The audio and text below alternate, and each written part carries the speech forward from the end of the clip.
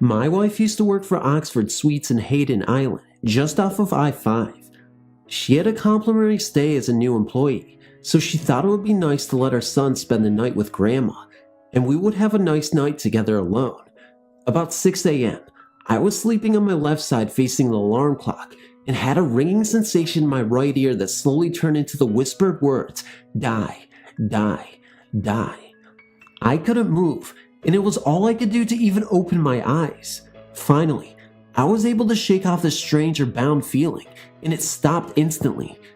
The experience only lasted a few seconds, but it was totally unnerving. I've had other experiences like this. I just learned from this website that it is called Old Hack. I never even knew anyone else who has experienced this. I was 22 years old at the time in 1997. I'm now almost 31. Thank you. Back in the summer of 1994, my family and 2 other families attended a dance competition in Santa Cruz, California. We rented a suite at a local hotel. The suite had one huge upstairs bedroom with a big jacuzzi tub. The downstairs had a living room and a kitchen. It had a large red iron stairway that led up to the bedroom. Together, with the other families, we had 6 children with us. 5 of the children were age 8 and 9, and my daughter was the youngest, age 4. From the minute I walked upstairs, a weird feeling came over me, a feeling of uneasiness. The children claimed the large bedroom upstairs as theirs, and they played up there the whole night. For many hours I stayed in the upstairs room with the children. I felt uncomfortable leaving my 4-year-old daughter up there because of this uneasy feeling I had, a feeling I could not explain. My husbands and friends told me I was being foolish and talked me into coming down and joining them. Several hours went by, and the children all had fallen asleep. There were 3 of us adults left awake, and we sat on the living room floor talking. We then heard footsteps coming down the stairs. They were extremely loud, and there was no doubt that one of the children had woken up and was coming downstairs. All 3 of us turned to see who it was. In the middle of the staircase stood a small girl, the same exact size as my daughter. I called to her by my daughter's name and asked her if she was okay, or if something was wrong. I then asked her if she had a bad dream. She didn't answer me as I said her name again, my daughter's name, and she disappeared. My friend and I both looked at each other in disbelief. We both saw the same thing. The 3rd adult heard the footsteps, but didn't pay attention after that. My friend and I both discovered her exactly the same way. A small girl with long curly hair, wearing an old-fashioned white nightgown. She was turned to the side where you could only see her profile, but you could see the sadness on her face. She was white or transparent in color. The time I was talking to her, I did not even realize that she was a ghost. She seemed so real, but as soon as she disappeared, I could not understand how I did not know she was a ghost while I was talking to her, because being white and transparent, she obviously did not look like a real person.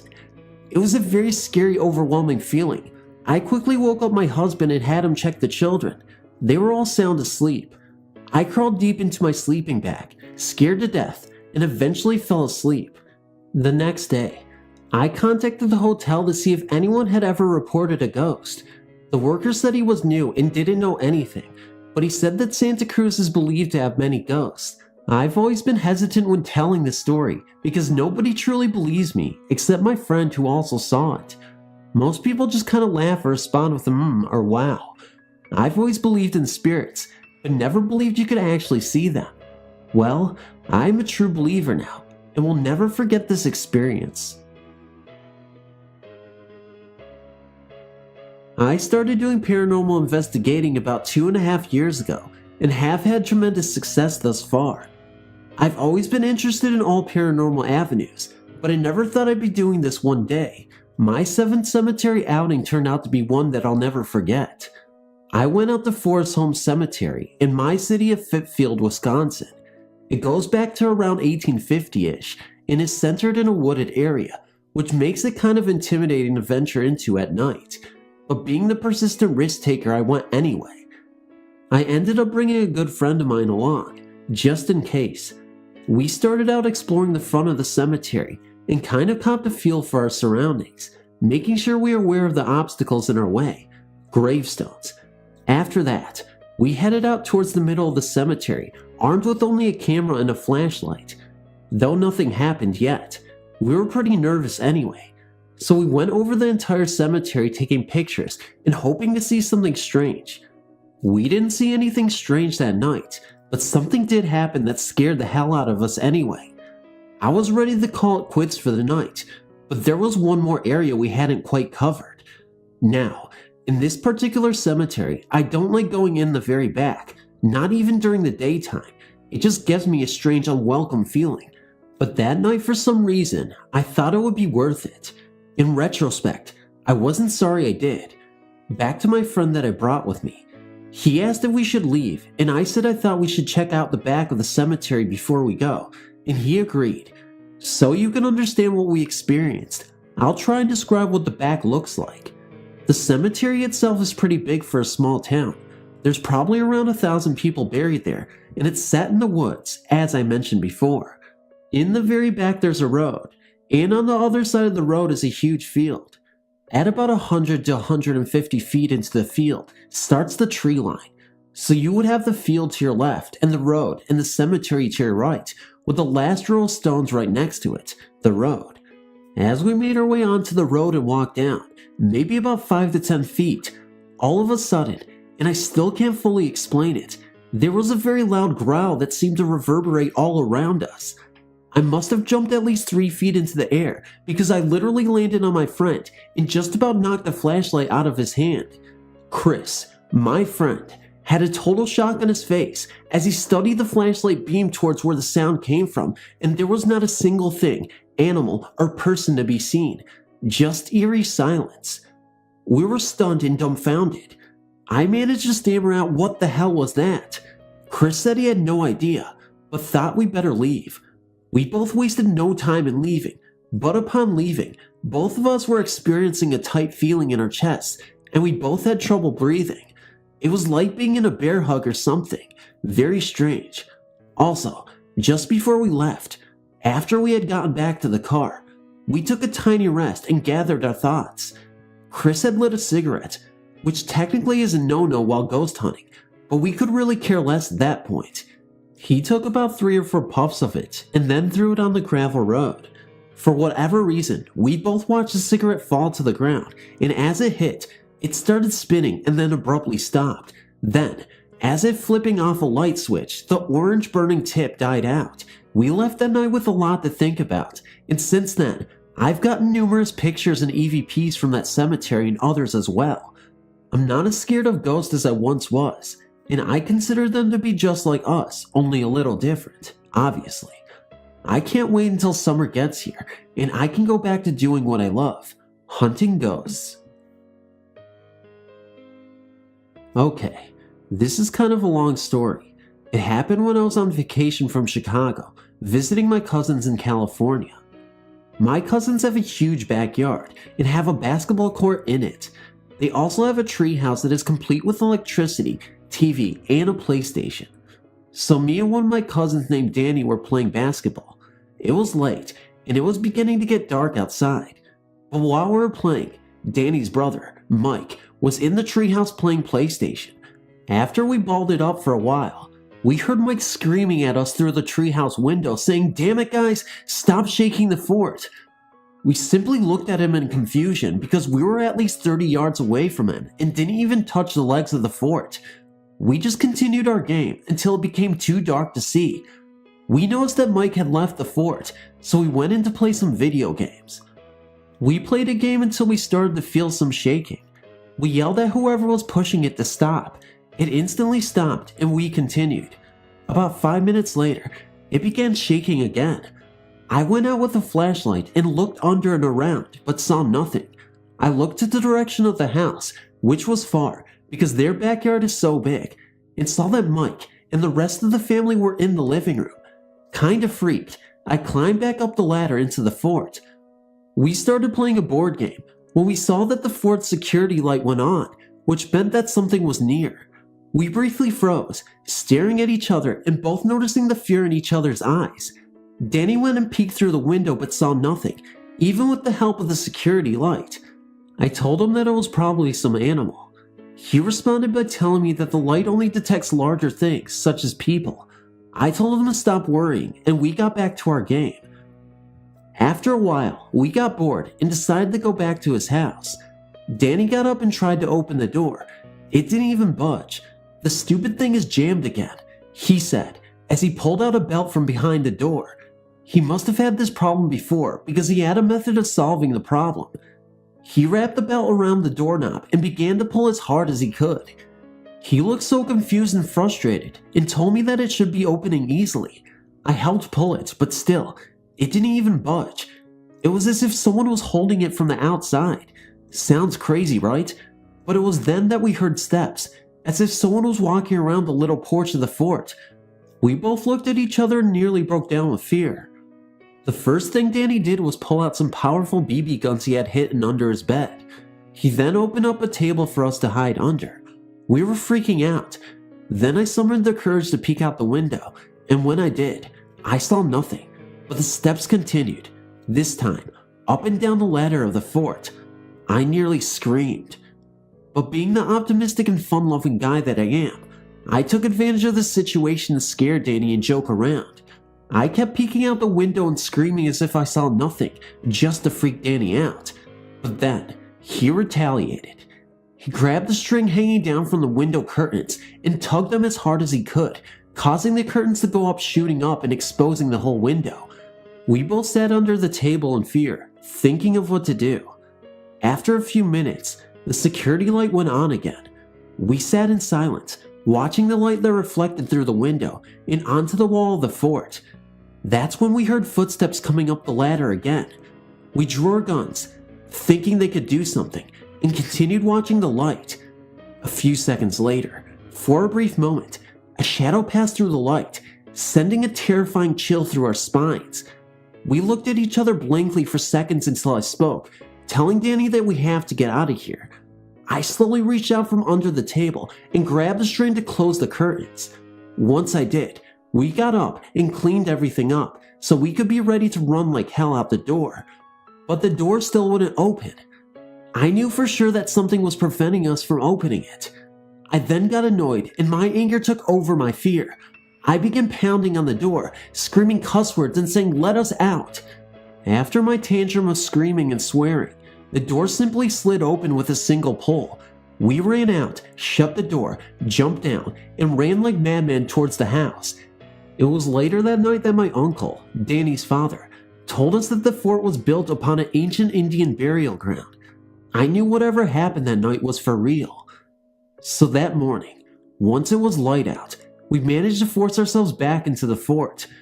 We began discussing whatever went on that night, and our paranoia caused us to keep looking out the little holes in the curtains. But when I looked, I saw nothing. I can't really explain what it was. It looked like a dark figure, or an orb, but it had the physical structure of a person, arms, legs, and hand. It was crouched down behind a skinny tree. I shot my head back and told him to look. He said he saw it, but then, when I looked again, it was gone.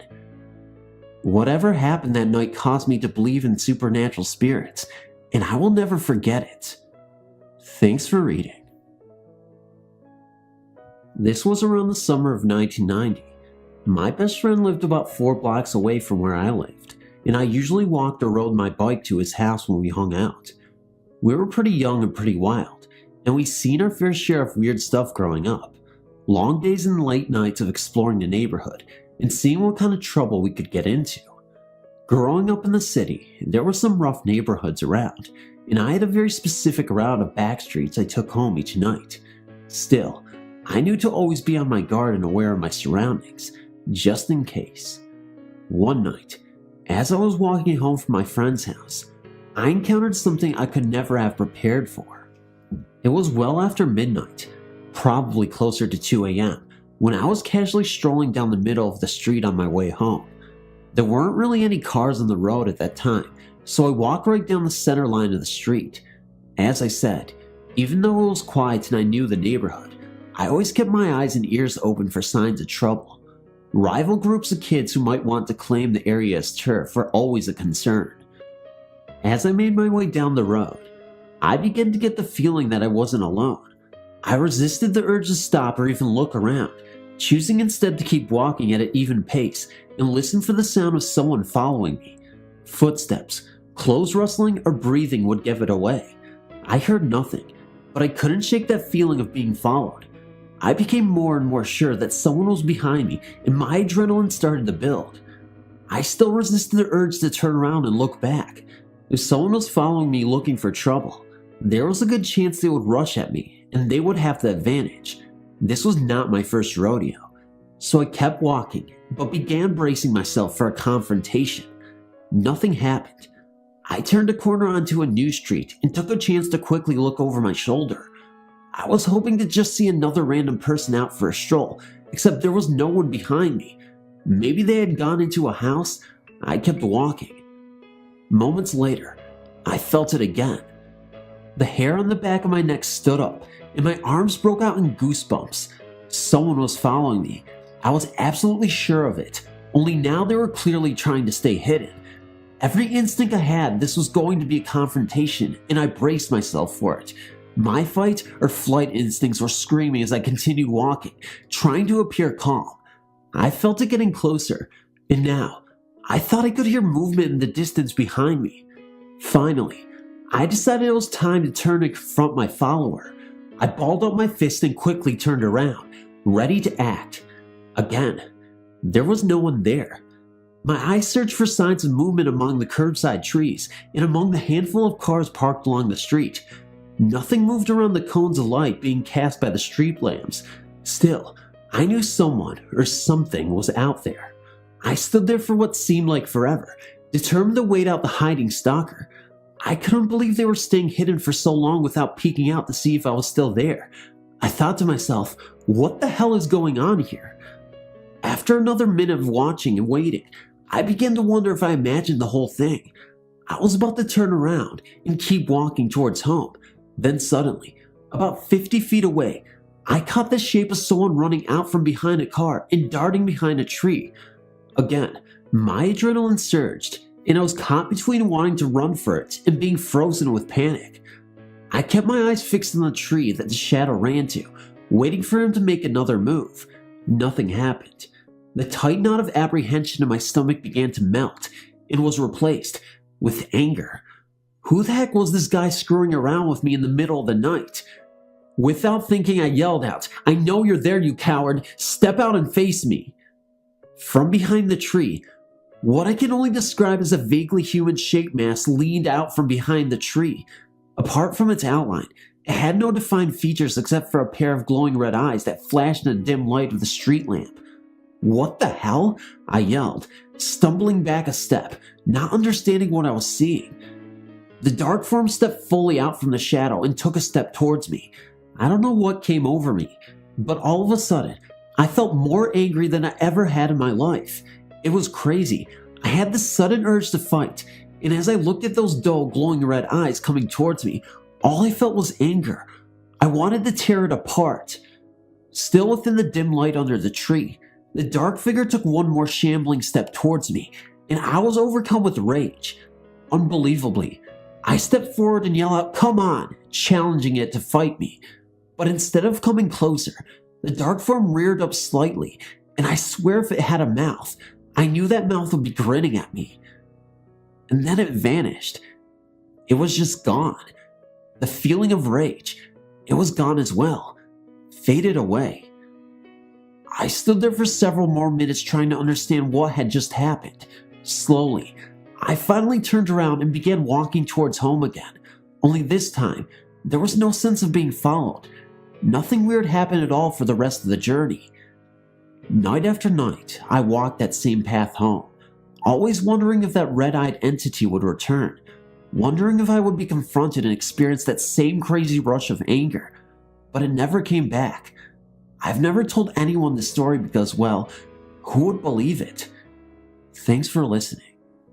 I have a strong interest in ghosts. Not that I always have, but I gained it recently. I'm a sheriff's deputy in Arizona. In a large city with a high crime rate, if you're a cop, then all of your friends are cops. I went to the police academy with a guy named Jeff. He was a short, stocky kid about my age. We were the only ones in the class who were the same age, so we bonded. We pushed each other through the academy. After we graduated, we were surprised to find that we would be working in the same district on the same shift for the same supervisor. We worked the late shift and always went to lunch with one another, usually around 11:30 p.m. We would go to my mother's house and eat.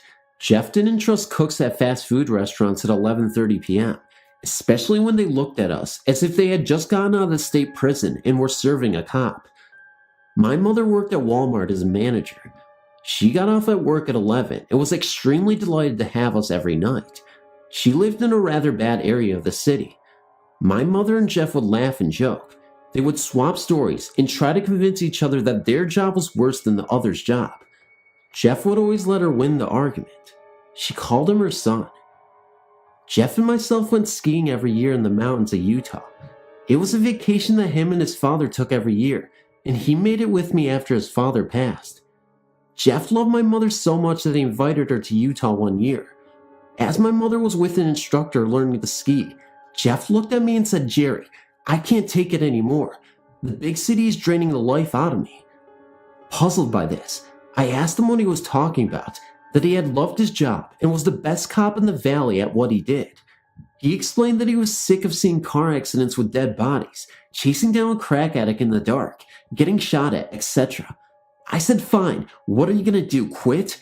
I was rather pissed off. He said, "No, just quit working there. I want to move to an area like this, cold, quiet, and comfortable." I yelled at him something very childish. "What about my mom? You'll kill her here. She loves you." He said, "Don't worry. I'll stop by from time to time to check on her." People just don't understand the strong connection that police officers get with their partners who watch their back every night. We returned from the trip, and Jeff did as he said he would. He packed everything up and moved to Colorado. Not long after I was transferred to day shift, I told my mother that Jeff had just transferred to the other side of the valley. It's what Jeff wanted. He couldn't stand me and my mother hounding him to stay. And with that, here is the story. Jeff died about 4 months after arriving in Colorado. Truly how every police officer would want. He saved a little boy that had fallen through the ice in a river. Shortly after retrieving the boy, the ice he was laying on gave way. I never told my mother. She was getting up there in years and would not have been able to stand losing her son. I received a call from my mother in the middle of the night, about 3 weeks after Jeff's funeral. She said, "Jerry, I want you to come over and spend the night. Jeff just ran off a burglar, but I'm still scared out of my mind." I was very confused and asked her to explain. She started the story. My mother was in her living room. She had just gotten off of work. Remember, it's after 11 p.m. She was watching TV and eating her dinner. From the other room, she heard the sound of metal grinding. She got up and went into her bedroom and seen that there was a man at the window with a screwdriver trying to get in.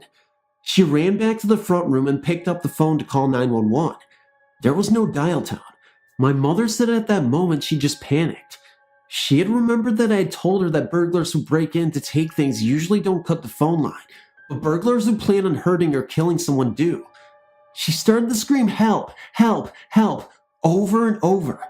At that moment, she heard a loud crash and some thumping around.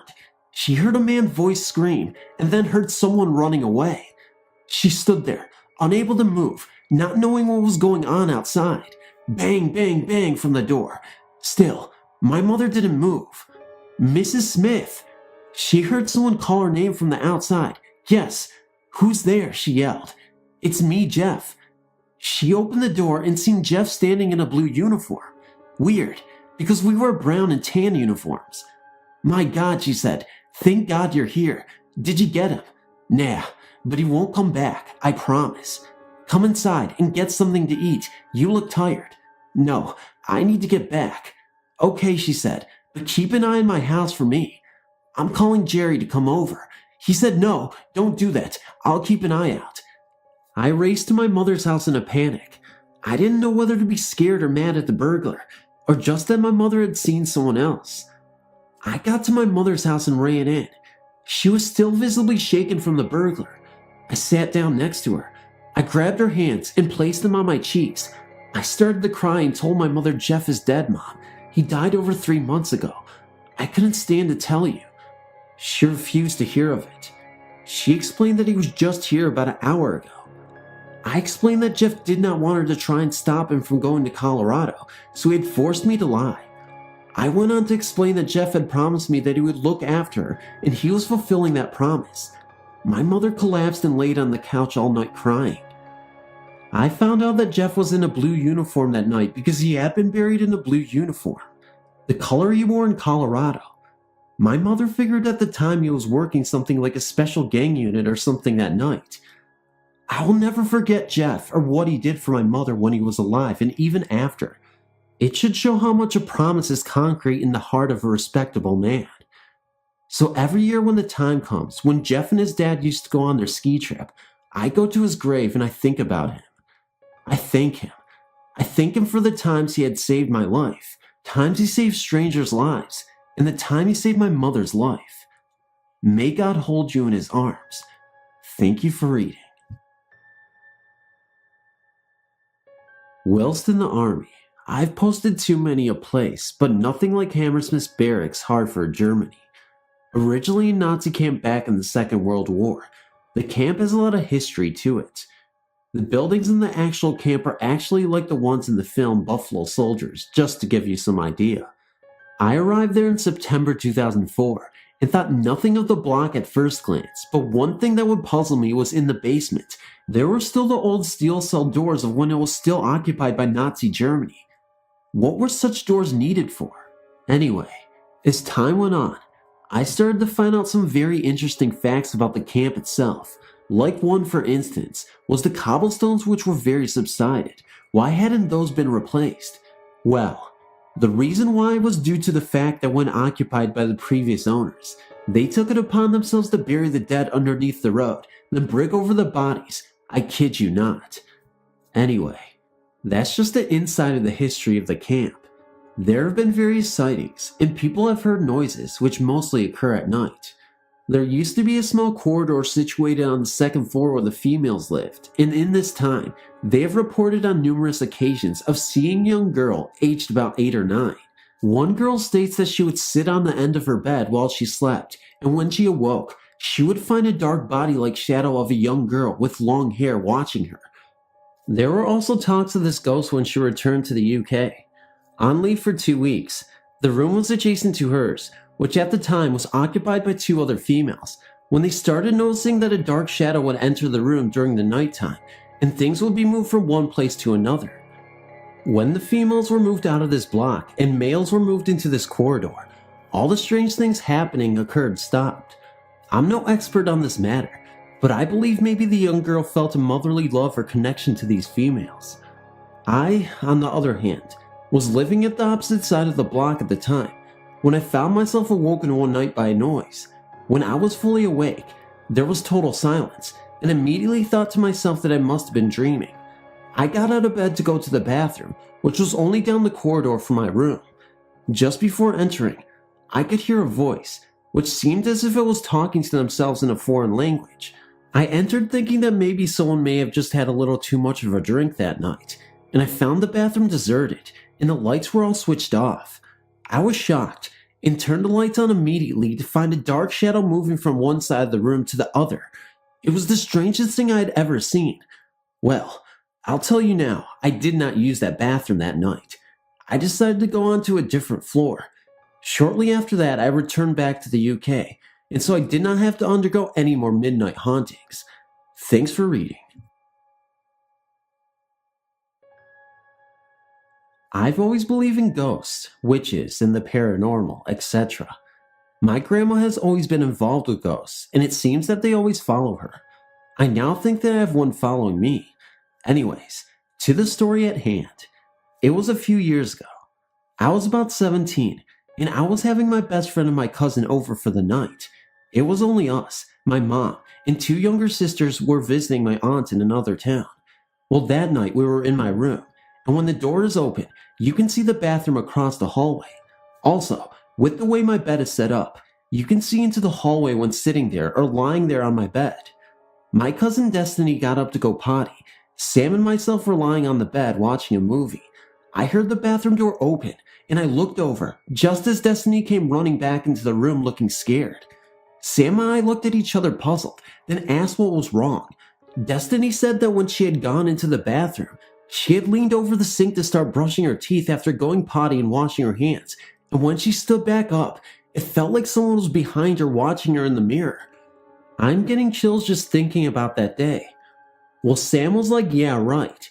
She is not a big believer in ghosts, I don't think, and me, being a believer and wanting to help out, got up to go to the bathroom to show Destiny that she was just tripping and that there was nothing wrong. Destiny stayed in the bathroom and watched as I walked across the hall to the bathroom.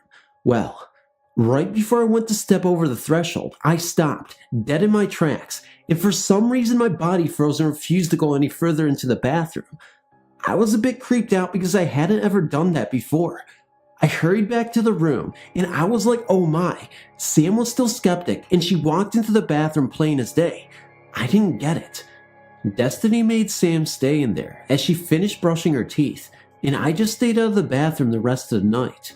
The next morning, everything was fine. I could walk into the bathroom no problem, and even Destiny could close the door when she went in there now. Later on that morning, though, I walked around the corner to get into the bathroom to take a shower, my clothes and towels in my arms. I stopped. It felt like my eyes bulged, and I couldn't get my breath at first. There, standing in front of the drawn shower curtain, drawn as enclosed shower curtain, was a black outline of a man a couple of inches taller than me. I am 5'9". Well, I freaked out and I ran to the phone and called my grandma, who I figured would know what to do in this situation. She told me to go back to the bathroom, and I did, and the outline of the man was still there, standing right in front of the bathtub. My grandma then asked if all the doorways had been crossed with holy water. I said yes, because all of them had, including the windows. That is, until it came to my room. I'm not a Satanist or anything, but that's my shrine, my room, and I don't need holy water to protect me. So, only the outside of my room's door had been crossed. Well, my grandma then told me to start chanting these words. I don't remember what they were, but they made me feel at ease. Next thing I know, the black outline of the man starts to move, and it goes through the bathroom wall, right into my room. I was happy to have it out of the bathroom, but now it was in my room. What was I supposed to do? Well, it ended up that I didn't have a problem with it in my room. I didn't get the creepy crawly feeling, so I think that I either left my house through one of the walls in my room that hadn't been crossed with holy water, or maybe I was just stuck in the bathroom and was trying to get back to my room. I hadn't told my mom and sisters about the ghost. My baby sister was young, and I didn't want to scare her real bad. But ever since that incident in the bathroom where the ghost or whatever it was moved from the bathroom into my room, my two younger sisters always refused to be in my room alone. Weird. And that's my story about the ghost in the bathroom. Feel free to write me if you like. More stories to come. I have more, plus I have some that my dad, mom, uncle, and aunt and grandma have told me. All true. Thanks for reading.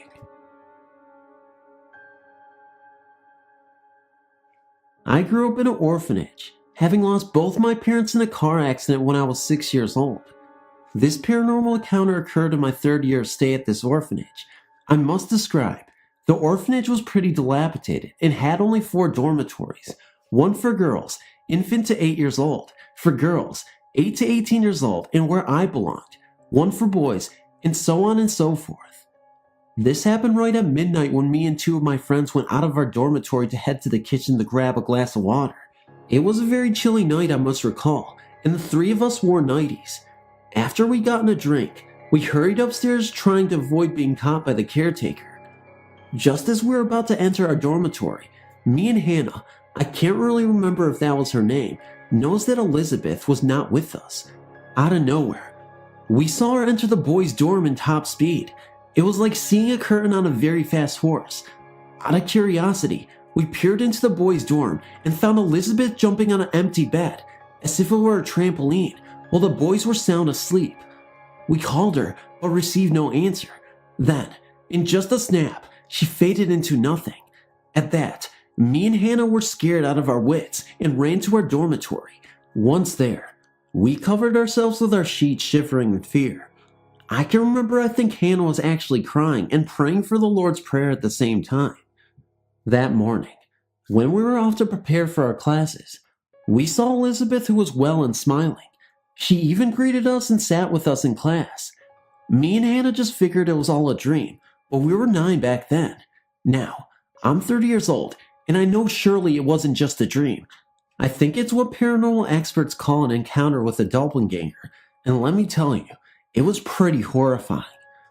Other experiences I had in my 10-year-old stay at the orphanage was the spontaneous on and off activity of the lights in the classrooms, dormitories, libraries, dining halls, etc. Grown-ups talking as if they were having some conference in a flower garden outside at the back of the orphanage in the middle of the night, and the beautiful chorals singing of poems, which I believe came from the dining hall, that occurred in different times of the day. I strongly believe that the orphanage was haunted. But what gets me wondering up to now is that why the people in charge never did anything about it when some children, especially the adolescents, started complaining. Well, that's my story, and I hoped you liked it. I apologize for the length. Thank you for reading. The following story happened to me when I was 4 or 5 years old. This experience occurred during 1944 or 45 in Kissimmee, Florida. My mother and I were waiting by the side of the highway, Orange Blossom Trail, for my father and grandmother to drive us to Orlando. Back then, there was very little traffic on the trail as it was known. We watched as the black Ford approached from the south, with the two of them inside. Neither person appeared to notice the old lady and small child waving at them. I saw both their faces through the windshield. The two people looked like my father and grandmother. Same clothing, etc. The car disappeared around the corner. We were both surprised that the car did not stop. My old lady, mother, started rambling and talking some very unkind comments about my father and grandmother. Several minutes later, another black Ford appeared from the south. This time the car slowed down and stopped, several feet ahead of us. It was my father and grandmother. We got into the car and asked them why they drove past us the first time. Their response was that they just got there. My father indicated that it must have been another couple that looked a lot like them. After a few minutes of arguing, my old lady just went blank and stopped talking about it. 12 years later, I asked my father if he remembered the incident. He still remembered the fuss my old lady made when she got into the car. He indicated that the kind of situation had happened to him before, more than once in Kissimmee during the 1940s. This kind of thing, being seen before arriving, appeared to run in the family. These are just some of the observations I noticed about the incident. This was my first experience at seeing something that would happen in the future. The car and people were clearly visible and solid.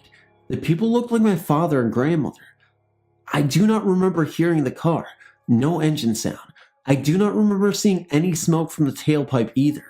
The people in the car did not respond or react in any way to the two people that were waving at them from the side of the road. Back then, everyone would have waved back to small children that waved to them. My old lady sometimes remembered the incident, other times she could not. After this incident, I've never trusted my ability to identify people by sight. Finally, this situation appears to be common to my father's side of the family. I've also been seen in places before I arrived too. Note, my relatives on both sides of my family are psychic, psychotic, crazy, and or a combination of the last three. I'm probably the only normal one in the family. I'm sorry if you had to hear this, but I had to tell you. Thank you so much for reading this story, and I hope you don't run into anything that I experienced too. A friend of mine is a veterinary technician and has worked in numerous vet clinics over the years. There was one place that was strange though.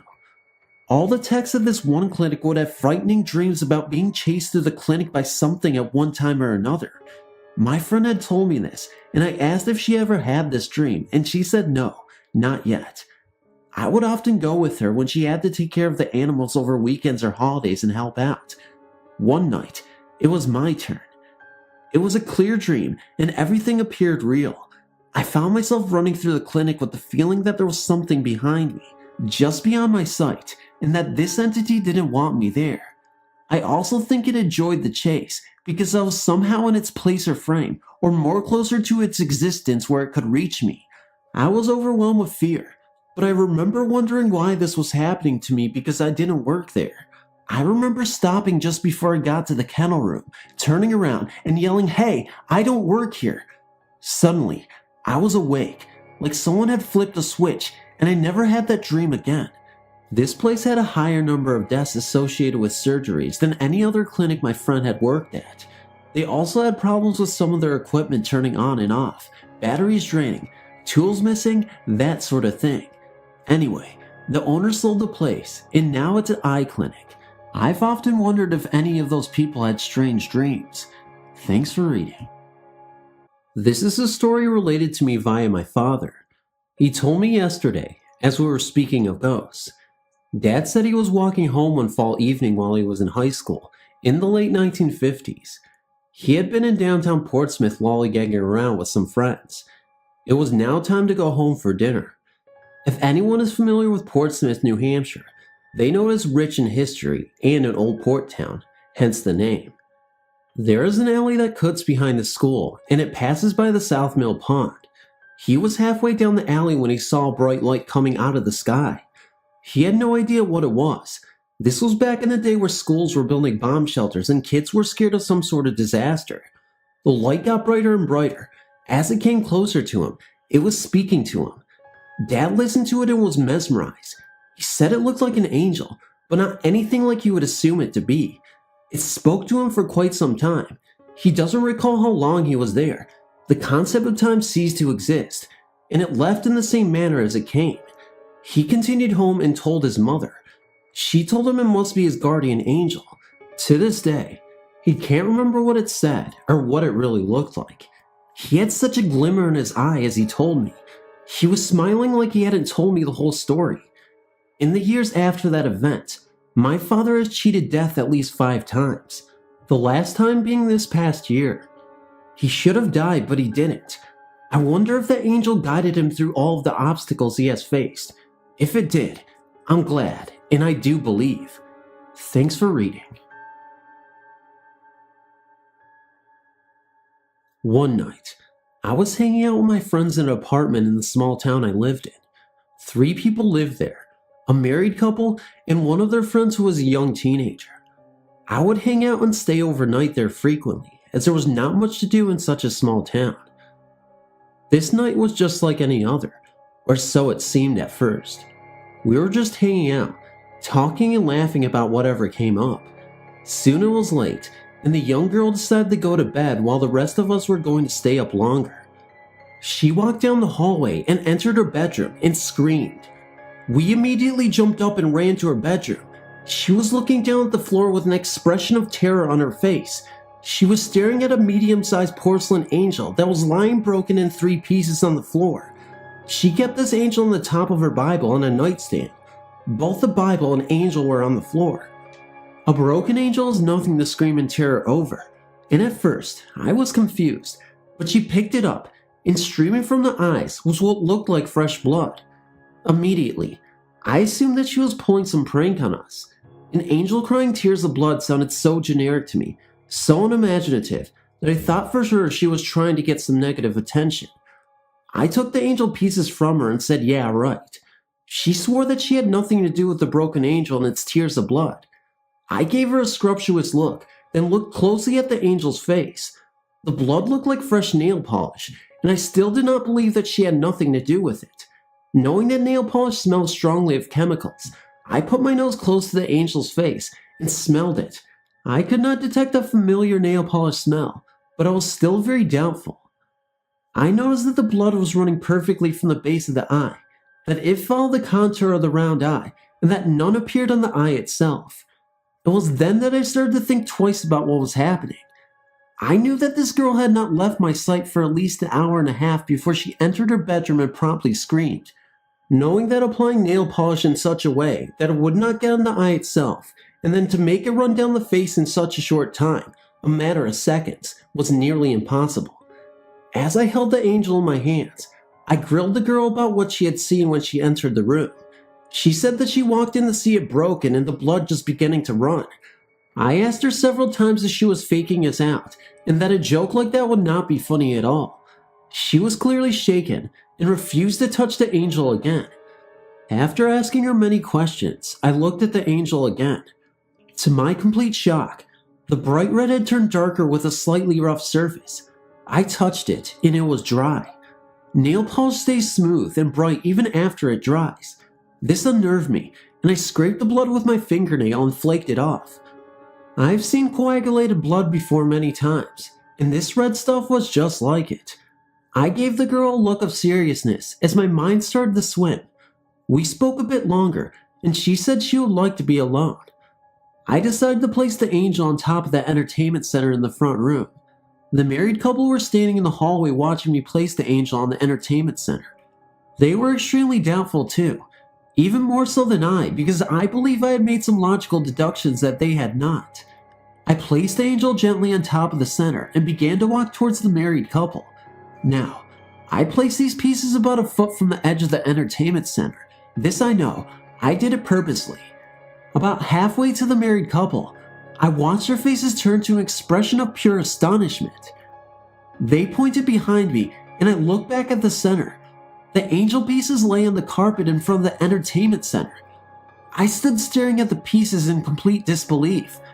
The couple approached me and said that they did not see the pieces actually move from the center, but they saw them bounce on the carpet as I walked away.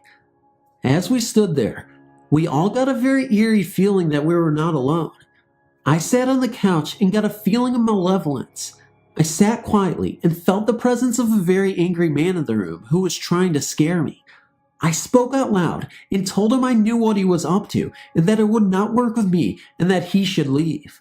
Out of the corner of my eye, I caught a glimpse of a face of a man who had the most terrible scowl and angry eyes. I believe he was truly upset that I was not going to allow him to have that effect on me. The feeling of the room returned to normal, and I relaxed. I went back to the girl's room and told her what had just happened. She was crying and said that ever since she had been going out with this certain young man, who was very controlling and had lots of bottled emotions, a spirit of an angry man had been following her around. I suggested that she leave this boy and pray for the spirit to leave her alone. She ended up breaking up with him, but a few months after the incident. This story sounds incredibly generic, I know. I did not believe it myself, but I was there, and there was definitely something there that night that did not like us. Thanks for reading.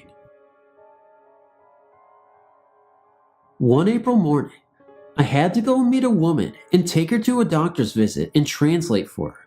We were to meet in front of the translating office.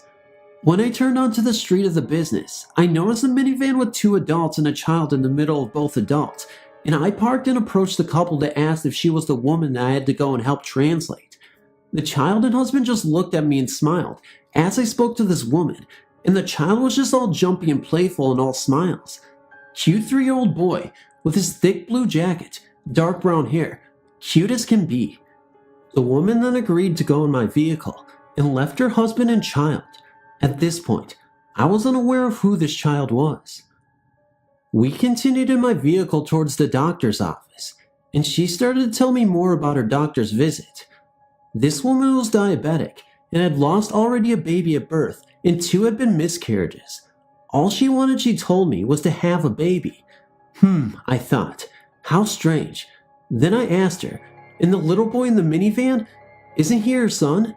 She replied no. Then I asked if he was a relative, or maybe it was just babysitting for someone, and she was just looking at me kinda weird, like that what is she talking about look.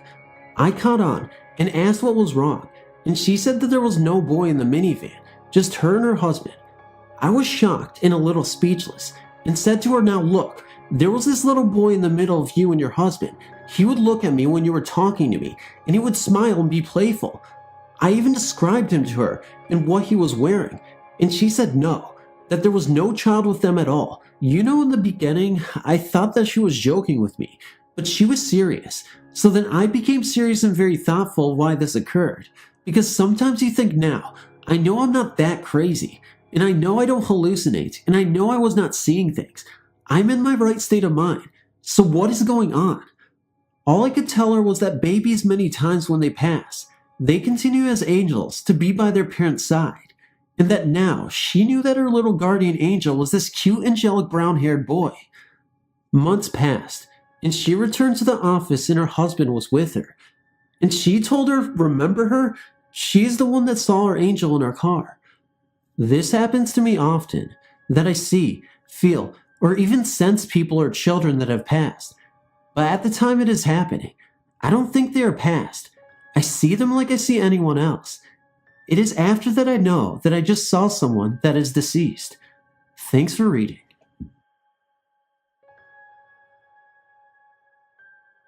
Call me crazy, but as a teen, my friends and I loved exploring abandoned properties.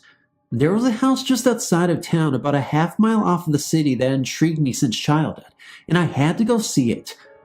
One afternoon, two of my friends agreed that it would be a great place to check out, so we loaded up and went. It was a typical creepy old farmhouse type place, made of wood that had begun to rot decades ago, dirty, mostly broken windows, rickety porches, 2 stories high, plus an attic. Getting in was no problem. The doors were gone, so we just walked in. There was evidence of other people having been there, as the room we concluded to be, the living room, was full of empty beer cans and potato bag chips. Uninterested in these findings, we made our way into the kitchen. It was broad daylight outside, but this house was pretty dark inside, adding to the intrigue and creepiness. The kitchen was a wreck. It seemed as though the mice had taken full advantage of whatever had been left there, so on to the dining room.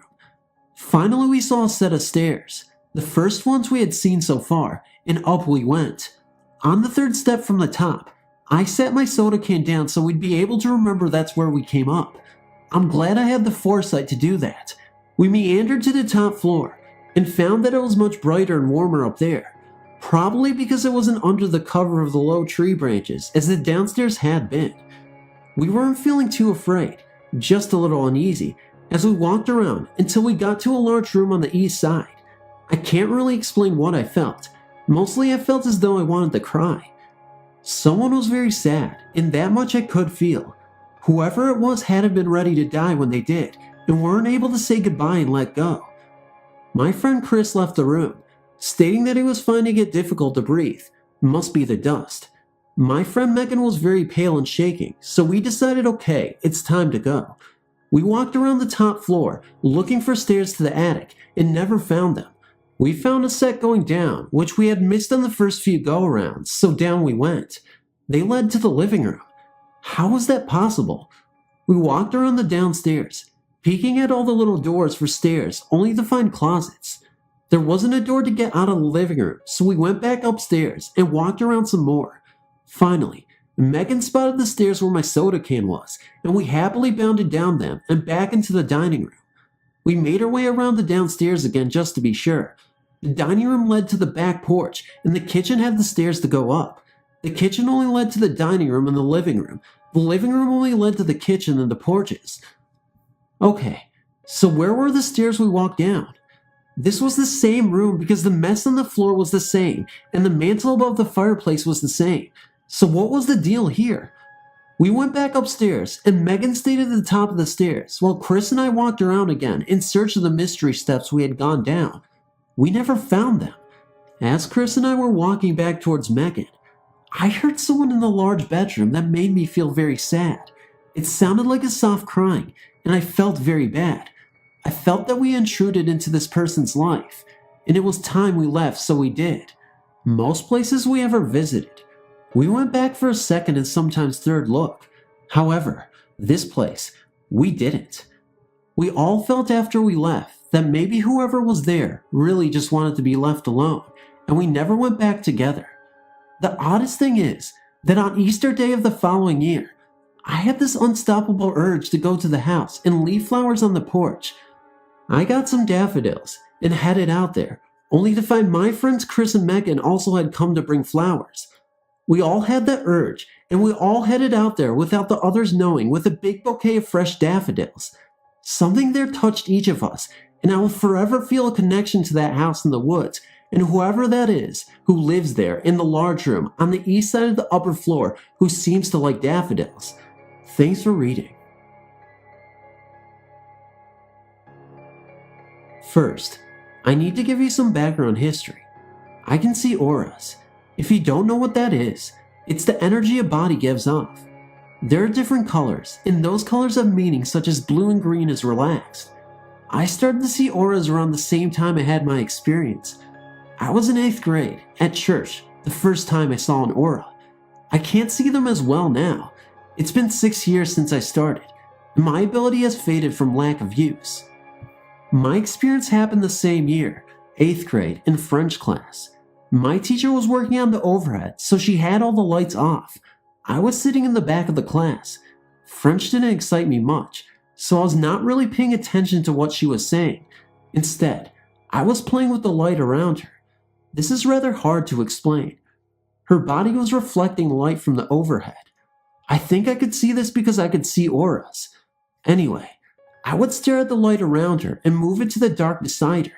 Kind of like when you would stare at a bright light for a while, and then when you would look away, you still see the light. Well, I could see the outline of her body, and then it would just fade away. I would then look back at my teacher and do this all over again. The point being, I was technically staring at nothing for a while. It was after doing this a couple of times that I noticed something else. It was a thin, blue outline of a person standing opposite my teacher, watching what she was writing on the overhead. I was looking at its side profile, and I could see a perfect outline of a nose, mouth, etc. I could only see it from the waist up because the desks were blocking the rest of my view. I froze when I noticed this thing. I couldn't stop staring. I thought I must be seeing things. When it turned towards me and started to approach me, it didn't walk, but came towards me in a flashing motion, like a strobe light was on. I freaked, all my muscles tensed, and I wanted to bolt, but was too frozen. That's when it stopped approaching me and just laughed at me. This is when it starts to get really weird. The laughter was inside my head, and I know it was not mine. It was cold and evil, and I was about to start crying. The rest of the class, it just watched my teacher and was smiling over my fear. Once class was over, I bolted from the room and told my friend what had happened. Nothing else happened for the rest of the day. When I got home, I told my mom what happened and said I was scared of going back to French class. She said if it happens again, I was to say a prayer and ask for God to protect me. The next day, I went back to school. French was my 3rd period class and math was my 1st. Sitting in math, I was miserable. I couldn't stop thinking about what had happened and I was scared. It was then that I hear the laughter again. My body tensed up again just like last time. That just made it laugh even more. I asked it inside my head, "What do you want?" It told me, and this is happening all inside my head, mind you, to torture you. I know I sound crazy talking with myself, but it was definitely not my voice I heard. It was deep and cold and very evil. I then said, "Fuck you. You have to give me a break." I was only 14 and not very mature yet. Right after I told it off, I got very sick to my stomach. I then apologized and took back my comment. The stomach pains went right away, and it started to laugh hard. It was feeding off of my fear and seemed to be gaining strength from it. As soon as math was over and I had to go to my 2nd period class, I found my friend who I had talked to yesterday and told him I did not want to go to French class. He said he'd go to counseling center with me. 2nd period went by fine. When French time came, I had to go ask my teacher if it was okay for me to go to a counseling center. Well, as soon as I walked into the classroom, it felt like walking into a cloud of evil. All I wanted to do was get out of there. I started to cry while asking my teacher to leave, and the laughter started again. This time, it was echoing in my head. My poor teacher was trying to write out my slip as fast as possible so I could leave. I went to the counseling center with my friend, and the two of us sat alone in a small computer room. We just sat there. There was nothing else to do. I could feel it in the room somewhere with me, enjoying my pain. Without really thinking about it, I thought to myself, "Oh God, help me." Right at the instant, I heard a scream, and I could feel that someone else was there. I turned to my friend and told him, then a teacher came in and said we had to go back to class. I didn't know what was happening, but by the time I had walked across the commons to my French class, I was in a box. That's the only way I can explain it. I felt like I was in a box, and it was scratching from the outside to get in. While inside my box, I was feeling safety, good, and peace. I heard a voice that told me over and over, "You're safe now. Nothing's going to get you." I couldn't stop smiling. I felt so good. As the day went on, my box got bigger. It grew to the size of the school, and then so big I couldn't even feel its boundaries, but I knew I was still inside. I talked with the spirit for 2 days.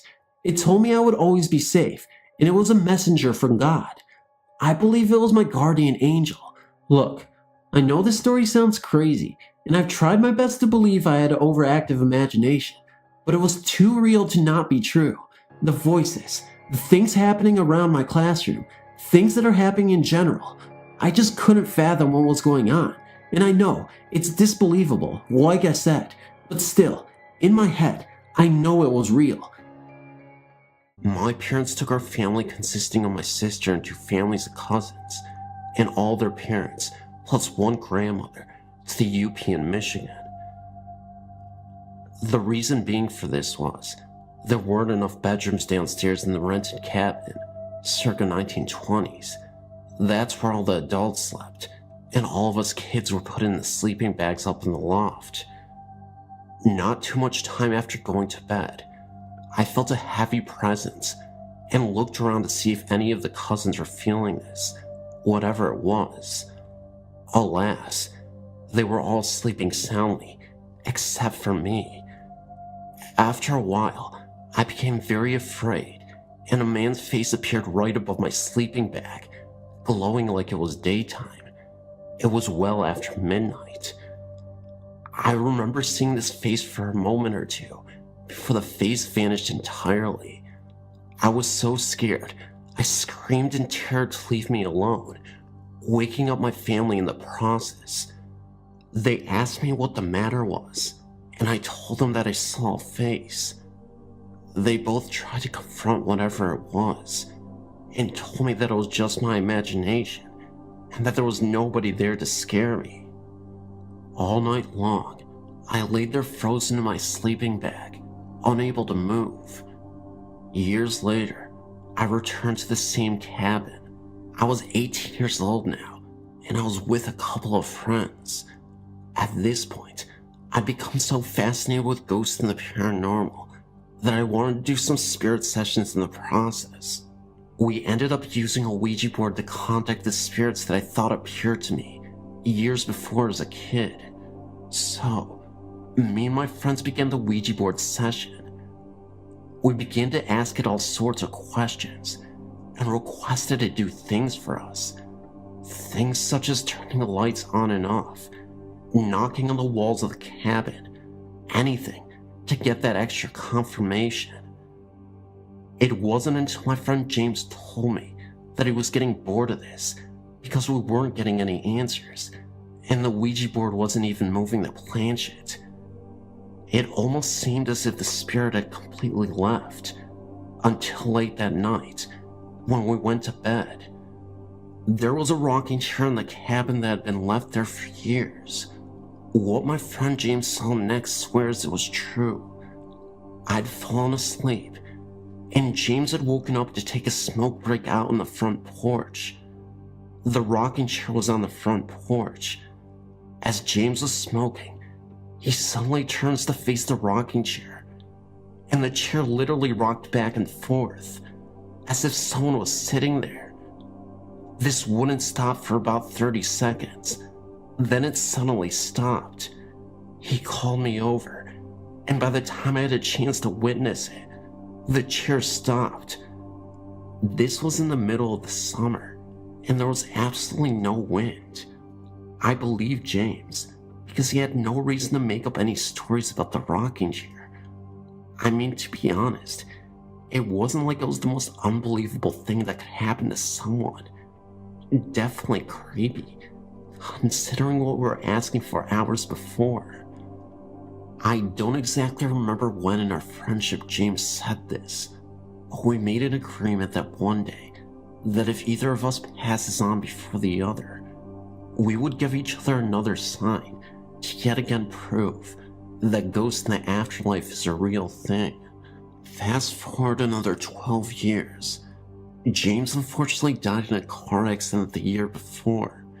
It was so devastating because he had just gotten married a month prior and had a baby on the way. I was very close to his family and we remained good buddies throughout his life. Creepily enough, I had a dream that I was in the same cabin and was again playing the Ouija board with James. I then remember the Ouija board suddenly disappearing. Then, we were sitting on the couch together, drinking beers, and just hanging out. James looked at me and said, "If you only knew." I asked what he meant. He then remarked, "I wish I wasn't dead. I miss you guys so much." The dream ends, and I wake up with tears in my eyes. I've never had a dream about him after that. You may say that this was just my imagination mind making up a dream of us together because I was mourning. However, I took it as a sign that maybe James was telling me he was still around. This was the only sign I had gotten from him, as in the waking world, I've never had any. I've also been back to that same cabin for many years after, and I never saw the rocking chair move, or that face ever again. Weird.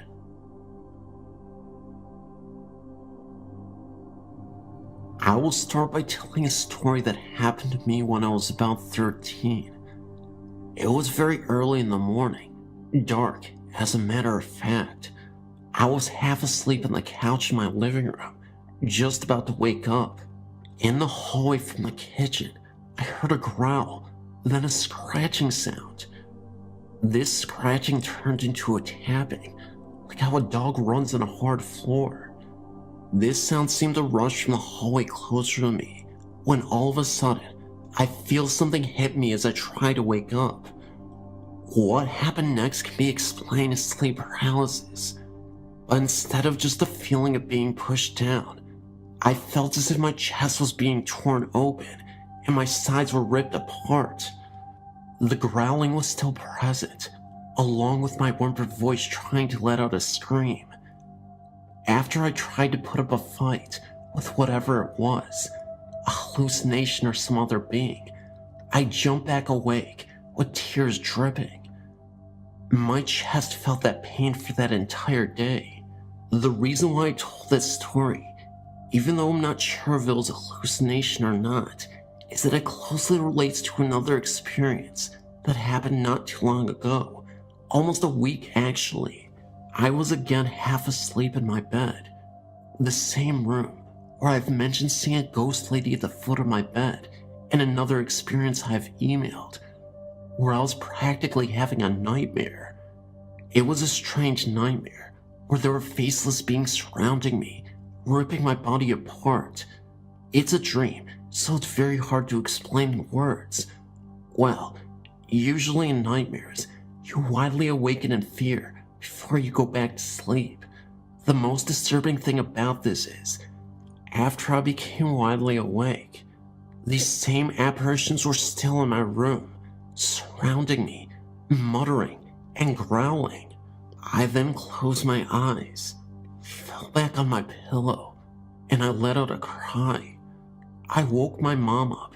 She rushed in to see what was wrong, and she saw me laying there with my eyes wide open on my pale face. I felt sick for a week since that day.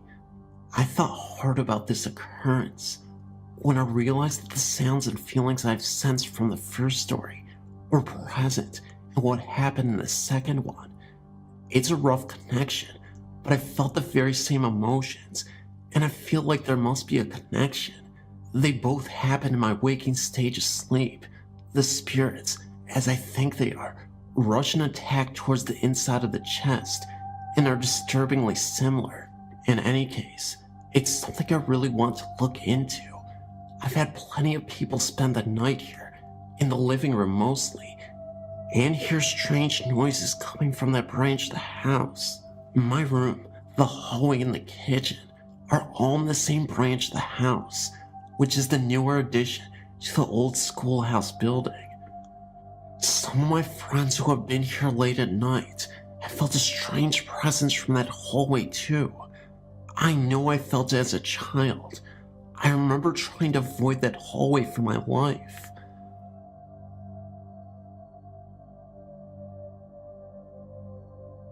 I remember when I was a little girl, my grandparents owned a colonial farmhouse that had been standing for at least 150 years. My grandmother thought the house may have been used for the Underground Railroad, because it had a few little doors and rooms off some of the closets in the bedrooms and in the basement. I wasn't allowed to go into them because they didn't have electricity, and my grandmother was afraid that I would hurt myself. Members of my family said that I wouldn't want to go in them anyway, because there were ghosts in there. Of course, I didn't believe them. I thought they were just telling me this to scare me, as any 7-year-old would. But that was all going to change one night, when I spent the night there one night. I was staying in their guest room, which had one of those little rooms off the closet. The little room was probably for extra storage, or maybe a staircase, because the back was all boarded up. And late that night, I woke up because I thought I was being watched. I looked up and noticed that the closet door was open and a small figure was standing there, glowing bluish. I screamed and ran into my grandmother's room and wouldn't go back into that room. I never saw that figure again, but I did see another ghost of an elderly farmer on the property. I was 9 this time and playing in the barn. I was upstairs in the hayloft, burrowing around in the hay. Again, like I wasn't supposed to be. Again, I had that same feeling of being watched. I sat up and looked around, and in the corner, an elderly farmer was standing and watching me. At first I thought it was my grandfather, but then I realized that his feet weren't touching the floor. As soon as I noticed this, I screamed and ran out of the barn. There have been many sightings of him since then, including one of my brothers seeing him floating outside of a second-story window.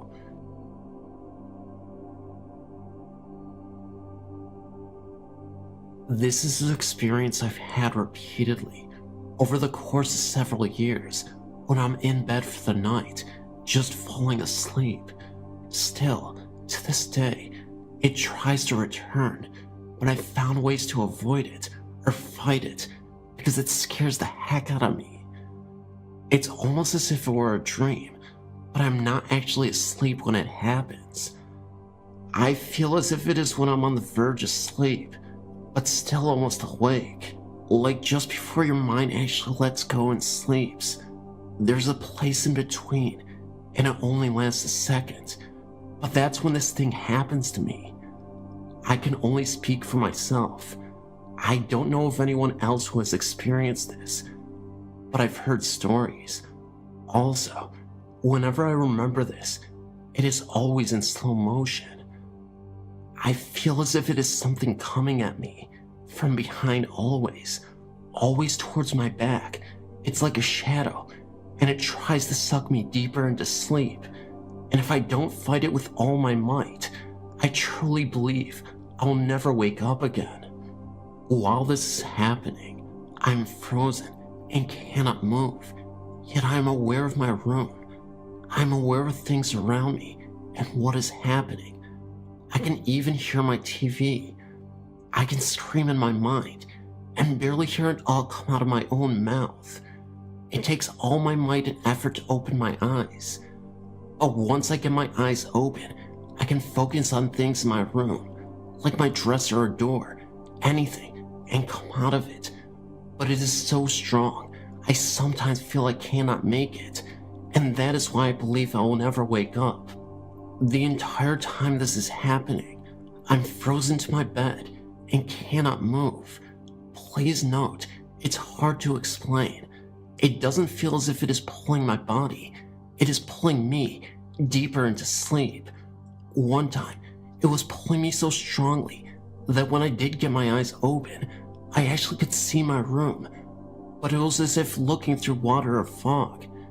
It still had me, even though I was opening up my eyes. This is a true experience. Believe this, I'm not joking. I would not type this much otherwise. If I were to compare it to anything, I would say it resembles the dark figures or shadows in the movie Ghost with Whoopi Goldberg that come and take someone away right after they have died. Please note, I cannot physically see whatever this is. I'm saying that this is my guess of what it would look like. To this day, I still cannot sleep without the TV. This has happened to me repeatedly, countless times within a span of several years. When this began, I lived in an apartment near the Piedmont Hills in the Bay Area, California. I was always uncomfortable and felt as if I was being watched there. I started sleeping in the front room with the TV on because I started having really evil dreams and was so scared to be alone at this point. I would desperately beg my boyfriend to please stay home with me, but he couldn't take any more time off because he wasn't able to use any more sick days. Sometimes I'm just too scared to be there alone, especially at night. I never used to be that way, and I'm not faint of heart. I'm actually 4'11" and 90 pounds soaking wet, but I forget I'm not 10 feet tall and bulletproof sometimes. Still, when this began, I became scared. Whatever it is that followed me when I moved, and to this day I still feel it, although it's been a while since I've struggled with it. When I go to sleep, I must have my boyfriend hold me with my back at his chest, spoon fashion, and this works, and when he rolls over, I can make sure my back is touching his, and I feel comfortable this way. As long as my back or behind me isn't opened or exposed, for some reason, it isn't as bad as when I feel my back is protected, and I'm not as vulnerable when I'm facing it. I know this all sounds strange, but it is true.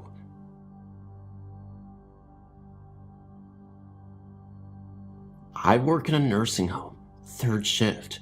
For the last year, I've been transferred to the 1st floor. I, among others, have seen some pretty weird stuff. It starts like this. About 6 months ago, I started seeing off-the-wall things while all of us were at the nursing station. There are only 4 employees on 3rd shift 1st floor. People coming out of the dining room, not in wheelchairs, but walking upright and pretty darn fast. A person down one hall walking out of one room and into the next on the same side of the hall. Both rooms have non-ambulatory residents. Water turning on in one's room's bathroom. One resident that passed away about 4 months ago can still be heard laughing. I've never heard this personally, but others have. An entity that always runs in the same direction at lightning speed with arms flailing. I'm talking 28 days later style. Only 2 of us have seen this. I see it sometimes up to 5 times a night, but only when I'm down one certain hall. I call it the track runner. These are some of the real common things that happen. Now, for the ghost stories. About 3 months ago, I had a resident that is mentally with it ask me to get that man out of her room. It literally gave me goosebumps. When I asked her where he was, she said there by the mirror. Needless to say, I saw no one. So later on, I asked a coworker if she had seen anything that was different or odd. She told me to stop and went pale. About 10 minutes later, she came to me again and started talking, mainly about the things I posted above. We ended up at the nursing station in a pretty good discussion, and all of us had pretty much the same story. Fast forward to Thursday, October 14th to 15th, 3rd shift. The same resident that had asked me a few months ago to remove the man by the mirror from her room rings me her call bell. I go down and ask what I can do. She tells me to get him out of here.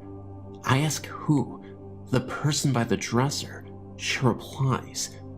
Now I'm thinking too cool. I step out in the hall and get another coworker and have her wait outside the door out of sight. As I return to the room, she's now asking me, why is my husband with that stranger? My husband is dead, and I don't know that other person. I ask her where they are, and she tells me, don't act that way with me. I'm not crazy. I know what I see. Then proceeds to get verbally abusive with me. The other coworker comes in at this point after hearing what went on, and the resident goes through the same routine about her husband and the stranger with him. So we get the change nurse, same routine. 3. About an hour later, another resident rings her call bell. At this point, 2 of us go down together, different hall.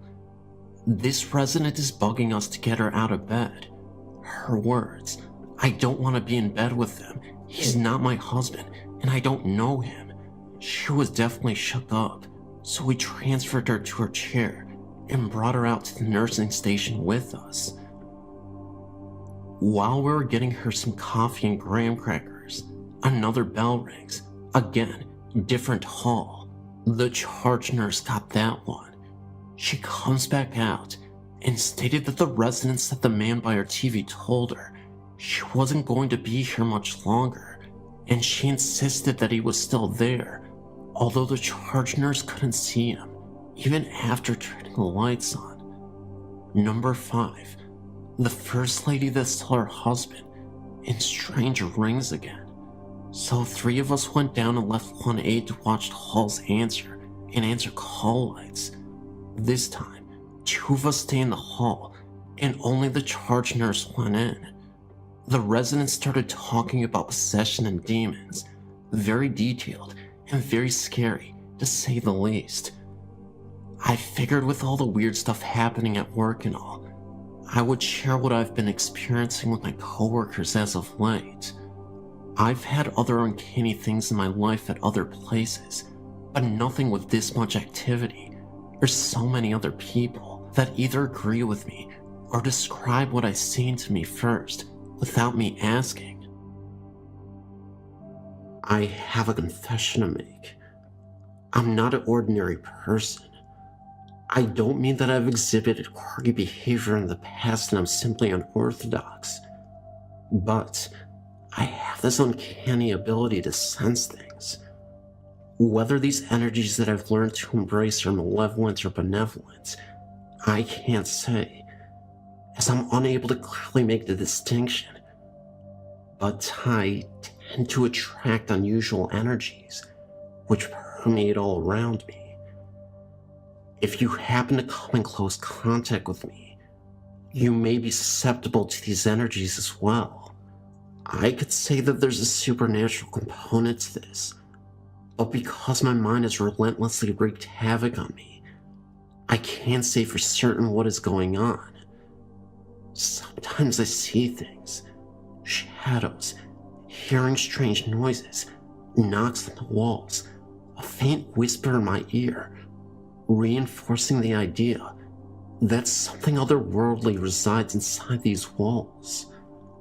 All the while I'm sitting in the kitchen of my old Victorian home, and I'm the only one who lives here. I can honestly say that I don't know what is happening, but I have nowhere else to turn to. There's the cellar that I'm terrified to go into. I've literally haven't stepped foot down there since I moved in, but it's like I can telepathically hear the growls and moans coming from that dark space that I refuse to enter. I've always wanted to know if the source of all these energies came from that cellar. The thing is, I've no pets, no estranged relationships. Nobody ever sets foot in my home. I had a wife once, but she's been gone for what seems like a millennium. I don't remember what it's like to interact with anybody. I'm virtually imprisoned. I work from home. So, I became a recluse. I don't go out much these days, for fear of inadvertently transferring these energies to those who come in contact with me. Isolation is unconscionable. The fear of going insane inside my mind constantly lingers in the foreground. The helplessness of not being able to do anything about it still traps me internally. I'm mentally paralyzed. And then I have these unusual nightmares. My doctor tells me they are night terrors. So I'm laying in my bed, and the shadow opens the door. It doesn't do anything, but simply stands in the doorframe. I don't know what it wants, but I can only make out its eyes, glowing brighter than the sun. The rest the outline, a silhouette. I sweat. My body temperature drops, and I feel a cold breath on the right side of my shoulder. I look over, temporarily taking my eyes off the shadow figure, and yet there's nothing there but a mist that looks as if someone is breathing in the cold air. I look back at the doorframe, and the shadow is gone. I then lay down, staring at the ceiling. I simply just can't ignore what's going on. I want to, but even the pills don't do enough. I still see these things, hear these things, and most importantly, feel these things. I'm so scared. I don't want to be a prisoner anymore. I want a release. I want it all to end. I'm sick and tired of the suffering. My mind just won't heal. I don't want to feel. It's almost better if I don't, but I can't turn it off. Still, these images persist.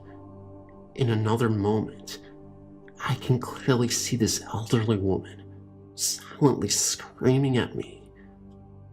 I can feel the terrible darkness emitting from her, and when she opens her mouth, there is nothing but darkness, almost as if it is a black hole. No sound, just the mouth opening.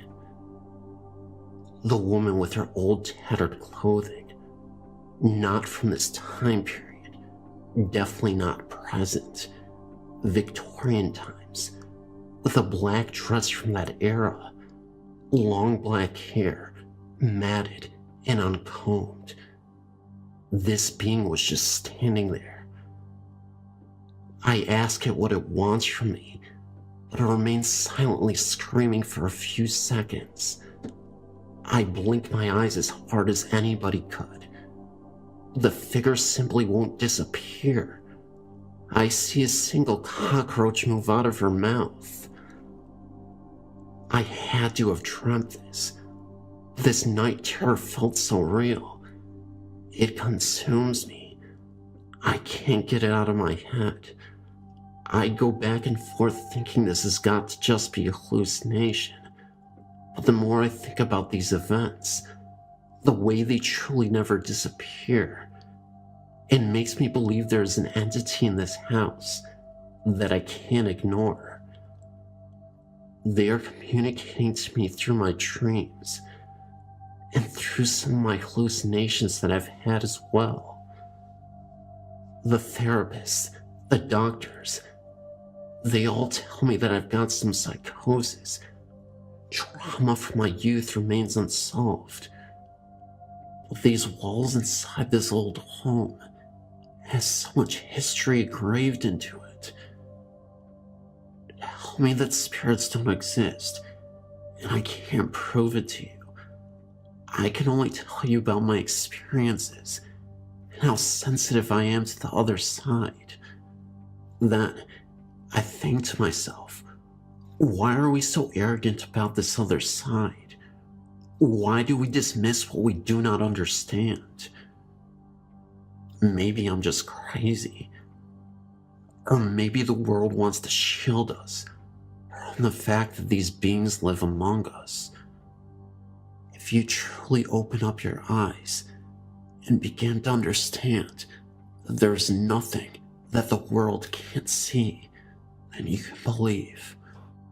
Several years ago, I was planning on moving from the USA to Australia to be with my partner, Greg. My partner and I would talk for hours on the web. What else can you do when you're 9,000 miles apart? My daughter, Catherine, who was 7 at the time, would often get in on it too.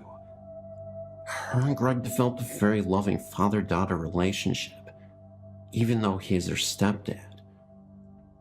One day, no different than any other, Greg and I were chatting. He wanted to talk to Catherine. I yelled for her. She was in another room, and I couldn't see the monitor. She came running and stopped dead inside the doorway. She could not see the monitor, and started wigging out, demanding that Greg shut his bedroom door, which was clearly visible behind him. She wouldn't move from where she was. We tried to coax her, but she wasn't having any of it. Greg got up and closed the bedroom door. Catherine ran into my lap and buried her face into my shoulder, away from the monitor. She wouldn't even look at the monitor. I asked her what was wrong, and she said, "He's mean, and I don't want to see him." Completely caught off guard, I asked her who was mean. She answered, "The mean guy in the doorway." I asked her to describe him. She said he was tall, had red hair, blue eyes, and wore a dressy shirt. Deeper voice than Greg's. Oh, and by the way, Greg's voice is already pretty deep enough as it is. I tried to get more information out of her. That was all she had, or what she wanted to tell me anyway. I relayed what she had told me to Greg, and he just didn't get it. Catherine left my lap as fast as she had flown into it, yelled goodbye Greg from the other room. I wondered if she had seen something. I had episodes like that when I was her age, and they've continued. I asked Greg if she had described anyone he might know. He looked shocked for a second, and then asked me to wait. He went into the bedroom and came out a few minutes later with a pick in his hand. He looked at me, held up the pick, and said, "Wonder if this is who she saw." I asked who it was, and he said it was his grandfather Bill, who passed away in '92. It was 2007. Now get this. The pick was exactly the description Catherine had given. He was tall, red-haired, blue-eyed, had a dressy shirt in the pick. I asked Greg how he talked, and he said that Bill was old-school Aussie. His voice was deeper than most, and with the accent, it was even harder for Greg to understand him. I excused myself, and went and told Catherine who we thought it was. As soon as I said the name Bill, she smiled. She said, "I thought that was his name. That was the only thing I could almost understand." She seemed more at ease after learning it was his name. Greg, on the other hand, didn't know what to make of it. Apparently, her and Bill made peace and became friends. When I was leaving for Australia, she told me that she didn't need Bill anymore and wanted him to come over and watch over me and Greg till she got there. Gotta love kids. Fast forward a few years. Since my arrival here in Oz, I've heard a man's voice. Sometimes I can understand him. Other times, it's too deep and garbled for me to get. I ask him to repeat slower, and it gets him a little pissy. He has never told me his name, but I know it is Bill. I have that feeling. But lately, over the last year or so, I've been hearing a lot more voices. It's like being in a crowd where everyone is talking at once. I ask someone to step forward and talk only to me, but it just stays garbled. This is a weekly thing. It has gotten to the point where, when it starts, I simply say, if you're all going to talk to me at once, then I won't be able to understand any of it. What I was wondering is if anyone else has ever heard this, and if so, what did they do? Might this be more family members who saw that Bill was able to talk to us and want to try themselves? Or might it be something bad? Sometimes, not very often, I get a bad feeling when they start talking. Bill is still with me. I asked him, but he's given me nothing.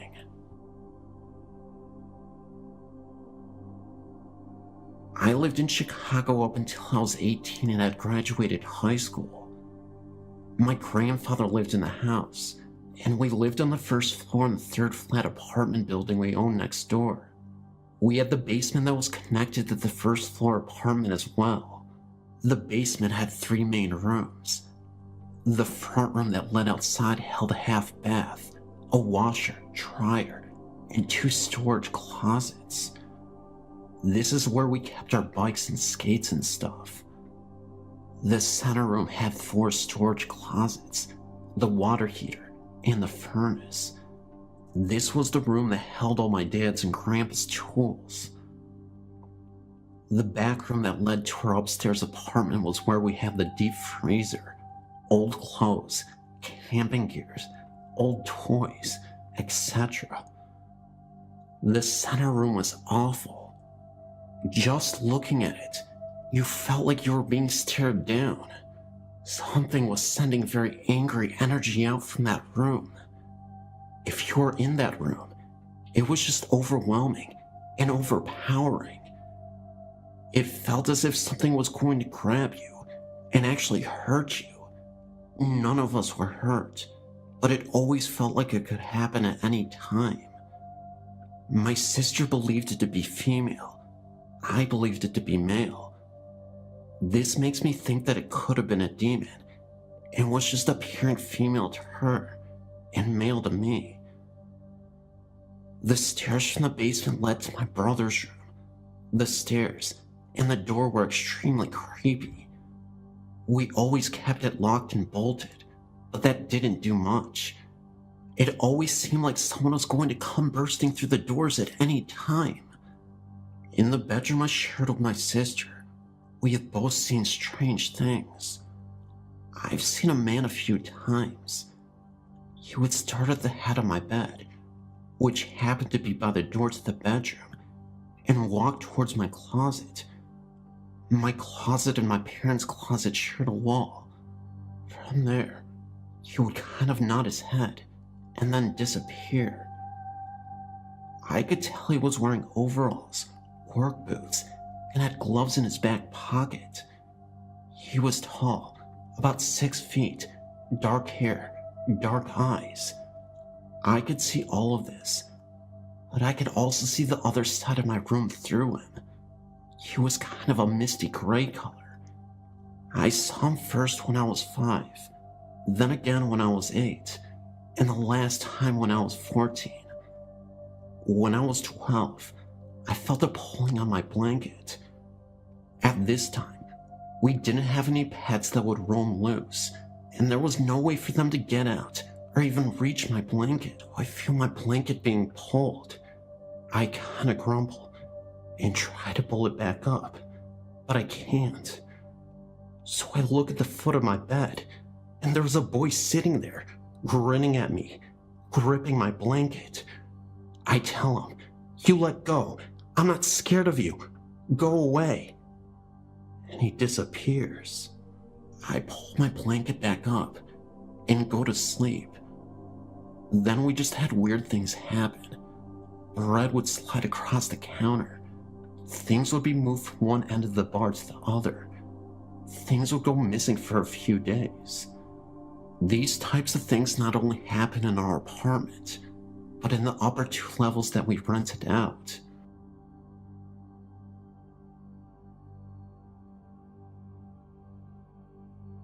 I was in Arizona a few years back. I was at the Sonoran Desert Museum outside of Tucson. It is more like a zoo than a museum. It was summer, very few people there, and a pretty warm morning. I was in the very back of the property all by myself, taking photos of the native cactus. I was completely alone and enjoying the beautiful outdoors. I suddenly felt a terrible sense of dread behind me. I turned and looked, and there was an elderly Native American man standing there. He was dressed in all black, long-sleeved black shirt in the middle of the summer. His hair was snow white, and his face was wrinkled. When we made eye contact, I felt like someone tweaked my soul. I started to walk, fast.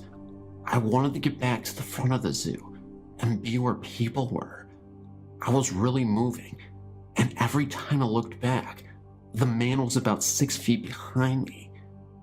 He never seemed to increase his pace, but kept up with me no matter how fast I walked. He casually started straight ahead and kept walking. I made it up to the front and walked into the gift shop. He stayed with me the whole time. I decided to get the heck out of there. I hurried to the parking lot. All I wanted was to get into the car and get away. He was still behind me. When I reached my car, a coyote was standing by the trunk. I made eye contact with that animal. I can't describe it. It sounds nuts, but that coyote gestured towards the exit with his head. Of course, he didn't speak to me, nor did I hear a voice, but I just knew that the coyote would watch over me while I drove away. As I was about to get into the car, I turned back to look, and the coyote and the man were gone. I never went back. Every time I think of this, I feel as if I escaped something terrible. It's so strange, but it's like the coyote knew me, and I knew him. Thoughts, anyone? I don't take drugs, wasn't drinking, or overheated. I swear this happened. I know it sounds unbelievable, but it did. This happened in the summer, and at the time, my horse was living on an old farm not far from the sea. The farm was from 1925, with the original stables and barn. Anyway, on this day, it was only me and my horse there, and I had him standing outside while I was tacking up, since the weather was nice. Where he stood, he had the back entrance to the stables on the right side, and straight in front was the door to the barn. You had to go through the barn to get out. Everything was fine at first. Then, I got this feeling like I was being watched from inside the stable. I looked inside, thinking that maybe one of the other girls who had their horses there had come. But it was empty. I shrugged it off and continued grooming. Then, I noticed my horse had his attention towards the stables. I walked up to the door and looked inside, but again, there was no one. I got my saddle and stuff and started tacking up, and then my horse suddenly tensed up. He stood completely still, his ears forward, and all his attention on the entrance to the barn. I looked over, thinking it was a cat or something, but what I saw made the hairs on my neck stand up. In the barn stood a tractor. Behind this, I could see a dark figure. It didn't really look like a man. It was more, I don't know, liquid sort of. It stood on the one side of the tractor, partly hidden, and I could swear that it was staring back at us. It moved backward towards the back of the tractor and just vanished. Well, I hurried up with my Sadie, grabbed my helmet, and though I really didn't want to, I walked my horse towards the barn. Let me tell you, it was no easy task getting him to go inside, and when I got him inside, he refused to go anywhere near the tractor and almost ran out the other side, pulling me alongside with him.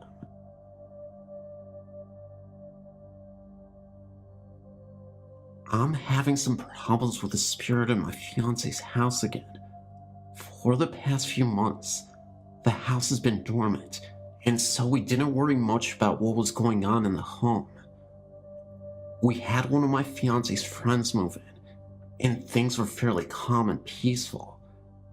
Her friend, though, began to never stay at the house, and due to some issues, emotions got rather heated between the three of us. 2 days ago, her friend moved back after a fight, and activity has escalated in the home since then. Yesterday, I got an overwhelming sense of fear and dread while at the house, and I had an overwhelming headache come over myself.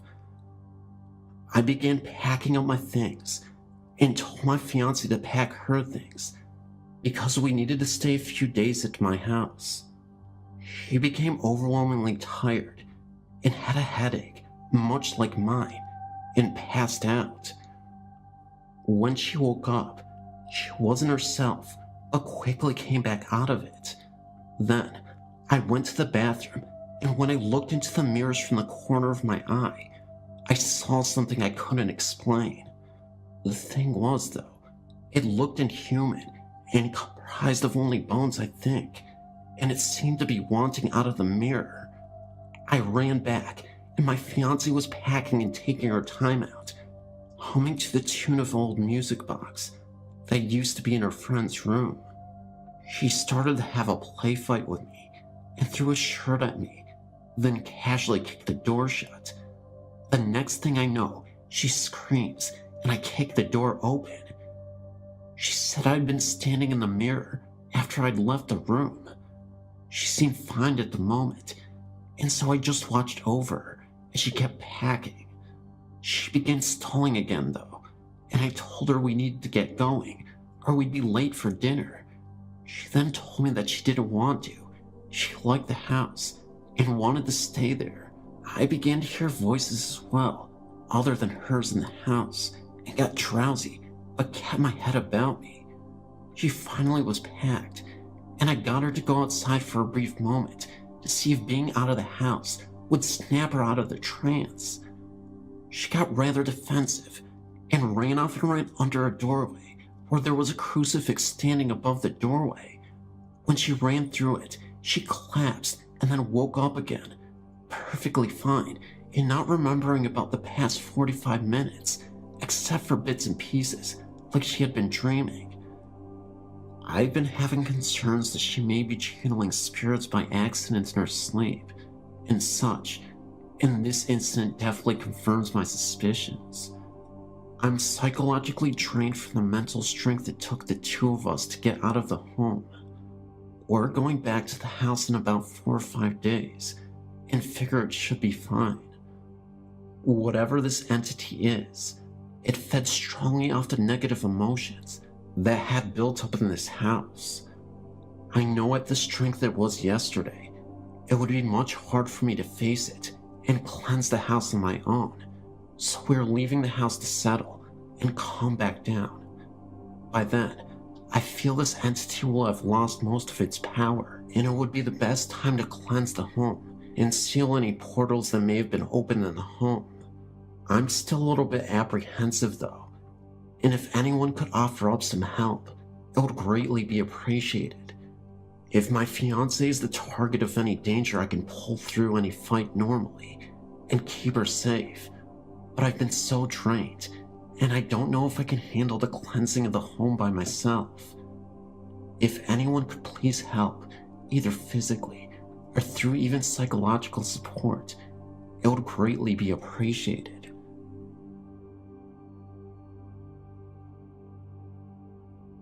Hey there, I live in Akron, Ohio. About a year ago, I moved into my ex's house since it was nice, and well, we were in love. I lived there for about 6 months before she broke it off and decided to live in Ireland.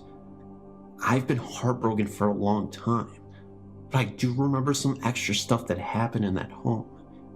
It's on Spicer Street in Akron, Ohio. About a month after I moved in, the first thing I noticed was waking up with her and every single clock in the house. including the computer clock, wristwatches, etc., would be turned around 40 minutes ahead than what they were supposed to be. This only happened once, and after I arrived at class, she called me to explain how each clock had changed overnight. Later, she told me that the previous tenants believed the house was haunted and refused to move back in. They were both girls, I was told. We began to notice other things too, such as their stuff would get moved if we left the kitchen, the television would turn on and off, lights would turn on and off if we left the home, fan would move and not move, TV would turn channels with the remote being on the TV, and certain spots in the house would be unusually cold. She was scared at times, but I typically wasn't. I just thought of it as having a little kid in the home. I wasn't really worried, and I was confident that I'd be able to protect her from that kind of stuff. If you read some of my earlier posts, I see specks a lot, and I guess it gives me some sort of confidence, even if I don't understand them. My thoughts were confirmed, I believe, when I was sitting in the living room with her, and thought I spotted a blonde-haired boy's face under her table. It looked a lot like a German kid, but naturally, I blinked, and it was gone. There were 2 spots in the house that seemed really weird. The basement was odd, but not too odd, since students in the past used this place for studying. The oddest part in her house was her bedroom closet. I would step at the door and not go in. She refused to even sleep close to it. I was the one who slept closest to it while she slept between me and the wall. I didn't really see anything from it, but it did feel really weird, and it didn't feel like the kid. It was something else. Also, that closet was connected to the attic, which neither of us ventured into. After I saw the kid, I felt some sort of attachment to it. I remember she used to complain that sometimes my eyes would go completely black in the house. I'd usually counter it with me complaining about staring at me, as she slept as if I woke up around 5 in the morning, but we wouldn't argue about it. It was just weird. When we broke up, or rather, when she broke up with me, I'll admit it, her away messages often wrote how she was scared and didn't want to hear any noises, so I guess the activity in the home increased when I left. Again, not sure why. So, I want to find out more about the home, but I don't know where to start.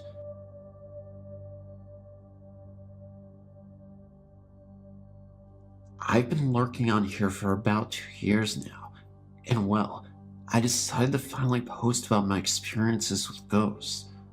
Really only one ghost.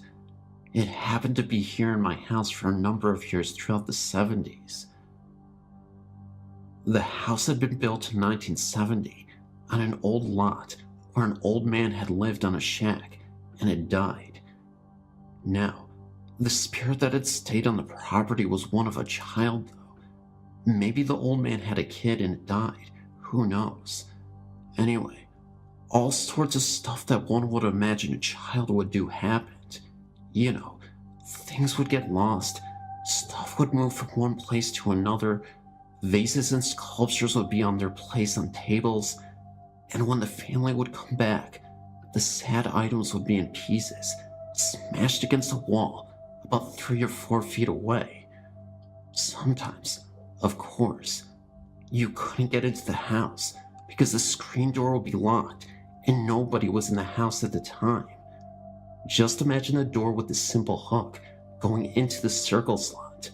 Now, over the years, I've tried to get that hook to slip over into the lock, you know, to see if it could happen by accident. It could never be an accident. If one wants to lock that screen door, you intentionally do it. Feelings of being watched and feeling the weight of someone or something next to you in the bed. My grandma would tell me that I would go off in the house in my walker, circa 1981 or 82, and I would travel all the way from the kitchen to the living room to the hallway. Now, when one enters the hallway, even in the daytime, if all the doors to the room are shut, it is pitch black. She claimed that I would be in the hallway for a couple of minutes, and then I would come shooting out from the hallway as if my walker was pushed or shoved by something, all the way back to the kitchen and crash into the wall. Now, it would take me a couple of minutes to get all the way to the hallway since I was a toddler, yet it wouldn't even take me a minute to come crashing into the wall of the kitchen. Now, I remember seeing some sort of whitish gray ball floating when I was laying down on the rug one day. This must have been 1982 or 83. I can still see that image in my brain to this day. My grandmother noticed me getting up and looking under the dining room table, and had started to shout, "Get out!" or in my way of talking back then, "Get out!" My grandma started yelling, "What's wrong? What's the matter?" I kept on shouting and punching and kicking at nothing, all the way towards the front doorway. And when I got to the door, I kept kicking the door, and then I stopped. By this time, my grandmother, who was rather slow due to weight, had gotten to the hallway that led to the front door and was asking me what was wrong. She told me that I had said that I didn't want it here, and I told it to get out. I think I had some sort of hold over it, as I was the only child born in the house. My uncle, who was only 12 at the time, had been born in an older house. I think the spirit was attracted by the fresh new life that was now in the home, much like the spirits in Poltergeist were attracted to the little girl. You know, they wanted some sort of that life force. I think that was the case with this.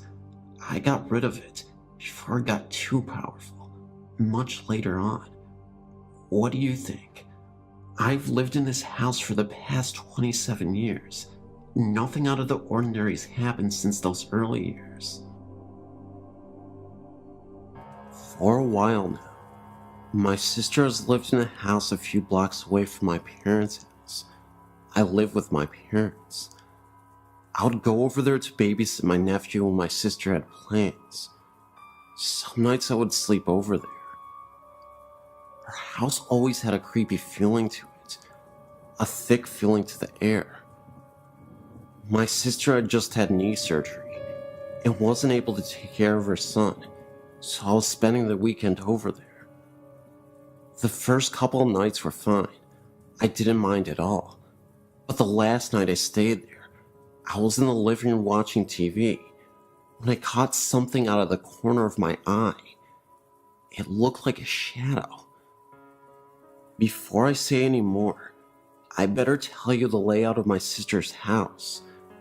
When you walk in, you go to the left and down a hallway. The open doorway to the left leads to the kitchen. The kitchen has another entry as well. The first door on the left is my sister's bedroom.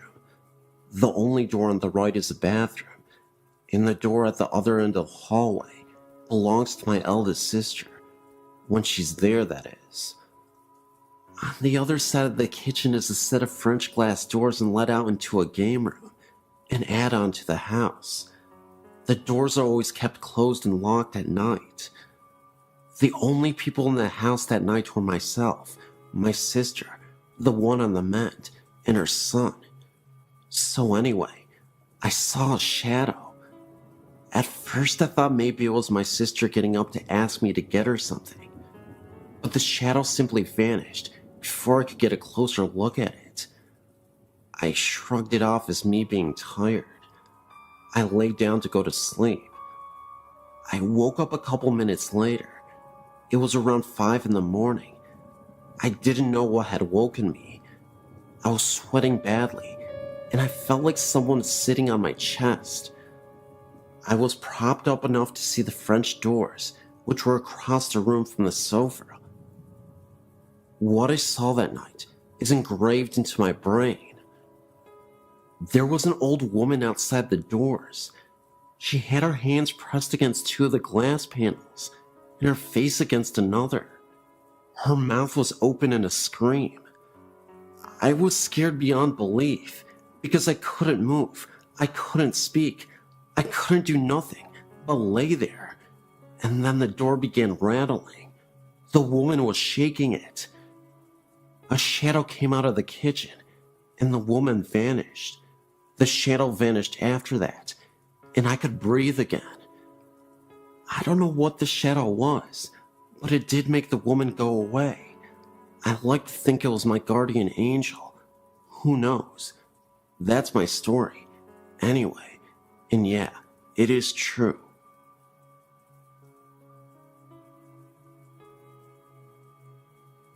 My mother was born in Austria-Hungary in 1908.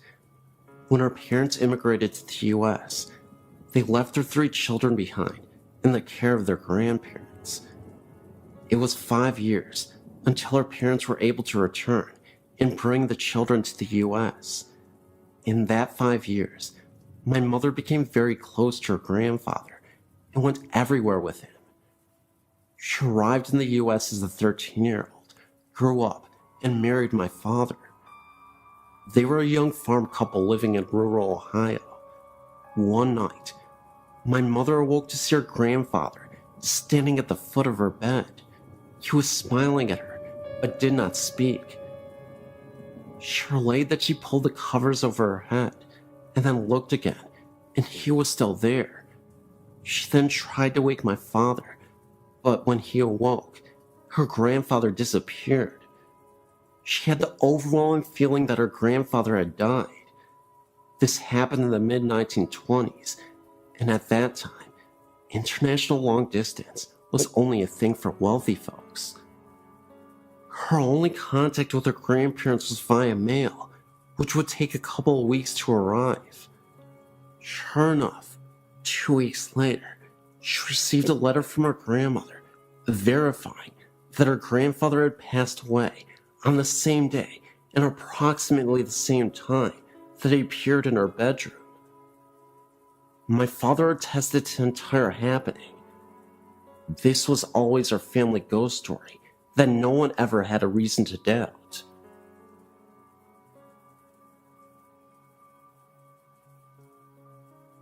My parents live on a farm in Sugar Grove. My stepdad grew up here with his family as a child. On Christmas Eve in 1964, his dad went into town to pick up the grandma for the holiday. With him, he took a younger daughter and his younger son. On the way home, there was a terrible accident, and everybody died except the daughter. Over the years, the farmhouse was used as rental property until my mom met her husband.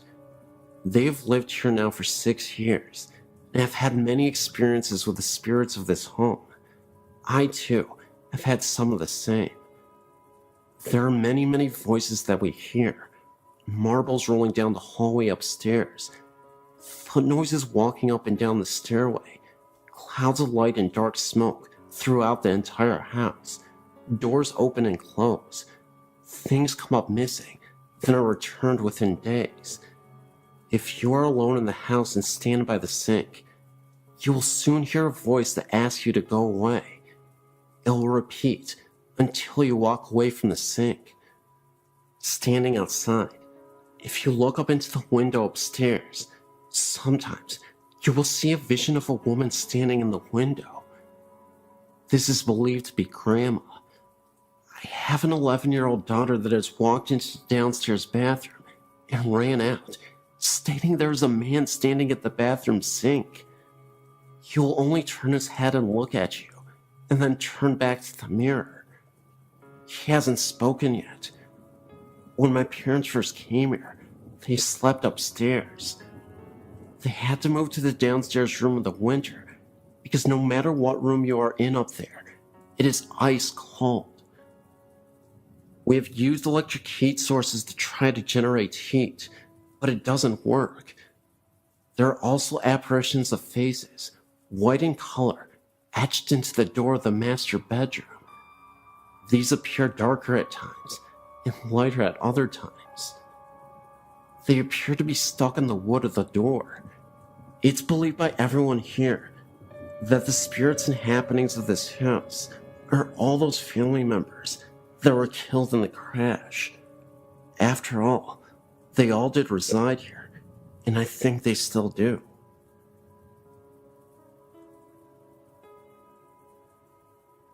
My mother passed away a little over 4 years ago. Since then, we have seen her, usually in dreams, and my father has actually seen her many times in her home. My mother had been sick with congestive heart failure that took a turn for the worst for about 2 years. My dad cared for her day and night. Finally, the last trip to the hospital was supposed to be a routine trip to remove excess fluid. On the way to the hospital, my mother made a prophetic statement to him that she would not be coming home again. When she was given the diagnosis that no further help was available to her and she would be sent home with hospice, she refused and decided to die in the hospital instead of at home because my father had to continue to live there and she did not want him to find it hard to stay at their home. 9 days of excruciating pain from a failing liver and kidneys, and unable to get her breath, she succumbed to death only after the last of our immediate family visited her on that day. It was as if she had waited until she had seen her husband, children, grandchildren, and son-in-laws before she was ready to go. 10 minutes after the last visitor, she breathed her last. Oddly enough, the grandfather clock in my parents' home stopped on the exact time of her death. My father has refused to rewind it. After 60 years of marriage, my father has been so lost. For the first year, she appeared to him frequently with a smile on her face, and one time told him, "I love you deeply, and just want to make sure you are okay." She still appears to him, just not as frequently as the first year. Recently, my sister and father had found a picture she had painted and had a frame to give me for my birthday. My dad saw my mother the morning they gave me the gift and said she was holding a shopping bag with a wooden frame sticking out from it with a huge smile on her face. He said they communicated without talking, and he knew she was happy and proud I was getting the picture. I've seen my mother in dreams, but only one stands out as a possible contact with her. In my dream, I was looking through the picture window at my parents' home and saw her sitting in her chair with my father standing over her, talking and smiling, as if he was catching up on recent events. I went inside the house and she looked at me and smiled. I remember how peaceful she looked and so healthy. I remember saying, "Mama, how can this be? I saw you in the casket at the funeral home." She just smiled at me and said, "Well, sometimes these things just happened." I replied, "Well, I don't care how it happened. I'm glad to have you back. I've missed you." With that, I woke up. One other time, after an extremely frustrating day, I was walking in a corridor and thought I'd heard her call my name. She said, "Susie." I actually said out loud, "Mama?" She was not even there. My sister says she has dreamed of her, but never actually have seen her. My son slept in my mom's bed about 6 months after her passing, and said sometimes in the night, he felt her sit down on the side of the bed. He knew it was her because he could smell her perfume. My nephew recalled a dream he had the first Thanksgiving holiday after her passing. He said that in his dream, he walked out of his upstairs bedroom and she was in the hallway. He said, "Let's go get some turkey, Granny." He said she replied, "No, Mark, You know I can't go downstairs with you this year, but you know I'm here. My family feels that she is around us all the time. I know she is with my father the most, because he is terminally ill and misses her so terribly. I feel comforted knowing she is waiting for his time to cross over.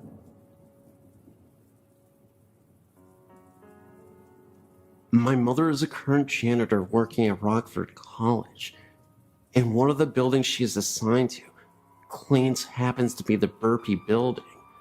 There, she and some of the other ladies that work with her have lunch in that specific building every work night. A while back, she told us that during her lunch break, she saw what was a female figure walk past the room they were in. She said she wore a blue dress and had blonde hair. The room has a mirror that faced the only door of the small area. She said, and I quote, "I glanced at the mirror, a habit of doing when you're in that room a lot, and saw this thin, transparent figure walk past the door. I thought it was one of the other girls that was walking by, but it wasn't until I realized that no one that night was wearing a blue dress or had dyed their hair blonde. I walked out to see if it was a trespasser, but saw no one in the hall.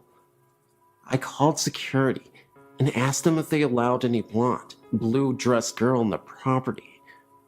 They denied doing so, confirming my suspicions that it was possibly a ghost. This is just one of the stories that she has told us during the last 2 years of her encounters with the Burpee ghosts."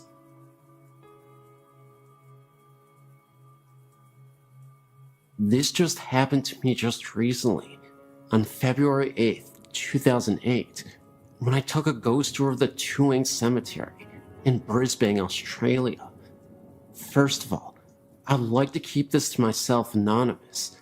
Secondly, what I saw is true, for I did some research to see if anyone else experienced what I saw that night, and, as it turns out, a few people over the years saw it too. It was cold and partly windy that night when I turned up at the ghost of the Tuing Boneyard, Brisbane's oldest and biggest graveyard. There's a lot of strange stories connected to this boneyard, like a vampire. There's only 2 boneyards in the world. They got Fair Dinkham vampires, Highgate in London, and Tuing in Brisbane. The Bleeding Grave and Walking Statue. Yes, a wandering statue. Anyway, the tour barely began as our hostess was introducing herself when I saw something standing amongst the trees.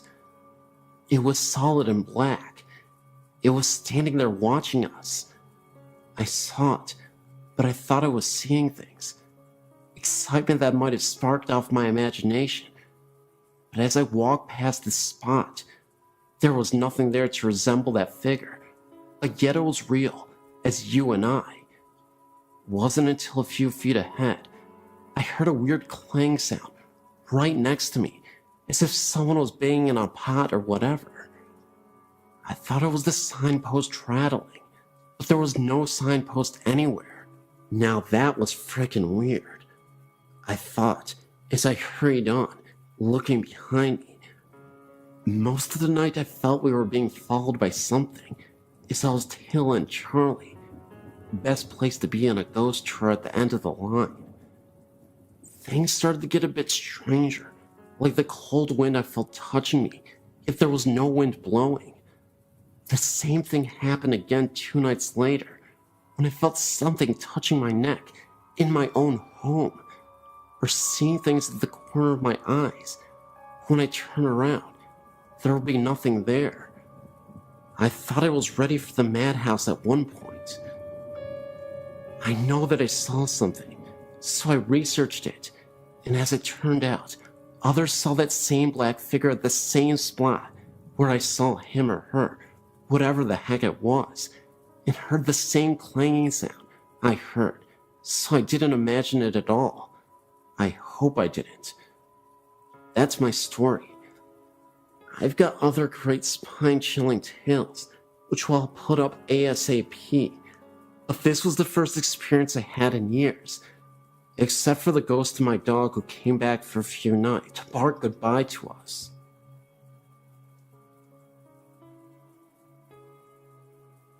My name is Tina. I'm 33, and I have a story I would like to share with you and your readers. I've been experiencing strange things for many years now, but I've only been sharing them for just a few people who don't believe always have the need to find something wrong with the ones who do. My mom was one of those people. She would roll her eyes and say I was crazy or I had been drinking. The day she became a believer was one of the most beautiful moments we've ever shared. This is our story. My mom had surgery in her foot and was using a walker to get around.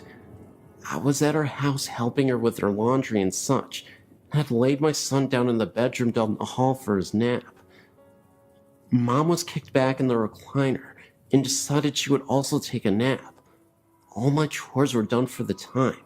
Everybody in the house was sleeping, so I went out to get into the pool. I turned on the baby monitor at the room where my son was sleeping and brought the other piece outside with me. My mom lives out in the country. No neighbors close enough for monitor to pick up any other signals from a phone or another baby monitor. It was so quiet in my mom's house, I could hear the tick-tock ticking of the clock in the room where the monitor was. All of a sudden, I heard a woman's voice so clear and loud. It sounded like she was speaking into the monitor. It sounded like peep, as in P-E-E peep. I'm not sure what that means. Maybe it was just gibberish. That's what I heard. At this point, I start to run to the door to see if my mom is still in the chair in the living room. I got to the door, snatched it open, and there was my mom, still reclined back in the chair with a really strange look on her face. I guess I had a strange look on my face too, because she said, "What? What's the matter? Who's here? Who are you talking to?" I just looked at her and couldn't say anything. She asked again who I was talking to, and I said nobody. Why? She said that she heard a woman talking. She thought she was dreaming. She opened her eyes, and the woman was still talking, so she knew she wasn't dreaming. Having to always have an explanation for things, she then assumed I was on the phone, but looked around and saw the phone and my cell phone were on the kitchen counter. That was when I came in the door, and she knew it wasn't me. I said, "You heard that too?" "Yes," she said, with a very strange look on her face. So I went down to the hall to the room where my son was still sleeping and looked around. Nothing out of the ordinary, nothing out of place. I came back down the hall and told my mom he was fine, still sleeping, hadn't moved an inch. She was a little freaked out, but she started asking me questions about my great-grandmother, who often visits me, and the places that I go. I never met my great-grandmother in person, but I've had many run-ins with her spirit. My mom didn't want to believe that Grandma visits her too, but after that day, she started to believe, not only in ghosts and spirits, but in me too. Thanks, Grandma Daisy. This is a true murder story that happened around the early 1900s in the Woods and Moraine Circle, Mapleville, Rhode Island. This story is a more true and detailed story of the one before that my great-grandmother told me about. Catherine was a mill owner's daughter. She was a very pretty, tall blonde. She was engaged to a local farmer, Robert. Catherine, though, had one problem. A man, who some say had mental issues, was stalking Catherine. His name was David. David would send Catherine letters of how much he loved her, and how they could have babies together. These letters disturbed Catherine. He would watch her through the window and follow her wherever she went. One day, Catherine confronted him and told him never to talk to her again. David thought this was like a game, so he proceeded to send disturbing letters and watch her at all times. As a few days went by, he gave up. With this, he had a plan. If he couldn't love her, no one else could. So one day, while Catherine was going to the woods to get water for her family, David followed. First, he stopped at Catherine's fiance's farm. Robert was working on the farm as usual, and David came in from behind and stabbed him in the back with a pitchfork. Then he went off to find Catherine. Catherine was sitting next to a pond under a hemlock tree. David pulled out his knife and stabbed her through the neck. She screamed in pain as David ripped open her body. As she died, David messed with her dying body. Afterwards, he took her organs out, cut off her breasts, and nailed her heart to a tree, covered in blood. David went home and took a nap. He was supposedly awoken by the sound of dripping. He looked around his room, and it was covered in blood. In the middle of the room, Catherine stood there cursing at him. David had gone insane. He wrote his last letter to the police, telling them what he did, where her body was, and all that happened. He drowned himself the next day in a river, his body sprawled out on a rock, broken. Catherine and Robert were buried in a now abandoned cemetery, and David's body was thrown into a pit. During a biopsy, they found a heart in David's stomach. Some people think he swallowed her heart, while others think Catherine put it there. Still, rumors persist that late at night in the cemetery, you could see the couple holding hands as if nothing ever happened.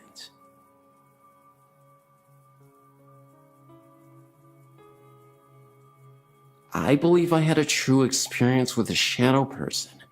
This is my story. It was maybe 11-ish at night. My boyfriend and myself were watching a movie. The lights were dim in the house.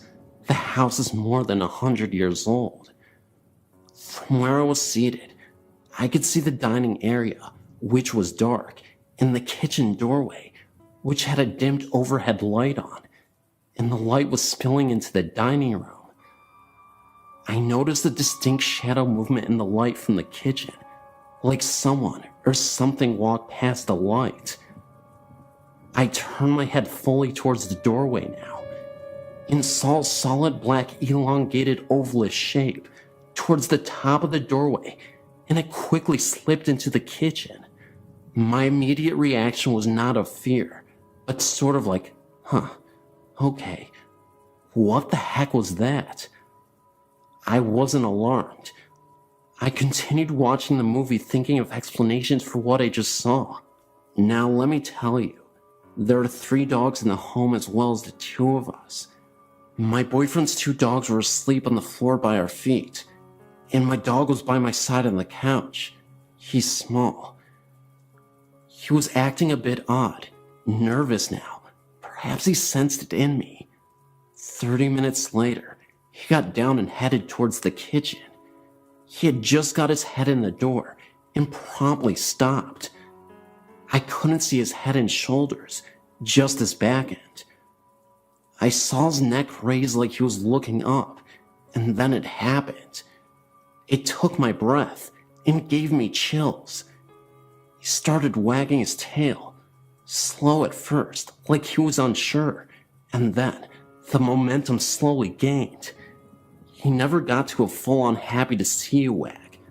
Then he abruptly stopped and came back to my side. He would not enter the kitchen. And in case you think maybe he was looking out a window, no, the window was too high up to see anything.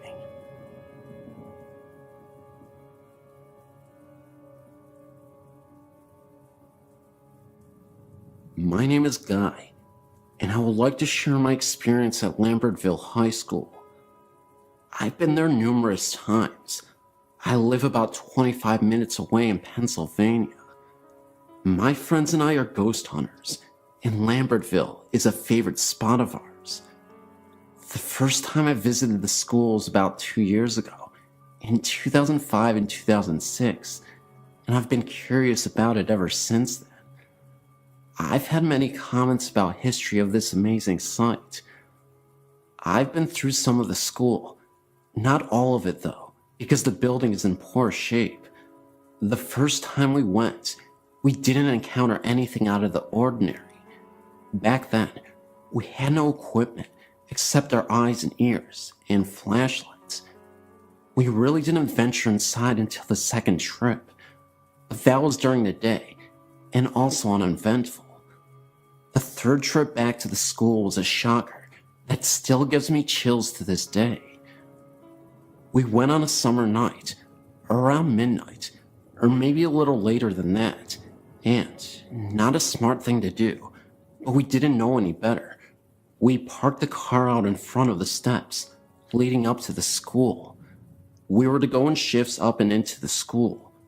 2 go and 2 stay in the car to watch for cops. We were there for 5 minutes before 2 of my friends came sprinting to the car screaming, "Drive! Drive!" Me and my friend, who stayed in the car, were wondering what was literally scaring them to insanity. What they told us was pretty crazy at first. They said that while they were walking up the steps to the school, they heard the sounds of little children, little girls, giggling and laughing. At first I didn't believe it and wanted to go back to experience this for myself. I'm the kind of person that has to see to believe, but it's the hope of that proof that draws me back to the school. Anyway, that incident was about 2 years ago, and between my friends, it has been just a story with no proof.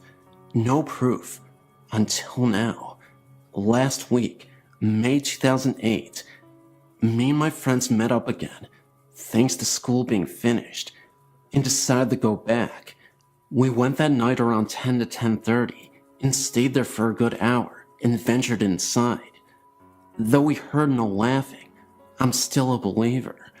I believe my friend's story and everyone else's stories of little children laughing because I caught it on tape. I recently purchased some equipment to help capture paranormal activity, and the most valuable tool I had that night was my recorder.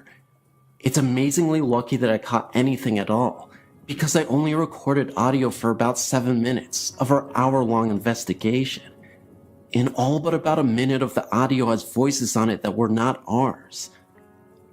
I also caught the voice of maybe a teacher or student saying, "Does he seem okay?" in a 2-minute long conversation with what I believe is a female and a male that answers a question that I ask. I've showed this tape to my family and friends, and they all hear talking as well, and the laughter seems to freak everyone out. I wanted to make sure that what I was hearing was, well, what I was hearing. When I heard the laughing on the tape, I thought, my God, they weren't joking or trying to scare us. They really did hear something that night, something that I would like to share with your website, if that is alright with you. I just want to know that there's something other than this life. And that is what draws me to the paranormal. Thank you for your time, and thank you for reading this. If you have any comments or questions, please feel free to ask. I'd love to share these clips with you guys and your viewers.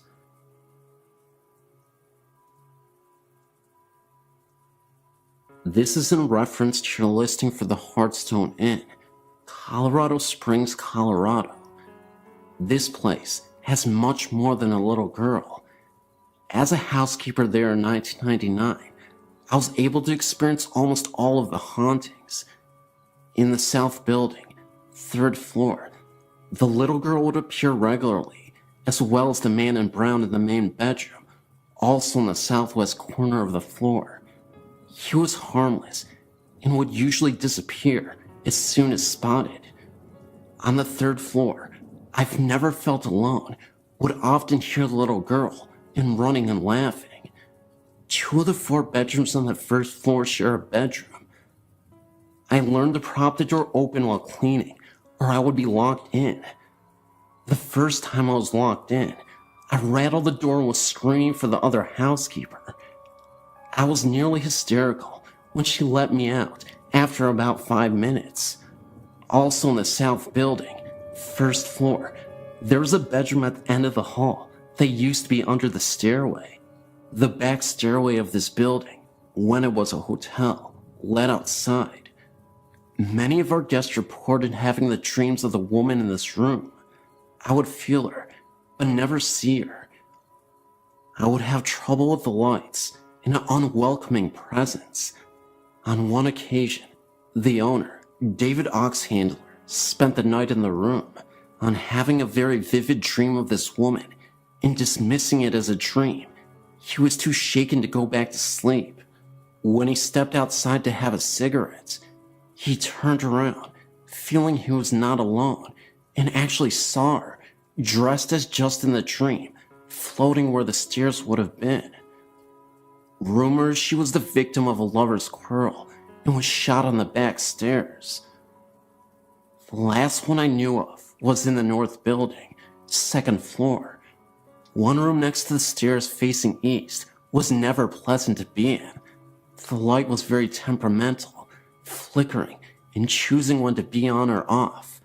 I would feel a presence on the floor, but really tried to ignore it until one day I was standing near the stairs with several heavy bundles of laundry to take downstairs when I felt a pressure on the right side small of my back. Just a little shove, and I nearly went headfirst down the stairs, and not of my own volition. Last I hear, the Oxlanders were doing haunted history tours of their hotel. Shortly after, it has been sold to another local organization. Very much worth adding some info to your site, and thanks for the space.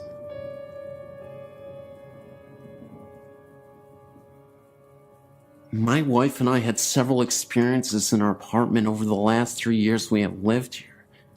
It began with hearing noises and creaks in the building early on, and slowly evolved to seeing shadows in the middle of the night in our bedroom.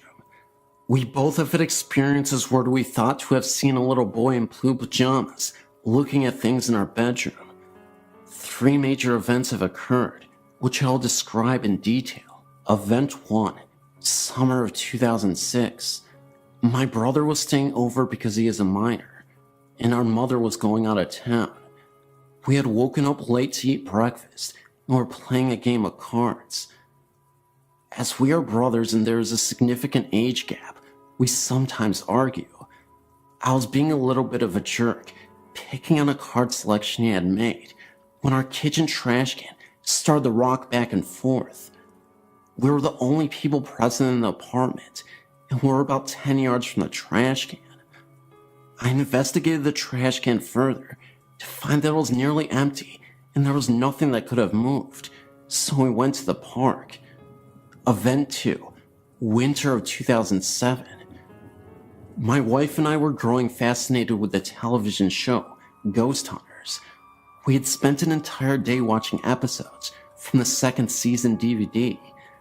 Being cocky and joking with my wife over her growing discomfort with the mood the show was setting, I began joking about talking on the ghost of the apartment, saying such things as, "If anyone is here, come here and get me," or "You can't touch me, you're just a ghost, I don't believe in you." Later that night, at 4 a.m., I woke up quite distressed and felt that the apartment was shaking from a significant earthquake. I was sure that it was the big one and rushed to jump out of bed and pull my wife to safety in a doorway. She was in a state of shock as I lifted her out of bed and was scared of an earthquake also. When we finally got to the doorway and calmed down, I explained to her that I thought there was an earthquake but couldn't feel it anymore. She couldn't either. I began to grow very nauseous and leaned on her for support. I told her I wasn't feeling right and I blacked out. As I was blacked out, I heard sounds of people talking very quickly. At first I thought it was my wife, and I tried to tell her to slow down. I felt the sensation of running very quickly while I was hearing the rapid dialogue. I was growing angry when suddenly I awoke lying on the floor with my wife over me. She told me she thought I was having a seizure or something because all of my muscles had lightened and I was screaming and moaning in a sense of fear. She said that I had also grown pale. All throughout that night, I felt the bed continue to shake. Event 3, soon after Event 2. I was angered by an experience I had felt earlier in Event 2, where I had awoken to what I thought to be an earthquake and experienced what I thought to be a form of being possessed. I researched how to hold a seance to converse with spirits present within the room and invited friends over to help with the conversation. I didn't describe the experience I had felt earlier so that it would not affect my friends' experiences that night. In the middle of the seance, one of my friends began to grow woozy and sway forward when he suddenly stopped it. He said that he couldn't go on and felt like someone was talking quickly to him, and he had felt the sensation of running, identical to my experience earlier. I shared with him my experience, and we decided not to continue. Also, this night, my friend's car got a flat tire while parked in my apartment, and only needed to be refilled with air as there was no puncture to cause the flat, as if someone deflated it. Also, another friend was called by his girlfriend within minutes of us ending the seance because she felt something had happened and was worried. He had only told her he was going to see me and not anything about what we were doing that night. The friend with the flat also received a phone call from his aunt about an hour after, whom he speaks with rarely, because she had similar concerns as my friend's girlfriend. How's that for women's intuition? Ever since that last event, nothing else has occurred.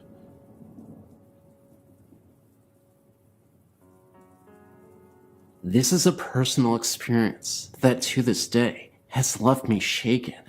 There is something wrong with this apartment complex. My experience centered on the apartment we were in, but from other residents, I heard other tales that made me really not want to live there, and as soon as I could get out, my husband and I certainly did. Pond Trail Apartments located in South Lyon. There is a huge tree right directly in front of it. Apparitions have been seen in the little hallway between bathroom and bedroom. The panel in the hallway leading up to the crawlspace had moved on its own. Personal experience was actually in the bathtub and the only one home when it happened. I'm all of 5 foot and that ceiling is a good 8 feet. There was no way for me to get up there. We figured that the only way to move that panel was to be up in the crawlspace. Each crawlspace is self-contained. EVPs have gotten into that apartment of a young woman with an accent saying, "Can't stay too long," and sleep. Both still have. If you leave the apartment door open while taking a shower, you get this feeling that you are being watched. Then look out. You see the retreating figure of what looks to be a young woman. I'd had this happen and thought I'd left my apartment door open, and it was a neighbor, and upon investigation, found my door deadbolt was locked. Numerous pictures of orbs and odd shadows have been captured in this apartment. All still have. Late at night, you can also hear someone walking past the apartment, and when you go to look, there is no one on the walkway. And considering where the apartment is, there's no way for someone to get down it quick enough without hearing the sounds of running feet. Have had an experience of having the front door hit several times while I was to peephole, and no one was there. Stories were also told to me of the laundry room in the same building is also a place of odd occurrences. Feelings of being watched and hearing a young woman's voice. Have felt the being watched part, but considering that the old furnace system is right there in the laundry room, I dismissed it. A lot of my family and husband's family refused to spend the night there just cause the place gave them the creeps, and this was prior to some of these events happening. I've tried to find out if there have been any deaths or murders or anything on that ground, and I came up with nothing. All I know is that the place was there was something wrong with it, and I wish I had never moved into it. The EVPs were caught when that building had few residents. I still have them, just have others listen to them from time to time to prove I wasn't crazy with what I heard. The pictures are numerous, and some still make the hair on my arm stand up because of the experiences with them. In October 2008, my friends Scott, Denny, and Steve and I decided we wanted to go ghost hunting. Scott was the only one who had experience with anything, and he had seen things and had things happen to him and other people in his past groups.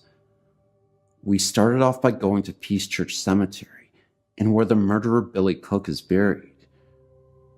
We were equipped with a video camera, me, a digital camera, a digital voice recorder, a heavy-duty flashlight, Scott, and 2 smaller flashlights with the other 2 people. We walked around for a little bit as Scott instructed us to let our senses take hold of us and guide us as they please. If we got an impulse to do something, do it. We all had weird feelings, but eventually realized we weren't going to find anything here. We left, deciding to go somewhere that Scott had experienced before, the Waco Cemetery. Once we got there, we said our opening prayer and made our way out into the cemetery. Eventually, we split into 2 groups, me and Steve in one, Scott and Denny in the other. Steve told me to get a couple of specific things on video. He thought he had seen something he said was best described as a specter, with a head that shaped into a point and a cloaked black body. We walked around for a bit longer, and he told me he had seen it again. We walked towards the area he saw it, and didn't see anything. We met back up with Denny and Scott on the other side of the cemetery, and Scott started talking about the things that had happened to him here. He had been asking questions and talking in general, trying to pick up some EVP. He started talking about what he called the prankster that had slapped him in the face and possibly put scratches down his friend's back. We made our way back to the center of the cemetery where there were no graves, just a patch of grass. We stood around, and Steve told the other 2 about the specter he had seen and where he had seen it. Around that time, Scott said lights out. He took a couple of pictures, and the rest was silent. Then, we turned our lights back on for a few seconds before Scott repeated his order of lights out. This part gets a little blurry. I can't remember if it was before or after we turned the lights back on, but Scott is a big guy, wide and tall. He fell backwards onto Steve, who would have fallen on me had I not moved in time. He had fallen hard. He laid there and just looked confused, and his face was red. His glasses had flown off of impact of the fall. He asked where his glasses were. Then he asked, "Did I fall?" We tried to explain what happened from each of our perspectives quickly, as we were pretty freaked out, since this was our first experience. He had asked a couple more times as the rest of us came to the conclusion that he fell too hard to have just fallen from a loss of balance. I, for one, think he was pushed by some force. Anyway, we got him up to his feet. He looked around and said, "We're leaving." Scott was shaken, and that was all we needed to hear. As we walked back to our cars to say a closing prayer, Scott started coughing, which progressed into dry heaving. We had 8 Hardee's before we went to the first place, so we knew that he had something to throw up. We stopped to wait for him, and after he felt better, we proceeded to walk to a space between the cars to say the prayer. Scott began, "Our Father which art in heaven." It was interrupted by more dry heaving.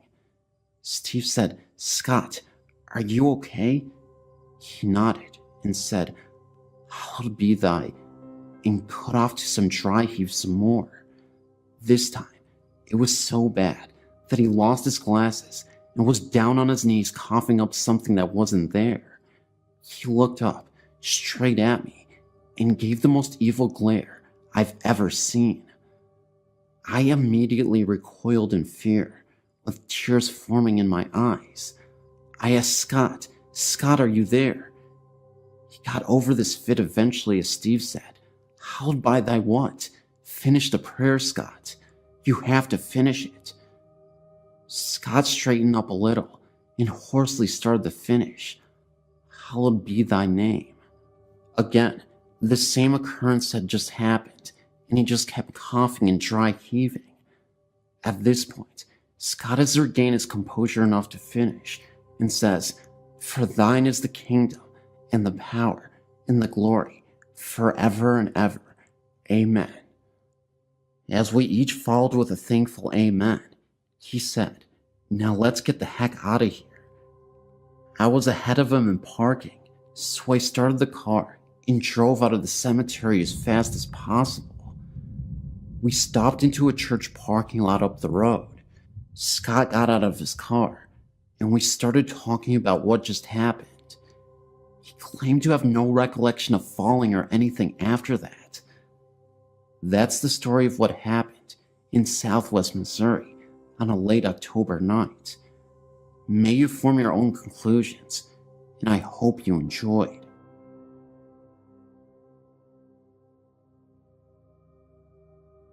I've felt the presence of ghosts at some places I've been or lived at. I've never had an experience of seeing a ghost, but I can walk into a place and tell if there's a ghost there. I know if it's a male, female, or child. I've seen dark shadows, but not all have been black. Some are gray, like the color of a rat. One night, a very good friend of mine came over and we started watching a movie and eating pizza. I saw the dark outline of a male child peeking around the corner of the kitchen. I told my friend Dawn, who is very religious, and at first she didn't believe me. I kept seeing the outline of a head and shoulders peeking around the corner.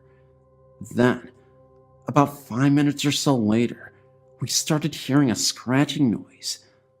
I told Dawn that's the ghost. She said it was just a mouse. Then, I heard a loaf of bread fall on the floor. The bread is kept on the counter far back next to the microwave. I got up to investigate. The bread was lying on the floor, but had no holes in it from a mouse. I put the bread back and went back into the living room. Dawn got up to get a glass of soda, and when she went into the kitchen, she yelled. She said the loaf of bread moved across the counter and dropped on the floor at her feet. She started praying. Every time she stopped praying, you could hear scratching noises. She kept praying, and the scratching continued. Then it got quiet. We finished the movie, and as we were talking, we noticed the lid on the pizza box, which was propped up, started to slip down. Instead of just falling down, it closed. This was very slowly. Dawn said she had enough and went home. She took the pizza and box home with her. She called me later that night and said that the ghost followed her home because her bread was constantly sliding off the counter, and she actually saw the pizza lid open when it was closed in the box. She said she threw the bread and pizza box off her balcony and prayed really hard. She didn't have any more problems, and our bread stayed on our counters after that.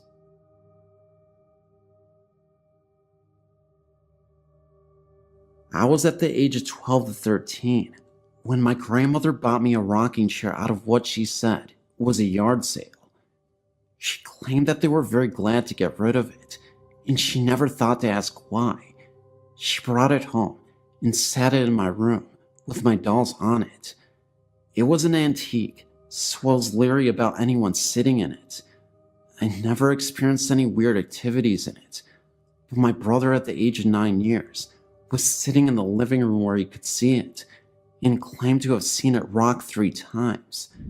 It scared him to the point where he just ran outside to my grandmother, crying and screaming. I was confused, and my grandmother told me to keep it closed and keep my door shut. Later, my aunt said she went into my room to get something, and she also seen it move. I was getting mad, thinking that there was something wrong with my chair, and hid it in my closet. The last person that had seen it move was my little cousin, due to us moving to another location. She agreed to keep it in her room, where she did not stay at the time, but went in and out of there when needed.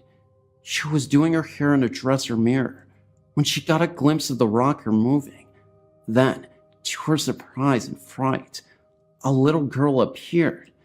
She said she was very beautiful in an older clothing. She screamed and ran from the room.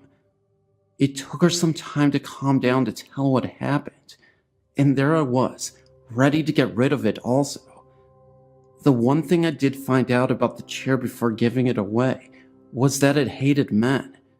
Due to my family's curiosity, my great uncle was determined to see it and experience it sliding away from him across the room. He was nevertheless very scared and left quickly. I'm glad I gave it away and didn't think twice, but never had it do anything in front of me.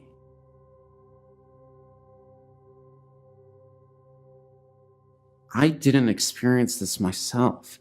It happened to my mother a couple of months ago, and she told me about it after it happened. What happened was, a couple of months ago, my mom was prepping for a party in our kitchen at about 9:30 p.m. Me and my brother, who were about 11 at the time, were both at the house at the time. I was upstairs, and he was in the living room. My mom told me that she was washing dishes, and that she looked up at the window in front of her, and she saw someone walk by the hallway behind her. She immediately thought that it was me, because of how tall the person was. She called out my name, and told me to do something for her. After a couple of minutes, she came to look for my brother to ask where I'd went. He looked at her like she was crazy, and told her that I hadn't come downstairs for about an hour. She calmed me down noticeably scared, because she thought someone was in the house, but we couldn't find anyone.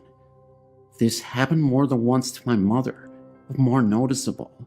She was washing clothes, and had to walk through the kitchen, and saw someone poke their head out from behind the counter. She of course thought that it was either me or my brother, but when she checked, she found no one. She called me immediately and told me what had happened, and now we believe that a ghost is in the house, but it doesn't show itself regularly. 2 other things that have happened since then. One happened a couple months after that. Me and my brother had a friend over, and he had gone to the bathroom on the 2nd story of the house. No one was up there at the time, but when he came down, he said that he had seen 2 red eyes down the hall near my parents' bedroom. He immediately ran downstairs, and we told him about my mother's experiences. The other things that happen more frequently now is that our dog starts to growl at something in the hallway. She sleeps in our parents' room, and sometimes she will get up and walk around the room, and then she will stop in the doorway and growl at something in the hallway. But when we turn on the light, there will be nothing there. It has been a couple of months since anything worth reporting has happened, but we believe that it is a friendly ghost and nothing harmful will come of it.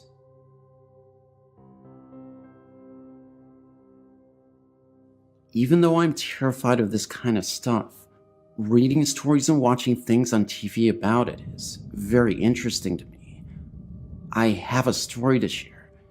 It's still very fresh to me, even though it has happened many years ago that it has taken place. My husband and kids laugh at me when I tell them my story, just because some of the things that went on. They find it more humorously amusing than seriously true. This story took place when I was about 5 or 6 years old, in a house we lived at in Oregon, Ohio. I really don't even know where to begin. The house was a 2-story home that wasn't huge, but sure wasn't small. I had 2 brothers, and they shared a bedroom with me, having my own bedroom right next to theirs. In their closet was this blue plastic hanging shoe rack that was left when we moved in. It was completely empty, except for a few bouncy balls and a metal jack in some of the pockets. Every day we would check these pockets because whenever we would empty them, there was always more the next day. I never thought anything weird about that. It was cool finding things in there. My room had a door that led to the closet. I never heard anything scary in my room, but one night, my grandparents spent the night. They came from Florida and were visiting us before moving on to other relatives. In the middle of the night, everyone ran into the room because my grandpa woke up screaming. He said the cat had crawled onto the mesh part of the box spring and scared him. Everyone went back to bed, and nothing was thought of it. Months went by, and summer was here. My brothers and I used to all lay in the hallway upstairs outside our rooms, in front of a box fan my dad would put up, because it was so hot. Sometime in the middle of the night, my younger brother Mike woke up, I guess to sleep in my room, and began screaming. He said my older brother's Jake's face was on the wall scaring him. Jake had been laying in the hallway the entire time with me and Mike. Still, everyone shrugged it off like the other things that had happened, and figured he was sleepwalking. I've heard things throughout the night on and off after the last incident, but the last and scariest part of the house that happened to me, and I'm not sure how much time in between this happened, is one night when I was sleeping with my cat. It was sometime in the middle of the night, and for some reason I woke up. My cat also woke up. My cat was tucked under my arm at my side, and all of a sudden, it opened its eyes wide and hissed with its hair standing up on its back. Then it darted out of my room. I didn't understand why the cat acted like this, and seconds later, at the end of my bed was this figure. It was definitely human, but was all white and misty. It had no features or limbs. The only feature I remember is seeing an O-like shaped mouth. It was just standing there, but then looked like it was moving slowly closer. I kicked my feet at it, and nothing happened. I just kicked right through it. I was scared to death and ran into my parents' room and slept there the rest of the night. I thought I heard sounds coming from the drawers in my dad's dresser the rest of the night, but never heard anything or seen anything since.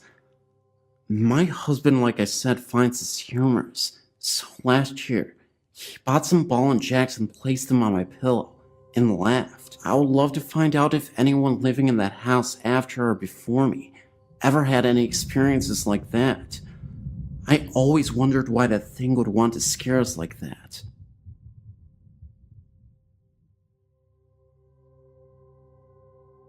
My grandfather was a member of Washington Country Golf Club in Washington County, Pennsylvania.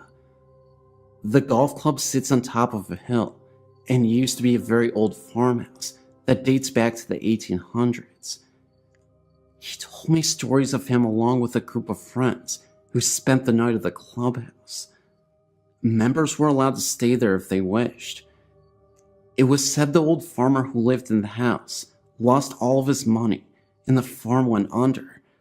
After this all happened, the farmer then decided to end it all. My grandfather said that during the late hours of night, you can hear footsteps walking back and forth upstairs. They went upstairs, and no one was to be found. Even in the ballroom, the lights would be seen turning off and on by themselves, as doors were being opened and closed as well. I myself have been in the clubhouse, which is very old, with wooden stairs and floors. I have even seen the bar going across the staircase, where it said the farmer had done the deed. I've heard this story from other members of the club. Whether this is true for sure or not, I don't know exactly. Another story I've heard takes place in Peters Township in Washington County. I've been told by an old football coach whose family lived in the town all their life, dating back to the 1700s, I believe. He tells a story of an old haunted railroad tunnel close to Hidden Valley Road in the area. It's said that many years ago, when the railroad was a busy place, a man was hooking up two boxcars. The boxcars then rolled together, hitting the man in between the two hookups. The man was cut in half from the two boxcars, and many people say that they have walked the tunnel holding hands across the tunnel very late in the night. They said they have seen a man walking at the other end of the tunnel with an old oil lamp in his hand, swinging back and forth. They even say that a train can be heard off in the distance, but no train even came. The story has been known as Boxcar Willie. I've heard this story from many different people in the past. I've seen the tunnel myself one night with two of my friends. We held hands going across the front of the tunnel. We all then saw a very small light at the end of the tunnel. Never went to check it out, but something was there. We all saw this light. It may have been something off in the distance, but I believe it was Boxcar Willie. We all felt something very weird that night. That's why I get the feeling something was out there. I'm a native of Hammond, which is very close to Maryville. I've been to Reeder Road many times, and actually know a different story of the road. The ones I saw on your site are new to me. My parents told me the story long ago, and although I've not experienced it for myself, I know others who claim to have. This may be more of a local story, but who knows? It's still something I'd like to share. Back in the 1950s, the road was often used by teens and young adults as a private makeout place. The story goes that a young lady and her boyfriend made a stop at the road. While they were parked, they heard a thumping on top of the car. They ignored it for a bit, but the girl started to become creeped out as the noise grew louder. The boyfriend decided he would get out and investigate. When he got out, the thumping stopped. After several minutes, the boyfriend had not returned, and the thumping started again. The girl panicked and got out of the car. She found her boyfriend bloodied and hung from a tree, and the thumping she was hearing was the sound of her boyfriend's feet hitting the top of the car as he hung there dead. Supposedly on warm summer nights, if you pull off into the road and park for a bit, you will hear the thumping, and if you get out to investigate, the thumping will stop, and you will find a letterman's jacket hanging from the tree above you. There is also an abandoned school out in Cedar Lake, where Hammond Baptists used to attend. The story goes that the pastor went crazy and removed some of the little ones from this world, if you know what I mean. I've personally have experienced strange happenings in the school, such as children's voices, windows that were shut on the way in open as we walked back out. Supposedly it's supposed to be the little ones trying to escape. From what I understand, a few years ago, part of the building caught fire inexplicably. I haven't been there in about 5 years. However, if you would like some directions to the place, it's a little tricky to get to, and I would be happy to share them with you if you are interested. Like I said, this is a story passed on to me by my parents, and others I know also know the story and claim to have witnessed it. I'm also aware of the satanic gatherings in the field, down the trail in the woods, usually occurring during the 2 equinoxes every year. This may explain some of the animal parts we found. Also, in this field, I've seen glowing orbs here and there, but never thought much of them since they were out far in the field. But you may be able to look into this more than I can. Oh, and the girl that jumped into the river and drowned, she is also part of this story. In Hammond, of course. She can be seen on Halloween night on Klein Avenue, hitchhiking to get to her wedding. Supposedly, if you pick her up, she thanks you for the ride and then disappears into the night.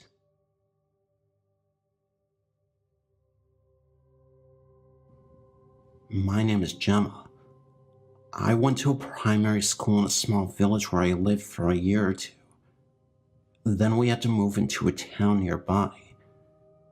It wasn't too far away from my friends, so sometimes I would catch the bus there. One day, I went up to see my friend Holly. She told me that my old deputy head teacher had just died. I don't know how old he was, but apparently he got murdered. That night, Holly asked me to stay at her house for the night, so I did. We were only about 10 at the time. Her parents were downstairs, and her 2 little brothers were both asleep. We were the only people awake upstairs. Holly went downstairs to get something to eat for me and her, and left me alone. I decided to play a trick on her. I turned all the lights off and hid under her bed in her room. I looked around. I was really scared, so I looked up and saw 2 eyes looking at me. They were glowing. At that point, I closed my eyes, thinking it was just my imagination. When I opened my eyes, they were still there. I stayed under the bed because I didn't want to move. Then, I heard Holly coming up the stairs. The eyes backed away into the darkness, and I backed away and hid again. When Holly came into the room, I jumped out and scared her. I told her about the eyes, and she believed me. Then she said, "Let's take a look inside the wardrobe." So we both opened it slowly and took a look inside. Funny enough, nothing was in there except for her clothes and stuff. So we both decided that it was me seeing things because it was dark. Later that night, Holly turned the lights off, and we both went to sleep. I couldn't get to sleep, and I kept on looking over at the wardrobe. I laid there with my eyes open, when suddenly I saw the eyes again, looking over at me. I slid under my covers. When I looked out, they had gone, but I could feel something in the room. I knew something was there. Suddenly, a black figure appeared in front of me. It laid down, and then I saw the eyes. It was staring right at me. I screamed, which woke Holly up, and she suddenly backed away against the wall. We could both see the black figure on the floor. Then it seemed to sink into the ground and disappear. We both went downstairs and stayed there for a couple of hours. We talked about the figure for ages. Then I said it reminded me of something. Holly said that as well, before we both realized that it looked like Mr. Baker. Why would he haunt us, though? We'll never know.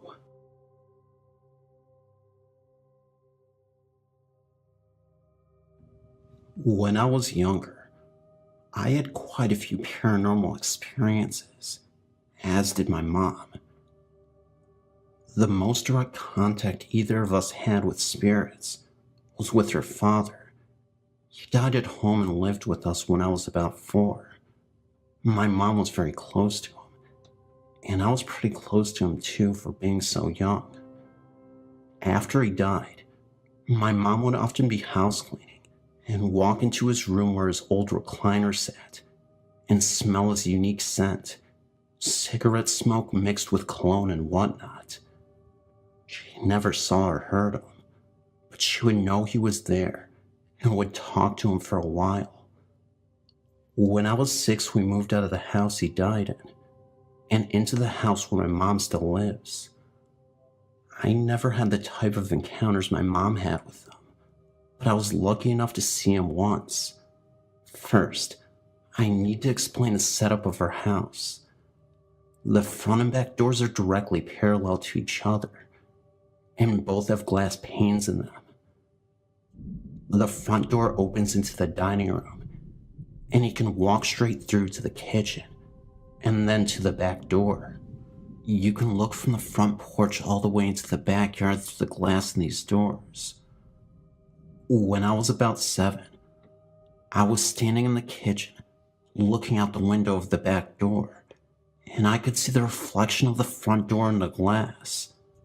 Suddenly, I saw my grandfather walk by the front door in the reflection, as though he was walking across the front porch. He smiled and waved at me.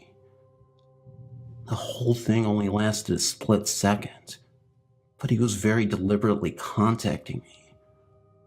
I believe he chose to do it in such an indirect way, so as to not frighten me.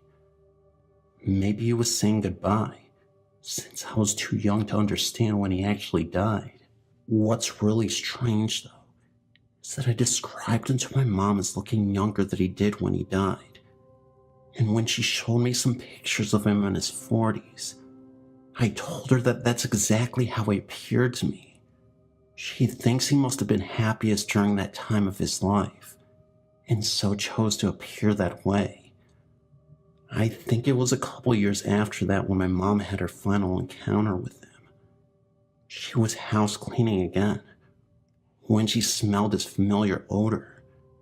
She was in a hurry, and she told him, "I'm sorry, Dad. I can't really talk right now," and left the room. When she came back in, the scent was gone, and she just knew that was the last time she would hear from him. She feels guilty that she didn't stop to talk to him, but I think she just realized that she was ready to move on, and that's why he didn't contact her again. We do believe that he stuck around for a while after that, because he would often lose a piece of jewelry or something small, only to have it turn up right under our noses a few days later. I've had other experiences unrelated to my grandfather, but his was the only human spirit I ever actually saw. Not long after we moved into the new home, I had several experiences with feline spirits. I once saw the hind legs and tail of a cat disappearing into, not up, the top of the stairs from the landing. I know it couldn't have been our own cat, because it was pure white, and our 2 cats were black. Another time, I was sitting at the kitchen table when I felt a cat rubbing against my legs. I reached down to pet it, but nothing was there, and when I looked under the table, there was no cat to be found. There were also a few incidents in my mom's house where electronics would do seemingly things on their own. The TV turned itself off at least twice that I can remember. Perhaps the weirdest instance was when I was in my bedroom listening to my stereo. It has one of those LED screens that flashes at things as music plays, and when you turn the volume knob, these bars show up on the screen that move up or down as you change the volume. I was listening to music one day, and I had my back to the stereo. When I realized the volume was getting lower, I turned around, and the volume display came up on the screen, and the bars were going down like the knob was being turned. I turned the volume back up, and nothing else happened after that. This has gotten long, but I only have one more experience to share. At another sleepover with my best friend, we decided to leave a tape recorder with a blank tape in an empty room while we hung out in the living room and record whatever there was to hear. No one went in the room while I was recording, and the door was shut. When we played it back, we could very faintly hear ourselves in the living room for most of the tape, and nothing else. But there was one spot on the tape where a high-pitched voice spoke in a loud, raspy whisper. It was obviously neither of us, because you could hear us in the background very softly behind it. We weren't sure what it said, but it sounded like "shine the light." It didn't make any sense, but it did creep us out. That was the only unexplained voice on the tape, which unfortunately I no longer have. That was the last experience I had that I'm certain had no physical explanation.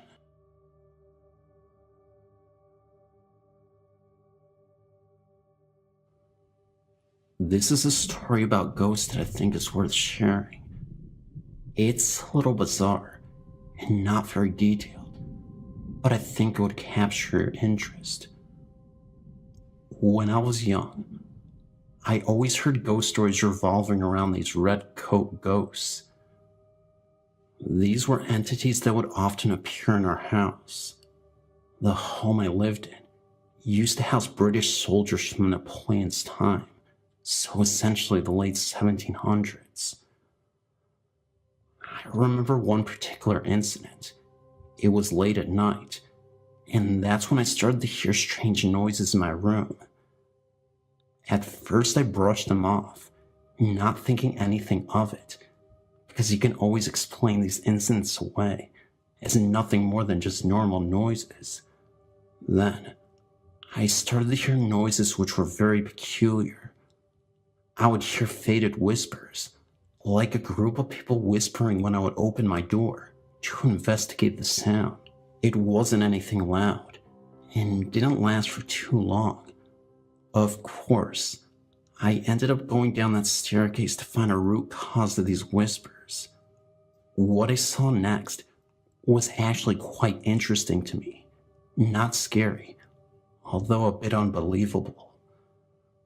After going downstairs and into the living room, I saw two redcoat soldiers for a second, just standing side by side as they quickly faded from the living room. They also had a foggy and faded quality to them to begin with, where you could barely tell a figure was there with the red colors. I'll never forget that moment the rest of my life.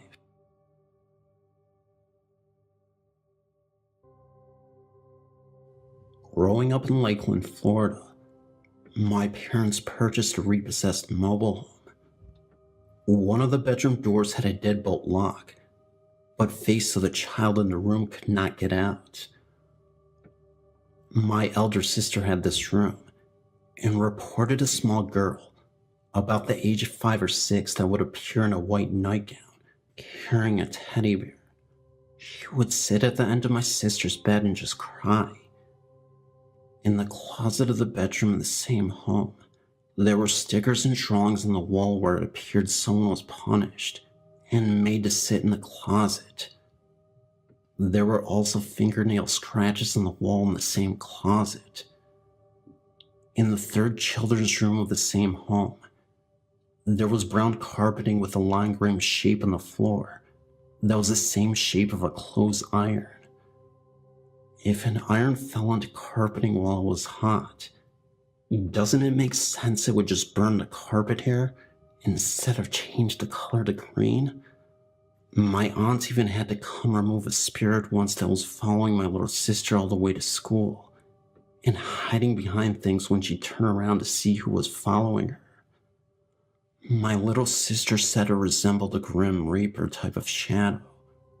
In the same home, items would mysteriously be moved to another area. Things would then come up missing, then all of a sudden reappear one day.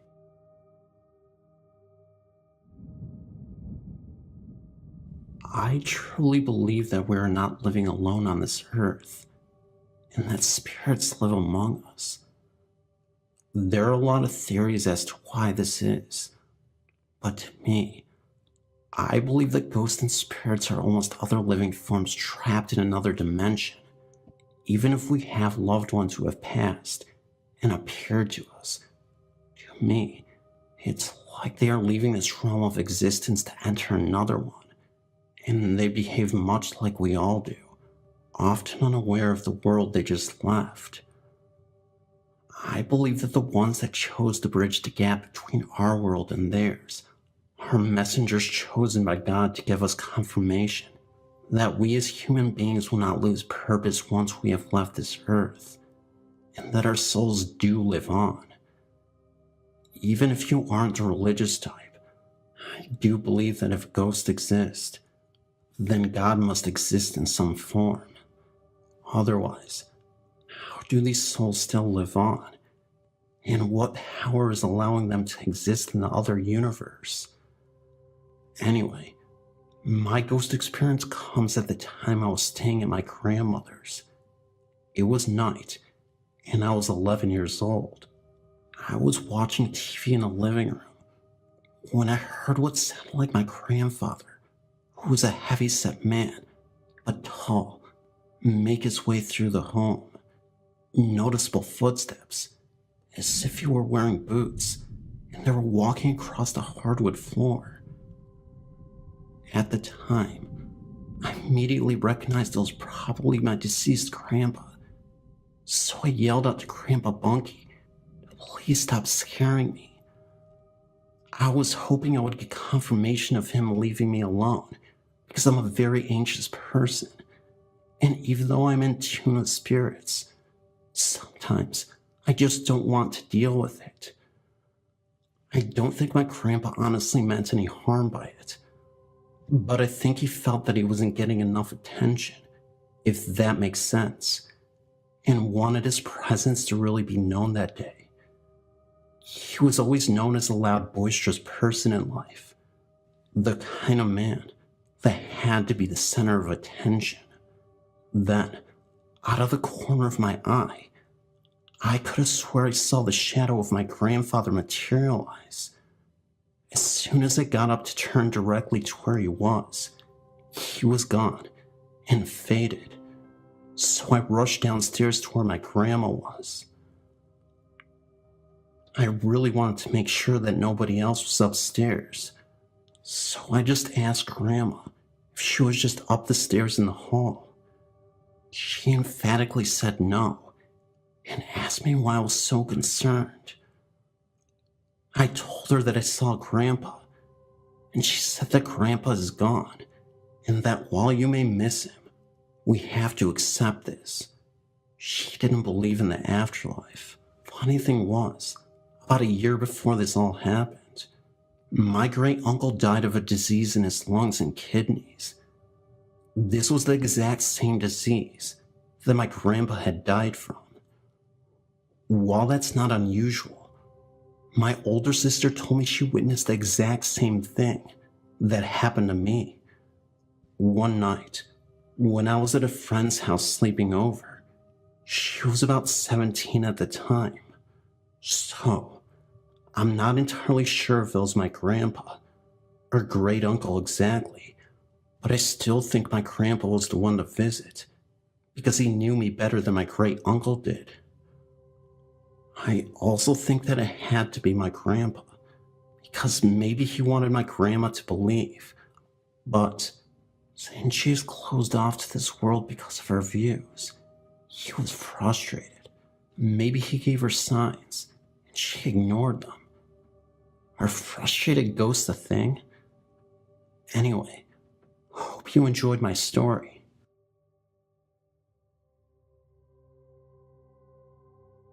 I have a crazy story to tell. I live in New Orleans. That's of course located in Louisiana, the deep south. One night, me and my girlfriend were at home, and I'm guessing it was around 5:30 in the morning. I'm assuming, because that's when I got up to go to work, and I always sit by the window and wait for my ride. This morning was a bit unusual and different. I was sitting there, and all of a sudden, I felt this overwhelming chill brush past me, like an undeniable cold air. I asked my girlfriend if she was cold, and she said no. I don't know what it was, but something told me to tell her to sit in my chair to see if she felt what I was describing. It was a lingering cold that didn't go away, and told me she could feel the cold chill as well.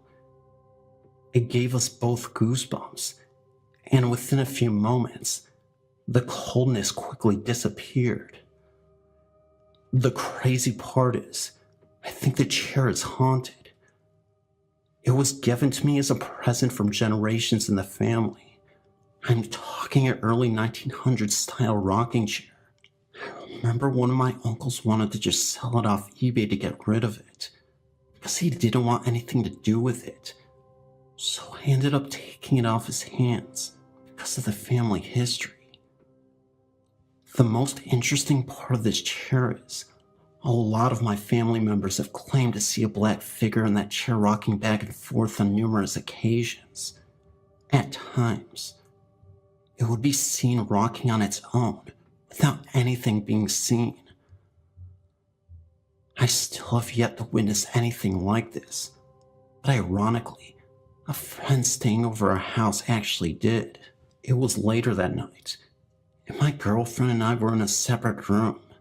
Suddenly, my friend screams for us to come in because he just saw the rocking chair move on its own without any force.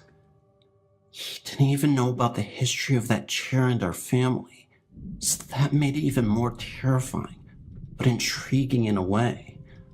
My dad had stayed in our house once, and he said looking out the window, there's a tree outside our home, and late at night, he saw a faded man in overalls walk behind the tree and suddenly disappear.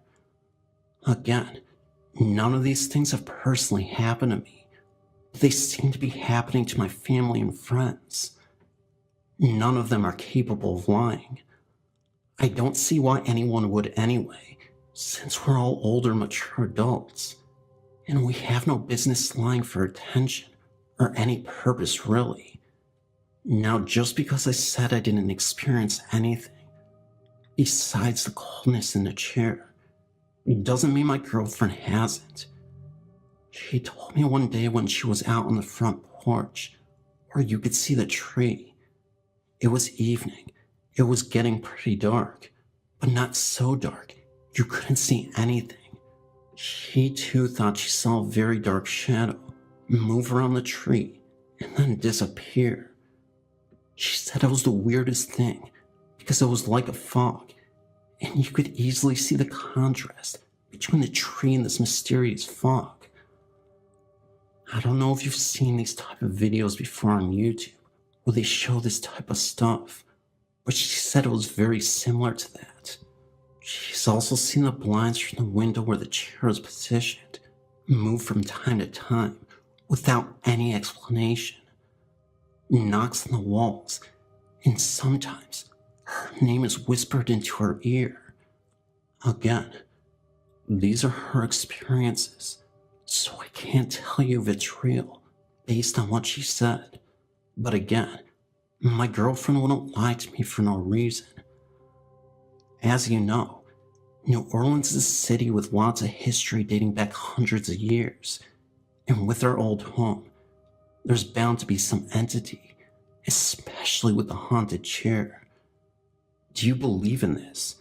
Because honestly, as crazy it may seem, I do, even without having these experiences for my own to share. As an open-minded person, I'm not just going to hate on someone just because they have a ghost story to tell.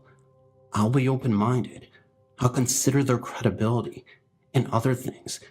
If all those aspects of their personality check out, then yes, I'll have to believe them. This world is fascinating. It has a lot of mystery. I will not just ignore the spirit world. I just wish that I could experience it too, just once, what everyone else has as well.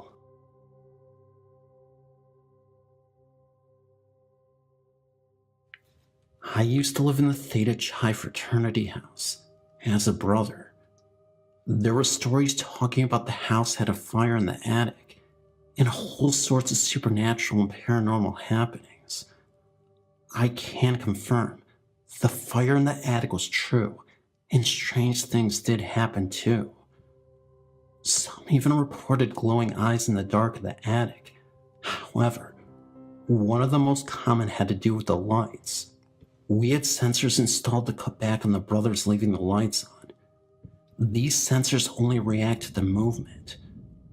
These lights would go on and off all the time when nobody would be in the room.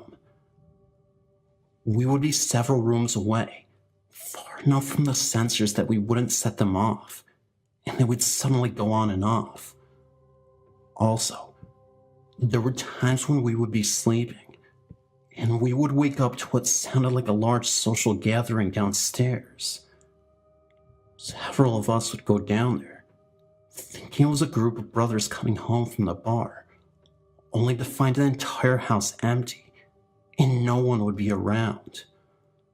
Also, I used to work at Have a Nice Day Cafe, and the upstairs was indeed haunted. I would have to go up there every night to take down a banner that was thrown over the exterior of the building. To do this, I would have to go to the roof via the upstairs. It is full of rooms, completely empty. There was this long hallway that stretched the length of the building. There was only one light that sat at the end of the hallway. As you walked down the hall, you would get the feeling that you were being watched. Several bouncers have claimed to see a man up there. Apparently, before it was Have a Nice Day Cafe, it was called Industry, and one night, a barback intentionally left the world upstairs, using a broken beer bottle, and when the bouncers would make their rounds before closing, they would have to go up there to make sure no one snuck up there.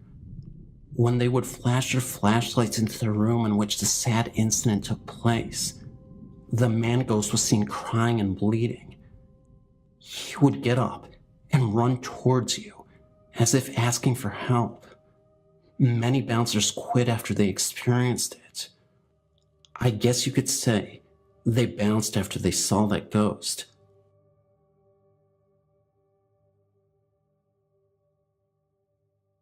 This is a true story of our family's experience at Theodore's Bridge in Wichita, Kansas. I grew up in Sagwitch, Kansas, a small town just north of the bridge's location. Since my family is American Indian, we always respected the legend and tales of the bridge. On May 12th, 1983, my own mother was killed in a car wreck within feet of the old bridge.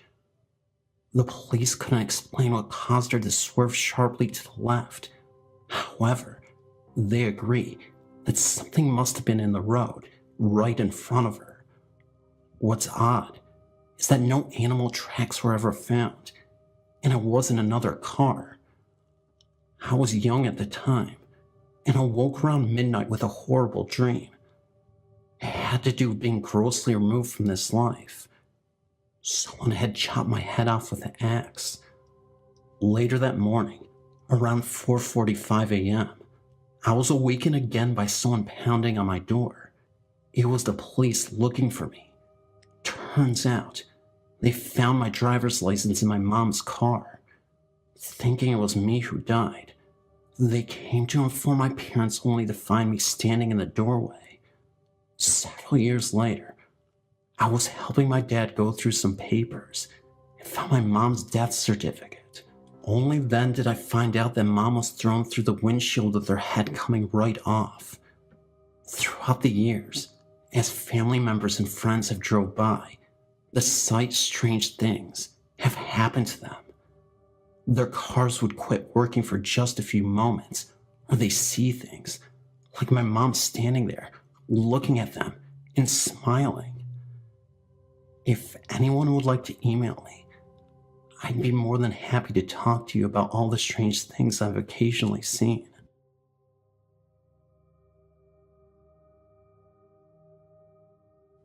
My name is Catherine. After the experiences me and my family have had, I know we have a ghost. It all started when I was 7. I couldn't get to sleep. I looked down from my bunk bed for a moment or two and saw, in my bedroom closet, which had no door, what seemed to be a little girl sitting in there, staring at me. She wore a white dress and was underneath either a white blanket or a duvet cover.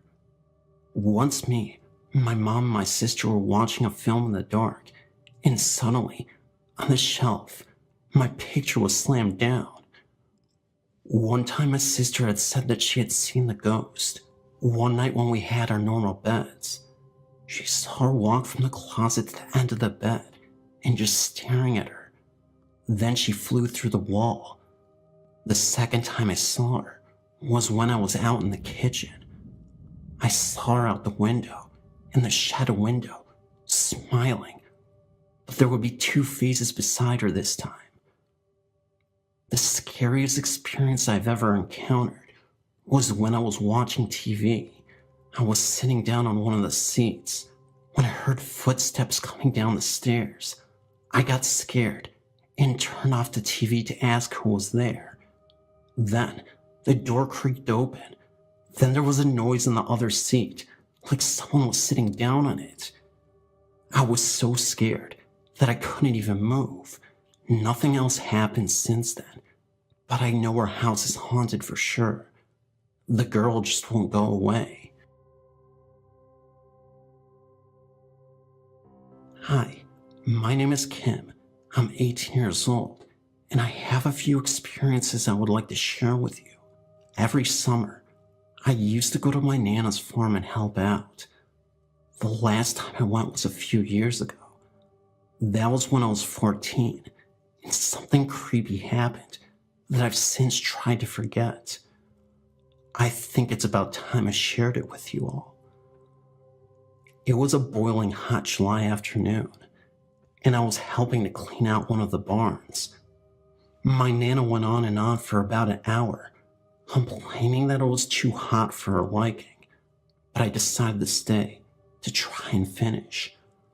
About 10 minutes after my Nana left, I began to hear tiny pitter-patter of the feet in the hayloft.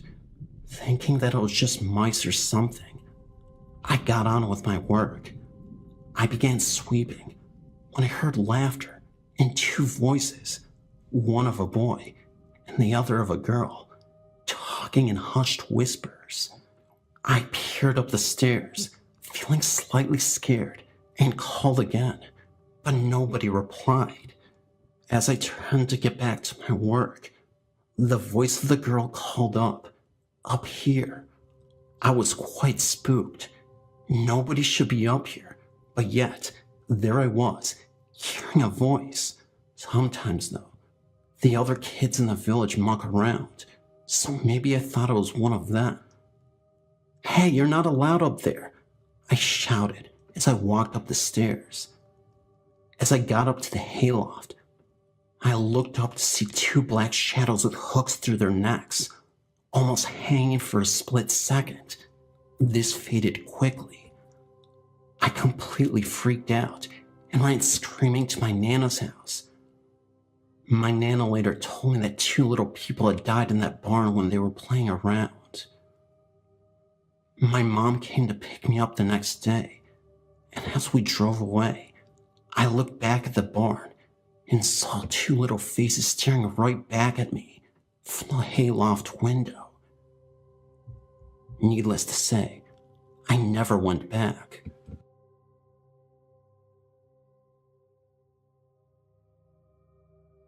In 1998, I had a ghost experience. My first, and I hope my last. I was living in the second floor of a college dormitory. My colleague that lived directly under me would ask me on occasion if I was moving furniture late in the night and early morning, between 12 midnight and 2 a.m. Absolutely not.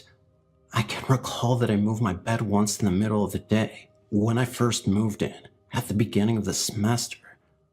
I thought maybe it was a ghost because it was common knowledge that our dormitory was an old TB hospital. The entire campus was located on an old military hospital site. Our cafeteria was where the morgue was, back in the Great First Conflict, or the Great Second Conflict. I never heard anything in my room. Then, early one Saturday morning, I got up and made myself coffee and left the dormitory on the second floor and headed down the old iron stairs. I made my way across the tennis courts to make a phone call. I could see my dormitory from where I stood. I dialed the number and was talking to a friend steadily watching the stairs to my dorm. That is, when I saw a smoky black figure flailing its arms around and staring straight at me. Then it went back into the locked closed doors of the second floor dorm. They lock behind each person that leaves, so I reported it to staff. That is when I started to hear many ghost stories from the night's guardsmen that patrolled the cafeteria and hallways. There are many dorm buildings on campus. Anyhow, I put it behind me and continued my life. Shortly after my brother died, due to a long illness, I returned to college, but got my own apartment and shared it with a friend. It would get so cold in there. Heat turned on all the way up and the fireplace on, yet it was 70 degrees outside. I was still grieving, so I withdrew from college and took my truck on a long drive across the country. In Nebraska while at a rest stop, my entire truck swarmed with flies. I'm very clean, and so wasn't my truck. I was eating, but still swarms of flies. I threw my food away and drove crying and screaming, trying to get them out of my truck. I stopped to wash my truck, then got a motel and shower. I returned 6 months later to my old apartment to ask around to see if the new renters had any problem. The lady that opened the door was really nice and said that she had to hire someone from another state to come and clear the ghost. She said that it was so bad that the person they hired had to have a partner come and help. She mentioned the freezing cold room temperatures, the feelings that someone was following her up the stairs, like I had. They said they do a certain ceremony and burn certain herbs to clear away the spirit, because she did minor ghost clearing work, but it was too much for her. She said that the people she hired said that the bowl they used to burn herbs caught fire. The flames reached the ceiling. It was the worst ghost cleansing they had to do in a long time. Then the lady did a ceremony over me, and the feeling that something hanging on my back just went away. Actually, I felt whatever it was kind of crawl up and out of me and move my spine involuntarily. I've never had a problem since. Mabel Castle, located in Ayrshire, Scotland, was built many hundreds of years ago and is reputed to have its fair share of ghosts. There have been many sightings over the years, one of which may be the young lady Jane, who had been imprisoned in the turret for falling in love with a gypsy. I recently have been invited to participate in a sponsored ghost watch at the castle, but chickened out at the last minute due to a recent visit by a ghost expert who reported the presence of at least 3 ghosts, one of which was a crying child who had been tortured and tied in the basement. There is regular paranormal activity reported, as the castle is still being used as offices.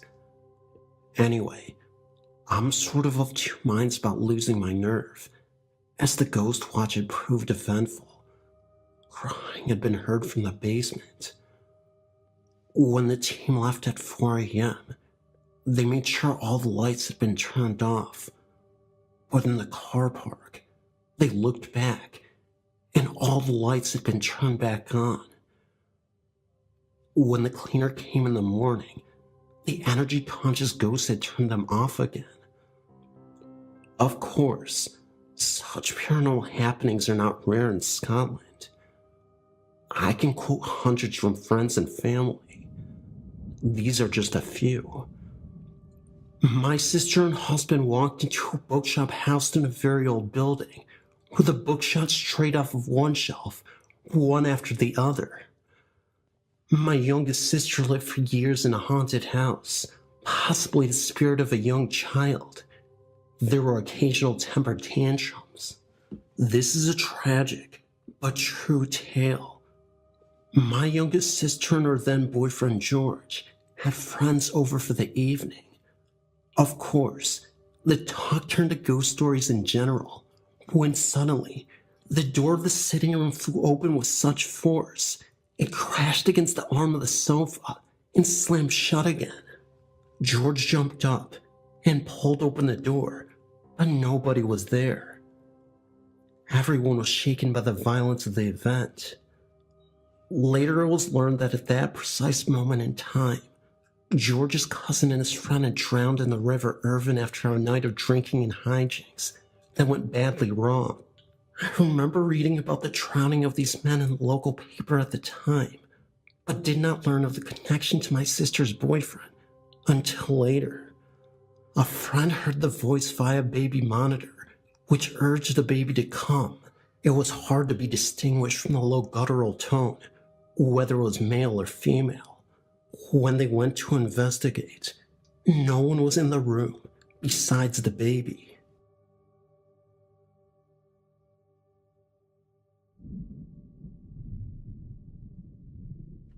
My name is Trisha, and I'm writing about one of the many few ghost experiences I've had in my life. I'm fortunate to have found this site to talk to many of those who have experiences with the supernatural. I moved to Bemis Point, New York from Woodbridge, Virginia on May 1st, 2004, into a house which, as to this date, I still call my dream home, because all my life, I always wanted to live in a home so big and so beautiful. This house had 5 bedrooms, 1 bath, a basement, and a beautiful yard. I want to explain why I've chosen to talk about this particular experience in this home in Bemis Point, New York. Of course, I wasn't the only person living in a 5-bedroom home. It was me, my fiance, and my 4-year-old son. My fiance's brother and father were going to live with us. However, that didn't really work out, so it was just the 3 of us for a while. Before we all actually moved into the home, my fiance and my father went to the house to drop off some belongings of ours. My fiance had videotaped every room of the home. The home was just so extraordinary to us, like something we had never seen before. As of this date, we still hold in possession the tape which had been recorded of that home. One of the bedrooms had been painted with artwork from a very artistic person. That artwork is believed to have been finger painted and very unusual. At the time I looked at the house before we had all moved in, I went to that room with the painting many times. I knelt down on my knees in front of the painting and touched it with my hands to get a full feel of its characterization. I will say, to this date, that the painting that was on the wall that very moment had changed once we had moved into the home. First, it was a painting of a turkey, very unusual. There were many things in this house that were strange, only we didn't catch the unusual things about them until we had moved in. To this date, I only hope to find who had lived here before we had, and I will, in time, find my answers. Now you will know the beginning of this unusual experience. It started with that painting. After we had moved into the home, we began to refresh our minds a little bit of what we thought was strange. I was in the process of unpacking and settling into our new home. I went back into that room with the painting and was in shock from what I had seen. That painting was a woman, and there was writing above the painting of that woman, and it said Earth, Hater, Everything.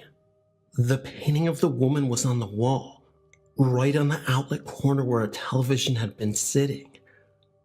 I will explain to you what description I'd seen in that painting. It was a woman whose face was intensely beaten with blood flowing from her hair down through her face and then to her arms. Her hair was hung up, as if she had been in an electric shock. Her face was bruised badly and cut up with scars on the side of her face. Her eyes were open, and the smile on her face was extremely intense, as if she was angry. I looked around the room more thoroughly, and there on the other side of the wall were more paintings. One was of a butterfly, and a mushroom was the other. On the closet door was a poem written by the famous poet, Keats. I believe to this date, the same person who had written the poem on the door had to have been the same person who did the painting on the wall. I looked around the room closer and came upon some blood on the floor on the side of the room. It was not fresh blood, because it looked like it had dried up and had been there for a long while. I closed the door behind me and left the room. I didn't go back to the room until later on through the next week. One of the rooms upstairs was right next to that room that we had turned into an office. Across the room was the bathroom. On the other side was another room we used for our bedroom. Of course, there was an attic, located right across from the room with the painting. On the door that leads to the attic is a sign that says private.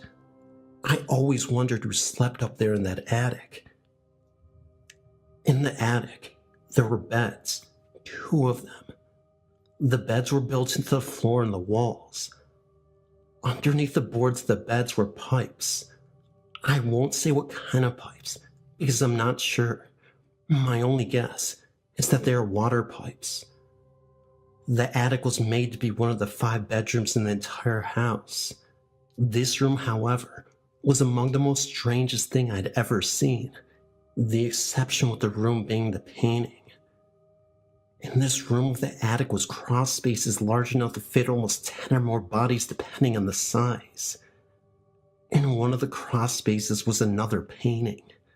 This painting was put together with boards. It was handmade, and the colors of the painting were the exact same colors used in the painting of the other room. It seemed to be the painting of the devil. However, it was never confirmed of what the painting really was. There was a sofa left in the room with strands of brown hair, which seemed to be the color of my own hair, and I never even sat on the couch when we found it there, let alone had it belonged to me. Along with the sofa, there had been a brown recliner chair sitting next to the sofa. Underneath the recliner there had been a huge blood stain. In turn could have passed to be a huge stain of grease. The attic could have been turned into at least 2 rooms by the size of the cross spaces, and that's an example of how big they were. When I left the room of the attic to go back downstairs, I noticed as I walked down the stairs, there had been names engraved into the carpet of each step that I walked down. I could not make out the names, but it was indeed visible to the eye. It was very strange to me. I wanted to find out some information about the house because I began to get nervous and anxious of the situation. I turned to our next door neighbor for info and hoped to find out all I could. One side of the house was cut off by a wall where the next door neighbor had lived. It was indeed unfortunate to us because that wall was separated from the neighbor and had not been closed off to him, as he had all entrances into our part of the house. No door on our side had locks to keep him coming through our side of the home.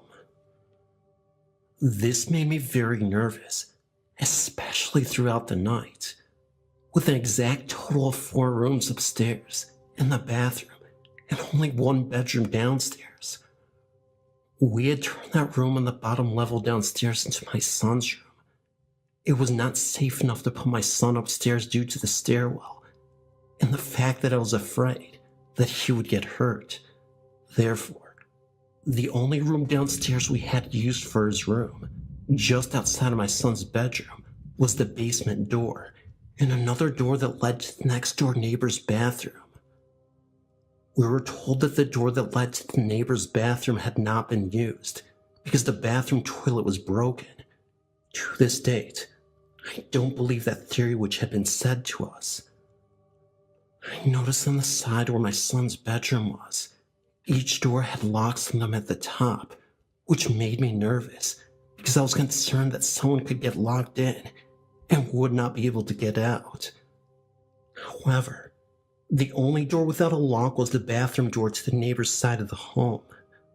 That seemed a bit unusual to me, as if it was purposely set up that way, so that the next door neighbors could have entrance into our side of the home whenever he wanted to come on our side. Another entrance that our next door neighbor had to our side of the house was in the kitchen right where the pantry closet is. In the process of unpacking, I had sat some pictures against the door until I got around to hanging them up. Other entrances the neighbor had to our side of the home were upstairs and in the basement. There was a storage place located right between the office and the bathroom, which had 2 doors inside the storage space that the next door neighbor could use on our side of the home. On our side of the storage space were locks. Therefore, we were fortunate for the matter. The doors to the storage space were made of glass, and therefore, it would have to take someone to break the glass or professionally remove the glass in order to enter on our side. As for the basement, the neighbor would have to break the chain on our side to come up the stairs on our side. Anyway, after having suspicions of what may have happened in this home, or what could have happened, I had to talk to someone and find out something. That's when I started questioning the next door neighbor. One day, I ran into our neighbor outside, not literally, and asked him about the painting that was on the wall. I asked him if he had known of the tenants who used to live in the home before us, and possibly all he could tell me about the painting and who stayed in the home where the painting was. The neighbor claims that a girl by the name Anna stayed in that room at one time, and told me that she was the one who did the painting. At that very moment, I felt that there was more that he had known, that I need to know now. With having a few supernatural experiences previously, the feeling that someone would lead me to some kind of answer clung to me, to ask him more about what he could tell me. He told me that Anna was about the same age as me, and knew that she had been involved in many serious circumstances with others dealing with Gothic rituals, practicing witchcraft, and had camped out with others in the back of the house at a campsite where most of the rituals are being performed. He offered to take me back to the campsite one day, although I never was able to get around to it. Thereafter, I insisted on letting him take a look at the painting himself, as well as the poem from Keats that was written on the door in the room. We also went to the attic to look at the stain that was on the floor. He could not agree with me that it looked like anything like a blood stain. I showed him the names engraved into the carpet on the stairs to the attic. He couldn't make a vision of what I had been seeing. Therefore, he wasn't able to discuss that matter with me. As far as the blood in the room on the floor of the room with the painting, he did in fact agree with me that it appeared to be bloodstains. However, he could not give me any explanation of why or how it got in there.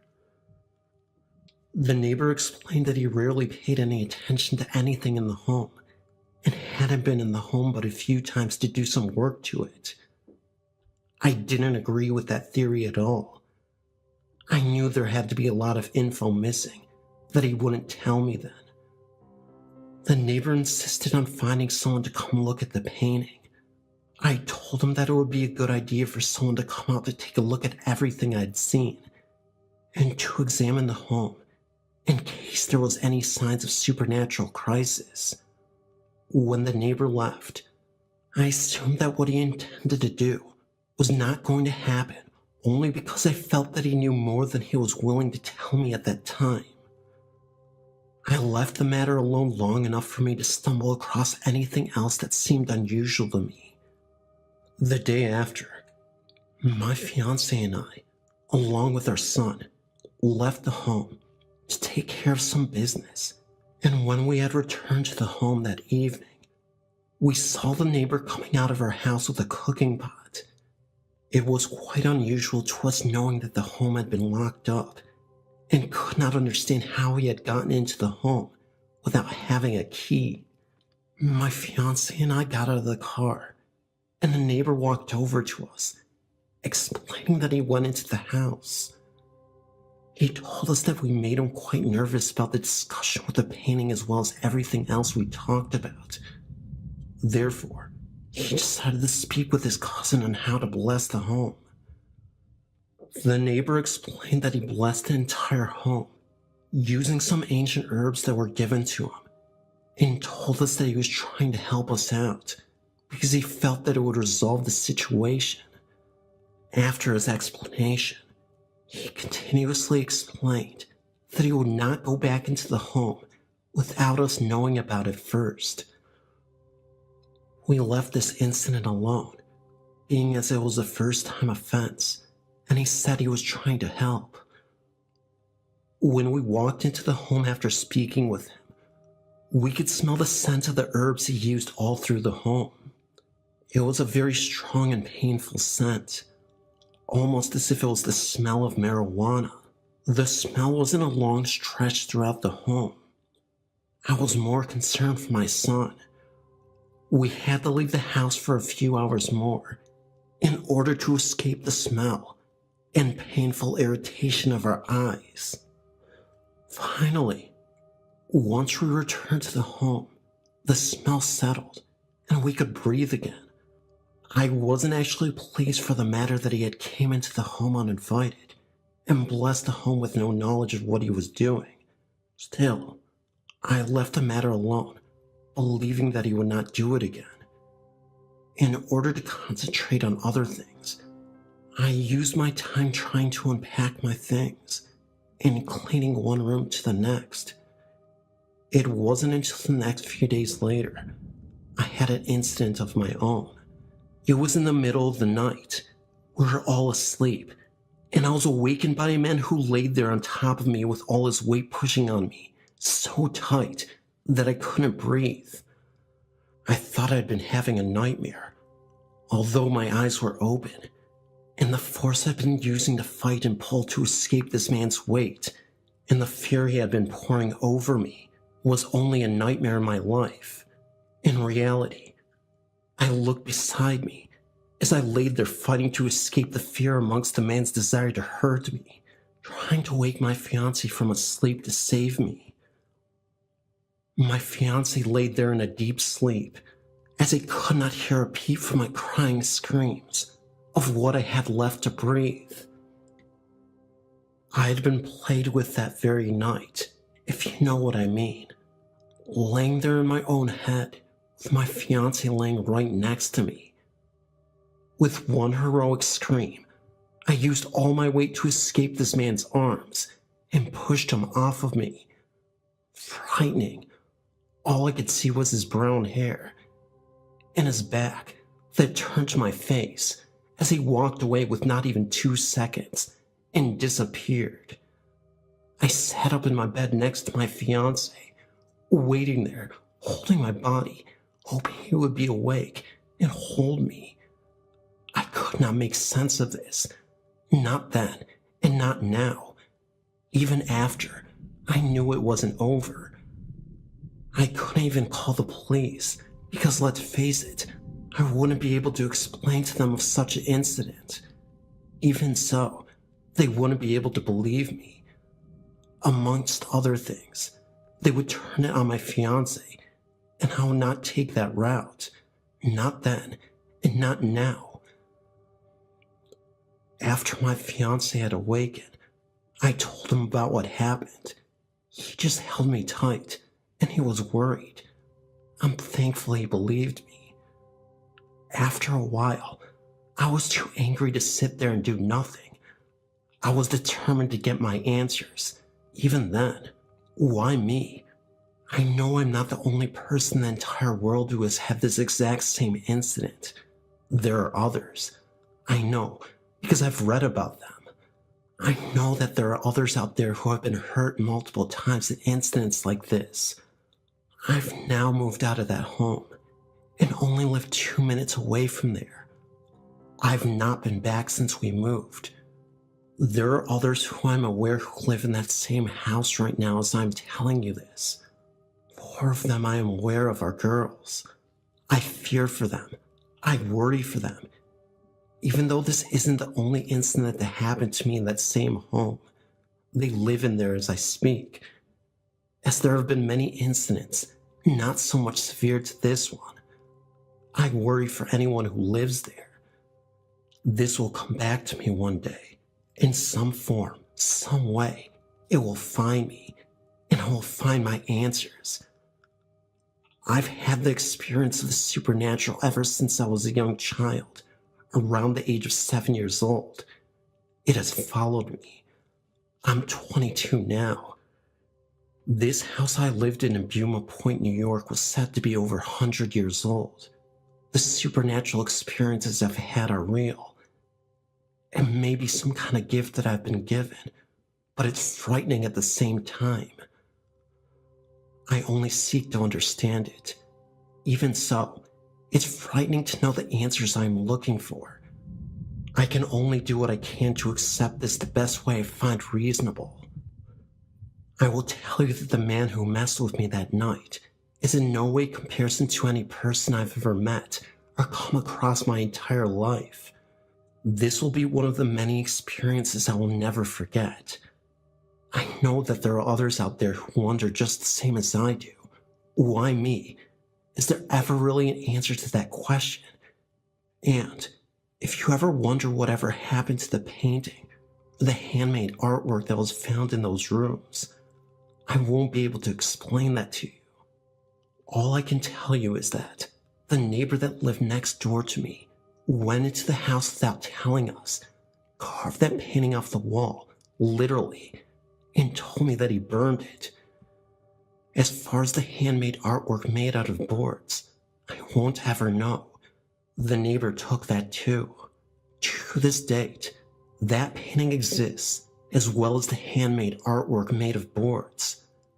Everything in this house exists to me, and as far as the girl I was told that did the painting on the wall, Anna, what does she know?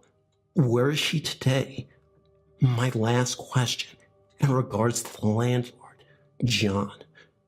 Do you always allow your son to go into the home whenever he wants to, especially when other tenants are renting the home from you? Trust me, one day it could end up being a big mistake for him. My guess is there something to hide?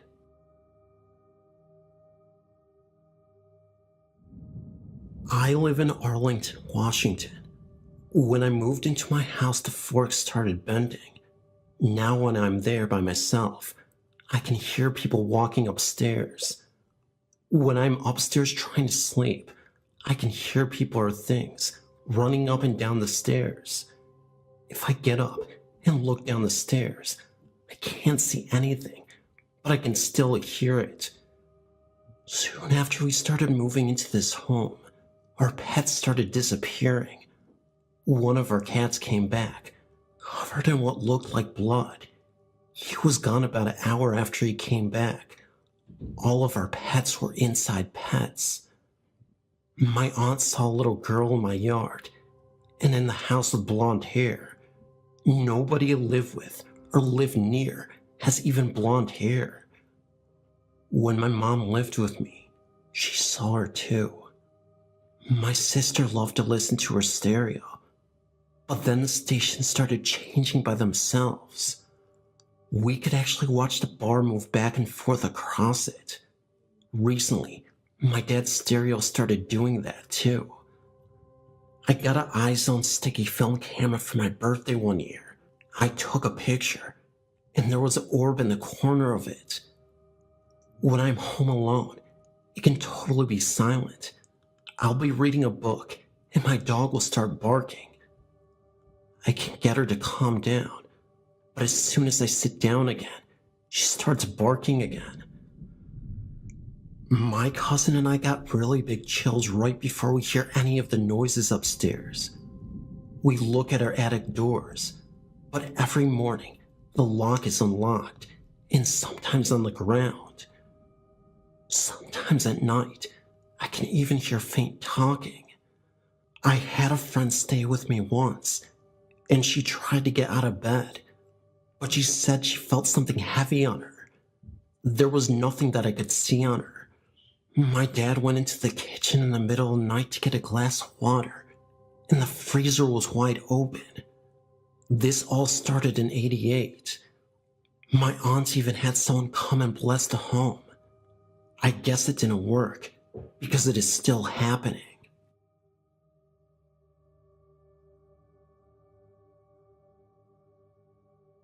My name is Eric, and I have a couple of occurrences that are rather interesting. Nothing amazing, but definitely weird. I've always been interested by dark things. Like to dress in black, and I like to listen to extreme metal and such things like that, so I've always kept an open mind on such things. Well, anyways, when I was about 6 years old, me and some of my brothers slept in the floor of the living room for about a couple of years. Well, one night, I awoke for no real reason, I guess. I was still tired, so I didn't want to get up or open my eyes when I felt something unexplainable. It was the feeling that someone was near me, that wanted to hurt me. I can't explain it. I just felt that. Well, being curious, I opened my eyes, and I saw an older woman crouching down next to me, and her face was right in front of mine, as if looking right at me.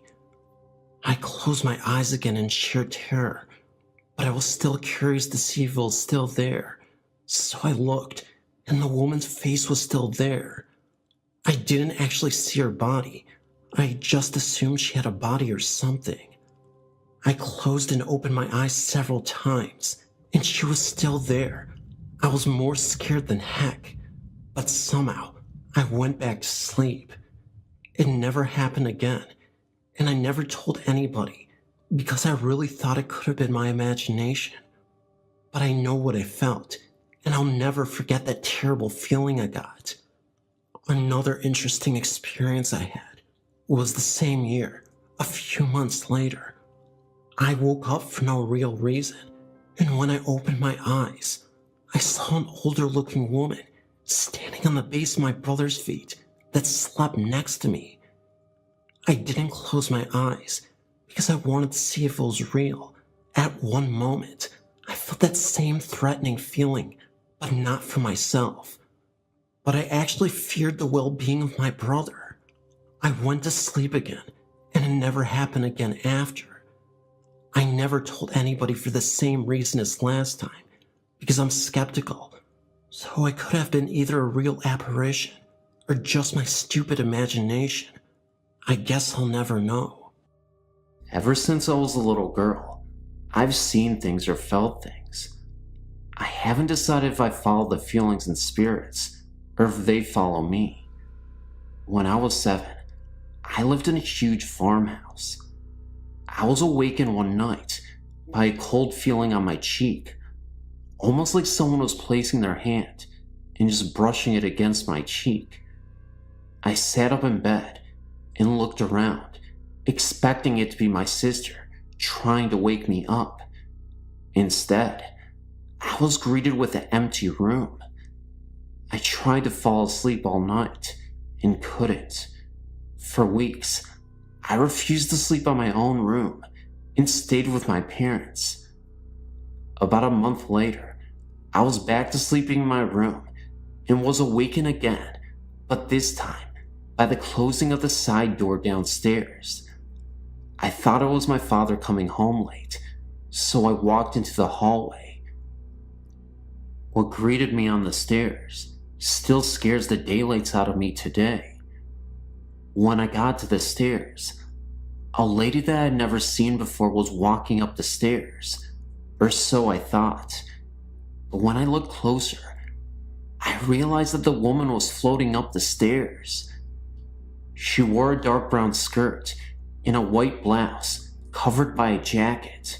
The white blouse had been stained in red in a few places. When I squinted my eyes to try and get a better look at the blurred image, I saw that the woman's face was battered and covered in blood. I was frozen in my tracks and unable to move. I just stood there. She didn't appear for too long until she ultimately faded away, but I'm convinced that the presence was a former owner of the farmhouse I used to live in.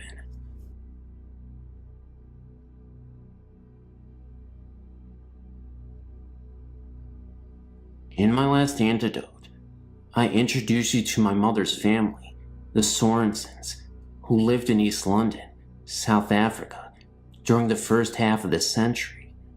In fact, most of the family members remaining alive at this time are still living in East London, although a few have also moved to other cities in the country. Families were, in those days, much larger than they are nowadays, and my mother's family, which had 12 children, was not unusual. This story concerns one of my mother's brothers, Nigel, who was, for some reason, nicknamed Boy. I've always known this story for as long as I can remember, but 2 weeks ago, I formally interviewed my mother. Before I start the story proper, let me give you just a little background on my family. My maternal grandmother's name was Mina, but I was, however, never fortunate enough to meet her, as she died some years before I was born. She and my maternal grandfather, Chris, did, however, instill in all their sons and daughters a deep and abiding belief of all things spiritual and religious, and the whole family were staunch Catholics. My mother and her brothers and sisters believe in ghosts and spirits, and, in my mother's own words, firmly believe that spirits of those people that we are close to in life remain close to us after their deaths. It was not uncommon, in the days of the beginning of this century, for an above-average number of babies to die when very young. In my mother's family, however, only the firstborn, a boy called Ivan, died in early childhood, and the remaining 11 were all healthy and thrived, until 1944, that is. My Uncle Boy, who was 30 years old at the time, came on one night after having a few beers, and, as he did not want his mother to smell the alcohol on his breath, he decided to spend what remained of the night in his car that was parked outside their family house in Park Street. He did not have a peaceful night, however, as he was unfortunately brutally attacked and robbed. His attacker had on a pair of army boots and forcefully kicked my uncle on the head, so forcefully in fact that the boy later contracted and died from inflammation of the brain. He died in a hospital on July 2nd, 1944, and was buried by the family near the end of the month. The entire family was devastated, as he had been much loved. He had been the joker of the family, and always used to perform practical jokes on my mother and her older sisters, dressing up as Dracula and jumping out to frighten them and so on. He apparently had a very loving nature and a great sense of family, but had never married. On the day of the funeral, my grandmother, my mother and her sisters Lily, Janetta, and Edna locked up the house in Park Street and prepared to walk to the church, which was just down the street. They had recently received a large arrangement of St. Joseph lilies from a family friend in sympathy for Boy's death, and the flowers had been placed in a vase in the dining room before the ladies had left for church. No one was left in the house, and, furthermore, no one, other than my grandmother, had keys to the house. After the service was finished, they walked back to their house, and my grandmother unlocked the front door. The dogs were very excited to see them, most probably wanting company after having been left alone for so long. My mother, being the youngest, rushed past the others and into the dining room. She stopped dead in the dining room doorway and turned around. That's when she noticed the apparition of a boy standing right there. He had a completely blank expression and simply just pointed in the corner of the dining room. That's when my mother looked to see what he was pointing at and was horrified. She saw what appeared to be a dark figure with robes on and a hood sitting on a rocking chair. A second later, boy disappeared, and so did the mysterious hooded figure. The most interesting part of this whole story is my mom told me that the chair was still rocking by itself moments after the hooded figure disappeared. I know this all sounds a little hard to believe, but believe me, this was a real occurrence. Believe it or not, ghosts and spirits do exist. You just have to be open to seeing them.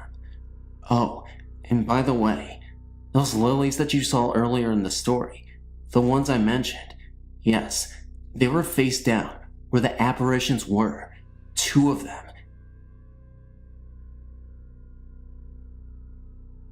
I worked in a movie theater that used to be a theater before, but not movie, but stage. As a matter of fact, the stage is still there, complete with all the vents, dressing rooms, and the overhead mechanisms to control curtains. It was a very happening place during its time. There was a dining place called the Kit Kat next door to the theater, and a hotel on the other side. When the stage was closed, the place became a movie theater with 1 screen.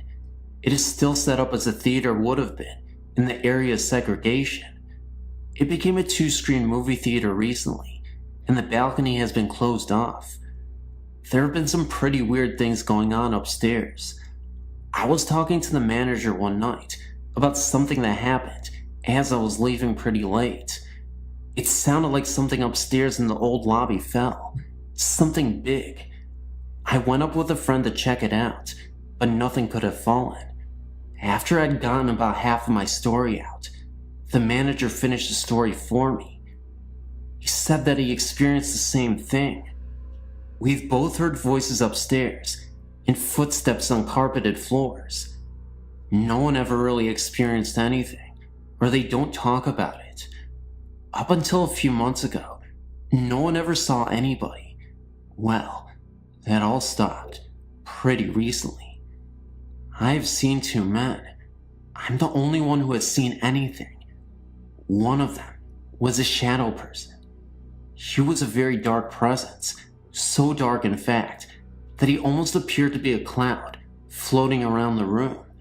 In fact, that's what he had been doing when I saw him.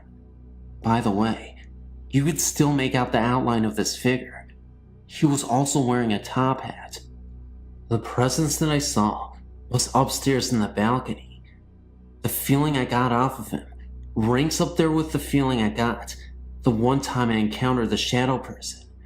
This guy, however, looked like he was some sort of construction worker. The manager, which is my uncle, has been doing a little bit of research and has come up with very little information. I've written a narrative about the man upstairs.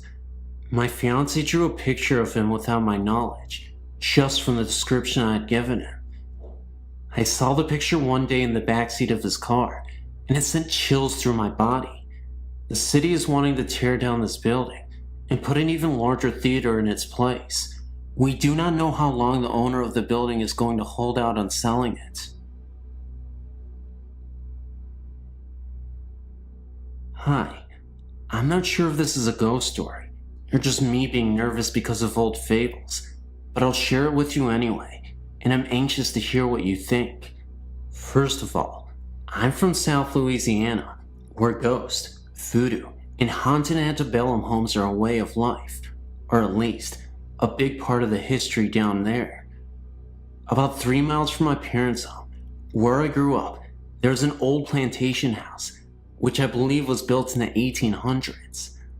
I know that I'm going to skip around because I feel like I have to explain everything, but please bear with me. While I was growing up, I always felt scared to be outside or even alone in my parents' house, but I don't think the house itself was haunted, but maybe the area because it was so close to this old house. I actually never even noticed the house until like only 6 or 7 years ago, when someone finally bought it and decided to refurbish it. The house was once known as the Stephanie Plantation, then as the Halfin House, and I believe that there was also one more name for it, but I can't think of it right now. The new owner put a lot of effort into doing research into the history of the house and how it looked. You know, pretty much to find out anything and everything about it. First of all, he was a friend of my father, so we got to see the house through many stages of its rebirth. The new owner took before and after photos of the house. The before photos really scared me. There were, I believe, 5 faces or bodies of ghosts in the pictures, but they were very clear. One looked like a man, maybe with a beard and very proper demeanor. Another was a lady in the ball gown. That was what the silhouette looked like, and possibly a crown. Another looked like a small child looking out of the window, and another just a blur. One looked like a man screaming, and it seemed to have chains on his wrists. I don't know what exactly to say about these pictures, but I know what I saw, and I know how the house felt, and I believe them. I've always felt a type of sixth sense, if you want to call it that. My dreams often come true. ESP is a frequent thing for me, and I always get these feelings. I'm not trying to say I'm psychic, because I'm not sure exactly what this is, but I have come to try to use them more and more. Anyway, the house was very cold, even though it was the dead of summer, probably 100 degrees and humid. You know, the typical South. Anyway, it had this very eerie and unwelcoming and not very peaceful feeling to it. And as weird as it may seem, I kept getting like these glimpses or flashbacks that were very dark, but they were of this house. The new owner had tons of stories of hauntings by him and previous visitors, or just stories that were documented. I talked to this friend of my mother-in-law who is really into this stuff, and she seems to think that for some reason I have a connection with this house, that it isn't just me being a channel. I don't know what to think. I don't really want to know. Every time I visited this house, I would get the creeps, and always in the same places. There was a small closet-looking space at the top, 3rd floor, which was recorded to have been used as an infirmary in the war. I was standing near it, thinking. I was getting a funny feeling about it, and didn't notice my brother behind me. As a joke, he picked me up and pushed me inside of it, and I'll never forget the black flash, if that makes sense, that came to me.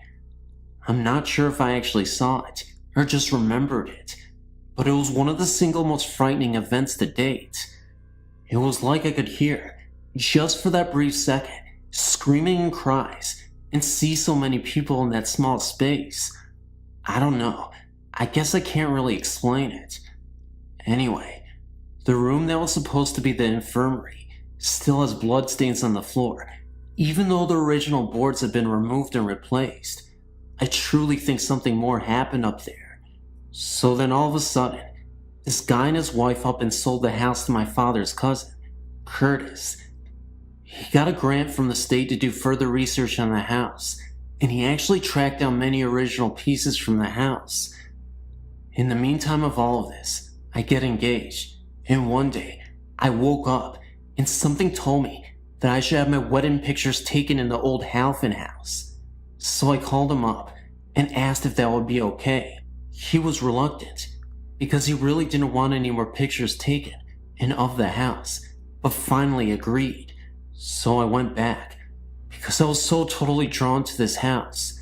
Since Curtis has been restoring this house, there is a much more peaceful air in it, really. And anyway, as I was walking around, I prepared myself to be more open to anything. I walked in the ballroom, and got this very clear vision of this lady, with a beautiful gown and crown on, maybe the lady in the picture. And even though I already had my wedding dress picked out, I immediately went home and asked my mother to make the dress exactly as I told her, and she did, though she found it was very hard to understand me sometimes. Anyway, the dress turned out beautiful and exactly as I had envisioned it. And of course, I topped it off with a small crown. I went and took the pictures, and when I walked out of the room, dressed that way, I felt the most wonderful, peaceful, and almost happy vibe rush in and out of me. It was like just me looking that way brought peace to the house. The pictures went well, but there are a couple questionable ones, which I want to send to you to examine when I received them back from my mother. They were taken on a dead tree, but where we believe someone, or more than one, was hung to death. In the tops of the trees there is a mist. I thought it was the sun, but some say no. I would just like to see what you think. Anyway, to thank Curtis, I sent him a blow-up picture of the entire exterior of the house, with me standing on the balcony of the master room. He later came to tell my father that he can't explain it, but since that day, there has been a great peaceful feeling in the house. I'm anxious to hear what you think, and then again about the pictures. I hope I have not wasted too much of your time. Thank you.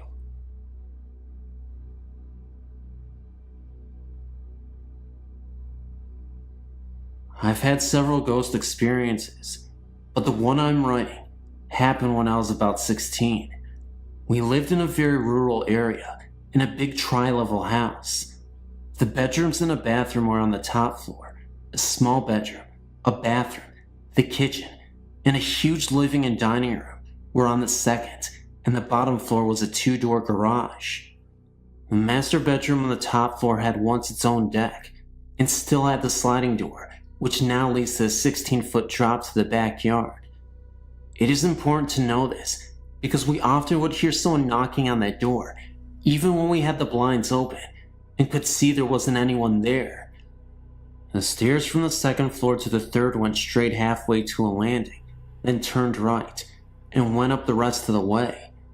On the landing on your left, if you were going upstairs, was a picture window. I was standing at the top of the stairs one afternoon, calling my 2 younger brothers. The youngest, Lee, came to the bottom of the stairs and asked what I wanted. He and Chris were getting a snack. I was going to answer him when I felt a hard shove against my shoulders. I fell down the stairs to the landing. My brother raced up the stairs to the landing, calling our other brother. I stood up with Lee's help.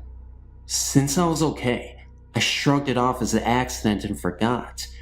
Weeks later, my brother was in the house by himself. He was coming downstairs. I could see him through the window, and he tumbled down the stairs to the landing.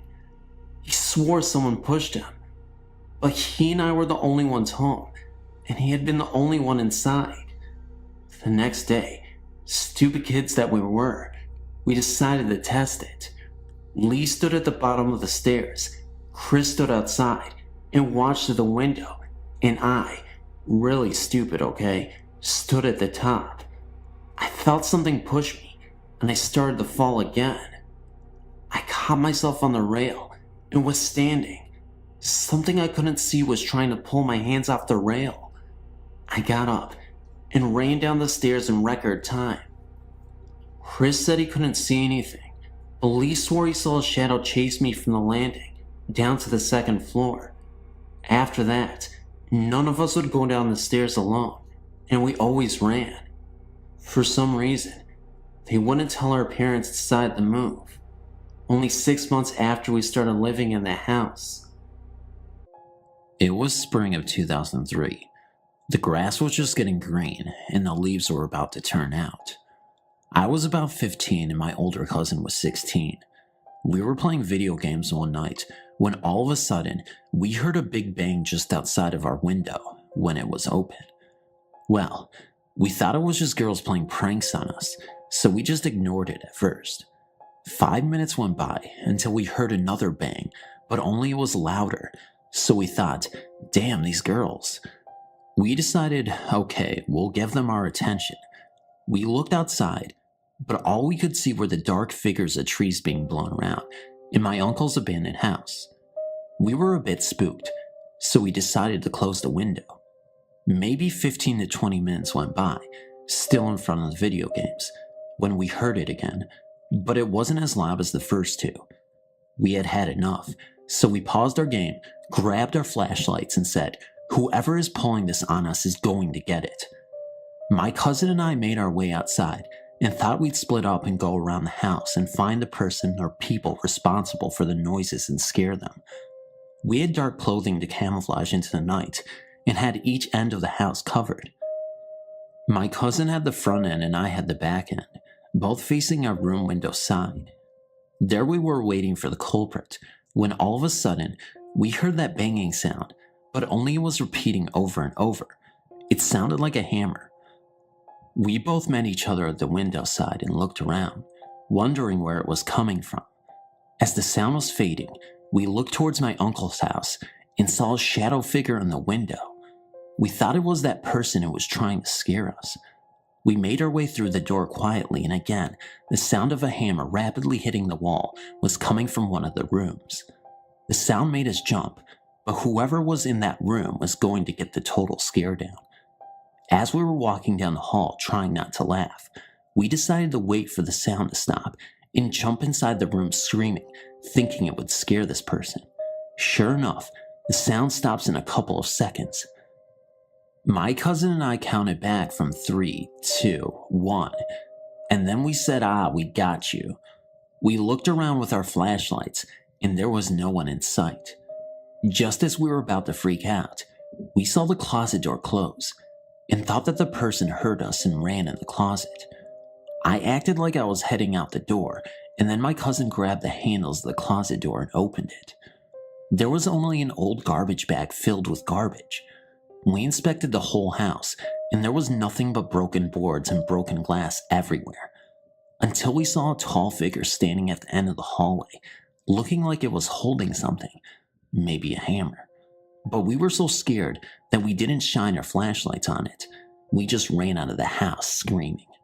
Now, my uncle's house has been newly renovated. His oldest son and family lives at that house, and so far, I've only been there once. Thanks for reading.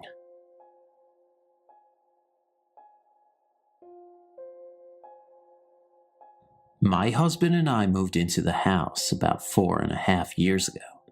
Nothing happened right at first until about 6 to 7 months later. One night, my husband came to bed and I had awoke to go to the restroom. As I was in there, I heard this man's voice. It sounded like it was coming from the radio. So I went over to check it and the radio was off. I unplugged it anyway and still could hear the voice. I walked into the hallway thinking it was coming from one of our kids' room. I looked into each room to find nothing. Everything was shut off. I looked in the living room at the stereo and TV. They were also off.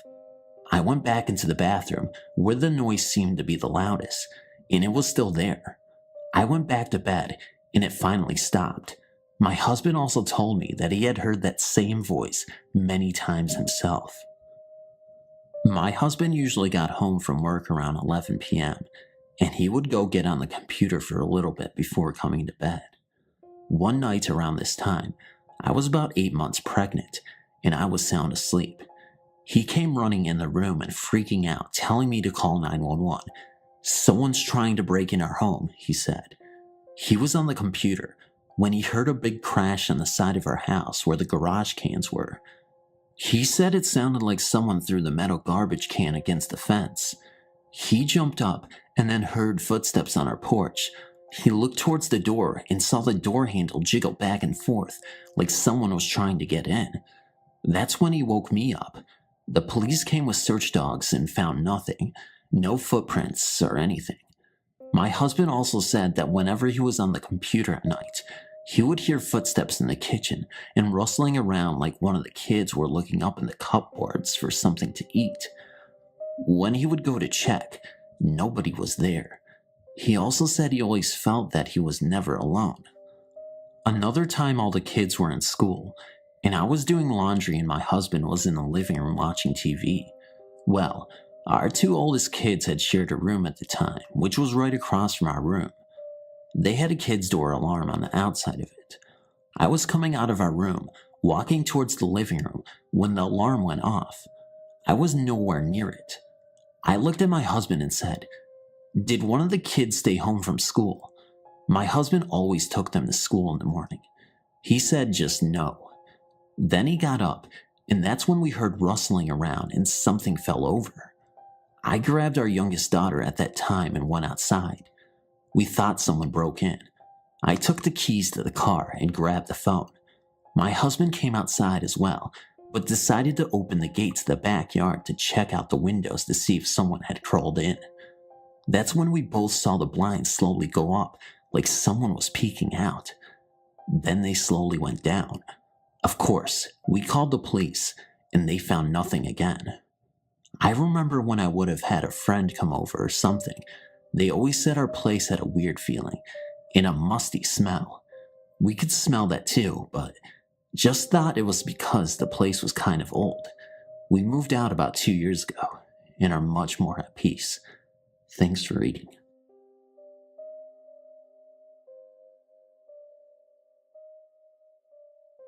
I live with my mother in a rather rural area.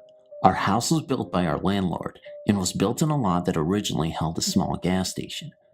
I don't know much about the history of this area or our home beyond that. Anyway, my mother started to complain that she was smelling an extremely foul odor in the house in late February 2009. She only ever smells it in our house, nowhere else.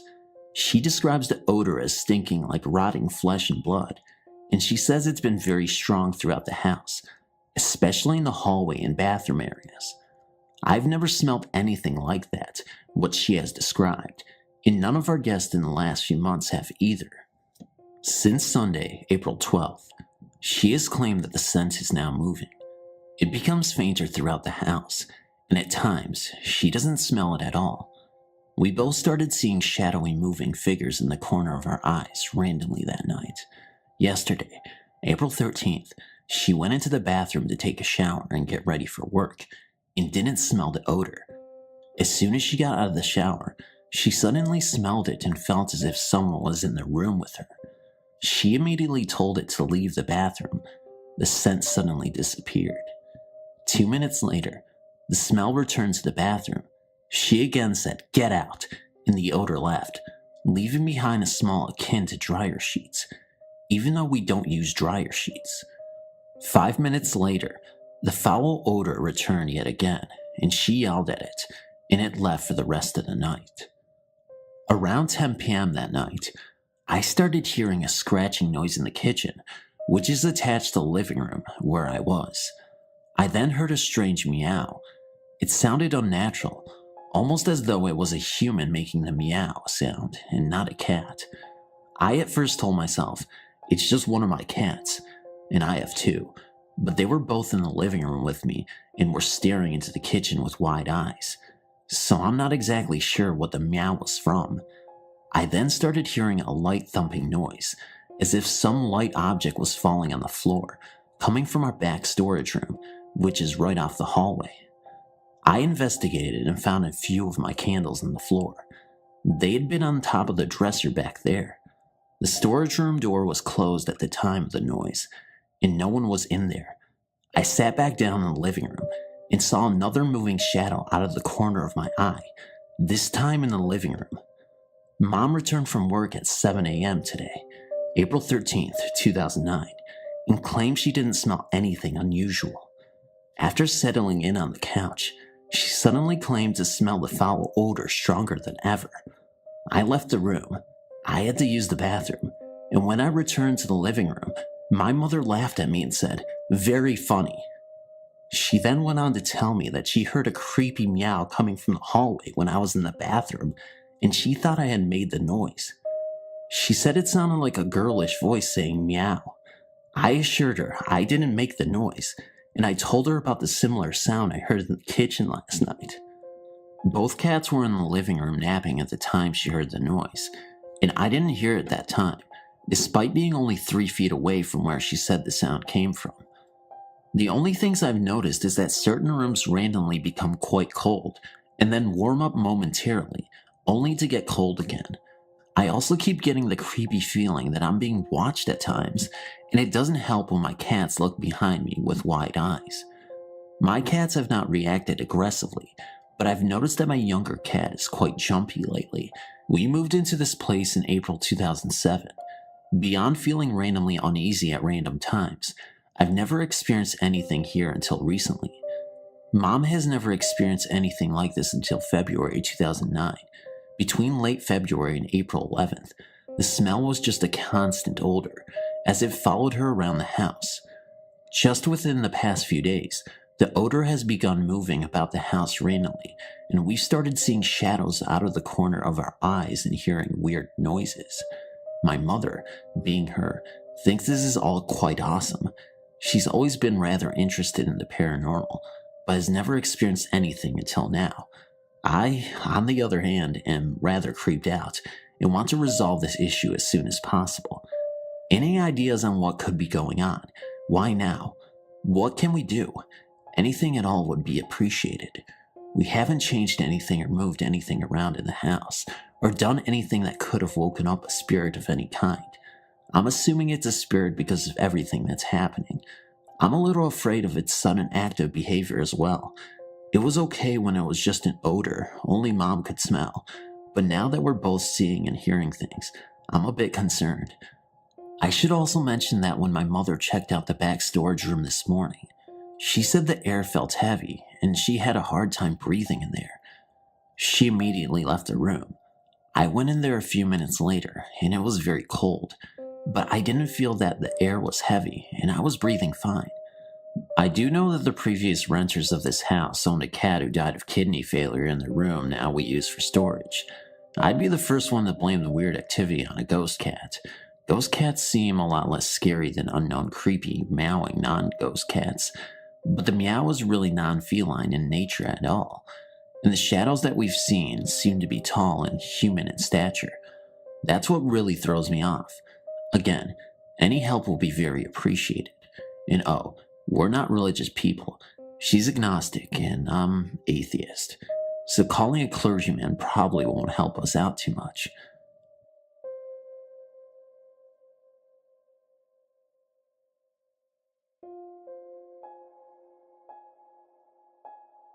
Before I moved to Vegas, I lived in a small town in Connecticut. My family moved into a brand new house in 1992. I was about 3, and I had a new little brother. I don't remember anything for the first few years because I was so young. I had my first encounter that I can remember when I was about 7. I was sitting in bed with the babysitter reading a book. As we sat on the bed, the mattress bounced as if someone was underneath. My babysitter flipped out and took me out of the room. The next thing I remember is waking up one night and looking over next to my bed. There was something that looked like a black figure of a small animal looking at me and then ran out of the door into my brother's room. The next thing I remember is waking up one night and looking over next to my bed. There was something that looked like a black figure of a small animal looking at me and then ran out of the door into my brother's room. I screamed and my parents came in. I told them what had happened and they said it was a dream. But a few nights later, I woke up again to look over at my desk and see the image of a man sitting on top laughing. I didn't bother to tell my family because they wouldn't believe me. Another time I went to bring the dog in from outside. There was a door from the garage to the backyard that the dog used. I opened the door from the house to the garage to find a tall, blacked out figure standing right next to my dog. I freaked out and let the dog in. I told my mom and she said a little while ago she had seen the same thing. There was also once a time when I had a friend see the man's figure as well when she was spending the night. The thing that freaked me out the most was when my youngest sister was born. She ended up in my old room and I was in another. One night, I was babysitting her with a friend and my sister was in bed. The baby monitor was on and I could hear her cooing, which was weird because she only cooed at people. I went to check on her and she was laying on her back with her hands in the air, towards the ceiling, just staring and cooing. Then her hands and her eyes almost followed something to the closet door, and then she stopped and just looked at me. A lot of other things happened in that house: noises, footsteps, and misplaced objects. We also had a motion sensor security system that would randomly go off in the middle of the night. It happened so often my dad stopped setting the alarm. Some people don't believe me and think I make all this up, but it all really has happened. It was great to log on to this website and read other encounters that sound just like mine, because I know I'm not crazy. Thank you for reading. Seriously, I really appreciate it.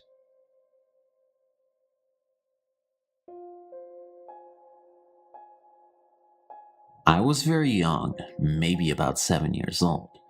I remember going to my friend Diane's house for a sleepover. I'd never stayed at her house before.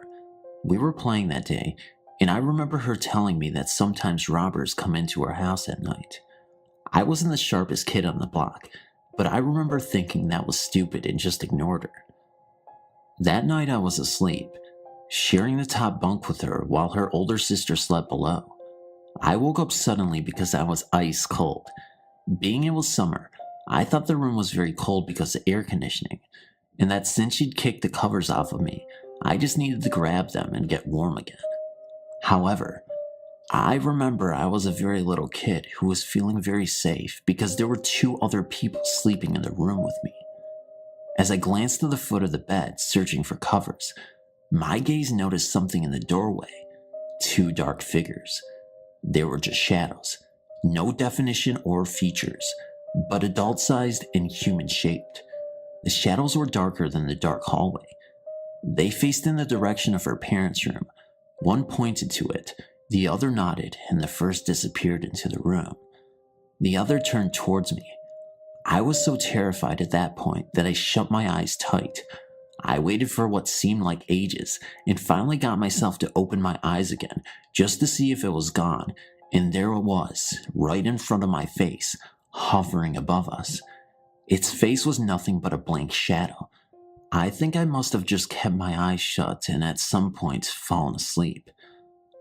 The confirmation of this event, now that I am an adult, comes unwittingly from my parents.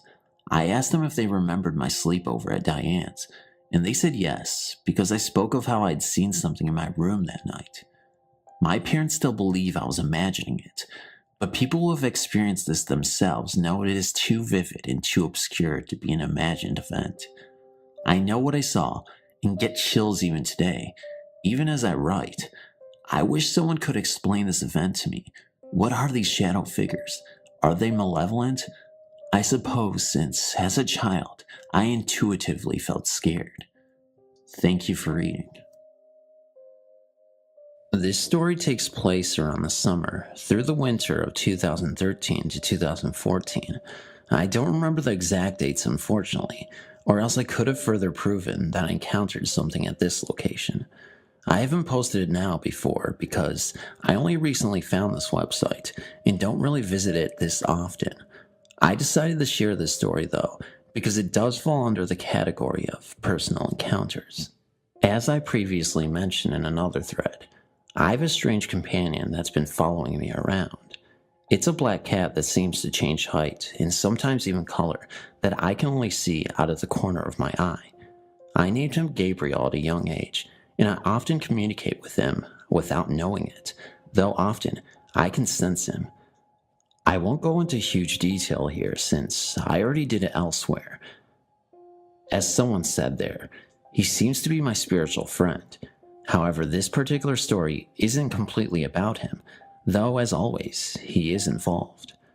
One of my friends had just finished high school, having to take summer classes while raising the baby she had while attending school, and had moved in with her biological father. The house seemed run down, in a run-down neighborhood, and it was small, incredibly small. It would be the perfect size for 1 or 2, maybe 3 college students to live there while attending classes at the campus down the street. One of the things I noticed instantly was the fact that tracks ran under the house. They were trolley tracks, from when the town used trolleys to get people places faster when buses weren't really a thing. A great big, abandoned brick and metal building behind it had a sign that just vaguely read, "Trolley Station," on it. The tracks didn't really surprise me. The town I live in has both an Air Force base and also countless train tracks running over roads. Most of them aren't in use anymore, but this place used to be a booming cattle town as well as a military base. It's filed under a small town, but it obviously isn't with all the things that go on. Anyway, the tracks didn't really surprise me, though they did make me feel a little uneasy. I suppose it's perfectly reasonable to believe that things could have happened on the job, accidents on the tracks, or even inside, that could have cost people their lives, but I brushed it off at first. That was until I went inside. The living room wasn't bad, just felt cramped. The kitchen had an uneasy feeling, but I refused to go into the basement. Gabriel kept standing in front of the door any time that I walked by, as if challenging something down there. The basement, as they called it, really just a room slightly lower than the kitchen level, had been turned into a bedroom for her father. One of the rooms, the one facing the street, was my friend and her baby's bedroom. The last bedroom, which was down the tiny hallway, had a window facing the trolley station, full of things that couldn't be stored elsewhere around the house, and I hated that room. I found in that room scratches along all the walls, and one day I decided to use comparison. I held my hand up close to them and found that they were just wider than my hand, probably a man's hand that had caused these dark furrows on the wall. The wall was covered in a thick layer of paint, which made me wonder how long it would take someone to actually carve such deep scratches into the wall with their fingernails alone. They were definitely in the correct places to be the fingers of a human hand, and there were 3 sets on the walls, one of each except for the one closest to the window, as if this person didn't want to get close to it. Each of the sets had 2 marks, one for both hands, and they were just within my reach if I had lifted both arms. Often in this room, I would see something flash past the window, someone running past the blinds. As I looked though, I realized that whoever or whatever it was had appeared to be running, and there was nothing but a track overgrown with cactus plants. No one in their right mind would run through a patch of those, and even if they had, they would have at least been slowed by the sheer density of the plants. As I looked out the window, I saw the old trolley building, and it looked like a group of about 4 men were gathered around one window, staring out at me. I never looked up all the way to meet their eyes. Gabriel went running out of the room as fast as possible, and I followed. Then there was my friend's room. It was small, cramped like the rest of the house, but she was a completely goth Wiccan. That doesn't mean she worships the devil, by the way. She wanted us to paint the room gray. She also had us add black and red splatters and handprints all over the room. That didn't really creep me out. I thought it would be a nice touch to a haunted house, and my friend just loves this kind of thing. She was already upset since she had decided to have the baby and gotten kicked out by her grandfather, who'd she lived with for years, since she decided to not have an abortion. So we decided to go ahead and paint the room the way she wanted us to paint it. This friend has known about Gabriel for years, and she had always seemed really interested in something. She always wasn't liking the house much because she'd seen how I was reacting to things, and she knew Gabriel was making me want to leave this house. She began mentioning to me that she was surprised I wouldn't go buy the closet to paint, and I realized she was right. I refused to go buy the closet, leaving the wall the same ugly yellow color it had been before we had painted it. I didn't know why, but I didn't like that closet. She finished painting the room over there, and after the horrible smell of dying paint was gone, I was basically moved in for the weekend to keep her company since her dad was out working and wouldn't be back for a while. He was a truck driver and was currently driving cross country. During the day, everything seemed pretty calm, but I couldn't sleep during the night. I've never gotten to sleep easily, so it didn't really surprise me, but I heard what sounded like something scratching on the door. It wasn't the dog, which was my first reaction. The giant black lab liked to wander the house and stare at corners and such, and with the room painted so darkly, I couldn't really see her.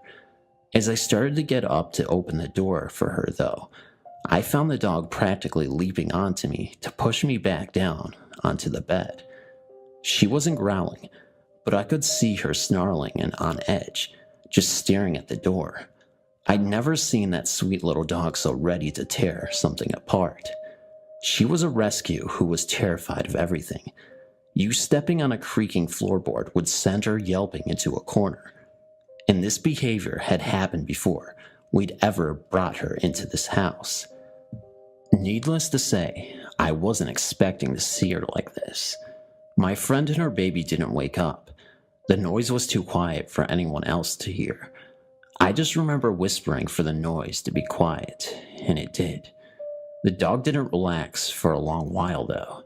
I managed to get back to sleep, and when I woke up again, I noticed Gabriel pacing in front of the closet, out of the corner of my eye.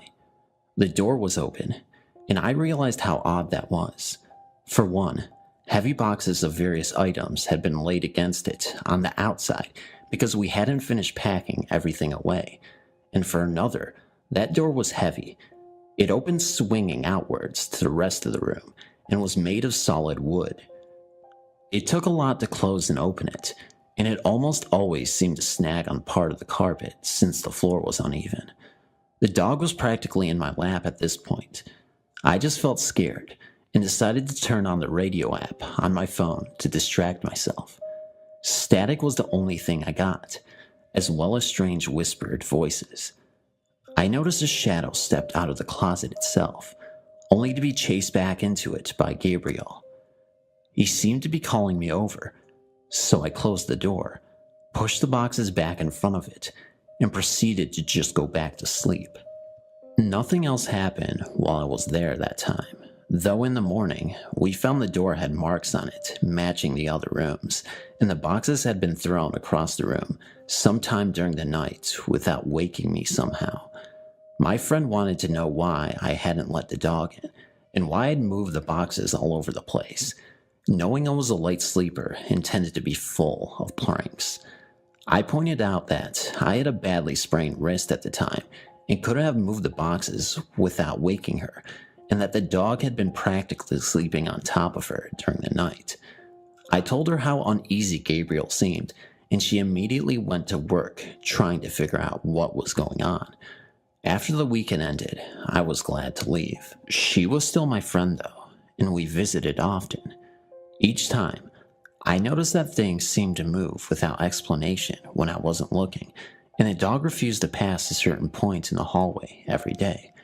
I also was becoming increasingly unnerved about the fact that the basement was getting physically darker, no matter how many lights were on inside of it. My friend explained that her dad was what she called an energy vampire, and he fed off of negative energy. Beings who also fed off of that energy continued to follow a trail, like breadcrumbs to the room where all of it seemed to be stored. Gabriel kept me as far away from that room as possible. There were more scratch marks around the house, nearly over my head, and the door looked like it had taken a serious beating. I wasn't scared to hang around the closet and even go inside it anymore. All of those negative beings had seemed to migrate to the other room and were content to stay there. I even got up the nerve to visit the other room, where the window faced the trolley station. I didn't see the strange men over in the window anymore.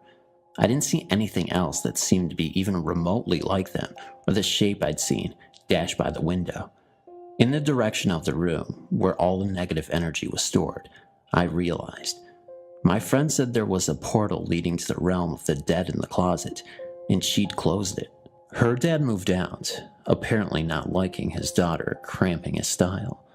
Almost all of the negative energy seemed content to follow him out, though one being apparently remained and liked to slam cabinet doors, torture the poor dog and me, as well as scratch increasingly louder on the doors and walls.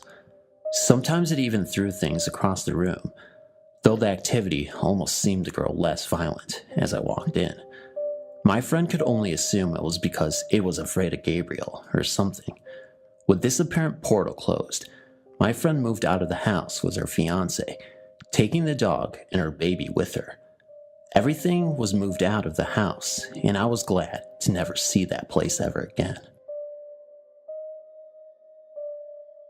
This story was told to me by my aunt and uncle who lived near Sung Chung Garden in Ipoh, and of course, the eerie things that happened in their neighborhood. It happened a few years ago, and back then the locals were shocked with the news of a man getting shot multiple times in his very own car when he was refilling petrol. And having a tarnished reputation as a member of a triad group and a loan shark, the locals thought it was enemies avenging for his evil deeds. The investigation didn't progress much, and its case is closed at present. But the very car he died in was under his nephew and his name. Therefore, after his death, his nephew had the right to claim the car for his own personal use. Coincidentally, his nephew stays right opposite of my uncle and aunt's house. Both of them and my cousins are dog lovers, so they have a few dogs. The night when the nephew drove home the car, which was at midnight, the dogs were disturbed by a presence and all of them howled. Not only their dogs, but almost all the dogs in the neighborhood. My aunt was alarmed, and she expressed her concern to her husband, telling him the unusual behavior of the dogs. However, my uncle brushed it off by telling her it might be any female dog having a period, causing high mating desire among the males. She was not sure about his reply and went off to bed. The howling lasted till the wee hours, and they had trouble sleeping. The very next morning, my aunt went over to the opposite, and they talked about how peculiar was the dog's behavior. Soon she found out about the car and how the previous owner died from gunshots.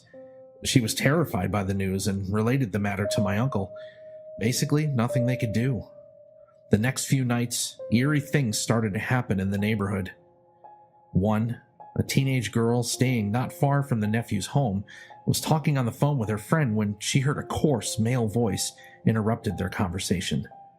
The voice was very harsh and sounded pitiful, and she was scared and quickly ended the conversation. 2, a lady was preparing dinner in the kitchen when she heard a man whispering and talking at the back lane of her house. She opened the back door, found no one. 3, a lady woke in the middle of the night and heard a man sobbing pitifully outside her house. She decided to peek from her window upstairs and saw a black figure sitting under a tree outside her house and crying. 4, continuous barking and howling of dogs towards the car. Soon the neighbors were complaining about the strange incidents and confronted the nephew's mother. She was concerned about the car too and decided to persuade her son to take the car to a temple for blessing, which her son gladly did. And after the blessing, strange incidents ended and the dogs stopped howling. How strange. I just got home from this adventure and had to write about it for you guys. I'm a new community member to the Phantom Wagon, and this will be my first, and hopefully not last, story submitted to this channel. I haven't heard every scary story video on YouTube, so I could be wrong, but I've yet to hear any involving storm draining. For those who don't know, draining is a term referred to exploring the tunnels of storm drains or manholes. I didn't even realize it was an actual thing people did. It's treated almost like a sport. Me and my bud are both named David. We both like to go on any random adventures we can come up with. We've gone through over 20 different storm drains in or near our neighborhood, located in Silver Spring, Maryland. By the way, if anyone listening is a local, I have plenty of other stories about well-known Silver Springs legends or creepy people in areas to share, many with documented proof and articles. Leave a comment if you're from my city or close and want to hear some more. It's always fun to see graffiti tags by people from the past, or to even feel like the first people to explore a specific drain with a blank slate, but nothing creepy has happened during our 20+ explorations. That is, until tonight. If I were being honest, I've been impatiently waiting for something eerie to happen, so I'm clearly drawn to this type of stuff. David discovered a major storm drain. It was almost completely walkable without having to bend over too much as we traveled through the tunnels. He found one where we don't have to Shawshank Redemption shit crawl through like usual. This particular location was an amazing maze of twists and turns of various tunnel options. We took a bunch of photos between David's camera and my shit phone, which would explain the drastic changes in quality. Of course, like many tunnels, Immediately, we came upon a faded, but still in your face graffiti tag that pretty much says "Welcome to Hell," or in this case, the hellhole.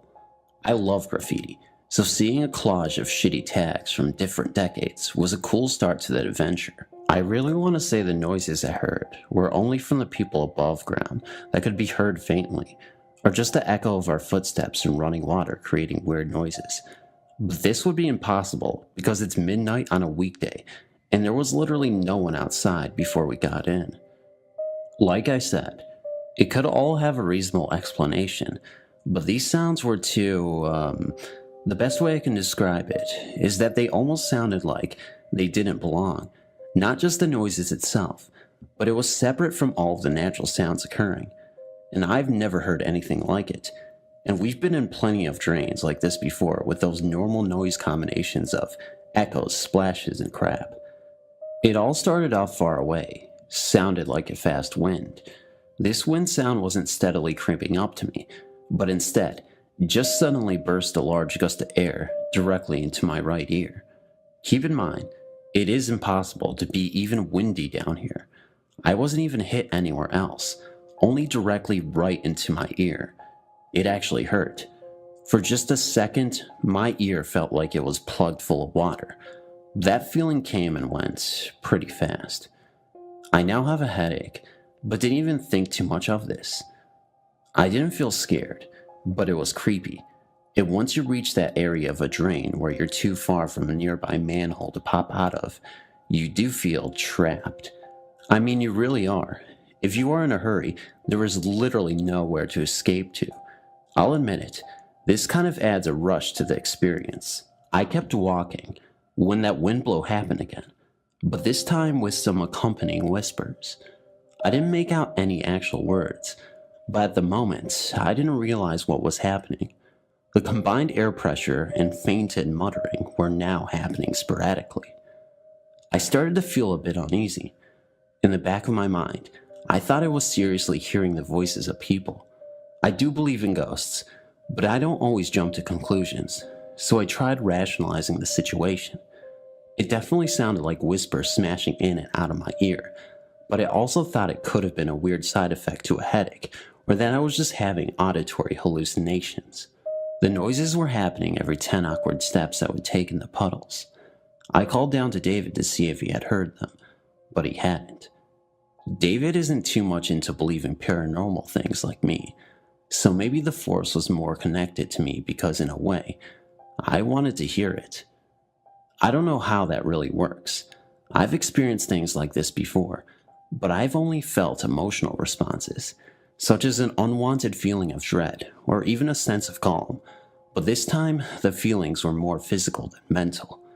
It was penetrating my eardrum and giving me a migraine. Now yes, I did feel uneasy, but only because I didn't know what was going on. This now almost rhythmic pattern of intense voices eating my eardrum lasted for at least 5 minutes, but then the further and further we got into the drains, the noises stopped.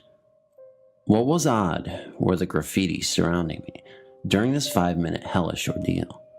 Every area of tunnel was coated with terrible anti-Semitic and just plain out racist and ignorant tags. What is extremely fascinating was as soon as we passed through a manhole stop and entered a new connecting tunnel, not only were these walls completely clean from any paint, but the voices and ear pain stopped, and I mean instantly. What was creepy about this area, aside from the racist crap, was its specific location throughout the entire drain system. It wasn't even close to any of the other tag tunnels, but just in a random area of the drains deep within the tunnels, almost like it was on purpose. After walking through these naked walls, we eventually came upon one of the many options of getting out without having to pop a manhole. We walked out of the hellhole back into the stars and neighborhood lights. We looked around and realized, damn, did we travel far or what? It was unbelievable. It didn't feel like we walked that much distance. In fact, we usually feel the opposite with opposite results. Of course, as soon as we came crawling out of a sewer in the middle of fricking night in a shady part of Wheaton, Maryland, some dude was standing at a bus stop and we obviously terrified him. I started to speak out loud to David and pretended like we were looking for our dog. I'm quick to try and make myself look less shady than I already do.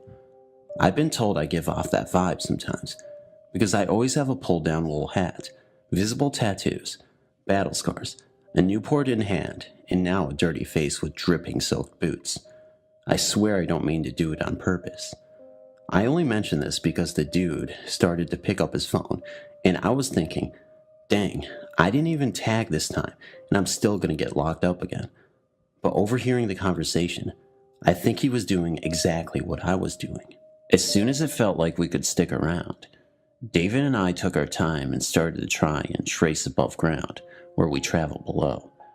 David has the technology and is also very good at mapping, so he knew where he was going, but before we made those moves, we had no idea where we were and started off in a housing complex, and the more we walked and followed our trail, we eventually figured out exactly where we were. We were now in the area of where the strange noises and ear damage were most active. That is when I started to tell David what I was experiencing there. He believed me. He's a good friend. We continued walking while looking down at David's phone, but then we stopped dead in our tracks, looked at each other, and couldn't believe it. We were walking dead center under a funeral home. I tried to rationalize it as best I could, but knowing the events that preceded this, I came to the conclusion that this couldn't be a coincidence.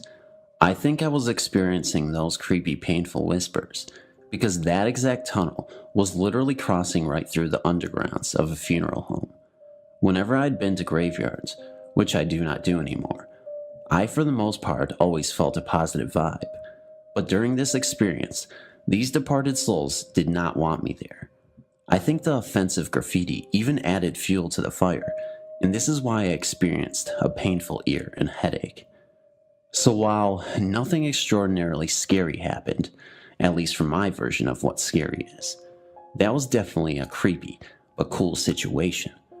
As I write this, it does sound like the perfect idea for a fictional scary story. I mean, come on. Walking in a storm-drained tunnel, literally under a funeral home, and being surrounded by paranormal sounds. It doesn't get more unique than that. I'm sure a more elaborate, embellished, made-up story would be more exciting, but I think this whole discovery in general is exciting enough anyway. David and I also plan on purposely walking under the drains of a funeral home right down the block from our neighborhood. We've been in those tunnels before, but popped out of a manhole before we even reached the boulevard. If my locals are listening, that funeral home in particular is called Collins on University Boulevard. These tunnels are a tighter squeeze, but it'll be worth it, I hope. Thanks for listening. Sure, it could have all been one big coincidence. Maybe it is just an overactive imagination, but I like to stay paranormally optimistic. Is that even a real term? Whatever. Time for a cigarette. It all started in 1967 when my dad had a stroke in the front room. I was then 10 years of age. My parents bought this old cottage in 1963. The house was built in 1740. There had been no problems in the house prior to 1967. When my dad came out of the hospital, he was paralyzed down the left-hand side and was unable to speak. That's when things started to happen in the house. The first thing that happened was my parents were in bed, and suddenly all the blankets waved and rolled completely off the bed. Also, the wallpaper in the bedroom would become soaking wet for no apparent reason, then bone dry next day. As the months passed by, my father regained most of the use on his left side, but never regained his speech. Also, my father after the stroke became nasty and violent towards me. I had to put a bolt on my bedroom door, as he would wander about in the middle of the night and come in my bedroom and just stare at me sometimes, waving a fist. One night, I was in bed, and I woke up to the bed rocking on its own. I put the bedside lamp on and jumped out of bed screaming. I unbolted the door, shouting to my mother. As she entered the bedroom, the bed was still jumping on its own accord. In front of us, we both ran downstairs, and my father knew nothing as he had some sleeping tablets. We walked a while to calm down, then went back to check, It had stopped by then, so I got back in bed and left the lights on. I had no choice. We did have a third bedroom, but to come and go, I had to pass through my parents' bedroom, and as an 11-year-old boy, I was scared of what my dad would do next, so I had to stop in that bedroom. One night, me and my mother were watching television. It was about 11:30 p.m. when we heard a terrible screaming coming from the small cast iron window which led into the back garden near the television. We didn't dare speak to each other, and that stopped after about 4 minutes. The next thing I knew, the television, which was on 4 screwed legs, began to walk towards us, rocking from side to side. It only stopped when the main cord pulled tight. We were by then petrified. The screaming noise had woke my father, and he came downstairs shouting, but due to his stroke, the words were not making any sense. He ran into the back sitting room. My mother said, "Go get your dad, or he might have another stroke," so off I went. Entering the room, it was pitch black. Everything happened so fast, I didn't think about turning the light on. And then I looked at the back window, which led onto the very private, unlit garden. A gray-white figure floated past the window, of the side view. It was very defined. He had a 3-cornered hat, a white beard, walking stick, and a long trench-type coat with 3 buttons on it with no legs visible. I ran out of the room, leaving my father, who was looking out of the other window, who hadn't seen anything. I ran to the other room to my mother. I was unable to speak properly to her for at least an hour. My father just wandered back to bed. In desperation, my mother contacted a medium. She said the spirit was called Jacob, who was only trying to help us through the difficult time. He had been a gardener who got killed when a horse fell on him, the medium said. Things became so bad, doors banging, strange sounds in the middle of the night, not helped by my father, who everybody was scared of. I had an older sister, and she moved out in 1968 to get away from the situation. In the end, my mother put the house up for sale in 1972. And that last night, it was terrible. My father was in bed asleep with those sleeping tablets again, so he was unaware of anything. Me and my mother was huddled up in the front room. We stayed awake all night, doors banging, banging from under the floorboards, moaning noises. Then dawn broke at 6:30 a.m. Everything stopped and went calm. We couldn't wait to move out. After we sold it, nobody lived in it longer than 18 months, till it became empty 25 years ago.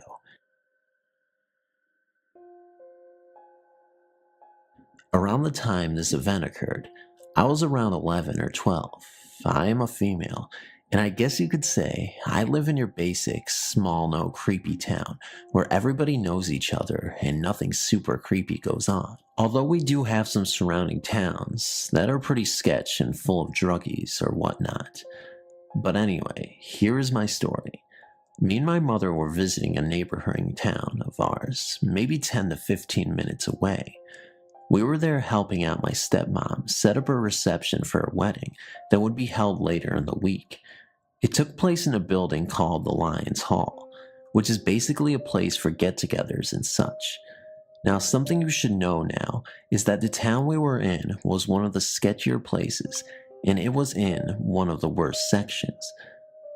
Me and my sister were outside of the building, walking around and talking, when this guy pulled up in a truck. Now my stepmom was expecting someone to help carry in a few things, although she didn't really know him. So thinking nothing of it, we just assumed it was him. So then he got out of the truck and went into the building. We could hear him talking to our stepmom. He was there for a while, but then finally came out of the building and went back into his truck. Now at this point, me and my sister were still outside walking around. We noticed he was staring at us, blankly, with no real expression on his face. He sat like that for a while, until me and my sister had enough and walked around to the back of the building. Then that's when he started the truck and slowly crept around the building. sort of following us. We went around and around, doing this for probably 4 minutes or so. We could tell something was seriously off. But then, just as we turned the corner to where he was gone. Like poof into thin air. We never heard him drove off or anything, and that was enough for us. So we ran inside and didn't go back out for the rest of the day. We never spoke about our encounter to anyone. So as far as I know, weird sketchy truck guy, let's never meet again.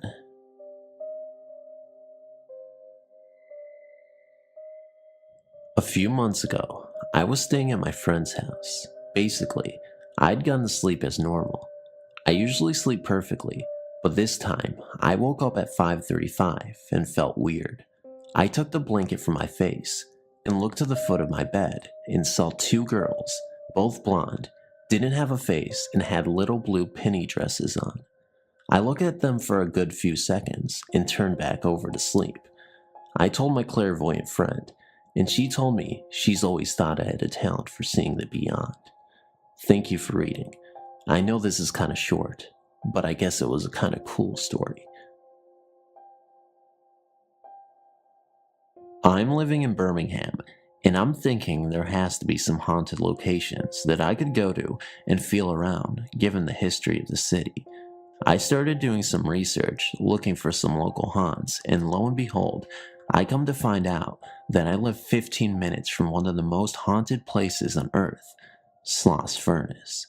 The factory was built in the 1800s, and hundreds of men died there due to the grueling nature of the work. I read about the history and ghost stories other people told about the places and decided that this was going to be my first ghost hunt. My trip to Sloss Furnace occurred over the course of 2 days, the first day being my first time, and all I did was just walk around the place, read the exhibit signs, and explore the grounds. They turned the furnace into a museum that is open to the public, and they also use the grounds to host concerts, weddings, and other social events. They happened to be planning for a wedding the first day I was there, and a few tourists were milling around, so I wasn't completely alone, but the place was fascinating. I was able to walk into a few of the off-limits areas and look around. I pulled out my phone, started recording, went into the boiler room, and managed to catch a few orbs in the footage. It was cool, but nothing to write home about. I left, went home, and that was that. On the second day, at Sloss Furnace. My second day at Sloss Furnace will go down in the history books of ghost hunting. I managed to do what the ghost hunters, scariest place on earth, and countless paranormal investigation teams have failed to do, and that is film an actual ghost. One ghost would be impressive indeed, but what if I told you I filmed at least 5 ghosts? I can almost guarantee you that you have never seen ghost footage ever that comes even close to what you are about to see. When I pulled up the second day, it was a rainy, gloomy Sunday afternoon. As I drove to the gate, I saw a sign blocking the entrance saying that the museum was closed. It was hardly secure, so I just parked my car across the street and walked in through the front entrance. There was a construction crew working on the left end of the facility away from the actual furnace itself. When I walked into the entrance, I could see remnants of the wedding party from the day before. Apparently they weren't responsible for cleaning. I made my way into the boiler room, took out my phone, and started recording again. Here I am all alone in a damp, dark factory, listening to the sound of the rain beating down against the roof, armed with only a cell phone. I walked through the boiler room, filming as I went along, and decided to call it a day. It wasn't until I got home, watched the rest of a playoff basketball game, and looked at my phone when I realized what I just captured. I was able to count at least 5 ghosts. The best part about it all is that I have proof. When you look at the film, go to the 320 mark, you will see a ghost. Go to 344, you will see a ghost, and up to 350, and you will see a literal ghost scene. If you slow it down, you will see ghosts peeping from different corners. Amazing. This is hands down the best ghost footage you will ever see. When I was younger, my father told my brother, sister, and myself that there was a ghost story that happened in a family apartment in Chinatown. Apparently, it had something to do with a friend who was visiting the family from out of town. The story took place in the 1950s or later, and whatever the friend experienced scared her enough that she left in the night and never returned. For a long time, my father denied ever having mentioned that there was a ghost story. Only recently, in seeing that my siblings and I were grown, did he finally admit ever telling the story and gave us the full tale. During the 1950s, my grandparents still owned a large Chinese restaurant on Mott Street. Since it opened until very late, they often came home after closing around 4 in the morning. My father and his siblings often helped out working there and would often come home late as well. It just so happened that a friend of my aunt's was staying over that week. Since my aunt was busy working at the restaurant, her friend relaxed in the family apartment, which had a piano in the living room. One evening, the guest was alone in the apartment and decided to play several songs on the piano. She knew that there was nobody in the apartment and played without disturbance. At a certain point, the guest stopped playing, and when she did, she heard the sound of someone clapping their hands in the same room with her. The guest knew that she was supposed to be alone in the apartment.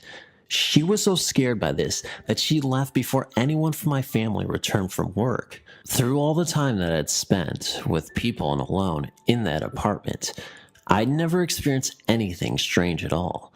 One possible explanation may be the thin walls that the old buildings in Lower Manhattan have. The building was built in 1886, and the fact that someone in the building's stairwell could hear a lot of what's going on inside the apartment. Could the guests have mistaken the sound of someone clapping in the stairwell with someone in the room? Or were the clapping hands so unmistakably near that there was no mistaking that the invisible person was in the same room? I guess we'll never truly know the answer to that question. Chinatown in Manhattan, New York, is the largest Chinatown in the United States, although fast becoming upserved by 2 additional New York City Chinatowns. Chinatown, Manhattan has a long history from the mid-1800s when the first Chinese immigrants arrived off of Ellis Island. As we all know, different cultures see the world uniquely through their own personal beliefs and customs. Many of the earlier Chinese immigrants arrived from Guangdong province in the south of China. At the time, it was a very poor part of the country that had felt the effects of war, famine, and general unrest. The vast majority of these early immigrants even came from just a few hometowns in that same area. Perhaps it is a unique belief from that part of China, but some of these immigrants believe that ghosts don't have chins. When my grandfather arrived in New York City around 1919, he worked in a grocery store that was owned by his brothers and some relatives on 32 Mott Street. Like many of the stores in New York City today, there was, and still exists, a cellar directly below the store, accessible by a metal door on the sidewalk. These cellars were, and are still used today, as stockrooms for inventories. It was in one of these basements where my grandfather had a very strange experience. One day, my grandfather had to go down the cellar to bring up boxes. Climbing down by himself, there was no one else in the cellar. Although it was during the day, it was still very dark in the recesses of the cellar, which stretched back under the store into the shadows. Midway between moving boxes, my grandfather noticed, out of the corner of his eye, a figure standing in the shadows. My grandfather recalled that the figure gave off a very malevolent presence. Knowing that there should have been no one in the cellar, my grandfather continued facing away from the figure, but kept looking at it from the corner of his eye. My grandfather said, "Who's there?" From the direction of darkness, the figure gave a low and undistinguishable reply, more a mumble than a word. My grandfather knew that the figure would disappear if he looked straight at it, so he tried to get more details of its appearance. The low voice showed that the presence was a man. Its shape was definitely that of a man. My grandfather also noticed the presence had no chin. Surely it was a ghost. Giving in to the urge, my grandfather finally turned his head to look, but there was nothing in the spot where the figure had just been. Knowing of this story as he was growing up, my father also had to frequently enter that same cellar to get things. Sometimes he would look through the corner of his eye into the shadows, but was always disappointed not to see anything. For those of you who live in the New York City area, you might be interested to know that the grocery store is still around. Instead of selling groceries, it's now a gift shop. The original woodwork has not been changed, and the store looks like the same as it did when my grandfather worked there in the early part of the 20th century. It's located on 32 Mott Street. I do know the people who currently run the shop, but I've never mentioned this story to them. Chinese believe in a phenomenon that can be translated into to be weighed down by a ghost. This is a fairly common occurrence in which someone wakes from sleeping to find themselves completely paralyzed but conscious. During these short moments, people often report unexplainable experiences, including hearing voices talking to them, feeling sensations, and hearing people in the room that should not be there. A relative of mine lived in Confucius Plaza in Chinatown, New York City. Those familiar with this part of town will recognize it as the tallest building in Chinatown. This curved brick, 44-story co-op rises at the foot of the Manhattan Bridge entrance and forms a unique wind tunnel. There are many urban legends about Confucius Plaza, which slowly emerged since it was built in the mid-70s. My relative lived alone in his Confucius Plaza apartment, which had a kitchen, bedroom, and living room. On one particular evening, my relative fell asleep on his couch in the living room. He later woke to find himself totally paralyzed and unable to even open his eyes. As he lay there, he heard someone enter through his front door, walk through every room of his apartment, and leave through the front door, slamming it as they left. At the moment the door slammed, my relative was suddenly able to move again and immediately sprang up. He opened the front door, but saw no one going down the long hallway. He searched through the entire apartment and found nothing missing or disturbed. In the summer of 2011, I accompanied my uncle back to the US. He now lives in Iowa. I spent a week with his family before returning back to the Philippines. On my return trip, I decided to take a few more days off and see the sights of Chicago. I've been to the US on numerous occasions, but this was my very first to Chicago. I was looking so forward to baseball and food. I booked a room at the Congress Plaza Hotel because of its accessibility and reasonable rate. It was close to subways, where I could go with ease to a Sox game at Comiskey Park and to O'Hare for my flight home. The hotel is quite old, and it looks old. You can hear it creak in some areas. The room I was assigned to was on the 4th floor, I think. It was on a corner, and you could see Roosevelt University on East Congress Parkway when you look out the window. The hallway outside leading up to my room was always eerily quiet. The first night after I got back from eating out, the room became really cold. I thought it was really strange because it was nice and warm outside. Also, it got cold suddenly, but not gradually. I ended up sleeping with the bed sheet, blanket, and bed cover on top. It was cold just that one night. I would be out during the day to explore the city and get back after dinner. Every time I got to my room, some of my stuff would be moved. I initially thought it was the cleaners, so I hung a do not disturb sign outside my door. I would still get back to my room with my stuff moved. Nothing was missing though. All my stuff was accounted for. What validated the rumors I've heard that this place is haunted was when I saw a shadow figure.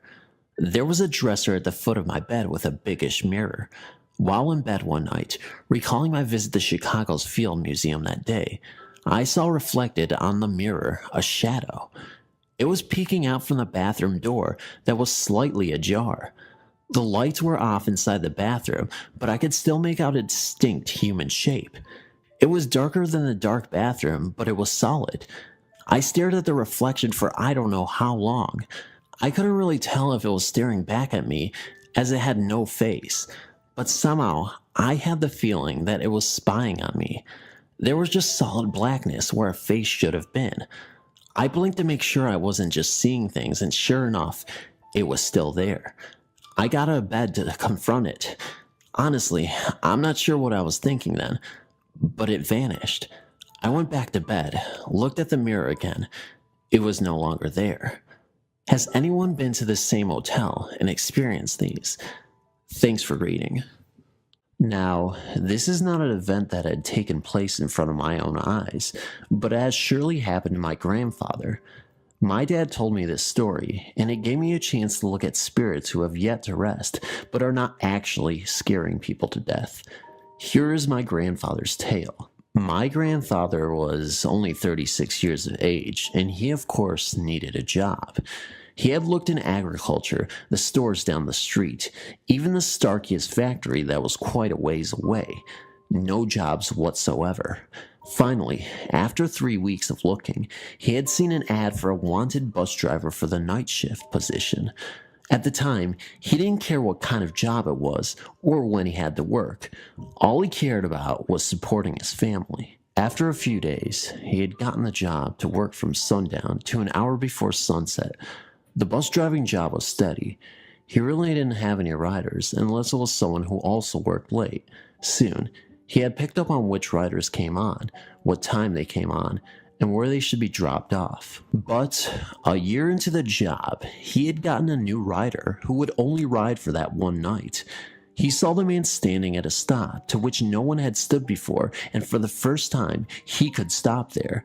The man was described as well-rounded, pale, with a blue suit, which was very odd because it is so hot in Samoa, even at night.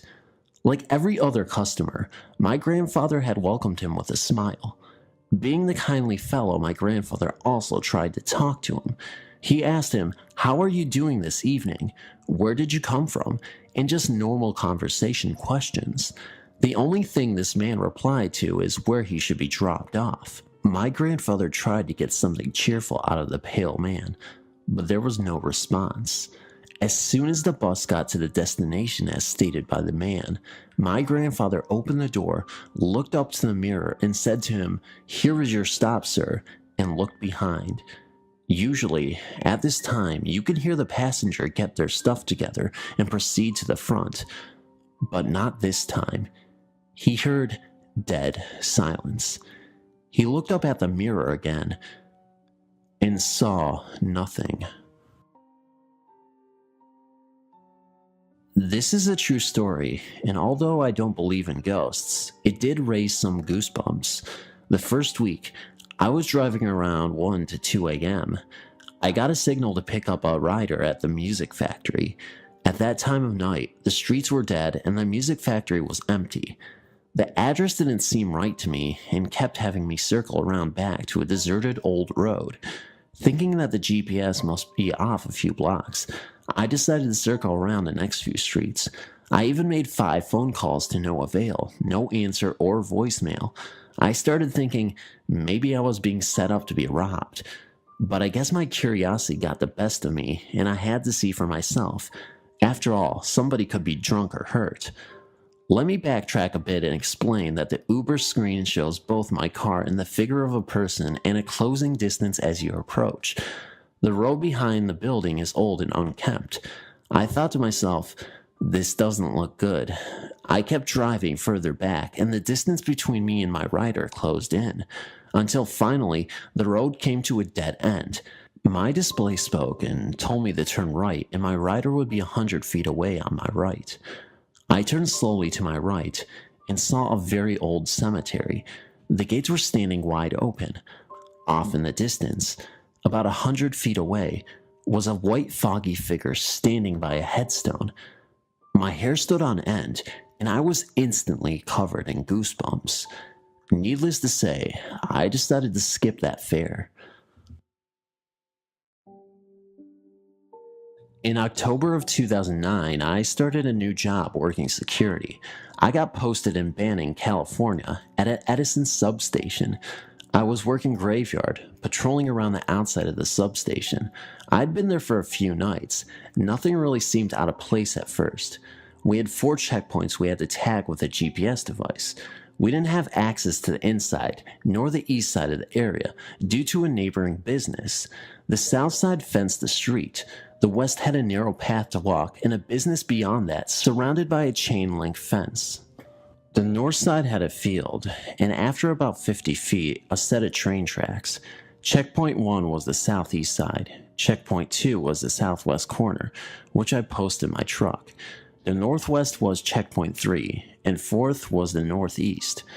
There was an area by the train tracks not on the patrol, but it was the actual northeast corner. I walked up to the far area beyond my normal patrol area, as I was prone to do. As I came back around, I felt the air suddenly get colder and heavier. I thought nothing of it and continued on by checkpoints 4 and 3. As I started down the corridor between 3 and 2, I saw a figure about 6 foot, blonde hair, thin build, and slightly glowing walk through the fence, from the inside the substation, and through the fence on the opposite side, traveling from east to west. I carried a handheld spotlight since there was so little lighting to the area, and the guy was nowhere to be seen. I ran back towards checkpoint 4 and regained my composure. I cautiously walked back to the area I had seen the figure to make sure the fence hadn't been cut. No holes, cuts, or anything else I could find. No footprints, nothing that suggested it had happened. I went back to my truck and dropped the tailgate and sparked up a cigarette. I set it down to grab something out of my lunchbox, and as I went to retrieve my smoke, it glowed like someone was dragging off of it and then fell to the ground. I thought at first maybe it was a breeze, but the night was completely still. I'm not sure if it was a ghost or maybe residual energy. I'm not sure if the substation still has security there. I was transferred off that post for a better position a week or so later. If there's no security and you decide to visit, I don't remember directions. Watch for Banning PD because they do frequent the area.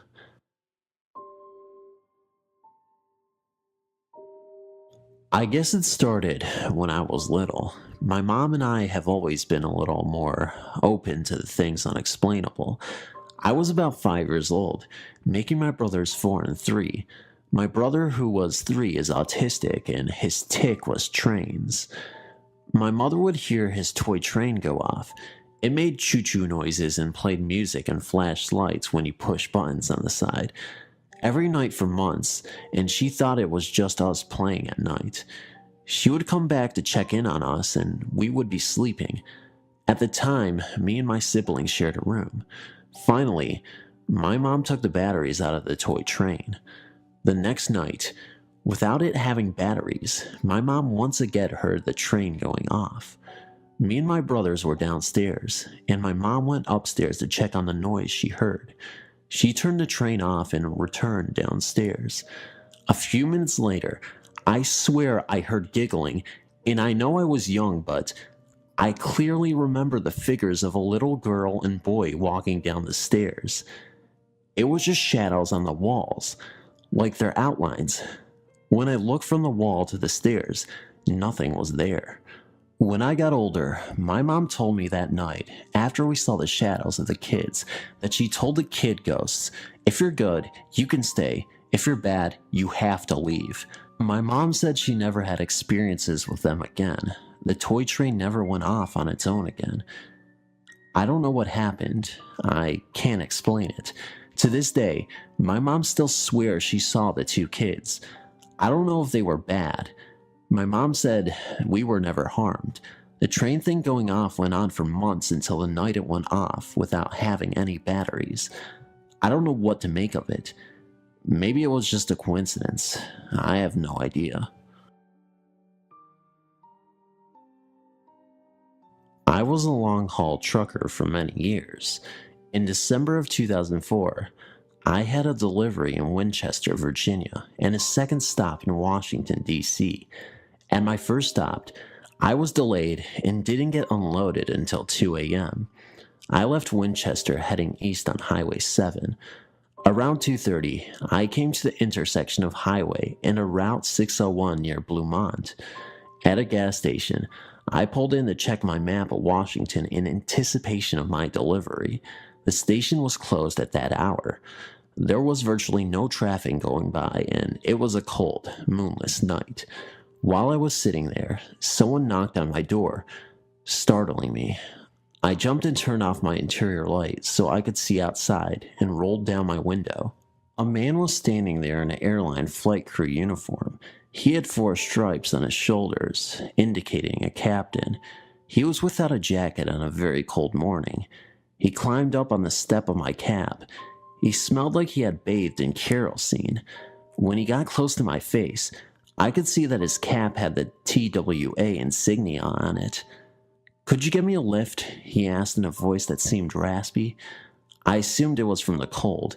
I was really taken off guard. It was odd. I was in a dark, rural area on a freezing night being asked by an airline pilot wearing short sleeves for a ride. I asked him where he was headed. "I work for TWA. I gotta get the Dullies to work a flight. Please give me a ride. I'll pay you," he responded. "Well, how about I give you a ride to the next open store where you can call a cab?" I offered. "Okay, thank you, he mumbled. He said that we could descend. I didn't know what he was talking about, but I didn't want the guy to freeze out there. He climbed down and shuffled around the front of the truck. When he passed the first light, I was struck by the fact that he seemed to have long sideburns, a la Elvis. When he continued on to the right, he totally vanished. I don't mean faded away. He just ceased to exist. I jumped out of the truck and looked all around with a flashlight, even under the truck. He was just disappeared. As I continued on towards Washington, I remembered something odd. TWA had gone out of business over 2 years ago. What was going on, I wondered, totally perplexed and shaken by the experience. When I got home, I did some online research. What I found has totally turned my beliefs upside down. I've always thought that ghost stories were hokum, but with what I learned, I'm no longer sure. It turns out that on December 1st, 1974, a TWA Boeing 727 Flight 514 descended prematurely through a low cloud deck and slammed into a rocky outcropping on Mount Weather, Virginia. The aircraft disintegrated with all 92 people on board killed. The flight had originated in Columbus, Ohio, and was supposed to land at Washington National Airport. It was diverted to Washington's other airport, Dulles International, because high winds had closed National. According to cockpit voice and flight data recordings, the crew mistakenly believed that air traffic controllers had cleared them to descend to 1,800 feet from their previous altitude fix of 7,000 feet. This error, combined with strong downdrafts, caused the aircraft to hit the mountain at 1,600 feet above sea level. At the last second, they broke out of the overcast, only to see the rocky and snow-covered mountain looming in their windscreen. The captain's last words to his co-pilot were, "Get some power on," just moments before the recording abruptly ceased. The place of the impact was less than a mile south of where I encountered whoever or whatever it was that I saw almost exactly 30 years later. I don't want to definitely say it was a ghost, but the fact remains that there was someone who appeared to be an airline pilot with a very dated hairstyle, wearing a uniform of a defunct business. I no longer am a trucker, but this has troubled me for over 2 years. If anyone would have any insight into this, I'd appreciate your help. Thank you. Maybe most of us have experienced driving at night, maybe in a foggy night, a cold night, or even some people have been on a bus on their way home. In my case, I was on my motorcycle. It all happened in Mexico. This was exactly 2 years ago. That night, I had gone to my friend's house. We watched a movie. It started around 9 p.m. and finished at 11 p.m. It was around 12 a.m. when I left his house. There I was, at max speed on the road, just feeling the breeze on my bike. To get to my house, there is only one trail. There is another road to get to my house too, but it takes forever, so I took the one I always go on. It was a silent night. I could only hear the owls in the air as I was passing through this trail. At a long distance, I saw a kid. He was just standing there in the middle of nowhere. I got surprised, and at the same time, I felt really scared. As I got closer to him, I slowed down a bit. He asked for a ride, but of course I denied to give him one because it was midnight, and this was not normal. I continued the trail like nothing ever happened. Whenever I'm on my bike, I sometimes close my eyes for a bit just to feel the breeze. Somehow, it feels like I'm flying, so I close them for a couple of seconds. Once I opened them, I was not on the same trail anymore. I was on the other road I did not take. I noticed because I know my trail like the tip of my palm. I also knew I was on the other trail because sometimes I would take that trail to visit my uncle. I decided to go back and take the same trail because it was going to take forever. Once I got on the same path again, I noticed the same kid up ahead. This time I felt pretty scared and nervous. I slowed down and decided to give him a ride. He got on my motorcycle. I did not even talk to him. I just kept on going. After a few minutes, there was a curve up ahead. After passing this curve, I turned around and the boy was not on my motorcycle. I felt really scared at this moment, and I just had this weird feeling. And so I got home. I told my parents about it next day, and they surprisingly said that there was another person who experienced the same incident that I had. My parents told me not to drive so late, and as a result, I tended to listen to them. As some of you know from reading my previous stories, I've just recently moved to Los Angeles with my fiance and little brother, and you would also know about the new houses I've lived in, I'm currently living in, and the things that have taken place in those houses. Well, I guess that isn't enough for me, because I have to deal with them at work now. I'm a mechanic at a very popular and very busy motorcycle shop. Every day, myself and 6 other guys pull through maybe 25 plus bikes in a 10-11 hour day. Now, that doesn't seem like much, but we don't just do repairs. We also do custom paint jobs and other custom jobs, so it's quite time consuming. So in other words, it's ridiculously busy and we don't have time to mess around.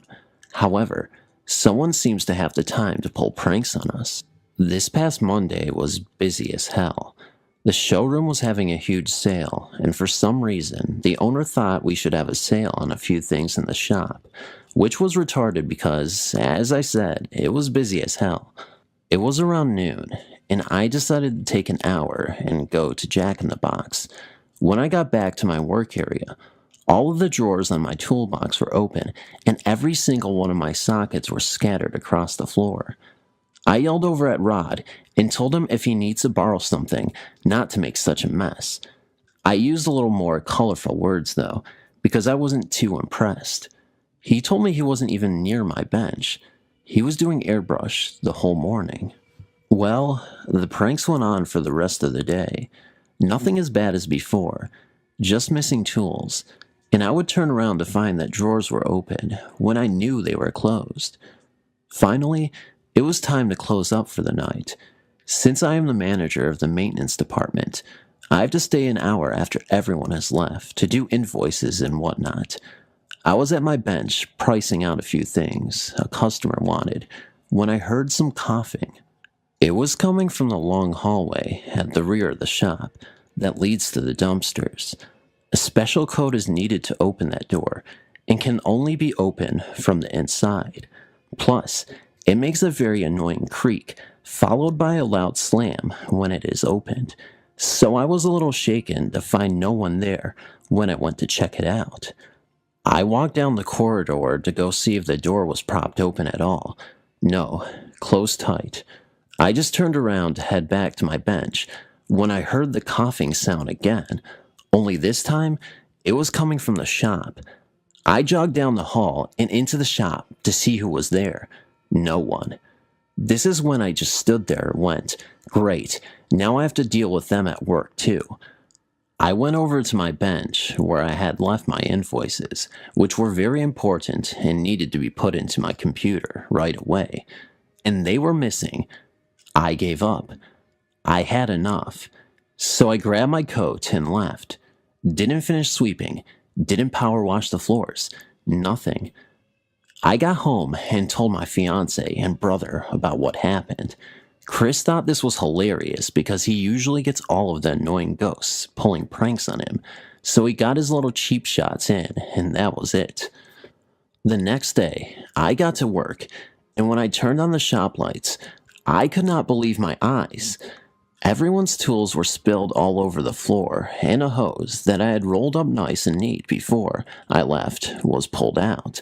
Finally, I had enough, so I started yelling at the spirit. After yelling at it, I began cleaning up the tools and putting them back where they belonged. As I was cleaning, I swear I heard a very mischievous chuckle coming from the corridor. "Yeah," I said, "hilarious. I'm having the time of my life over here. So funny," basically sounding like a retard. If someone came down and saw me arguing with nobody, I'm sure that would have looked a little weird. The rest of the day wasn't that bad, until closing time came and I was alone again. I started to smell the faint smell of a cigarette. I followed the smell to, you guessed it, the corridor leading to the dumpsters, and, yep, you guessed it again, nothing. I turned back to my area to finish sweeping, and I noticed at the corner of my eye, the missing invoices from the previous day were neatly stacked on my workbench. I leaned on my broom and smiled. I guess I finally got through to the spirit, and he felt bad or something. Since that week, nothing out of the ordinary has happened, other than a power outage that happened when two other mechanics got into a yelling match. Was the spirit angry that they were arguing? I don't know. I'm just going to say it was a coincidence. Until next time, God bless. It was the middle of August, and the harsh wind blew hot and humid, kicking up a storm for the evening hours. Off to the north, the black clouds had started to brew and roll. It was about 6:30 p.m., and my date was late. He would not tell me where he planned to take me. It was a surprise. Now, being 30 minutes late, I begun to wonder what could possibly be going on, if I would be going anywhere. I walked out into the open front porch and could almost smell the rain coming. It began to grow darker. I decided if he arrived, we would just stay at my house until the storm passed. I then started to worry that he may be riding his motorcycle. Motorcycles and thunderstorms do not mix. He knew I despise motorcycles, but, well, hopefully, he would be in his truck. As the dreaded motorcycle came around the corner, the rain began to spit big fat drops.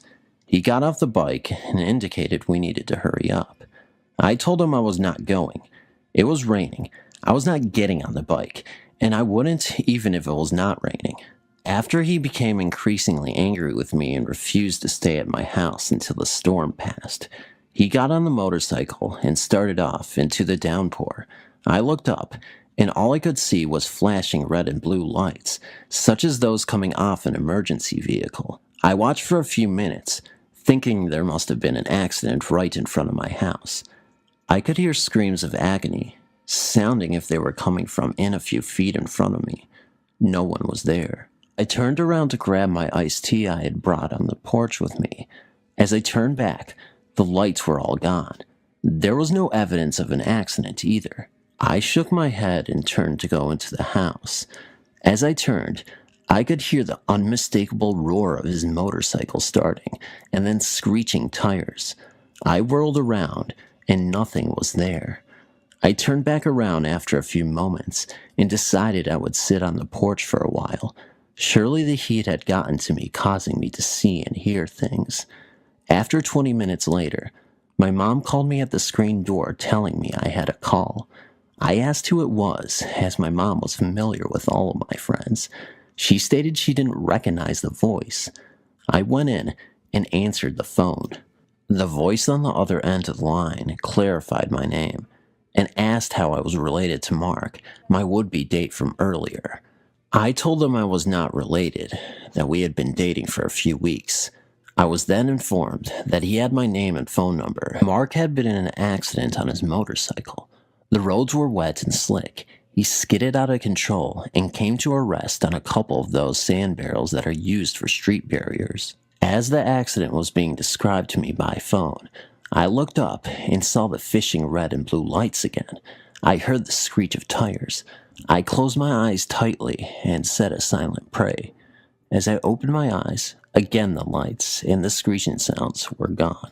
I was told to contact his parents and come to the hospital. They would not release his condition to me over the phone. I told my mom. She drove me to his parents' home, and I told them of the call. We all went to the hospital together. By the time we arrived at the hospital, Mark's left leg had been put into a cast all the way to his hip.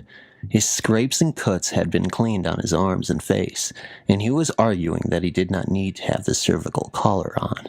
Mark ended up staying in the hospital overnight for observation, but he eventually recovered completely.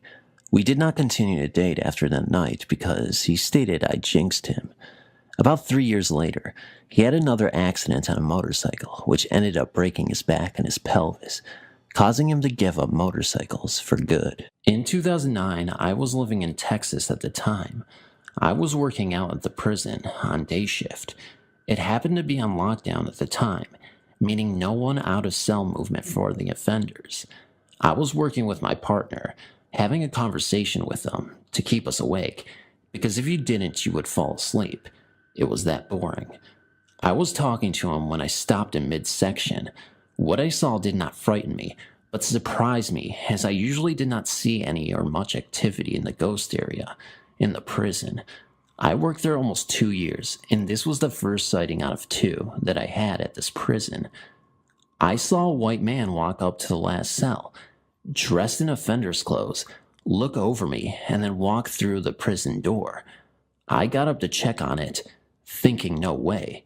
All I saw was an offender sleeping on his bed. He was Hispanic. I walked back to the table where my partner was sitting. He asked me what was wrong. At first, I refused to tell him because the last thing I wanted was for him or offenders overhearing it and being ridiculed. Finally, he came out and said he believes in ghosts, that he's seen them before, and then started telling me stories of the other prison he worked at.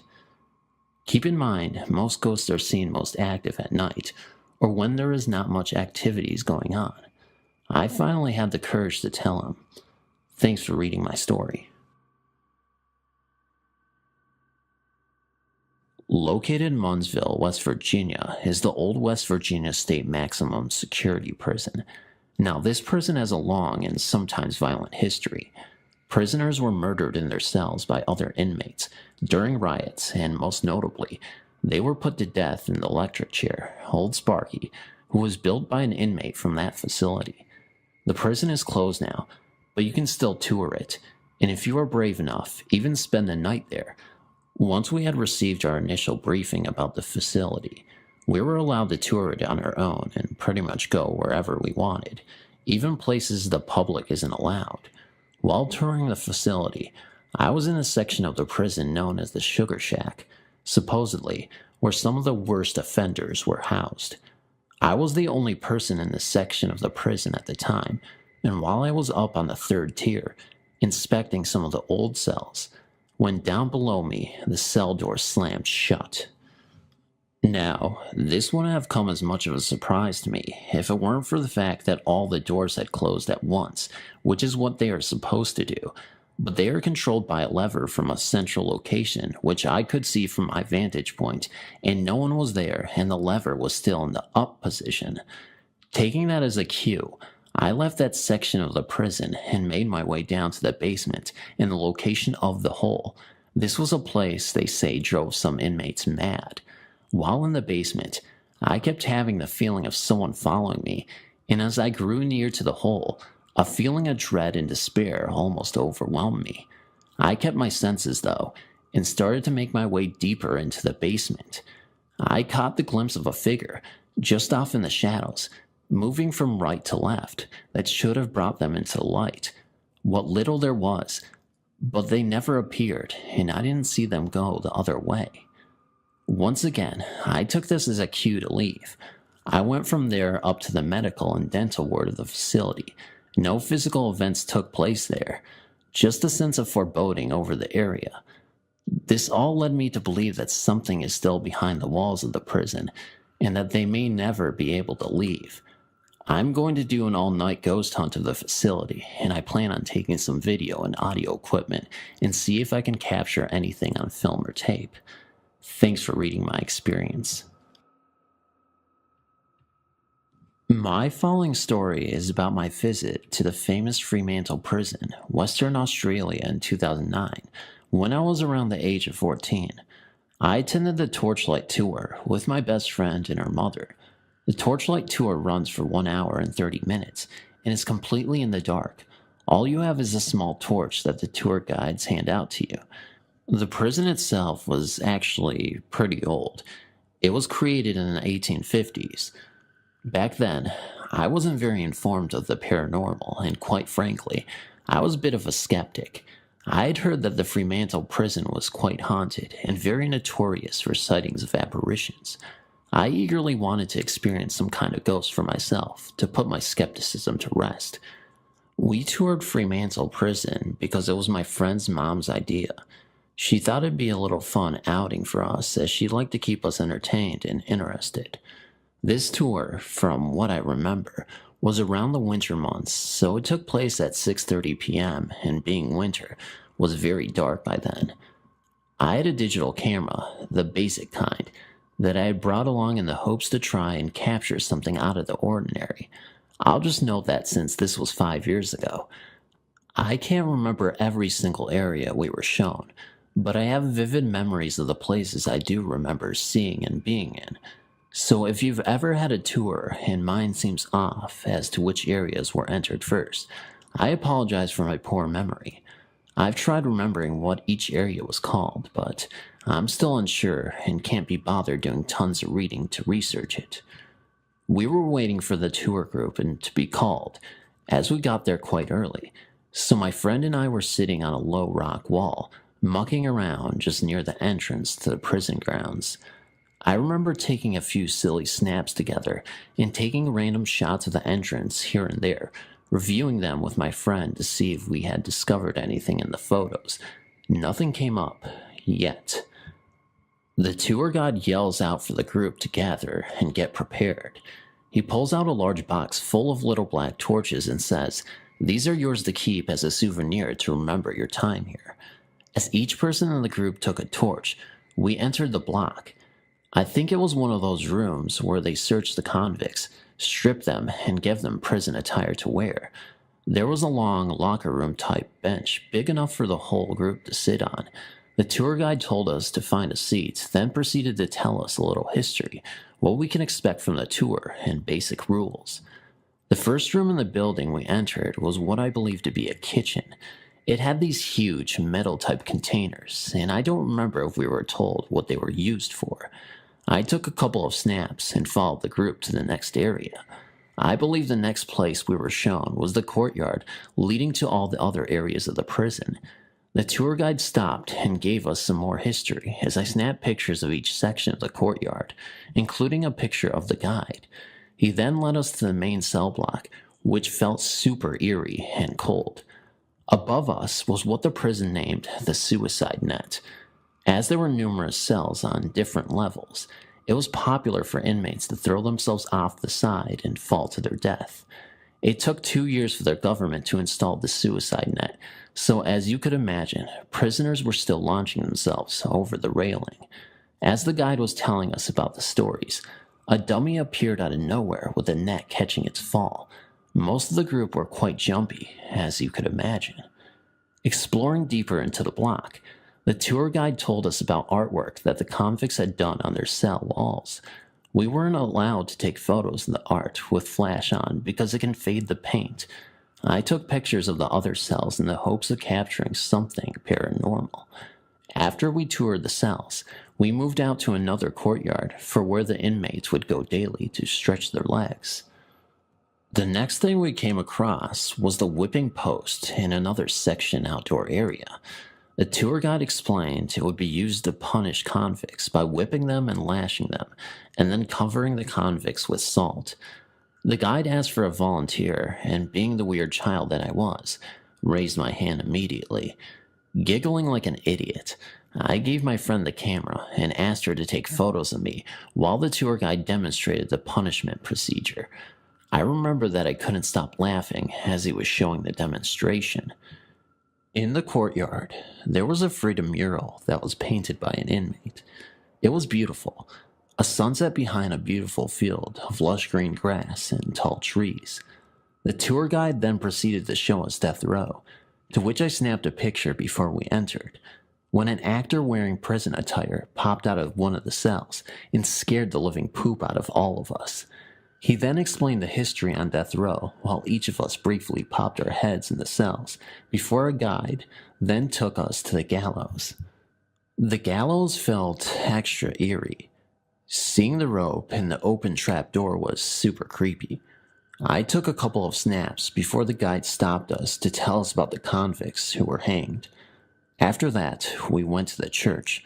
This area felt almost frantic, as if it were full of people, noting that torchlight tour groups are less than 35 people, even though the church was very spacious. I took a few photos of the cross, then sat down on the bench to rest with my friend and her mom. As we took in the atmosphere, I turned around to take more pictures. We got back to my friend's house rather late. The prison is quite far from where we live, and we're extremely tired. Before we decided to hit the sheets, I thought it'd be a good idea to review all of the pictures I had taken. A few silly pictures of my friend and I, a few of the entrance to the prison, and some rather odd photos. The first odd photo was in the kitchen of the big metal tubs. In between the two tubs were these perfectly round, different color orbs, about 4 or 5, some of them transparent and some of them full. They were all different sizes. The next photo was of our tour guide in the courtyard. Above him looked like what I assumed to be the moon, but with zooming in and inspecting further, it was transparent. It almost was like a creamy color. The photo after that was of a random spot in the courtyard, the creepiest of the entire series. There in that photo stood a man in what looked like a white doctor's coat. You could barely see his facial features, but I could make out that he had glasses. He was completely transparent, and only his head, shoulders, and torso could be seen. He had no legs in the picture, but you can see his long coat hanging freely. Next to him was a large transparent orb that almost had like a green aura around it. The rest of the photos had a substantial amount of orbs. It was crazy. Numerous sizes, colors, and transparency. The most orbs were in the church, floating around the cross. Maybe that's why it felt rather crowded in there. Unfortunately, I deleted these phones off my camera after having them for a few years. I didn't feel the need to have them anymore, but I highly regret it now after thinking about my experience the other day. It would have been great to share the photos with you all, especially the one of the doctor. I apologize if this was a rather long submission, but thank you so much for reading. When I was 9 or 10, my family and I took a ferry to Port Townsend. We walked along the beach and eventually began to explore the town. One of the first places we came to was a courthouse and jail turned museum, a single lady running it. I remember it being empty except for us and the lady. The first floor is the courtroom. Go down a staircase, and that leads to the jail cells downstairs. We looked around for a short while, and then decided to go downstairs. As you were going down the stairs, the cells slowly come into your view. Poised inside the cells were lifelike dummies positioned in various poses. If you don't expect to see them, then you're going to be startled. Once we reached the cells, my mom saw 2 evil-looking spirits inside the cells. One of them was an old lady shackled to the wall, with long shaggly hair, staring at her with an evil expression, a terrible, able grin with no teeth. The second was a man. She said he was very nasty looking. My mom later told me she wanted to bolt up the stairs right up then. My experience there was a lot tamer. My dad walked into the cells to see what it was like. When he wanted me to come in, as I tried to walk towards the cells, It was like there was an invisible shield around the cells, and it was preventing me being close to them. At least that's what it felt like. Needless to say, we went to that museum again. The lady in charge never mentioned any ghosts. Either she never went downstairs, or if she did know, kept it a secret. We didn't come across any ghosts in Port Townsend that I can recall. Thank you for reading. When I was 12, which was last year, I went to work with my mom. She worked at Boulder County Jail until I moved. Now, my mom was a nurse at this jail and worked nights, so I went to work with her. Being the adventurous type that I am, I went wandering off. I explored everywhere. I went through every building I could find. It was cool. That night, at exactly midnight, I was looking through the little window on a door that leads to the kitchen in the jail. So as I was looking in there, the big metal spoon to one of the pots started turning. Now, with that being creepy enough, the figure of a man started to appear, or at least the outline of him did. From what I could see, he looked like he was maybe in his late 30s or early 40s and was a little bit plump. As I watched the figure turn the spoon to the pot, he looked at me straight in the eye, and then he kind of faded away. I stood peering through that window for a second or two to see if he was going to come back. He never did. A few hours later, at about 2 a.m., I went back to the kitchen to see if he was there again. And he was. But this time, there was another figure in the kitchen with him. This one looked like he was about my age. I stood there amazed for a few minutes. Then both of the figures looked at me, smiled, did what looked like a wave goodbye, and faded. I never saw them again. A few nights after going to work with my mom, I asked her if any of the cooks that worked at the jail had died. She told me this really long story about how he brought his son to work one day, and they both mysteriously died at the jail. She told me the night that I went to the jail with her was the 5-year anniversary for the death of the cook and his son. I never forgot that night, and I don't think I ever will. I am a 56-year-old Vietnam veteran and business consultant. I do not do drugs and do not understand the following story. We used to live in a 2-story, 10-year-old house in Fremont, California. We lived there until May of 2003. In December 2002, just a few days before Christmas, I woke up at about 5:30 or 6 a.m. and walked over to the bedroom window. I parted the vertical blinds and cursed under my breath because it was still raining like it had been for days. As I turned away from the window, my body chilled from head to toe. Standing right in the middle of our bedroom doorway was this huge ghost, dressed in a hooded brown robe. The guy was at least 7 feet tall and filled the whole doorway. Where his face should have been in the big hood was just like a swirling mass of energy, and you also couldn't see any hands or feet. But he totally filled the whole doorway. As I looked at him, he extended his arms forward like he was offering me the short staff or rod that he was holding. It was maybe 24 inches long. Then I turned my head away for a moment, and when I looked back, he was gone. I left my wife asleep as I drove to work, still kind of in shock and debating whether to tell my wife. I decided to and called her on my cell phone. She was silent for a few months, then said, "Oh my God, that explains it. I thought I was dreaming, but I opened my eyes after you left, and this huge figure in a long brown robe and hood was leaning towards me from your side of the bed, like he was offering me this short rod or stick. Then when I sat up in bed, he was gone." Now we were both feeling kind of strange. That night, on the way home from work, my wife stopped to use a gas station restroom, something she'd never done before since she only worked 20 minutes from home. When she arrived home, she pulled into the garage and pushed the button to close the garage door behind her. As soon as she stepped into the house, she could see it had been robbed. Our son Colin, who lived with us, had come home 5 minutes earlier and had surprised 2 armed gunmen up on the 2nd floor in the dark. Colin ran out of the house with the robbers behind him. They got away, but hadn't stolen anything. If my wife had arrived home just a few minutes earlier, as she usually did, she would have locked herself in the house with 2 armed robbers.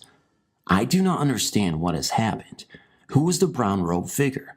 Was he there that morning to warn us about what was going to happen that night? I don't know, but it's kind of creepy.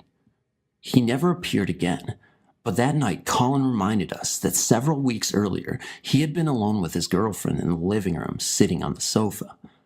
Something caused him to get the chills.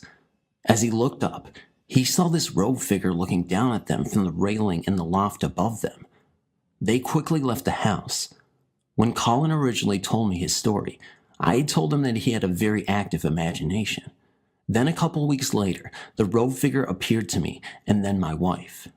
That night, as I was cutting sections of round, rod-like wood dowels to put in the window sashes, I got the chills again. Was the guy trying to hand me a staff or rod to try and tell me to put it in the windows? If anyone has info on ghosts in hooded brown robes with a rod or staff, I'd sure like to hear it. An Asian lady friend told me about a house of hers who knew of this kind of thing and called him a guardian angel that somebody has to give you or will to you.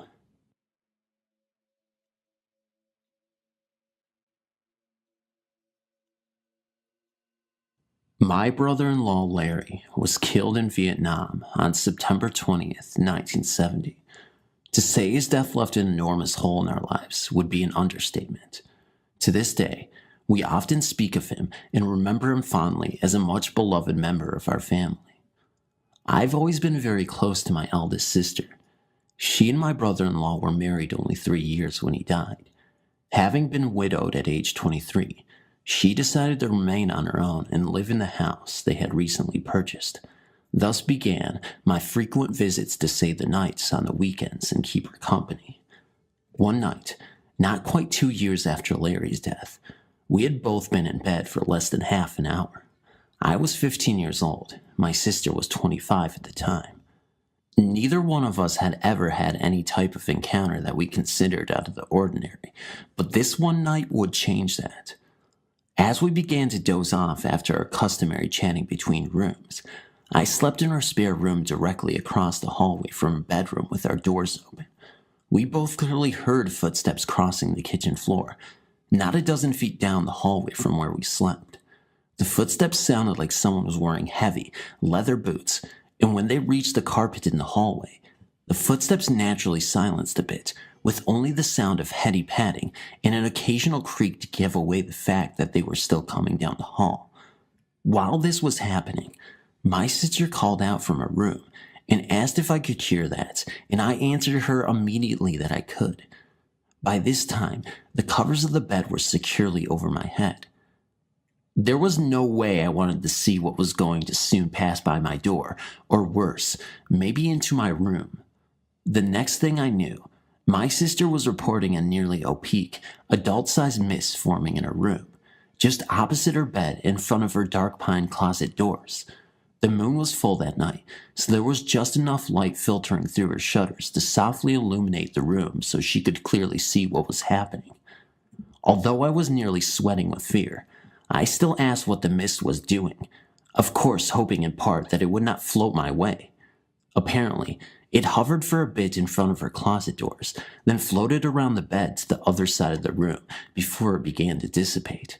Her dog, who slept in her room and would bark at the smallest of unfamiliar sounds, never awoke. Needless to say, we slept little for the remainder of the night. Still, we were convinced that Larry had returned for a visit. After that incident, while she never received such a visit again, my sister did have a lampshade that would repeatedly turn askew during the day while she was at work. The lampshade was rectangular in shape, so it was easy to spot when someone twisted it around. I witnessed this myself. We would go to bed at night, only to find the shape askew again in the morning. This went on in spurts, off and on, until she sold the house and moved nearly 8 years after the night of the footsteps. The shade was twisted tightly down. An earthquake couldn't jar it loose unless the lamp fell completely to the floor. The lamp itself stayed perfectly stationary, only the shade was twisted. We always thought this was Larry's less scary way of letting us know he was still around. The day my sister moved into her new home, the lampshade never twisted askew again.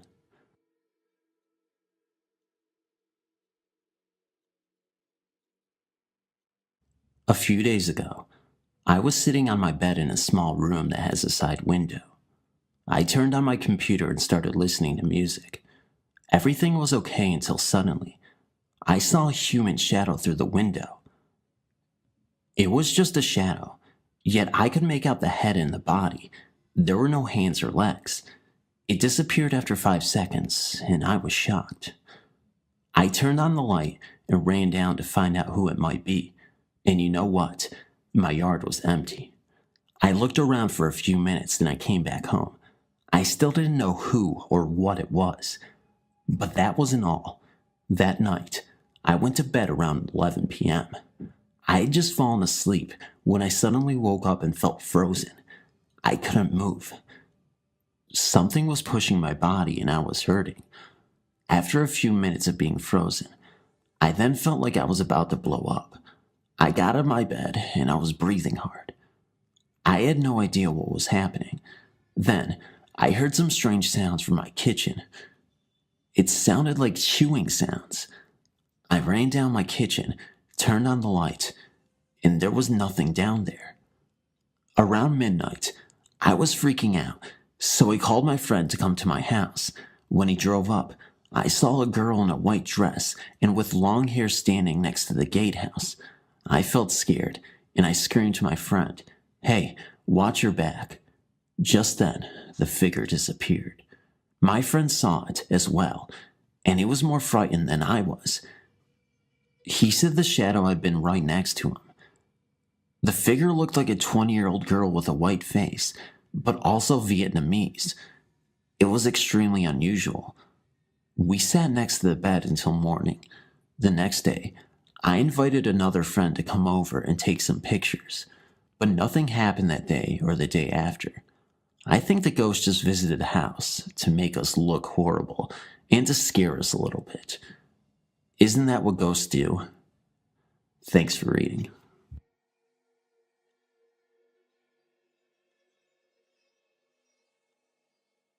When I got back from Vietnam, I went to live with my mother in Chicago. Chicago is where I was born and lived all my life. My encounter happened either in 1968 or 1969. My mother had a summer home in northern Illinois and would go there every weekend. So I would be home in our third-floor apartment every weekend by myself. I would usually fall asleep on our front room couch watching TV. One night, I woke up somewhere in the middle of the night and went to the kitchen for a glass of water. As I walked through the doorway, going into the kitchen, a transparent short-haired or bald man or boy ran out from our pantry, looked me straight in the eye, almost like he hesitated for a split second, then ran into the gas stove area and disappeared. The look in his eyes was like someone being startled or caught doing something wrong. It was so real that when he ran closely by me, I kind of moved back, like if someone is going to bump into you. It all happened so fast, and I was in the process of waking up, so it didn't really hit me as to what just happened or what I just saw. I just continued to the sink for my glass of water. Mind you, this all took place in seconds. As I turned on the water and filled my glass and started to drink, it then hit me. Wow, I stopped. I was just in a little shock. I was frightened. Then I thought maybe some intruder was in the house, but no. This figure ran right into the stove and disappeared. And this figure was semi-transparent. Needless to say, I was afraid. I thought that maybe because I saw him, he would kill me in my sleep, so I couldn't tell anyone. I stayed up half the night and finally did fall asleep. 1 or 2 years later, I found out that the landlord's son had died in our house. I don't know what floor or exactly when or how, but I do know it was before my encounter. My mother moved out of the house, and I got married and went on with my wife. I never went back there to see if I could find a picture of the landlord's son. For many years, I thought about it and wished that I would have gone back, but now it's too late. This was over 40 years ago now. I'm somewhat of an artist, not very good, but I did draw a face picture of my encounter. I don't know what happened to that picture.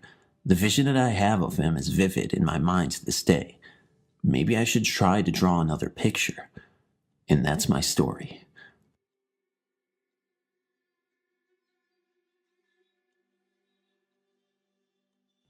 In my senior year of high school, the Vietnam conflict was still going on, and I had a pen pal who was over there. At lunchtime, I would leave the school and go over to a small church located a block from the school and sit in there and pray that my pen pal was okay. One day, I was leaving the church to go back to school, and I noticed a very old 1950s car across the street. There was a man standing outside of the car, and a very young boy playing with the wheel. The boy looked to be about 5 to 6 years old. As I was walking out, the man beckoned to me across from the street. When I got there, the man said that the man looked too old to have a son that age, wants to know why I went into that church. I smiled and said, to pray for the end of the Vietnam conflict. The man told me some things that were personal, then stated that the conflict would end soon, but another will start. I smiled and walked about 10 to 20 feet and looked back. There was no car, no one around. I was close enough that I would have heard the engine start and see the car go away, but nothing.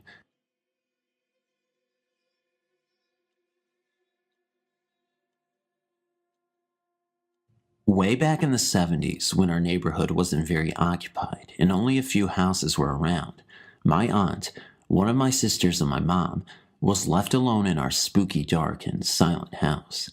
She was left playing in one of our living rooms where a lot of spiritual activity happens. Suddenly, she could hear footsteps coming from the ceiling, hard and loud footsteps that seemed to linger right above where she was playing at. Chills crept up her spine and she began to move away, but the footsteps and banging just kept following her wherever she went.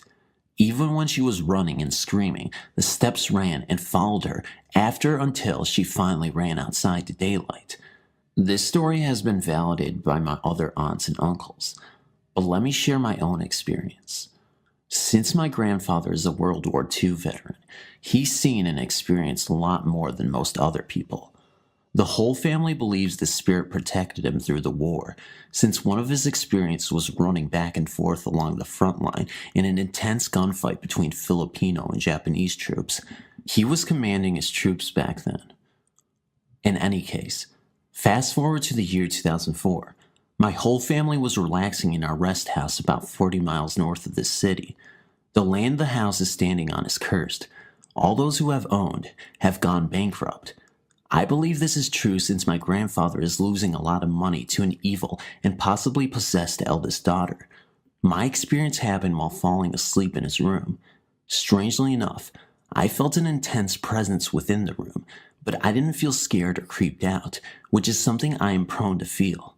The presence just felt safe, but it sure was there, as I could feel it enveloping me. I was half asleep then, and simply fell back into my deep slumber a minute later. I later narrated my experience to my grandfather, and he simply smiled and said, "Yes, it's true." I wasn't born with the ability to see ghosts, unlike most of my maternal family, but I do know when they want to be felt, and I can somewhat read other people's minds and form somewhat of a subconscious link with them while talking or engaging in casual conversation.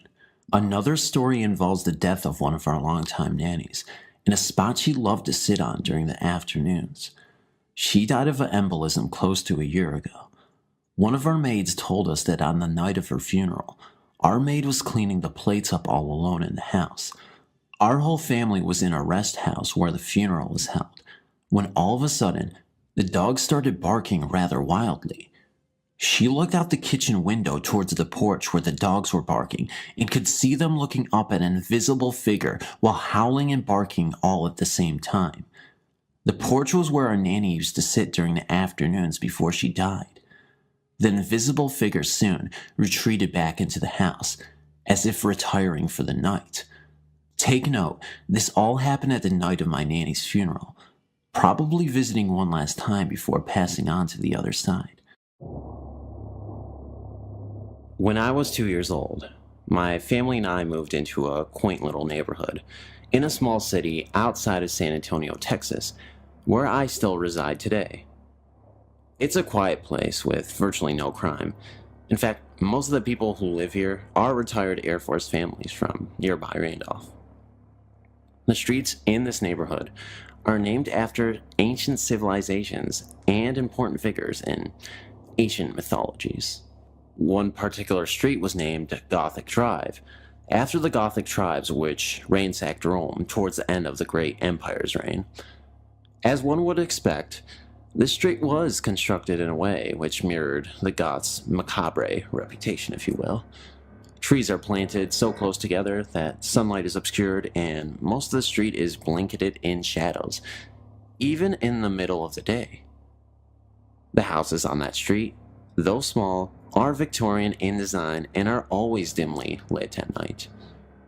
Hedges and lines line the trees, adding to the eeriness and mystique of the street. In spite of the dark aesthetics, I never felt uneasy or disturbed when I walked or drove through this street, until one night when a stranger appeared. The year was 2007. It was a clear, moonlit summer night, and I was driving home from a particularly bad date. Goddamn. The radio was tuned to my favorite station, and my thoughts were geared heavily toward what had happened earlier that evening, of course. As I turned on to Gothic Drive, the beams of my headlights struck something unusual on the other end of the street. Once I got close enough, I was able to make out the figure of a slender woman who was dressed in a black outfit of some sort. Soon I was able to see the figure almost as clearly as I can see the laptop in front of me now. It was a nun. The sight of a nun in my neighborhood was unusual, but not so unusual that I paid much attention to it. I remember shrugging my shoulders and saying to myself, "That's weird," and continuing on with my commute. Then something strange happened. When I looked back to catch another glimpse of her, I saw nothing. She had disappeared. I am a practical and skeptical person, so I initially wrote this incident off as product of the situation that I was in that night. I figured that my heightened emotional state from the bad date had caused my mind to play tricks on me. Why my subconscious chose a nun as a manifestation of my frustration, I could not seem to figure out. Until I realized a few weeks later, during a brisk midnight stroll, that my explanation was dead wrong. It was later in the summer, and I had decided to go out for a late night walk to alleviate some boredom and bum off some energy accumulated in the form of energy drinks. Yeah, I know. It was stupid to drink those kind of drinks so late at night. Give me a break. These late night strolls were part of my nightly routine, thanks to the fact that my neighborhood is relatively safe, and I am usually not the only one out. The neighborhood was quiet that night. Everyone seemed to be in bed, with the exception of one jogger and a few stray cats. And a raccoon. I hate those things. Anyways, I deviated from my usual routine slightly and decided to walk through Gothic Drive. Something I rarely did because it leads to the main road in my neighborhood, and I typically did not like to venture out that far. Tonight was different. I seem to have been emotionally drawn in that direction. The houses on that street were unlit, and the street lamp was off. I slowly made my way toward the end of the street. Suddenly, the street light lit up brilliantly, and there she was, standing in the rays of the lamplight. I was not afraid, not even close to being afraid. It was apparent that she wasn't an ordinary woman, or even from this dimension. Her dress was black. Even the bright light from the lamp above her seemed to be absorbed by her dark ebony remnants. She appeared to float slightly above the ground. It didn't seem to have any feet. For some reason, I could see her face quite clearly, even though I was more than 20 feet away from her. She was a comely woman with dark eyes and soft crimson lips. She was smiling. I walked towards her, shouting howdy or something to that effect. The nun didn't move or speak. As I approached her, I blinked once. She vanished. I was in shock. Had I really seen a ghost? Was my imagination playing tricks on me? Then, a terrible thought hit my mind. Was I hallucinating? I have a history of mental health problems, yes, depression, different anxiety disorders, and I knew that schizophrenia can cause one to lose touch with reality and even have hallucinations. Was I going nuts? My fears were relieved when I found out that I'm not the only one who has seen the nuns. My brother told me he saw her one night while driving home from night classes at a local community college. Many of the neighbors I've talked to say that they've encountered her on different occasions. They told me that her facial expressions tend to reflect the moods of those who cross her path. If you're angry, she will have an angry expression on her face. If you're happy, she will smile. And so on. The mystery of the ghostly nun fascinated me, but my focus soon shifted away from her when school started up again. I did not think much of her for several months after that. Then, one night, I saw her again. This time, things were way different. I had stormed out of the house after a vicious verbal exchange with my mother over something absolutely stupid and trivial. I'm not going to get into it. I had no intention of returning home until after my mom had gone to bed, so I decided to take a long walk, which meant going down the main road. To access the road, I turned onto Gothic Drive. I did not expect to see the mysterious nun, but sure enough, there she was. She stood under the street lamp, looking straight at me. I could see her face from where I stood. She was not smiling this time. I could feel hatred and pure anger emanating from her. The expression on her face was beyond menacing. It seemed as if she was ready to lunge at me and rip my heart out. Her eyes were dark and piercing. She knew what had transpired in my home after a few minutes prior. This time, I was afraid. Deathly afraid. I turned around and ran home as fast as I could, looking back occasionally to make sure the woman wasn't following me. When I finally reached home, I locked the door and apologized to my mom for starting the fight earlier. I told her what I saw, and she forgave me and helped me calm down a bit. My frightening encounter happened in February 2008. I've not seen the nun since, and frankly, I don't even want to see her again. This experience has certainly turned my skepticism of the paranormal on its head. Prior to these last few experiences, I'd never seen anything that I could not explain through logic. I certainly have a more open mind when it comes to the paranormal. You better believe it. And I still wonder about the nun from time to time. Who is she? Why is she wandering the streets of a suburban town? How is she able to sense our emotions and reflect them back at us? I may never know. Long story short, recent breakup, very distraught, cried out for help, felt abandoned by everyone, and finally fall asleep. Around 3:30 in the morning, I wake up to go to the bathroom and realize I'm completely paralyzed. I can't move except turn my head from side to side. I can't speak. I feel like I'm sinking deeper into the bed. After watching the clock for about 30 minutes, I decided to try again and can't get up. I'm scared because I have no control over my body. My mind is clear though. I'm not dreaming. I'm wide awake. Next thing I remember is a man in a black suit. His face is a black void. He's standing on the side of my bed. I know I would be terrified, but I'm not.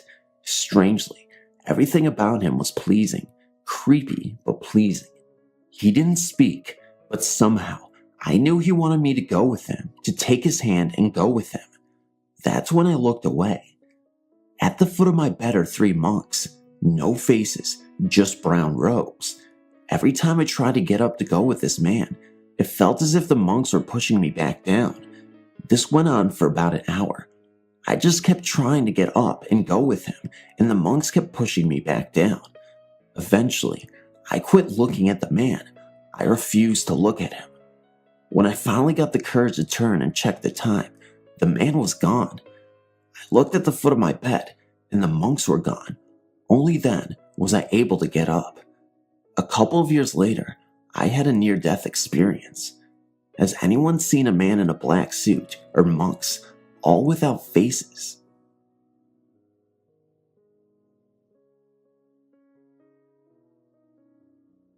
Back in May, I moved into an upstairs apartment. At first I experienced nothing out of the ordinary. Then I met my downstairs neighbors, and that was when things started to get very strange. The first thing that I noticed was being so tired after I got home from work that I literally would come home and fall into a deep sleep. The first time that happened, I had someone stole money from me. At the same time my neighbor's electric was about to be off. The amount of the bill was $120, which is the exact same amount that was stolen from me. Next, things went from very strange to downright creepy, as in like a haunting. Not things moving around as much as pictures being drawn on my floors and walls. This individual had me believing that he was Satan and that he was my guardian angel from the beginning of time. I found that very hard to believe. I began communicating with what appeared to be a spirit. I asked him questions, and he would grab my head and shake it yes or nod it very lightly. I moved out last month, but my neighbors are still with me. Now, I live with my friend, more than 20 minutes away. There's a symbol of Satan on their flat screen TV. I can grab this entity in my hands and stab it to the wood floor. Sounds incredible, huh? I can see him in the air, where he is floating around. And the house is warm, and it's also distorted, like when you look at a barbecue grill. My question is, how do I make him go away? Is there a way to block his energy from me? Any advice would be welcome. I googled projecting yourself from your body. That is how I found out about astral projection.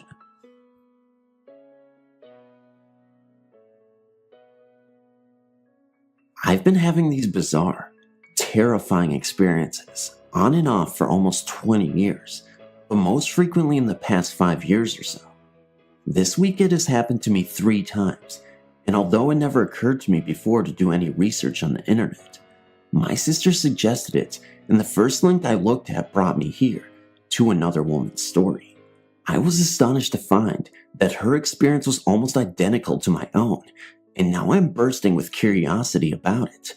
Maybe someone out there will read this and will be able to give me some sort of explanation. It always happens when I'm in bed, either just as I'm drifting into the sleep state, or later at night when something awakens me and I begin to fall back asleep. I always think that I am awake when it begins, but now I'm not so sure. I feel like I'm awake, feel like I'm in my body, and then suddenly I am not in control. It didn't used to happen this way. But for the past few months, anytime it happens, it begins with a ringing in my ears that rapidly grows louder. The ringing is so unpleasant. It's like a super high-pitched monotone. This is accompanied by a sudden sensation of floating or weightlessness. The floating sensation is actually nice. It feels free, and sometimes I get the feeling that I just need to let go and let it happen. But I don't ever seem to be able to do it because it quickly becomes very scary. Always with these episodes, I have the sensation that something or someone is there and taking control of me. Perhaps that's just my mind's interpretation. I don't really believe in malevolent entities, but it's a powerful sensation. The floating feeling feels like something is taking me away. I don't know how else to explain it. Taking me away or trapping me, and immediately I have an overpowering urge to fight it. That's where the paralysis part comes in. I get terrified at this point because I feel myself as floating, and sometimes I actually do move around. I'll be carried off of my bed or through a wall into another room, and the whole time I'm struggling against it. I feel like I'm under 100 feet of water, or like I have chains around me. I try to move my arms and legs, and I can't, or if I manage to do so, it's with an incredible lethargy, and it's so slow, so feeble, that it's useless. Sometimes I try to shout or scream, and I can't make any sound come out. Other times, I've literally tried to throw my body around, so that doesn't really work either. Generally, I struggle for some period of time, and then suddenly I'm opening my eyes for real, and in my bed, right where I started, and I'm always shocked to find that I haven't moved and the world hasn't ended. This has happened to me so many times now that I can recognize it when it happens. Even as it is happening, I'm telling myself that it's not real, and I just need to wake up, even though I feel like I'm fully awake. This is definitely not a dream, and not the normal dream state. It feels 100% real and physical, and I remember every episode so vividly, all the way back to the first one when I was 17 years old. I don't know what to make of it. I was stunned when I read the other woman's account. It is several years old at this point, and saw that she described these exact same sensations. Many people had comments about being an out-of-body experience or the beginnings of one, and this is something that had never occurred to me before, but I suppose it all makes sense now. My questions are, why does something that I would think would be a fascinating experience feel so negative and terrifying? As I've said, some part of me always does have this urge to let go and not struggle, and tells me that everything really is okay, and I should just go with it. But every time I try, I just feel like there is something, or this someone, a very negative something, trying to do something to me, and I always end up fighting against it. I know I'm probably opening a big can of worms by putting this out here and asking for opinions, but my curiosity now, after reading some other people's experiences, is too strong to resist. Can anyone give me any idea what's going on? And if this really is me attempting to have an OBE, why does it feel so terrible? And how can I let go and have a positive experience? Thank you so much for reading. About a week and a half ago, I was sleeping next to my boyfriend, and about 4:30 a.m., I woke up to use the bathroom and play a little bit of my RPG game on my iPhone. When I was done, I turned off the lights and slept on my stomach. I held my boyfriend with my left arm. I couldn't sleep. My eyes opened in the dark, even though they were shut. At this point, I leaned up, still on my tummy, and looked at the clock. 5:08 a.m. I looked at my boyfriend, and then he was gone. At this point, I knew exactly what was happening. I was astral projecting. I knew I astraled at this point, but I didn't want to deal with this. I've always astraled by accident, so I slept back down on my stomach. At this point, I felt continuous tugging, and I turned to my right. We slept on the floor, and I'm on the wall side. A sparkly, glittery, blue human with arms, heads, legs was pulling me. It was even on its knees on my legs. I was scared. I said, "Oh my God, please, you're ruining my sleep. Stop." My eyes shift from reality to spirit realm. Finally, I got back. I told my boyfriend. It was like 5:30 a.m.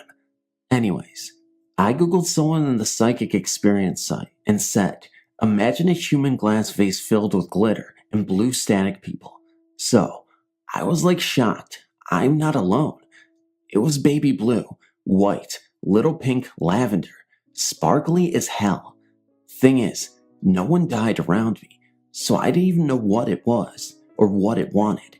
I joined the site to see if any more people can give me answers of what these spirits are. Thank you. For as long as I can recall, music has been a big aspect in my life as far as my emotional state. It has this way of invoking emotion in a way quite like nothing else can compare to. One thing I always wanted to learn was the piano, which up until recently, I haven't been able to play as well as I wanted to. I guess it was this aspect of how much you want something versus how much you imagine it that led me to the current situation. I'd often imagine myself playing some musical instrument while listening to some song in my memory that eventually and accidentally start to project itself to the point that I can hear it in the friggin' sky. As much as I try to focus on somehow keeping it in my own mind, it just so happens to manifest outward into the real world. Now, I apologize if anyone has heard music in this sense, as it may be my fault and I'm still working on containing said abilities. It's to the point now where anything I imagine sometimes projects outward, which I'm not sure if it's normal or not. One of my favorite things to imagine or project are thought experiments involving my favorite topic, astrophysics. I can picture exactly how the universe works and have written a formula on how time itself theoretically works, which solves Einstein's theory of relativity. It's an ongoing thing which I've developed over time, with the first part of it, as I recall, happening in the 6th grade. I was explaining to my teacher that you could go from point A to point B, being any distance apart, and that the only thing that was a factor was velocity. He said that there was a problem. You'd break every bone in your body under acceleration, and said he'd love to read a book about it someday. Time volume theory, basically time itself, is a whole separate thing when spoken in relation to the universe. Time, from my perspective, is more of a volume than a numerical scale which moves one way. Einstein's theory needed space-time to be infinite, but due to the tools he had available, was unable to prove it definitively. Mine proposed that time is not infinite, as it has to have a start and an end. Otherwise, there's no way to tell how much time has elapsed. Time which is finite, over the universe which is infinite, by space which is just a container, equals relativity of 3 parts, your observational time span, over time variables which are mass density, mass velocity, and gravitational field, over an observed object's time span. A big aspect of today's current astrophysics view on the cosmos says that space is expanding, which doesn't take a few things into account, primarily distance measured using redshift techniques. It measures via the star's luminosity, but in a way that proposes light travels in a straight line. When you factor in that line has to go through dark matter and the warping of space around mass, that its trajectory path is curved, it would cancel out the aspect of space expanding, and most likely would show that space is static with dynamic objects that move within its environment. A lot of what I learned over the years as a result of my passion for astrophysics came from Isaac Asimov books, encyclopedias, and documentaries such as The Universe on History Channel.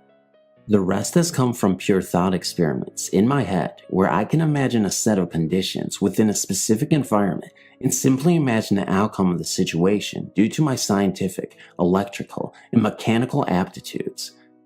A few years back, when I first started to learn about my psychic ability, the first thing I did was explore deeper into the realm of my imagination, which led me to some amazing discoveries, in addition to many theories on how life in the universe worked. In theory, of course.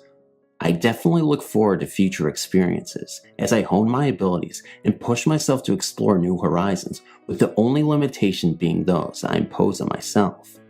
Thanks for reading. I found myself at church as every week. I hadn't slept at all the night before, but all in all, I felt fine walking in and sitting down. A few minutes pass. I drink my coffee and I wait for the music to start. The band begins playing and I relax into my chair a bit, with this strange feeling starting to overwhelm me. The best way I can describe it is that I was distancing from everything and everyone around me, and there was this extreme pain growing centered in between my eyebrows, along with this extreme warmth. I felt shaky and weak, and this pull was growing. I knew that I could resist it if I wanted to, but I chose not to, for the sake of seeing what would happen. It was almost as if I was being pulled to my left and forward, not physically, but mentally. The pain in between my eyebrows split, and started to move to slightly above my temples, on each side of my head. As the mental pull got stronger, the pain from my temples began to grow. Everything around me felt far off. I was watching from a third-person perspective as I stood over my body, which was still lounging in the chair. The area around me and my body was an expanse of gray, and I could see the silhouettes of the people who were sitting beside me off in the horizon. I was alone in this expanse of gray, floating beside my physical body, just watching myself. I watched and felt horns start to tear out of my physical body's skin. The pain was intense and overwhelming throughout this entire process. The horns continued to slowly grow. As I watched solemnly, an orb appeared about 6 feet in front of my physical body. The orb itself was translucent with a slight golden sheen, but it held in it a liquid of yellow and white that I could only describe as liquid light. The orb slowly floated over to me until it was about 3 feet above my physical body. It floated there for a moment before the liquid inside the orb was released to flow down into my face. As soon as the liquid came in contact with the horns growing on my head, the horns melted as if they were made of metal. The liquid light relinquished the pain I'd been experiencing as soon as it touched my face. The metal that used to be my horns fused with the liquid light, and they slowly moved down my back together and pooling as one at my shoulder blades. Extreme warmth followed by excruciating pain as the metal liquid launched off my back, forming jagged metal bones like those of bird wings. I felt hurt but confused and also enlightened at the same time. I slowly felt myself drifting back into my body, and I felt physically ill and weak. I felt like I just went 3 rounds in a ring with a professional boxer. I haven't really ever been a religious person before. This was my 3rd time going to church, and I don't know what to take from this. I know this last bit isn't astral projected related, but I feel it is relevant to the story. The day after this happened, I was meditating, and I had this image of a masculine figure with the metal wing bones I had. I knew he was me, but he looked hurt. He was sitting up, and there was dirt all over the metal bones. Then there was a flicker of blue light, and there were these tendrils of light extending down from the bones where feathers would have been on normal wings. The tendrils of light slowly undulated, as if they were seaweed floating underwater. Thank you for reading.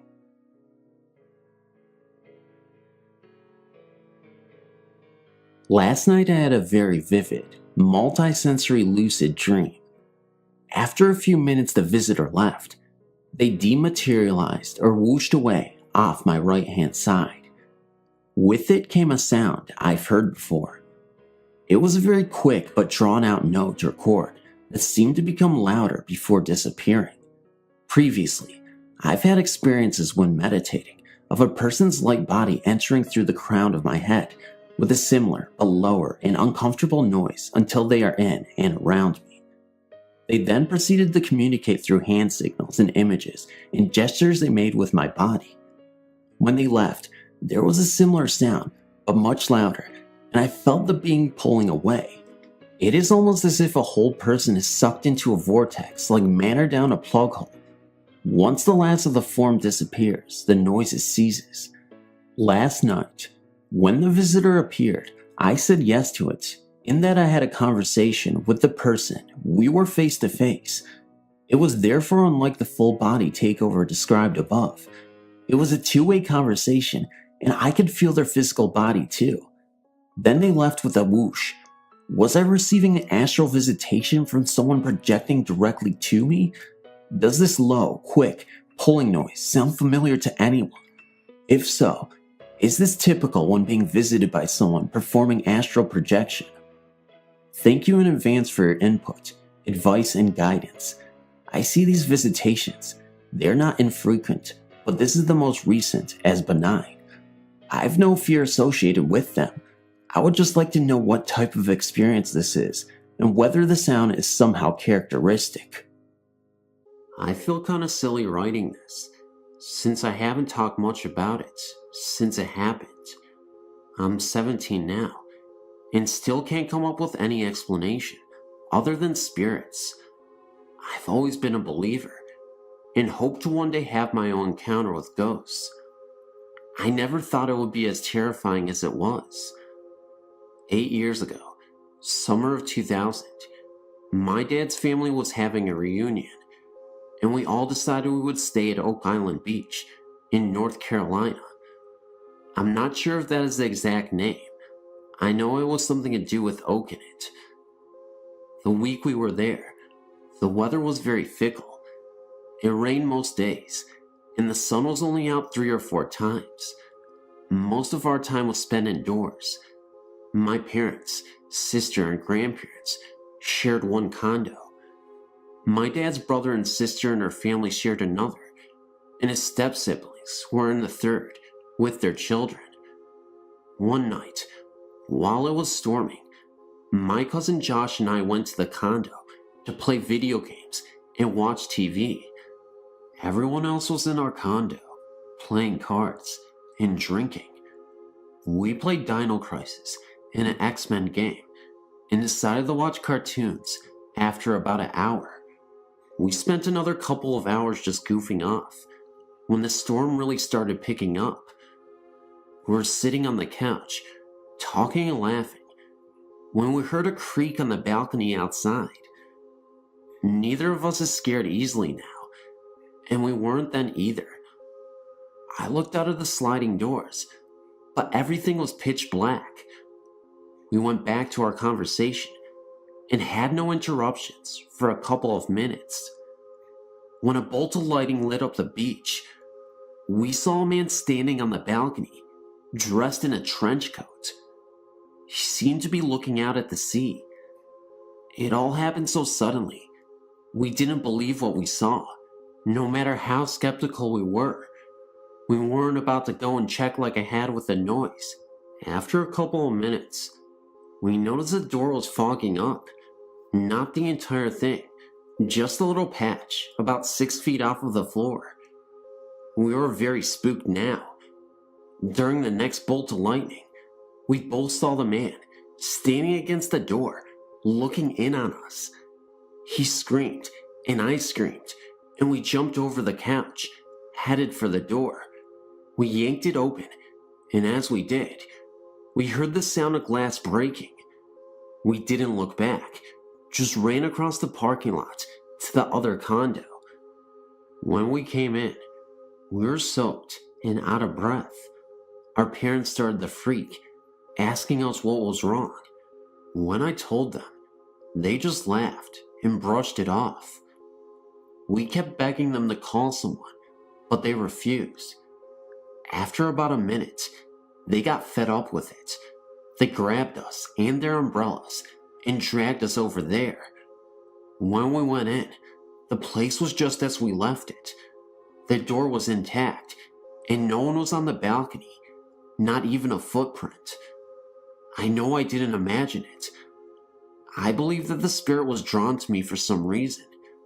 My cousin has had no other experiences that he has told me about, and I've had quite a few, but none as intense as the first.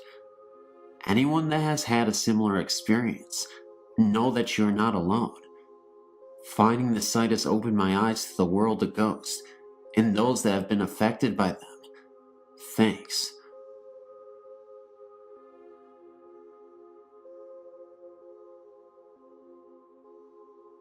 My Aunt Terry, from my father's side, lived in Oklahoma.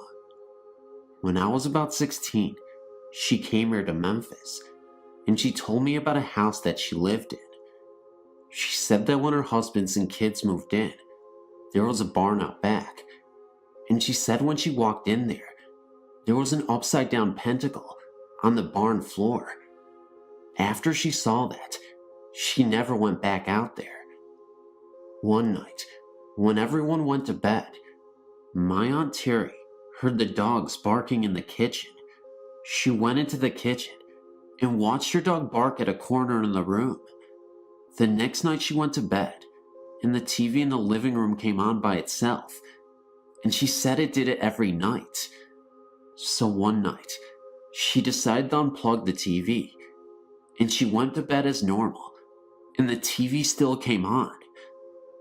Then another day, after everyone ate dinner, they were all sitting in the living room. My aunt looked out the window and saw a pair of red eyes. Her husband saw them too, and it really freaked them out. On yet another night, my aunt and uncle and the kids were leaving to go see a movie, and on the porch stood a beast with red eyes, and half his body was human, but the rest of him was like an animal. She described his hands and feet as hoofs. Well, after they got home that night, my aunt and uncle made the kids sleep with them, and Catherine started to get really sick. When my aunt and uncle tried to take her to the hospital, the car wouldn't start, so they had to push the car all the way down the street, and it started right up. The doctors couldn't find out what was wrong with Catherine. My aunt and uncle decided to move, and every morning the car wouldn't start when my aunt had to go to work, until my uncle pushed it down the street. After my aunt and uncle found a new place to live, when they got everything they owned out of the house, Catherine got better immediately, and the car never gave them a problem, and the TV never came on by itself again. Some strange occurrences, but I swear they're true. Thanks for reading.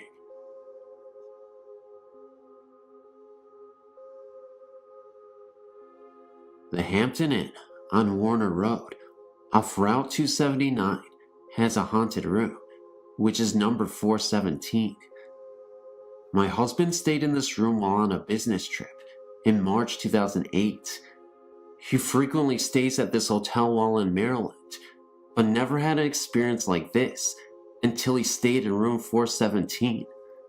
This was his room for 3 nights, and for the first 2 nights, he was very restless and didn't sleep well, which was not a normal occurrence for him.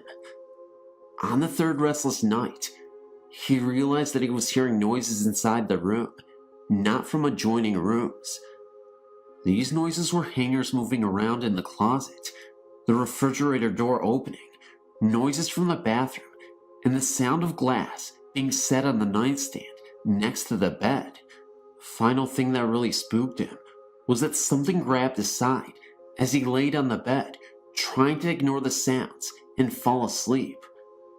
He was not imagining any of this. He could still feel the sensation of his side after jumping out of bed. He looked around the room and checked the deadbolt lock on the door, and all was secure. He considered packing and checking out, but it was 3 a.m. He finally fell asleep and checked out the next morning.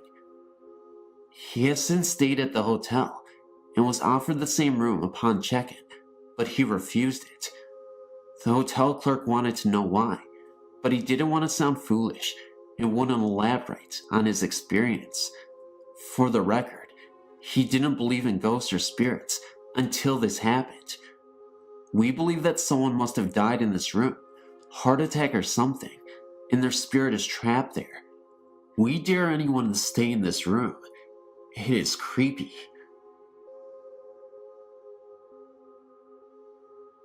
Last year, I was living in an apartment on the far northwest side of town in Chicago, Illinois, and had one experience in an apartment that for the most part was pretty quiet, but for this experience. I lived in a frighteningly active apartment on the northeast side before this occurrence, so this didn't really totally freak me out, but I was sitting in my living room on the couch reading. The sun was reflecting through the blinds, which I halfway closed, and the TV, which was directly in front of me and perhaps 8 to 10 feet away, was off. I sat reading for quite some time, and at one point looked up and into my reflection on the TV screen. Sitting a few inches from me was a woman with a pageboy hairdo, perhaps in her early 40s, with glasses on. I could see her curves as she sat, so there was no mistake that she was a woman. I turned instantly to my left side, irrationally expecting to see someone sitting next to me in my lockdown apartment where I knew no one but myself had been the entire day. No one was there, of course. I looked back into the TV reflection again, and she was no longer there. May I point out that there was absolutely nothing in that apartment that could have made such a reflection. I was on the second story, so there was nothing inside that could have reflected that way. No nearby trees, etc. It was a bona fide experience. There was this one terrifying experience, though, that has haunted me ever since while being in that apartment. I was sitting in the bathroom, doing my business, as usual. I left the door open because I felt very uncomfortable with the door closed. I don't know why, it just gave me that feeling. I saw that same lady, early 40s style, with the pageboy hairdo, right outside the door. It was like she was fixated on me, and she appeared momentarily, just staring at me.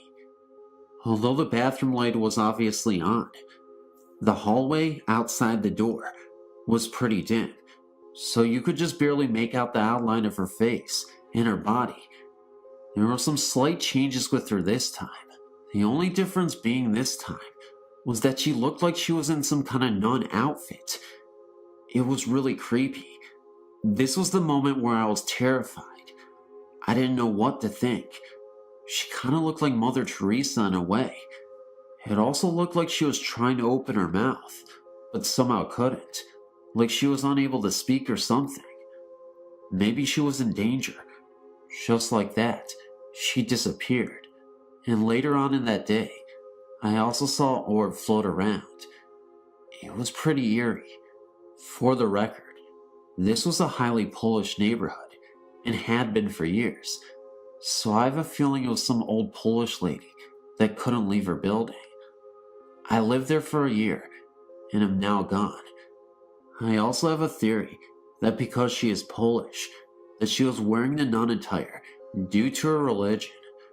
You see, Polish people are Roman Catholics usually, so it all made sense to me at the time when I thought about it. Thanks for reading.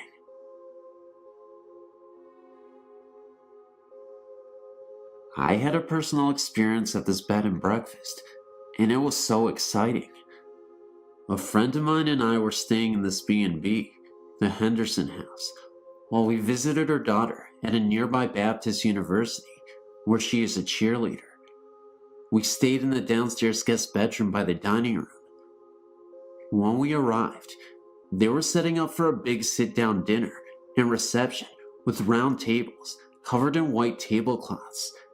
It was a big affair that went on for a while we were at a football game. When we arrived back at the B&B later that night, it was late, and the staff was cleaning up and putting up the tables. They apologized for making so much noise, and said that they'd be finishing up for the next hour or so, washing the tablecloths and putting them away. We were exhausted, so we each took a shower, and my friend crawled into this beautiful mahogany bed, and I pulled out the sleeper sofa and settled in and watched TV for a little while. Finally, it quieted down somewhat out in the parlor, so we turned off the lights and immediately fell asleep. I woke up some time earlier as 3 women in gowns brushed by my bed, carrying things. We had gotten quite friendly with the innkeeper and her staff earlier, so I really didn't think that much about it, and wondered why they had put things away in our room before morning. The next morning, I asked my friend what the women were doing in our room the night before. She said, "What women? No one came in here," and she motioned towards the door where the deadbolt was still locked. She went out to the dining room for breakfast a little before I did, and as I was walking out into the hall, she walked up to me and said, "Come here, the owner has something to tell you." When I walked into the kitchen, the owner looked up and said, "So, you saw them, huh?" I told her I saw 3 women in gowns, and she said, "They are dressed in wedding and bridesmaid dresses." She then walked into the parlor and opened the big old photo album and turned to the page that showed a wedding party lined up on the staircase. It was them. They are seen from time to time, getting ready for a ceremony, and the bedroom where we stayed at was once a porch that leads around to the front of the house. Because it is a Baptist college, they don't promote these ghost stories, as the college frowns on it. But she said many people see them. There is also a ghost of a captain, Army or Sea, I didn't quite get. But he haunts an upstairs room with a big bay window and is seen often too. It was not a frightening thing. I loved it, in fact, and hoped to go back again. They were not see-through people, and had I reached out, I could have touched their dresses. Maybe.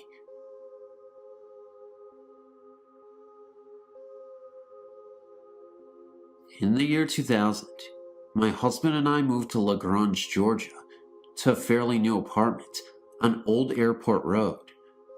His job had transferred him from New Hampshire, and he was able to be on a 5-day shift, 5 on and 5 off. That meant he would not be home every other week, as he was a truck driver for a major store chain. Anyway, after being there a month or so, we decided that it was a great little town to settle down in, and began looking for a house. During this time, we had no incidents at the apartment.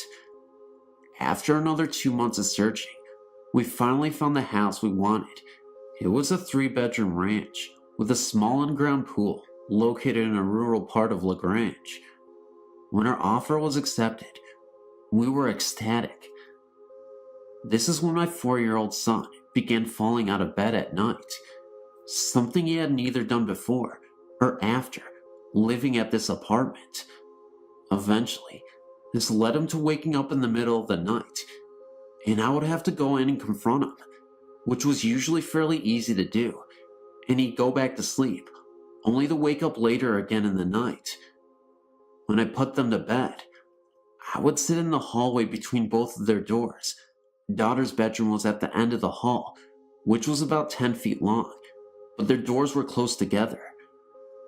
I would have all the lights off, except the hallway, and once they were asleep, I'd go and get on the PC in the dining room, adjacent to their hallway. This hallway had a bathroom at the opposite end of the bedrooms, and a laundry closet, where my washing machine were.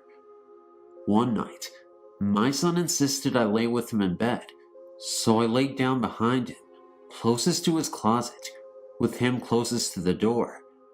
My eyes were closed, and we were both resting quietly, when suddenly he half sat up in bed and said, "Who is that?" Naturally, I asked, "What do you mean?" He said a woman in a long skirt just walked by his bedroom door and headed to his sister's room. Of course, this is the week my husband's gone, so I'm alone in the apartment, thinking someone must have broken into our second-floor apartment. So I got up and looked. My daughter, who is 9 years old, thankfully was sound asleep, so I checked her room, closet, and under her bed to make sure no one was in there. I questioned my son again, and he said no one passed back by his door, and there's no exit from my daughter's room, just right by my son's room. I brought both kids to sleep in my bed on the other side of the apartment that night. Another night, I sat in the hall again until they were both asleep.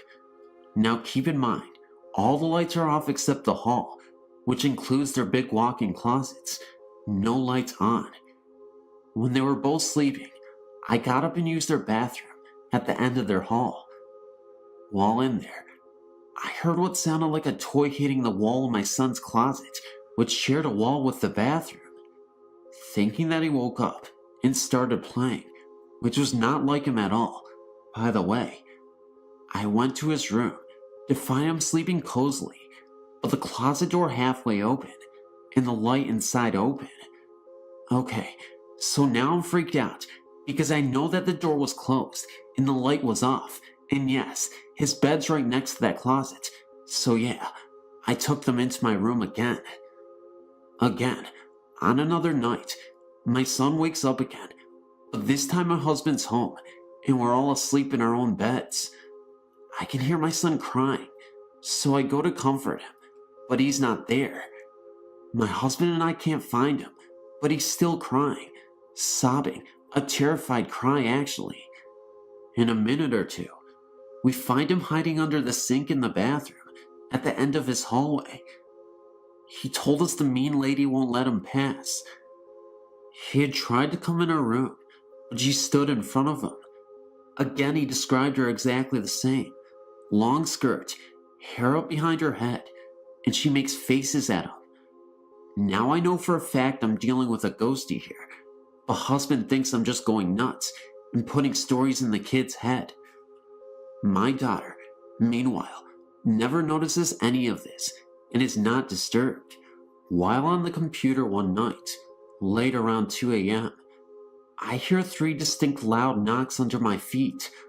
One on the left in the small kitchen, one directly below my feet, and one to my right. Sounded like someone downstairs used a broom to knock on the ceiling in extremely rapid succession.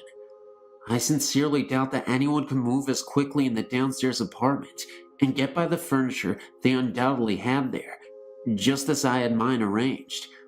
I know for a fact the lady and her kids were in bed by 10 at night. So the bank has decided that they will give us a loan on any house in Lagrange, except that one, because it's rural, so we try another place and another. One night, I'm sleeping, and have a more vivid than any other dream I've ever had. Kind of like a dream nightmare. In it, we live in the house, and I'm looking for my son, only to find him floating face down in the pool. I woke up crying, and made up my mind that there's no way I'm ever moving into the house. So now I must convince hubby, who thinks I'm nuts anyway, and is determined to get to that house. Well, having bought a puppy when we started looking for a house, this collie is now almost fully grown size, but he still has accidents, so we keep him penned in the kitchen with a large baby gate. When we go out, this doggy somehow gets past the gate by pushing a corner or whatever, and is running around our apartment. So one night, we're going out to dinner, and hubby and I lock up Poochie and set 2 high back dining chairs against the gate. Keep in mind, our apartment is carpet, thick and plush everywhere, except the kitchen. When we return, Puppy is looking at me from my kid's hallway, and the gate is still exactly as we left it, and the chairs are too. Not one thing had moved, but somehow, according to Lovey Hubby, I'm supposed to believe the dog vaulted over the chair backs and somehow landed without killing himself or breaking my dining room table, which was a mere foot or 2 from the chairs. Yeah, okay. My downstairs neighbor's kids told me that their mom was upset because I let my kids run around my apartment, banging at all hours of the night, mostly after 10 p.m., and she can't believe I let my kids stay up so late. She has to get up early, yada yada yada. Except, my kids are in bed every night at 9 o'clock, and asleep no later than 9:30ish.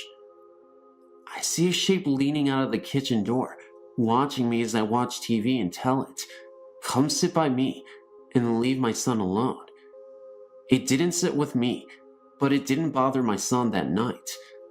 I never noticed my dog noticing anything.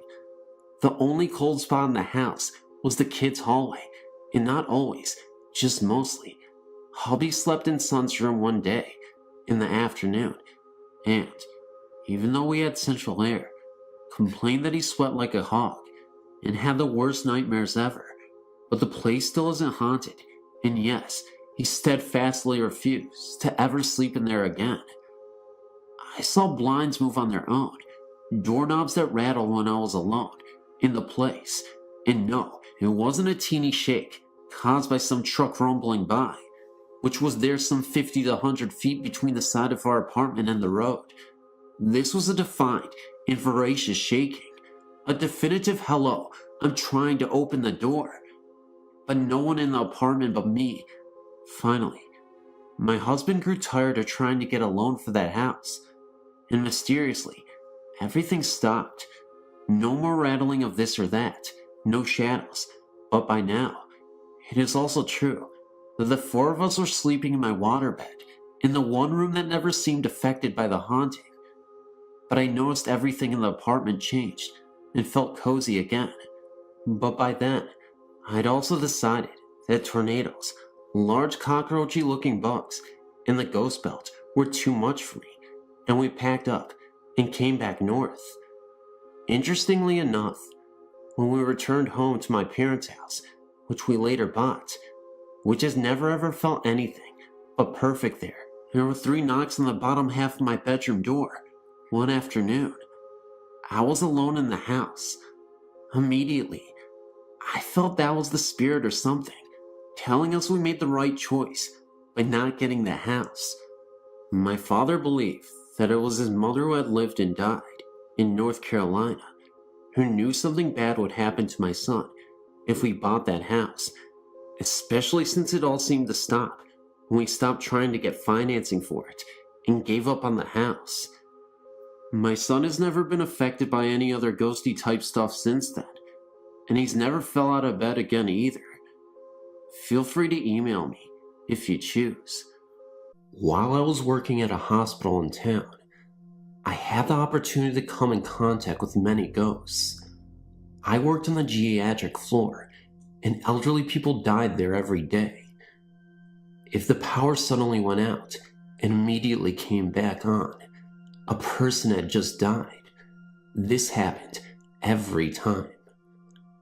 One of the most notable apparitions that I've personally seen was a man with a cane that is seen wandering the halls at night.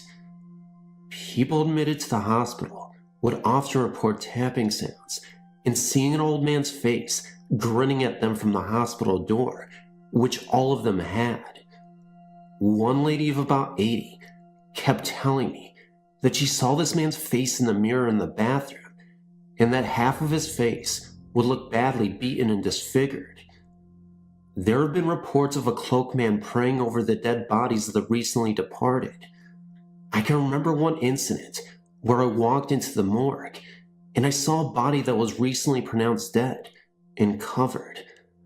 I could have sworn that I saw the fading presence of this monk kneeling over the body for a few seconds, then disappear. I would feel the air in the room be so cold, but after he vanished, it warmed up. Another popular ghost at the hospital was the Grim Reaper. The Reaper was a dark figure that would come through the window at the end of the hallway. He would shut doors, touch you on the shoulder, etc. Late at night, you could feel that someone was there, and you would see a dark figure out of the corner of your eye. As soon as you looked up, he was gone. My favorite story to tell is this. I was helping a woman get her bath early one morning. I was asking her how she slept, how she felt, etc. She told me that she did not get a wink of sleep because of the man's face she saw in the window. She said that she thought it was tree branches, but she got up in the middle of the night and saw that it was a man's face staring at her through the window. This woman was just in the hospital for a kidney infection. She wasn't on any drugs that would make her hallucinate. On third shift, you could hear children giggling and hear them running up and down the halls, but there are no children on the floor. If you went past the operating room at night, it would be locked, but inside, you could hear instruments clanging and things being thrown around.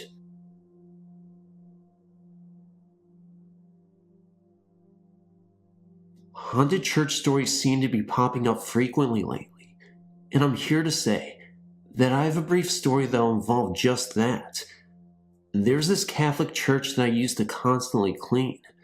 This was in Vermont, and the church had to have been built in the late part of the 19th century. Very beautiful windows, looked immaculate. Anyway, I used to work as a janitor cleaning the halls late at night, when I would be the only one there. There were many times when I would hear the organ notes playing repeatedly. I would hear the echoes of human voices speaking together, like whispers, and sometimes even clear words. One night, I was cleaning around the church once again. I was all the way at the end of the church when I heard the organs going off. It wasn't the usual sound either. It sounded monstrous, as if someone was literally stomping on the organs.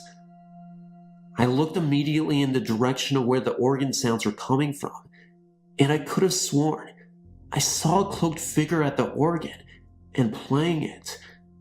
It was the typical transparent looking apparition, and when I walked even closer to get a better look, the figure had seemed to disappear. That was, of course, the worst of what I had witnessed, but there were times where I would see the organ once again playing by itself. I'd see a note or two being pushed down by itself when nobody else was in the room, and it was quiet. Anyway, that's all I have to report. I don't work at this church anymore, I'm happy to say, but I thought it was worth sharing. I wish I could say that this wasn't a real experience, but unfortunately, I can't. At least this will always make for an entertaining read.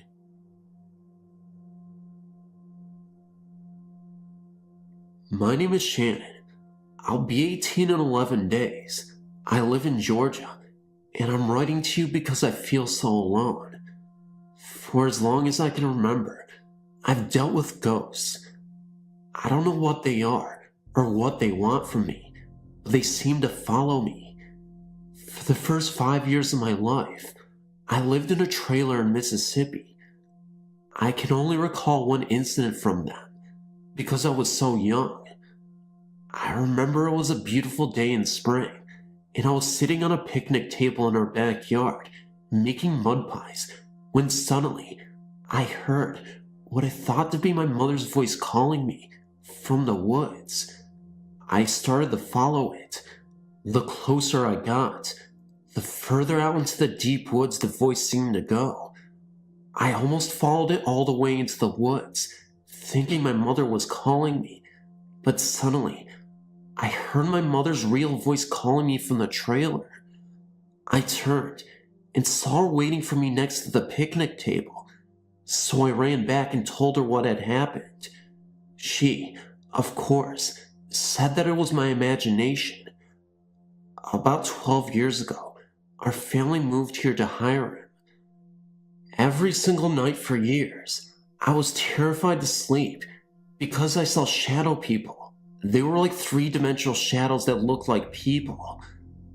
I saw them in my room at night after my parents would put me to bed. When I'd call my parents into the room, they would turn on a light and the shadow people would be gone. They said it was my imagination.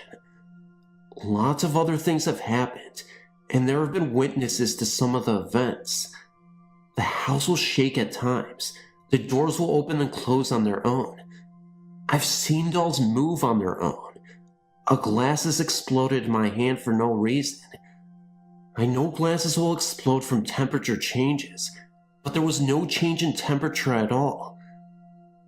There was a music box that music would play in other rooms of the house when the music box wasn't around. I've heard footsteps when no one was home or awake. I've heard voices. The list goes on. I thought maybe that there was something wrong with me, so I went to a psychiatrist. She said that there's nothing wrong with me. I've learned to verify that I'm really hearing something, because even my cats notice something and hear a lot of things. If they hear it too, their ears perk up. I've tried talking about it before, and they either don't believe me and think I'm making it up, or they think I'm crazy. I really feel alone, and it would be nice if you could give me some sort of guidance. What should I do?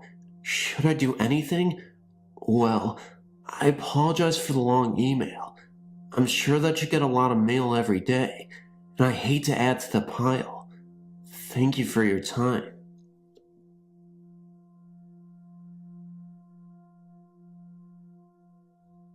My name is Luann. I'm 19 years old and live in a little redneck town in Virginia. I live with my grandparents and have lived all my life. My mom was 14 and in the 8th grade. My mom had a very best friend named Wendy, who was 13. They did everything together. Soon after our house was built, Wendy's parents were not getting along and were going through some separation and divorce procedures. Wendy and her mother had moved to Woodbridge, Virginia, soon. During the time of the separation, Wendy spent a great deal at my mom's newly built house. They spent much of their time in my mom's room, which is now my room. Then came the time for Wendy and her mom to move. It was very early one morning. Wendy was in the back of the van, holding a glass coffee table steady. This was in the days before seatbelt laws. There was a drunk driver on the road and hit the van head on. Everyone made it out with semi-serious or minor injuries, but not Wendy. The corner of the glass coffee table hit her in the head and killed her instantly. Years later, in 1985, a week before my mom found out she was pregnant with me, she was in the family room talking to my grandparents about going on birth control. My grandmother and my uncle both caught a glimpse of a girl standing behind my mother, and after that 2-second glimpse, she was gone. My uncle and grandmother agreed that it looked like Wendy. Oh, and she was actually shaking her head when she appeared. We believe that she was shaking her head because she knew my mom was pregnant and didn't want her to go on birth control. Ever since then, everyone in my family has caught a glimpse of her in our house. I usually never get any negative feelings when she materializes, but there was one moment I witnessed her ghost that completely terrified me. I was in the shower, I was home alone, and I had the door completely wide open. It was late evening, and I heard the door to the bathroom slam shut. It startled me so much, so I got dressed and headed out the door. I could have sworn I heard my name being called in a gentle, quiet whisper. It sounded like a little girl. I go downstairs and walk into the living room, and then I see the lights flickering. I also start to hear the sounds of footsteps walking across our hardwood floors. At this point, I thought I had an intruder in the house. I go to call the police, and after I hang up, I rush upstairs to hide in my bedroom. The thing was, as I was running upstairs, I could have sworn I saw the presence of a little girl, in black, in the corner of my eye as I ran for the stairs. It was only for a couple seconds, and of course, my mind was just thinking about hiding from this intruder. I could have just been seeing things, but I swear, I saw a girl for a second. The police showed up, of course, couldn't find anyone, and all was quiet. My parents came home, and I told them what happened. They were just happy that I was safe. It wasn't until a few days later that I realized it could have been Wendy. Because my room used to be my mom's room, she's in my room most of the time. I feel her presence there a lot. When I'm upset, no matter where I am in the house, I can feel her there. No one has seen her until my mom became pregnant. My family believes that she was sent to watch over her best friend's daughter.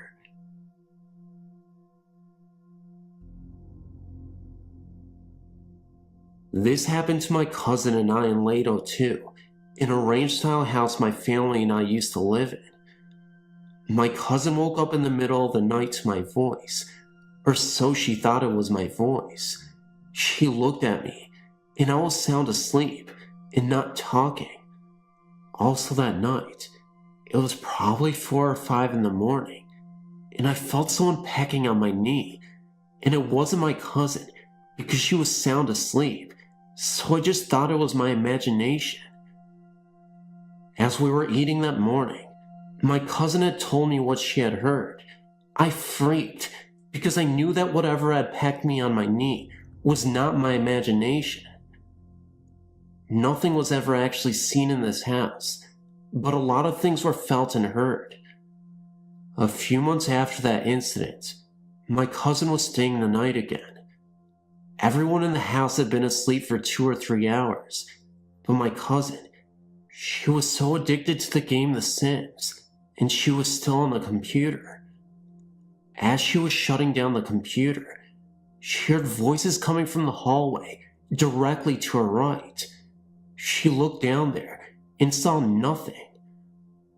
The voices she heard, she knew were not any of ours, so she ran to the floor where she had made her bed and covered her head up. I guess the voices must have stopped after that. A lot of times I would hear cabinets shut, dishes clank together, and other odd unexplainable noises.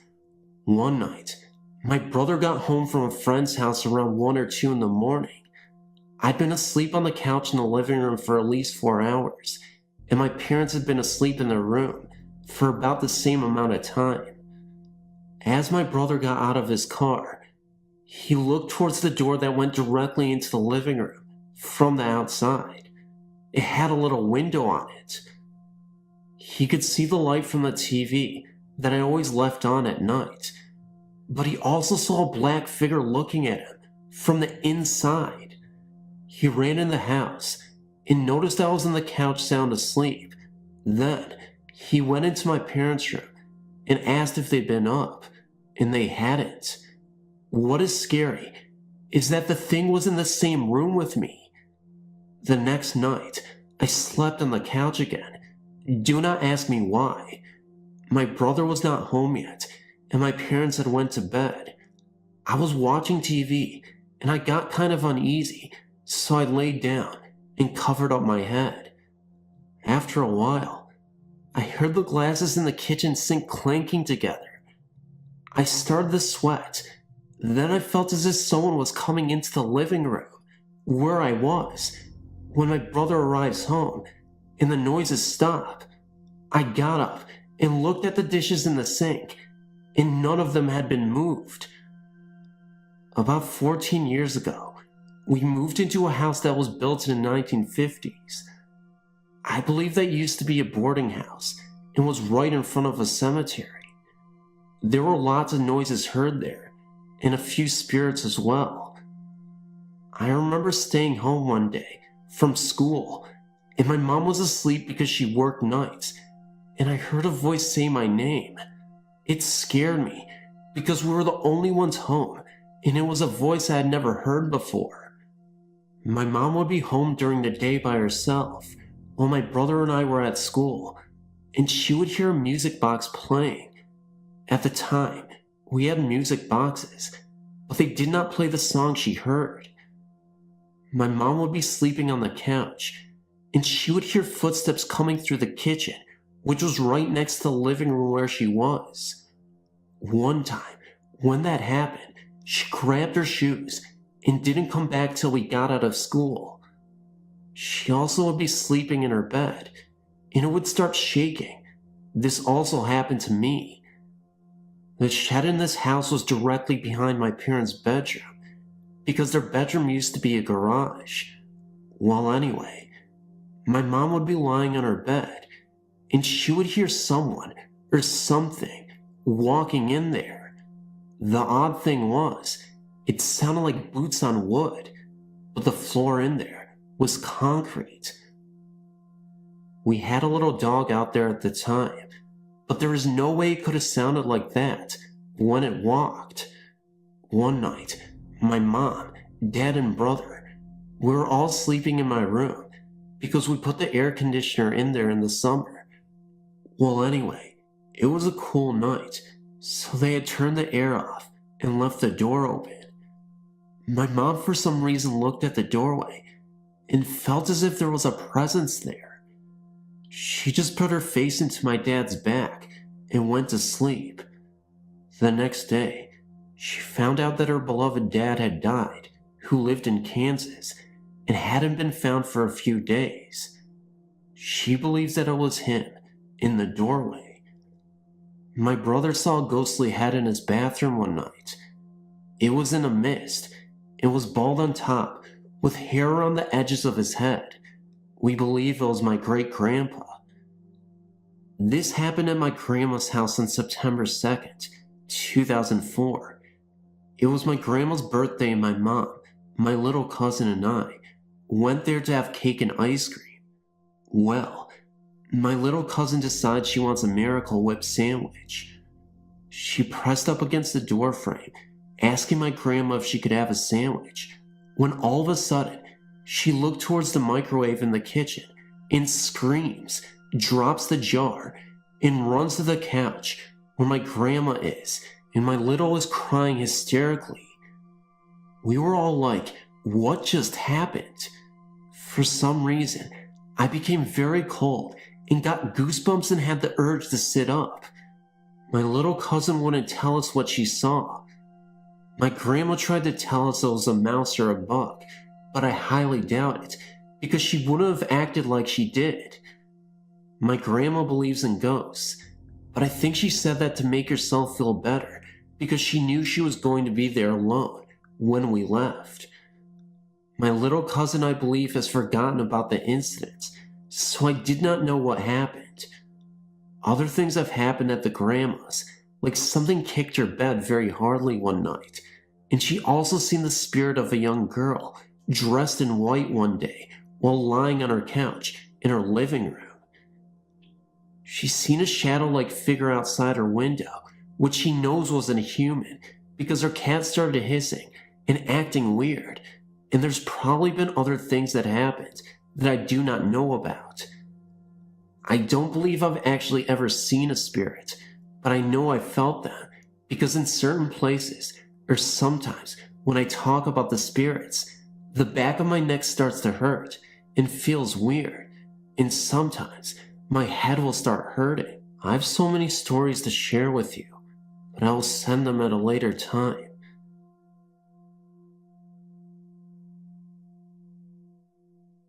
My cousin and I were out in Glenpool, towards the boondocks where my grandparents used to live, watching TV late at night.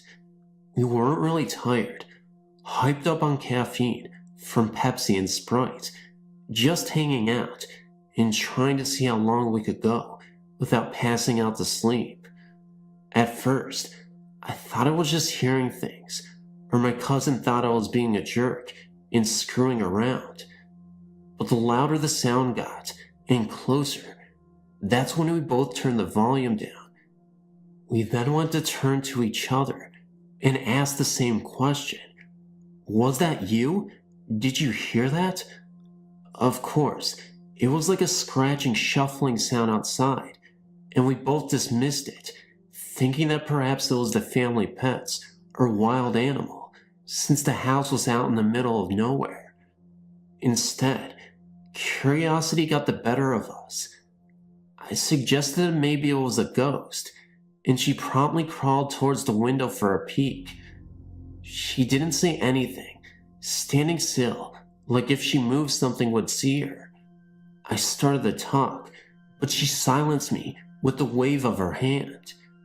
When I got over to the glass, I stared off into the black yard, expecting to see a deer or something. Instead, what I saw was a thing. Best word used to describe it. It was all black, nearly invisible in the shadows it clung to. The only way we were able to see it all was due to a distant light pole. It was skirting around. I guess the dogs must have felt the tension in the air, because at that moment, they all went into wild barks at this intruder. It swung its head, or what seemed like a head, towards the sound of the barks, then up to the window we both watched it from. There was nothing there, no face, nothing at all. Needless to say, both of us were terrified to see a hooded, faceless figure staring back at us. It disappeared, melting into the shadows. The dogs yipped, dashing for cover. Both me and my cousin were cold, shocked, afraid, and speechless. We don't know what it was looking for in our yard, or what it was at all. I used to believe it was a person thinking of robbing our house, or at least I tell myself that so I don't get freaked. Though the truth seems a lot creepier, it is still the truth, and neither I nor my cousin can deny that.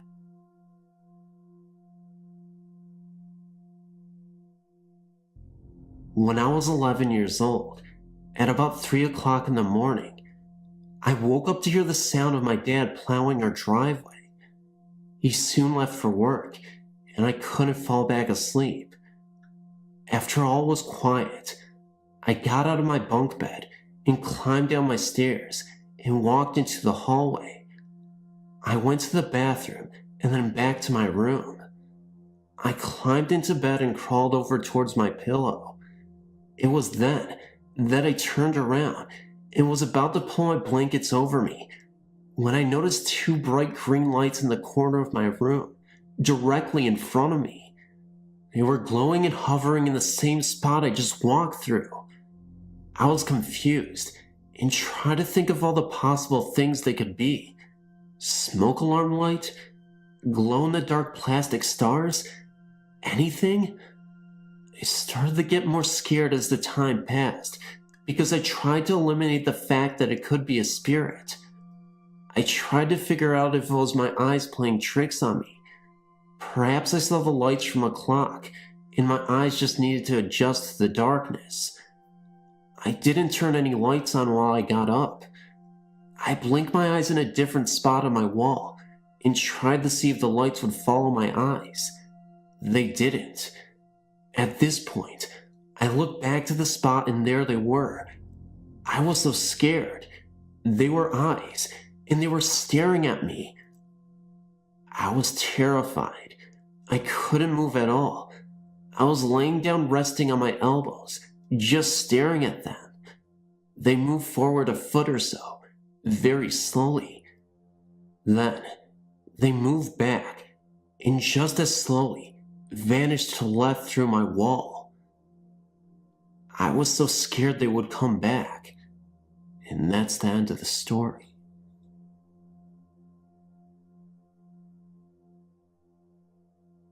Riverdale Road has a lot more than just that certain place by 132nd. Riverdale Road is spooky throughout the entire road. It's weird. Sometimes the road stretches and shrinks.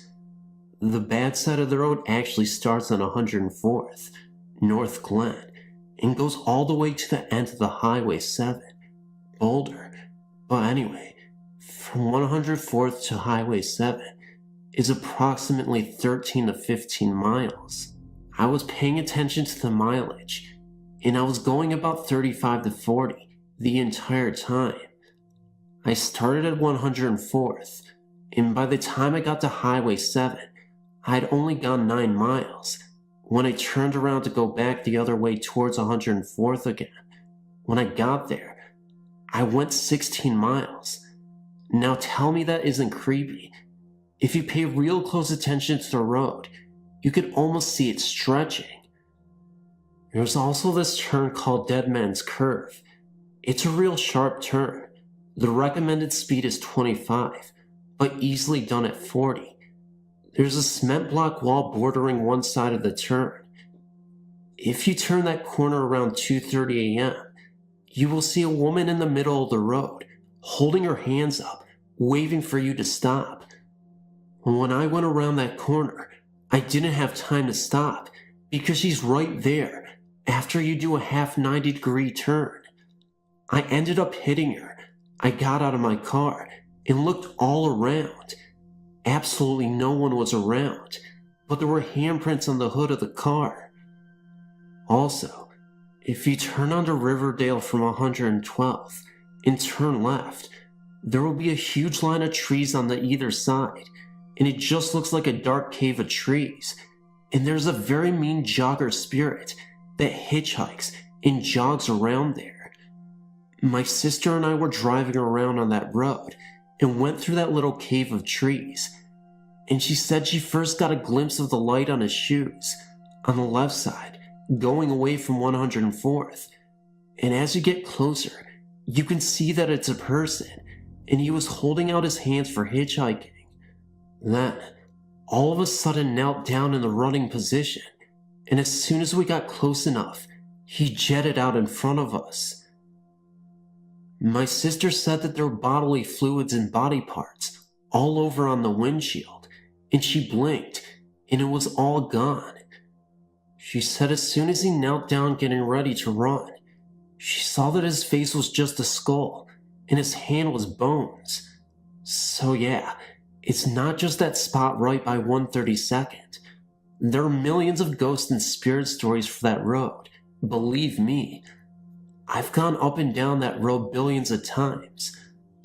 I used to do it about 5 to 7 times a day for about a year, so I know that road pretty well.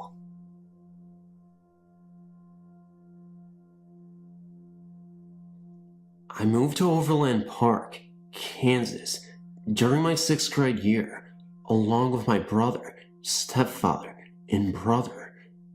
The 5-story house we lived in was in a new neighborhood, and I never took the time to research the land on which our neighborhood was built. Of course, I didn't know what experiences I would find myself in throughout the next few years. My night's routine consisted mostly of sitting in the sunroom on the 4th floor that looked towards the hallway leading to the 2 bedrooms, a bathroom, a linen closet, and the staircase which led to the master bedroom, while reading whatever book I had at hand. I can't recall how long it had been since my family and I moved into the house. However, I remember this night clearly. My parents went out to eat, and I stayed behind, at home. I was curled into the corner of a sofa that sat in front of a set of windows, reading Guardian by John Saul. The first incident happened well after the night sky had darkened.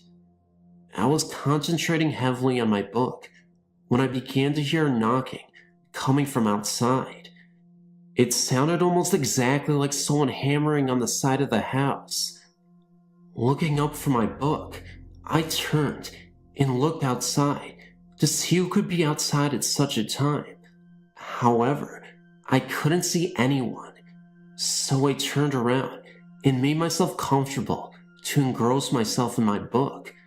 Again, the banging continued, and the most effort I put into looking out the window again was angling my head and looking out of the corner of my eye. After a few minutes, the sound outside stopped, only to begin inside. This time, it sounded as someone was banging a hammer on the pipe in the basement, 3 floors below. The banging was 4 or 5 short clangs, and then silence. I'd raise my book again until I was interrupted by another round of clangs. The only thing I can do was try my best to ignore it. As I continued to read, I experienced this unnerving feeling of being watched. I tried to reposition myself on the couch, shifting my legs from underneath me and stretching out, but nothing would unshake their presence. I finally settled on propping my feet on the table and resting the book on my knees. It was then where I could see in my peripheral vision a man standing on the top step of the staircase leading to my parents' bedroom. He stood in complete black, perfectly still, and watched. When I looked directly at him, he disappeared. I figured all the noises in the man I saw were a result of reading the book, and because of this conclusion, I refused to look up at the staircase again, regardless of the fact that the man was still there. I never spoke of the clanging or the man once my parents came home, because I figured it was my imagination. My parents were arguing when they came home anyway, so I tried my best not to get in their way. Most of my time was spent in my room when there were others in the house. You could blame it on adolescence and wanting to be by myself. It was there in my room where another strange incident occurred. I had my radio cranked to the highest decibel and was rocking out when I heard a knock on my door. Turning down the radio, I rushed to the door and opened it to find no one standing outside. I shrugged, thinking I was hearing noises due to the loud radio, closed the door, and cranked the radio back up again. A few minutes later, I heard the knocking again, but this time, instead of turning down the radio, I opened the door while the radio blared. Again, no one stood at my door. I walked into the bathroom, which was immediately to my right, and checked behind the drawn shower curtain because my mother would love to hide and jump out behind me as I walked down the hallway. Well, she wasn't going to get me this time, only she wasn't behind the curtain. I walked down the entire hallway, checking the kitchen and bedrooms before going to my parents' bedroom. It, too, was empty, so I hightailed it to my bedroom, shut the door, and sat on my bed. I figured whoever wanted to come in would, so I no longer answered the knocks. Whoever it was knocked twice more and then stopped. Months passed, and the knockings continued, and the man stood on the top step of the staircase. After a while, I became so used to it, but I never mentioned it to anyone in my house. I always figured it was my mind playing tricks on me. Eventually, the sounds and the man disappeared, and I never experienced them again until years later. My mother and I were standing on the back porch one night while she smoked a cigarette.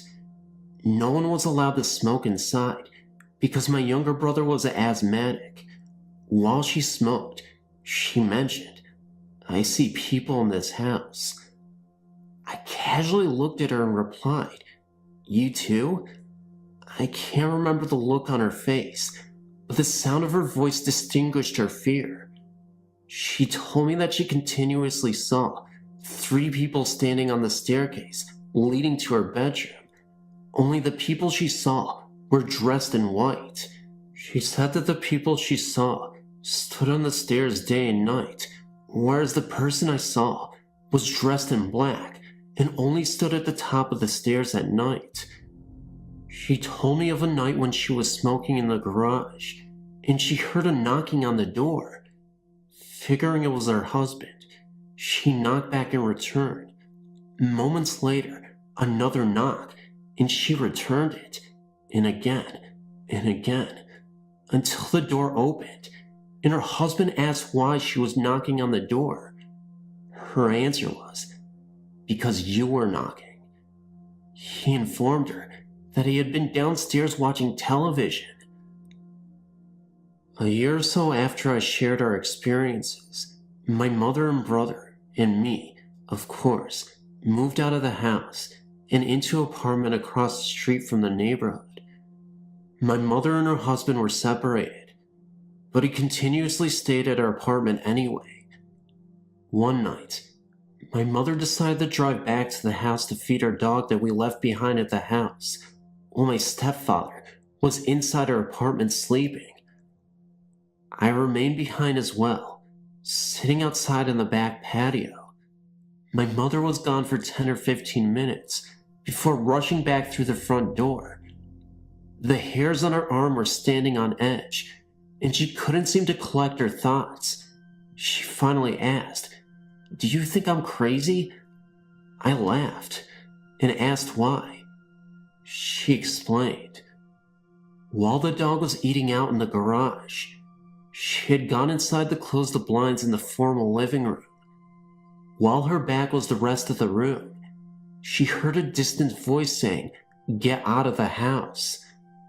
She said she shook it off and walked up to the sunroom to close more blinds, where she again heard, "Get out of the house."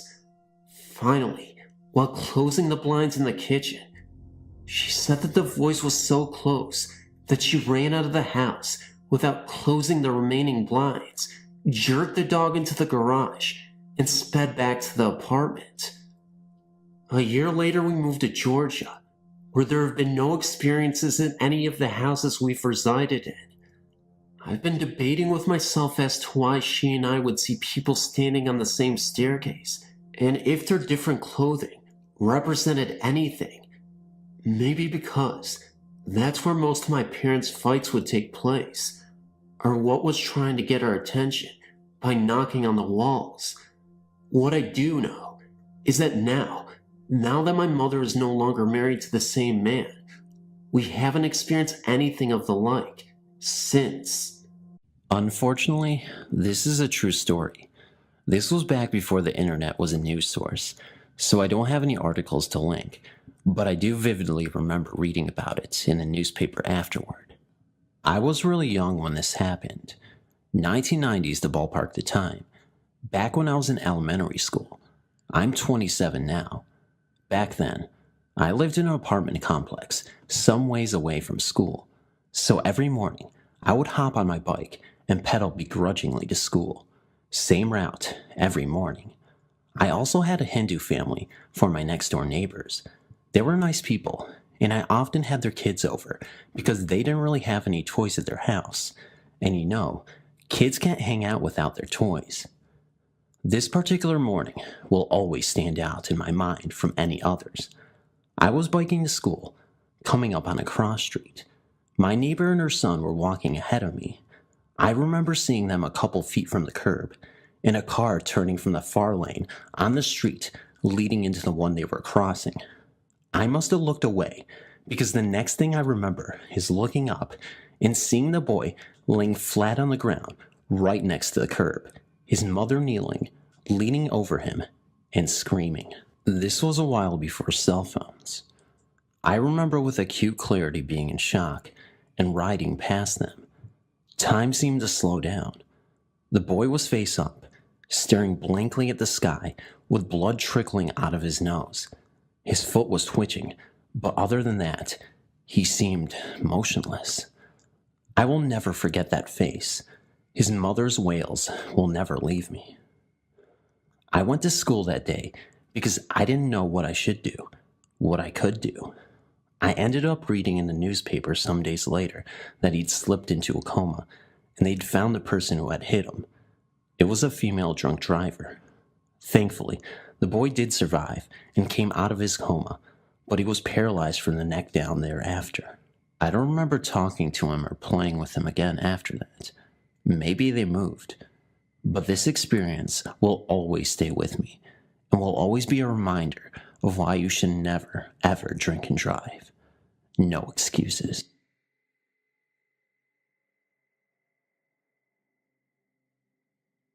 My place of work is very haunted. I work in an old veterans hospital that has been converted into offices. It does feel a little bit strange consistently entering a room, only to realize that it isn't a hospital anymore, but an office building equipped with cubicles and computers. On my first day on the job, I encountered some really unsettling activity. I consider myself a pretty logical person, so I don't want you to dismiss this as merely fiction or chalk this up to seeing things or hallucinating. Anyway, I was in my usual office tending to my daily activities. I was alone in the building that day and had to close up when I heard what I thought was a male voice coming from down the hall. The voice sounded raspy, but soft. Again, I was the only one there at the time, so I walked down the hall to trace the source of the sound. I was able to catch a glimpse of a male spirit peeking out from what is now the photocopy room, but I'll never forget the look in that man's eyes. It was a look of helplessness, a feeling of absolute despair, and before I could even think anymore, the image of the man faded into thin air. Then there was perhaps the most peculiar experience of them all, and happened a few days after seeing the raspy-voiced man. I know before I get into this particular one, you're going to laugh, but I shit you not, I was not laughing at this particular moment. Sure, you can tell me that this was bullshit, that I was making it all up, and all that other crap, but all I can give you is my word. I was running behind schedule on this particular day at the office, and getting frustrated. On top of that, my boss asked me to work overtime and close up for him, and I reluctantly agreed to do so. Finding myself alone again, it was just after 9 p.m. when I finally got caught up with all my paperwork. I quickly tried to close up everything and head out through the hallway and out the door to the parking lot, but I stopped before that. Again, this was highly unusual because there was no logical explanation for this, but what I saw next was perplexing. I looked into the conference room, and I could have sworn I saw a bearded man dressed in all white with long brown hair, kneeling over another man, as if trying to resuscitate him, and the man throwing up a peace sign a millisecond later. It was creepy to me at the time, but I felt an overwhelming sense of peace too. This all lasted not even 30 seconds. Now, I'm not going to say that this was Jesus or something like that, but the timing was too impeccable. I couldn't tell if this was the same man from the day before, or if it was another spirit, but it almost seemed as if the bearded man came to his rescue, possibly taking him up to heaven.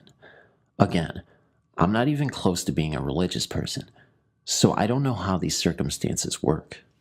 The following experiences weren't as climactic as the ones above, but still unsettling to say the least.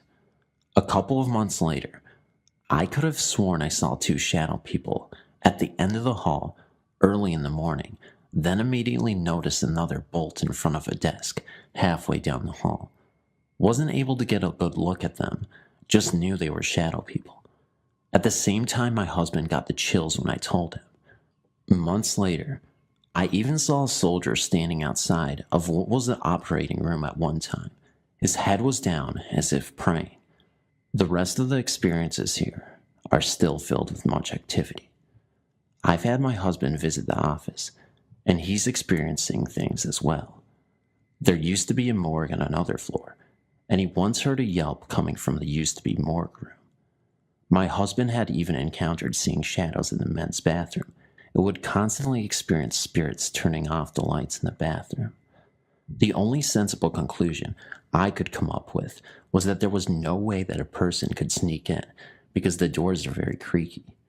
We're not the only ones who have experienced these things, as other employees have openly discussed spirits being in this building. One gentleman took the elevator up and had a conversation with another gentleman. When his floor came, he turned to wish the other man a good day, and no one was there. Some have spoken of footsteps late in the evening. One guy got to a point he would tell the spirit it was just him, and the steps stopped. Yeah, to say this is a haunted area is kind of an understatement. Thanks for reading my story. I had to come back home 7 years ago to help my mom. My dad had passed the year before, and it was becoming too much to go back and forth. I was working at the time, and Mom could still get around. I have to mention that Mom has since passed away. She's been gone for nearly 4 years now. Anyway, this particular event happened on a Wednesday, and I will forever remember it. My mom had already gotten up and was going downstairs to fix herself something for breakfast. I went into the bathroom to wash up. I had a funny feeling come over me. I can't explain it other than to say I felt something was very wrong. For one thing, I haven't heard any noises from the kitchen. The bathroom is at the top of the stairs, so I opened the door and listened. Nothing. I grabbed my robe and was about to go down the stairs when I saw this woman at the bottom. She startled me and I froze. We stood staring at each other for maybe 10 seconds. She had shoulder-length brown hair and a white floor-length gown. She never spoke. She did, however, point towards the kitchen. My heart sank. I understood immediately. I ran past her and into the kitchen. I turned into the dining room and screamed, "Mom." She was lying unresponsive on the floor. I ran over to her crying like a baby. I kept calling her and trying to pick her up. I pulled up one of the chairs and tripped while trying to get my mom into it. We both crashed to the floor, but I finally got up and pulled her onto it. I was hysterical. I kept trying to talk to her, but she just stared at me. I ran to the phone and dialed 911. The fire department is right around the corner, so they got there in no time. Her blood pressure was sky high. We went to the hospital and I called my sister. My mom stayed for 3 days and came back home. We found out she had a clot in her heart. She had gone into the dining room to sit down and catch her breath and just collapsed. Later that day, I went home and only did I remember the lady. I got on my knees and thanked God for letting me be at home that day, and for finding my mom and myself worthy enough for him to send an angel to alert me about her situation. That was May 2013. She died November 13th, 2013. Let me finish by saying that I've been in the healthcare field for over 20 years, but when you see what I described, everything you ever learned goes right out the window. Out with my two brothers and my dad fishing at around 12 in the morning. Me being maybe 12 or 13 at the time, William was older and Jason was younger. We were on a bridge that stood over a large body of water, and I was honestly becoming a bit bored since we had been fishing for the past hour. The only real exciting thing that happened was when my dad hooked a skate. It was a kick watching him struggle to maintain the pole. He had let out a mean steam of curses when his line snapped, signaling his loss in the battle. The area was surrounded by forest and was beautifully lit by the night sky. I would look over the bridge's wall countless times just to see the moon's light reflecting off of the dark, steady waves. The bridge wasn't made of wood, but concrete. It was strange looking. Now that I think about it, instead of being only about 3 feet off the surface of the water, it was maybe 10 or 15. I assumed that it was made for walking or riding across. It was narrow, but just wide enough to fit 3 average people side by side. Upon stating that I wasn't having much fun, William led Jason and I down to a large blackberry bush. It was set just next to the beginning of the bridge, so my dad could still see us. With our group, we had 4 dogs. It seems like a lot, I know, but we currently still have only 2 of our said 4 dogs. Tragedies happen, I suppose. Back to the story. 2 of the dogs are German Shepherds, the dogs we have currently.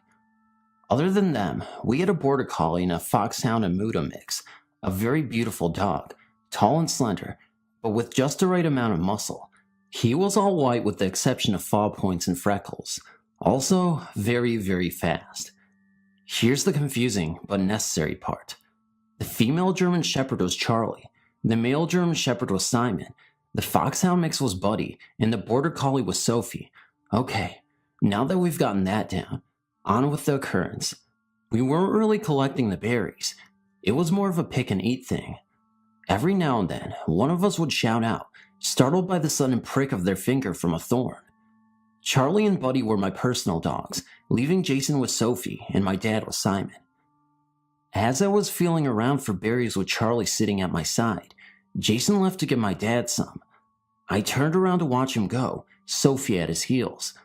Before I could turn back around to face the bush, something caught my eye. Something big. My first thought was that it was a tree, that is, until it turns its head towards me. It locked eyes with me. I felt paralyzed by fear. I barely managed to wave my arm around in William's general direction, trying to catch his attention. He must have noticed as he responded with a quiet yeah. Turning to see what I was looking at, he began to say something, but immediately stopped. All emotion drained from his now pale face. "Who is that?" he would ask me. I could only mumble what. Not that I didn't hear him, no, I was correcting him. This thing was massive. Really, the only color you could see on the creature came from its eyes. They were wide, human-like. From where I stood, they almost looked orange. The rest was basically a silhouette. I could feel the presence of the dog next to us. Charlie snarled, stalking closer bit by bit. I wanted to jump at her, do anything to keep her away from it. Simon was staring intently, as was Buddy, but kept his position in front of William and me.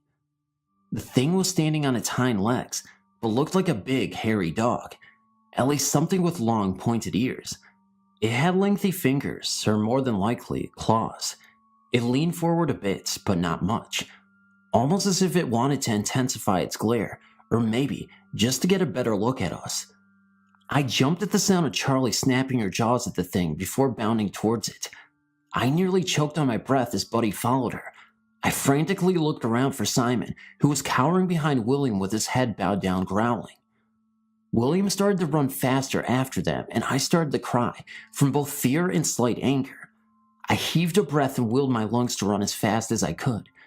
William was on the track team and played baseball, but he was the least of my worries, because I was too. It was the fact that we were chasing 2 dogs, and a terrifying animal-like creature. Now that I think back on what I did, I must have been insane. Nevertheless, I chased them in the woods.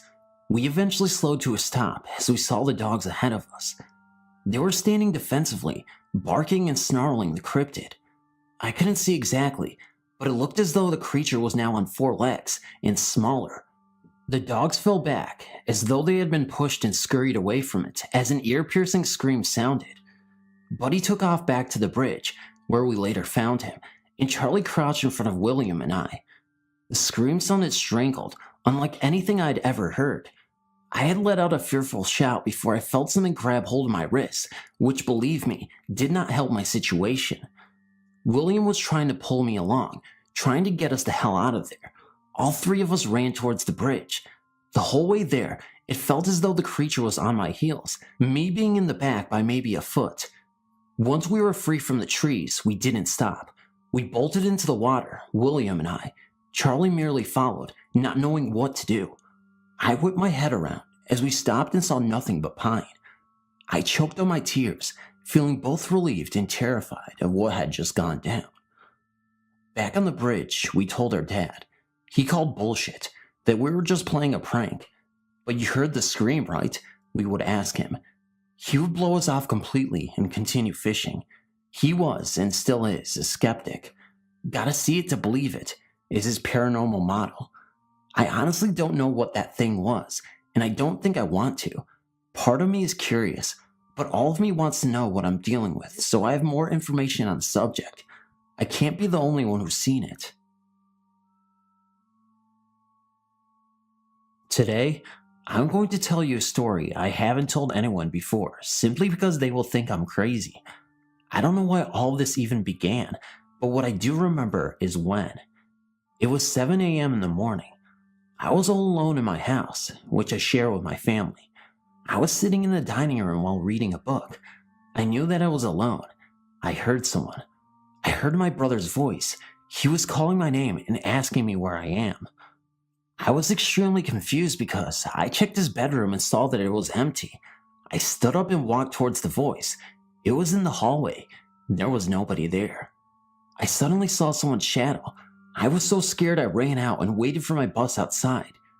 For the next 2 years, things moved in our house.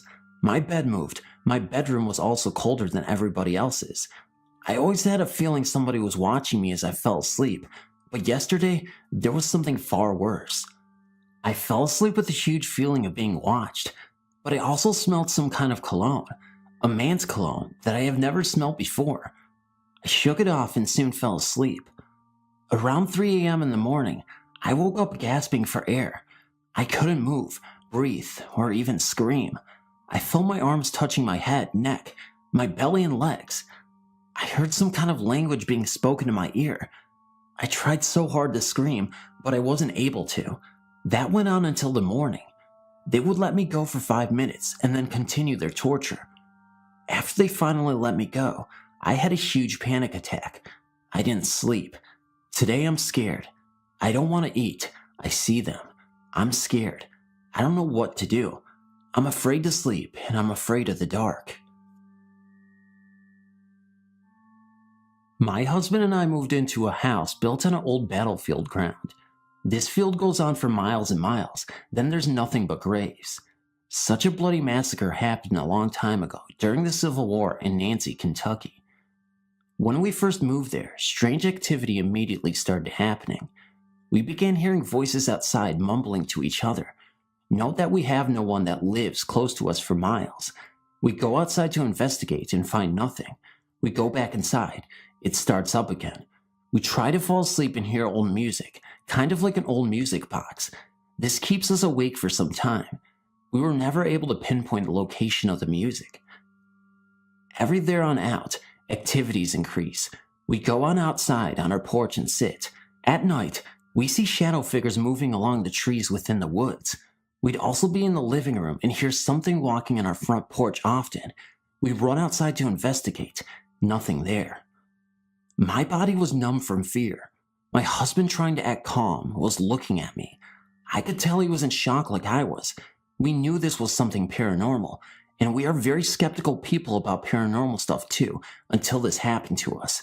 It changed everything. A whole new door opened up that we were not familiar with. We thought maybe if we don't think about it much, maybe it would just stop. So living there for a week now, we decided to make a flower garden together and enjoy the beautiful weather. I put some little bunny figurines in the garden and also little chickens and turtles. That night we started hearing footsteps again on our front porch.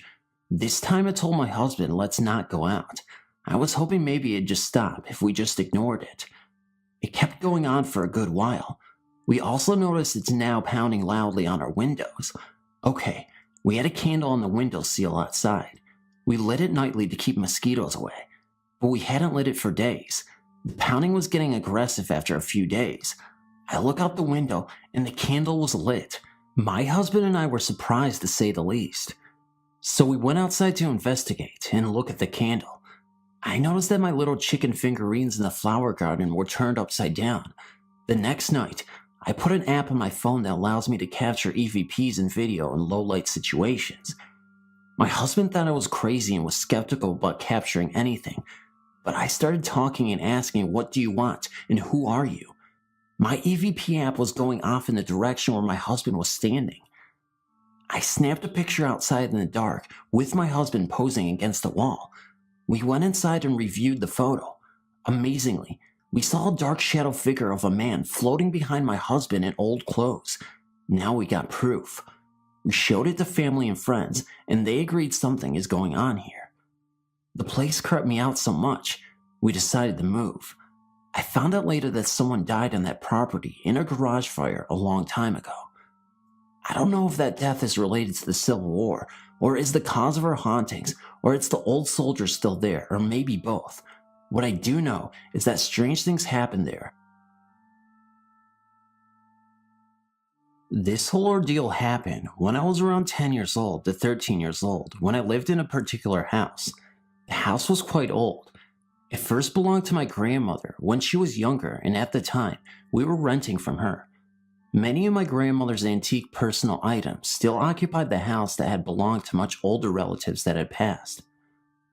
The importance of these objects was that objects of those who passed away could channel their energy, and this shadow man I had seen could have possibly been an old relative.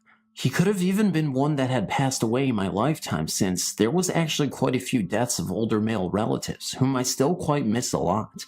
The first I was aware of this man, I was around 10 years old. The memory is faint, but I am positive of what I felt and saw at the time.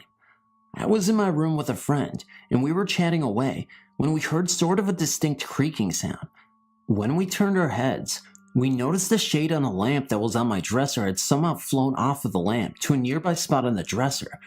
Being the young child I was freaked out, and we stayed in the living room the rest of the night. I was about 12 years old, I believe, when I first actually saw the figure who had done plenty of subtle disturbances throughout the years since my first encounter with it. I had stayed home from school since I was pretty sick and was watching Drake and Josh on television to pass the time. I heard the front door open, and then saw, as well as felt, a tall man out of the corner of my eye passing by the entryway to the TV room which I was in. Automatically I called out, "Hey Dad," thinking he had returned from work early. There was no response. I paused the show, and the house was dead silent. The feeling of the man's presences was gone too. I knew that I had seen something tall and shadow-like walk somewhat quickly past the entryway. I got up to investigate and found that the house was indeed empty. My whole body was shaking, so I did what came to mind. I cuddled up in my blanket on the couch and turned the volume up to try and erase the so prominent fear that had filled me and waited for my parents to come home. I had seen the shadow man a couple of times after that, each time thinking it was my father, and each time finding out it was not. Those memories are far less prominent in my mind, but are still there. We moved from the house later the next year, and since then, I have not seen nor felt the shadow man. Have you ever seen a shadow figure like this? This is my story of what happened to me at work. I don't know if it's a ghost or anything, but I hope that someone may have opinions. Okay, so I was walking back from giving someone their food to go back to the kitchen. Then I saw a little boy outside of the door. He looked like a normal little kid, so I smiled and walked on. I didn't think anything of it. But then, he was at the drive-thru window. Then again, was back at the door. And so on until the last part. I saw his head at the same time in the door and the window, with a little smile. Then he went back to one and I saw him running. Then he disappeared into the parking lot. The weird thing about it was 9 p.m. and it looked to be about 5 years old. No adults around. It's not the first time I've seen a little boy appear before. One time I was at home and I'd seen a little shadow boy. I went to tap him on the head because I thought it was my brother. My hand went through his head. Description, around 5. Not pale skin, but not tan either. Bluish gray eyes, sandy brown hair. Wore a striped shirt with gray pants. Cute little smile with a few crooked teeth. Was he a ghost too? Thank you.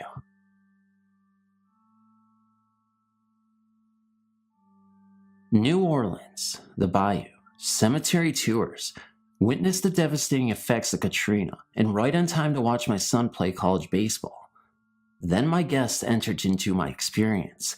My first experience started when I captured the most beautiful sunset from home plate facing the swampy area where we were playing. As I looked at the picture, I noticed 2 orbs. One was quite noticeable, as it was a small ball of light in the bottom of the photo. The second was the strobe of light coming from the sun behind the clouds. Okay, I'll get to the best part. So I checked into the Whitney Hotel, located in Midtown New Orleans, rich in history. An old bank that is still in use, but is also the hotel that has been renovated with 9 floors of winding halls, leading one to get very confused and turn around, so to speak. Let me mention, the entire time I stayed at this hotel, there was not one other guest ever spotted by myself or my parents. In fact, the only people you saw were the same 5 employees that all seemed to be interacting amongst themselves in an odd sort of way. They were always there. One was the chef, yet never saw one person sitting, eating, or drinking in the restaurant and bar. These same characters were always around, out of nowhere. They were eager to share stories of the hurricane, history of the hotel, and the architecture and other tidbits of the city. What I thought so peculiar was there was nothing ever mentioned of ghosts or hauntings. I will preface this by saying there was a strong sense of something, but I could not quite place my finger on what it was exactly. I finally put it out there and asked, "What about ghosts?" The 2 staff members shared a look and stated, "Oh, you can say that." They shared hearing silverware falling in the middle of the night, sounds from the 100-year-old basement, and the bank vault closing and locking when no one was around. I retired to my room, 6:11, at around 8 p.m. I noticed the complete quietness of the floor. Again, not one other room guest was around. I laid down and fell asleep. Approximately 2:13 p.m., I became aware of a feeling between my legs, as if I had been punched. I was in somewhere between sleep and wake, and had remembered the feeling in the pit of my stomach that told me someone is in this room. I laid there paralyzed as I tried to rationalize what was happening. Was there someone in my room? Why isn't the spot where it was hit not as excruciating as it should be? There was still the feeling, but no pain, rather a strong pressure feeling. Then I felt the most gut-wrenching, gut feeling, sick to your stomach feeling began to rise in me. The feeling that someone was there, and this was not going to be good. My heart was racing. I was frozen, unable to roll over to look in the direction where I felt the person was standing. 30 seconds in, I am now fully aware and awake and scared to death. I thought, I need to get control. I can either lay here or take action. At this point, I leaped out of the bed and walked 3 feet to where I felt the person standing, as it was in the direction of the restroom. It was at this point that I swear there was a figure, see-through, dressed in black and white, streaks on the face area. It wasn't a pleasant presence. This feeling I had was of sheer terror. Then it was gone. As I gathered my bearings, slowed my heart, and tried to rationalize what I just experienced, I felt a sort of calm presence come over me. I laid back down, and I instantly fell right back to sleep. I awoke refreshed and wondered why it was so easy for me to fall back to sleep. In the past with nightmares, it's always been difficult. Not this time. I didn't mention this to anyone for a few days, but that feeling of complete terror, dread stayed with me. I returned to work and shared the experience with a coworker. The fact that it was so real and the feelings it caused me is what prompted me to share my experience and hopefully can find others with similar stories so I don't feel like I am crazy. Thanks for reading.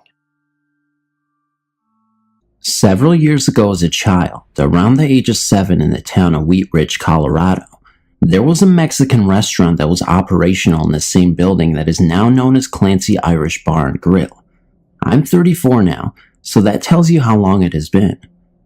It's been so long that I actually have no recollection of the event that I'm about to speak on, but my sister swears that the story is true. It was questionable until several years later, my 5-year-old daughter had a similar experience in the same restaurant. Now let me rewind to the beginning of the story. Keep in mind the building still exists under the current restaurant name of Clancy's Irish Pub and Grill. My sister is 8 years older than me, and every now and then, she would always talk about the event that happened when I was 7. At that time, it was a Mexican restaurant that was very popular and well known. As a family, we had gone there one night to eat, and being the ordinary little punk that I was, I'd wandered off to explore and ran up the stairs to the next level of the restaurant. The upstairs was apparently closed to customers and is where the restaurant office was held.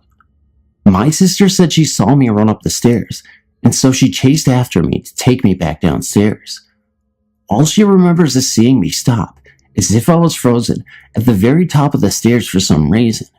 She called out to me from the bottom of the stairs. However, she said it looked as if I was staring at something and was in a trance and would not budge or acknowledge her. She then walked up the stairs to grab me, thinking I was ignoring her. Immediately upon reaching the top, she felt a cold chill and said she had felt also extremely uneasy and even scared. A few years later, the restaurant closed down and the building was left abandoned for over 10 years until another restaurant decided to take it over again. My family and I were living only a few blocks away at the time and saw that there was a construction crew remodeling the inside and just doing minor touch-ups to the exterior. Seeing the remodel, I couldn't help but think about the story my sister would speak about from time to time. I told my wife about the story, and of course, she did not believe it. A couple weeks after the restaurant had been open for business, I decided we should go eat there, just to see what it looked like after the remodel, and to also try the food. When we arrived to the restaurant, I picked my daughter up and carried her toward the building. As soon as we got closer to the building, my daughter instantly started screaming and yelling, and having a fit, even though she was perfectly happy while in the car. When we got inside the restaurant, my daughter started screaming even louder, and as we passed the staircase, she looked up and pointed up to the top of the stairs while still screaming her head off. We decided to leave shortly after because she would not settle down. As soon as we got in the car, she instantly stopped screaming and calmed down. This may be a coincidence. However, the next week, my wife and I talked to my wife's mom while visiting her and told her of the story of when I was young. We also told her the situation with my daughter when we went there recently. Her mom asked where it was located, and after we told her, she gave us a very serious and shocked look and told us a story of her own. Her mom told us that her friend at work had recently spoke about her son doing an electrical job at the same building during the remodel. Her friend's son apparently was an electrician and was working upstairs when he heard someone whisper in his ear, "Look outside." Just after hearing that, he heard a loud crash outside. He ran to the window and saw that someone had crashed directly into the parked work truck. He also had told her that he was the only one upstairs at the time when he heard the voice and then the crash happened. This restaurant also later closed within a month and was then bought out by Clancy's. Clancy's is still there, and I also believe it is still haunted upstairs. I've always wanted to visit again and speak with the employees just to see if they had any stories of their own. However, I've never been back since. Thank you for reading. When I was a teenager, I had kind of a chip on my shoulder from family problems, etc. So often, I would not be very emotional with friends or show my feelings. I had a best friend. Her name was Rhonda. We just clicked from the moment we met 2 years prior to her death. We both like talking about things like life after death and paranormal stuff. We once told each other that whoever passed away first, we would contact the other. Little was I to even imagine at that time that this would indeed come true.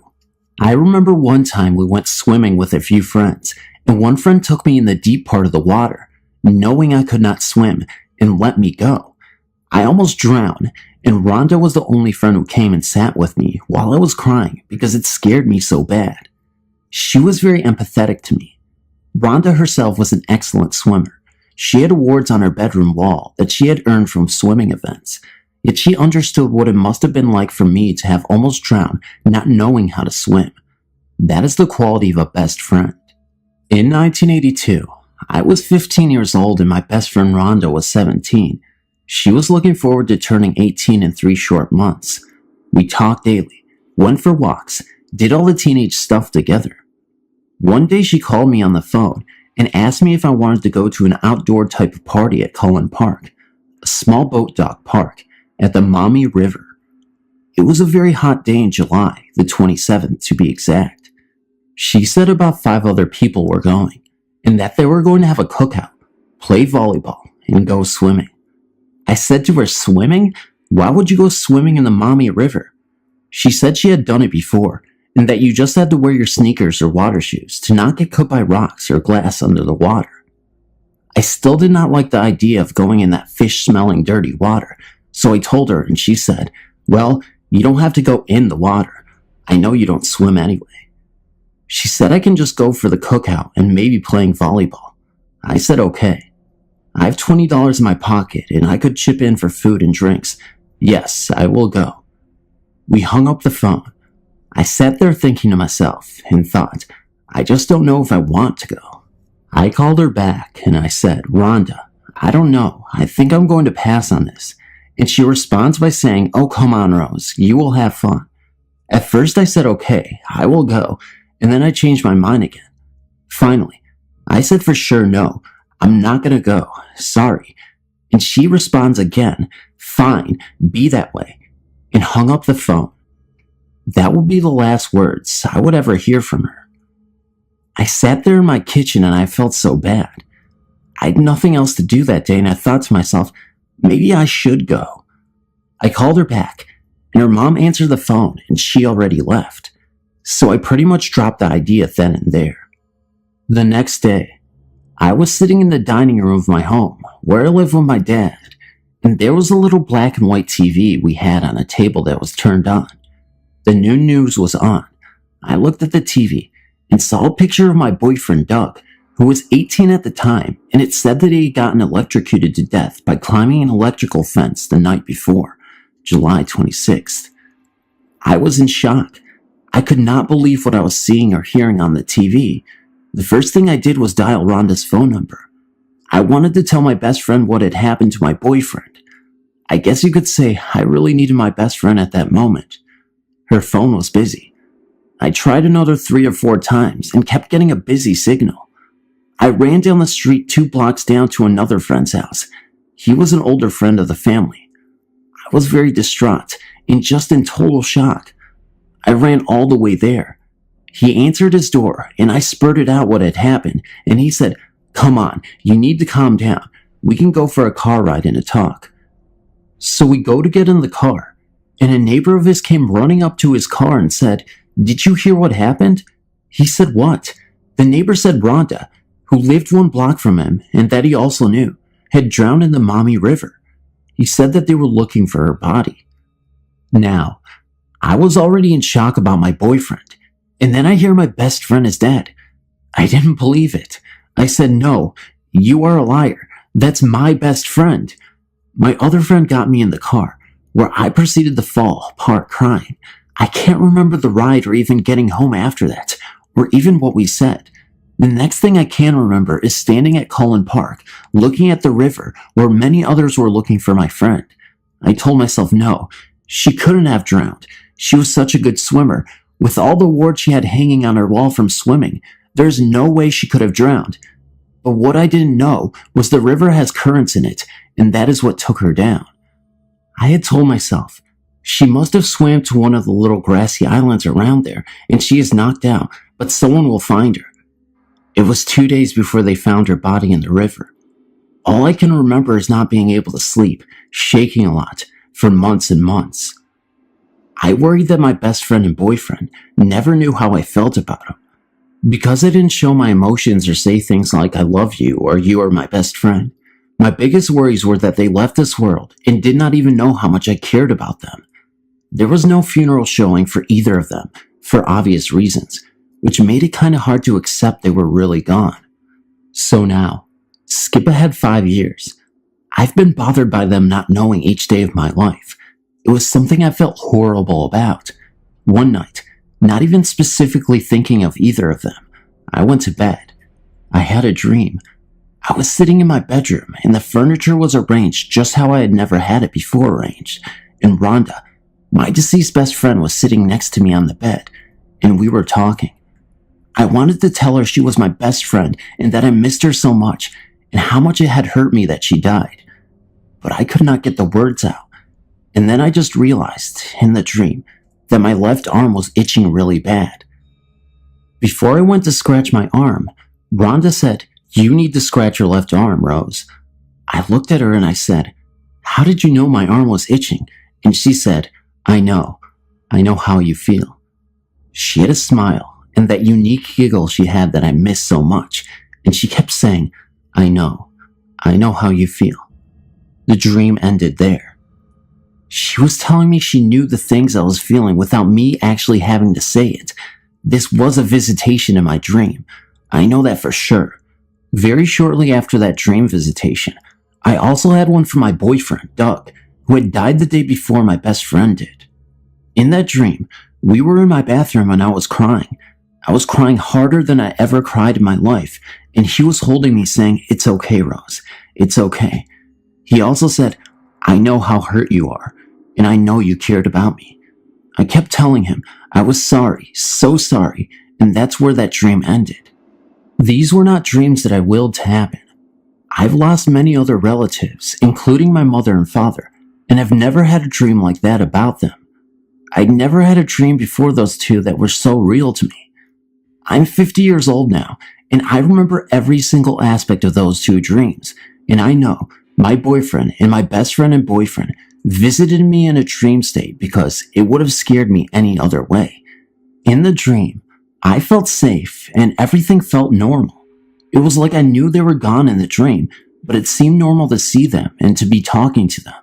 Wow, I have to say, it has taken a lot out of me to write this stuff out, to go through those emotions again, reliving such tragedy, but I felt it important to share this with you. It is a 100% true story, which can be proved from newspaper archives about both their deaths, and I have copies in a scrapbook and stuff from both of them.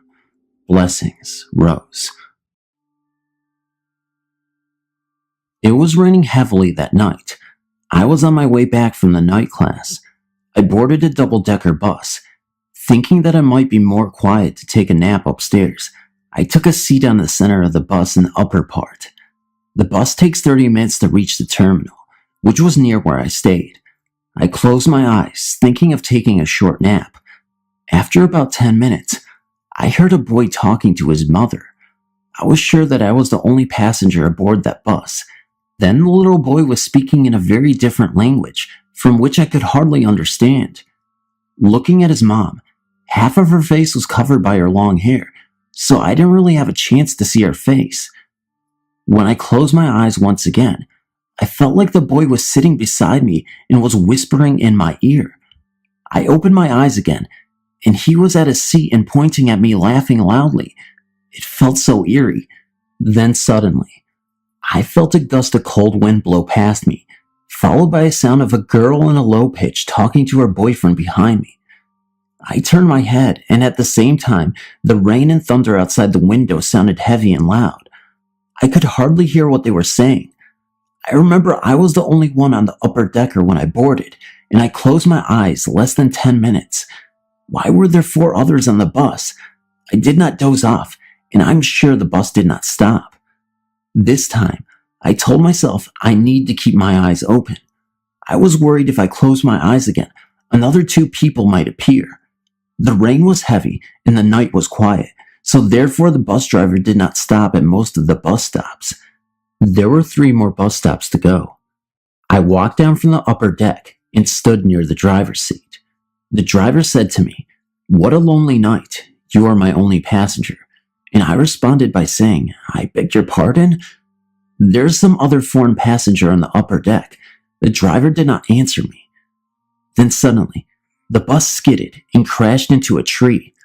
I knocked against the metal pole in front of me and fainted. When I opened my eyes, I was still sitting at the bus stop waiting for the bus. It was still raining heavily. I thought I had a dream, but my head was swollen. How can that be? When I turned my head to the left, a heavy-set man was sitting at the first seat. A lady and a boy was sitting right beside me. The lady's hair covered half of her face, which I cannot see clearly, and a boy and a girl were hugging each other behind my seat. I shivered and stood up. The little boy said, "Are you leaving? Our bus is not here yet." I did not turn my head. I waved to the coming by taxi and quickly got inside. When I entered the taxi, the driver said, "What a lonely night. You are my only passenger." I was shocked to hear this twice and felt uneasy. I quickly aligned from the taxi and entered a night coffee shop, took out my mobile phone, and called for my dad. Then the waiter came near me and asked for my order. I ordered 2 cups of coffee, thinking my dad would be here soon. Then I heard the waitress whispering to another, "This lady is ordering a coffee for that little boy also." I turned my head and looked at them, giving me a weird look. The other waitress walked near me and asked, "Are you going to ask your boy to come in, or let him stand outside my door?" I just ignored her, pretending I did not hear what she said, and hoped that my father would be here soon. After the coffee was served, I saw my father enter, and I felt safe. On the way home, I saw the taxi that I just halted was in the accident. It was badly crashed against a tree, and there stood an overweight man, a couple, and a mother holding a boy staring at the taxi, and the nurses were busy carrying the injured man into the ambulance. Lucky, I was not in that taxi.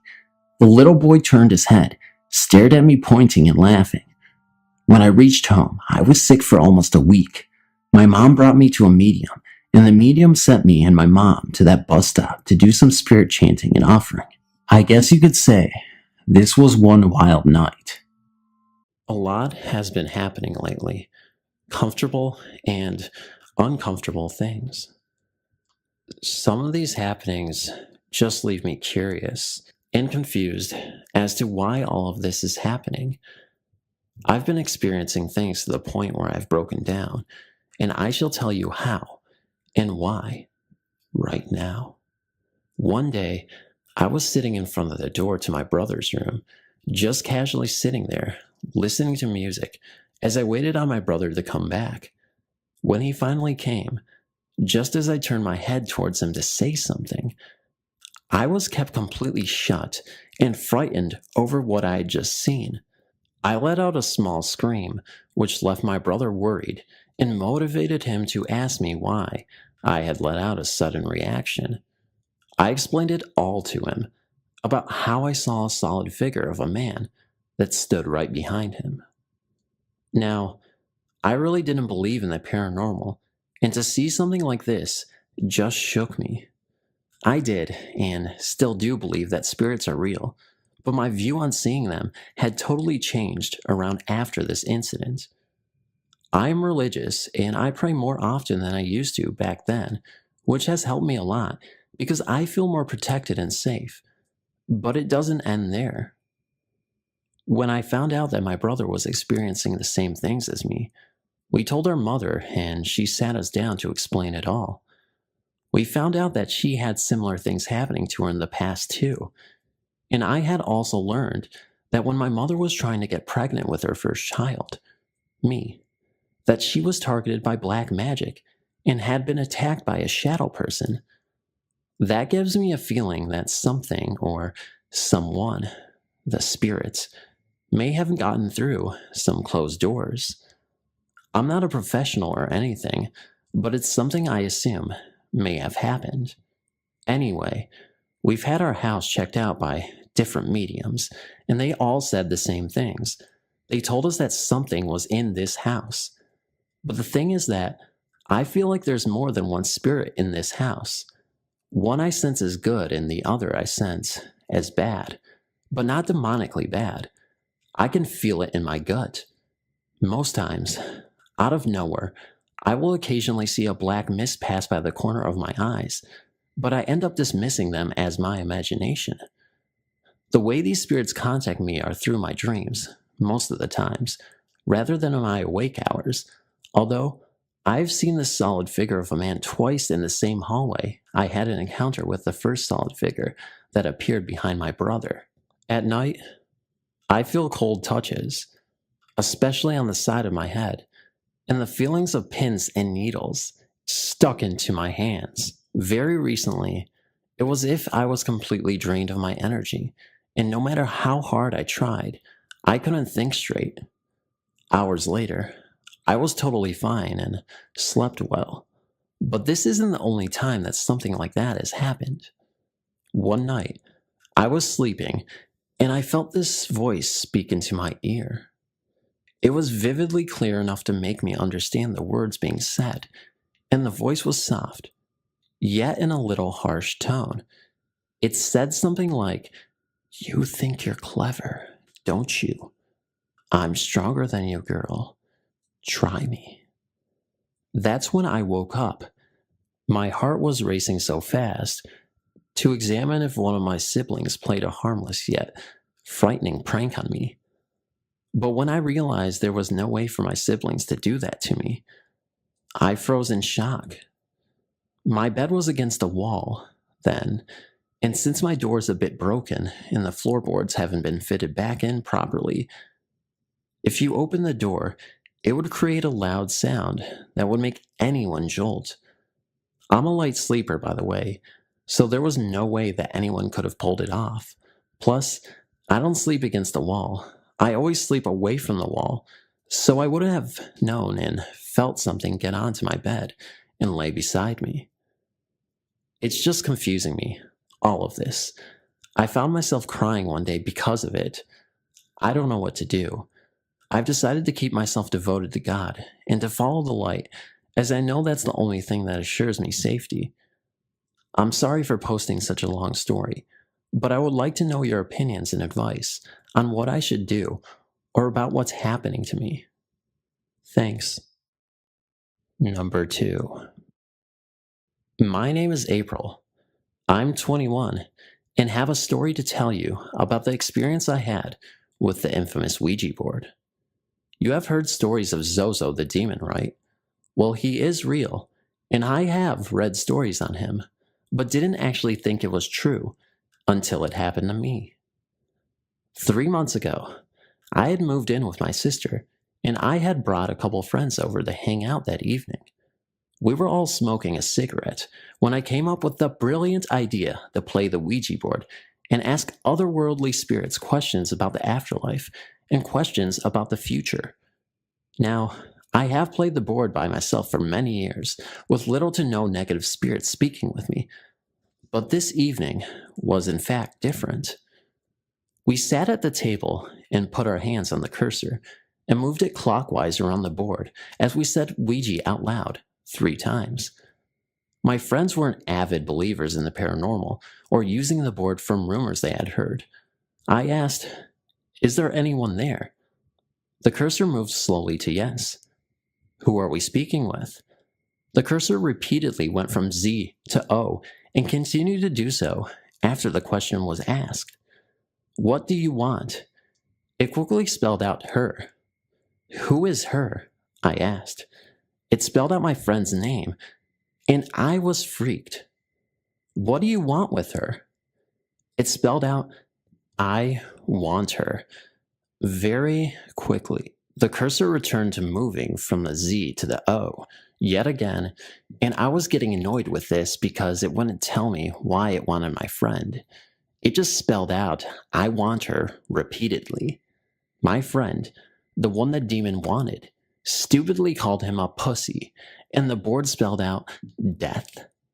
That's when things got bad.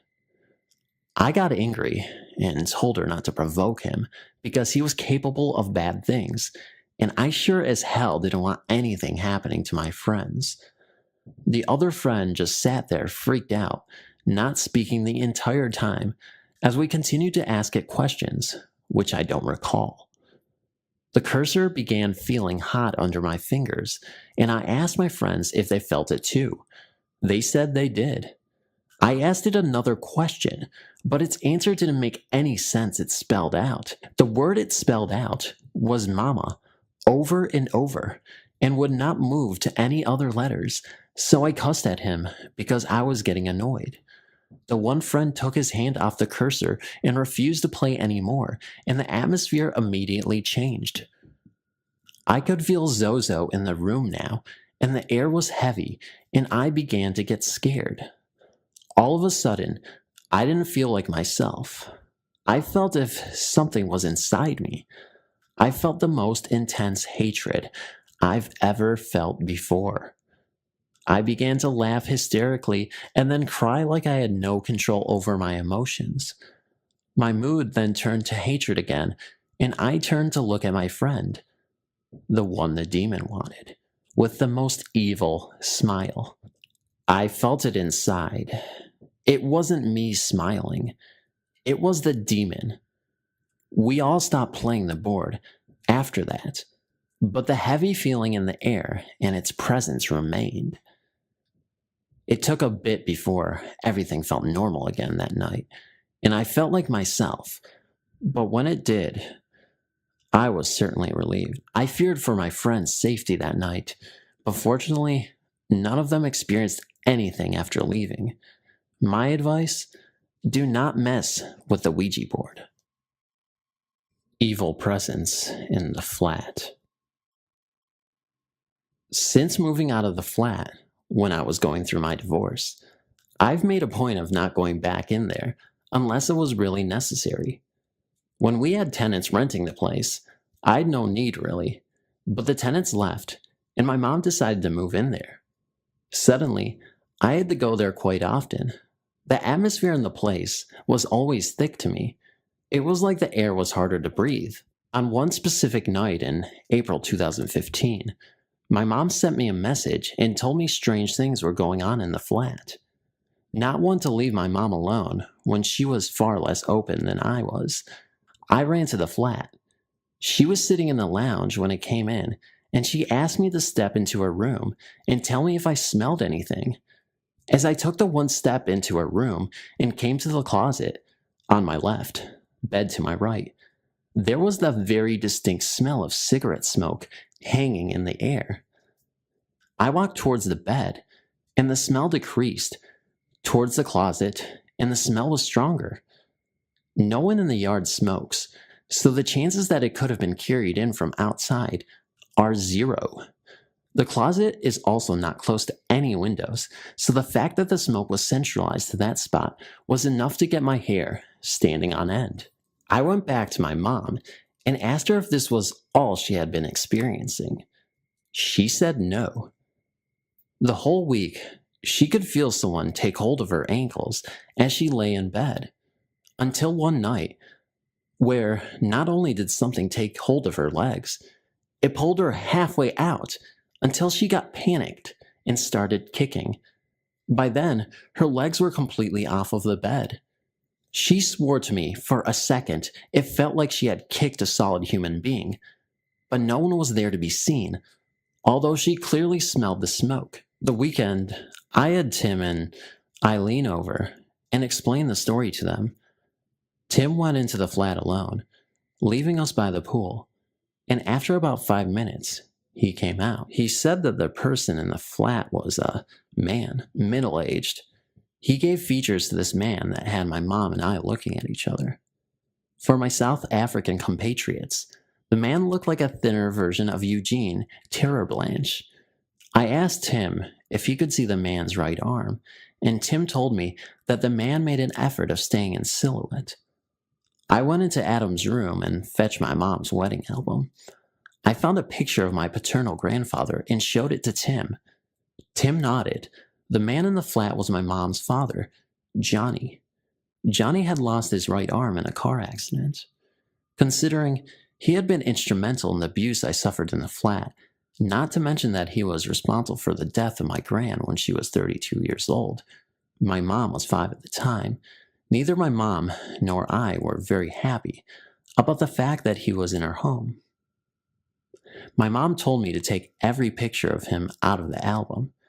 She took the pictures, gave them to Tim, and told him to burn them.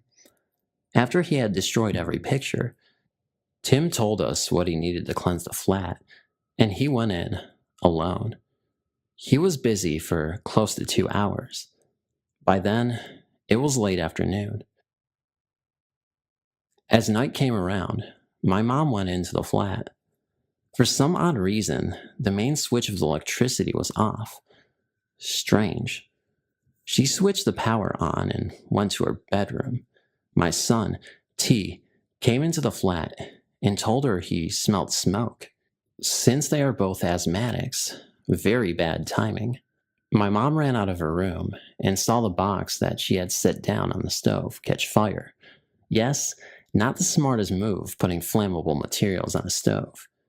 Curious though, my mom never cooks in the flat, so the stove mains are always switched off on the circuit. Yet, every plate on the stove was glowing red, turned up to full heat, and the box and its contents were on fire.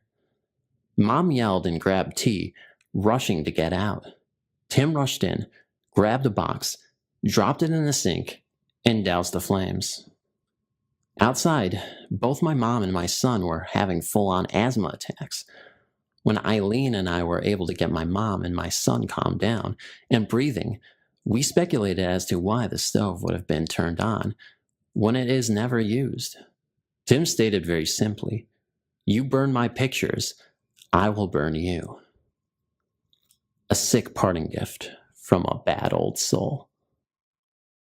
At long last, the 14 hours of flying non-stop from Singapore to London was over. Max managed to get the key to his hotel room. The thought of having 2 days off in London overcame the trauma he endured during the 16 hours of duty time. The flight was packed with demanding passengers, and it was hard coping with his senior crew. After having a shower, Max took a train from Gloucestershire Station and left for Piccadilly Station, the nearest tube station to London Chinatown. Max's favorite duck rice was in a restaurant in Chinatown. He would never fail to visit Chinatown for his favorite dish. The restaurant was crowded with diners from all over the world. It was noisy too. There was only one small table available, and the waiter ushered Max to that table. Chinese tea was served, and before Max could sip his tea, an old haggard-looking lady of European descent sheepishly asked Max whether she could share the table. Max gestured her to only the left seat. She took a bow and thanked Max. The old lady and Max had placed their dinner order, and it took a long time before their dinner was served. While waiting for their meals, Max and the old lady did not speak to each other, except for the occasional smile they exchanged with each other. After dinner, the old lady was pleasantly surprised when Max paid for her meal. She insisted on paying Max, but Max politely declined to accept. During the time when they were waiting for their dinner to arrive, Max noticed that the old lady was dressed in old tattered clothing. The dress was old and patched up, but it looked clean. She had an old, worn-out handbag. Max took pity on the old lady and decided to pay for a £5 dinner, which was nothing more than a plate of fried rice. After all, Max told himself that the allowances he earned on his London flight was more than $1,000. That night, Max was woken up from his sleep by some noises which sounded like someone talking to him. He looked up, and in the dim room light, could see an old lady seated across from his bed in a chair, smiling at him. Max noticed it was the same old lady who had shared his table at Chinatown. At this point, Max could feel the goosebumps all over his body. He was scared stiff, but the old lady lifted up her hands, smiled, and vanished into the thin air. Max could not sleep and remained so until dawn. Back at Singapore a week later, Max found out that his wife was pregnant. They had always wanted a baby, but Max's wife could not conceive. They have been married for a couple of years, and the knowledge that his wife was pregnant was indeed good news. The following news his wife was pregnant, Max also won a big sum of money by betting on lotteries. Indeed, Max and his wife suspected the old lady whom Max met in London must have given them good luck.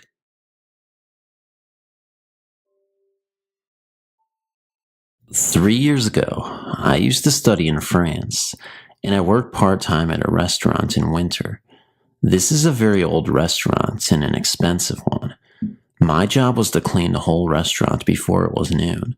So every day early in the morning, around 5 a.m., I used to start my job, and it would take around 2 hours to complete.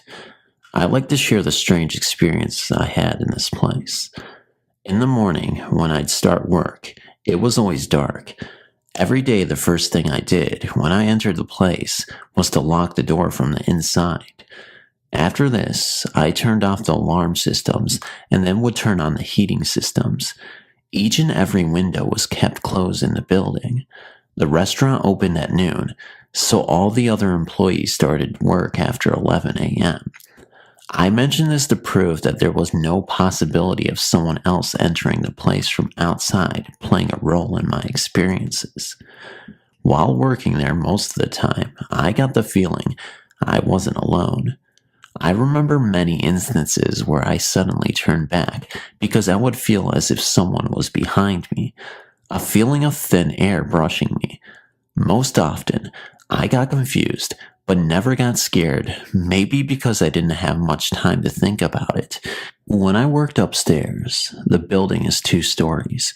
Sometimes I heard footsteps coming from downstairs, or heard someone running up or down the staircases, and at those times, I come to the ground floor to see if my boss or the chef had come. Only 3 of us had a key, but strangely enough, not even once they were present. The next thing I did when it happened was run towards the main door and see if it was locked properly, and it was always locked. Those times, I just eased my mind, telling myself maybe I didn't hear anything. Since no one ever told me about the building's haunted history, I never wanted to believe there were paranormal presences. Other than this, sometimes I heard doorknobs turning. At times, strange sounds from the kitchen were heard, but whenever I checked, nothing was there. This building had some particular locations where it got so cold even though the heating systems were on. When you are at those places, you tend to get the feeling someone or something is always there, and it never moves from there. One of the creepiest places was the huge cellar in the basement. I had to visit the basement often to refill wine. The cellar and the basement were unusually cold. I often felt humming kinds of sounds from the cellar. It is hard to explain how, since these sounds were not heard, but felt. I worked in that place for 3 months, and in all those 3 months, I had noticed lots of strange things happening. My instincts were saying to me all the time that there were entities in that place which never belonged to our world or dimension. Regardless of that, I dismissed this instinct every time.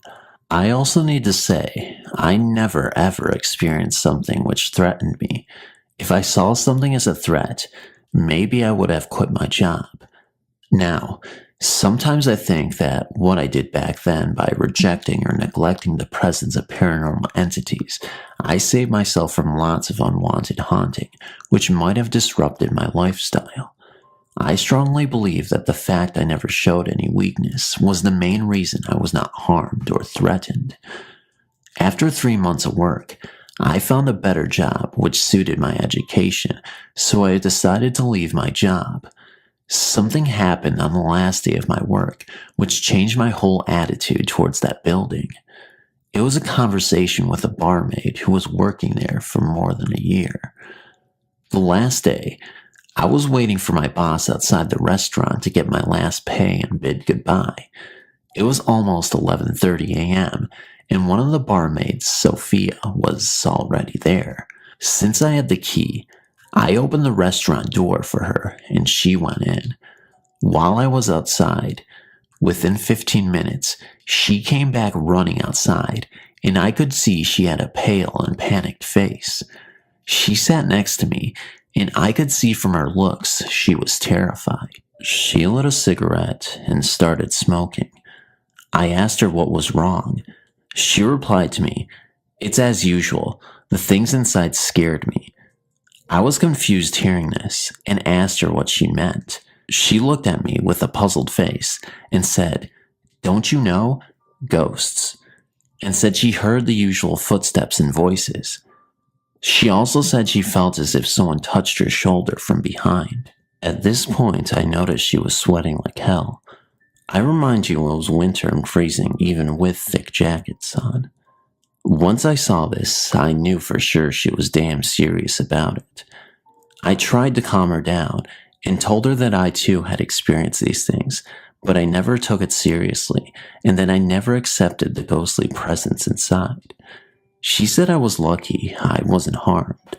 She was also shocked to hear that I usually start work as early as 5 a.m. In fact, even my boss didn't know I start work that early. I had to finish work before noon, and they thought I started work at 10 or 11 a.m. If someone had known the timetable I used for my conveniences, I'm sure they would have never allowed me. According to Sophia, throughout its history, the building was notorious for haunting. It was believed ghosts belonged to various centuries were present in that place, and also some other entities as well. People believe the presence of alcohol, food, and other luxuries were the reasons for this building being a hotspot for haunting. The building had always been a restaurant, a hotel, or a bar in its lifetime. Some people would flood to this place to have fun, and it seems the souls of those who never saw light still visit this building. There were also some ghosts who were trapped inside the building for unknown reasons. Most of these employees and guests, when being alone, have felt the presence of these ghosts. This includes voices, touches, and moving shadows. Sophia also mentioned that a murder or a suicide had taken place in the basement long ago. She wasn't sure about it, but said the basement had the strongest sightings. Some employees were working inside the basement and had seen moving shadows and strange whispers in their ear. Unlike the voices heard, these whispers were very clear. After my conversation with her, I really felt terrified, but also lucky to not have been threatened by ghosts. Now, Sophia was only 18 and was one of the fun-loving people in that restaurant who loved playing small jokes, so it was possible that she was trying to fool me.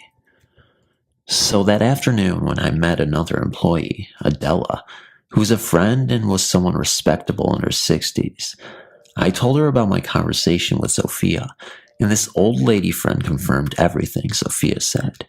She also yelled at me for working so early alone in that building. She said the ghosts were very violent sometimes, and she mentioned an incident. One day when Adela, my boss, and another employee were having their last drink for the day, almost around midnight, suddenly they heard huge bangs and very loud noises from the kitchen. She said it sounded like someone was screaming out of anger. They were all scared because the whole place was locked from the inside, and there weren't others present in the restaurant but these three. Then after around 5 minutes, once everything had calmed, the three of them together with some people from the neighboring hotel had gone to the kitchen to see what had happened. She said the food trolley kept in the kitchen had banged the door for the rear entrance of the restaurant, which was through the kitchen. In the rear, there was a small garden, followed by a huge wall. The door was locked. It had occurred to them that something had been banging the trolley against the door.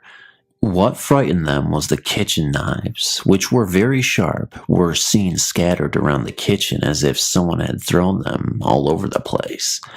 Had some employee been present at the kitchen when this happened, then most probably he would have died or severely gotten injured.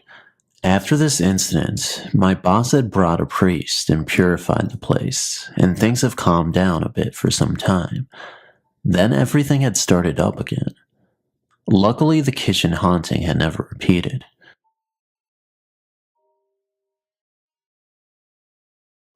The year was 1980, and I was 14 years old. My parents and 2 younger sisters were living in Saudi Arabia, where my father was stationed as part of a phone system upgrade project for the kingdom. The school for expatriates, Americans, British, Canadians, and others from all over the world, only went up to grade 9 in Saudi Arabia, and so for the grade 10 school year, I was sent back to Canada to live with my grandmother in a small Ontario town, not far from Ottawa. My grandmother lived alone, my grandfather having died long before I was born. She was very religious and very involved with our church community, along with her regular Sunday attendance. My family didn't practice any religion and never went to church, so it took some time getting used to on my part being away from my family for the first time, living in a small rural town and living in a religious household. Further complicating things, I inadvertently crossed the school bully early on in the school year and found myself a pariah at the local high school where I was the new kid. To be exact, I had a hard time adjusting to this environment, and as a result, I stopped going to school. This upset my grandmother deeply, and she sent me to go see a doctor who prescribed me some kind of antidepressant. I just threw the entire bottle out the window. Drug me was not the solution. I would take my bike and go to the library or find a park on a nice fall day and read books. At night, I would stay up and watch late night TV like The Tonight Show with Johnny Carson. The apartment was on the second floor of a house by the railroad tracks on the north edge of town. It was old and musty, and the floorboards and steps up creaked. There was only one entrance to the place, and if anyone came in, I would be able to see them coming up the stairs and pass by the living room where I watched TV. One night in November, I heard my grandmother sobbing from her room, which was down the hall. I knew I was the reason for her distress because I had stopped going to school and she didn't know how to deal with me. Then I heard her talking. At first I thought she was talking to herself, as this was 1980 and there were no cell phones and she did not have a phone in her room. The only phone was in the hall and she wasn't in the hall. Then a man's voice responded to her. "Don't worry, Anna," he said.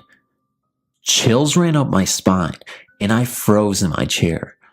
The voice was deep and clear and in the house, and yet I had been in the living room all evening and no one had come into the house.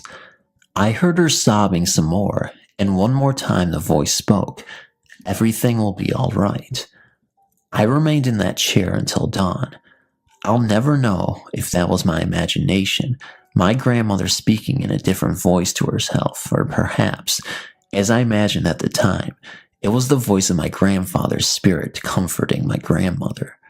Whatever the case, I've never forgotten that moment, nor the feeling of creepy dread that crawled up my spine, as something from the other world seemed to pass into this one for the moment. This is an experience that occurred over several months. In the autumn of 2012, I was home from university one weekend. On the outskirts of my town, there is an old graveyard called the Red River Cemetery. It is very old. The earliest graves are from the 1790s and associated with an abundance of local history. The Great Revival of 1800 occurred there, the first camp meeting in Christian history. A lot of spiritual activity happened at that event. This cemetery is a regular spot for me. It is a pleasant drive into the fresh country, and the entire graveyard is surrounded by ancient trees. In the back of the cemetery is a reconstruction of a log church that was once there. You feel as if you are going back in time when you go there. It is serenely silent and still, and there is a nostalgia with all the graves and arrangement of trees. In the center of the cemetery is a separate walled graveyard. It is an elaborate family plot, and the old wall dates back to the 1830s. There are many graves in there, and one has sunken in and opened. Vandalism or other natural occurrence? Not entirely sure. I walked around the plot for a few moments. I had come here many times before, and nothing strange had ever happened. But this time, I felt an unpleasant feeling. It wasn't very strong, but I felt that I should get out of this plot. I did so and continued to walk around the cemetery. Then it started that night. I mostly had insomnia, but I did drift into sleep eventually. The line between the two is blurred, but I definitely know that I was awake most of the night. In lack of a better term, my mind was tormented. Seemingly out of nowhere, my mind burned with the image of these two particular graves in the back of the walled plot. It was scorched in my mind. I had nightmares when awake of these two graves, and never could I get my mind off of them. It was something I've never experienced before. The thought and image of these graves blared and blared in my mind, and I felt terrified. I knew I was awake, and I was afraid in my own home. I felt I wasn't alone. I covered myself in the middle of my bed with this torturing thought of these two graves. As the night wore on, the thought or nightmare, I can't recall which, I had a dream of the people buried there. I remember specifically seeing a man, young, but I couldn't tell how young, and his face was a blur.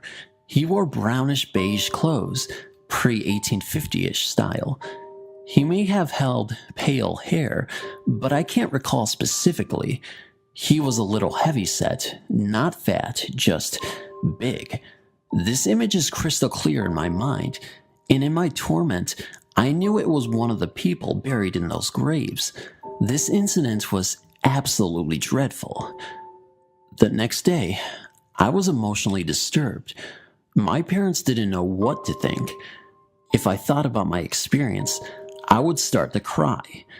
A few odd things happened that can be attributed to coincidence, but nevertheless odd. My dog was barking at nothing. Then the washing machine went crazy and started moving. The repairman said a part inside had gotten loose. It never done that, nor has it again. Again, this could be coincidence. Eventually, I put it out of my mind. It was disturbing, but I couldn't let it get in the way of my studies, so I carried on with my life. Then came the spring of 2013. I became curious again about those graves. I wondered, just who are buried in those graves? I thought if I found out, some sort of mystery would be solved or a question would be answered. So I gathered my courage and went back to the cemetery. I found the two graves. They were there. I wrote down the names but misplaced the exact information, but the individuals were two siblings. There was a Jane, and she passed away when she was 28 and had 3 children. Her brother's name was Chatham. He died when he was 21 or 22 in the 1810s. They were the children of a Kentucky senator, who is also buried nearby, and the site of their old family home is nearby. Nobody special, and I thought little of it. That very night, I woke up at exactly 3:30 a.m. Insomnia again. I had been awake for a few moments, and then my doorknob wiggled. I stared wide-eyed at it for the longest time. It had just wiggled. My first thought is that it was my cat. Sometimes she opens the porch door, then tries to open our doors. I prayed to God, please let that have been my cat, then I can sleep in peace. I convinced myself it was my cat, of course. The next morning, my cat was on the porch, and the porch door happened to be locked. Kitty had not snuck in, so I interrogated my mom, dad, and brother. They denied my accusations. They wouldn't do that. Then, the next night came, and I awoke again at 3:30 or 4:30. When I went to bed, my brother, who was in the den, right outside my room, was watching TV.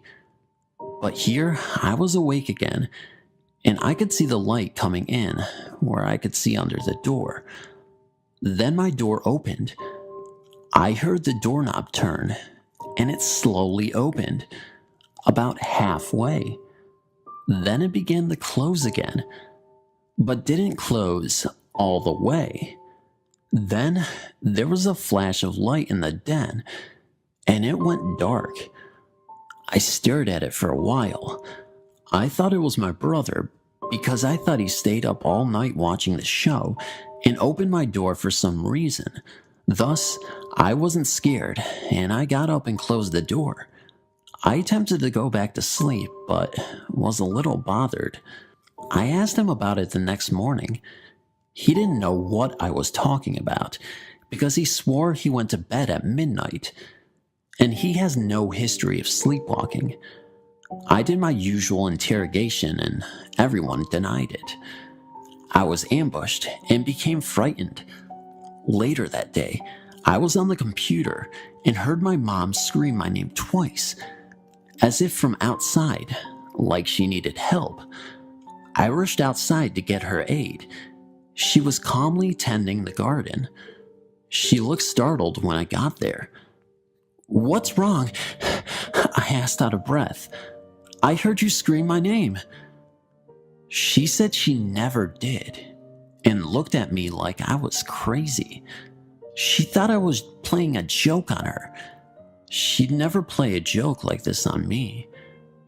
Since this moment, nothing has happened with the incident.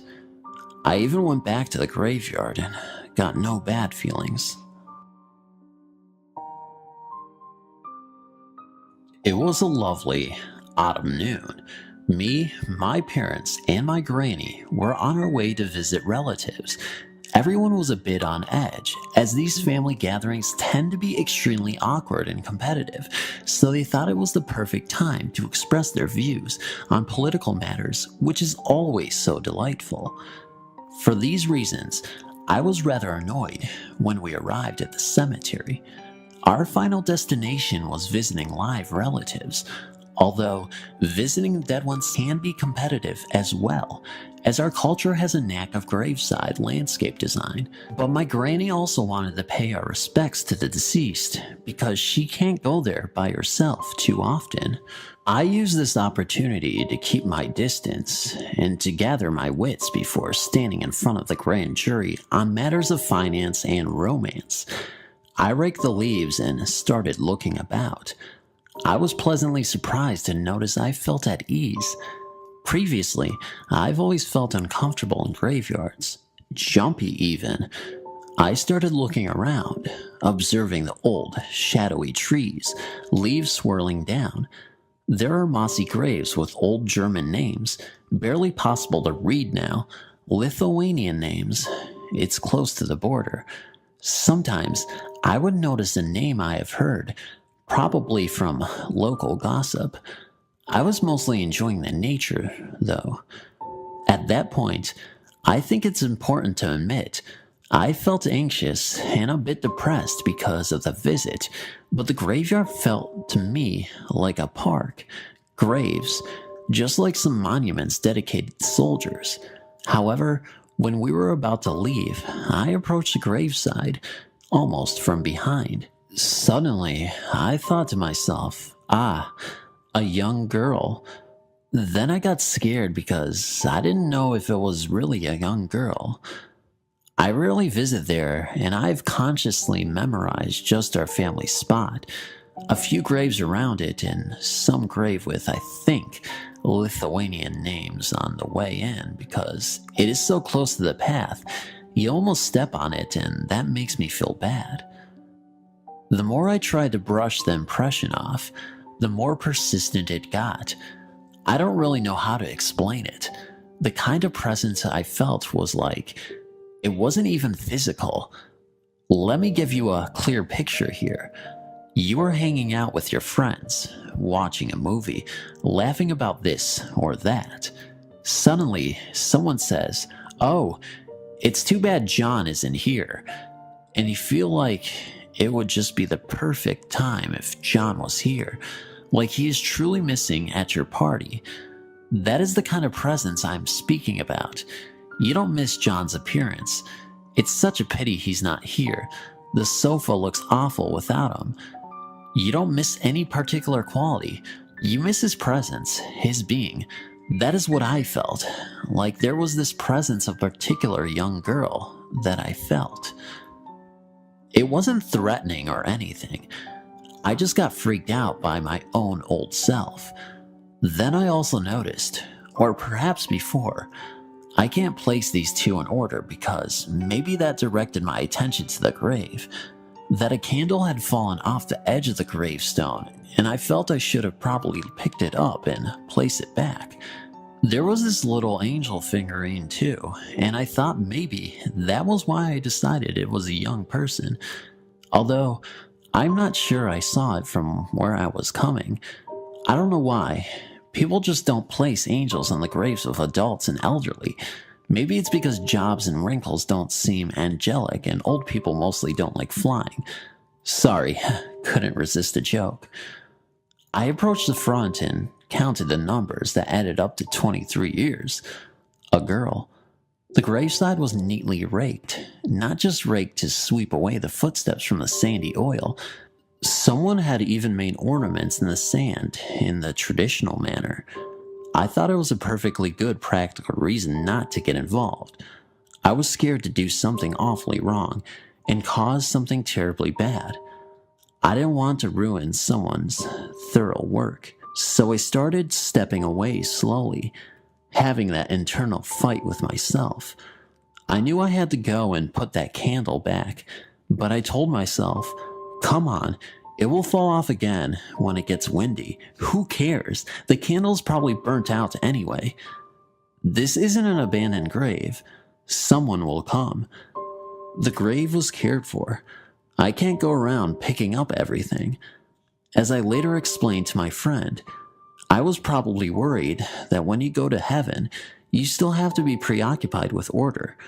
I'm messy and I've been persecuted all my life for that. I hope when we die, we don't care anymore about such nonsense. I don't want anyone to visit me in my dreams, telling me to clean up under my bed. Finally, I rather unwillingly went back and placed that candle on the stone. I prayed to God to take care of this young soul and to protect me because I mostly had no idea what I was doing, so God had to take care of me. And as I walked back to the car, I suddenly felt really happy and warm around my shoulders. It wasn't a jolly kind of happiness, more like this, all is right kind of happiness. And it stayed with me until we found out my cousin had lost a lot of weight, which made everyone feel plenty of things. Thank you kindly for reading this experience. P.S. My granny saw me by the girl's grave, and she told us about her. It was some kind of tragic, unexpected death. I'm saying this because it might be that she had told me this before. The girl had died several years ago, as the grave was on the way out, and maybe I had unconsciously memorized it. It would be honest to mention this option. I just started experiencing whatever is going on, and it is really scaring me. A few weeks ago, my sister and I went to the local graveyard to test out this ghost radar I got in the app market for my droid. That's my phone, if you didn't know. I didn't think it would really work. It's just a circle with lines around it and a scanner, and if there is a so-called apparition nearby, a dot appears on the scanner in the direction it is. There was a slight breeze that day, and it was sunny. We got near the graveyard, and the scanner started going crazy. Dots were appearing everywhere, red, yellow, and green dots. The colors meaning the strength of the so-called entity, red being the most present and green being the least. A word or phrase appears at the top of the screen sometimes, like something to do with their death or whatnot. A large amount of phrases and words began appearing, some names and some frightening words like hanged or murder. The creepiest part of the whole equation was when a name appeared. The name was Peter. My sister and I started wondering if the Peter that appeared was an inhabitant of the graveyard. We started looking at gravestones, and we actually found one that said Peter Long's. It was a little scary, but then again, there is a lot of people named Peter in this world. We started talking to the so-called spirits. Like I said, is there anyone here with us that would like to share things via my radar? I started getting replies like crazy. Random words and phrases were blazing around like a wildfire. We then started to go home because it was getting near dinner time. Everything was good from then on for about 2 days. My whole family started hearing footsteps, knocks, bangs, etc. My sister said that she heard her name called, and then a bottle of her perfume flew off of her shelf and across the room. I later started seeing shadows and hearing muffled talking in the room next to me, even when nobody would be in there. Everything was starting to scare me, so I spoke out to them and told whatever was plaguing my family that it had to leave my home. Everything was quiet and back to normal until the next night, when I was laying in bed trying to sleep. I felt really cold. All of a sudden, and my TV turned on really quick, and then it turned off again. I went to my sister's room and saw her sitting up in her bed, looking really frightened. I asked her what was the matter, and she said that her TV turned on and off again. I told her that the same thing happened to me. We were both scared as can be, so I just slept in her room that night. The most recent and scariest experience I have was when I was home alone one night because my family was out at the store and I didn't want to go. I was just watching TV, and then the channel flipped. The remote was all the way across the room when that happened. Later, I got in the shower, and as I was washing my hair, I heard a knock on the bathroom door.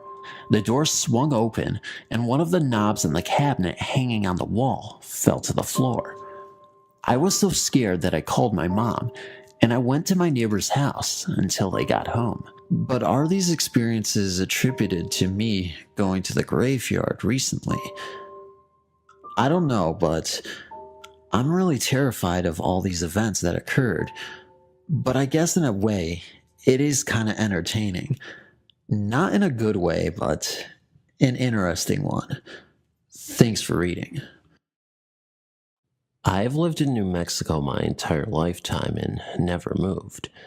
As a result of living in the center of the Southwest, I've heard the story of La Lorna multiple times and in many different versions. I live very close to about 2 rivers, and when I was little, I heard a version of the story where she drowned her children in the river that I could easily walk to. I never thought I would pay much attention, nevertheless see her, hear her, and slightly see, but recently, all that changed. I have 3 friends that are brother and sister to each other. It was summer of 2008 and we were having a sleepover. We had been planning this for about a month, and earlier in the day, we had bought all the food and other snacks we could imagine. We had planned to fire up the grill and make s'mores at about 8 p.m. and just sit outside and have a good time.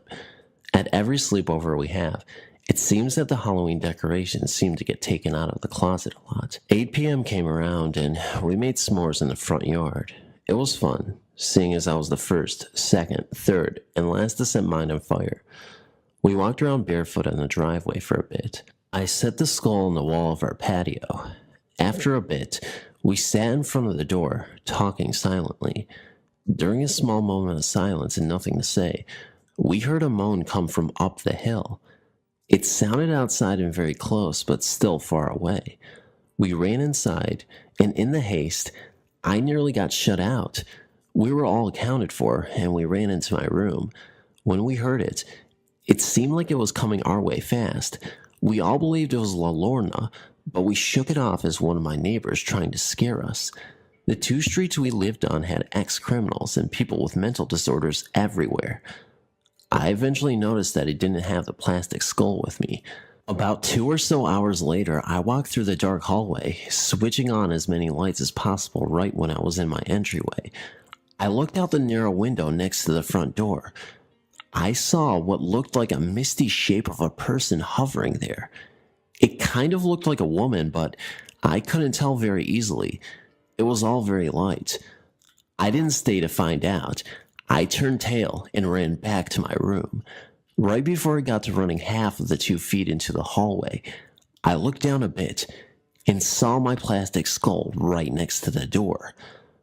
I'm still not sure if that really was La Lorna, but one of the friends at the sleepover, the older sister, had heard once before, and the moaning sounded just the same, and she heard her. The other sister with us was hearing bells for the rest of the night. This story goes way back before I was born. My uncle told us the story on one Christmas day, when I was like 7 years old. He told us that when he and his work friends went to a bar to relax after a hard day at work, he saw the scariest thing in his entire life. When he got near to the ravine, he saw a lady in white weeping and crying looking down, standing at the edge of the ravine. So he said, "Are you okay? Be careful, you're going to fall." But no words came out of her. My uncle described her. He said she was wearing a long white dress and she had no feet, actually floating in the air. He could only see her back. After a few seconds, my uncle felt really bad and he started backing up. Her weeping became louder and louder. Then she turned around and my uncle screamed. Her face was indiscernible and she had horse legs. She was part human and part animal.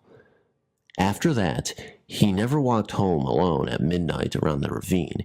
He said that, at night, he could hear her weeping soft in the air, and he still gets the chills down his spine.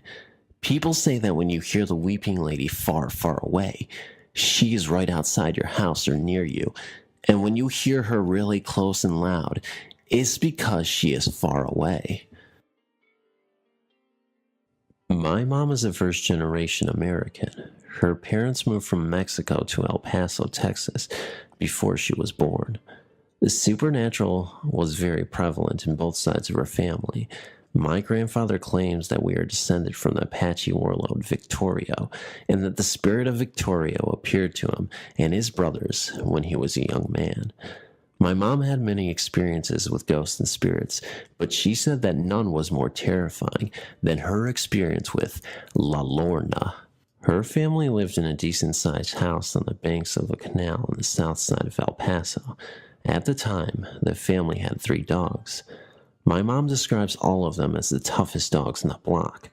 One night in the dead of winter, my grandfather was telling my mom one of his great stories when there was a loud commotion in the front yard where the dogs were.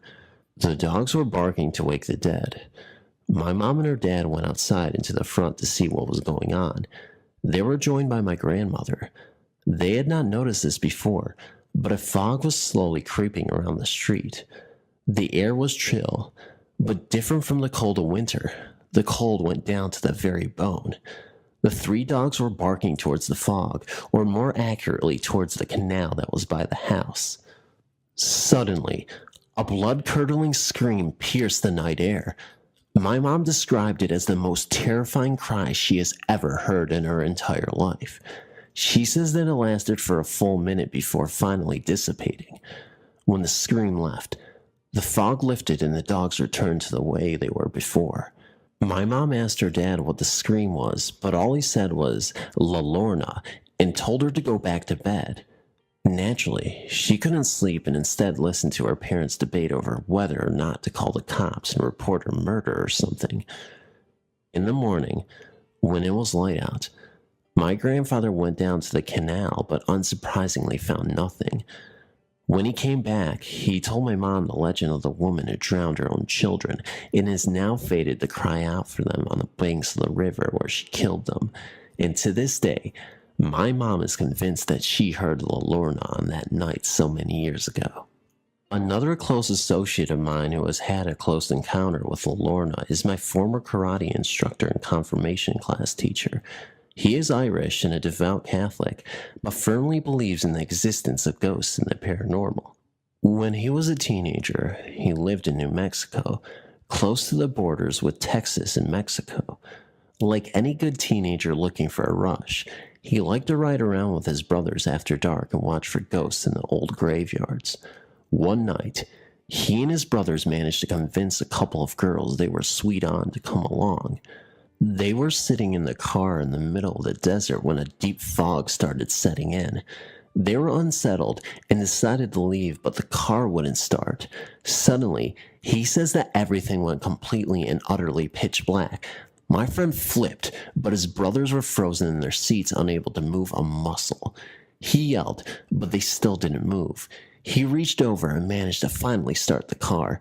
He was 15 and didn't even have a license, but he drove out of there like a bat out of hell. When his heart finally stopped racing, he stopped the car.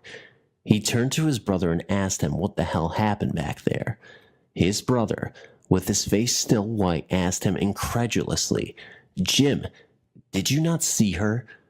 He shook his head no and asked his brother what he was talking about. His brother told him that when everything had gone black, a strange translucent white woman appeared outside of the car. She looked like a wicked witch. She reached her hand into the car, through the closed window for Jim's neck, but stopped and drew back when she touched it. She then disappeared, and that was when the car started. Jim reached up to his neck and fingered the St. Michael medal he always wore.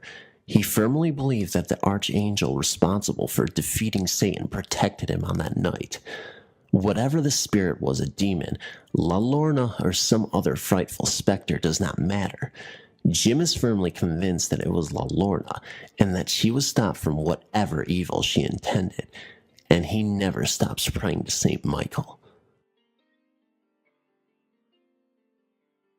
Hi, my name is Michelle. I'm a mother of 4 children, but when this happened, I only had 2. My oldest was 5, my youngest was just a baby. When my second child was about 4 months old, we lived in a trailer park across the street from an open field in Sodus Point, New York. It was supposedly a battlefield in the War of 1812. One night, around midnight, he woke up crying. I heard someone or something singing, or rather chanting to him. It sounded so weird. I couldn't understand her, but she kept singing until he went back to sleep. This proceeded to happen every time he woke up in the middle of the night, up until the night before we moved. Needless to say, he slept with me every night. I was really scared that something would happen to him. I never figured out what it was. Some people tell me it was the ghost of a slave, and other people say it might have been the ghost of a nurse. Yet, other people said it could be the ghost of La Lorna. She threw her children into the water and drowned them and was condemned to walk the earth until she finds her children. She supposedly steals babies in the night trying to make up for the children she murdered. It still scares me. It was the weekend after Thanksgiving, Saturday, around 3 a.m. 2011. My sister and I were watching movies on Netflix, enjoying our days off due to the holiday. Everyone was sleeping because, after all, it is very early in the morning. All of a sudden, we began to hear a moaning or crying coming from a woman. It was very loud and it was terrifying. It sounded ugly, like a woman in pain or despair. It went on for about 20 seconds, then it stopped for 10 to 15 seconds. Then it began again, even louder. Told my sister to grab the phone to be ready to call the police because I thought a woman was being raped or being assaulted near our house. I stepped outside, scared, to see if I could prevent a crime. Shouldn't have done that, could have been dangerous. When I got to the front of the house, there was no one outside, yet the crying was literally in front of me. It was a foggy night as well. My sister came out, and the crying lasted for about 2 minutes. We were puzzled. We looked at each other, and we both got chills. We were both thinking the same thing. I don't want to come to any conclusions. I'm Hispanic and grew up with the legend of La Lorna. Many people in the Hispanic community swear that that malevolent spirit does exist, and even say they have heard the cries in their native countries and in Southern California. I'm not sure what I believe in regarding paranormal activity and such, but I do have an open mind and like to do as much research as possible before making any firm decisions. This experience happened in November of 2010, a month after having my youngest. I just had a procedure to remove a kidney stent 2 or 3 days prior. I was sick almost right after leaving the hospital and felt horrible, but it was my first time going under anesthesia, and a nurse had told me it was common to feel ill. I was running a low-grade fever about 100 degrees Fahrenheit. The baby had awoken for a 2 a.m. feeding, and I was holding him standing in the living room in front of the heater. I was chilled to the bone because of the fever, and feeling a bit dizzy. I thought, oh geez, I'm going to cook the baby. Just then, about 5 feet away from me, appeared this man. He was tall, over 6 feet, buff large muscles, a stern face. He wore old brown-looking clothes. It reminded me of stories of fur trappers out on the frontier. Maybe it was animal skin, but I'm not sure. He had the same style satchel that crossed his body. The strap on one shoulder and the satchel rested almost on the opposite hip. He had long brownish hair and brown wings that went almost to the floor. He was standing beside me, one of the dining room chairs that was pushed away from the table with one foot on the seat. He did not smile, but I wasn't afraid of him. Surprised for sure, but instead of freaking out, I just said a muffled hello, and then he disappeared. I felt like I needed to sit and cautiously sat on the chair his foot was on, saying, I'm sorry if you were using this chair, but I need to sit.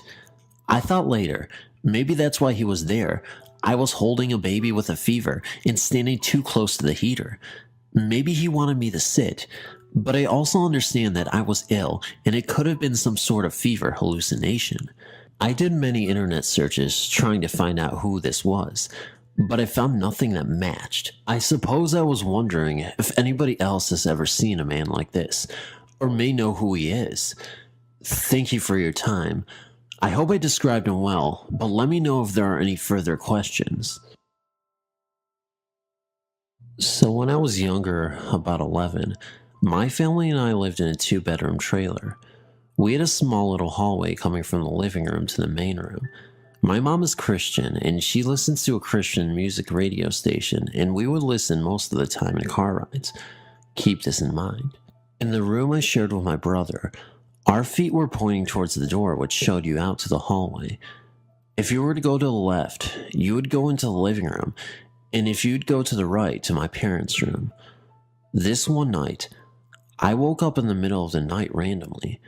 I looked up towards my feet and saw a slightly tall man singing a song I knew I had heard in that radio station before. He just sang and stared at me, but his voice was so beautiful.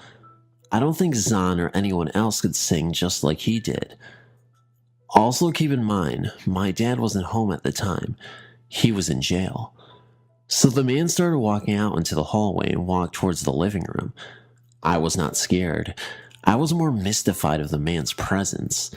I got up and went to my room and asked her if she had seen the man, and she said no, and so I explained to her that he was singing the song on the radio station. I don't remember the name or how it sounds. Up to this day, I firmly believe that it was an angel watching over my family and I. My grandma has gone to explain that the way you know it's an angel is if you don't feel anything but peaceful, and if it's a demon, that you get bad chills and are scared to the max. This story didn't happen to me, but it happened to my sister. In our town, there is a bridge that is on a dirt road that is said to be haunted. It's called Hollow Bridge. They say a couple were murdered, and the wife still comes around every night about 2 a.m., which is the time they died. This was about 100 years ago, or so I am told. Do I believe this story? Not really, but I'll go with it. They also say that if you are there at night and you see her, she will tell you something you don't want to know.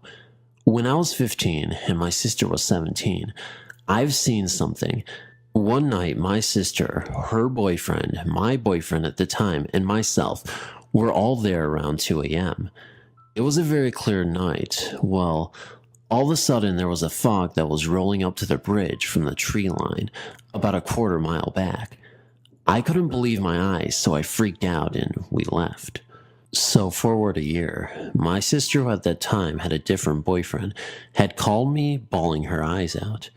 After she calmed down, she said that the hollow woman told her she would die on the hollow, which is a very dangerous road since it was not paved and it was very narrow.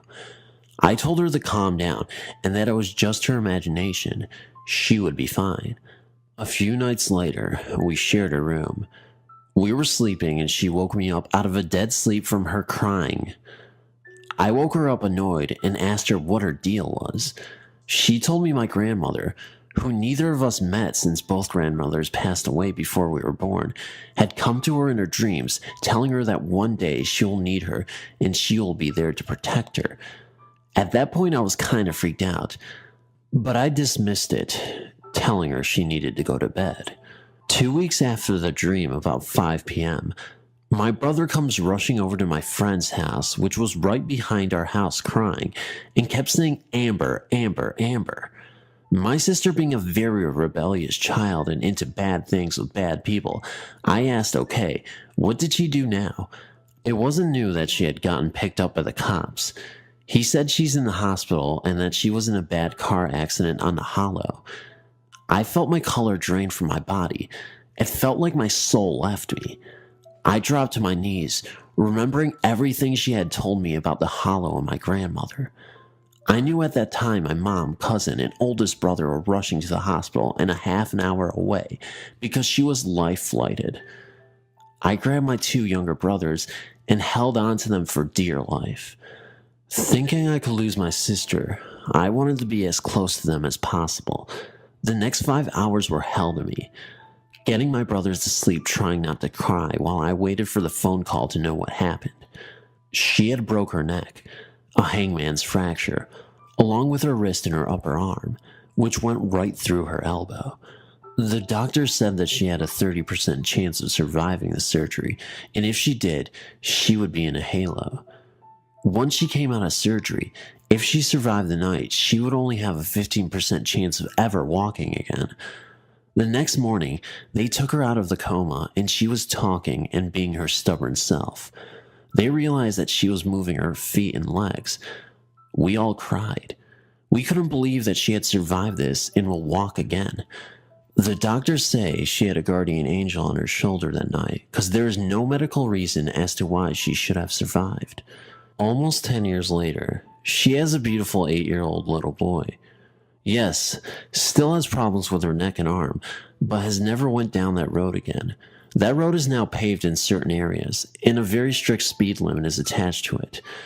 But still, to this day, I say that she was warned, and she had a loved one at her side that day. Sorry this was so long. I hope you enjoyed the story. First, as far back as I can remember, I've always been fascinated with the paranormal. When I was around 8, I believe, I started seeing a blue lady out of my bedroom window. She always seemed to be walking towards our house. I thought maybe I was imagining things at the home. One night, I finally went outside to make sure it was something with my window, but I still saw her. When I came back in, I told my parents, who they said they saw glimpses of her going into my bedroom. Hearing that got me excited, like there was something special about me. But not long after I stopped seeing her, I do recall hearing my name a few times clearly, but no one was home. This blue lady had a majestic aura about her. A very serene, very peaceful and tranquil aura. I can't explain it more than that, but it just felt good. Not like it was a bad presence or anything like that. Then one night, I had a dream where a lady in a white dress and long curly blonde hair looking like the lady in blue appeared out of nowhere. She had gave me a kiss on the cheek, and I woke with what felt like ice-cold lip marks on my cheek. After that incident, I had nothing paranormal happen again that I recall. Although my family says all paranormal activities quit as soon as I moved out, I happened to find this coin in my house that says Guardian Angel on it. This coin has followed me around for 18 years. There have been times I've lost it, but somehow found it randomly later on. Recently, I had lost it at my previous house and never found it. I recently happened to find it in a used car I purchased from a family friend within the time I've been at my current residence. I've had a few experiences in the last 6 years that are paranormal, but those stories, yeah, they're for another time. Thank you for reading this, and I hope that you may find comfort in the story. This all happened 6 years ago when I was visiting my great-grandmother in the Free State. I've always been scared of the dark or sleeping alone, so I asked if I could sleep with my aunt, and she didn't have a problem. I'm 30 years old, by the way. The first night wasn't so bad, as I had the comfort that I wasn't alone in bed. I heard dragging footsteps in the kitchen and the door opening and closing, but was too afraid to wake up and investigate or wake my aunt up for something that's not there. I just laid there on the bed, listening to this thing and person dragging feet around in the kitchen and opening and closing the doors between the dining room and kitchen. I ultimately fell asleep. The next morning, I asked my aunt if she'd heard anything, and she said no. The second night was what scared me the most. As we laid there sleeping, I just suddenly turned, and my eyes opened wide, and there, inside the wardrobe, I could see, since the door was half open, was a dark male figure with red eyes peeping through. Our eyes just met, and I couldn't scream or move. I just stared right back at those red eyes, and it spoke in Soto, South African language. It said, "I'm not here to scare you, but to scare that one," meeting my aunt, and I can't remember what happened after or how I fell back to sleep. I told my aunt about it, and we had to sleep with the light on for the rest of my stay. I still can't get the black figure with red eyes hiding in the wardrobe out of my head. The first strange experience I had was during my sister's 10th or 11th birthday party. At the time, my family lived in a house in a blue-collar town in New Jersey. The house was set up where the front door was, up a flight of stairs. Once inside, there was a landing that led to another flight of stairs upstairs and another leading to the lower level. Downstairs was a long hallway with a doorway leading to the garage. At the foot of the stairs, which formed one end of a long hallway, there was a closet under the stairs. There was a laundry room at the end of the hallway, and finally large living room. My sister had invited all of her friends, and everyone was having a good time. After eating cake, the grown-ups went upstairs for coffee, and the kids stayed downstairs to play on their own. At a certain point, we all decided to scare each other by telling ghost stories in front of the laundry room. My sister and I had always thought of it as the creepiest spot in the house, and it proved to be the perfect spot to tell ghost stories. When you opened the laundry room door, you stared down a long dark room with a shaded window at the end. The doorway to the laundry room was a small recess at the end of the hallway. The house quieted down as we started talking about scary things. After a few of those stories, everyone started to get into the spirit. My sister and I were sitting at the end of the hall, looking down its length. From our vantage point, we could see the wall along which the door leading to the garage was. We were midway into someone's ghost story when my sister suddenly noticed that the door leading to the garage had suddenly popped open just a bit. She remembered that the door was definitely locked. We walked over and closed the door and made sure to lock it again. By then, all of us were terrified and thoroughly petrified in our own little recess. As little kids, not one of us wanted to move out of our spot or make a noise. Just then, someone rang the doorbell, which made everyone jump 3 feet, but was enough to kill the moment. Everyone started laughing. Our house was new when we bought it, and nothing strange had ever happened to anyone in my family there. Now that we're older, my sister and I still bring up this incident with my sister, and we both have a good laugh. She still swears that she locked the door. Growing up, I spent a lot of time reading true ghost stories and still do. When we were little, my sister and I would borrow the ghost books from the library. The best were the ones with real pictures. I remember reading one of those ghost books when I was in middle school. It was right during the time when midterms or finals were coming up, and I had a pile of school books on my desk.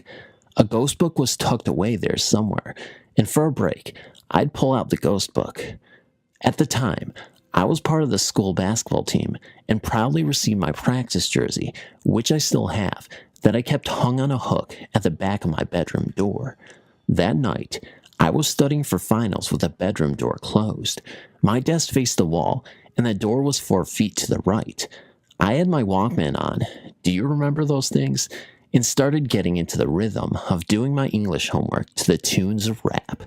Then, out of the corner of my eye, I was distracted by some movement.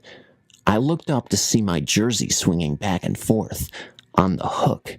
It looked just as if someone had tipped the hanger to one side with a finger, causing it to swing. Right away, I checked to see if the door was locked. Maybe my father had opened the door after I didn't hear him knocking. I didn't want to be bothered while studying, so it was logical that I would have locked it. When I checked, the door was definitely locked, and there was no noise behind the door. All the while, the jersey continued swaying back and forth, eventually stopping after losing speed. Next, I checked to see if the window was open, but it was November, and the windows were all closed to keep out the cold. Right before I noticed the jersey swinging, I'd just put down a very large, hard-covered dictionary onto the desk. The dictionary was about 10 inches long and 3.5 inches thick. I thought maybe it made a slight wind as I put it down, but no matter how many times I tried, I couldn't cause the jersey to move from 4 feet away. I didn't feel scared and just continued studying with the Walkman on. Nothing like this has ever happened again, but I can't explain what caused that jersey to swing. One of the most bizarre experiences I've ever personally had was with my family while staying at a hotel in Atlantic City, New Jersey. It happened around 1997, and I was lucky to have most of my family there to experience it with me. Atlantic City is an interesting location for strange experiences.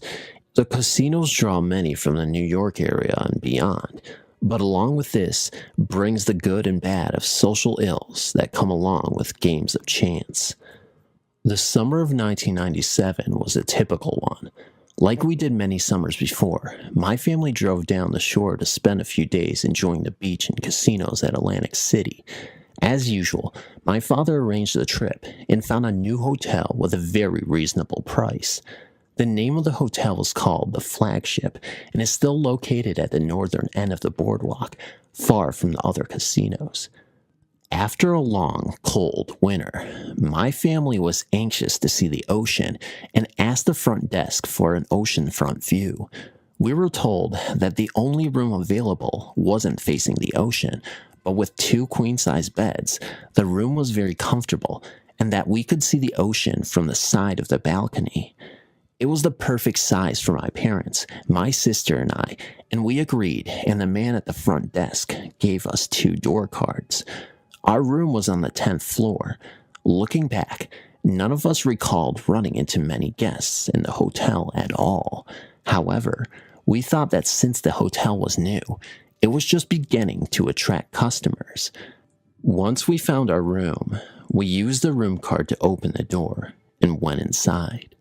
Right away, things went wrong. The room was very dark. The curtains for the sliding door to the balcony were pulled, and extremely cold. It was a typical hotel room, except for a small kitchen area right in front of 2 queen-size beds. At the foot of the second bed was a sofa bed. Then beyond the second bed, there was a sliding glass door leading to a small balcony. Although we were facing the interior of Atlantic City, just as the front desk mentioned, we could see the ocean on one side of the balcony.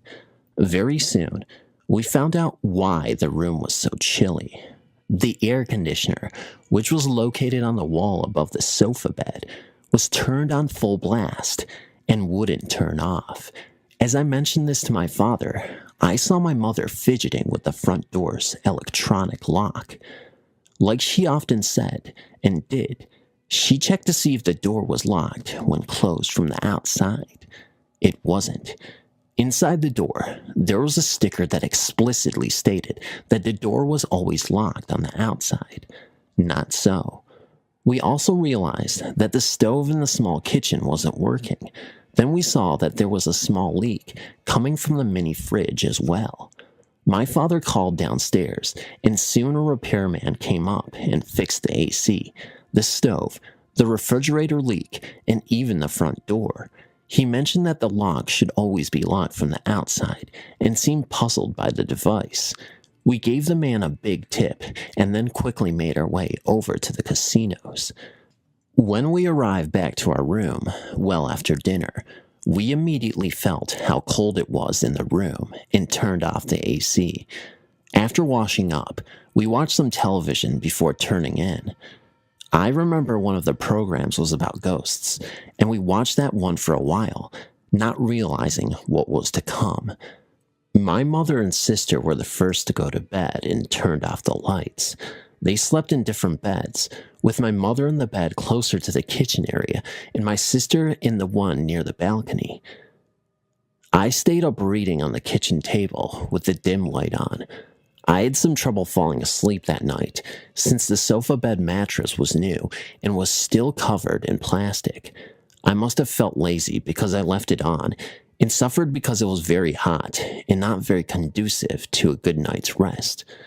At breakfast the next morning, my sister told us about something strange that had happened during the night.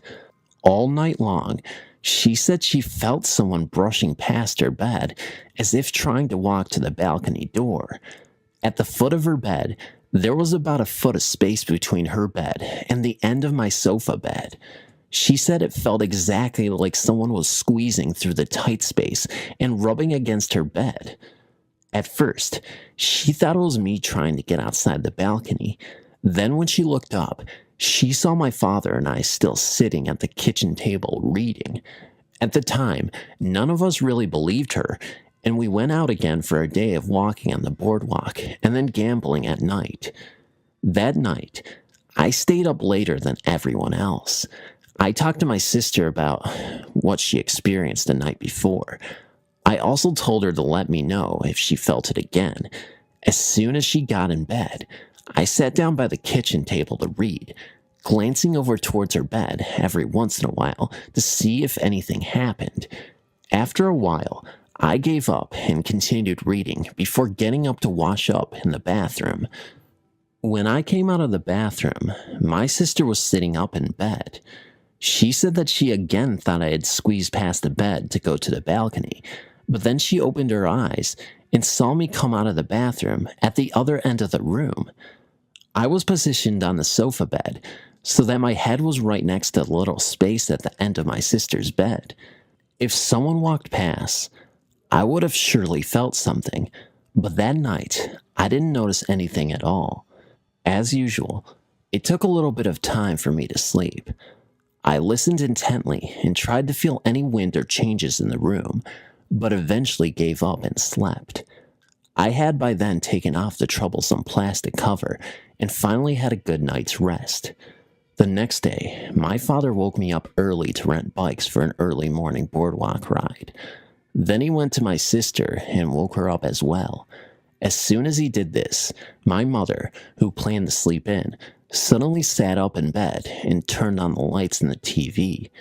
We asked her why she didn't want to sleep, since it was still only about 5:30 a.m. She told us that she wasn't very tired and that she felt like waking up, which is unusual since she usually likes to sleep past 11. We all thought this was pretty odd. My mother loves to sleep late. She kept giving us vague reasons about why she wouldn't go back to sleep, and even turned on the television.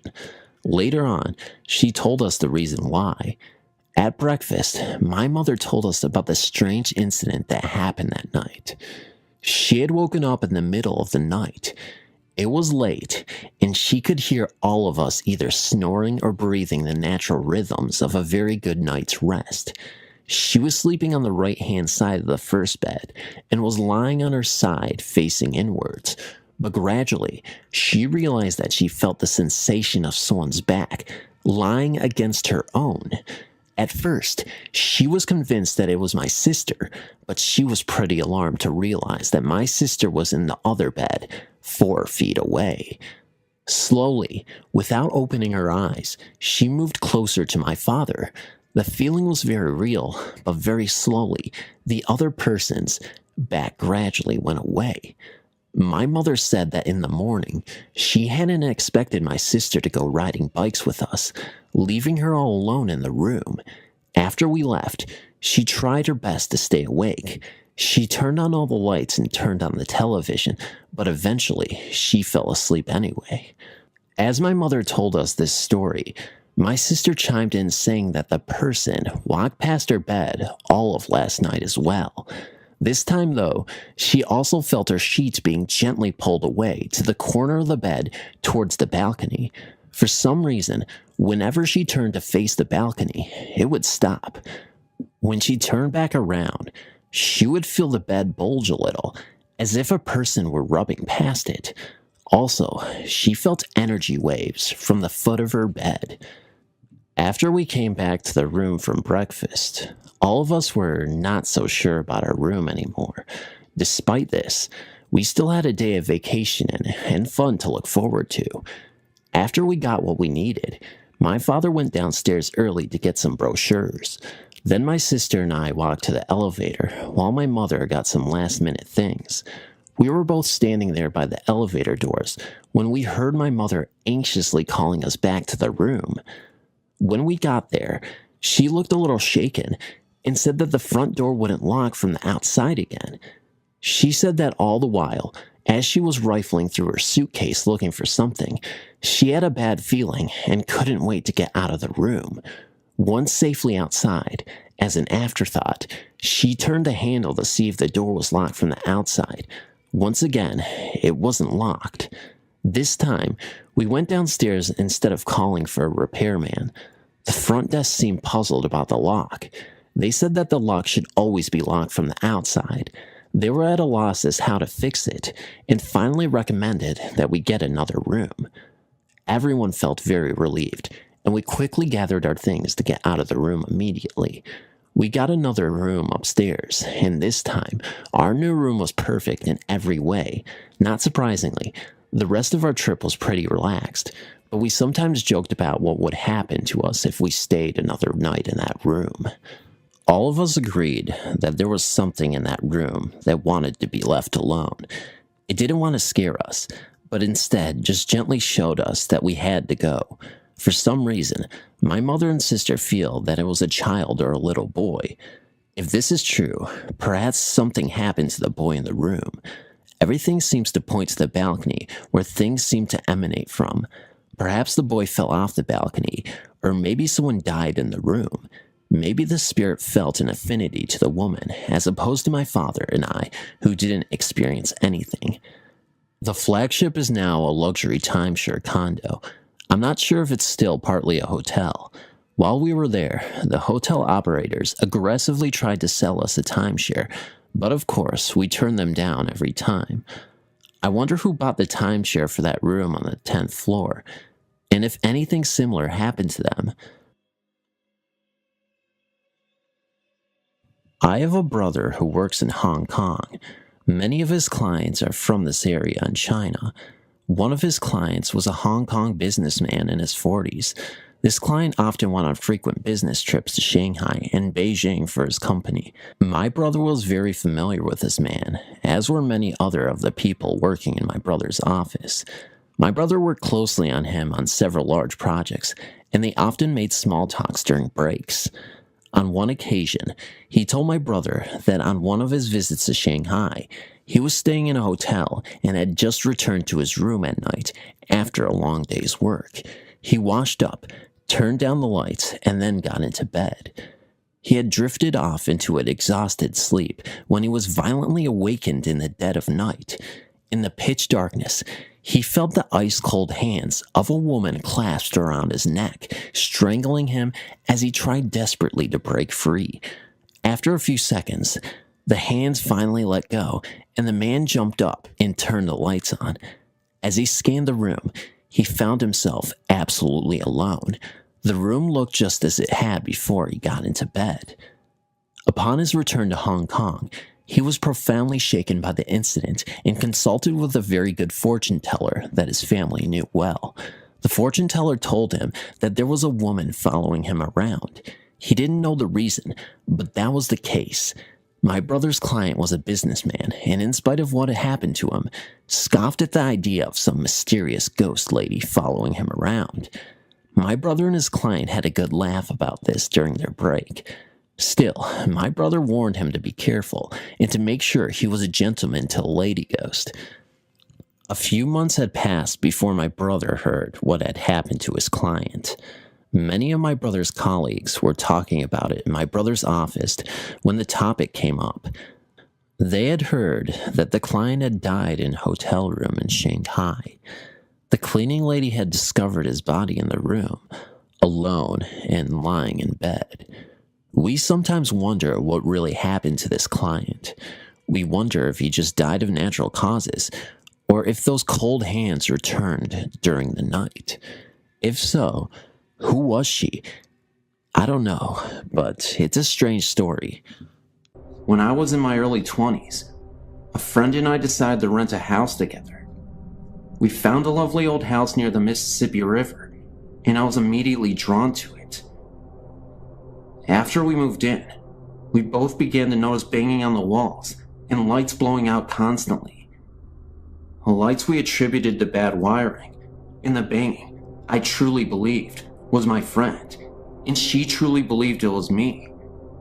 The layout of the house was one we had never seen before. There was a hallway that led from the front living area to the back bedroom areas that was at an odd, slanted angle. I always felt uncomfortable going down this hallway and found myself going around by way of the kitchen. After months, my friend and I decided to take in a third roommate to help with expenses. During the next month or so, after this third roommate moved in, we noticed an increase in frequency to the noises, banging, and lights going out. We also began to notice that every month, and this is really weird, right around the time that all three of us began our menstrual cycles, a very large stain began to appear in the middle of our living room floor. We tried constant shampooing, but it would always reappear immediately. Then after our cycles were finished, the stain would disappear on its own, only to reappear the next month. Our third roommate then became very withdrawn after only a short time of being in the house. She began to go directly to her bedroom and never came out except to go to work. Her personality has also changed drastically. She went from being very funny and outgoing to a complete loner. She would also say very inappropriate, weird things to us. We had known this girl for some time, and her behavior was quite unsettling. She finally told us that she was not comfortable in this house and was moving out, and she did so that very day. Shortly after she moved out, the banging noise began in earnest, and we started noticing our things being rearranged. We began to laughingly and nervously admit to each other that something was not right in this house. However, neither one of us felt threatened by any kind of the weird happenings, and in fact, I personally actually felt almost protected by it. We started to call our ghost George, and would talk to him whenever the banging would begin. We were trying to watch something on TV, and George would start banging or knocking. We would say, "Please, George, not right now. We're trying to see this." And he would actually stop, at least until the show was over. Unfortunately, no matter how much we begged him to stop putting the stain on the floor every month, that never ended. In fact, it got bigger and darker the longer we lived there. one kind of amusing episode happened to us one memorable evening. I decided to let my boyfriend at the time stay overnight with me, although I usually didn't do this. Just as we were dozing off, a very loud bang sounded, coming from the hallway. My boyfriend sat up and asked, "What the heck was that?" Immediately, a knocking began at the far end of the hall and rushed towards my room very fast, knocking louder and louder the closer it came. My boyfriend said, "That has to be your roommate being funny." I just laughed and tried to explain about our ghost, and that I thought he might be angry that I had a male friend overnight. He said that was bull and got up to investigate. Just as he came to the hallway, the knocking began again, all around him. Needless to say, my brave 6'4" boyfriend ran straight out the front door and never came back in the house. Anyway, after a few years, my roommate and I decided we were going to move to a cheaper apartment, closer to where we worked. As soon as we started packing, the noises, and especially the lights going out, began to get really bad. I was even starting to get a little frightened. One day, as we were finishing up packing, we decided to go check in the basement and see if we had anything left down there. While we were down there, we decided to go in the old fruit cellar, since neither one of us had actually looked in it. We found some old fishing equipment. We also found an old shirt box that was sealed with tape and felt kinda heavy, so we brought it upstairs and opened it up. Inside was a bunch of old pictures. Most of the pictures were of a young man of about 25 or 30. In many of the pictures, he was in our house and standing on the porch of the house. There were also some antique glass slides with pictures of him in the military uniforms. We dated the stuff around World War II. We decided to call our landlady, an elderly woman, around 80 years old, to tell her we had found the box. When we called her and told her what we had found, she hung up on us. We called back, and her daughter answered and said that they didn't want that stuff anymore, and we could have it or throw it away. We thought it was very strange, since normally our landlady was a sweet old lady, so we decided that some of the stuff in the box might be worth more money, and we would sell some of it. Some war medals, and even an old stock certificate. That night, I put the box on the kitchen table, and we went to bed.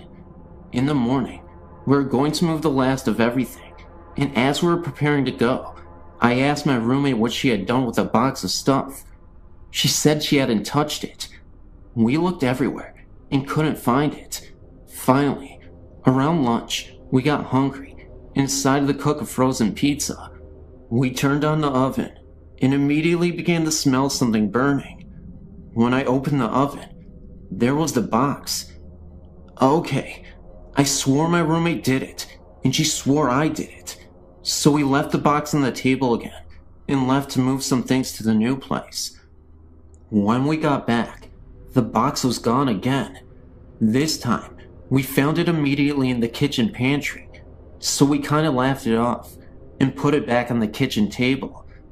About 10 minutes later, I walked into the kitchen and it was gone again. I decided the heck with it and decided to just go finish the bedroom closet I had just minutes before been working on. When I stepped up on the chair to wipe off the upper shelves, there was the box. That did it. I said out loud, "Okay, George, we promise not to take your stuff," and put the box back in the fruit cellar where we had found it. We left that day and have never been back, but I've always wondered if the next tenants ever heard from George.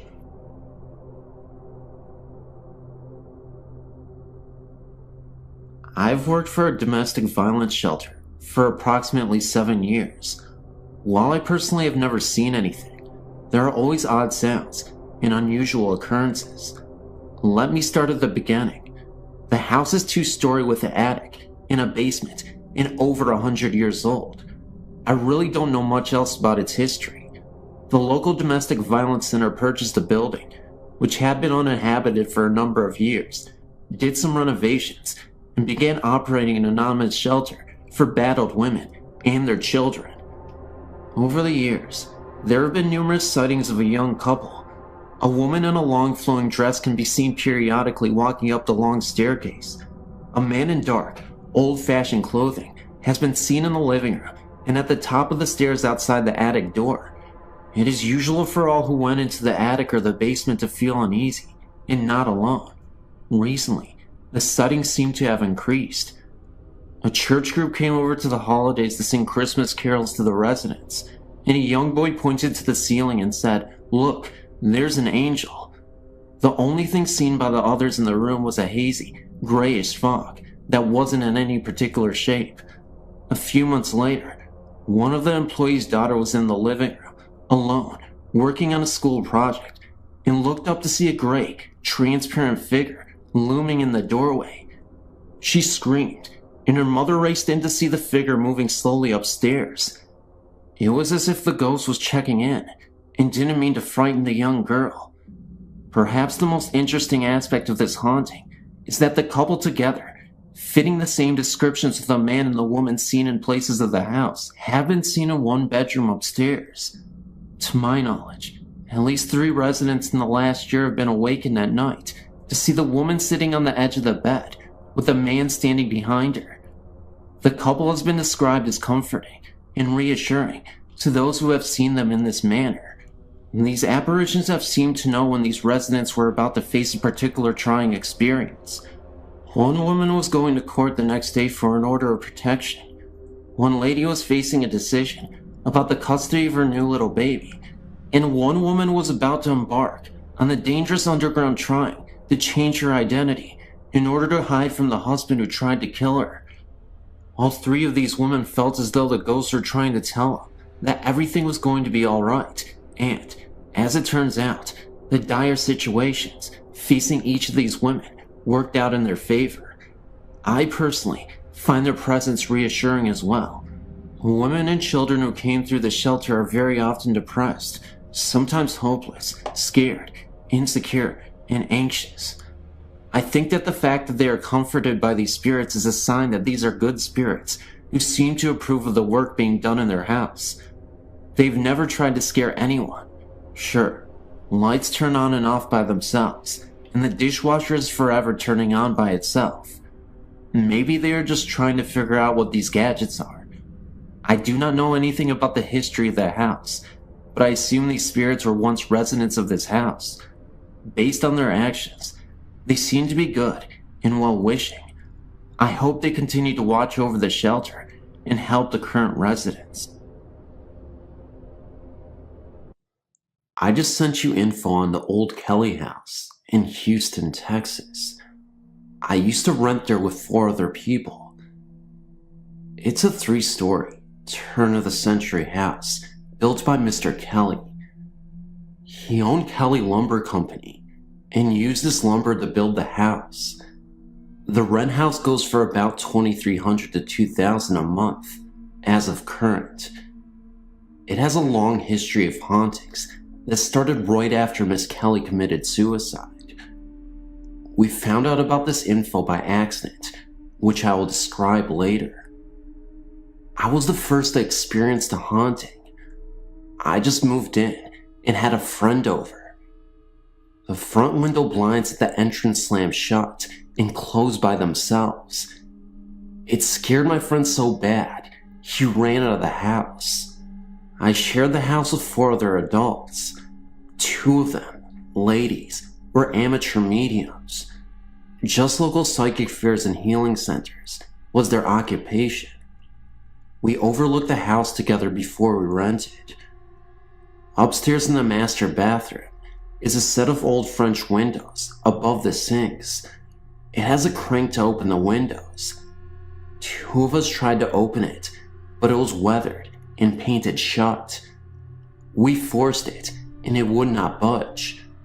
That year, the hard freeze came early, and our first evidence to share together of the haunting became known. All 5 adults and 2 children were accounted for. Matt, one of the roommates, came down from taking a shower and asked was there any reason for us having the other bathroom windows open.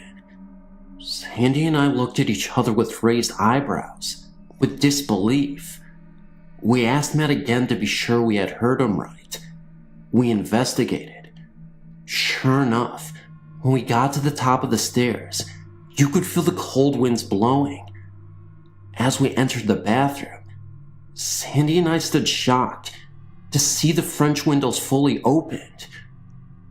We debated the issue in our heads, but there is no way Matt himself could open the French windows by himself, even if he was on steroids. I tried to reel in the windows using the crank. It was rusty and hard to close. I had to use tools to shut it. That moment on, we all knew we had a problem on our hands. A few weeks later, Sandy wanted to use the house as a gathering of friends to share vegetarian meals. Her ambition expanded to the public. For public relations, she wanted to write something about the house, but steered away from haunting stories. She struggled with different concepts, but succumbed to telling the story of a couple and their tragic love for each other. The story is about a recently engaged, mischievous young lady that plays a practical joke on her fiancé at their engagement party. From the upstairs balcony, she pours water on her boo down below. This enrages him, and he scolds her with fever. Shocked and dismayed, she bursted out into tears and ran to the other side of the house to the porch, which was located on the second floor. Heartbroken and drunken with wine, she hangs herself. It wasn't until violent weather did the secrets come out. On October 13th, 1993, a tornado paid us a visit. It was all over the nation, in CNN. It was simply unheard of. A tornado touching down near a large downtown area, especially in Houston. The tornado struck our neighbors next door in the apartment building across the street.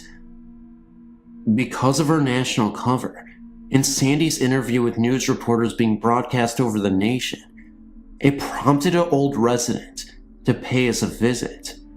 The granddaughter of Mr. and Mrs. Kelly came by to see if we were all right, and wanted to share pictures and stories about the house.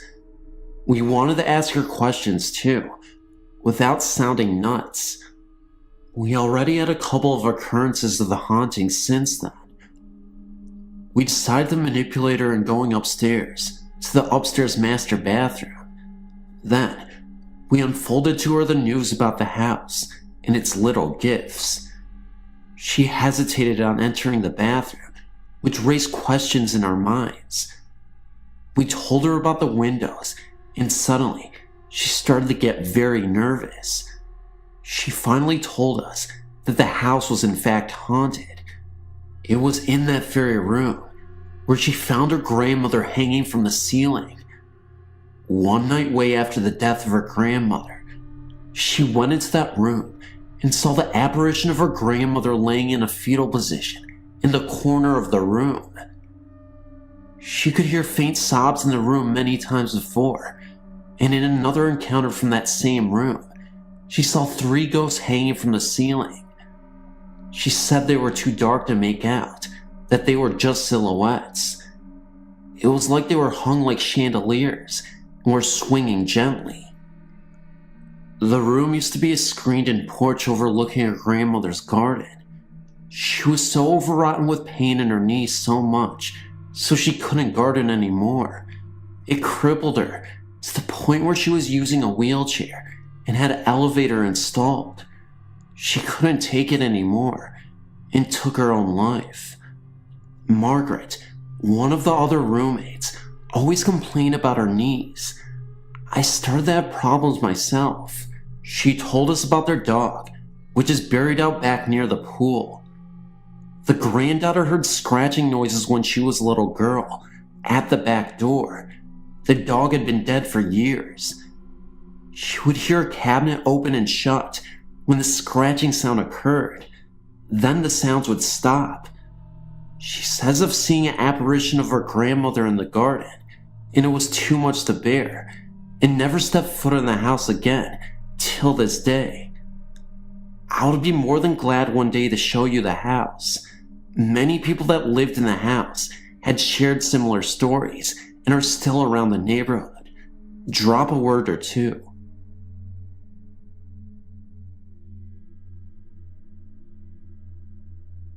When I was in my 20s, I'm 30 now, I used to always go camping with my older brother during the autumn months in Washington state.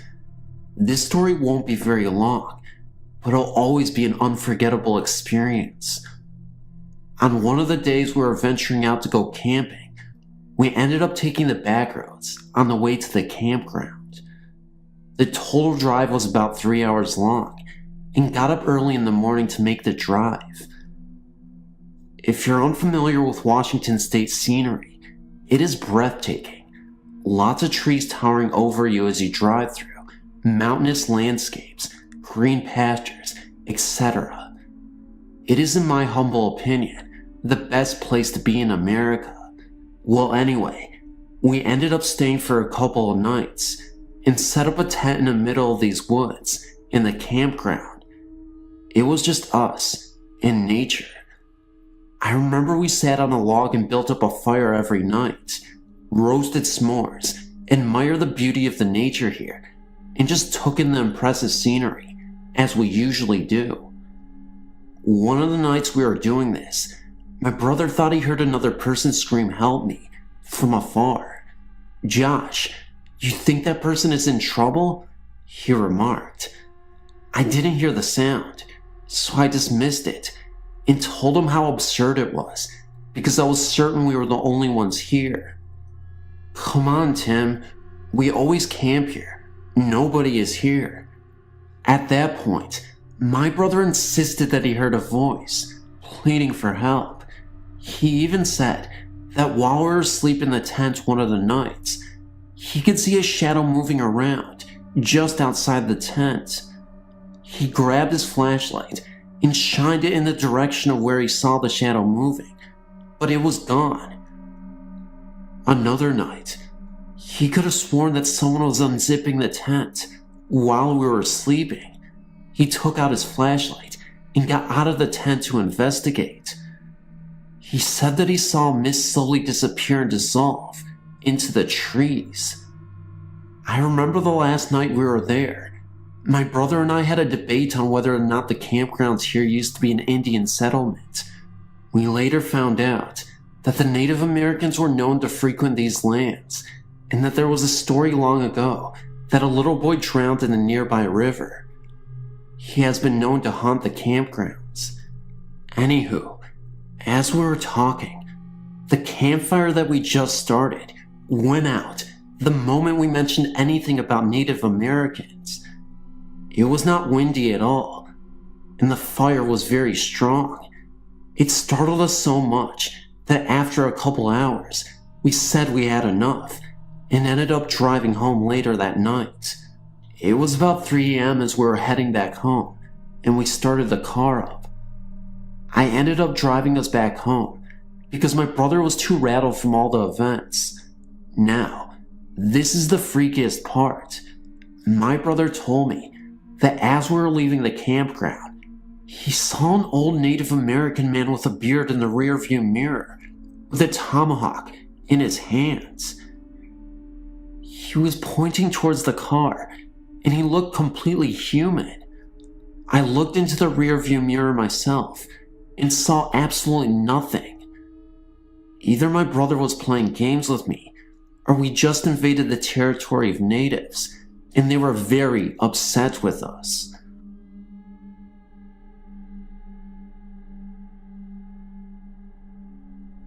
Hi, my name is Diane. Growing up in Detroit, my family lived in a house that was haunted. On several occasions, my family would hear loud crashes that could only be described as boxes of dishes being smashed. Everyone in my family experienced several ghost contacts in one form or another. On 3 different occasions with 3 different family members, a man about 60 was seen wearing a plaid flannel shirt. This man merely stood there, looking at the person, never attempting communication or harm. I was about 8 when he appeared, and I was the first one to see him. Although my sister, who was 7 years older than me, was not present. I'm telling you this right now so later you will understand. My relatives from out of town were visiting, and the adults were sitting in the living room after dinner. I was extremely quiet, in the hopes that only a child can have, that they would forget that I was there. I was sitting on the couch, and the front door was open, with the screen door closed. I saw the man wearing a red plaid shirt, standing at the front door and looking in. I told my family about this, and they thought I was overtired, so they put me to bed. Later that same week, my older sister was getting into the shower when she saw a man in a red plaid shirt standing in the bathroom with her. She freaked out and told my mother, who this time listened more closely. She then revealed that she too had seen the man in the red shirt standing in the kitchen by the sink, looking like he was getting a glass of water. All family members routinely heard footsteps throughout the house, especially going upstairs into an attic bedroom. The steps would continue across the floor. All family members experienced this together and separate on several different occasions. My sister, whose bedroom it was for a while, admitted she was scared to sleep in that room and was frightened, very often thinking that someone was coming into her room. I later had that same bedroom and became so afraid of it that I began sleeping on the living room sofa. On several occasions, dishes in the house would break when put in a certain china cabinet. On 2 separate occasions, a silver meat platter in the china cabinet, whose doors were kept closed, flew across the room at my mother. Lights turned off in the basement would be on when we woke up every single morning.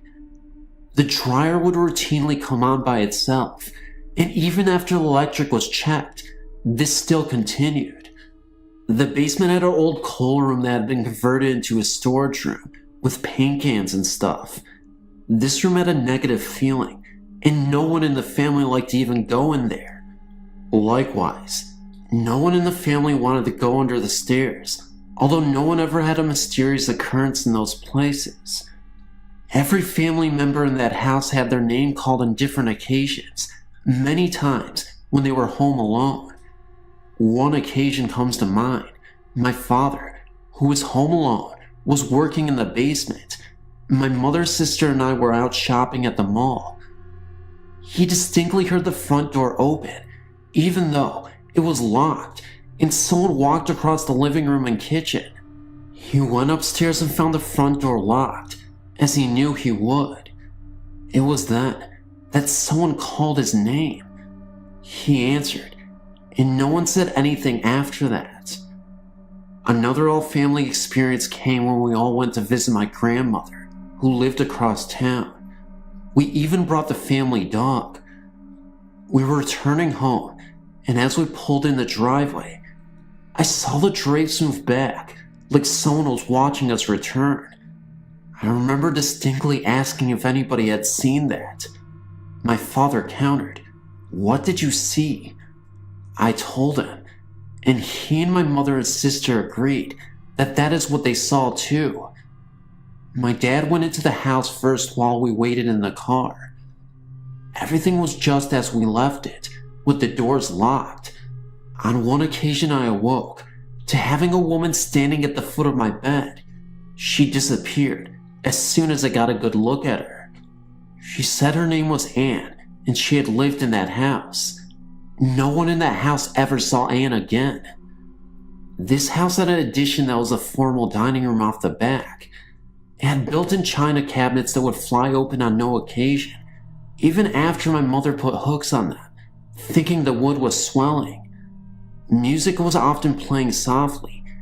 All in all, it was a weird place to live, and we are all very glad to move, but we did live there for over 20 years.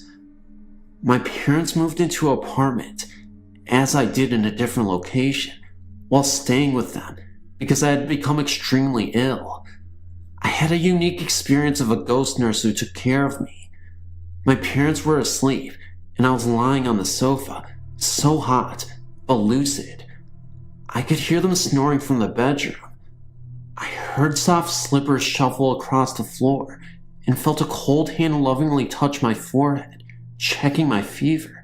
A comfort. I was not afraid, and somehow thought Grandma is here, but I had no evidence of this. I remember keeping my eyes closed, just knowing my nurse did not want me to see her. I was very conscious of my parents snoring and knew it was not them. When the feet shuffled off, I opened my eyes and got up and looked at my parents. They were sound asleep. The whole situation lasted maybe 2 minutes, yet I started to improve that night.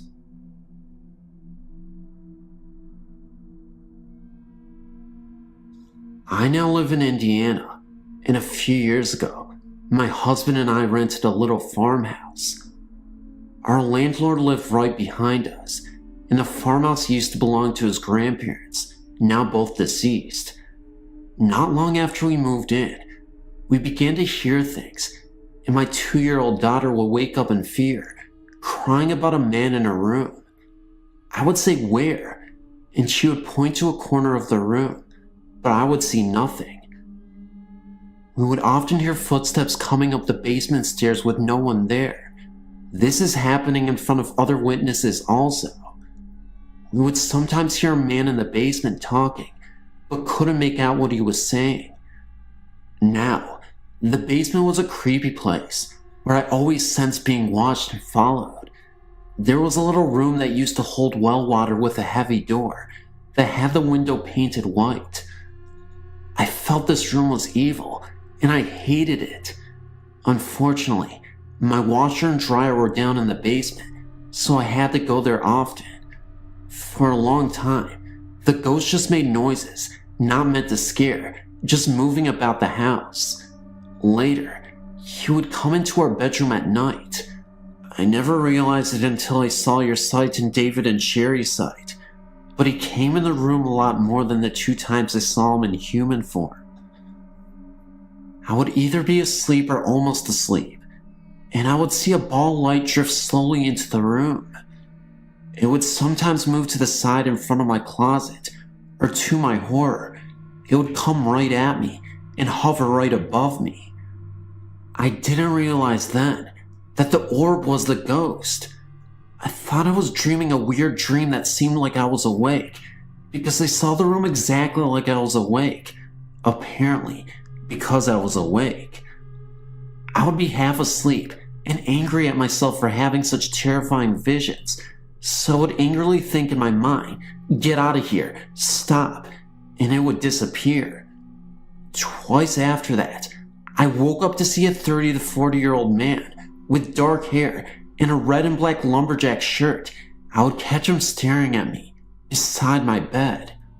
Oddly, I was so tired that I just rolled over and went back to sleep.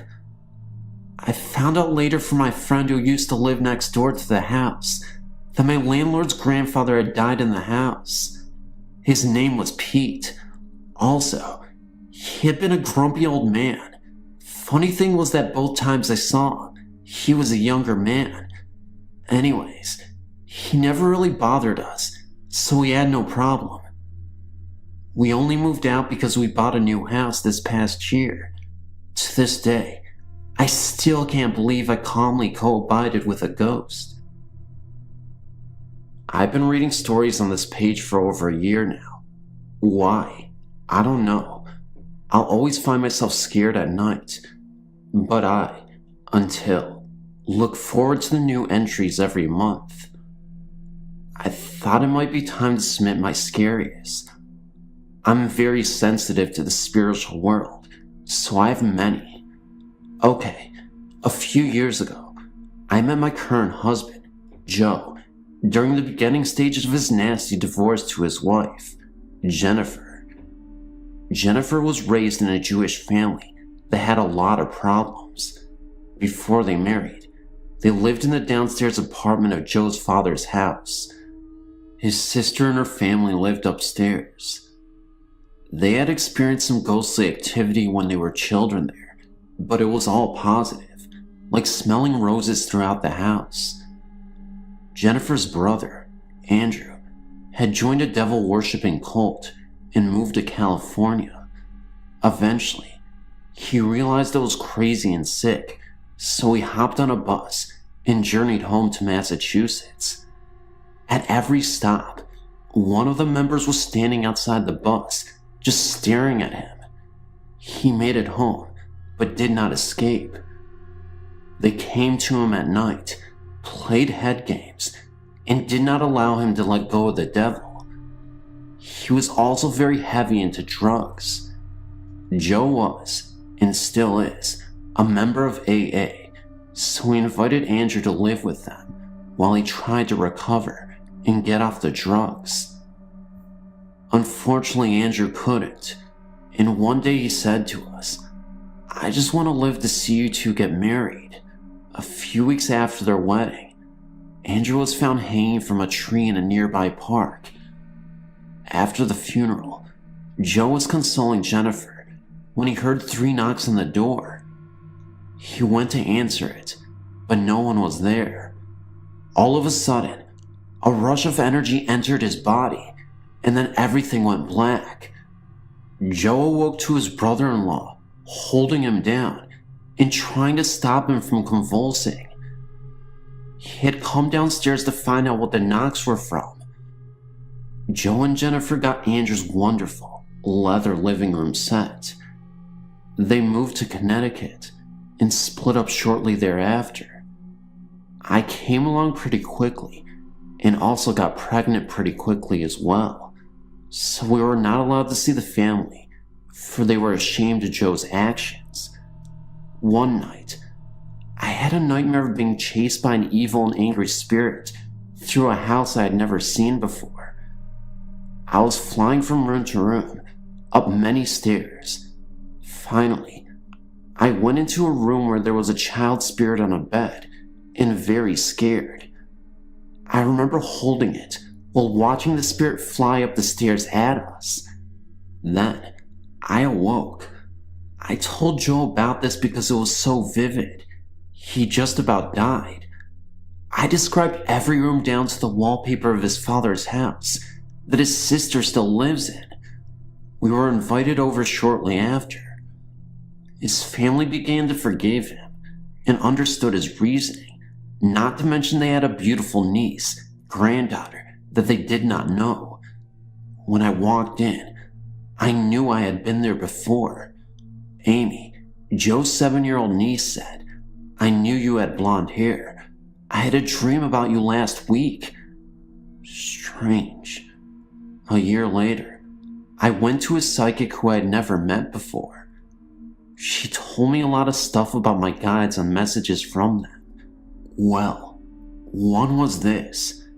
That spirit that was chasing you, it is the sibling of your boyfriend's ex-lover. And that was it. We just finally sold that dang leather furniture.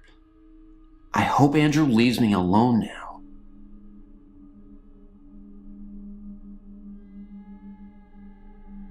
This is a true story that happened to me. It is one of many, and I mean many stories, that happened to me that involve spirits. It started one night. I was spending the night at my grandma's house in the spare bedroom. She has 2 spare bedrooms. One is mine, and one is my older sister Tammy's. I used to sleep in my room, but after that incident happened about a year ago, and no one died or anything. The room just went wacko from the presence of a spirit when me and my friend Damien were in it. I haven't gone in there since. So now I stay in my sister's room, since she doesn't visit as much as I do. I was laying down, looking at the white ceiling, like I always do when I can't sleep. All of a sudden, I saw a black shadow coming from the bottom of my eyes. It slowly covered my whole vision, and it turned black. It was holding my head down, so I couldn't even move. I got so scared that I swung my hand at it and it was just like swinging at smoke. It just separated and then moved back together. The most terrifying and weirdest part of this all is that it really seemed like there were eyes, glowing red eyes, that were coming from this black shadow. The next time I met the black figure was when I was at home. I was having a sleepover with my friend Sarah in the basement. We were both on the pull-out couch across the room from the bar. She turned and looked over and then saw the black figure just staring at her with glowing red eyes and leaning up against the bar right in front of her back. She slept facing the other way for the rest of the night. Again, I had a sleepover with Sarah in the basement. This time, I saw it. It came through the roof right above me, with its arms and legs straight out to its side, as if it was in the shape of a star. When it popped through the roof, I could see smoke come from around its body. What is this thing? Why is it following me? What does it want? Will it hurt me? And then slowly, it lowered itself towards me. I was so frightened. I didn't want to tell Sarah because she might get scared, so I pressed my head into the bed, trying to stay away. I was right in my sleeping bag, so I couldn't swat at it again. And then Sarah leaned over and asked, "What are you doing?" Then I told her, "That thing is right above me." She looked around me and saw nothing. "There's nothing there, Trisha." And I thought, how could she not see this? It's right there. How could she not see this? And then I said, "Hey, it's right there. It's right above me." She then tried to prove that there was nothing there and waved her hand over the top of me. Just as she did that, the figure jumped up and spread its arms and legs again and just popped through the roof. That was the last time that I saw that figure. I have many other stories. Most of them I'm going to submit to this page. If you have any questions, or if you want to talk to me about spirits, ghosts, or angels, email me.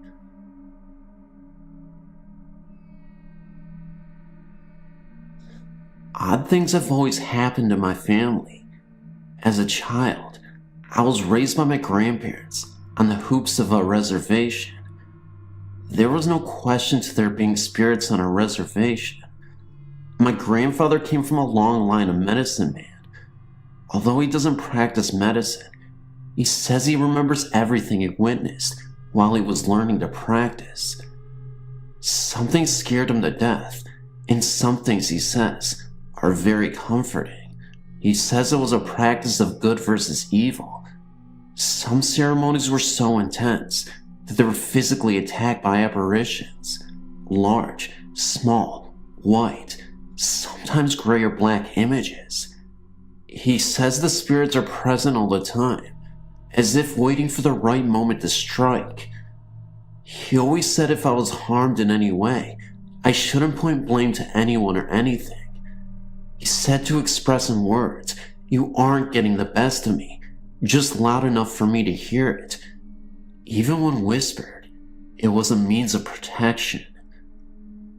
He said sometimes late at night, family members that have passed away would come knocking at his window, mostly his brother. He said he knew when it was his brother and when it wasn't. His brother gave him a sense of happiness or protection, but the others came with evil intentions.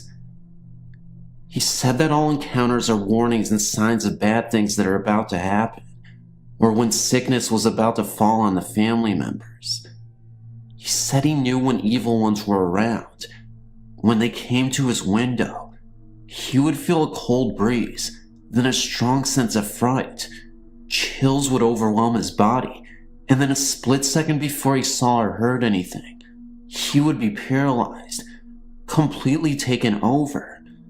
The chills got worse, and when he would try to yell, nothing would come out. Sometimes he said he felt like he was dying and feeling every bit of it. Of course, this only time this happened was when it was pitch black in his room. Sometimes they reached in for him, from outside his window or from right underneath his bed. He said it wasn't the same feel as someone grabbing you physically. Their grasp pierced right through to the bone, much like a snake wrapping tightly around you. Only every bit of the inside would also feel constricted, right down to the bone. We always had traditional singing gourds hung up around the house. These were used for funeral wakes. Almost every time a force was present, it was through a dead family member. Even if it was just a dark shadow, the dead were used as portals to reach the livelihood of our people. He said the gourd served as a warning system. If a force entered our house, the gourds would rattle like crazy, much like an alarm system, protecting the house from theft. He said this would cause the dead to return to their resting place. It was a reminder that the person was dead, and that he was only causing distress. The evil using it had no way of evading or entering our house. If the force was strong enough, the gourds would not work. He said if that happened, we would all experience cold chills and a sense of fright. He said you'd have to feel so scared you wouldn't want to move, and that if you didn't convince yourself to move, it would only get worse, and that one person would be taken as an outlet for the family. Sickness or death would fall that person. To this day, I've never seen or experienced anything of that nature, but deep down inside, I know it's all true. I've heard the gourds go off, but never felt anything. My grandfather says they still visit him. I love my grandfather for everything he has shared with me. He says that all of this is only fair warning, and that this happens to everyone. Some just don't notice. The next time you fall or get in a fight, just think, who is really behind it all? I could go on, but I think it's best to stop here.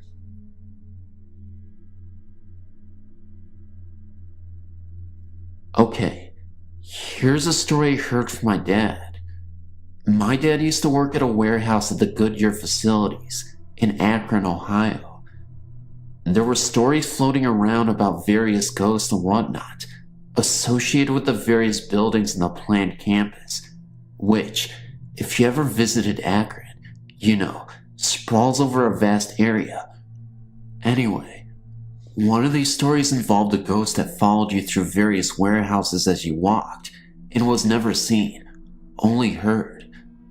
My dad was always working swing shifts at this plant, very little seniority, and so he was there at all kinds of wacky hours. One night in the winter, he was working the midnight shift in one of the supposedly haunted buildings.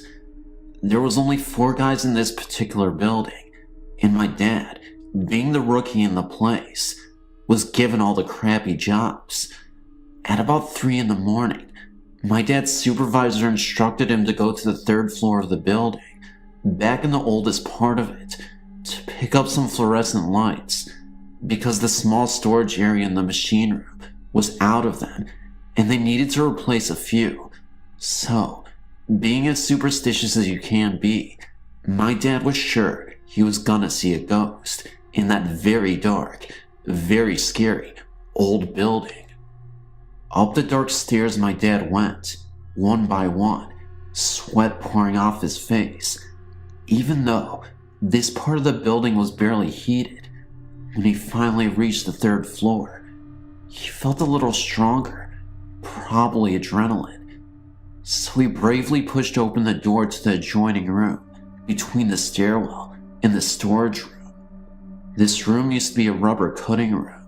It wasn't used for anything anymore, since manual rubber cutting was no longer done. There were a few large containers sitting around, but for the most part, the room was empty. There was a thick layer of dust covering most of the room, except for a small path where people walked to get various items from the storage room. Spiderwebs everywhere, and the occasional squeak from a disgruntled rat were just enough to give my dad the total spine chills. But he pushed on, being a man, and not supposed to be afraid of anything. He started walking across the abandoned rubber cutting room towards the storage area, when very faintly, he heard footsteps behind him. Whirling around ready to fight, he peered into the dimness. Nothing was there. He assumed it was his nerves, which he had worked into a frenzy by this point, and he turned quickly, embarrassed, and continued towards the storage area, when sure enough, more footsteps. He slowed. They slowed. He sped up. They sped up. With his heart racing, he slowly turned around. Still, nothing was there. Drenched with sweat and scared nearly to tears, he bolted towards the storage room, his feet pounding heavily on the thin metal floor. The footsteps were even louder now. Every step he took, another step followed, not an echo, but right behind him. He made it to the storage room, fumbled with the lock, ran inside, and slammed the door behind him. The room was very small. All he could hear was the pounding of his heart, threatening to blow right through his chest. The only way out was the way he came. After calming down a bit and smoking about 5 cigarettes, he was feeling brave again. He grabbed a large box of lights, decided to fling open the door, and run like hell as fast as he could cover the 50 to 75 feet to the stairwell. Getting up his nerve, he grabbed the door handle. He slowly turned it. As soon as he heard the click of the latch opening, he flung open the door and sprinted towards the light in the stairwell. There were the footsteps again, closer than ever, right behind him. That's when it happened, tripping over something. He sprawled headfirst into the darkness. Total quiet met him. Darkness and quiet. He slowly rose to his feet, putting one hand behind him to help him get to his feet. Once again, the footsteps crept up behind him. That's when he finally got the guts to look in the direction where the footsteps were coming from, and what he saw astonished him. He saw an old man wearing an eye patch and had a cane in his hand. He had suspenders and overalls on, and a blue hat on that resembled Mario from Super Mario Bros. The guy only appeared for about 30 seconds, but it was long enough to notice the presence. The figure disappears. He rose to his feet and walked back to his coworkers, never telling any of them of what he found. Years later, he still tells stories about sending the new rookies up there in the middle of a dark night when all is quiet to walk across the metal floored room to get light bulbs that aren't really needed.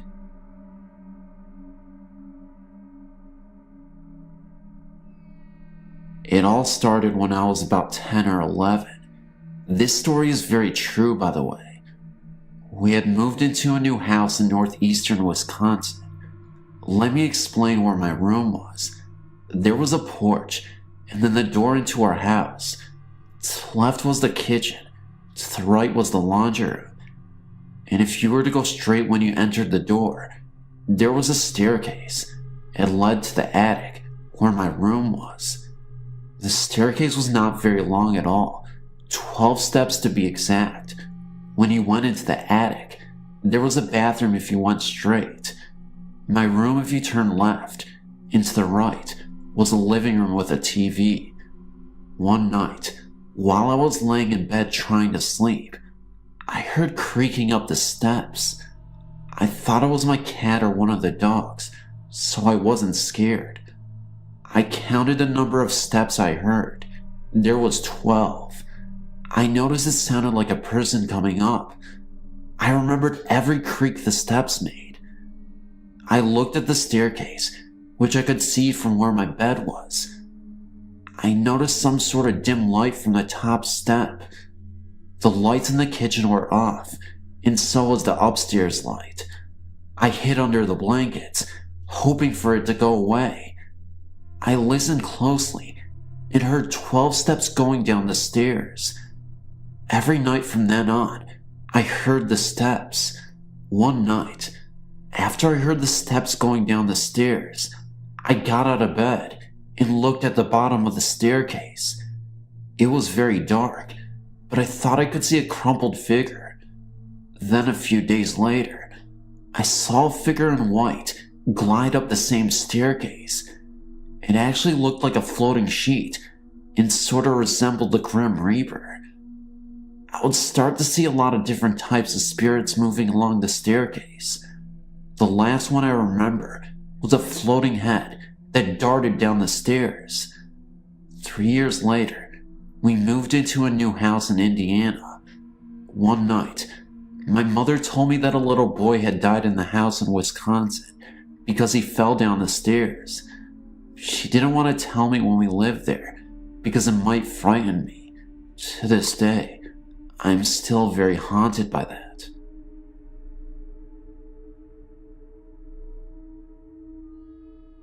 Back in September of 1982, my boyfriend of 4 years named Keith and I were visiting his sister Julie, her husband, and family in Orneco, Minnesota.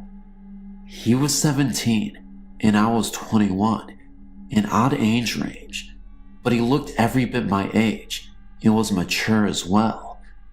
Sitting up late, we were talking, and for some reason, we got on the subject of death. I asked him if he believed in the afterlife, and he said that he did not. He believed that when it was over, but he knew I believed, and I asked that in case there was an afterlife of any sort, and that if we were able, that if one of us should die before the other, that the one who died would come back and watch over the one left behind. He agreed. As time passed, Keith needed a space, and I gave it to him, reluctantly at times, to the point where we would get into heated arguments, and I would move out of his house, where we lived together with his father. In June 1983, on a windy, extremely hot Wednesday night, Keith died in a fire that consumed their trailer house. I hadn't been with Keith for about 3 months, as our breakups and makeups were getting more sporadic. I recall trying to hitchhike to his place that night, 12 miles away, but as I stood on the highway for what seemed like 45 minutes, I just wasn't getting a ride. It was strange, because I hitchhiked the highway regularly and never had a problem getting a ride within 5 or 10 minutes. But that night, it was mostly humid and so hot that within minutes of leaving my apartment to go to the highway, I was soaked with sweat, like I had just taken a shower and didn't dry off. So, I went back home. The next day, my sister contacted me, saying that Keith had died the night before. I was devastated. My whole world fell to pieces. I spent the next few days with Keith's dad at Julie's house, preparing and attending the wake. At the wake, I was alone in the viewing room with Julie, and everyone else was downstairs visiting. It was a closed coffin service, but I had written a letter to Keith and wanted to place it in the coffin. But due to the extensive damage to Keith's body in the fire, the funeral home director would not let me see him. So I decided to put the letter in the small groove between the top and bottom halves of the coffin. As I was putting it there, a gust of wind came out of nowhere. It seemed to come right from the groove where I was about to place the letter. It was so strong and sudden that I screamed. People came from downstairs to see what the matter was, and I told them I had seen a mouse. No one in their right mind would believe me, and besides, maybe it could be explained some way I could not figure out. The night before the funeral, I was having a tough time trying to sleep due to the emotional turmoil I had faced from hearing the tragic news. I couldn't stop crying, and I was absolutely devastated. Just then, I felt a cold breeze brush past my face. while I was still laying down in bed and hysterically crying. I then felt the weight of the bed getting heavier, like someone else was sitting on the bed. I screamed Keith instinctively and laid up in bed. The bed instantly felt lighter, and I could have sworn I saw a small ball of light move around the room before disappearing. During the wake, I had a 110 camera and took several pictures of the coffin. These pictures I will have to retrieve from Julie, as I've gotten married 6 years ago and gave my photo album a key to her as a means of trying to let go of the past and move forward into my new life with my husband and daughter. But when I do, if I can't figure out how to scan them and get them on here, I will send them in. I believe I have something here. Also, in closing, I realize the depth of the promise we made to each other that night, just months before Keith died, and have spoken aloud, hoping I will release him if we're bound in any way, that I release him of his promise and set him free several times in the past few years. Thank you for reading.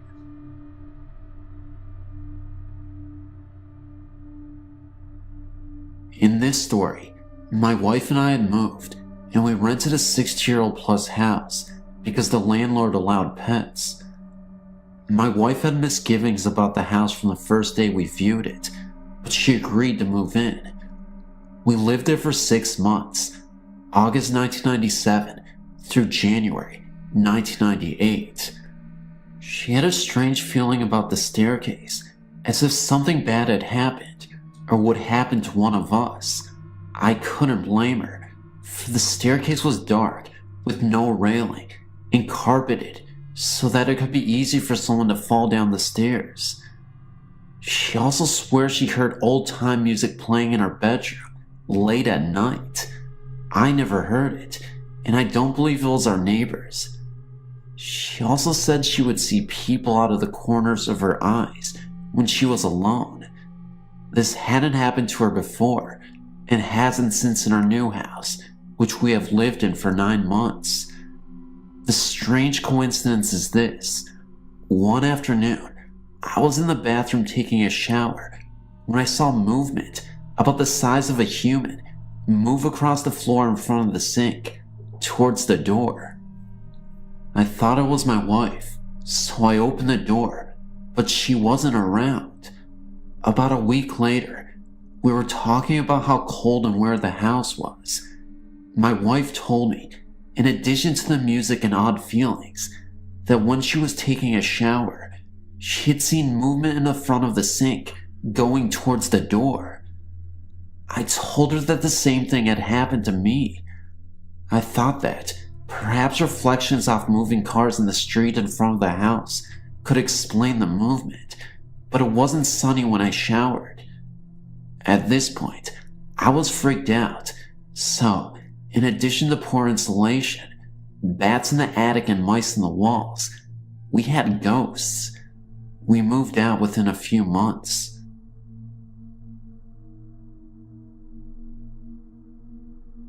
It started when I was just a little girl. I would see things in my room at night, movement, shadows, and dark forms. I was told that it was a dream and I should not watch scary things on TV.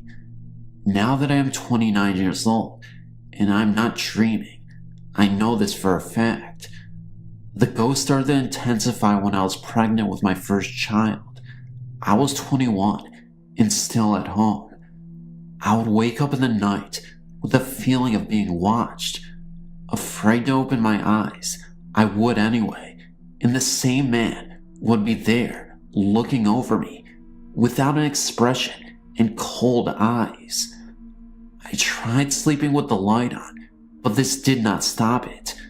I knew it could not be a dream because it was the same image every night. My son was born and we moved into our own place, about 8 blocks away from my home. The man did not appear for a few months, but he did eventually show himself. Frightened every night as to what I would wake up and see, my husband worked out of town during the week, so I had my best friend come stay with me. I warned her that in the night, I sometimes scream because of what I see. Hesitant at first to believe me, then the screams came, and she too was a believer. My friend eventually moved into her own place. What happened next, I can't explain. My friend has never experienced any ghosts or such, but one morning, while lying in her bed, she felt something jump up on it, like a cat would. The only thing is, she didn't have a cat. Before she knew it, she was frozen, as if someone was lying atop of her and restricting her movement. The incident left as soon as it came, but she was well aware that this was an event that she could not get over. She moved shortly after. The stranger thing was that the man I'd seen for 4 years was gone. Had he been the one at her house?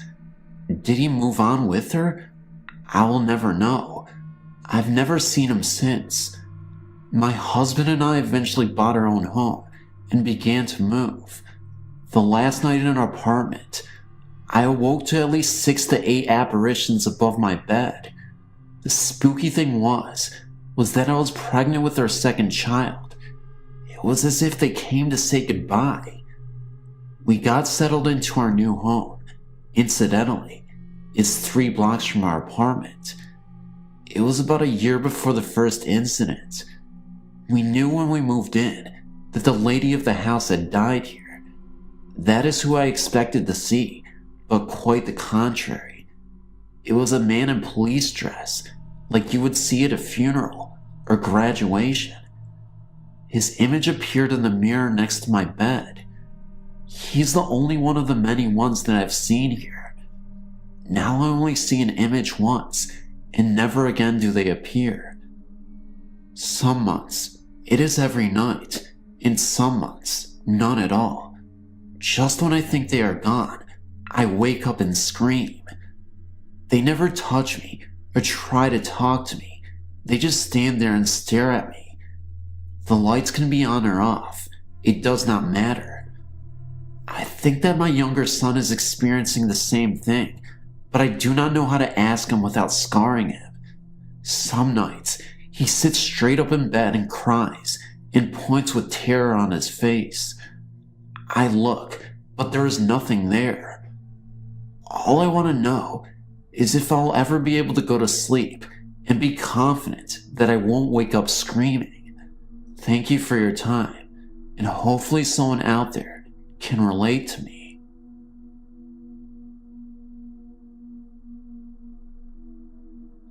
I've had numerous experiences with supernatural entities, but one that sticks out in my mind happened to my brother and I about 2 years ago.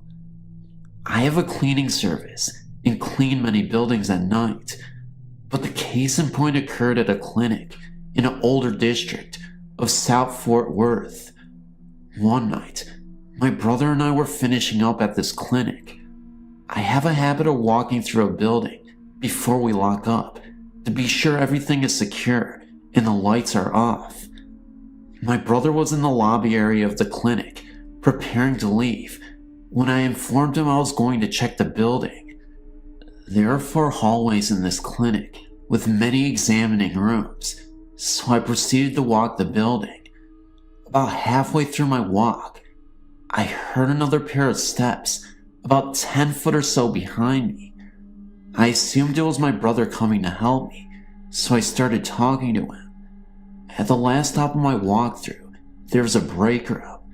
I reached in to turn off the light of the break room and turned around, facing back towards the direction from which I had come, expecting my brother. What I turned to was not my brother, but the upper torso of a male figure, somewhat see-through and misty white. I blurted out a few choice words, and the figure was gone. After this experience, my brother as well heard many strange things as well as the figure of a female. I was talking to one of the doctors one day in the receptionist area when I noticed a picture on the wall. Instantly, I recognized one of the people in the picture with the figure I'd seen. A cold chill came over my body at this point. I pointed out the picture to the doctor and asked who this person was.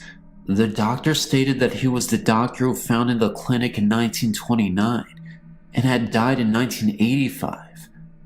I thought to myself, I knew doctors worked a lot of overtime, but this was going to an extreme.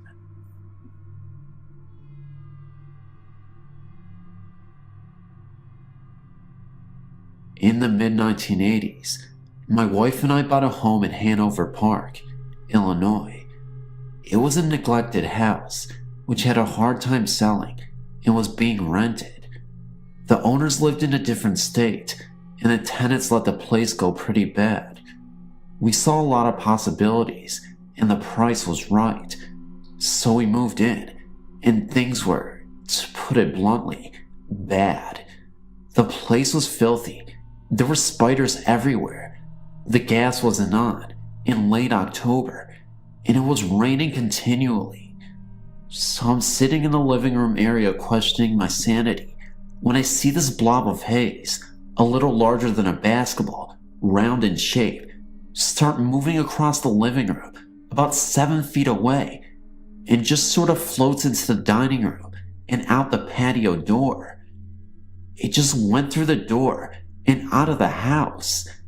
I'm like, am I seeing things now? Or was that an apparition? It was weird because I wasn't scared. It was more like, wow, what the heck was that? We finally got the place in shape, and it turned out to be a nice home. We had our first child just before moving in, and it was nice to have a place of our own. I never mentioned the apparition to my wife, lest she think I was really losing it. A few months later in the spring, other things started happening. My son, who was now a full year, would wake up in the night, laughing deliriously. My wife thought it was hilarious. I never mentioned what I'd seen to her. She couldn't figure out what was so funny. I remained tight-lipped. This happened on a regular basis for about a month. And then one day, she calls me at work in a panic, saying that Chris, our son, got out of his crib and was sitting on the floor playing with his toys. Fine, except Chris couldn't walk just yet and definitely lacked climbing skills. So how did he get out? If he tumbled out, he would have most likely have been hurt or screaming at the very least. To this day, we don't know how, and he has no recollection of the event. Other events included the TV turning on at night, a strange happening of voices in the night, strong flowery odors, a feeling my wife once described as having passed through by something, and the car shutting down in front of the house once we moved out. We sort of visited, and when we passed the front of the house, the car just shut down.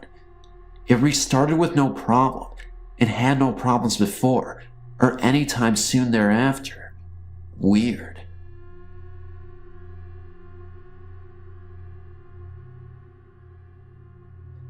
I was dating a guy when I was 14, about 5 years ago. His house had been built over an old well. The story goes that in the early 1900s, 2 children were playing near this well, and the little girl fell in, and her brother tried to help, but fell in too. Their parents didn't know they were missing for a while, but by the time they got there, it was too late. Well, they moved, and another house was built over it. My boyfriend's closet was built over this well. One night, it was raining really hard, and he was playing his guitar. A bolt of lightning struck right outside his window and lit up the whole room. About 10 seconds after that happened, we heard children laughing. I looked in the corner of his room and saw 2 children standing there, staring at us. I just sat there and stared back. They stood there for about 30 seconds, and then vanished. After that, he would find things misplaced and then find them later. He came home on several occasions to find his room messed up. He would pick it up, leave, come back, and it would be messed up again. We broke up soon after that, and I've never heard about the children again. A couple of years ago, I used to have to take the bus every day to get to work. One morning in the late summer, I was riding to work on the bus traveling down Woodward in Detroit, and I saw a man dressed entirely in a Union soldier's uniform, walking down the street. At first glimpse, I didn't even think anything of it, but if I looked around to see if anyone else had noticed, and no one did, I looked towards the window again, and the guy was gone. I really don't know if it was a ghost or not, but I know he looked very real and very out of place. To me, it just seemed too hot to be wearing that uniform with the musket, cap, and everything. It all looked so very authentic. He was an African American, looked old, like in his 70s, and the uniform wasn't even clean, like you would see in a reenactment. It was dingy. I would say this happened in late August, at around 10:30 a.m. Hello everybody. I am only 13, almost 14, but I think I've experienced paranormal phenomena. The first time was when I was about 10. I'd gotten a keyboard for Christmas, and it was set up with its stool in my room. I had just gone to bed, and just happened to look at the keyboard, and a black cat weaved its way through its legs. Naturally, I went screaming to my parents, and they reassured me it was nothing. Another time I awoke to a huge face floating in front of me. Now it may have just been my imagination, but I just don't think so. On another occasion I was in the shower, and someone made a noise, like they were trying to say scary in a drawn-out voice. I am the only one in the house that believes it's haunted. Sometimes when my sister goes by to my room to get to the bathroom, she snaps at me before she enters the bathroom. Well, one time I swear I heard someone snap at me. But when I turned around, no one was there. I checked the bathroom, and my sister wasn't there. My parents were in the living room, and my sister in hers. That one happened about a month ago. All the time I feel like someone is watching me, or is in the room with me, whenever I am alone in a room, in my house, even in my own room. Sometimes when I go to bed, I even make my parents look in my closet. I have told my mother and my sister about it, and they don't seem to think anything is wrong, and I'm just paranoid. But am I really paranoid? Or am I experiencing something? I know I may be 13, but that doesn't excuse all the things that go on. I just want to be credible to people.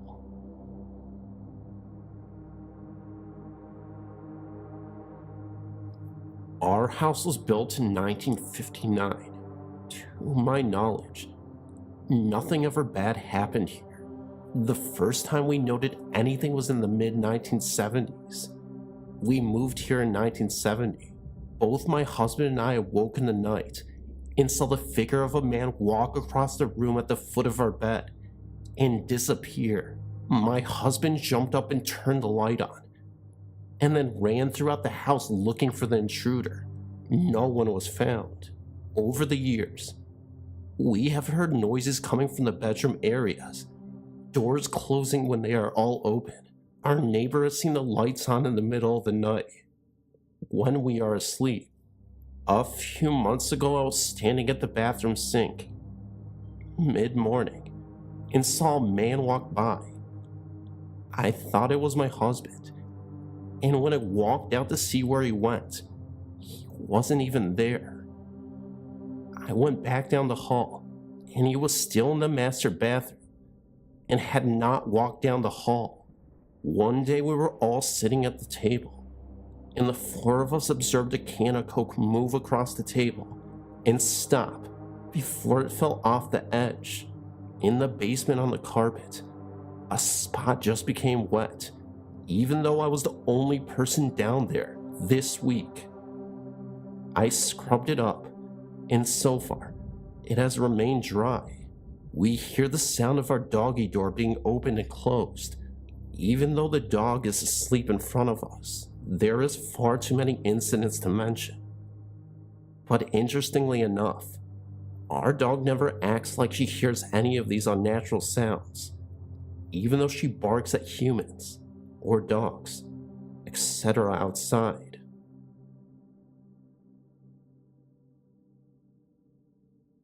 I don't actually live with ghosts, but at my uncle's farm they have a cabin. It's going up for sale pretty soon. There is a ghost in the cabin. The funny thing is that they just built it, and no one has died in it or anything. My cousin said that the ghost is a girl that follows him everywhere. When my other cousin, my little brother, and I were watching a show in one of the rooms, then we heard footsteps walking across the floor upstairs. We tried to ignore it. Then in the middle of the movie screen went fuzzy.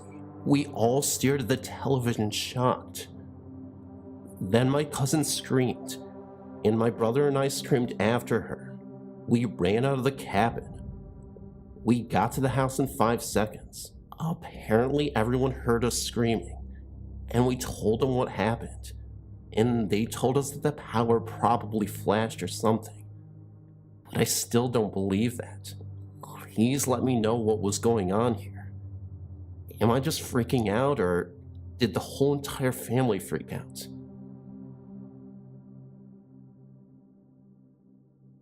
I want to tell you of an experience I had a little over a year ago. I was living in a house on Bassmaster Street in Youngstown, Ohio. I knew the house was haunted by a woman who was subdued by her husband some years before. I was a baby when she passed away. I think my room used to be her room. I never felt comfortable sleeping there, so I often slept on the couch in the living room. One night I woke up and felt like I could hardly breathe. I felt like there was a tremendous weight on me, and I couldn't move or speak except for open my eyes.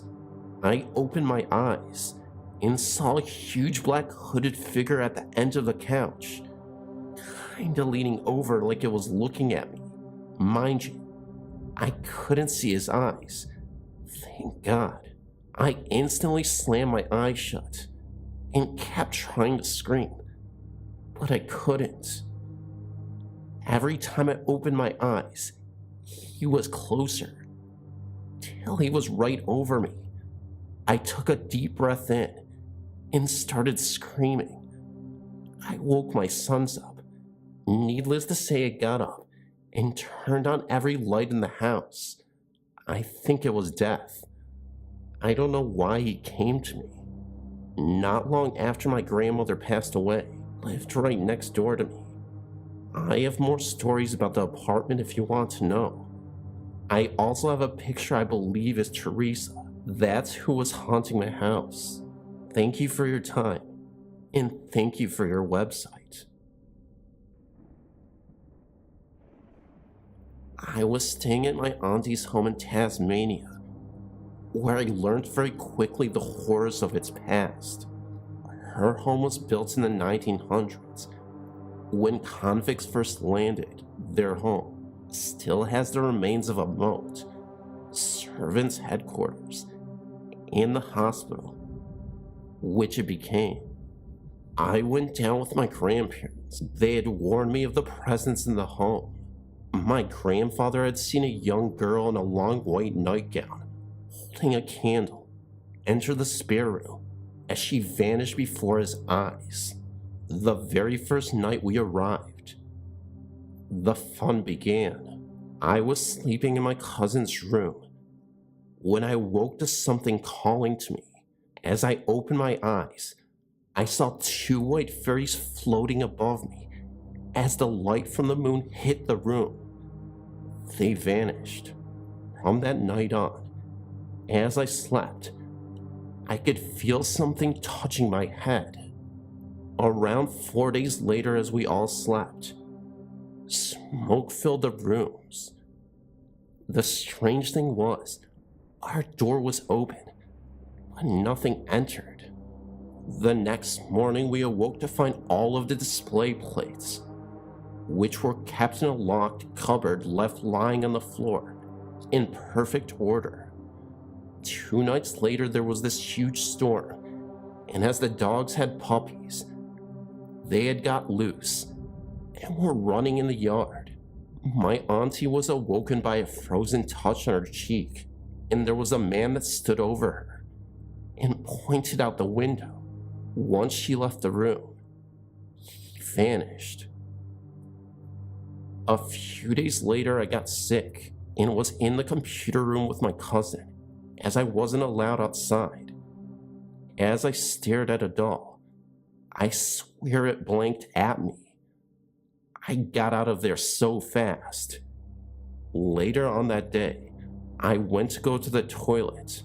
With this house, there is one large, huge room, which contains the laundry, bathroom, and the toilet.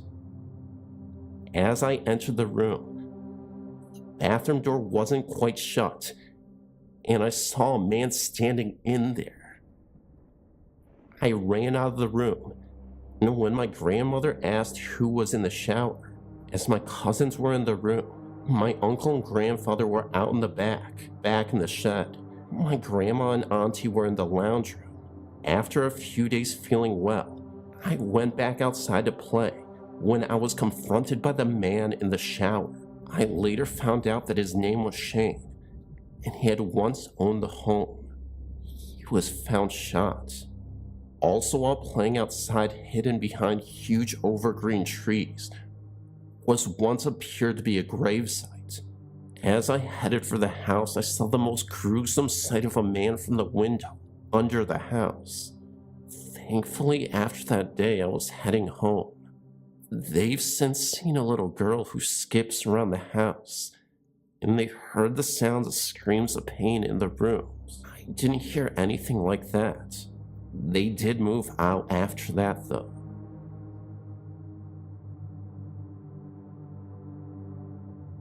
When I was 7 years old, my family purchased a house in the outskirts of Los Angeles.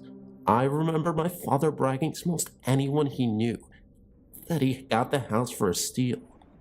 I guess it didn't really matter that a stiff wind could probably knock the house on its side. It was that run down.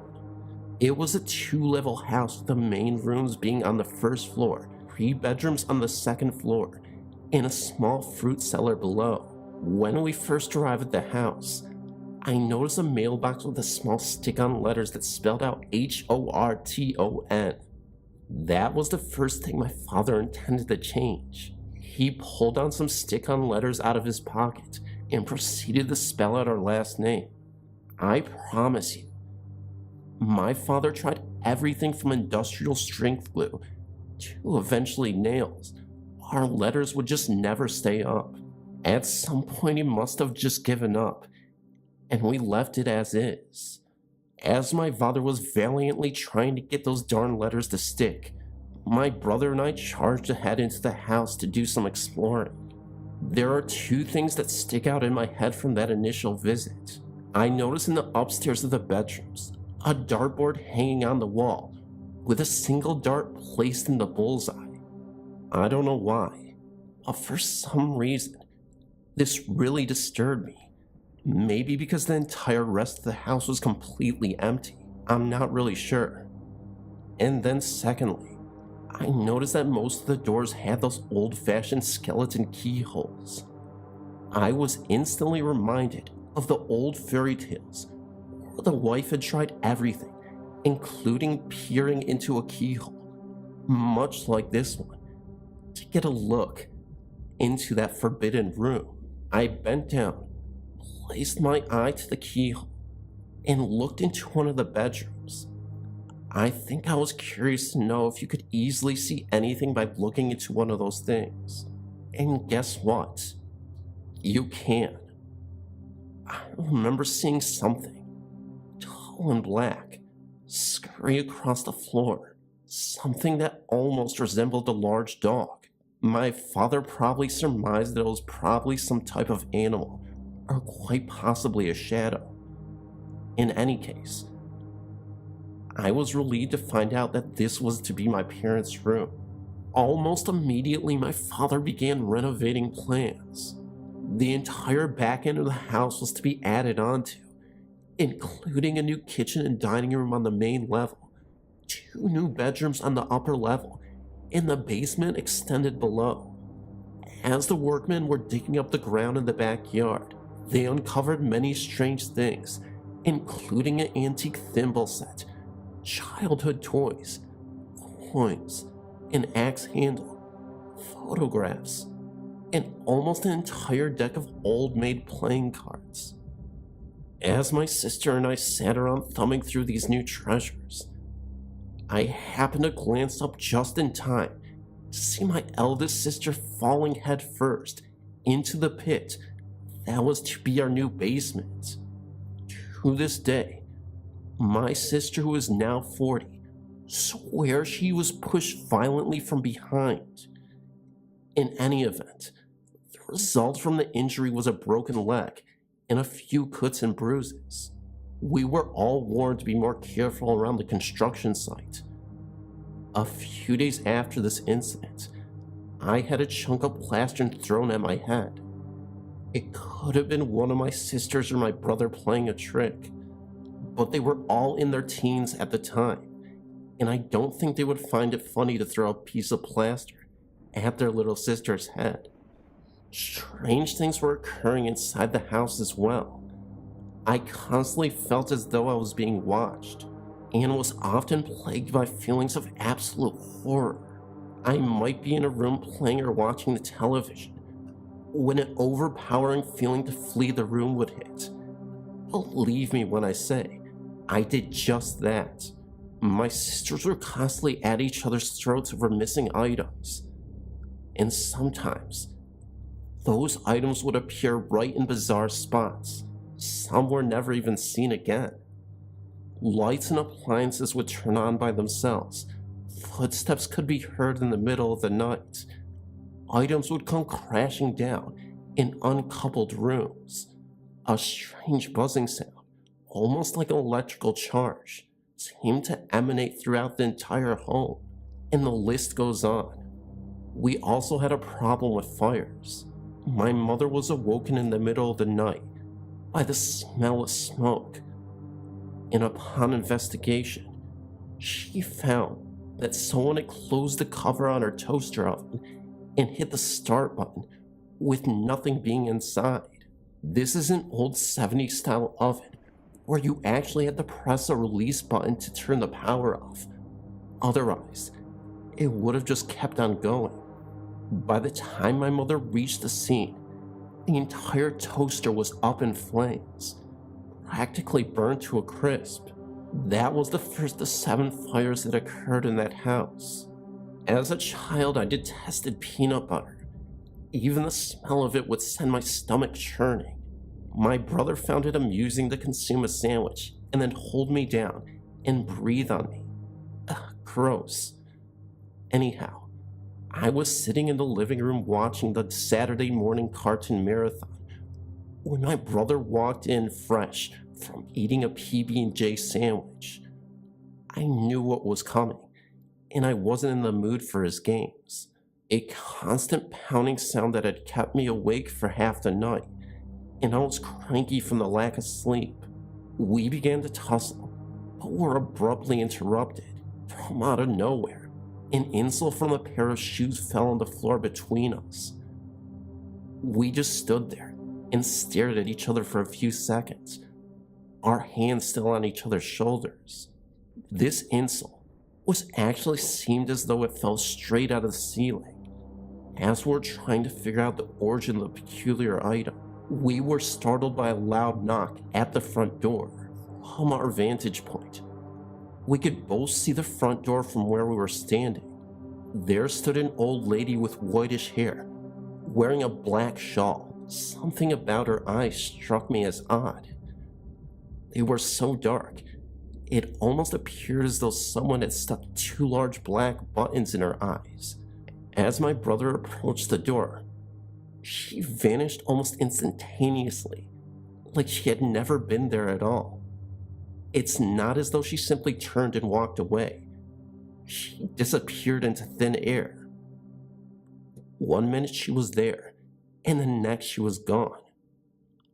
I would be lying if I said we opened the front door to take a look around.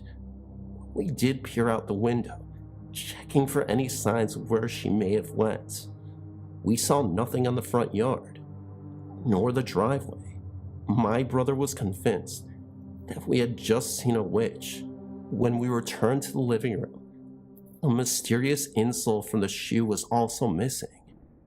It's also interesting to note that a fenced-in gate surrounded our entire property. For someone to gain access to the grounds, they would need to be electronically buzzed in. This still puzzles me to this day. My brother, being the inventive boy that he was, liked to build forts. They were mostly constructed of yardsticks and blankets, or whatever else he could get his hands on.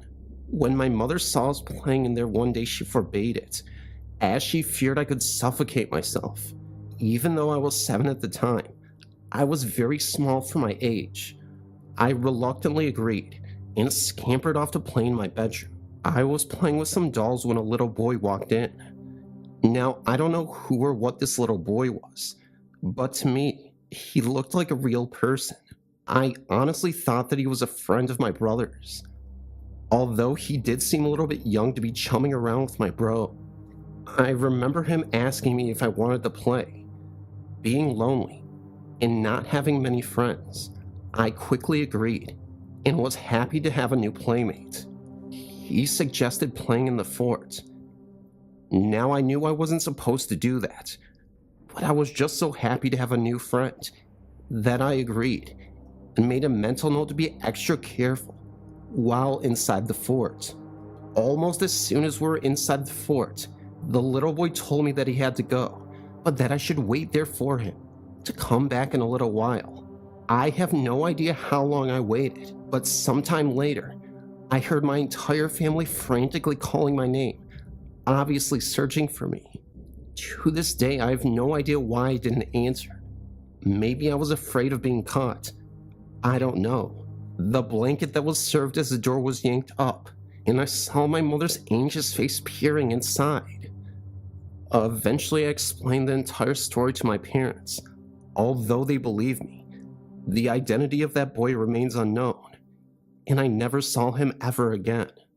There were only 5 other families that lived in our street, and we knew all of the neighborhood children. It wasn't any of them. I kick myself now for not even asking the boy what his name was. That might have helped some. I've heard many stories on this and other sites, but I've never heard of anyone interacting with a ghost as I've just mentioned. Weird, huh? Thinking back on that little boy, the only thing that struck me as being a little bit weird is the way he moved. It was slow, yet fast, and his movements were jerky, if that makes any sense. Also, for a young boy, his voice was very mature and sounded very much like the voice of my father. I know it sounds truly bizarre, but I swear it happened. And even though it's been 20 years since this event took place, I still remember it as though it was yesterday. We stayed in that house for a total of 5 years, and as the years passed, strange things continued to happen. My entire family suffered in one way or another from the haunting. My eldest sister suffered the most, but for the time being, I'll stick to my own stories. For Christmas one year, my aunt had given me a hideous green and orange stuffed clown whose nose would glow red and play a musical melody. At first glance, I hated this thing and quickly stuffed it in some dark recess in my closet. Sometime in the middle of the night, I had awoken, desperately needing to use the restroom. The idea of walking through a darkened hallway at 3 a.m. was not a desirable prospect, but by this point, it was an absolute necessity. I made my way down the stairs and was just about to round the corner into the living room when I heard it. Soft jewelry box music was coming in the general direction of the living room. Peeking my way around the corner, I saw the stuffed Christmas clown propped up in the middle of the couch, its nose glowing in the darkness. I hightailed it back upstairs, wetting myself in the process, and jumped in my bed, shaking like a leaf. It scared me half to death. Nothing scared me more in that house than the spirit who I dubbed the old man. I saw him many times both inside the house and also in the fields behind our house, just kind of standing there, staring intently up at the house. He always wore a brown business type suit and a top hat. I've always had nightmares about him over the years. Most of them would entail me being in a room with my back to the doorway. Instinctively, my back would tense. I would spin around, and he would pounce, charging at me full speed from the other end of the room, sometimes carrying an axe, or sometimes not. One thing that sticks out in these dreams is that he somehow was more vivid and colorful than the rest of his surroundings. He always seems to stand out, if you know what I mean. I always felt that he was standing right behind me on the staircase, ready to give me a good push. Indeed, I did fall down those stairs many times, no matter how careful I was. But luckily, I was never seriously injured. I know this sounds crazy, and heck, the whole story sounds crazy, but I think he used to like to hang out in my walk-in closet and hiss so loudly that it almost sounded like a rattlesnake. I think he got a kick out of scaring me, as he liked to turn the lights out on me. When you walked down into the basement, there was only one switch for the entire area situated to the left of the door as you were heading downstairs. Now, I hated to go down there for anything, but it was a must on this day because our fridge had burned out once again, and dying apparitions were a big problem in this house. Seeing as the only other working fridge was in the basement, my mother asked me to go down there to get some necessary items for dinner that evening. I ran down the steps to the refrigerator, grabbed whatever it was I was supposed to get, and bam, the lights went out. I started screaming and ran for the stairs, absolutely certain that he was hot on my trails. As I was finally reaching for the door, I heard it, and I swear I will never forget this. Laughter, but not just any laughter. This laughter literally chilled me to the bone. It was somehow evil and mocking, as if to say, I missed you this time, but next time, you may not be so lucky. Needless to say, I was spooked.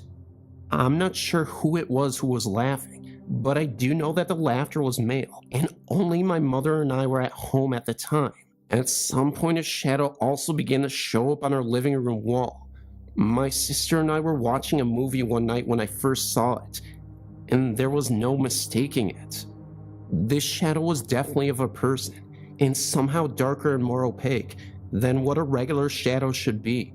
We moved everything around that room, shaking our hands in front of it, trying to figure out its origin or what it might be causing it, to no avail. That shadow appeared in the same spot every night until we moved from that home, sometimes disappearing for a few hours, only to reappear sometime later. I think the guys also like to mess around with the phone lines. Many times when you would pick up the phone, all you could hear was the static, or there might be a couple of voices in the background, although you could never make out exactly what they were saying. On one occasion, I picked up the phone only to hear ear-shattering static. Before I had enough time to put the receiver back on its cradle, I heard a man say hello in a slightly, very mocking manner, and then that same god-danged laughter. That really scared me. Other people, including my grandmother, reported calling our home, and a strange man would answer. A second later, the phone would start to ring normally, and one of us would eventually answer. This to say, this unnerved me to no end. Once, and only once, I was upstairs in my bedroom listening to the stereo with a girlfriend of mine on one of those perfect, sunny Southern California afternoons. We were kind of goofing off, singing along, when a man's voice started to come through the radio. Believe me when I say, this was no radio broadcast. Language was foul and violent, much too obscene to be repeated here. My friend and I just stared at each other, becoming more frightened by the minute. When I finally couldn't take it anymore, I reached over and pulled the plug, thinking that would put an end to the disturbing episode. To my complete astonishment, the radio just kept on playing. Okay, playtime is over. Time to head to my friend's house. I really don't know how to explain this, but somehow we learned to live with these things as a family. I got used to being afraid, expecting things to go missing. I barely glanced if a door slammed on its own, or a light mysteriously came on. I expected to hear my name being called out in the middle of the night, and so on. Was I still scared? Yeah. Deathly terrified might be a better term, but somehow I managed to live with it. Maybe these ghosts or spirits, or whatever you wanted to call them, sensed that, and decided to turn it up a notch. Now, I'm not really sure what happened next, because my father-in-law is now deceased, and refused to talk about this with anyone other than my mother. And she, too, refuses to discuss this. All I know is that my two sisters, my brother and my mother and I, traveled to Arizona for 4 days to visit my grandmother, leaving my father in the house by himself. Something obviously happened, which really spooked my father. One night, I eavesdropped on one of the conversations that my dad was having with my mother, and all I could really make out was something about borrowed time, all of the windows opening at once, and an old man. The very next day, my father decided that we were moving as soon as possible and was putting the house up for sale. With that being said, the entire family decided to go out for dinner and celebrate. Upon returning home, something caught my eye that was sort of strange. A single light was burning in my parents' bedroom. Now, if you know my father, you would know that he was a complete stickler about leaving the lights on. The number one rule in my house was to shut the lights off as soon as you left a room. A light burning in my parents' bedrooms, of all places, was quite odd. As soon as our father unlocked the front door, our two dogs went rushing out. I thought I was going to have a heart attack at 12 years of age. On further inspection, it seemed as though the dogs had literally tried to chew their way out of the front door, given the huge bite and scratch marks all over the front door. As soon as my father flicked on the lights, I gasped. It's kind of hard to describe what I saw. The entire house was in disarray. The living room couch was standing on its side. Lamps were broken, mirrors shattered, drawers yanked out of the kitchen cabinets, silverware strewn all over the floor. My father was convinced that someone had broken into the home. We were told to remain outside the house while my brother and mother walked to a neighbor's house to call the police. This was before cell phones. The police arrived somewhere between a half hour to an hour later. An actual police report is documented concerning these reports. The police checked the doors and windows for signs of an intruder, dusted for prints, talked to our neighbors, and checked the house thoroughly for anyone who might be still lurking around. Their investigation turned up nothing. My father ordered us all upstairs to pack up some belongings. We weren't staying. As I was heading into my bedroom, I happened to glance into my parents' room and noticed that the lamp sitting on my father's nightstand was starting to burn, wallpaper behind it. I don't know if this was just my nerves or what, but it honestly looked as though there was a pattern of a burn that was turning into a face. The face of none other than the old man who had been haunting me for years. As I was standing there looking at it, my mother came up behind me and gasped. I think she saw the same thing as I did. When I arrived at my grandmother's house later on in that evening, I heard my mom and dad discussing my grandmother with some of the things that had just happened. If I had known these things while living there is no way I would have gotten even one night of sleep there. Not that I did anyways. It's now been over 20 years since I've lived in that home, yet it still continues to haunt me. Considering the fact that we lived in the house for just over 5 years, numerous other events took place that I haven't included, but it's hard to fit the 5 years of living into a single submission. The house is still standing, and I occasionally drive by just for kicks.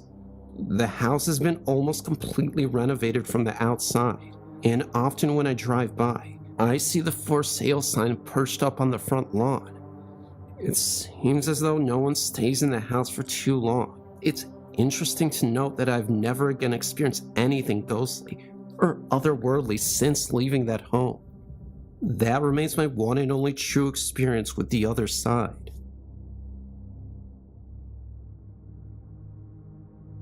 I am a restaurant manager in a small town in Georgia, Milledgeville.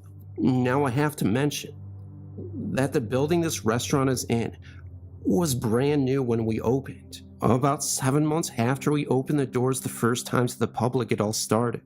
At that time, I was promoted into management and took over second shift.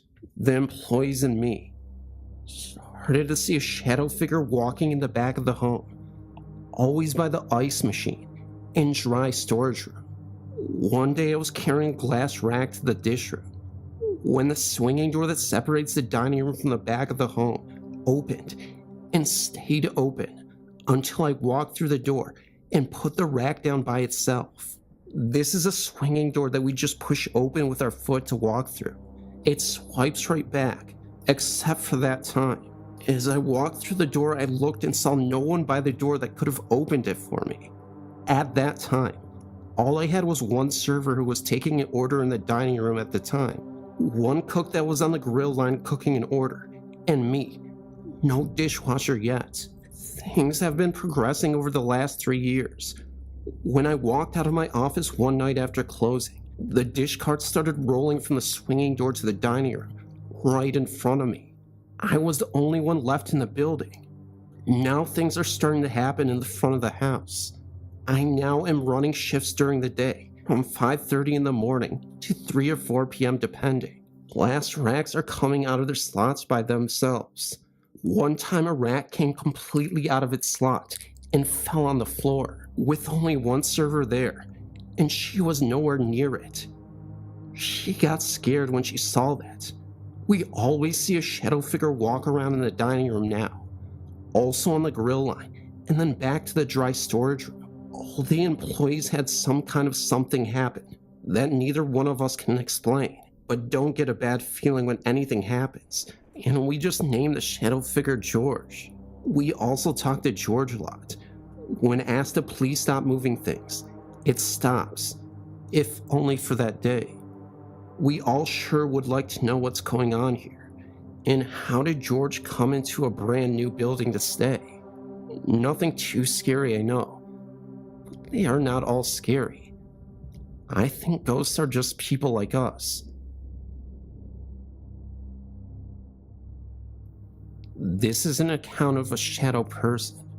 I was sat in the dark in a security lodge which is mostly made of windows. About 3 a.m., I turned and noticed the shadow of what I thought was a man looking into the lodge window from the outside. When I looked at the shadow, it turned slowly and walked to the side, which would have put the person making the shadow move into the open road. Surprised that there would be anyone there at this hour, I looked out of the window and saw nobody. I looked around the lodge, but nobody was around. It began to strike me as strange. I did the usual thing of checking to see if it could have been an anomaly caused by automobile lights, etc. But there were no automobiles around or any other light source's probable cause. There was something about the shadow that just struck me as odd. The shadow was the presence. It did not seem to cast by another presence. I could not think of anything that would attract such a being, so I just put it down to experience. However, a while later I was on a website where a woman with knowledge of a shadow person was explaining that they enjoy hanging around illness and death. A work colleague at the time had his wife seriously ill with some illness, like Alzheimer's or something, and he would bring her to work as she could not be left alone. We work alone, so there is no problem with bringing a wife like that. Around the time I saw the shadow person, his wife died at home. Had the shadow person got into the habit of visiting the lodge to watch events there? I'm not sure.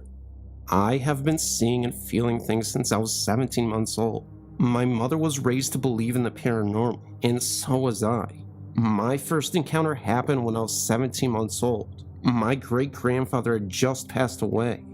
I don't remember seeing him or talking to him, but I do remember the smell of his cologne. My mom told me this when I got older. She said that she just put me down for bed, and a few minutes later she heard me talking. So she came back to check on me and I told her it was Papa. And that was that. I never saw him again until we moved into the house we are living in now. My second encounter happened a few months after my great-grandmother passed. This was when I was 12. When I was little, she had given me a jewelry box. I was little, and I had put the baby powder in it. Well, a few weeks after she had passed, I was vacuuming my room, and nothing was near that jewelry box, and it just fell off my drawer. It even fell off when I was in the living room watching TV with my dad.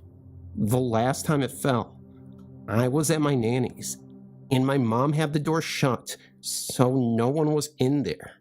When it fell, my mother got up and cleaned it out and put it in her room, and well, that was the last time it did anything. My great-grandmother was telling me to clean it. Now my papa was beautiful to me because I knew him for 11 years, and he was my everything. Unfortunately, I was 13 when he had passed away.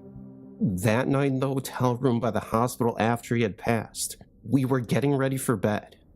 My mom was crawling in the bed with me when my step-grandmother said, "Shell, is that you standing there?" My mother replied, "No, Mama, I'm in the bed." Well, my grandmother told us what she saw. There was an angle where my mother had stood. My mother couldn't see it, but I could barely. I know it was him telling us that everything would be okay. My papa always messed with me, so I wasn't really surprised if he did that after death. One night I was in my nanny's living room at 11 o'clock, waiting for CJ to get home. My nanny was in bed, and I was watching TV. Well, there's a desk close to my nanny's room. That's where my papa used to do bills there when he was alive. I remember before I sat down that the chair was pushed in. A few minutes later, I heard a cracking noise, and I looked over, and the chair was out of place. Of course, I was scared, and it made me forget that it was pushed in. I told Nanny, and she said it was probably your papa. The last time I was at her house before she moved, I just got out of the shower. I was drying my hair, and I heard a name. I don't remember if it was Randy or Rodney, but I asked my granny, and she told me that it was probably someone he knew, so I left it at that. I had used this old phone because mine was dying. Well, we took it home before CJ and her boyfriend Joe could pawn it. This was before a few months before my nanny moved out from up there. CJ and Joe were stealing stuff and pawning it. Well, we had the phone, and one night out of the blue it started ringing, and it said Dad. My mom answered, and nobody was there. Well, the funny thing is, it was dead and shut off. Well, the next time it rang, I was at home, and this time it said Joe, and I answered. Of course, nobody was there. We took the battery out, and my nanny moved, and now no one knows what has happened to Joe or CJ. My dad's father just passed away recently, and I was very close to him. I did everything with him when I was little. I'm even named after his daughter who passed away when she was 3. I was like his daughter, and the one chance he got to know what it felt like to have a little girl again. He passed away December 8th. I was 16, and I miss him dearly. When I was little, they had lived in a trailer. I knew his daughter was there because I could feel her, even though I never saw her. When they moved to that house that is on the hill above the trailer, I could feel something that wasn't good. I still feel it when I go over there. I don't feel Diana, his little girl, or even my papa. The week my papa passed away, my mom asked me to vacuum his room. Well, I started the vacuum, and you know that feeling you get when you know you're not alone, and it feels like someone is going to hurt you. Well, that's how it felt, and I started the panic. I hurried and looked down just for a moment, and then I looked up, and my mom scared the living crap out of me. I left the room and let her finish. To this day, I never go back there, or even go to the bathroom there, because I never want to feel that feeling ever again. I know I'm very blessed to have had the chance with them all, and to know that they are watching over me and protecting me, because sometimes, when I'm alone or scared, I can smell their perfume or feel their presences, and I know that I'm not alone, or that I shouldn't be afraid anymore, because they're always going to be with me. I just emailed you a ghost story about my boyfriend's death, and the orbs related to it. If you haven't read it yet, basically I saw orbs of my boyfriend hovering around me every night after midnight. I have no idea why this even happens at this time, but anyway, to continue my story, my friend stayed in her music throughout the night and did not feel welcome to stay in his room. She is familiar with ghosts, and I have not been well since his death. I have grieved so hard I became a threat to myself to the point in which I was thinking of doing the unthinkable. I am just now coming to grips with the situation with my boyfriend. Well, maybe I hold him here, if you know what I mean. I want him to pass through and find some peace so he can go to the light, but I'm not sure what I should do to help. I am so distraught over this. He has visited me and also 4 people I know by dream.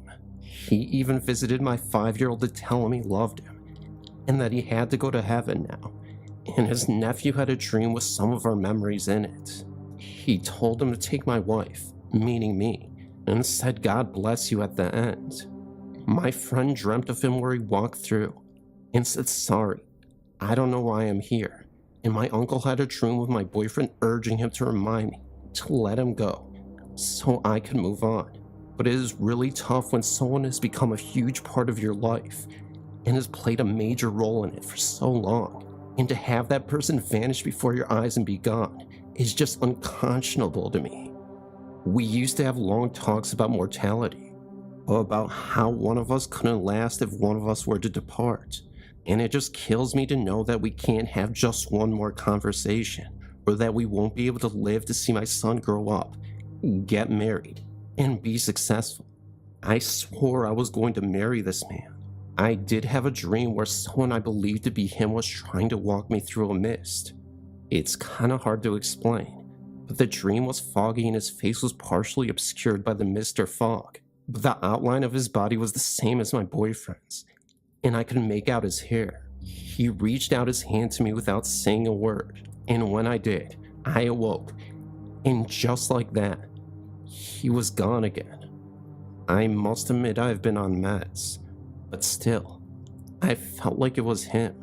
The coroner said that what he did to himself was accidental, but he just took it too far. Maybe he just didn't understand his own limits and did something to himself without thinking. But it's the way that he took care of himself that was too suspicious to be accidental.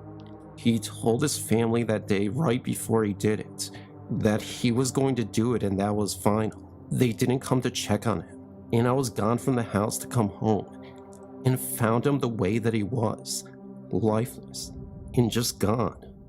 After his death, I would scream for him in that room. It was just so horrific. Please, if anyone can help guide me through this, it would be so helpful to me, as I've been so distraught, and I feel like his soul is so lost. I talked to a psychic medium. She said he came and rubbed my hair at night, and he said to stop the tears and he could come through. But she said he didn't want me to live my life stagnant. I have many lessons to learn, and other things to figure out with the entire loss. We were complete soulmates, but I believe in an afterlife, and I believe that we will reunite one day and live many more lives together, as crazy as it sounds. Since his death, I've now turned to a monk for guidance. I am currently studying Hindu philosophy. My boyfriend believed in God. I've been living in this house for close to 3 years. For the first 6 months, nothing happened. One night, my hubby and I were laying on a spare mattress in the living room watching a movie. This was around 11:50 at night. We started hearing these heavy footsteps in the home. We have 2 doors leading into the living room. One of the sliding doors was right beside us, and the other one is approximately 5 meters away from us. We heard footsteps in the hallway outside the door furthest from us. At first, we thought it was my older brother who was also living with us, but he has this routine where he goes to bed at 10 p.m., and it's the same night every night, and he doesn't change his routine. Weird, I know. We looked at each other thinking, is that Mika walking around in the hall this time of night? We sat there listening to the footsteps that next walked into the kitchen, which has a door that leads into the living room where we were closest to. The footsteps came closer and closer until they stopped just outside the sliding door. We waited. We listened. We were expecting my brother to open the door and have a whinge that our TV sound volume was on far too loud, even though it wasn't. But he's like that, you know. We waited, and then my hubby pushed the sliding door and opened it, and we found nothing. The other door on the far side of the kitchen was also closed, which leads into the hall that the footsteps originated from. We were a bit spooked because we both heard the steps, and laying on the mattress on the floor could sure as heck feel the vibration in the floor from those footsteps. We decided to search the home, minus my brother's bedroom, and we found nothing. An old man lives next door, and I was starting to imagine that perhaps he passed away and wandered over to our home. We saw him a few days later alive and well. That threw that notion out the window. The next morning we asked Miko if he were up last night, and he says no. We told him what we heard, and all he could do was shrug and insist that he was in bed and didn't even come out. I believed him simply because there was no way he could have walked away without us noticing when hubby opened the door, and the footsteps never left. It just stopped outside the door, but nothing was there. One thing that does happen though is that birds are always hitting our front window. This has happened so many times that I lost count. I'm not sure if this is significant and whether it's a common occurrence with houses with weird things happening inside. Another thing that we notice on a few occasions is phantom smells. Sometimes they are really, really pretty, but other times it is foul. They rarely last more than 10 minutes. For a while, things were back to normal, but my brother said one day, I don't know who is always walking past my window or what they want. I asked him who, and he says some kid.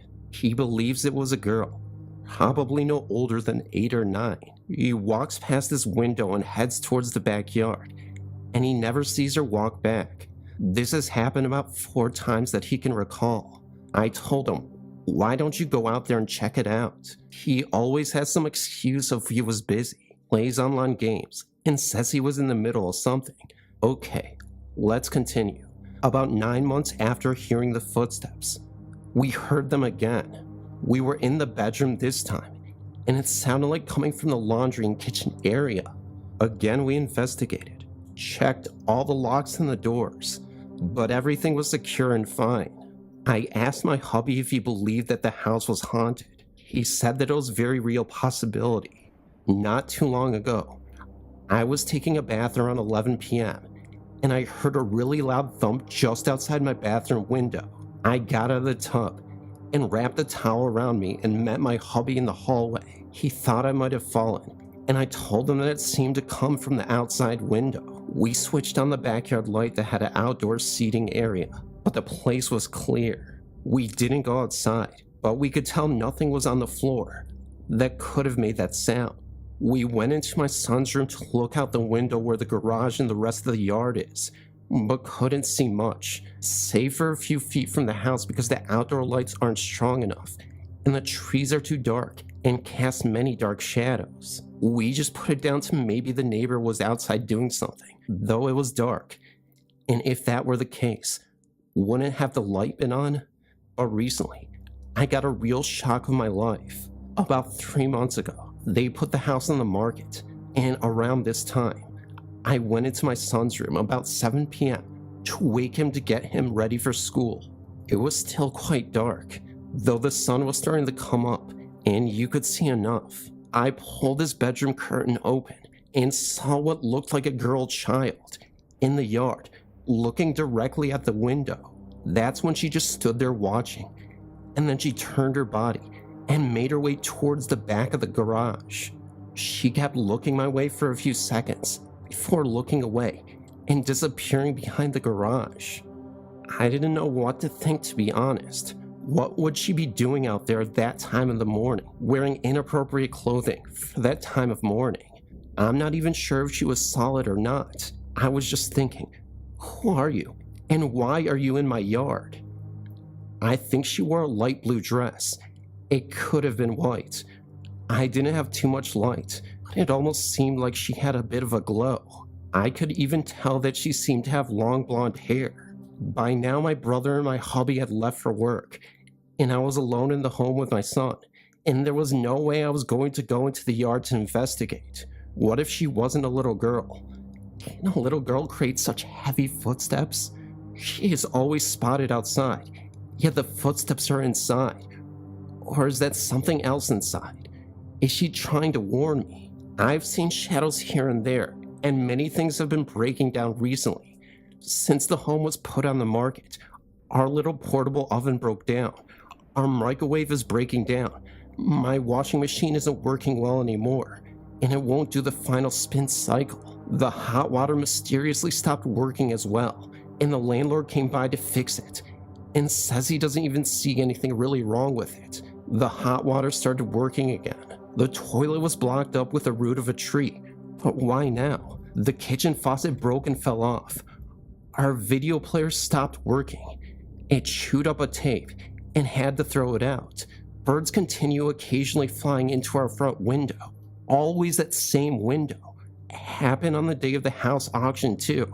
And it's not just these, but also illnesses. My son was choking on food the other day and needed an ambulance. Since living here, my hubby has needed 2 surgeries, one being spinal, and he's always been strong. And then he spent a year out of work with a bad back. He developed diabetes while living here, though a test a year ago said he was fine. I also developed problems. Locked-in ovarian syndrome, an umbilical hernia, requiring surgery in near future, and high blood pressure that recently got even higher, ankle swelling that can't really be explained, chest infections that occur frequently, and a few others. Before living here, we were fit and healthy, and it's like being here is making us sick. And it could be a coincidence, but you can't help to think about these things.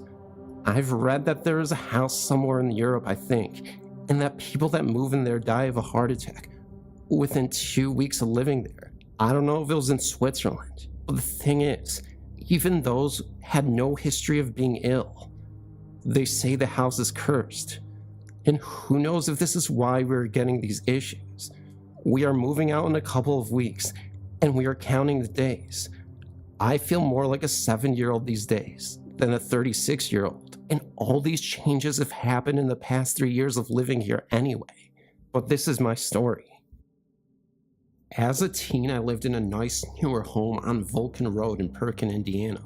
My parents and I were the second family to live in it. When we went to just view the house to see if my parents wanted to live there, I found myself afraid to go inside. I was only 12 years old at the time and had no idea what I was afraid of. I had encounters with things I couldn't explain before, but they never scared me like this house did.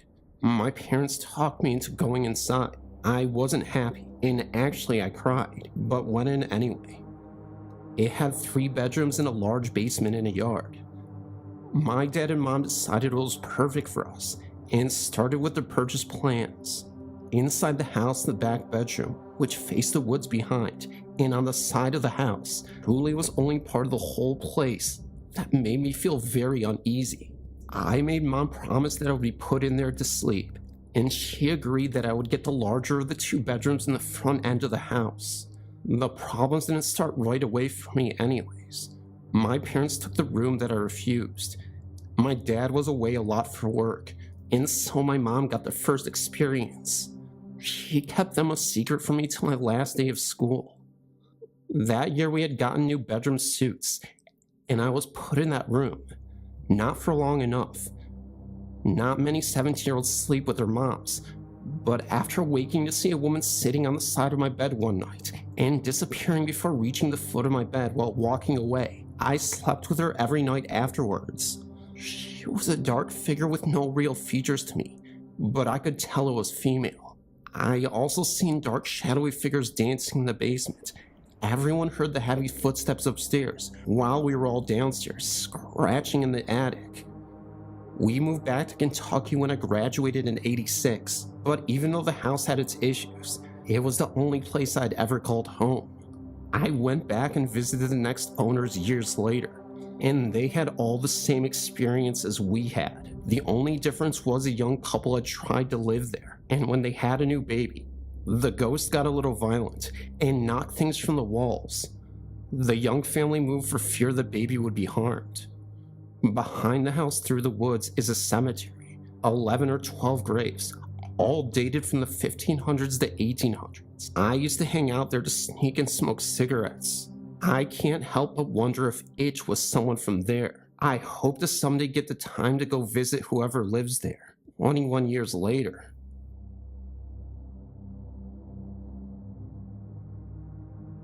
There's a story on here about a house in Mudlick Hollow in Hardy, Kentucky, known to those who live there, or remembered by those who lived in the Sharondale, Kentucky area. The story states that the White House on the right is haunted. Correction. This house was owned by a lady by the name of Gracie. She lived in the house when I was a child, and never once was any report of anything unusual. She and her sister lived there for many years after she became quite old. These stories might have happened since her death. Across from her home in the old stomping grounds, there were many stories of ghosts of American Indians. It is reported that glimpses of these Indians can even be seen during the day. This was known as an Indian burial ground. I can verify this because I was one of the children who actually saw what appeared to be an Indian. The Indian seen was wearing what appeared to be hides and carrying a spear, or something that might have been a spear. I was not the only child who saw this during the day it happened. There were many of us there playing ball during recess from the grade school, and we all saw it. But there are many other hauntings in this area, and none of them mentioned here, such as the graveyard that was up on the mountain across Highway 119. This graveyard had been in disrepair even back in the 1950s. I used to play in that area as a kid, and know that there have been unusual happenings since even before that time. The train trestle that used to cross Old Highway 119 from the upper part of Sharondale coal camp to the side where the coal was loaded into the train car. That trestle was the one place for dares as a child. There were a few children who were injured there taking those dares. To this day, nobody knows what the real story is about the old trestle. The trestle is now gone, but the stories remain. There was also a house that was used for storage along those tracks. Part of the house was used for storage things for repair to the homes of the coal miners in the upper and lower coal mining camp homes. That particular home was rented to a couple with one child. The mother often came across the road to another home, completely frightened by things that happened in the home. She stated that the light bulbs were burst, even when there was no reasonable means of explaining it. Many stories of hauntings in the home still abound. Note, the homes are now gone. The highway programs that took the area for a larger highway Miners whose lives were taken in coal mining accidents still roam that area. A woman who was killed by a big cat up on the mountain, whose shrill screams can still be heard during both day and night. Different areas in the mountain where soldiers were killed. Mines that were closed are also rumored to be haunted. The same area is known to have different stories of men who were killed by reveners back in the early 1900s. Men killed by reveners, some whose bodies were found, and others who just went missing. I have an experience to share with all of you.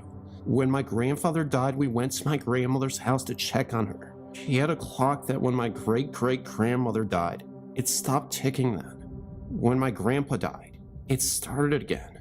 It had not ticked for a long time, for about over 100 years. My grandpa had always wanted to hear it too. Maybe it was him that did it, or just a coincidence. My gym basement at my school, when I went to the bathroom in gym class, my friend came too. It used to be a locker room for a high school. We were about halfway down the stairs when the lights started flickering on and off. Then the water at the sinks turned on, and the stall door slammed. Then we turned to run up the stairs, and in the corner, we saw a boy that you could see through, and he had a hunter green shirt with black dress pants. We screamed and ran up the stairs where most of our class was there, and no one believed us, but we knew what we saw. Me and my other friend, we went down there and had to use the bathroom, and she was scared to go by herself. Oh, I ended up going down there with her. We were standing at the bottom of the stairs, noticing how freezing it was, and it was so cold. Oh, she went over to the first stall, then she started to open it. Then I screamed, and then she said, "What?"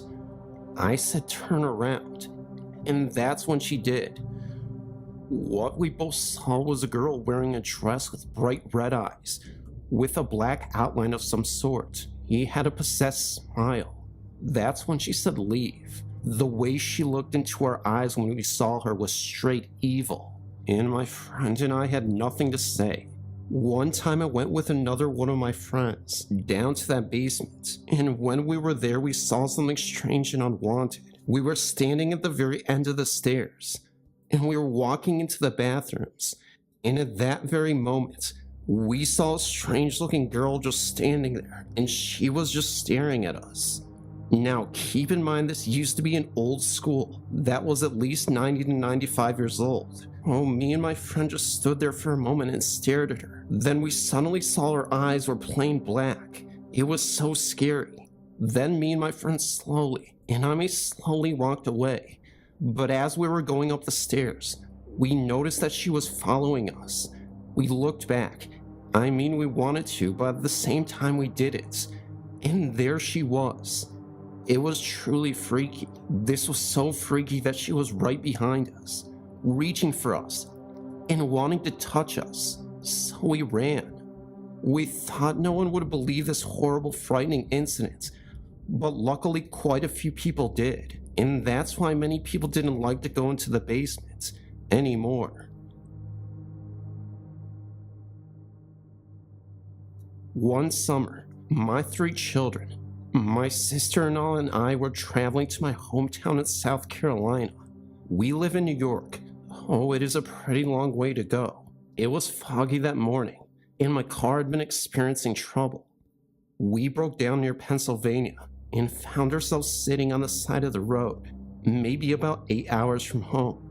A police officer pulled up behind my car. My youngest was 2 months old. He was screaming very loudly. When he saw this policeman, he started smiling and laughing. Dressed in an older style police uniform, it looked to be a style from the 70s. He had the most beautiful face and voice. He walked around my car and then laid his hands on my car. My car started to back up. Then he just disappeared. I can't explain it. I looked up from the dash seconds after I saw him standing in front of the car, and then he was gone. No policeman car. No police car. Nothing. No one. We didn't even see him leave. As a matter of fact, we didn't even see him pull up. I thank God for that angel in disguise. We made it home safely. I grew up in a house that was always open to everyone and warm, but it did have its secrets. When I was very young and the house was empty, I would hear my name being called, and I would run from room to room, thinking someone was home. My brother said this also happened to him on Saturday mornings when everyone was asleep and he watched cartoons. One night as a 12-year-old, I was sleeping in the upstairs hall while my room was being finished. I was sleeping with my face to the wall, and softly my shoulder was being pushed, thinking someone in my family was wanting something. I turned around to face the room. There in front of me was a small couple, a man in a suit and a 1930s hat, and a sweet-looking woman with a pillbox-like hat. I think they liked what they saw because they looked at each other, then smiled, and then turned around to go down the stairs. I never saw them again. Many years later, in a conversation with my mother, she told me the small house with the low ceilings and low working areas was built for a couple in 1939, and before they could move in, they died in a fatal car accident. I guess they were just checking up on their home.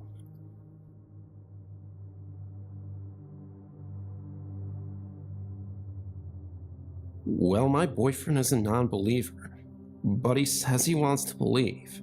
Oh, back before we started dating, we would find things to do where he might see something and come around. I was very picky about these places because I'm a firm believer, and also I scare easily. Oh, I didn't want to get myself into a situation that I would have a hard time with. As a result, I choose places that I've been to many times and was comfortable with. We had been to a few, and I'd heard something or whatever, but generally I've attributed this to my imagination because I was worked up. But one experience stands out. We were on the USS Constellation, known for hauntings, but I had taken him there more as a glimpse of my own past. As a native Baltimorean, or Baltimorean, as my father likes to say, and a lover of history, I practically grew up on it. I was completely relaxed as I usually am there, and Rob and I were standing on the orlop dock, looking over the rail. It's my favorite place on the ship. Don't ask me why. My least favorites are outside the Champlain's corners and in the infirmary.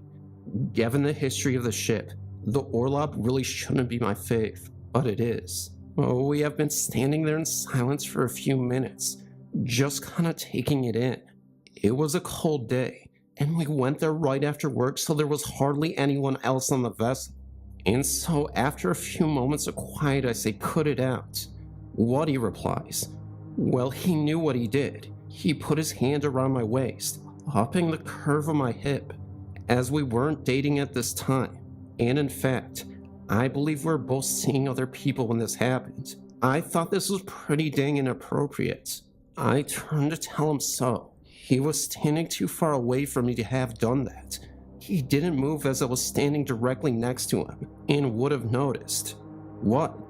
he said again, a little more forcefully, looking rather concerned for my sanity. "Nothing," I said. I didn't want to think about it and ruin one of my favorite childhood retreats. After we were off the ship, I told him what had happened. He still really wasn't convinced, and I'm the one who experienced something. Not him, but he did admit that the ghost has good taste. That's sweet, I think.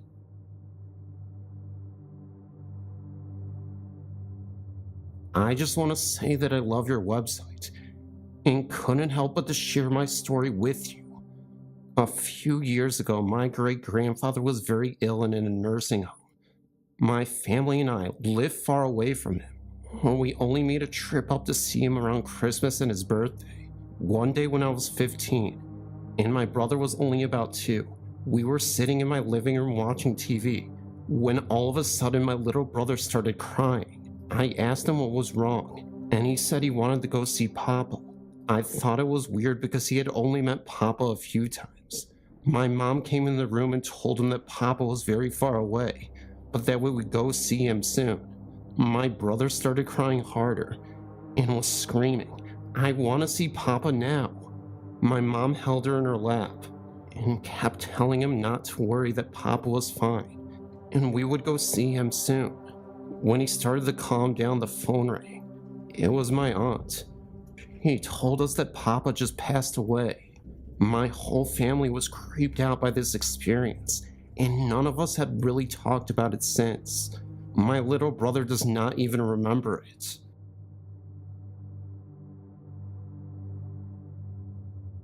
This took place in 1993, and I have two separate stories, same place and year.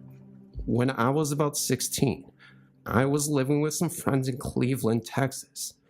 I was attending school there with my best friend Mary, and living with her and her family. We had a couple friends that we went to school with. One girl was very strange, shall we say. We will call her Claire, and there was the other friend named Barbie. We lived almost at the end of a long, narrow, dead-end dirt road. There was only about 6 houses on the road, and we were surrounded by woods. We lived in the next to last house on the street, and Claire lived in the house that marked the dead-end road, and her family rarely came out in the daytime. They were more night creatures, if you will, and they had about 6 stray cats just hanging around the house. Mary and I decided to stay the night with Claire one night, and in the nighttime when it all got very weird, Claire was talking about witches and witchcraft and sorts, when suddenly I saw right behind Claire that there was a witch's head just hanging from the ceiling. I mean, it was staring right at me with big bulging red eyes, and it seemed real. When I told Claire it was right on the ceiling, she looked, and there was nothing. And to this day, I have no idea if I was hallucinating or if I really saw something evil. Our family had an experience several years back in our old house. I tried to submit the story a few years back, but I don't think it ever was posted. I'm the last one to say I believe in ghosts, and normally when people tell me they saw a ghost, I listen, but figure they are full of it. Well, this time I'm glad that my entire family heard it. I don't care if anybody else believes me because at least we know it happened. It happened several years ago, maybe a good 28 years ago. I was around 7, if not younger. At the time I was sleeping in my parents' room with my dad, and my mom went to lay down with my brother since he had the flu. The way our house was is that we have 3 bedrooms and 2 doors that we kept closed, that closed off of the back of the house to the living room and kitchen. We had all just started to fall asleep when we were woken up by a really loud thump, then the sound of something heavy running and ripping up the carpet. It reminded me of our old cat that used to run down the hall, and her claws would get stuck in the carpet, but this was much, much louder. The noise came and went very fast. My dad had jumped up and got his gun and went outside thinking it was someone running on our roof, but there was nothing. He came back and asked us all if we heard it, and we did. To this day, we have no idea what it was, and it never happened again. My brother and I talk about it to this day, and we get chills thinking about it. I'm sure it is something that could be explained. But what? It was too loud for any house noise. Our plumbing we never had issues with. Like I said, I'm glad our entire family heard it, so that way, they know I'm not making something up. I've never had another experience like that again, and now I'm interested in the idea of hauntings, but I normally am more on the factual and fantasy side, but that has made me think that just maybe there's something to all the supernatural. One thing I know about my story, I know it is real. I've read other stories on the site and think a lot of them are fabricated, and I'm sure if reading mine, people will think I'm making it up, or my entire family is making it up, but we know it happened. My stories were told to me. The first was told by my dad. My dad was an 18-wheeled truck driver. The stories he told seemed far-fetched, but I swear to God he's telling the truth. One night driving a long stretch of highway, he came upon a beautiful dog. The dog barked, but he knew he had hit the dog. He got out of the cab of the truck with his flashlight. who gave the dog a proper burial when he looked up and down the ravines, and what he found was not a dog, but a family with the dog. They had crashed down the ravine 2 hours earlier. The family survived, but the dog didn't. The next story was told by my brother, and now sister-in-law, then girlfriend. In 1995, my brother came to Texas, then Georgia, to be with our dad. At that time, he was very ill. My sister-in-law, then girlfriend, was in Georgia. Our dad passed away late at night. My brother decided to wait till morning to call my sister because she had to be working early the next morning. My sister-in-law called crying instead. She was scared and shaking. Then she said that about 2 a.m., she got up to get a drink in the kitchen, walked into the living room, and that's when she saw Dad sitting on the couch. Then she said hi to him, then continued into the kitchen, and then realized that he was supposed to be in Texas, not knowing he had passed yet. That's when she walked back into the living room, where he was sitting, telling her he needs to tell her something, and she screamed no, and runs back into the bedroom, then slams the door, locks it, and calls her best friend cousin, who was a cop, to come to the house, and no one is there. When my brother tells her our dad had passed, that is when she freaks out more. I just wish I knew what he wanted to tell her. Oh well. This actually began here in Lazuka, the capital of Zambia, back in 1983 when I was a young girl of 5. For some reason, I always woke at 3 a.m. on the dot, whilst living at our home at the time, and found myself walking down the hallway. We had security lights in the garden, therefore shadows would play off trees, bushes, and windows onto the interior walls of the house, like a Russian puppet show. With a security guard present each night, I would think the shadowy shape of a man appearing or disappearing suddenly was simply that, our guard doing the rounds. It wasn't until one final night, after my usual check of the houses, I was walking back to my room when I just felt something behind me. Wish I hadn't, because the shadowy figure of a man was right behind me, away from the walls and lights, but very distinctive. I was scared, but to be honest, looking back now, cannot even remember feeling evil, just curiosity. A few months after, I started experiencing visions and dreams. I would start having a dream of a little funny white man standing in my doorway, looking at me with a mean little grin on his face. Then, he would walk off in the direction of my brother's room, whereby I once woke up to hear my brother screaming for my mom, saying there was something in his room. This experience happened only once, but the dreams of this little man continued.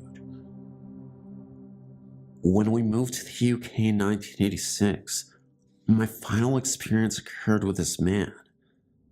I heard my name being called from downstairs.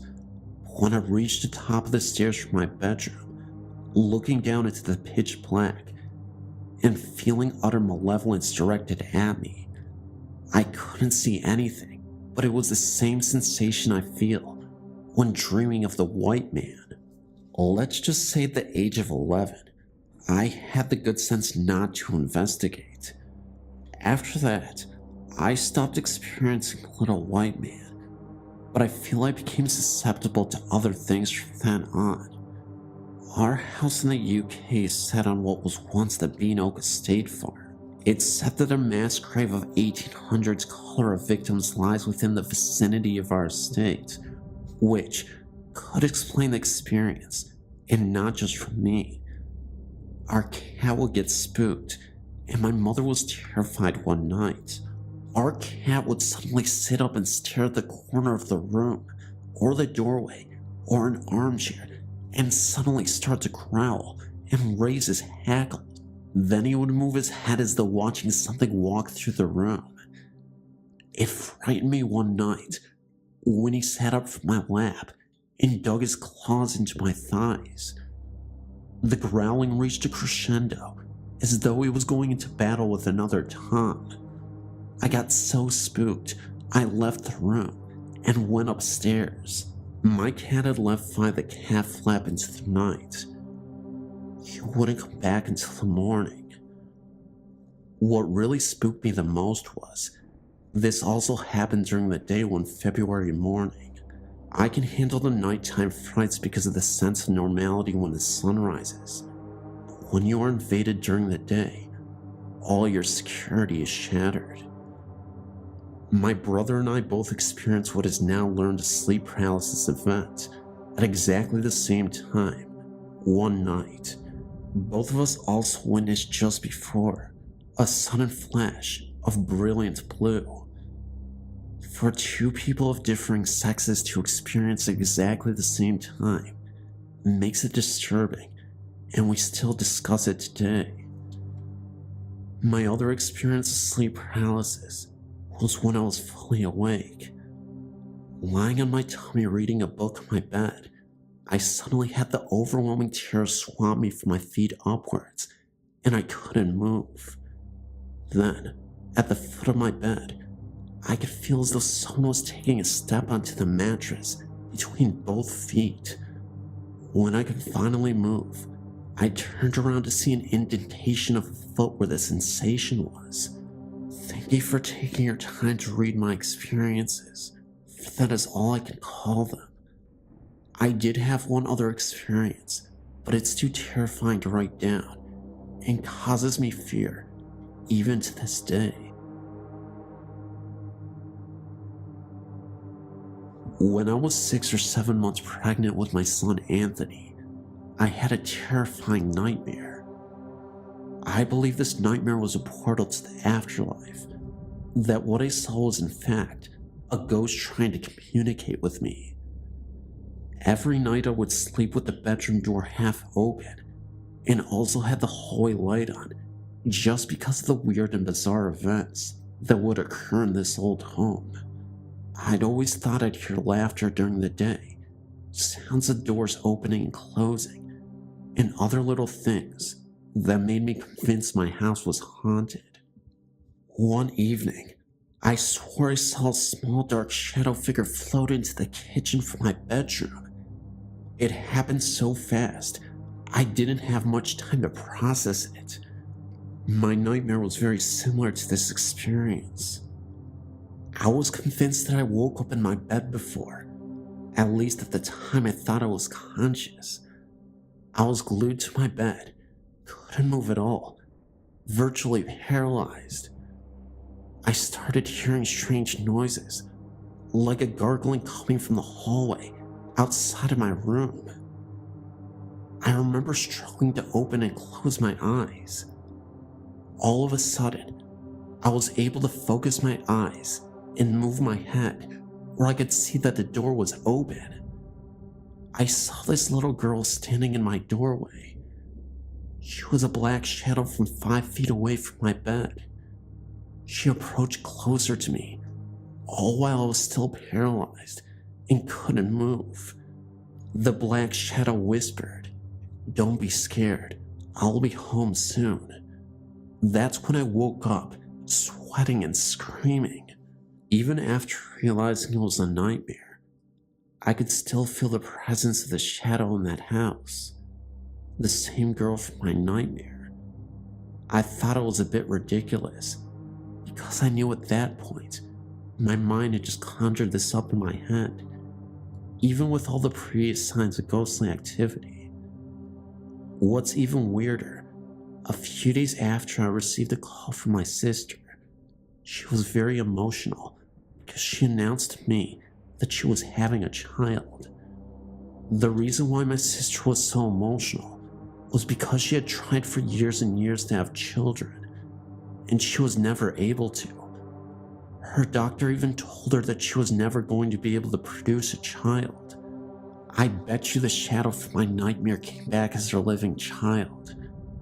I was never able to find out the history of this house or who lived there, but I can bet you that the little girl used to, and she told me that she was coming back to life.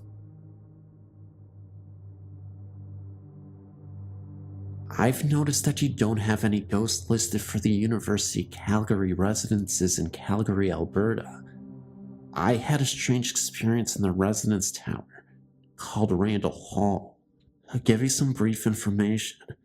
There are 2 identical towers, plus some apartment-style residences that were built in the late 1960s when the university was founded. They are both 7 stories tall, with a central communal lounge and 3 hallways radiating out like spokes. Each hallway has 11 rooms and a bathroom. Originally, they were built as a female dorm and a male dorm. I spent 3 years of my university living in Randall Hall. The room that I shared with my roommate was in the co-ed hallway of the 6th floor of Randall. This kind of applies because we shared all facilities with guys. Toilet stalls, urinals, sinks, and showers were all communal. Think Ally McBeal. And we often had guys hang out in our room. Let's just say that there were quite a few of us engineers on that floor. I started the year living in room 661. One night, I woke frequently, and I could have sworn that there was someone in my room, sitting in the chair at my roommate's desk. I passed it off as being asleep, but the next day I did ask my roommate, were there any people in our room last night? All she said was yeah. I thought that one of the guys had come in during the night. Weird. Anyway, a little later in the year, I moved into room 557, on the same side of the hallway, 2 doors down. We started noticing that in the common room, which was a large open area in the center of the spokes, one of the elevators would often come up to our floor on its own accord, open, close, then go back down to the main floor. Sometimes it would stay on our floor with the door open for almost an hour before going back down. My real experience came during reading break. I guess your guys' equivalent to spring break, only we have ours in early to mid-February, and most people leave because the skiing's awesome in the Rockies, only a few hours away. In our hallway, the only people not gone was me, my roommate, the girls across the hall, and the girl at the end of the hall, on our side by the fire escape. To start my real story, I'll give you guys a little explanation about how our room was laid out. If you walk into the door from the hallway, there's a closet on each side that extends about 2 feet into the room, that goes all the way to each wall. No doors in the closets. The room is approximately square. My roommate's bed was against the left wall, with her desk against the window, directly across the door, and the chair between her headboard and the desk.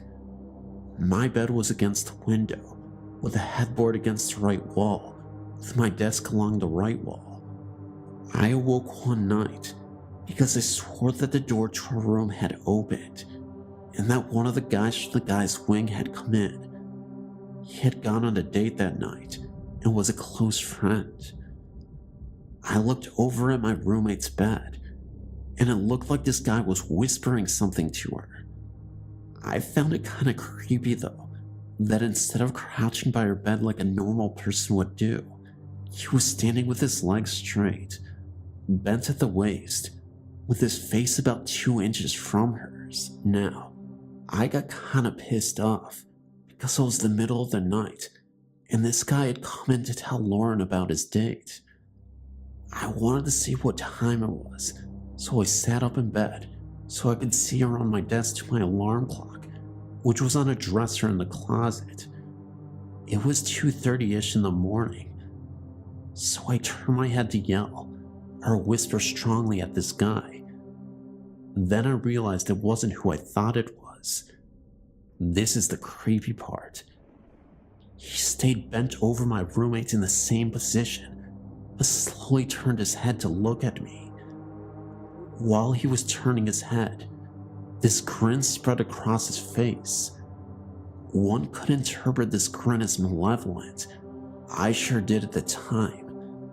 Then he slowly stood straight up and took a few steps backward towards the closet, folded his arms across his chest, and looked at me with the same scary grin on his face. It was strange because really, he had no facial features.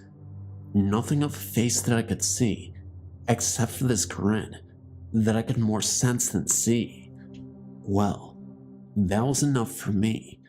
Like any 20 going on 6-year-old, I dove beneath the covers of my bed and stayed there all night. This was very hard to do, since the heating is very efficient in those buildings, and most of the rooms are usually hot enough to be in shorts and tanks in. Anyway, I didn't sleep again that night. After a week or so, thinking about this experience, having insomnia, and sleeping with the light on, I have second thoughts on what was going on there. I think that yes, he was intentionally trying to scare someone, but only out of a sense of fun, because he knew he could. I think he had my roommates in his target sights, and he had his face by my roommates, waiting for her to wake up with this ghost face 2 inches from hers. Well, you could wake my roommate up with a cherry bomb when she's sleeping, never mind waking to a ghostly presence, like so many of us do. Instead, I woke up, and his grin was more of a, finally, someone's awake that I can scare grin. So that was it, other than the knocking, which is actually quite funny. It was about 2 days after my experience, when all 3 of our rooms got simultaneous knocks at 5:30 in the morning.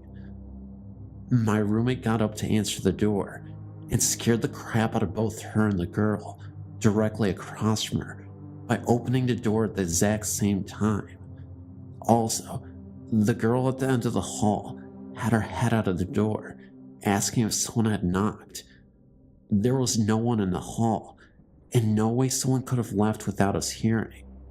The door into the central common room was on a mnemonic hinge and made a whining noise when you opened it. The door to the fire escape at the other end makes a crap load of noise, which echoes through the floors. The door to the bathroom also has a mnemonic hinge and bangs when it closes. Anyway, to close this outrageously long story out, I worked for housekeeping during the summer because the residents are rented out like hotel rooms. I didn't go back home in the summer. I was talking with the cleaner from the 6th floor while doing laundry one day. She related that she has had experiences with this guy over the last few years. She was cleaning a room after move out and had the door propped open with the garbage can. A guy poked his head around the door, looked her in the eye, kicked the garbage out from in front of the door, and slammed it. There was no one there when she went to look. There are rumors that a guy got really stressed out during exams in the 80s and threw himself off the roof into the parking lot. I've not substantiated his claims, so who knows. I do know that the roofs are now off limits to students, whereas they weren't in the past. The cleaner says that he is quite shy and is only seen during summer, Christmas, on reading breaks, never when the residences are filled with people.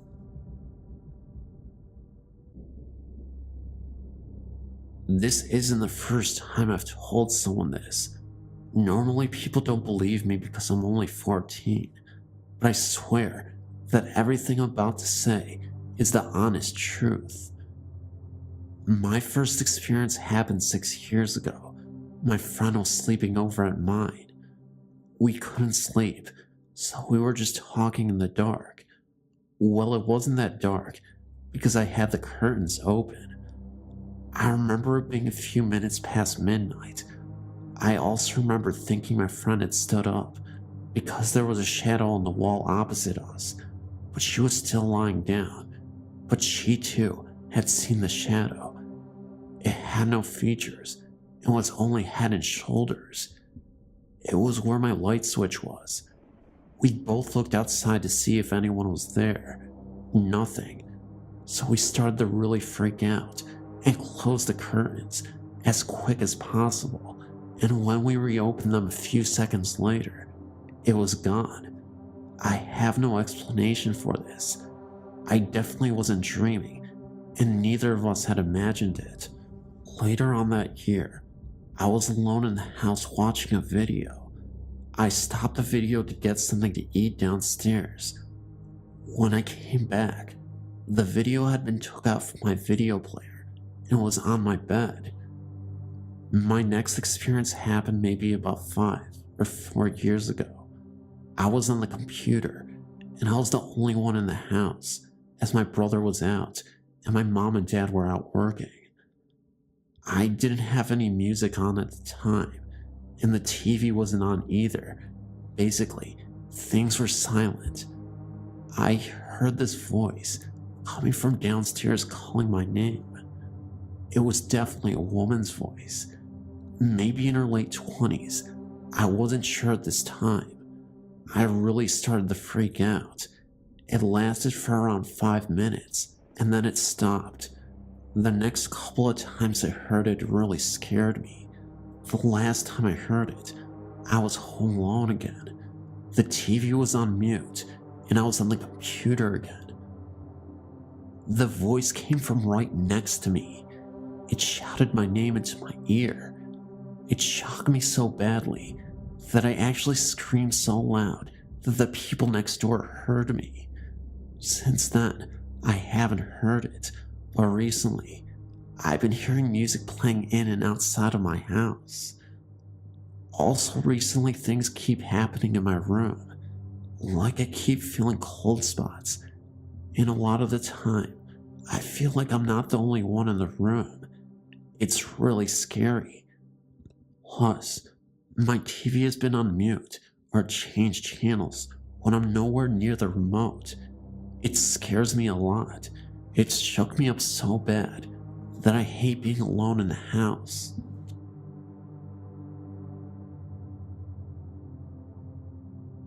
This occurred roughly 20 years ago when I was 19 or 20, and I was sleeping over at my boyfriend's apartment in Spring Valley, California. My boyfriend left for work by 4 a.m., and I was alone in the apartment. This one morning after he left, I awoke on my back to a heaviness in the room. It was still dark, but becoming dawn. I looked to my right, and standing next to me by the bed was this tall black shrouded shadow entity. I was terrified. I could feel its presence surrounding me. Then, it spoke. I was lying there wide-eyed and in shock. I'm not still sure how I heard it. Was it audible, or just in my head? The voice was deep and gruff, and asked, "What are you doing here?" I'm familiar with some experiences with the paranormal, just never had it been so terrifying. I closed my eyes and began the Lord's Prayer. By the last words, "Deliver me from evil. Amen." The room had cleared. I felt the change immediately, and when I reopened my eyes, all was normal again. I told my boyfriend later that day, and he thought it was his deceased grandfather being curious. My boyfriend's grandma was recently staying with him, and she would tell him stories of the grandfather visiting her. Possible, I guess, but I still wonder what the black shrouded entity was, and what its intentions were.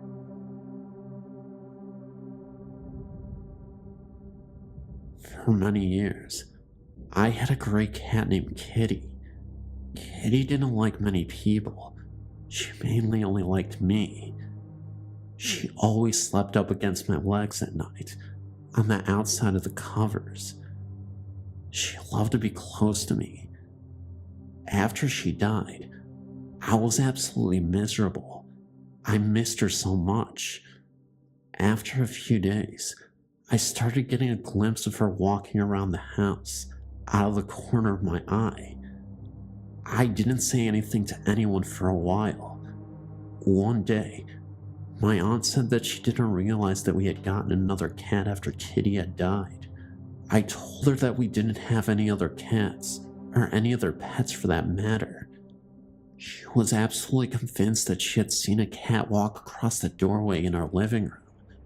One night, just as I was going to sleep, I felt Kitty jump up onto the bed and cuddle up against me.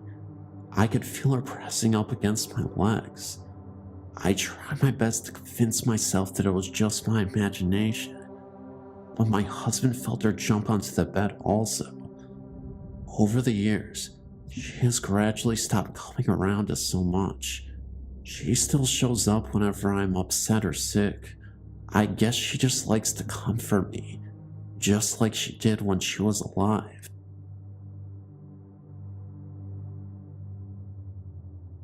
Hello. I grew up in an old apartment building in the Fordham Hills section of the Bronx. When I was about 14 years old, I was speaking on the telephone to my best friend, who lived upstairs on the 5th floor of the building.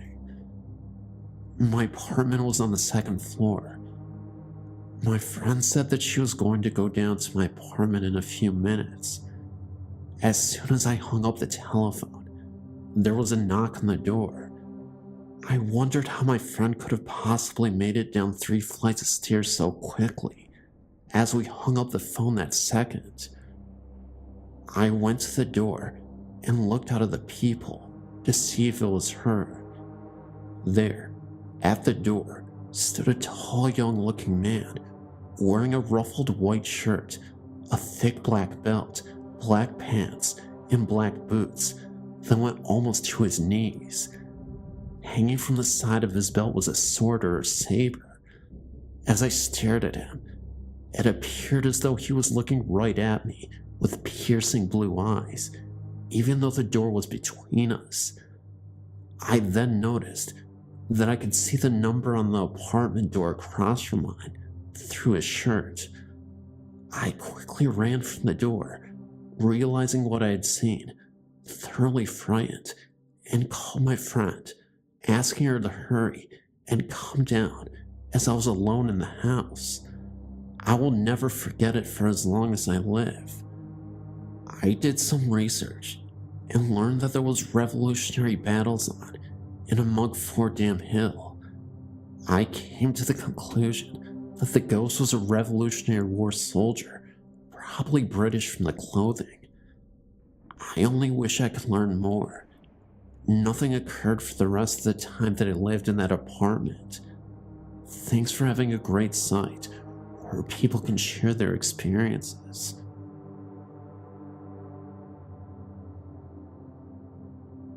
Like a lot of people, I've had friends and family members pass away.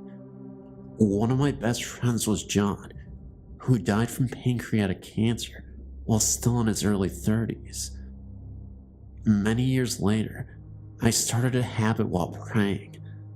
I asked God to help me always remember my friends and family who have passed away, who influenced me, and who are a big part of my life.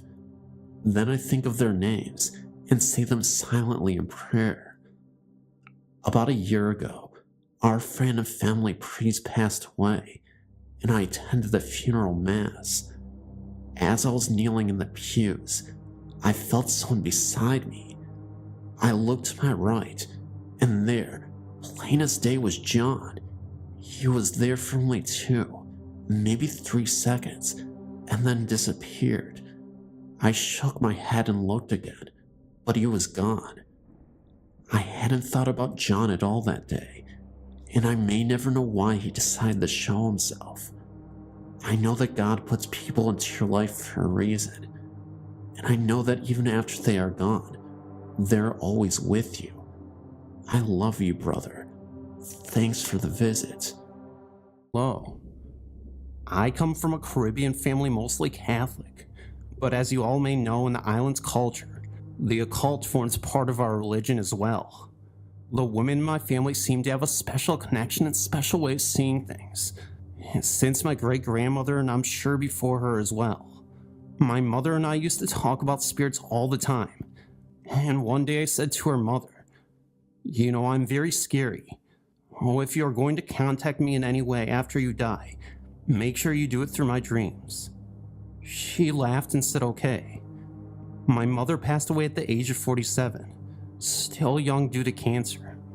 Almost a year after she died one afternoon, I decided to go home early from work because I did not feel good. When I got home at 3 p.m., I laid down on the sofa and was almost asleep. It was almost like I was asleep in the inside, but awake in the inside. And suddenly I saw my mother standing there in front of the sofa, just looking at me smiling, not saying anything. She looked like she used to look when I was little. She had her big sunglasses on like the ones used in the late 70s. And she was giving me two things. One was a triangular rock with a symbol on it, and a red, white, and turquoise feather. At the same time, I knew she was dead, but I was crying and trying to reach out for her from the couch. Suddenly I woke up. When my body slammed on the couch, I was suspended on the air. It was a very weird experience. All I could think of was that she wanted to contact me, and she did not want to scare me. But till this day, I don't know the meaning of my dream. I have had several dreams of past relatives that have passed, but this dream was reoccurring. Let me start from the beginning. My father-in-law and brother-in-law were fishermen for many years, and their boat was lost out at sea long before either my now husband were married. My husband, in fact, was in high school at the time. The boat or the bodies were never found. Oh, it left a lot of questions for the family. My husband never got over the guilt of not meeting them at a harbor somewhere down the coastline to make sure they got there, because before they left, they had to replace the fuel pump. Just keep in mind that even though I and my husband were married, I had never seen a pic of either of them. My mother-in-law kept them packed away. Well, years later of being married to my husband, I started having a dream about a man standing on the shore above the boats. He looked grotesque, and I knew he was not of the living, because his skin was green and slimy looking.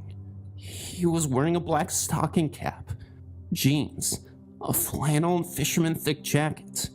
I would get frightened and wake up. The same dream kept on happening, until finally through fear, I asked him what he wanted.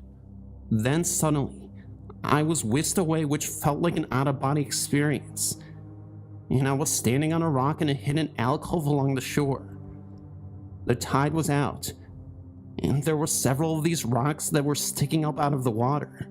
I looked around then down on the rock I was standing on, and I see two skeletons laying on the rock.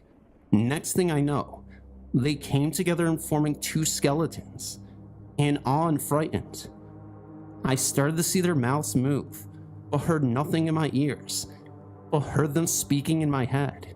They told me to tell everyone that they are fine and happy, and to make sure I told the family to stop wondering, and to move on with their lives, and that one day they will see them again. Next thing I knew, I realized it was my father-in-law and my brother-in-law. After speaking to them and receiving the message, they fell apart and rested on the rock that they were standing, as if they never came together. Heart racing, I was shown path to a trail in order to climb up and out of the alcove. Then halfway up, I awoke. It took me a few days to sort things out and tell my husband what happened. At first, I described the man on the docks, the one with the black stocking hat, jeans, etc. He said that it described his dad the day he left for his final fishing trip. Remember, I had not seen a picture of him yet. I told my husband what he told, that they were okay and happy now. I told him the details of where I was standing and what the alcove looked like. He said the ghost card looked in a spot as described in my dreams, but never found any bodies or the boat.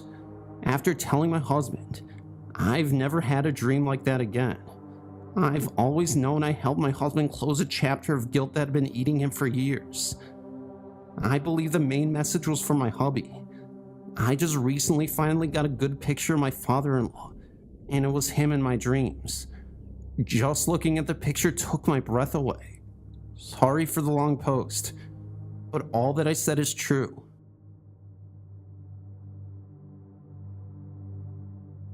This is an absolutely true account of what happened to me, my brother Darren, and our friend Lee at Shipley Road in Loudsborough, UK. We were all sleeping on the floor of my room as Lee was staying over, because our moms were working at the local pub together. It was about 1 a.m. Darren and I were just getting to sleep when we heard the scraping coming from the bedroom of the adjoining house.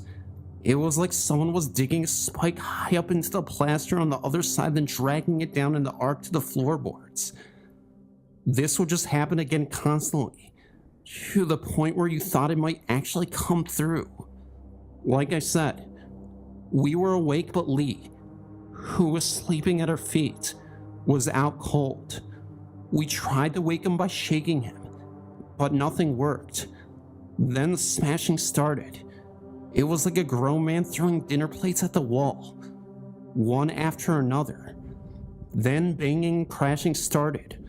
All the time the other noises continued, until it all built up to the crescendo of the noise. The next thing that happened would haunt me even to this day. We heard a very loud, piercing scream. The only way I can describe it is a scream that was in the film Trainspotting. In it, a woman's baby dies in its cot, and when the mother finds it, she screams. Well, take that scream and times it by 100. Lee would still not wake up through all of this, which was strange on its own. Anyway, we were that worried. We got our mother up, who promptly rang the police, who arrived shortly after. They could hear all of this from the outside, but with all of their combined efforts to get somebody to the front door, nothing worked. They ended up breaking the door down, and that's when all of this got super spooky. They found nothing. The house was empty, and there was no smashed cutlery, no mark down the wall, nothing. The police left, and it all started again. This time Darren and I were terrified, and still Lee would not wake up. We just laid there wide awake waiting for sunrise. When it finally came, as if on cue, the first bird we heard that Sunday morning, all the noises stopped instantly, and at the very same time Lee woke up, wondering what all the fuss was about. This story is 100% true. Thanks for reading. I live in an old house in Lisbon. We occasionally hear strange noises. One person will hear other people having conversations when no one is around. We also have cold places in the house. On occasion, the living room or the downstairs bedroom will be 4 or 5 degrees colder than the other rooms of the home. And sometimes, my husband claims that he sees strange blurs and movements out of the corner of his eye. If we do have ghosts, I don't feel that any of them are threatening. The other day I was sitting in the living room watching TV, when I swear I heard someone yell from the kitchen. They said, "I'm waiting," as if someone was in the kitchen and waiting for someone to finish getting ready to go. And they weren't moving fast enough, and they were getting fed up with waiting. I said, "What's your problem?" Because I thought it was my husband getting home from work, and he wanted me to go someplace with him. When I got up to check it out, there was no one in the kitchen, and my husband's motorcycle wasn't in the garage, as he had taken it to work that morning. My kids, 12 and 14, will come down from their rooms and asked us what we wanted, when neither my husband nor I have called them. We have a dog, and she doesn't seem bothered one way or another. My friends and family used to live in an apartment complex called Cape Meadows. During our 2 years of living there, we all experienced a number of unexplained experiences. In our building there were 6 units. However, only 4 were rented and livable. The other two were damaged severely. They were used there for storage of missed items through the years. In my particular apartment, my little girl started doing strange things. She was talking to her closet one night. I asked her who she was talking to, and she said Bobby.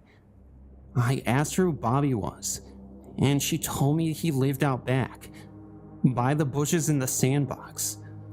Then soon after, my daughter's TV started turning on by itself. Even when she wasn't home, we would hear something coming from her bedroom, and when we opened the door, her TV would be on. So I turned it off and closed the door. Sure enough, I heard the noises again, and went back to the room. The TV was on again. This happened quite often. Then there was another time. My husband and I were asleep and my daughter was sound asleep, and my husband thought he felt my daughter crawl in bed with us. When he turned over to get her and put her back to bed, she wasn't there. He went in to check in on her, and there she was out like a light. Later that night, our bedroom door slammed open, and we saw what we thought was my little girl running around on our bed. However, there was nobody there again. We got up to check on her again, and the gates in the hallway started rattling, and it was very cold in the hallway in my little girl's room. I checked the thermostat to see if the heat was on, and it was running and set on like 70 like always, but the temp gauge read 35 degrees. My daughter was still sound asleep. Another incident was my husband was sitting in the living room with the front door wide open. He saw out of the door in the hallway a smoky figure of an old man wearing torn overalls. He turned to me and said, "Check this out." When he turned back, he was gone. That same night, we went down to our neighbor's apartment and told him what my husband had seen and described the same man sitting in his computer chair. At that time, at that same neighbor's apartment, my family and friends from across the hall were visiting, and on the keychain holder next to the door was a keychain floating in the air, as if someone was taking it off the hook, but you couldn't see anyone. My neighbor said, "Hi, Bobby," and the keychain fell. At my neighbor's apartment below me, she was sleeping one afternoon when her bedroom started knocking back and forth, and the door handle was shaking. That's when she thought the wind was circulating through the apartment causing this. But when she got up, on the outside of her door was what looked like little wet handprints, but you couldn't wipe them dry, and they never went away. At my other neighbor's apartment, it was a basement apartment, and the two apartments above them were the damaged apartments, but quite frequently we would hear footsteps and what sounded like people moving furniture up there. These apartments were always locked and never got into by anyone. At my apartment, we would sometimes leave for the weekend and then go to my parents'. When we leave, we turn out all the lights except for a lamp in the living room. When we would return home, all the lights would be on, except for the lamp we had left on, and we never locked our deadbolt because we had trusting neighbors. We would only lock the handle lock. However, when we returned, the deadbolt locked every time. I was babysitting my neighbor's daughter one day, and when her parents came to pick her up, we were looking for her shoes she took off in my daughter's bedroom. That's when she pointed to the middle of the floor by the bed, where she had left them, but they were not there. We looked under the bed, in the closet, all over the apartment. No shoes. I told them I would keep looking. They would turn up somewhere, and I would bring them down when I found them. So they left and went home. I started looking again for her shoes in my daughter's bedroom, and sure enough, they were in the middle of the floor. They were not there 10 minutes prior. We had told our landlord about what we had experienced, and that little girl was always talking to this Bobby person, and that she told us he lived out by the bushes next to the sandbox. He told us that in the 70s, a little boy about 7 years old had drowned in the swimming pool, where the sandbox is now. He said that after the little boy drowned, the pool was filled with dirt and sand was laid out over it. We'll make a sandbox. and the little boy's name was Robert. We experienced a lot of unexplained occurrences here, but none life-threatening. Things happened when I was a very little boy. At the age of 4 it started, and I'd already felt that our house had something particular. Before I knew about the existence of monsters or ghosts, I already was scared in the house. Until my 10th year, I always slept with my mother in the same room, but I never asked for that, and I never told about my fear, because such things go by themselves. One night at about 3 p.m., a big painting fell from the wall with a loud bang. My father couldn't believe it, but yet it happened. In the dark, I spotted that the ceiling corners in the room that we slept in were not always in the same. In one of the 4 corners, once I spotted something having the shape of a human head with a cap.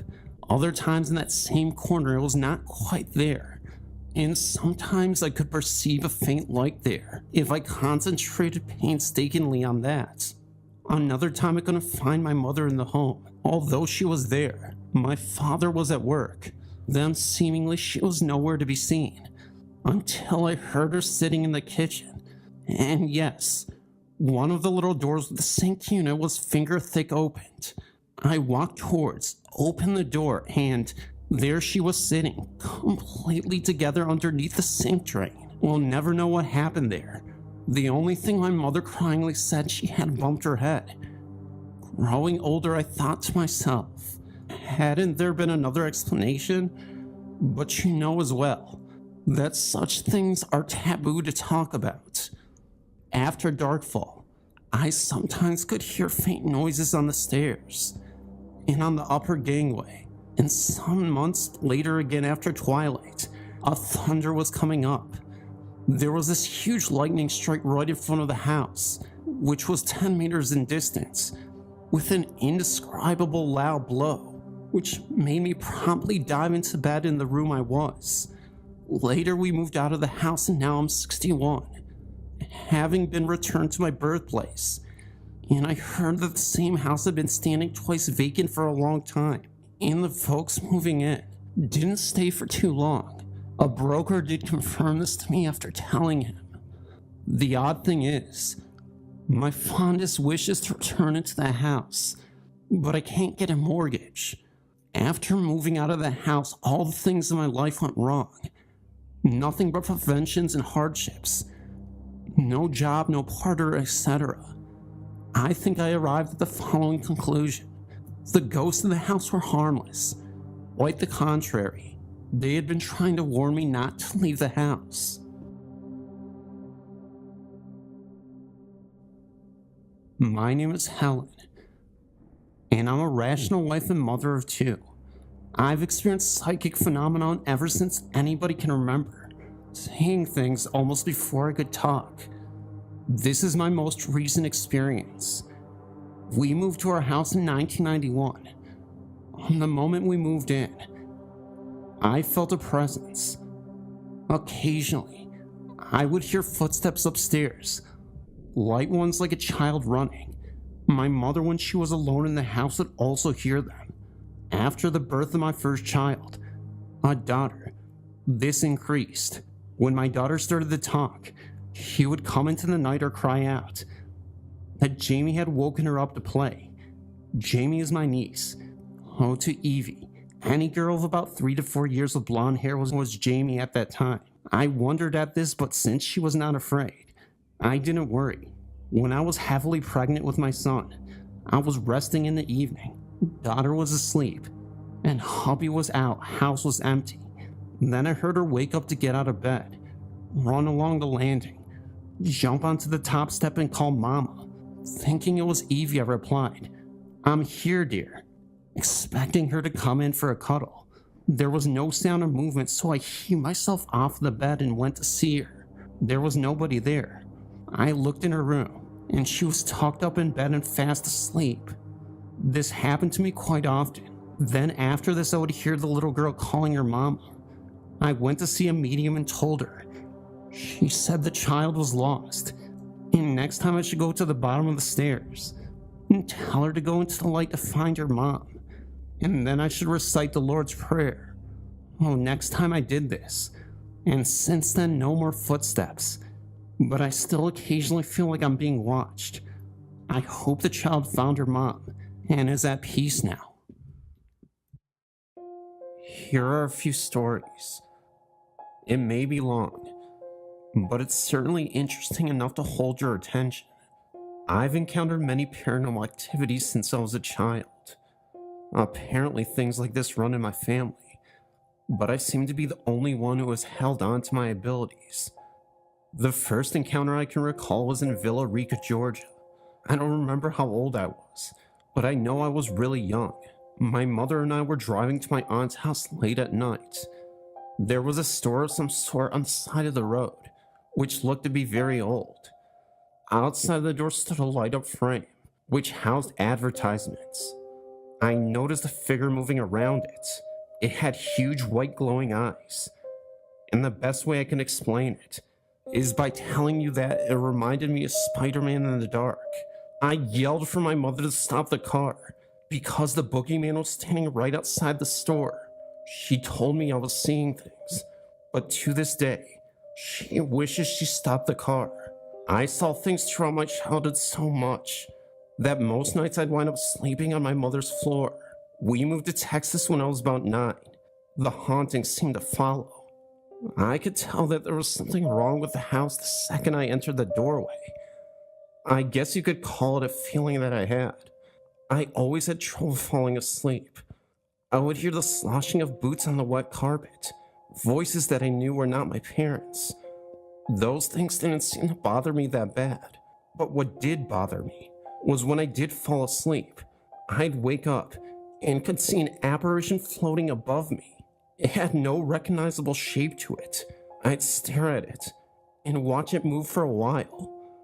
Then I'd run into my mother's room where, for some reason, I felt safe. The scariest thing I've ever encountered in a house was while my room was being renovated. I slept in the living room on the floor, and on this night, there was something that jolted me out of a sound sleep. As I lay on the floor, eyes wide open, I looked towards the kitchen. On the wall to the left of the kitchen was something I'd never seen, and I hope I never see again. It stood as tall as the ceilings did. Oh, I'm guessing about 8 to 9 feet. It was wearing a robe that covered the arms and face. Oh, I never saw any kind of features. I felt threatened by this creature, but I had no idea what to do. The creature stood still as I contemplated what actions would be best for me to take. I darted up as fast as I could and ran past the creature. I looked at it as I ran by, and all my doubts of me hallucinating were gone. It reached out towards me when I managed to get past it. I took a sharp left turn into my mother's room, where I ran to her side of the bed and hit my knees. I buried my head in her stomach and told her what I had seen. No one in my family has ever doubted that I can not only see spirits, but I could hear, smell, and even feel them. I never saw that creature again, just faint whispers, the smell of something burning when nothing was, and footsteps. When I was 17, I decided to go to the Job Corps in San Marcos, Texas. This particular campus is an actual old army base. Our dorm rooms were army barracks, where many soldiers had once slept. My first encounter with the apparition was in my dorm room. The lights were always turned out, but the faint glow of the fire escape lights lit up the room. I was sleeping when my eyes bolted open. I could see a man with a rain poncho on, and he was covered in water. He appeared to be holding a lantern, and he was about 5 feet away from me. His mouth was moving, but I never heard a word. I closed my eyes and fell back asleep. A few nights later, I awoke to find the man standing directly above me. I was on the bottom bunk, and I still can't believe no one else saw this man. I could see the glow of the lantern clearly, and his poncho was a shade of green. I could see the water dripping onto him, as if he were being rained on. His lips were moving as he looked directly at me, but still I heard nothing. I never felt threatened by him. So then I rolled over and fell back asleep. Many of the girls in my dorm reported seeing 2 children, a boy and a girl, hang with a bouncing ball. I never saw the children myself, but I never doubted anyone's story either. I came home 6 months later to the house I never held too dearly. I learned to ignore what I was hearing and feeling. I didn't have any encounters for a while, until I met a guy named Tony. Tony was a strange guy, and he believed in such things as the Necronomicon. Now, some people say it's just a book written to make money, but after living with Tony, I believe it's very real. Tony used to walk around the house chanting in Samaritan, and if you've ever read the Necronomicon, it warns you not to chant anything out loud. I swear, even his cat was possessed. It used to sit and stare at me with those big green eyes. It would attack me for no reason. Once I woke up with it sitting on my chest. Falling asleep was very difficult for me, even though Tony and I slept in the same bed. I could hear demonic breathing, and it filled the entire room. There were shadows that would move across the walls. I could hear my name being called out. This happened every night that I lived there. I started having nightmares on a nightly basis as well. In my dream, there sat a demon on my chest that was talking to me in Samaritan. I could hear the weight of it as it sneered into my face. It would lower its head until it was touching me. I'd wake up at that moment. Then Tony woke up a few times, and he swears I was talking in Samaritan. I moved out after a year because the intensity of it all was becoming too much for me to handle. Nothing much happened to me until I was about 20. That was when I moved into an apartment in Spring Beach, and again, I could tell you something that was wrong with it. The moment I walked through the threshold, there were 3 of us living there. Brandon, my boyfriend, and I. Brandon took the bedroom, and Wes and I slept in the living room on a small mattress. The first weird thing happened a few nights after we settled in. That was when all 3 of us would be in the living room, and Brandon's TV came on. Just a pitch black screen. It happened all the time. One in particular night stands out. This was when I was home alone playing a video game, when I heard Brandon's TV come on. And from Brandon's room I could hear his blinds rustling around. They were closed the last time I went in. I ignored it, and then fell asleep. When I woke up in the morning, I decided to go look in his room. The TV was off, and the blinds were pulled up and severely tangled. That freaked me out really bad. It only happened once, but still, I'll never forget it. There would be a number of times when I would be in the bathroom, and I'd be fixing my hair, and I'd see someone walk by the door, even though I was alone. Once I even heard the front door open, and I heard a man call out my name, thinking it was one of the boys. No one answered back. I heard the door close, and I went to see what was going on. There was no one in my living room, nor was there anyone on my porch. My phone rang, and it was Wes, saying he and Brandon would be home in a few minutes. I moved out shortly after. I'm now 22, living in Blainesville, Georgia. I've learned to ignore the spirits that follow me. There are times when I see things, or even smell something funny, and I still hear my name being called out. I've started having extremely weird, but lucid dreams. Nothing really exciting is happening to me in this house, but if it does, you'll be the first to know.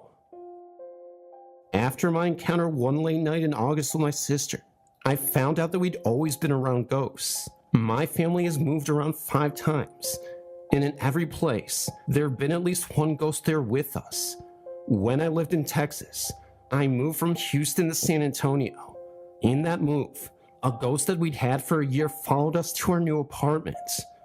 After living there for about a year, we discovered a new ghost.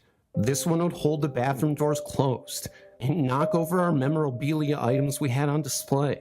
The event that completely changed my view of the paranormal happened in August of 2001. It was the early hours in the morning, about 4 a.m., and for some reason I couldn't sleep. My older sister was on her computer, and she found a bunch of old music files she had downloaded for her History of Rock class. Then she came across a Britney Spears parody song, downloaded from a radio station's website. Well, the song itself was actually only a clip, about 30 to 40 seconds long. We played it, and the file for some reason was corrupt. The words were garbled, playing in a slow, deep, incomprehensible voice.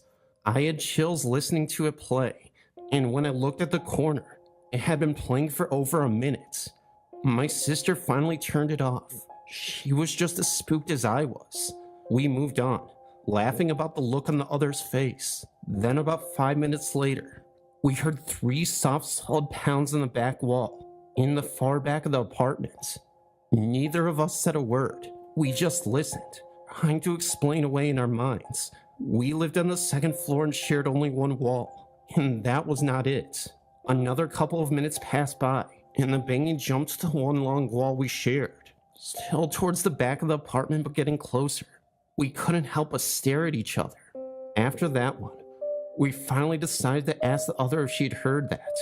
Of course we heard the same thing, and not a minute later the banging jumped to the room next to us. On the same wall, 3 solid bangs escalating in amplitude. My heart was racing, waiting for the next set, afraid of where it would jump next. A couple minutes passed, and just as I began to calm down and blame the banging on the maintenance worker that we shared the wall with, the banging suddenly jumped forward to the wall behind the computer. I looked above me to see the ceiling light shaking. Moments later, the banging shot across the room to the balcony. It sounded as if the entire wall was pounded on with one giant fist.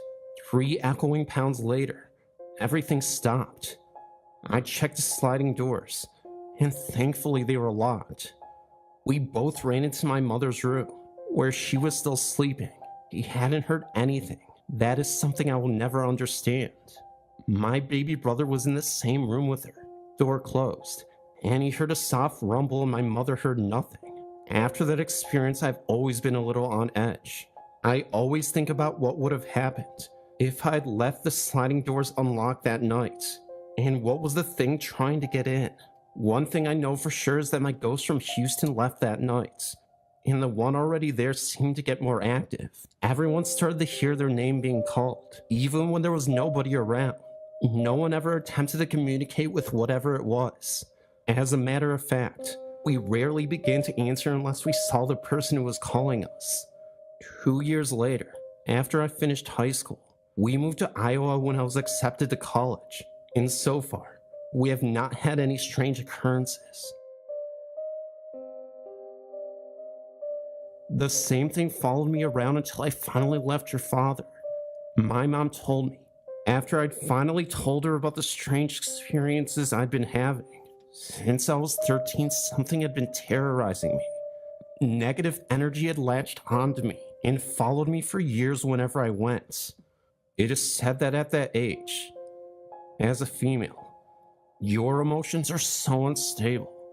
You become very vulnerable to the negative entities that sadly roam the earth in search of company. This entity was particularly depressed and angry.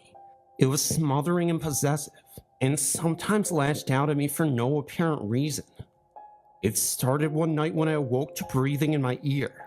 It was hard and heavy, like emphysema patients sound when not on a breathing apparatus. Naturally, I was startled and tried to get up to run, but I couldn't move. I was paralyzed. No matter how hard I tried, I could not move a single muscle. The paralysis apparently affected my whole body. I couldn't even open my eyes to scream. By now, the breathing had stopped, but I still couldn't move. Finally, after what seemed like hours of malfunctioning, I jolted upright in bed, gulping in air. That was when I realized that I hadn't even been breathing during that episode. I was determined to stay up the rest of the night until daylight, but sleep took over and eventually, I was knocked out. I awoke again to the same scenario. This time I fought back even harder, and it lasted only less than a second. When I told my dad about this, he had assured me it was a night terror, but suggested I sprinkle holy water in the corners of my room and carry a cross. I later found out that he only said that to avoid scaring me. He actually believed that I was being followed by a supernatural force.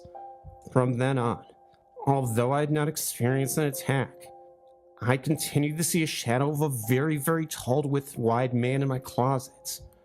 I had a rough childhood from 13 until I moved out at 17. I endured a lot of emotional and verbal abuse by my father and hadn't spoken much to my mother in years. I felt very abandoned by both of my parents. I was rebelling to the extreme. I was at an all-time low in my life when I met my boyfriend Maurice. He gave me a reason to be happy again and I fell in love. I moved in with him when I was 17 to get as far away from the abuse as possible. I still saw this shadow figure standing in my closet at night in our new apartment. I refused to sleep alone. I became very dependent on Maurice's company. Maurice, being a skeptic, thought I was just seeing things. One night, as I sleepily crawled out of bed to go to the bathroom, I opened my eyes only to see blackness. Pure blackness. I panicked, thinking I had gone blind. When I realized this blackness was swirling, I looked way up and saw that the shadow was standing right in front of me. I screamed and jumped back onto the bed on top of my sleeping boyfriend. I was crying and covering my eyes. He panicked as well and was doing the best to console me without knowing what was wrong. I tried to explain it to him over my sobbing. He became angry and yelled into the thin air for the shadow to leave me alone. Then he turned on the light for me so I could complete my earlier mission. I didn't see the shadow for the rest of the night. On another occasion, I had made the mistake of sleeping alone. My boyfriend was playing video games with a friend. When I awoke, I noticed the room was lighted red. I tried to turn on the light, but it didn't work. I suddenly felt an overwhelming impending doom that scared me so badly. I proceeded to run from the room.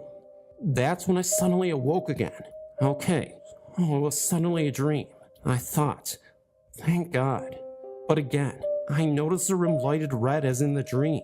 This time I ran without attempting to turn a light on. I got to my boyfriend and lay down to sleep on the couch. I awoke later back in my room, in the same exact scenario.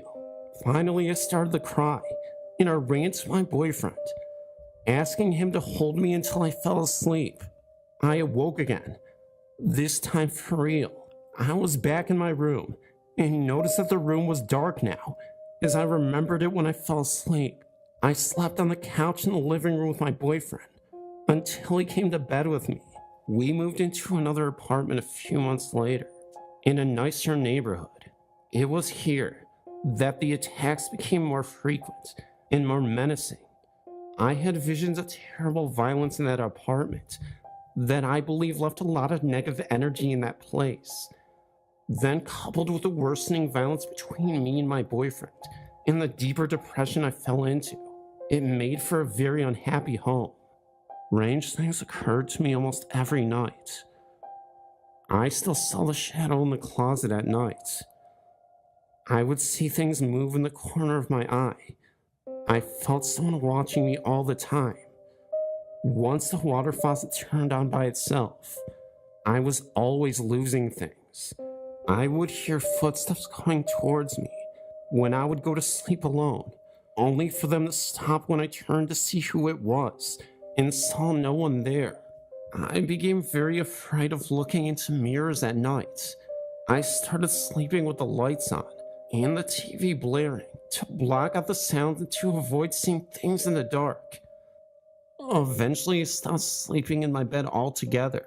When Marie started working the graveyard shift, my boyfriend complained of a corner of our bedroom that creeped him out, and he refused to go near it.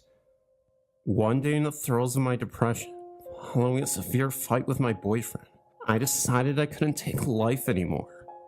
My boyfriend had left for hours, and I had no clue when he was coming back. I felt the presence of the shadow suffocating me. I opened a bottle of Excedrin migraine with sleep aid and downed the entire bottle. Fortunately for me, I had taken in too much of the poison, and my body rejected it. I began vomiting profusely until I was dry heaving, so badly that I couldn't even breathe. I crawled out of the bathroom in immense pain. I began to feel the effects of what medicine did make into my bloodstream. The entire time I felt the shadow's presence so strongly, it literally suffocated me until I was gasping for air again. I was so high on sleep and I passed out on the floor. I vaguely remember my boyfriend picking me up and placing me in our bed and falling asleep with his arms around me. Not too long after that, my boyfriend and I had planned a movie night together. As I walked into the bathroom to join him, I suddenly noticed a look of terror on his face. I ran to see if he was okay. He just grabbed me and kissed me and said it was nothing. I badgered him to tell me what was wrong. Then finally he says, "I saw your shadow. It was hovering behind you while you were coming into the room."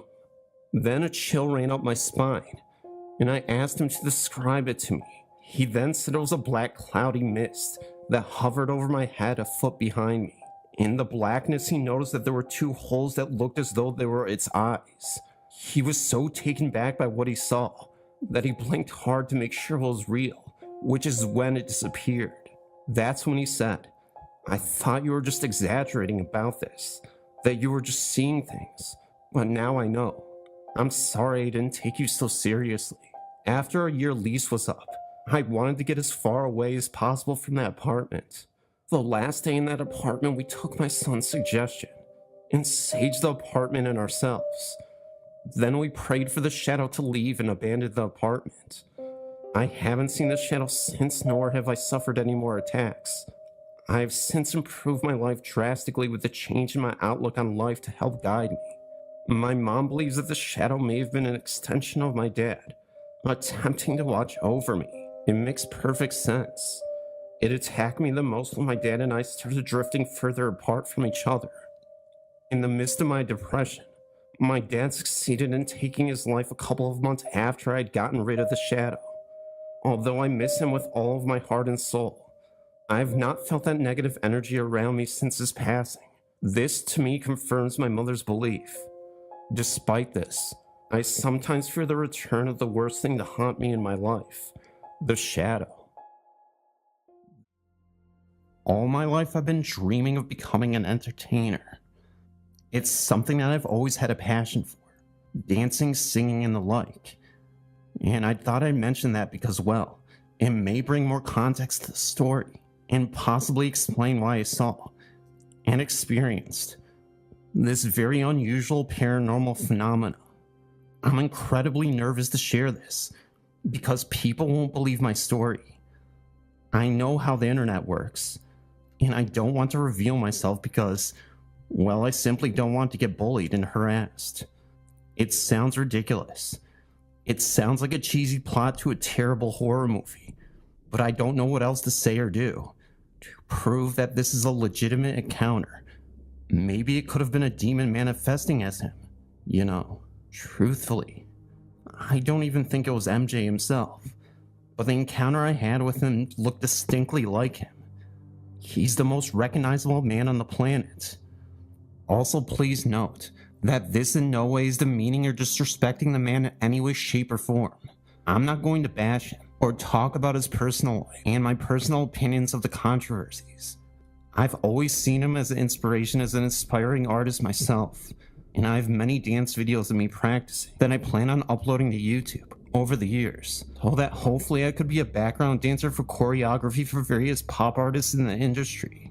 That was the purpose of those videos, and when I get the courage to do so, I'll upload them. But right now, I'm going to tell you the ghost stories of what I thought was Michael Jackson appearing to me.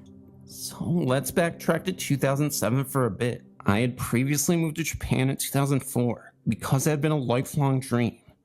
I'd been working at the record store back in Tallahassee, Florida, and was 25. Oh, you could really see how much I was obsessed with music, dance, singing, and choreography. I had decided I was going to take the plunge, save up as little amount of money as I could, and get myself to Japan. So this was the first real experience to get out and get a real feel of foreign culture. Also, let me just say that there is no place in the world quite like Japan. Before I had visited Tokyo and Osaka, and I loved how much karaoke is a part of their culture. Again, any form of entertainment, being able to perform in front of people and bringing love and light to this world is what I'm all about. There is really not anything I would want to do more than anything to breathe and love music. And I guess that's why I gravitated towards Michael Jackson. He set the benchmark as an entertainer. Not many people can come close to him, and I just have such reverence for him and his work ethic. I never had any real role models growing up in my own household. My dad left me when I was a child, and my mom was addicted to drugs. Well, oftentimes, I'd be bounced around my grandparents' and uncle's home. I remember my uncle first introduced me to Billie Jean, and I'd play down a cassette and watch videos of MJ in action. It was magic, and I was mesmerized. I figured no matter what he went through, if I could push myself and be who I wanted to be, I could make it in life, just like MJ. So back to Japan in 2007. It was announced that Michael Jackson would be making an appearance in Tokyo. I was absolutely gobsmacked to hear that he would be landing in New Tokyo International Airport in Chiba Prefecture. At the time, I'd been working at a cafe in Kyoto, and I decided to skip work that day so I could head to the airport to get a glimpse of the man in action. Jackson was here to host an exclusive party, where if fans paid a large sum of money, they could potentially meet the King of Pop for a couple minutes. But sadly, since I was nearly broke and young, I didn't have the kind of money to meet him, and it was a bit devastating. This was a big deal for Jackson. Because of his acquittal in June of 2005, this was his first public appearance since the trials. There was still hope though, because he was hosting a fan art contest for Japanese who couldn't get tickets for the meet and greet, and 3 winners of the contest would be chosen to have dinner with him and a picture taken. The problem: I was no artist, just a dancer who loved to entertain and sing, and I wasn't Japanese, but I was living in Japan, and I didn't even know if I would qualify. Needless to say, I tried my best to paint a piece a few days before the party. I remember I made a drawing, which sadly I don't have anymore, of Michael Jackson, in his iconic trademark Thriller jacket, moonwalking with the beautiful night sky in the background. It sounded a lot better than it actually looked, but I figured, what do I have to lose? Unfortunately, I didn't win the contest, and wasn't chosen. But to tell you the truth, I didn't feel bad at all. I wasn't expecting to win anyway, but at least I got to go to the event he hosted, where he spoke briefly, and I got to meet some Japanese friends who really loved him. So that was that. Michael Jackson had visited. I didn't get to meet the biggest inspiration of my life, the reason why I keep going. Had I met him, I would have told him the impact he had on me, how I kept the faith throughout my life. As one of his songs put it, I just wanted to let him know how he changed my life for the better. I could have went in a different direction. I could have went to jail or worse, but instead, I focused on my life and career. Skip a couple years later, March 2009. At this point, I had made a name for myself locally as a Michael Jackson tribute artist in Japan. I would volunteer to sing at weddings and dance to Michael's iconic songs. I would also street perform in Tokyo. I wouldn't do any makeup to look like him. I just try to recreate some of his wardrobe and pay homage to my favorite artist. There were times I even got paid very little to do. And for once, it felt like I was almost making it a career. But I wanted to think bigger. I wanted to do this as a full-blown career. Like I said, the goal was always to be a dancer for artists. Well, that was what I was really working towards. This is where things got really interesting. Word got out in the press that Michael Jackson was set to announce a series of concerts, and there was an announcement coming in London. Sure enough, Michael Jackson held a press conference that month. Not only that, but he was going to do a contest to collect background dancers, and if you were lucky to be chosen, you would be going on tour with him. Hearing this news, I was over the moon. I remember thinking to myself, I could be the one selected for the shows. It was almost like God was giving me another chance. Make this all happen. Then it really hit me. Not realizing my hype for the comeback tours clouded my naive judgment. I didn't have any money to fly out to LA, where he would be rehearsing, and I wasn't a professional dancer. I was gutted, because here I was, so desperate to get close to my favorite entertainer, so I could finally work with him and all the others. But I wouldn't have been given the time of day. Well, I rationalized in my mind, thought how much it sucked that even though I had the money for a plane ticket, there's no way I would have been able to go to rehearsal for an audition. I know this sounds crazy, and I sound like a wild fan, but this plummeted me into a deep depression. I was spiraling, and at a dead end career-wise. Yeah, I was doing the gigs, but I really felt I wasn't getting anywhere to advance myself. I had this huge full-body mirror in my apartment that I used to practice dance with. I mean, I converted my entire room into a dance studio essentially, and months on end, I'd always be in there when I wasn't at my day job, working tirelessly. But after the concert tour's announcement, I sort of stopped practicing and doing so much. I had ended up becoming burnt out from all the MJ stuff because I had lost hope. I needed to wake up to reality and understand that no matter how hard a person worked, sometimes certain goals don't go the way you planned, and life doesn't work out the way you want it to. Maybe I'd become too obsessed and possibly insane, but that was truly the darkest moment of my life. I just considered giving up my goals and just focused on my day job. I just lost all the motivation to do much of anything. I couldn't even listen to Michael's music anymore. I was that lost. Then skip to June 2009. I will never forget this day for the rest of my life. One of my closest friends, Jenna, had traveled all the way from Florida to visit.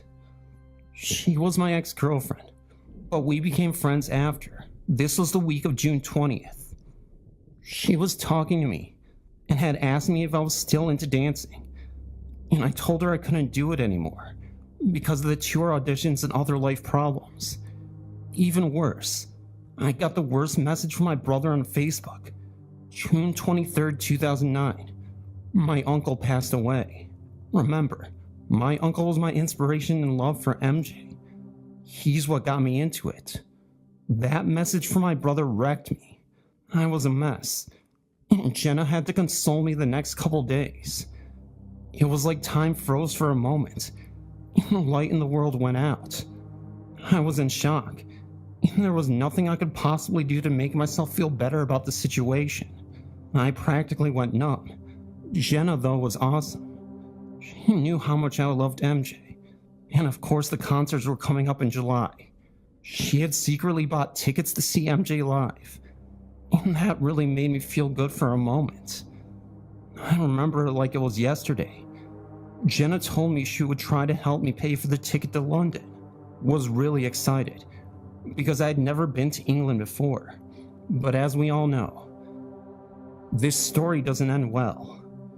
June 25th was the ultimate dagger. Not only was I still suffering from the loss of my uncle, but the news to follow sucked the soul out of me. The nail in the coffin. I just remember not being able to go to sleep the night before, until maybe 4 a.m. And I slept in until about 11 a.m. Japan time. 4 a.m. is about 12 p.m. Los Angeles time.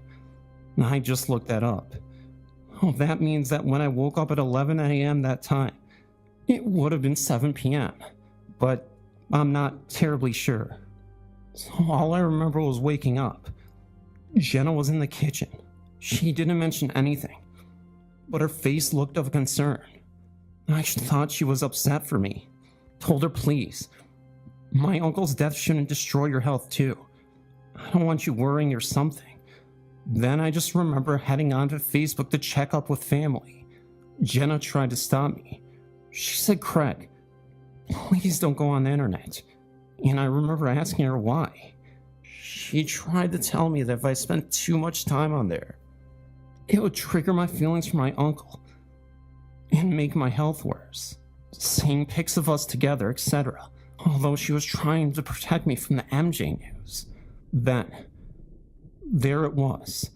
Everybody was talking about it. Friends on Facebook, family all with the news. MJ dead at 50. I just didn't know what to think anymore. I didn't even think, really. My mind was blank. I wasn't even mad at Jenna for not telling me. I just wanted to give up on life. Not so much because it was MJ, but because of my uncle and my connection with MJ. I thought with MJ being alive, it would at least be the last link I had with my uncle in a weird way. But after he died so soon after my uncle, it was like everything disappeared from me. A couple days later, Jenna had to go back home. She gave me a hug and told me to message her to let her know I was okay. I don't think I'd ever seen someone so scared for my health like Jenna was, but I insisted I'd be okay. Now here comes the part of the story where it gets incredibly creepy. The ghost parts, if you will. Again, I don't know if the reason this happened was because of my uncle, and I began to lose my mind due to all the grief. But I had some really strange dreams after Michael Jackson died. Dreams that I never previously had before, even when he was alive. Never once dreamt of him before. Then skip to January 2010. I found myself standing alone on a desolate stage. The harsh glare of a single spotlight bearing down on me. The air was thick with the eerie silence, broken only by the faint echo of my own heartbeat. It was pretty foggy. And then, from the darkness beyond the reach of the light, he emerged. It was MJ, dressed in normal clothes. As he came out of the fog, he just stared at me for a couple minutes, not saying a single word. No blinking, nothing. I looked away for a second and looked back. Then he was gone. I awoke drenched in a cold sweat, my heart pounding in my chest. The dream had felt so real and so vivid that it took me a moment to gather my bearings and reassure myself that it was just a figment of my overwrought imagination. But as I lay there in the darkness, the memory of that dream lingered like a shadow, casting a pall over my restless mind. What's weird is, I was thinking more about my uncle than I was MJ, and I had another dream where he was there. This time I was at a family reunion inside this huge mansion. We were talking about my uncle, but I just seen Michael Jackson sitting in this chair, almost like he was just watching and observing me. It was getting really creepy. I thought about seeing a therapist, but I don't know if I was comfortable telling her about my dreams, even though they're used to hearing the craziest things.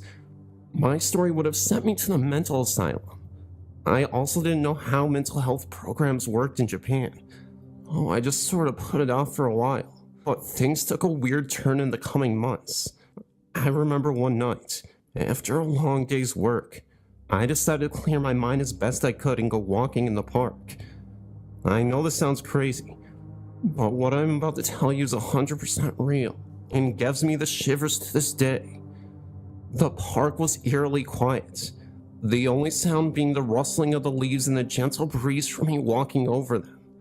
At this point, it was autumn 2010. The dim streetlights cast long wavering shadows, creating an atmosphere that felt both tranquil and unsettling.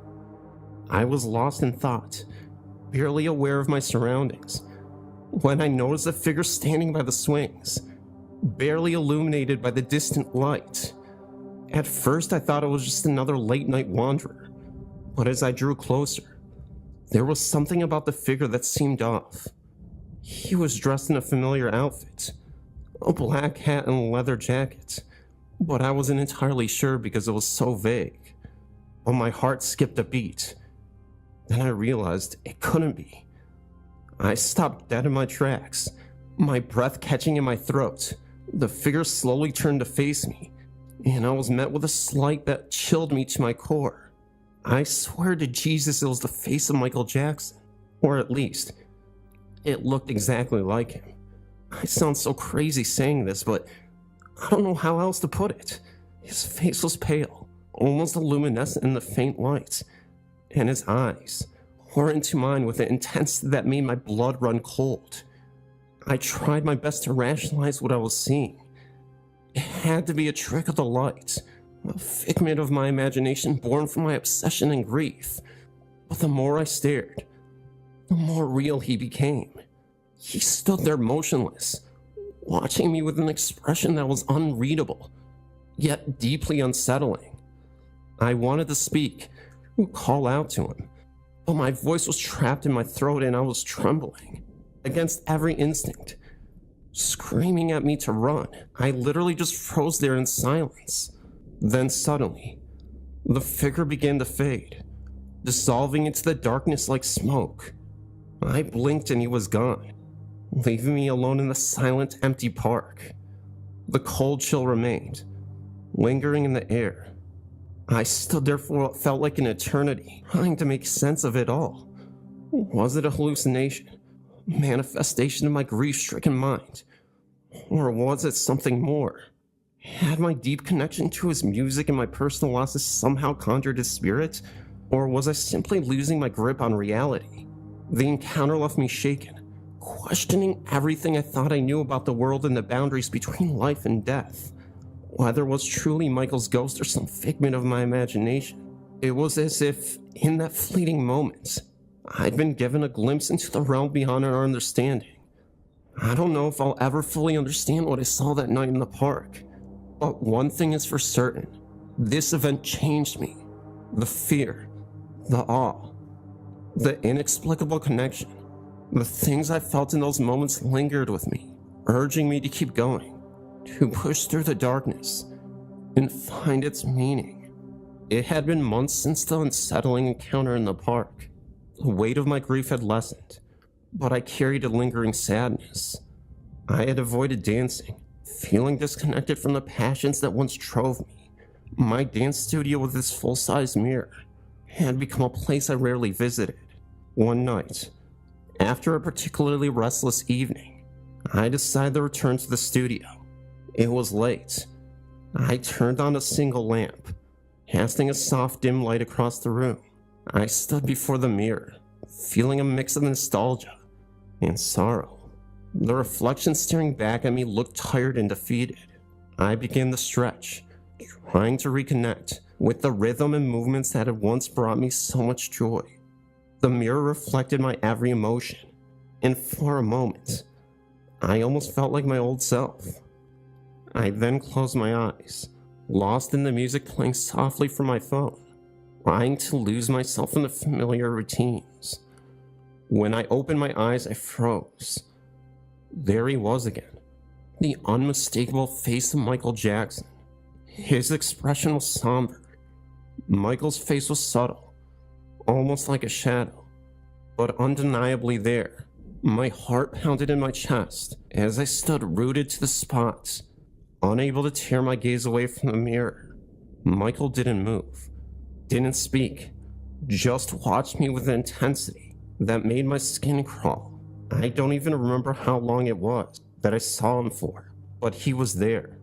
I stood there for a long time, just staring at my reflection, trying to make sense of what just happened. The encounter was brief but deeply disturbing. It was as if he had returned one last time to remind me of something important, that there was something that I yet had to fully understand. My honest feelings about this whole situation is that it was a demon taking the form of Michael Jackson. That's my gut instinct. I heard that negative spirits tend to attach themselves to you during your weakest moments. So for me, I think that the demon took the things that I looked up to the most and tried to scare me with it. One last encounter that I will share. There was one night when I drifted off to sleep. I found myself in a dream that felt so different, more vivid and unsettling. I was back in my childhood home, the one where I'd spent countless hours with my uncle. The home seemed like everything was normal. In the living room, there was a soft glow of the TV illuminated in the darkness. A Michael Jackson concert was playing, one of those classic performances my uncle and I used to watch together. I could hear the muffled sound of the music, and it drew me closer. As I approached the TV, the image flickered and sounded distorted, creating an eerie, otherworldly atmosphere. Then suddenly I felt a presence behind me. I turned slowly, And that's when I saw my uncle standing in the doorway. He looked just as he did before he passed. But there was something off. There was something unsettling in his gaze. His eyes were hollow, and his expression was a mix of sadness and something I couldn't quite place. "Uncle," I whispered, my voice trembling, but there was no response from him. Just stared at me with those empty eyes.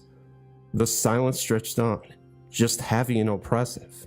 Then, without warning, he moved towards me. His steps were slow and deliberate. I really wanted to speak. I said, "Uncle, what's going on? I miss you, Uncle." But there was no response from my uncle. Just a deep hollow glow, and the stare right back at me. Oh, that's where my stories have come to an end.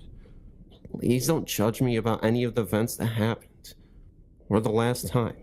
These were my real experiences. I'm not the type of person to exaggerate. My friends and family can back that up for you.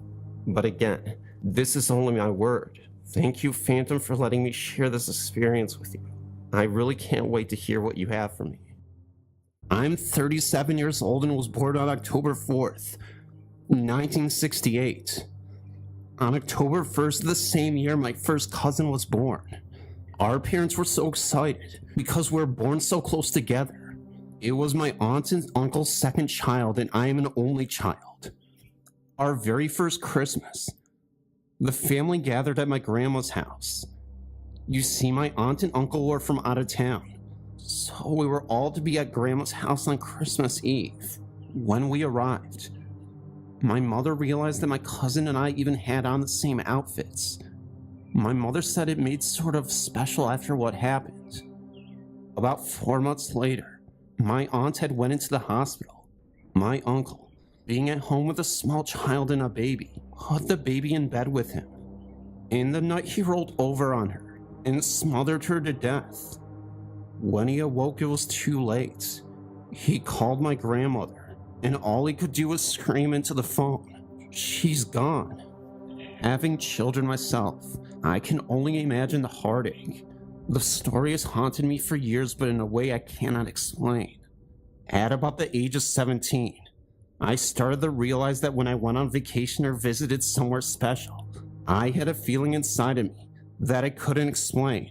All I knew was for some reason I would stand and stare and start to cry. Being young, I tried to hide it at first. Then I began to wonder what was wrong with me. As I got older, I would try to really ask myself why I was feeling this way. And one day I got an answer from the inside of me. That's the only way I know how to explain it, where it came from. I don't even remember where I was or what I was experiencing at the time, but I was getting emotional again, and I heard a voice in my head say, "Go, see for me, because I can't. Take me with you." I honestly believe that she was with me. In all the things I've experienced in my life, she had been here with me. I would like to tell my mother, but I'm not sure she would understand. I always feel her, and I feel connected to her, even though I never really knew her. This paranormal event happened at the Royden, Arizona House State Park. This is my testimony of the haunting. When the Roydens lived in that mansion, they had a rather large garden not far from the house. Where that garden used to be now stands a large entertainment superstore, Hastings Entertainment. Not too long ago, I was the assistant manager of this store. One night, another associate and I braved the attic to retrieve some DVD locked boxes. I was standing on the ladder with half of my body inside of the attic, while my associate held the ladder for me. I started to throw down some locked boxes when I suddenly heard a little girl's voice. I stopped, as I just thought I was hearing things. My associate informed me at this moment that I looked like I was about to vomit. I took a deep breath and continued my duty. Then I heard it again, but this time it was unmistakable. The little girl's voice said, "Get out." I was down that ladder faster than you could say white as a ghost. Because we had a duty to complete, I had my associate climb the ladder to retrieve the rest of the locked boxes. He positions herself just as I had when suddenly both of us heard it again. Get out. It was so loud I heard it from where I was standing below the attic. She instantly said, I'm out, and shot down the ladder just as fast as I had. We exited the stockroom and decided to make do with what lockboxes were retrieved. Being paranormal enthusiasts, we discussed what happened at great length. Of course, when we told other employees, most of them stated, I'm not going to encourage your quest for adventure, whatever that means. This incident sparked my curiosity about the house. I had heard Hastings used to be the location of the Rundens Garden, but rumors tend to fly around Flagstaff like undergarments at a Rolling Stones concert. I decided to look into it by taking the Royden Mansion tour, and the tour guide confirmed the rumor. He stated that the garden is where the daughters used to spend a lot of time. He also confirmed rumors of hauntings in the mansion. Shortly after I took the tour, I heard from a book department associate at Hastings that she heard the pitter-patter of feet in that area at night when no one was around her but her. The books department is just below the attic where the lockboxes are held. Months later, a stalking associate went all the way up to the attic and stood as he sorted through the locked boxes. He fell through the sheetrock and barely missed injury. Perhaps the little girl was right for trying to warn us.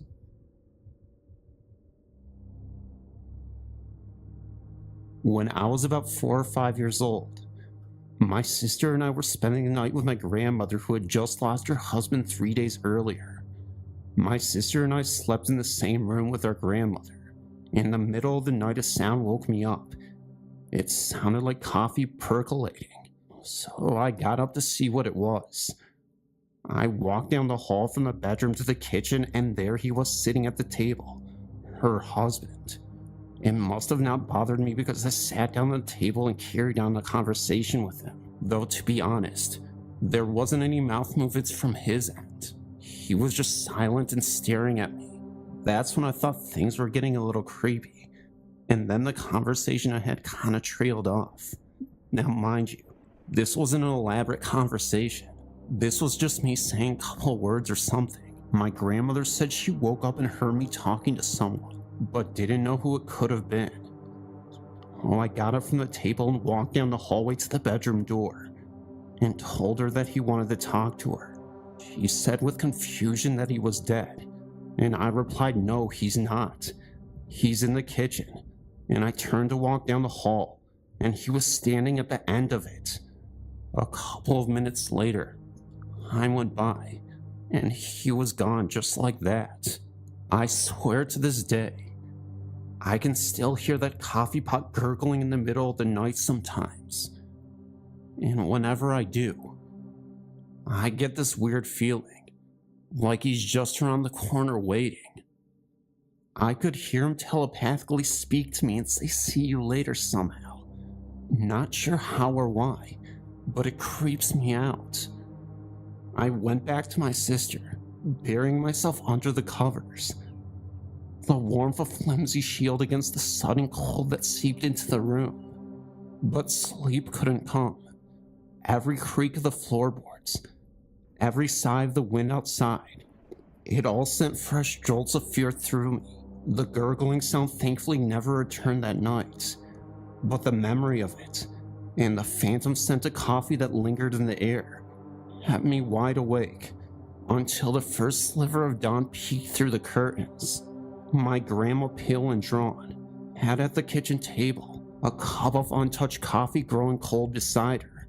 She didn't mention Grandpa that morning, and neither did I, but a heavy silence hung in the air, a silent acknowledgement of what had transpired the night before. Years passed. The memory of that night faded, becoming a hazy anecdote I'd occasionally share with friends, always met with a mix of skepticism and amusement. But then a few months ago, something happened that sent shivers down my spine and unearthed the long dormant terror. I was visiting my grandma again, this time alone. She'd aged considerably, her once vibrant eyes now clouded in distance. One evening as we sat sipping tea, A sudden gust of wind rattled the windows. A flicker of movement caught my eye in the hallway leading to the kitchen. My breath hitched. There for a fleeting moment, I saw a figure standing in the doorway. An old man hunched slightly, his features obscured by the dim light. My heart pounded a frantic rhythm against my ribs. Would it be? Grandma, I croaked, my voice barely a whisper. Did you see that? She turned to me slowly, a flicker of recognition crossing her face. See what, dear? She asked, her voice raspy with age. In the hallway, I stammered, my gaze fixed on the empty doorway. A man. Did you see him? A long, heavy silence followed. Then tears started to roll down her cheek. Sometimes, she whispered, her voice barely audible. He comes back, just to say goodbye again. I wanted to share a story with you regarding ghost contact through dreams. On June 1st, 2006, one of my best friends and fraternity brothers passed away due to sudden burst of capillaries in his brain. My best friend and I, a great friend to him, found him in his room without response after he had been complaining that evening of a horrible headache. After calling 911, he went through 2 brain surgeries to save his life, but sadly the efforts failed. His death has been extremely hard on me. I've been thinking about how good of a friend he was to me, and whether or not he knew it. It has really bothered me. This afternoon after class I took a nap, because I was exhausted from staying up late the night before. In my dream I was in a hallway. Now I cannot decide whether it was a school or a hospital, but in my dream I was aware that Richie was dead. He appeared in the hallway to me, and I remember being dumbstruck and unable to speak. He appeared anxious at my difficulty, and I finally blurted out to him, I loved you, and you were my second best friend. He looked perplexed and said no. We were brothers. In his life, being fraternity brothers meant more to him than anything, and he hated how many of us had best friends. That is all I remember from the dream. I really feel that Richie visited me in my dream to soothe my mind about our friendship. We were brothers, and he was confirming that he knew what that meant to both of us. I woke up in chills and all that would happen during my dream. I love your site and I'm happy to share my story with you. I'm 15 years old, and when I was about 8, I saw something I will never forget. I was watching TV with my younger sister when my mom called me from the kitchen to go and get my dinner. As I turned to go through the doorway to the kitchen, I saw a boy roughly my age standing in the hall. The thing is, I could see straight through him. I was a bit freaked out and turned to look at my sister to see if she had seen anything, but she just went straight through to the kitchen. So I turned around, and the boy was gone. I thought nothing of it, and just figured I was seeing things.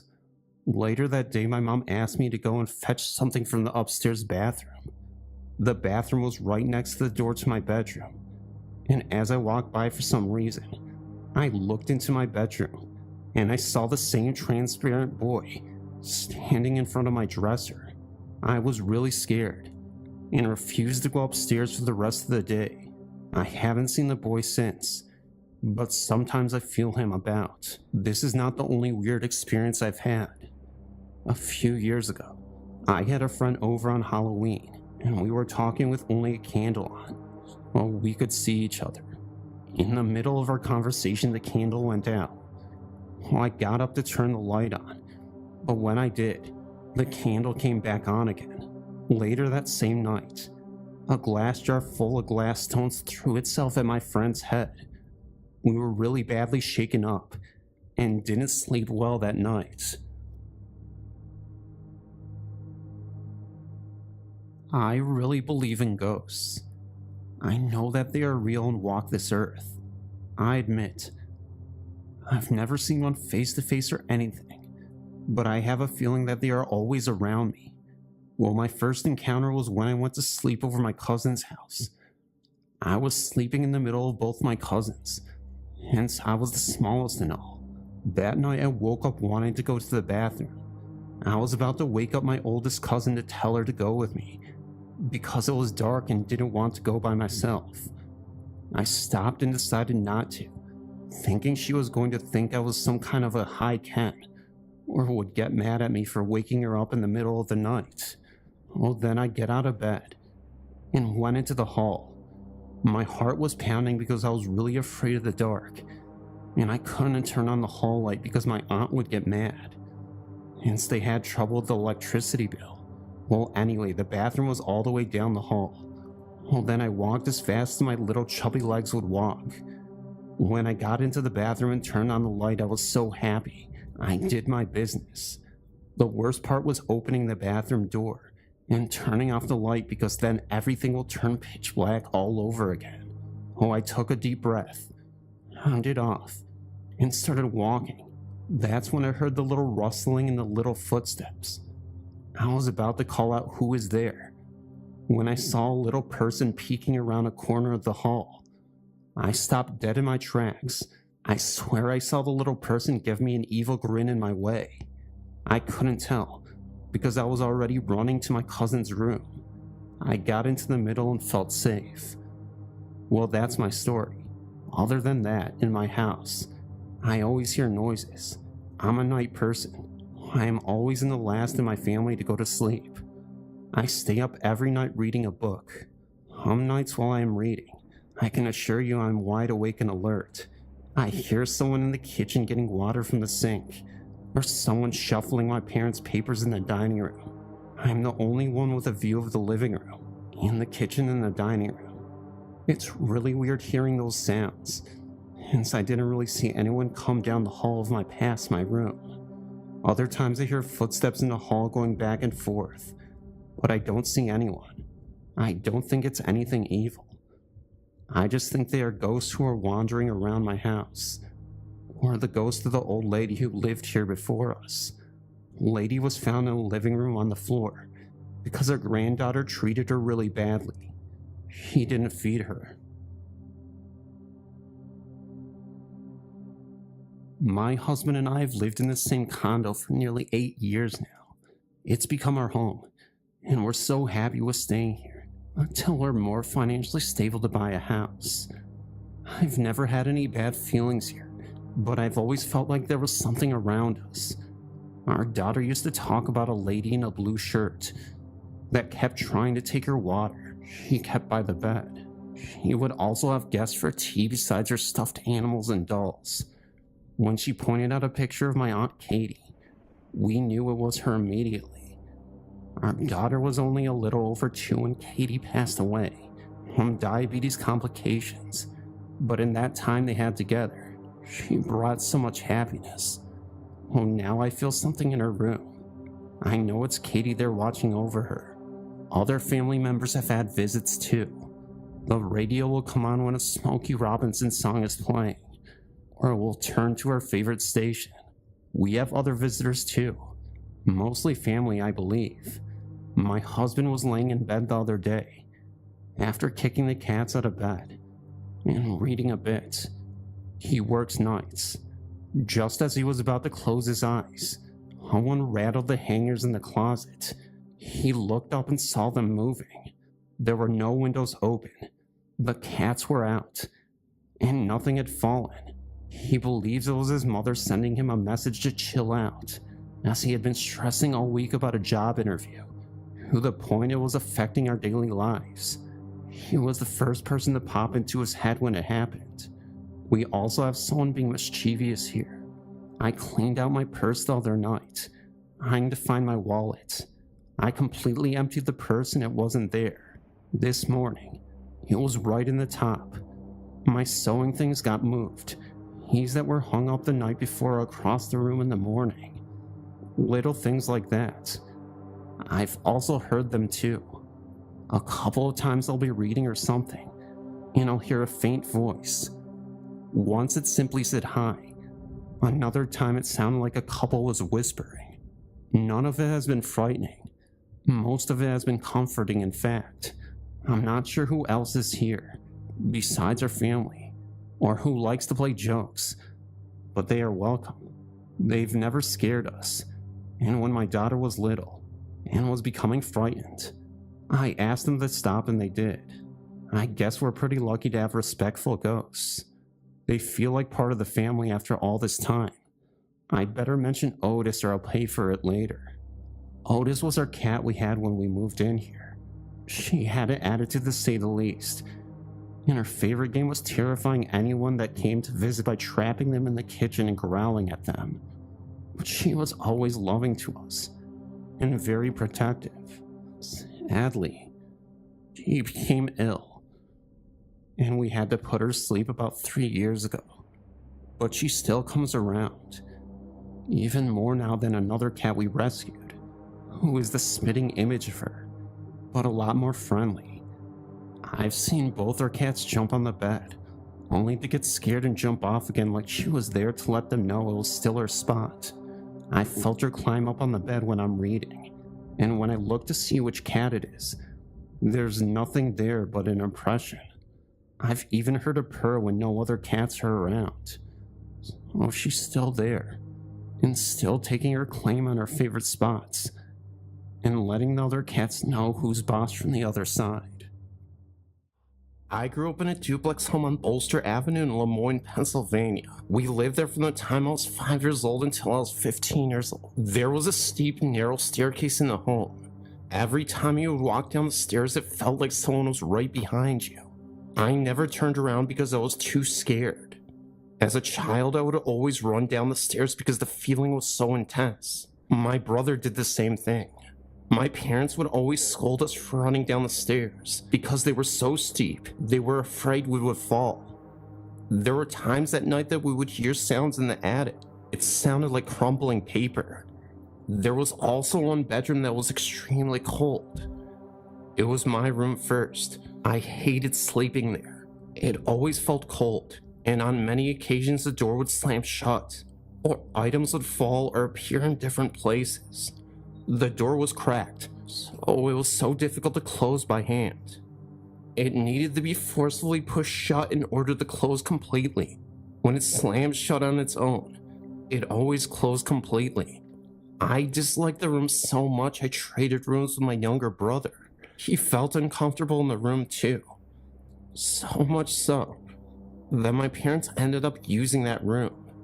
They didn't have any problem with the room other than the feeling of coldness. On one occasion, my father came upstairs and saw someone standing in the bathroom out of the corner of his eye. He proceeded to the bathroom and called out, "Let me know when the bathroom is available." He didn't hear anything, and after a few minutes he looked in the bathroom again, and there was no one there. No one else had been upstairs. We never really discussed the feeling in the stairway until we moved from the home. I remember saying to my family that it always felt like there was someone breathing down my neck when I came down the stairs. After we started discussing it, we found that we had that feeling, but never talked about it. We asked some of our family and friends if they ever felt uncomfortable in the home. Everyone we spoke to with mentioned the same feeling of a presence behind them while walking down the stairs. Since I was little, I've been sensitive to ghosts. The same time I had dreams that would later turn out to be true. Could tell which song was on next on the radio. Knew who the phone call was too, etc. My experiences tend to happen at times when I'm either feeling low or just open towards the other side. My stories.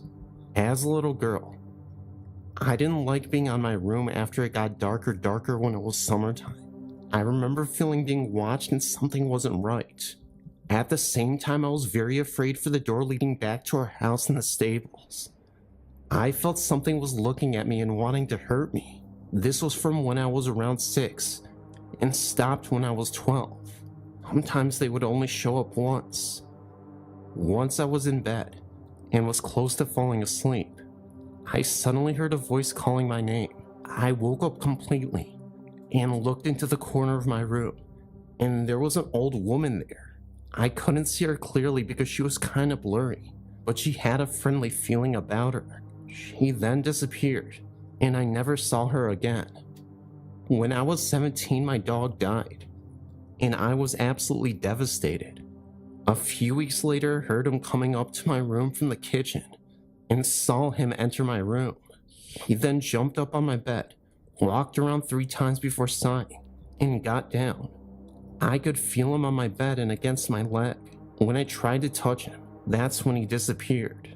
It did, however, make me feel a lot better after he came and visited me. My parents' farm where most of the events happen is old. It burnt down once there, and there seems to be quite a lot of ghostly activity involved. In the barn, my parents got their car, and since I was little, I was afraid of being there alone. I felt something was wrong, and that something was hanging in the dark. I always felt uneasy there, until a few years ago that my mom told me that someone had hanged himself there. My worst experience I've ever had was when I was 15 to 17 years old. My room was connected to the kitchen by a little hallway. From the kitchen, you can go directly to the living rooms. The last one I've never felt easy in. There was always something feeling unnaturally cold and just weird. One night I woke up, and my room was ice cold. I heard someone open the door from the hall to the kitchen. It was a man I somehow knew, and he was going directly to the last of the living rooms. Somehow I was there when he went there. I saw him take his rifle and mess with himself. It was feelings more than actually seeing him do it. I then was back in my body, but heard him fall down on the floor, moved a bit, and moaned before he died. The second that happened, the coldness disappeared, and I could breathe again.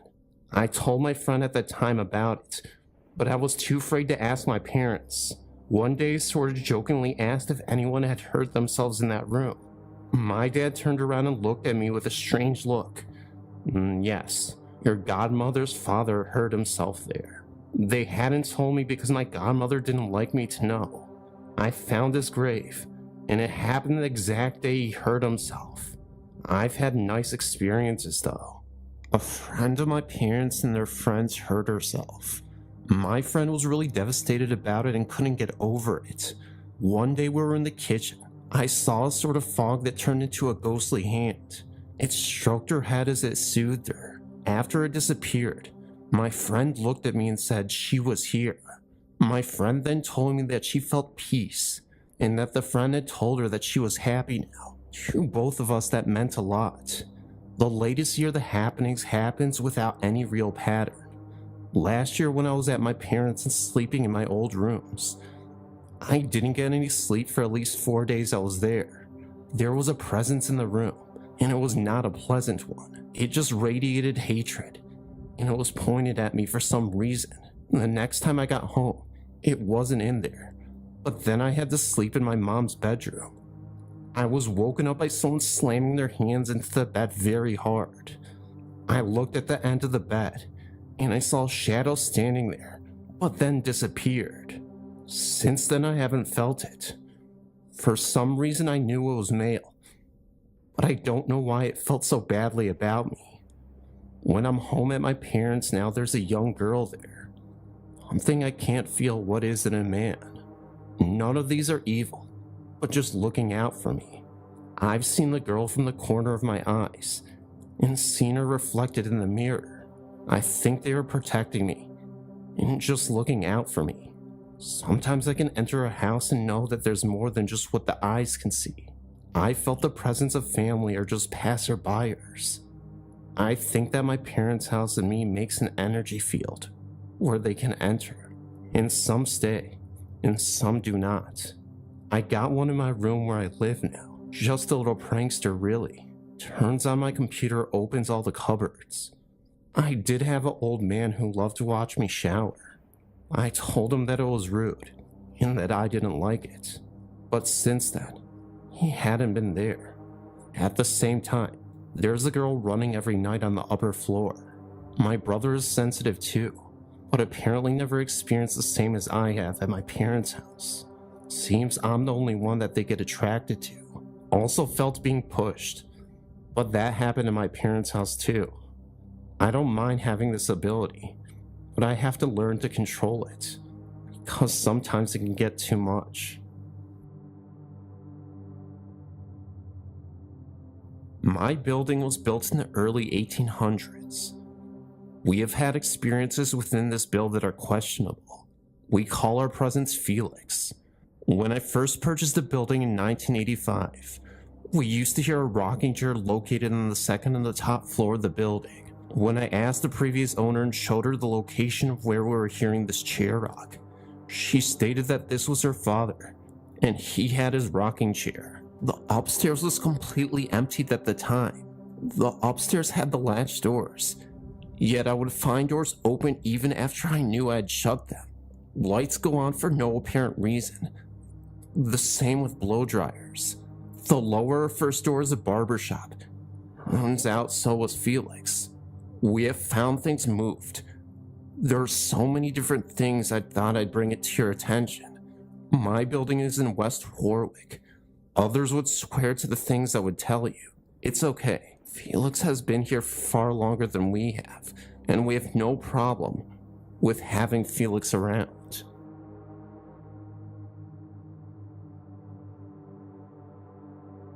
Well, my first experience of ghosts was when I was about 12 years old, and I had gone on school to Swanage in Dorset. I'm from England. The bed and breakfast we stayed in was beautiful. It was an old house with a giant sweeping staircase, high ceilings, and so on. After we had stayed there a few days, the whole class complained of someone knocking on their doors. It was a really quick knock-knock. It happened to our room a few times, and once we actually waited behind the door for the knock-knock to occur. When it happened, we instantly opened the door, and to our surprise, there was no one there. There was no way you could hide anywhere either. Our room was the first room as you stepped in from the front porch, of which the doors were transparent. Oh, there was no way anyone could get outside and hide quick enough. Our bedroom door opened out into a huge empty reception area. There were doors all around the edges with nothing in the middle of the room. There was literally nowhere for anyone to hide that quickly. Thinking nothing of it, the teachers took us out one evening to the beach to wear us out. When we got back to the bread and breakfast, however, there were some of the girls returned to their rooms to find that all their lights were on, with the covers thrown back from their beds, and their door wide open. Nothing wrong there, you think, but every time we went out, our teachers made sure that all of our rooms were spotless, beds made, clothes away, all lights were turned off, and so on. All the doors were also on their spring hinges, so that every time you opened them and let go, they would automatically spring shut. The door had been found wide open, and the owners insisted that no one had been around either. This is about the poltergeist ghost. My second experience of ghostly going-ons happened to me a few years later, when I was about 15 whilst on holiday in the Aveline in Portugal, in the villa in which we were staying. The villa was huge, as there were about 10 of family and friends. It had 3 floors. The bottom floor was bedrooms. The middle floor was the kitchen, living room, dining room, and so on. And the top floor was again bedrooms. Me and my friend at the time had a room on the bottom of the house, which had patio doors that opened out into the swimming pool.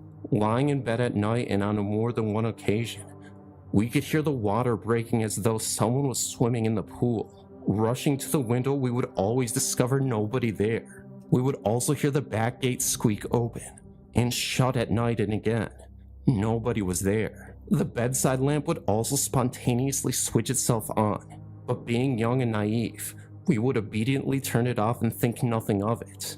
On our final night in the house, my mom claimed that she woke up during the night to hear someone wandering around upstairs. It was on the bottom floor also, opening and closing cupboards. Thinking that it was one of the 10 people in the house, she dozed off back to sleep. In the morning, when my mom spoke to friends on the top floor, they claimed that they also heard cupboards opening and shutting, and also assumed it was one of us. Only then did they realize that it wasn't actually any of us at all. And now, it was about 2 years ago in this other story, I was 19 then, that me and my mom went to see a medium. Derek Akura for those of you in the UK. Not sure if he's known in the US. Think of him as a UK equivalent to Jonathan Edwards, who was performing on stage in Swindon, Wiltshire, southwest of England, by the way. I had insisted to my mom that we go to see him, as we had avidly watched him on living TV's Most Haunted. So my mom came not expecting much, whereas I secretly hoped that something would happen, as I think everyone does who attends those kind of things. And I was not to be disappointed. Derek came on stage and introduced himself, and then he started to contact spirits on the other side. And lo and behold, it was my mom's great-grandmother, Nanny Woo Woo, who was the first in the queue to talk. I won't bore you and go into great detail with what Derek told us, but everything he mentioned was so accurate, and it was just amazing. This man who I'd only watched on TV was now standing a few feet away from me, and my mom in person, telling us personal things that had gone on within the four walls of our home that only we knew. He knew that my granddad, Nanny Woo Woo's son, was a bit down at that time, that he was on medication. He knew that my dad had injured his knee and so many other things. He also predicted that my mom would get a promotion by Friday. We went to see him on a Wednesday, and she did. Derek also made a reference to a conversation that my mom had with my dad on the way to see him, just a mere hour before. How weird is that? Just knowing that my mom's great-grandmother, although I never knew her, is around and watching over our lives is a comforting thought. Anyway, I think I've rambled for long enough.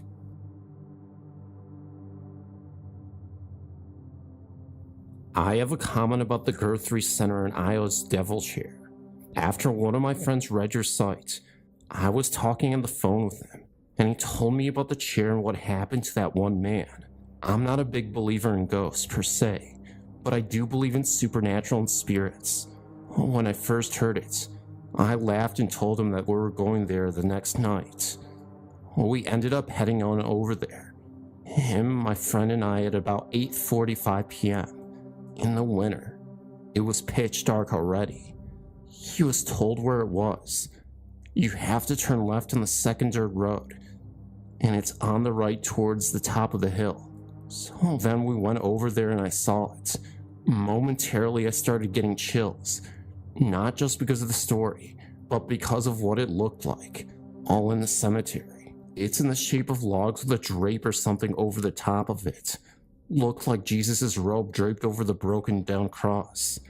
Along the bottom it appears to be the shape of ferns, although at first it looked like alligator tails in an old-fashioned cushioning looking seat.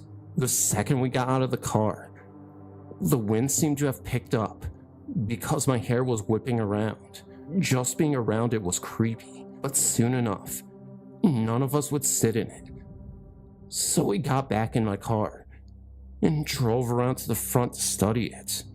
After we sat there for a while, we soon found out we were all too scared to go sit in it. So we headed back to Paranormal, 7 miles east of Guthrie. This is the scary part.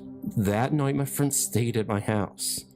Above my bed is a window, and on either side are 2 1-foot-1 mirrors, and many sharp pieces of broken mirror in between art, stuck on by mirror stickers. Very strong ones. I tried to pull them off, and they just ripped through the middle, if they even come off at all. Anyways, they've been on there for a few weeks. We finally went to bed around 12 a.m., and she fought and won the inside of the bed, near the windows and mirrors. We finally fell asleep about 2:30 a.m., and at some time in the night, the top mirror, approximately 5 to 6 feet from my bed, fell down, hit the inside corner of the bottom mirror, right above my friend's head, but ended up to the right of the bed. Weird, huh? Anyways, the alarm went off at about 6:45 a.m. She woke up and started getting ready. I fell back asleep and then woke up at 7:30 a.m. As I was lying there, I heard a weird sound and looked up at my wall to find the top mirror off the wall. The stickers unlatched themselves. They didn't even rip, and all of these pieces of broken mirror were laying on my friend's pillow. Ironic, I think not. Those stickers were like they were promised to stay on the wall. Luckily, we didn't sit in the chair.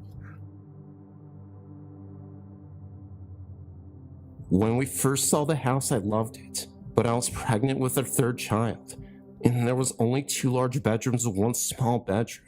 It was an old farmhouse, and it was built in a T-shape, much like most of the houses built in the 1800s because of the central fireplaces. When we told the owner we needed something with more rooms, she said we probably wouldn't want it anyway, because it was haunted. She then went on to tell us that her husband was away on a business trip, and she was alone in the house except for her little dog. They were asleep one night when the dog started to bark. She then opened her eyes, and at the foot of her bed was a woman standing looking at her. When she rised up, the woman turned and went out the door. That incident frightened her so badly that she swore she would not stay in the house alone again. She eventually sold the house, and the new owners built a large addition onto the back of the home and did so many so-called improvements on it. After living there for several years, they went bankrupt. The house sat empty for many years. I happened to drive by it one day and saw the for sale in the yard. We went to the bank and bought it. The neighbors told us it was haunted, that they saw people in the windows and heard things coming from the home. I had a little lady that babysat for me full time. She would not go upstairs alone, and she said she felt like someone was watching her. He never went into the basement even if someone else was going. Heard people talking, and saw 2 men in the parlor. My daughter had a rocking chair in her room. One day she went into her room, and it was rocking all by itself. I found out later that a young woman had died during childbirth in that same room. We guess she was rocking her baby, my grandson.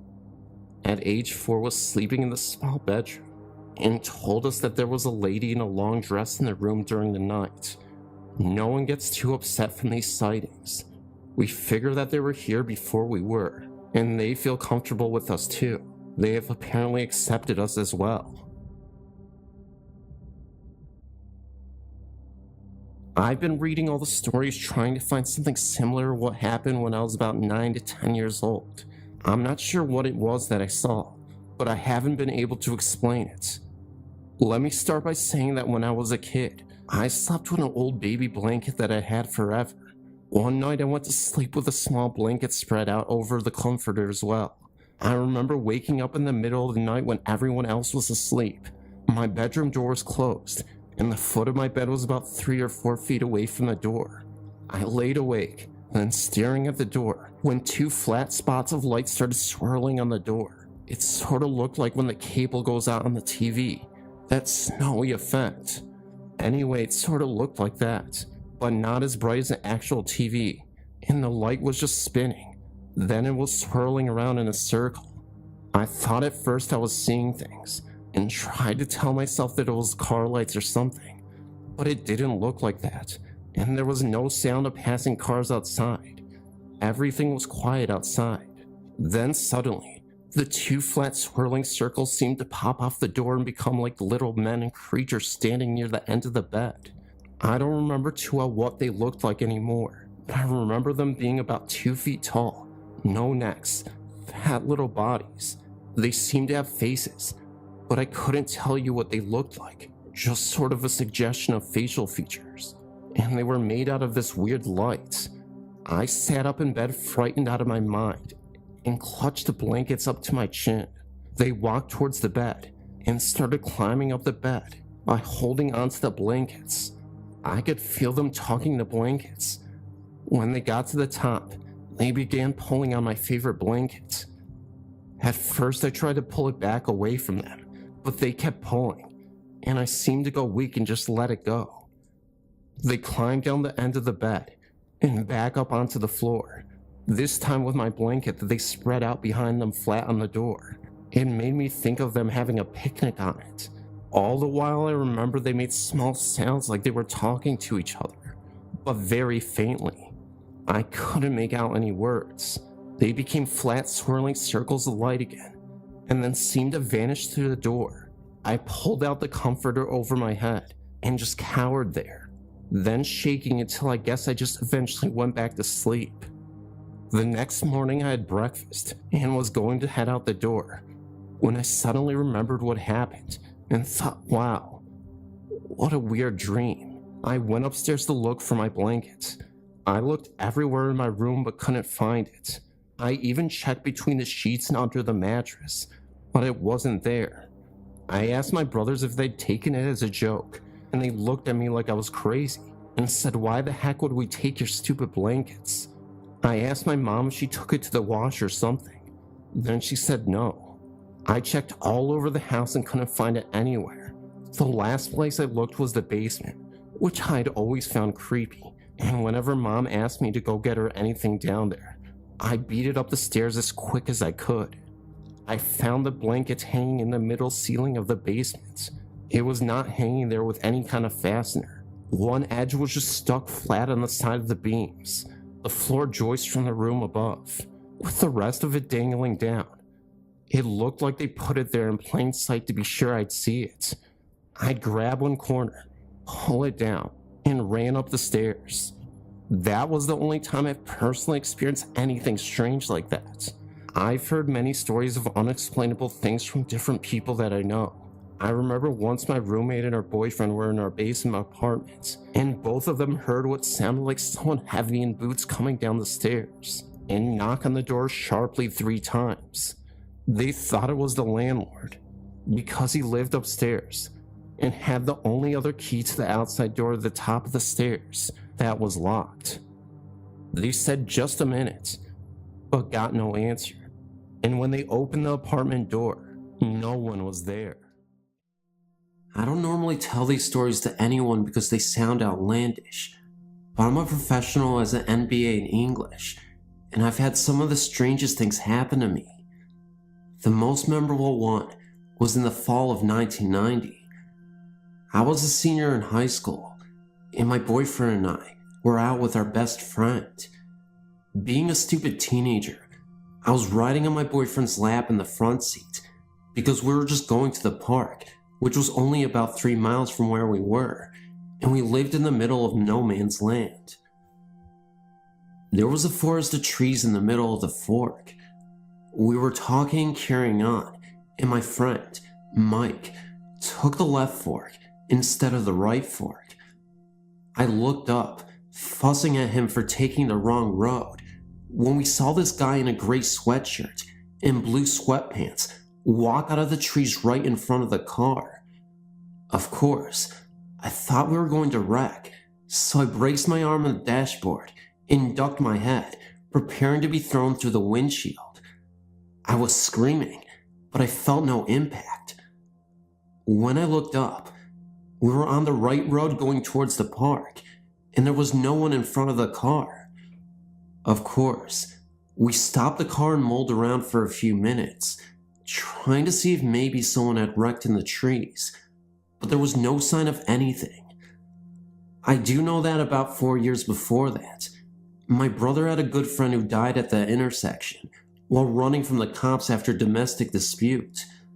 He never made the turn and went straight into the trees. He left behind 2 small children. Maybe it was him trying to go home. My next experience happened with a Ouija board, and I can promise I'll never touch another one. We were trying to contact a friend who had passed away about a year earlier. I asked him to prove he was who he said, and he gave us some details that each of us in the room would know about him individually, but not collectively. I asked him to prove he was there. I heard something happening in the laundry room, and I threw the board into the hallway and went to look. All the cabinets above the washer and dryer were open, and all the storage sheets were laying all over the floor. My cat's food and water had been pushed to the opposite side of the room. It was too scary for all of us. We camped out together in sleeping bags on the floor, as close to one another as we could. And this is my final story, because this one is happening presently. I had a daughter 2 years ago. I decided to pass on my middle name, which has been a family tradition for girls in our family for years, Grace. The wild thing is, My daughter was due on June 21st, which I thought was cool because it was my brother's birthday, but she was born on May 27th, 1996, exactly 1 year to the date of the death of my Aunt Grace, whom I loved during life. She was my godmother, and she never had any kids, and I felt it was a meaningful tribute to her. Anyways, getting to my point, my daughter was born very sick, but became healthy very quickly. She has grown into a radiant little girl. We have moved 5 times since she was born, my job and me traveling, and we finally decided to settle near one set of my grandparents, so she could have the loving support I never had. So we moved to Atlanta. The strange thing is, I've noticed that she always has the coldest room in the house. My husband makes a joke out of it, since he is always hot, that he doesn't know how we always do that. I believe it is my Aunt Grace watching over her, her guardian angel. I've been in her room, putting her to bed, reading her a story, and felt someone sit on the bed with us with a great thud. My aunt was no little woman, but always a beautiful one. The strangest thing that has happened recently is that an old makeup case with a camo on it, with the powder still in it, has appeared in my home. I know I did not get this from my mom because we do not speak. It sits in my bookcase. When my husband and I married, I decided to use her wedding band, but it causes blisters on my fingers and always appears in the jewelry box that I keep in my daughter's room. So now I know. My Aunt Grace wants my daughter to have it instead of me.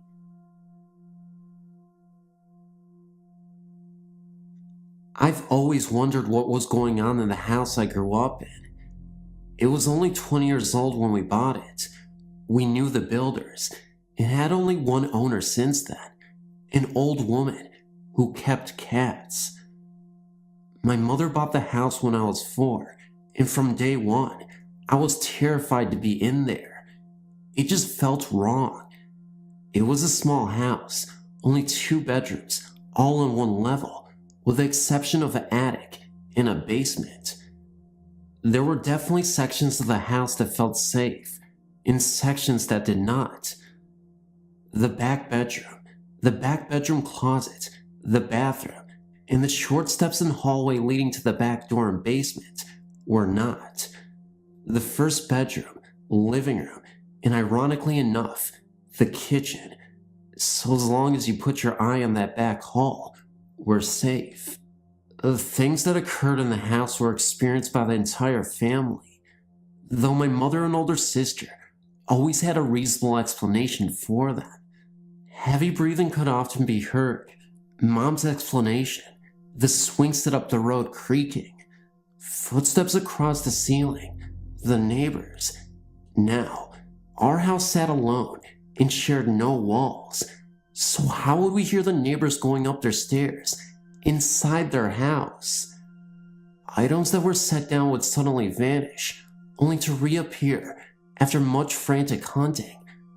But worse than that was the feel. People were loath to do anything that would make a loud noise. Vacuuming, showering, flushing the toilet, frying food, anything that made a cover-up noise. It always made you want to spin around and run when you couldn't hear past the noise you were making, as if for allowing something to sneak up on you. When anyone went down to the basement, which housed the washer and dryer, they inevitably ran down the stairs. Those stairs, you just didn't want to be caught on them. My mom was a compulsive decorator, and the only spot in the house that did not boast ornamentation was the hall leading to the basement stairs. Even she couldn't bear to be in there long enough to hang a picture. Once in the basement, the person felt compelled to keep a running, shouted conversation with whomever was upstairs. You did not want to be cut off down there. Sleeping in this house was a nightmare. The overwhelming fear of shutting off the light and daring to sleep. Myself and my niece both experienced this. In the back bedroom too, there was a closet. The closet door had a tendency to suddenly slam open. My mom's explanation, it was hung crooked. When I was 14, tired of it, I put a latch on it. Some years later, the door flung itself open, hard enough to send the latch flying through the opposite window. Hung crooked indeed. The most terrifying event in the house was experienced by myself, my niece, and my dog. We were sleeping, both in my room. My sister was asleep on the sofa, and my mom in her room. Jennifer and I were awakened by a voice from the area of the basement calling my name. I thought it was my sister and asked her what she wanted. I woke her up. It had not been her. I woke my mom up. It wasn't her either. While I was talking to my mother, the voice came again, telling me to come to it. My niece asked my mom if she had heard it, and my mother replied that she had heard nothing and that we were dreaming. Both of us dreaming the same dream. Okay. It went on all night, and my dog, guardian of my well-being, hid under the bed and whimpered. We lived in the house for 17 years. During that time, we had bedding switched from one bed to another, tapes and records moved under furniture, and perhaps the most puzzling, we came home daily for a week to find bowls of hot food and cups of steaming tea set out as though someone had just been there, yet the house was locked. We had a neighbor watch the house to make sure the kids weren't coming in, but nobody was seen to enter. To this day, whenever my niece or myself have a nightmare, it is set in that house. No dreams that take place in the house turn out to be good ones. I've actually had dreams that were going along fine until I realized where I was. I also remember having a dream that I was married and my husband had purchased a house. He took me to see our new house, and you guessed it, it was 4 Harrison Court. In the dream, the most amazing wave of terror swept over me at the thought of stepping into the house again. We have no idea what was wrong with it. We know the woman who bought it from us, and she still lives in it.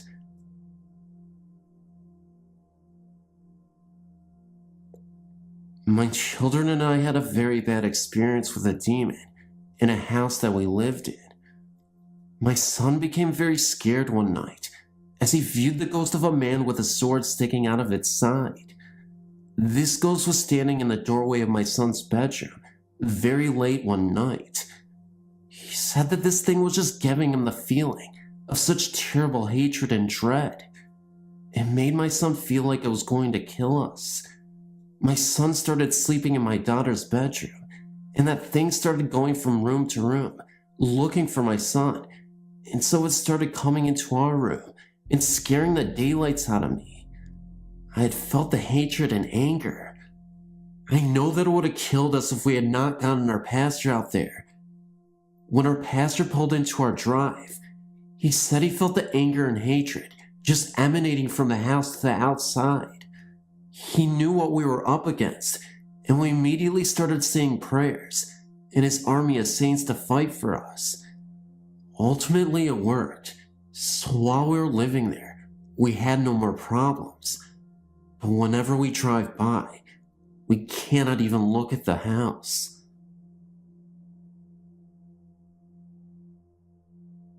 Reading some of the stories that your readers have sent you brought back a memory I thought I had long forgotten, and I would like to share it with you. Unfortunately, or fortunately, depending on your point of view, it did not occur to me, but instead happened to a childhood friend of mine. Being an ex-army brat, part of my childhood was spent in a suburb just east of St. Louis called Spanish Lake. It was called that for a lake that was near there and a favorite hangout of many of the townspeople. A nice lake during the day, but at night, it was said that the ghost of a sunken Spanish galleon walked the shores of the lake, especially during the summer months, in search of what was unknown.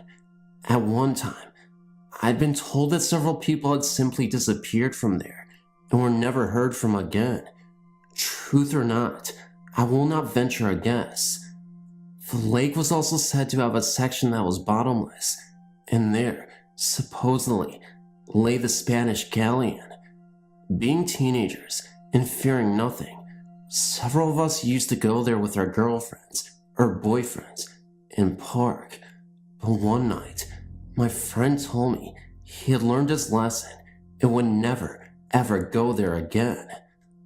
I came out of my house one summer's day in 1971, and I saw Randy up the street, absolutely throwing a fit, yelling, screaming, cursing, and in general, having the proverbial cow.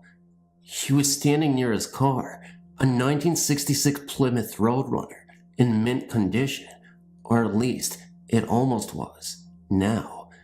Something you must understand is that this car was Randy's pride and joy. He babied the car, and it was one of the fastest cars in the area at the time, as well as one of the sharpest looking cars. It was a painted metallic turquoise and built to the hilt. I asked him what he was so pissed off about, and he showed me. What I saw scared the bejesus out of me. It looked as if someone, or something, had ran their fingers down the entire length of the passenger side of his car and completely melted the paint where they had touched the car. He told me that he and his girlfriend, the night before, had gone to their favorite spot on the lake to be alone. He told me that they had been there long enough to fog the windows a little.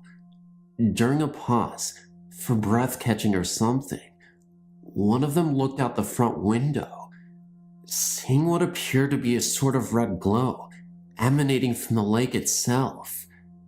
At first they tried to ignore it, their attention on each other, but, unfortunately, they both became rather interested in it. Randy told me that within the glow, he started to make out what looked like a ball, just a little brighter than the glow itself.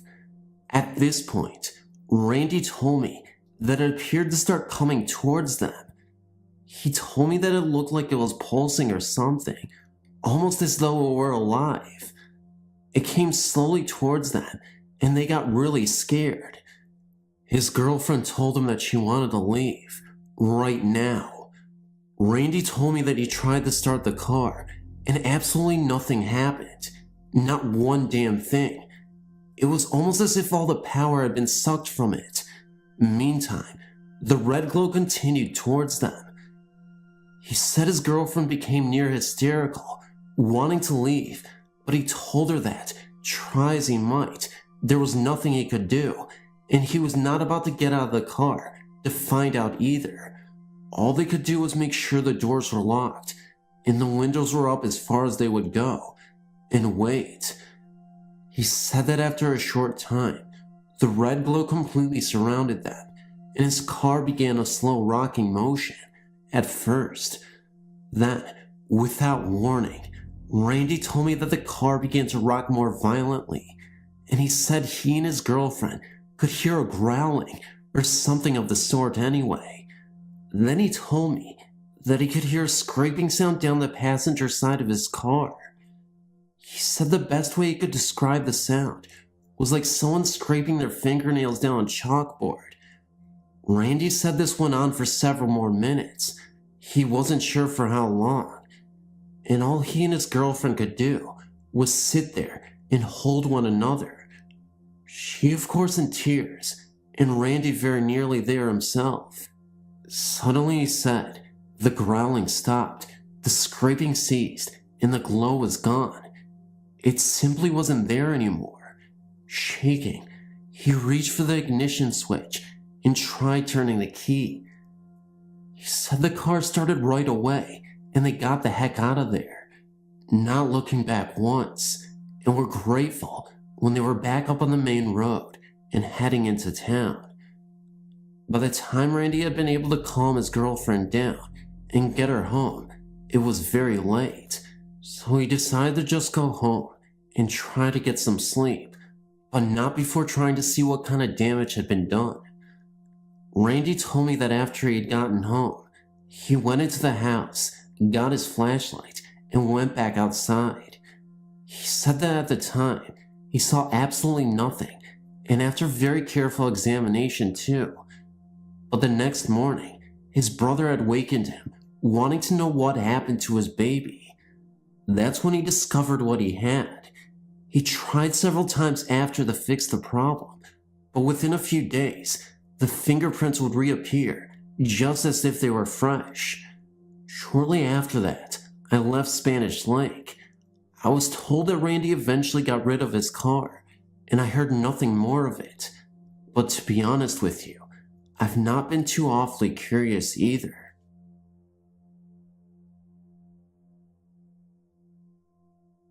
When I was about 13 years old, I used to babysit quite a lot in my neighborhood. Back then, I didn't believe in ghosts or the paranormal. I lived in upstate New Jersey at the time. My foster family had recently moved into a new housing development in a small suburban town near the New York state border. The house next door to us was an old farmhouse. The housing development had been built on what had been the farm. The farmhouse had supposedly been built during the mid to late 1700s. When I came home from a babysitting job late one night, I looked out at the window for several minutes at the stars, trying to find the different constellations, as was my habit just about every night. Then, I saw a ball of mist, which appeared to be walking down the middle of the road. I thought that it must be some kind of gas or water vapor, although I'd never seen anything like it in my life. It seemed so deliberate. It never veered from the road. I watched it go to the end of the block and make a right into the woods that led to New York State. It was weird, but I figured that there must be some rational explanation for it. The couple who had just moved into the old farmhouse needed a babysitter for a Saturday night for their 4-year-old daughter. I agreed to babysit. I arrived at the couple's house about 7 p.m. on a hot summer night. As soon as I entered their house, their Doberman Pinscher ran up to me and started barking at me and howling. He wouldn't stop regardless of what the couple tried to do. His howls became shrill and he began to growl at me. I'd never been afraid of animals, as I'd grown up around dogs and I like animals very much. This dog really scared me just the same. The husband put the dog down in the garage, where it finally stopped howling. I met the little girl, and then the mother put her to bed in her upstairs bedroom. When the couple left, I turned on the TV. Despite the hot night, there was not even as much as a fan in the house, yet the house was comfortably cool. At about 10 or 11 p.m. that night, the TV began to have interference, and the lights dimmed noticeably. The television began to get so much interference that it became impossible to watch. The lights dimmed even more. I thought that there must be something wrong with electrical wiring in the old house. I sat by the light and began to read. The house was becoming cooler. Despite the hot night outside, this house was becoming cold. There was an Afghan on the back of the couch, which I wrapped around me. I went to the window, wondering why it was suddenly becoming cold. The window pane was warm. It was certainly warmer than the house was at the moment. I tried to open the window to let the warm air in, but I could not budge any of the windows. The outside world looked so strange from inside the house, as though you were looking at something far away, or looking at a picture of something rather than reality. Then I began to hear what sounded like a light footfall at the top of the stairs. I could only hear them coming down, but not up, on about the top 1/3 of the stairway. I looked to see if this little girl had gotten up, but she was sound asleep, with her sheet tucked in around her. As I sat reading, the footfall became closer and got louder. I stood by the stairway and watched. I saw nothing, but could still hear the footfall. I thought that this old house must be still settling to be making all this noise. Then, the footfalls began a pounding and seemed to reach the end of the stairwell. They were closer together, loud and insistent, but always only descending the staircase, never ascending it. Then, I heard a loud bang from the room, directly in line with the stairway at the top. I raced to the room, thinking that I might find a little girl there, or a small animal which might have gotten into the house and knocked something over. I turned on the light to the room. The room was very cold, and the light was very dim. The child was not there, and nothing was out of place. I recalled promptly from the small frigid room. The hairs at the back of my neck were standing up, and I felt a strange sensation, as though a current of electricity was coursing through my spine to the base of my skull. I checked on the little girl, who was sound asleep despite the racket, and still tucked her snugly into her bed. At this point, I was getting scared, but figured that there must be some rational explanation for what was happening. The footsteps continued their pounding, but now they descended all the way to the foyer. There was a deep shag carpet runner along the foyer. I could hear creaking floorboards beneath it and indentations in the carpet as though someone were pacing on it. I thought that there must be some really small animal on the carpet and decided to try to catch it. I planted myself in the middle of the carpet when something came over me. Everything went dark for a second. I felt as though someone had thrown something over my head, and for a few seconds, I couldn't breathe. This was no small animal. I was petrified. I ran up the stairs to check the child, and she was still fast asleep. After the incident on the carpet, the foothills started making their way up the staircase. It was like a playback of what had been going on most of the night, only in reverse. By the time the foothills reached the top third of the stairwell, they'd stopped the incessant pounding and were only slightly stepping, yet still only descending the stairway. Finally, they disappeared entirely. The lights resumed their brightness, and the television was no longer bothered by the interference. By this time, it was about 2 a.m., and the stairwalking had gone on for several hours. All through this, there had been not one peep from the dog in the garage. The couple returned home about 4 a.m. They asked me if everything had been all right. I had felt as though I had been losing my mind. I just told them that everything had been okay.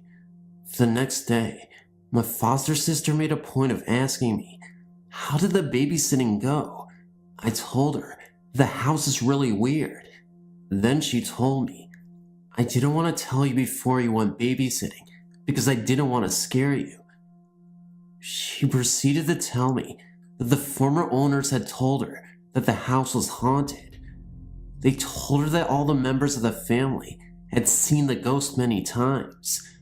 They explained that one of the original owners of the house, a Mr. H, had committed suicide by hanging himself from the attic door, which was directly above the top landing of the stairwell. They'd taken my sister for a tour of the house. When they had been renovating the house, they had discovered that the house beams and studs had been joined together by wooden pegs and not nails. This was a very old construction technique that was used because making wooden pages was easier than having to make nails. They took my foster sister for a tour of the cellar, which consisted of a maze-like collection of windowless cubicles. In each of the cubicles were manacles for hands and feet. Had Mr. H bought slaves to use as farm workers? In that area, the growing season is short and the winters are long and cold. Buying slaves would hardly have been cost-effective for such a short period of time. Long ago, the land there had belonged to the Rampo Indians. Had Mr. H taken these people as seasonal slaves and dispensed with them after harvest time? My friends went down to the town city hall to check the records of the house. The records show that the house was considerably newer than had been thought, about mid-19th century. This was after the slavery had been discontinued in the Northeast. The former owners of the house, who were also builders and renovators of old houses, said that the mode of construction that was used in the house would date the house as being much older. I guess we'll never know who was kept manacled in those airless little rooms in the cellar. We'll never know why Mr. H was driven to suicide, or if his death was indeed a suicide. Was the ghost that of Mr. H, or of someone else?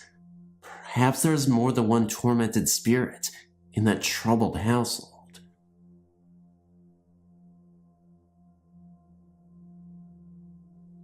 I'm from a very small town in Madison Parish, Louisiana.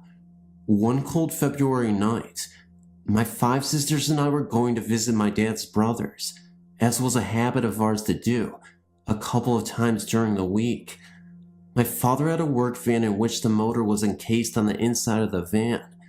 Since it only had a driver's seat and a passenger seat, some of us had to sit on top of the motor case. This night, in particular, we took a different route to our uncle's home for some reason unknown. As we turned onto a side street, only one of my other sisters and I saw a woman with long flowing brown hair down to her waist in a long flowing white nightgown glide across the street about 1 or 2 blocks ahead of us. My sister and both looked at each other at the same time and said, "Did you see that?" 1 second she was to our left, and the next she was across the street and then just vanished. When we got home later that night, I told my mother what my sister and I had seen. She said that many years ago, I'm not sure if it was in the early 1900s, a young lady who lived in that area was to be married. On her wedding night, her fiancé was tragically killed before the wedding could take place. The bride, who was very much in love with her fiancé, pined away and died from the grief of her loss. My mother said that my sister and I were not the only ones who had seen this lady. I'll never forget the apparition that I saw that night, and I truly believe that what I saw was a ghost from the past.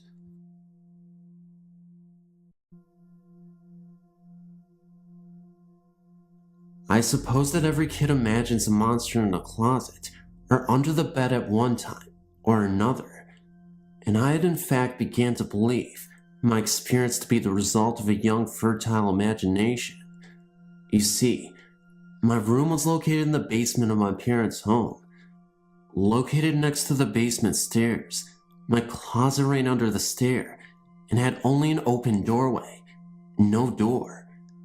As I lay trying to sleep at night, I was sure I could discern a pair of glowing red eyes staring at me from the closet doorway. This always filled me with a sense of fear and trepidation.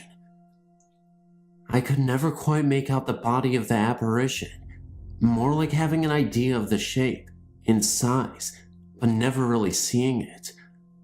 I also had the strange feeling that the apparition indeed wished me ill. Furthermore, there was some force that restricted it to the closet. However, as I said, I'd begun to doubt the evidence of my own experience. Until years after I'd left the family home, my cousin came to stay with my mom and dad due to family difficulties. She stayed in my former room. Mom informed me that she was having trouble sleeping. However, she could not seem to get her to give any reason as to her apparent insomnia. My mother asked me to talk to her, fearing her difficulties stemmed from the problems in the family. She further believed that being closer in age might make it easier for her to open up. She described to me exactly the same manifestation I had imagined when I slept in that room. After a room change, she was once again able to sleep comfortably at night.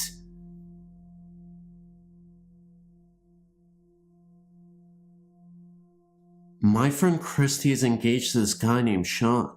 Sean has lived for most of his life at his parents' house in Cincinnati, Ohio. Sean's house is very old and just happens to be in a development that is situated over an old Indian burial ground. For as long as Sean can remember, there has been a ghost in the house. It imitates the voices of people who live in the house. There are many instances of Sean or his sisters being alone in the house and hearing one of their parents begging for help downstairs, only to go to the parent's aid and discover that the parent is not in the house. Sean even recorded it once while he was recording himself playing drums. In addition, there is a spirit that follows them and visitors around the house. It is a tall, dark figure wearing a hooded cloak. It has never harmed anyone, but merely made them feel uncomfortable.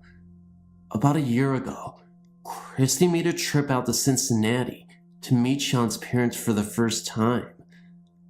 He didn't want to tell her about the house because he didn't want to spook her. Sean's parents invited her to stay in the guest room, and Christy accepted. The first night of the visit, Christy was sound asleep when she woke up suddenly and felt something icy slide over her and felt like something was watching her. She got spooked and went over to Sean's room and slid into bed with him and stayed there for the rest of the night. Sean didn't tell her at the time, but the hooded figure followed her into the room. The same thing happened the next night, and Sean finally told her. She refused to stay in the house another night.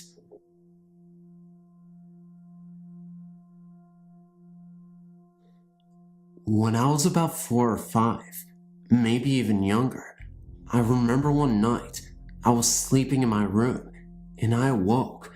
I don't know why I did. I may have been dreaming. Anyways, I looked ahead of me to my wall and there was a face on it. It was blue, looked human, and this may sound strange, but I had a hat on that looked like one of those Arabian towels that they wrap their heads with.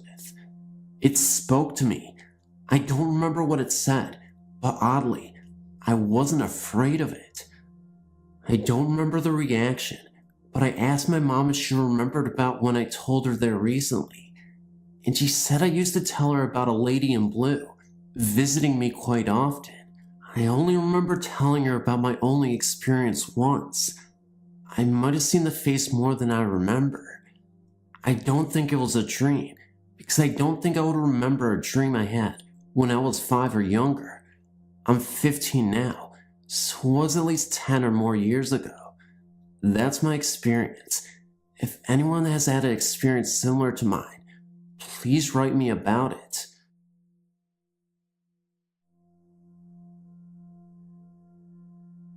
I've only had one paranormal experience. It happened last October when my boyfriend had temporarily rented a trailer. We had lived there for almost 2 months and nothing out of the ordinary had happened. One afternoon, he decided to take a nap and I was in the living room watching TV. I started hearing this really strange continuous screeching noise.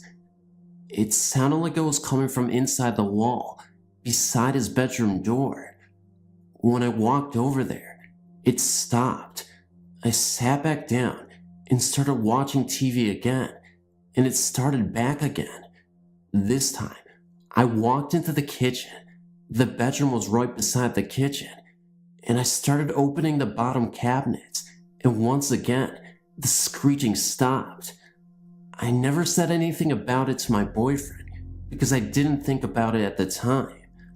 A couple of days later, we were in the kitchen eating breakfast, and he told me that the day before, when he was there by himself, that he had heard a weird, loud, screeching noise. He said he tried to find where it was coming from, and it would stop when he'd look. I told him that the same thing had happened to me while he was asleep a few days earlier. We both talked about ghosts and laughed about it, pretty much dismissing it as a joke. A few nights later, His mom came and stayed the whole night and was asleep on the living room couch. This particular night, we were sleeping in the bedroom on the opposite end of the trailer. It was really late, probably around 3 a.m., and we had been laying there talking when I started hearing this noise. It was kind of like the screeching, but much quieter, and screeched in intervals, like footsteps. I thought my boyfriend had dropped over the side of the bed, making that noise with his hand against the plastic on the mattress. I said, "Brian, quit making that noise." He said, "I'm not making that noise," and held up both of his hands. He looked at me as scared as I looked back at him, and he said, "Get up and get dressed." As soon as he said that, you could actually tell where the screeching was moving through the room to the corner beside the bed and feel this undiscernible presence, and all of a sudden, the screeching just went crazy and so loud. It was right there. Needless to say, within a split second, it was the only one there. Now you can imagine two grown adults running into the living room to wake up his mom.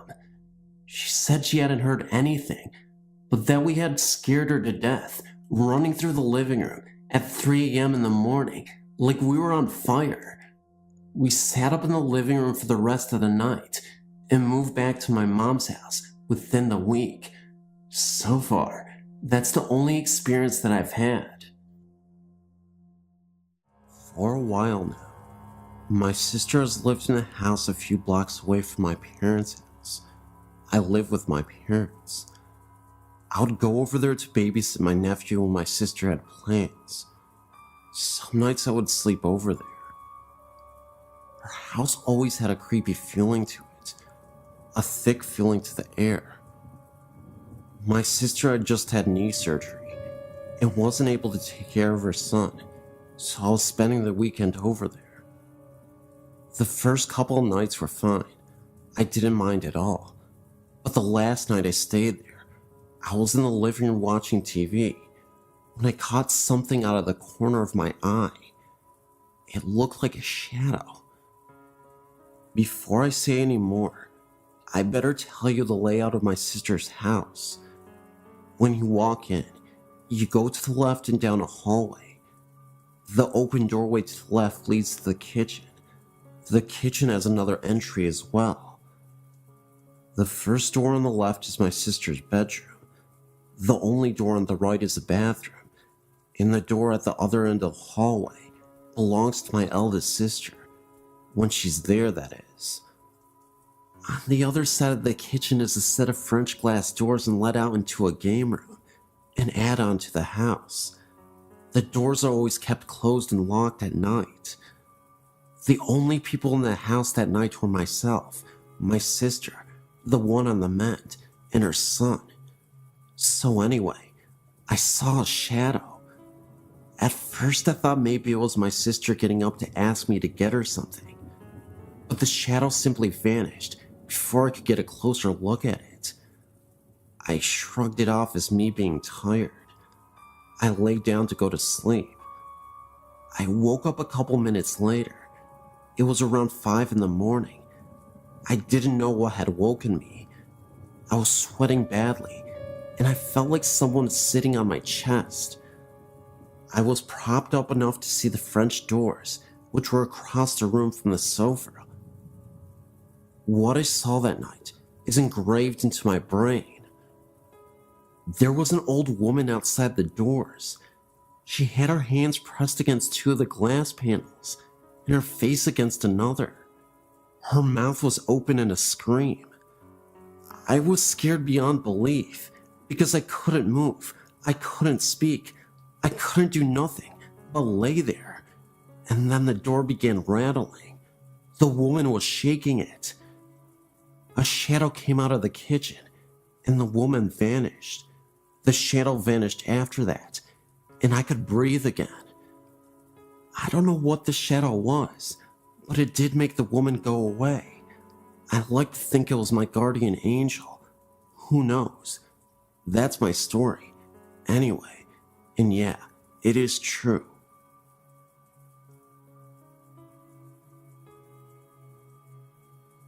My mother was born in Austria-Hungary in 1908.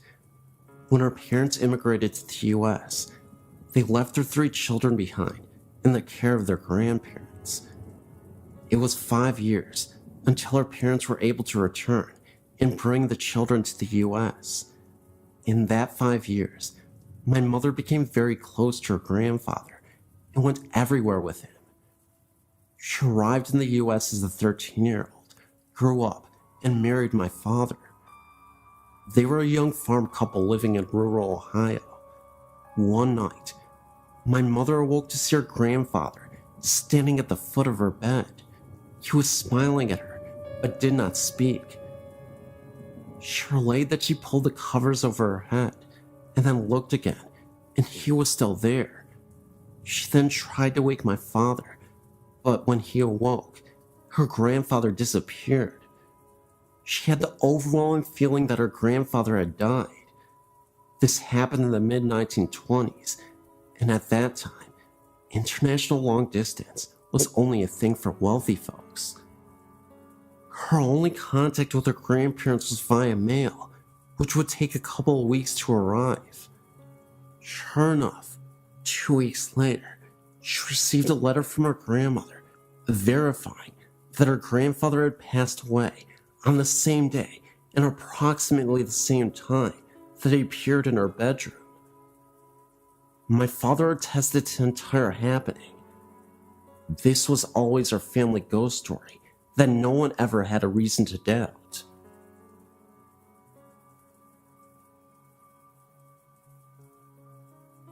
My parents live on a farm in Sugar Grove. My stepdad grew up here with his family as a child. On Christmas Eve in 1964, his dad went into town to pick up the grandma for the holiday. With him, he took a younger daughter and his younger son. On the way home, there was a terrible accident, and everybody died except the daughter. Over the years, the farmhouse was used as rental property until my mom met her husband. They have lived here now for 6 years, and have had many experiences with the spirits of this home. I, too, have had some of the same. There are many, many voices that we hear.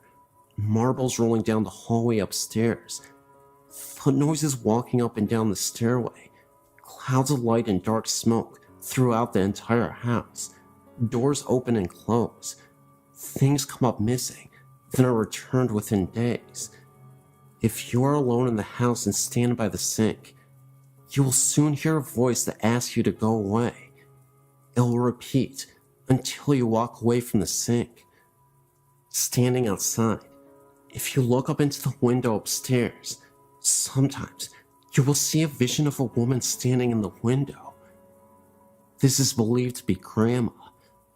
I have an 11-year-old daughter that has walked into the downstairs bathroom and ran out, stating there is a man standing at the bathroom sink. He will only turn his head and look at you, and then turn back to the mirror. He hasn't spoken yet. When my parents first came here, they slept upstairs. They had to move to the downstairs room in the winter because no matter what room you are in up there, it is ice cold. We have used electric heat sources to try to generate heat, but it doesn't work. There are also apparitions of faces, white in color, etched into the door of the master bedroom. These appear darker at times and lighter at other times. They appear to be stuck in the wood of the door. It's believed by everyone here that the spirits and happenings of this house are all those family members that were killed in the crash. After all, they all did reside here, and I think they still do.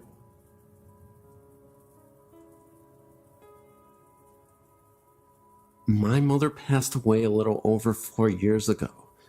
Since then, we have seen her, usually in dreams, and my father has actually seen her many times in her home. My mother had been sick with congestive heart failure that took a turn for the worst for about 2 years. My dad cared for her day and night. Finally, the last trip to the hospital was supposed to be a routine trip to remove excess fluid. On the way to the hospital, my mother made a prophetic statement to him that she would not be coming home again. When she was given the diagnosis that no further help was available to her and she would be sent home with hospice, she refused and decided to die in the hospital instead of at home because my father had to continue to live there and she did not want him to find it hard to stay at their home. 9 days of excruciating pain from a failing liver and kidneys, and unable to get her breath, she succumbed to death only after the last of our immediate family visited her on that day. It was as if she had waited until she had seen her husband, children, grandchildren, and son-in-laws before she was ready to go. 10 minutes after the last visitor, she breathed her last. Oddly enough, the grandfather clock in my parents' home stopped on the exact time of her death. My father has refused to rewind it. After 60 years of marriage, my father has been so lost. For the first year, she appeared to him frequently with a smile on her face, and one time told him, "I love you deeply, and just want to make sure you are okay." She still appears to him, just not as frequently as the first year. Recently, my sister and father had found a picture she had painted and had it framed to give me for my birthday. My dad saw my mother the morning they gave me the gift and said she was holding a shopping bag with a wooden frame sticking out from it with a huge smile on her face. He said they communicated without talking, and he knew she was happy and proud I was getting the picture. I've seen my mother in dreams, but only one stands out as a possible contact with her. In my dream, I was looking through the picture window at my parents' home and saw her sitting in her chair with my father standing over her, talking and smiling, as if he was catching up on recent events. I went inside the house and she looked at me and smiled. I remember how peaceful she looked and so healthy. I remember saying, "Mama, how can this be? I saw you in the casket at the funeral home." She just smiled at me and said, "Well, sometimes these things just happened." I replied, "Well, I don't care how it happened. I'm glad to have you back. I've missed you."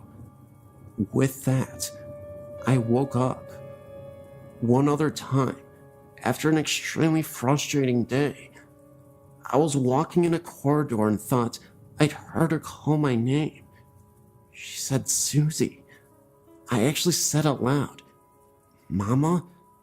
She was not even there. My sister says she has dreamed of her, but never actually have seen her. My son slept in my mom's bed about 6 months after her passing, and said sometimes in the night, he felt her sit down on the side of the bed. He knew it was her because he could smell her perfume.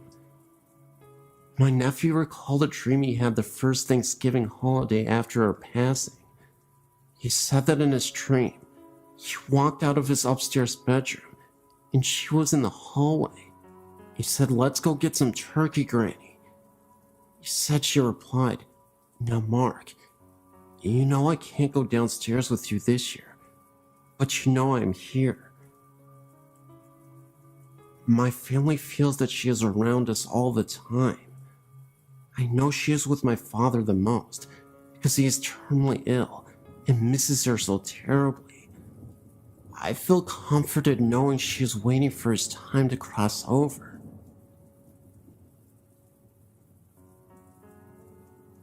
My mother is a current janitor working at Rockford College, and one of the buildings she is assigned to cleans happens to be the Burpee building. There, she and some of the other ladies that work with her have lunch in that specific building every work night. A while back, She told us that during her lunch break, she saw what was a female figure walk past the room they were in. She said she wore a blue dress and had blonde hair. The room has a mirror that faced the only door of the small area. She said, and I quote, "I glanced at the mirror, a habit of doing when you're in that room a lot, and saw this thin, transparent figure walk past the door. I thought it was one of the other girls that was walking by, but it wasn't until I realized that no one that night was wearing a blue dress or had dyed their hair blonde. I walked out to see if it was a trespasser, but saw no one in the hall. I called security and asked them if they allowed any blonde, blue-dressed girl on the property. They denied doing so, confirming my suspicions that it was possibly a ghost. This is just one of the stories that she has told us during the last 2 years of her encounters with the burpy ghosts."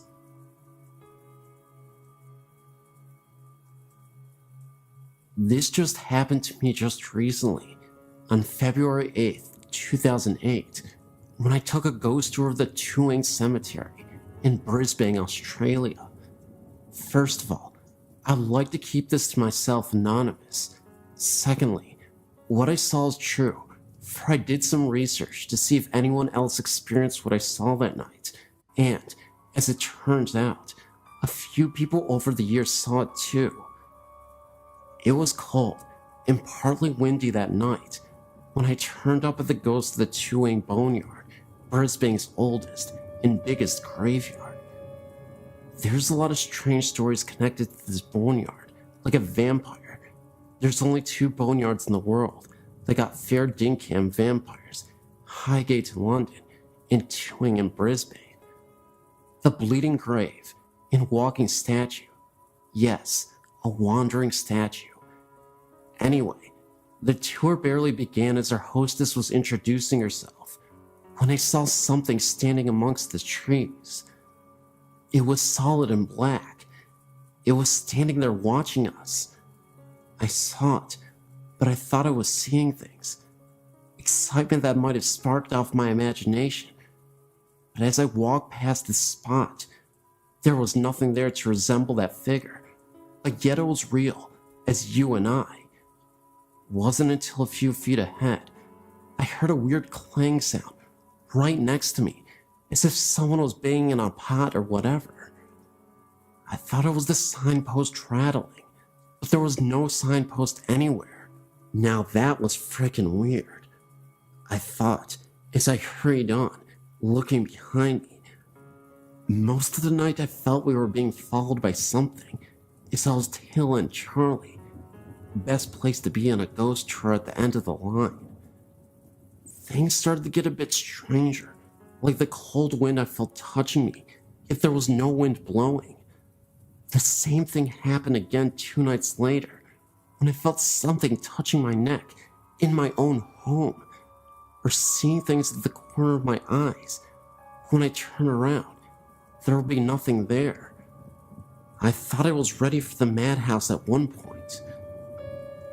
I know that I saw something, so I researched it, and as it turned out, others saw that same black figure at the same spot where I saw him or her, whatever the heck it was, and heard the same clanging sound I heard, so I didn't imagine it at all. I hope I didn't. That's my story. I've got other great spine-chilling tales, which I'll put up ASAP, but this was the first experience I had in years, except for the ghost of my dog who came back for a few nights to bark goodbye to us.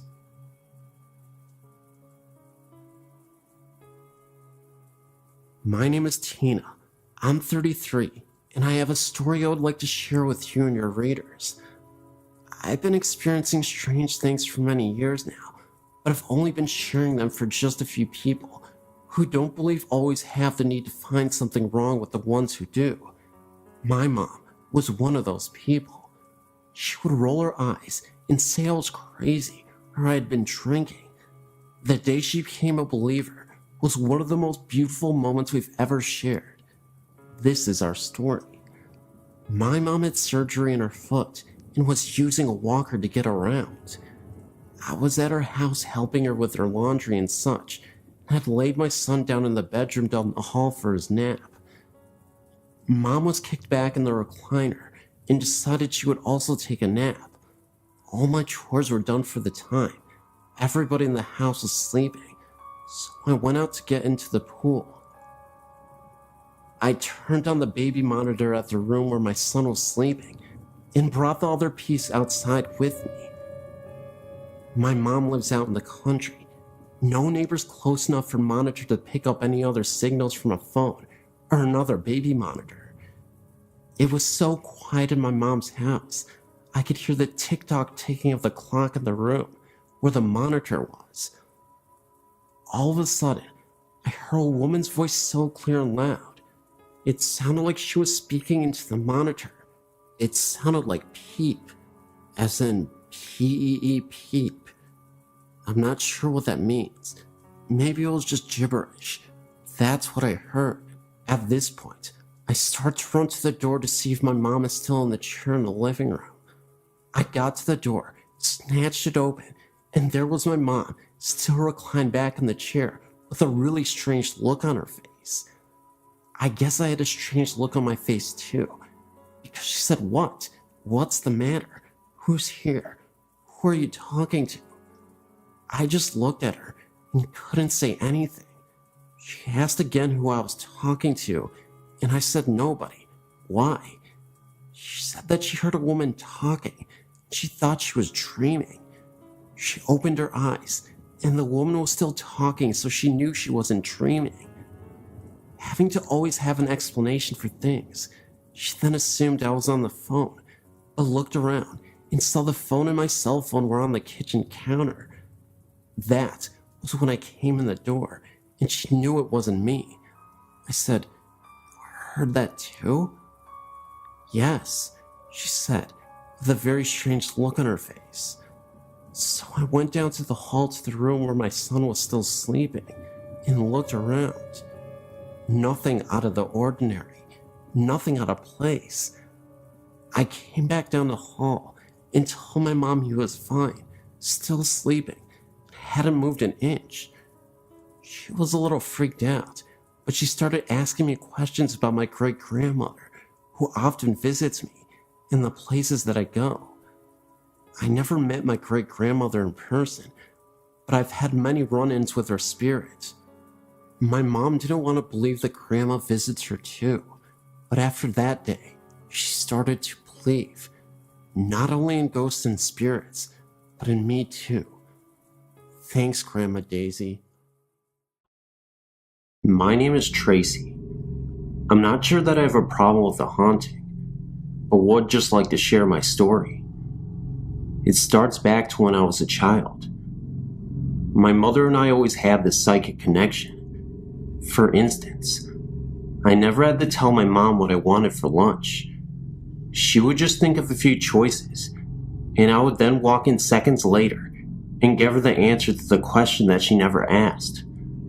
Now, this happened just a few times. I would have washed it off to coincidence, but this happened all the time. Now, as an adult, I get to do this with my children. It's pretty neat. I always had this psychic capability, not asking for it or concentrating on it. It just happens. Well, now with a little background on me, I'll get to the good stuff. When I was about 5 years old, my parents purchased their first house from an older woman whose husband had passed away, and she was moving to Florida. Hence the reason she asked us to keep her cat. From the moment I stepped into the house, I felt watched.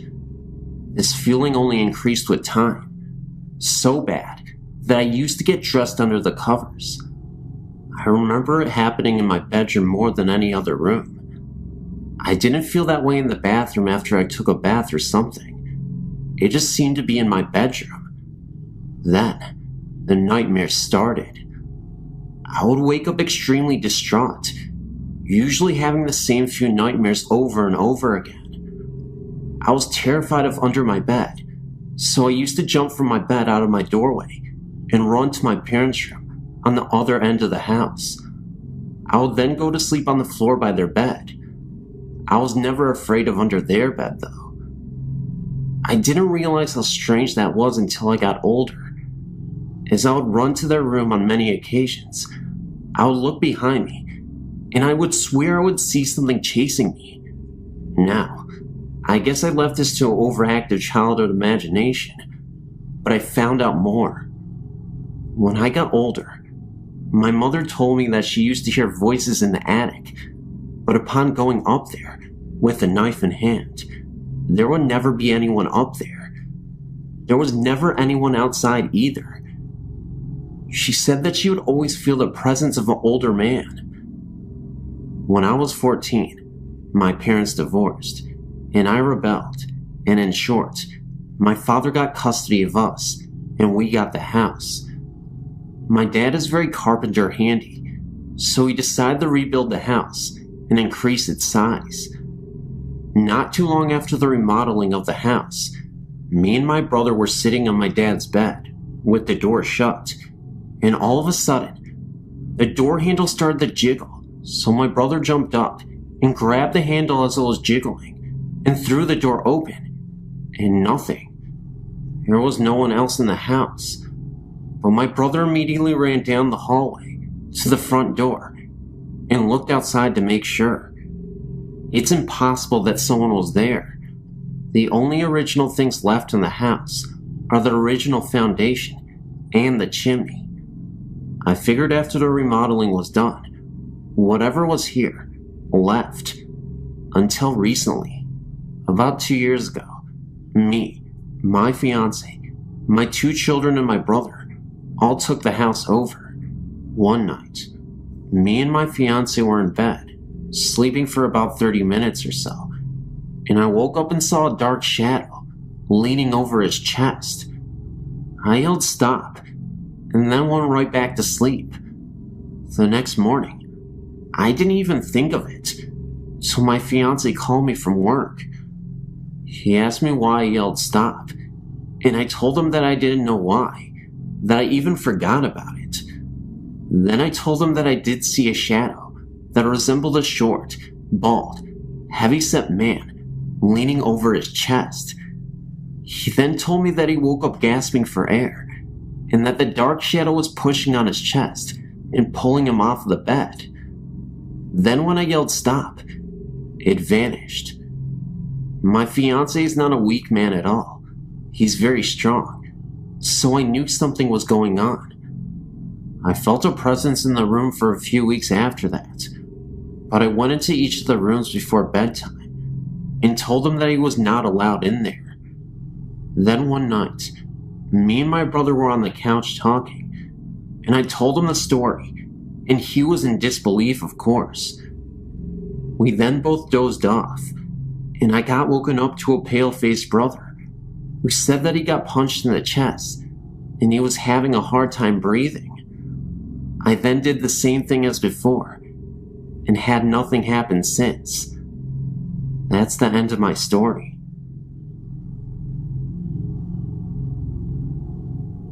Well, this experience takes place almost 30 years ago. It was on a cold February morning. In those days, I'll wake up at 4:30 in the morning to get my husband ready for work. I remember making him a fresh pot of coffee along with his breakfast and packing him a lunch for the day.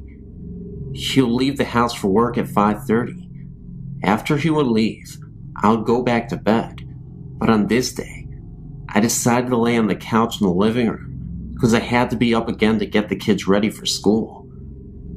As I was laying on the couch in the living room, I suddenly heard the front door open.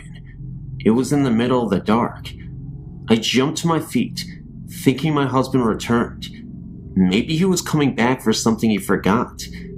As I approached the door, a man, a tall man, walked into the house. I was frightened. I backed away. I froze. Was he going to rob us? I shouted at him to leave, but he just ignored me and walked past me, as if I wasn't there. He was heading towards the kid's bedroom. I immediately ran after him, and just like that, he disappeared. I woke the kids and ran to my neighbor's house. We called the police who came and went throughout the house to make sure he was not hiding. They found no one. I was confused, no doubt, because I did see the strange man walk into this house. He was somewhat odd looking. I described him to the police as a tall man with a mustache. He was not wearing a coat, and I found it odd because it was the dead of winter, and he obviously would be cold. The police were polite and courteous, and told me to reinforce the doors with security locks, and left feeling a little like I was losing my mind. I did not just dismiss it. That night, when my husband came home from work, I told him what happened, and he too was worried, and the next day had Deadpolls put in. A few months later, I was preparing a potato salad for a picnic when my elderly neighbor called me to come over her house and change a light bulb for her in her bedroom. I noticed that she had pictures.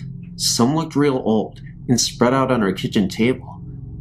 I sat down and started to look through a few of the pictures. Then I came across the picture of two men, one short and stocky, wearing a bowler hat, the other, a tall light-haired gentleman with a handlebar mustache. I recognized the mustachioed man immediately as the man I saw walk into my house. I asked my neighbor Phyllis who the men in the picture were, and she told me that it was her father and a friend of his. I told her that the man next to her father looked exactly like the man who walked into my house. She gave me a strange look and said, "Honey, he's been dead for over 40 years, but he used to live in your house. He was a barber, and he used one of the back bedrooms as his shop. The same room my kids shared. Could this have been the spirit of the man in the picture? I do not know."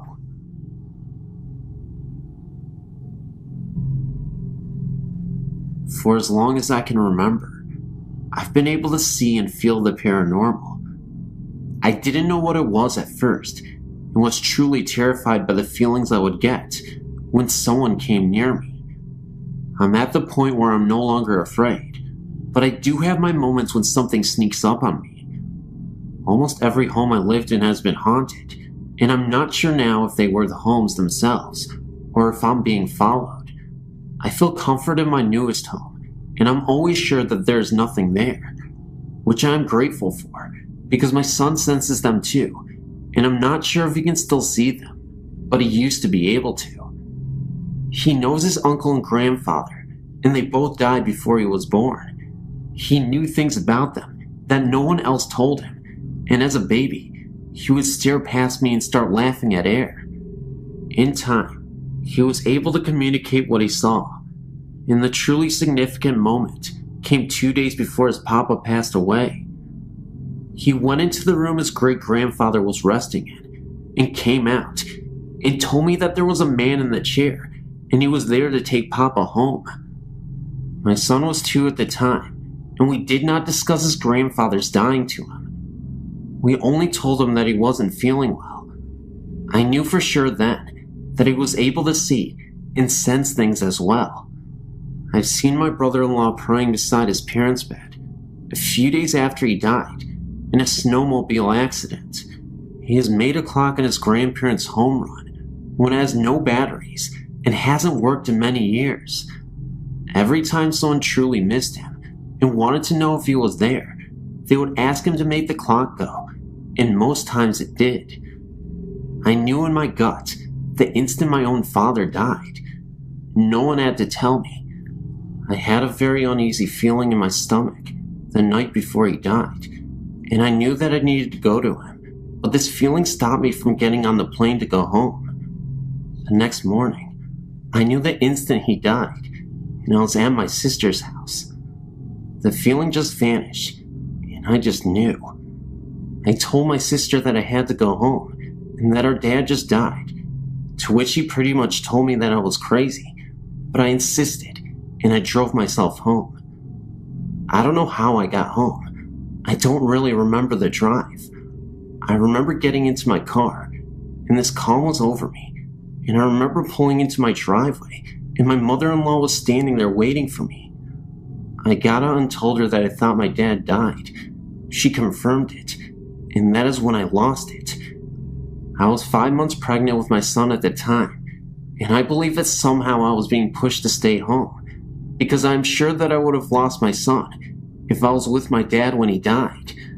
The stress alone nearly killed me. My dad used to come to visit me. He would turn the lights on and off to let me know that he was there. I could feel him around me. It has been a while since I felt him, but I know he's still around. A duplex I lived in had 2 spirits, a man that was not good, and a woman. The woman would unlock doors in the night and turn lights on. The man did not want us there, and I sensed that especially in the basement. A few people saw and felt both, but the woman kept him in check. The only time they really made themselves known, while anyone was awake, was the night that my cousin and I were looking on the internet at pictures of ghosts and demons. All of a sudden, there was a loud crash from upstairs. We raced upstairs, but nothing was out of place. I got a really bad feeling and ran upstairs to my son's room and grabbed him. My husband wasn't home, but I called him to come home. My cousin and I sat in my living room freaking out when I saw the man walk by me, and he was in black with a large brim hat. My cousin saw him too, and he had never previously had an encounter. It was as if he was telling us to stay off those websites because they were not good or something. All I could even remember was the absolute terror in my heart. The orchard I grew up on was haunted by more than 3 spirits. Not all of them are good, and they made it known that we were not wanted either. One spirit had befriended our family and would try to protect us from the little girl who wanted us out of there very badly. I believe that she and the little boy were my second cousins killed in a car accident with my great-grandfather, though no one has been able to confirm that. Walking down the stairs to the basement, the same step always seemed to break, and you would trip. It never actually broke, but 7 out of 10 times, you would trip on that damn stair. I mean, anyone would trip too. Faces would appear in windows. Gunshots would ring out behind our house, and no one was there. My dad even checked for footprints a few times, because the shots were that close. The taps in the kitchen exploded once, and there were the booming noises from within the house, for no reason. I saw the spirit of the cat my dad ran over a few times, and then there were the horses and cows that periodically freaked out over something no one else could see. There was also the drifting odor of the orchard of a dead animal, though it was never in one spot, and there were no dead animals. I used to feel like there was something under the stairs to the basement. It was an old house with old wooden stairs, the kind that had no back, and under the stairs was dirt. I always had a bad feeling about that, and would fly down the stairs as fast as I could, and run them up 2 or 3 at a time. My dad had renovated the house, and my brother and I were fortunate to have bedrooms in the basement. I got locked into my room one night, and we ended up having to take the hinges off to get me out. No lock on the door. When we were moving, I was sitting on the floor in my room packing, when all of a sudden, the mirror on my dresser came crashing down, shards of glass missing me by centimeters. My friend's family rented the house for my dad for a short period of time, and one night, my friend had fallen asleep in the area of the basement by the stairs. The hissing cat woke her up, and she looked to see something clawing out of the dirt. She didn't stick around to find out what it was. A few days later, her brother came bolting into the room she was sleeping in, my old bedroom, and grabbed her arm and demanded to know if she was practicing witchcraft or something. She didn't, because he had 2 perfect bite marks on his wrist, and when they looked at her arm, she had the exact same marks as if they had been bitten by fangs or something. Of course, they left shortly after, but not because of the things they experienced. I didn't find out about any of this until after they moved. An older woman bought the orchard, and when my sister went back to visit a year or so ago, she happened to mention strange things that were happening around the orchard. and asked my sister if she knew anything about it. My sister quickly filled her in about the yellow and green orbs seen floating around the house, the strange occurrences, and all the noises. The difference of what she had seen and felt was that she saw a cowboy, and we were told there was an Indian on the orchard protecting our family. Apparently, the land that my great-grandparents had settled on was once a battlefield, and our family had been told the Indian warrior died there in battle. The house we moved into after we moved off the orchard had its own spirit or two as well. My parents didn't believe me until a few years after I moved out, and my mom had been home alone, and the front door unlocked, opened, closed, locked, and she heard footsteps move around the house and up the stairs, and then they stopped. She also heard the kitchen cupboards open and close, and kept calling out to my dad. They lived alone by this time, but no answer. This continued like this for about half an hour. My mom got scared and refused to leave her bedroom until my dad actually came home an hour after that. She blamed him, but it couldn't have been him. He was at work. This was a frequent occurrence, but previously my parents blamed my brother or myself or the other until my brother and I moved out. There was also the time my friend and I thought we would play a trick on my brother and pretend that the house had been broken into. We trashed the house nicely, placing objects around as if they had been thrown or scattered in a rush. We were standing in the kitchen laughing about this whole thing when all of a sudden a hand reached up the window. You would have to be almost 7.5 feet tall to do this. We screamed and ran up the stairs to get the cordless phone. The doorbell started ringing, and knocking on all of the windows started. We called the police, thinking that someone was actually trying to break into the house. The police heard the noises and told us to stay upstairs until they got there. My brother and a bunch of his friends walked in at this point, and we started to accuse them when there was another noise outside, and my brother went out to investigate. I saw him chase someone down the street in a plaid coat, and then the person just vanished. My friend and I were hysterical by this time, and the police had just arrived. They brought canine dogs, and the only scent they picked up was my brother's, and that is because he had chased someone out of the yard. The dogs didn't pick up anything else, and there were no footprints anywhere, except the police and ours. My dad came home, and my brother and his friends swore it wasn't them. When the morning came, we all went out to check under the kitchen window for evidence it was my brother, and there was just no way that anyone could have just reached up that way the hand reached up. There was also the time that I came home, and the upstairs extension picked up while I was on the phone. I thought my friend had someone over, or it was a party line. Small towns used to have this, where 2 different residences shared the same phone line. She thought I was trying to scare her, because we could both hear breathing. I snuck to the stairs and saw the shadow of a man. I freaked out, grabbed a knife, and ran out the door. I called my sister down the street to come, and there was no way anyone could have gotten out, but no one was there when it was checked out. There was also the glowing eyes in the bushes up the street. I used to see those frequently at night, and once in a while was brave enough to go and check it out, to see if there was a dog in the bushes, peering out. There never was, and the hairs on my neck would stand straight up on end. I wasn't the only person to see this or feel this way about those bushes. Quite a few houses in the area were haunted as well. I would hear a man's voice in the house where I babysat, and so did the girl I babysat. It was detached and floating in the air. You would feel tugs on your shirt when your neck was turned, and lights in the basement would flick on and off. A friend of mine who was completely skeptical lived in the house previously and had confided in me that she thought something weird was going on in the house.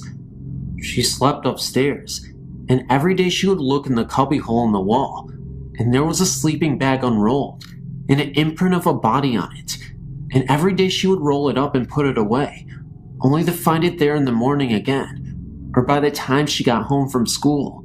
She showed me this one day, which made me uneasy, talking about the babysitting job there when new people moved in. There is so much more, but honestly, I'm getting tired and drained out. If you want to hear more, let me know. My story is not very complicated.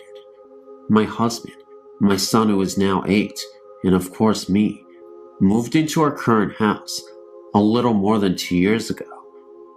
Once when my husband and son were spending a weekend at my brother-in-law's, I told my husband I was afraid of being alone in the house, even though I am reclusive by nature.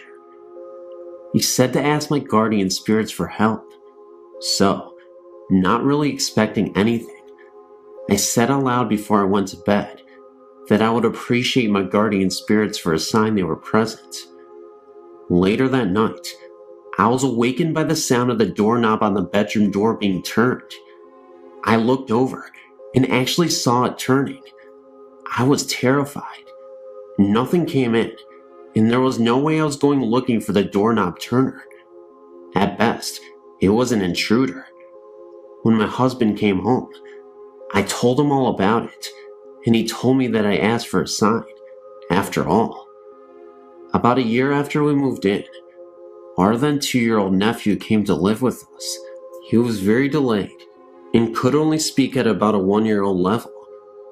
We made a playroom for the kids in the basement.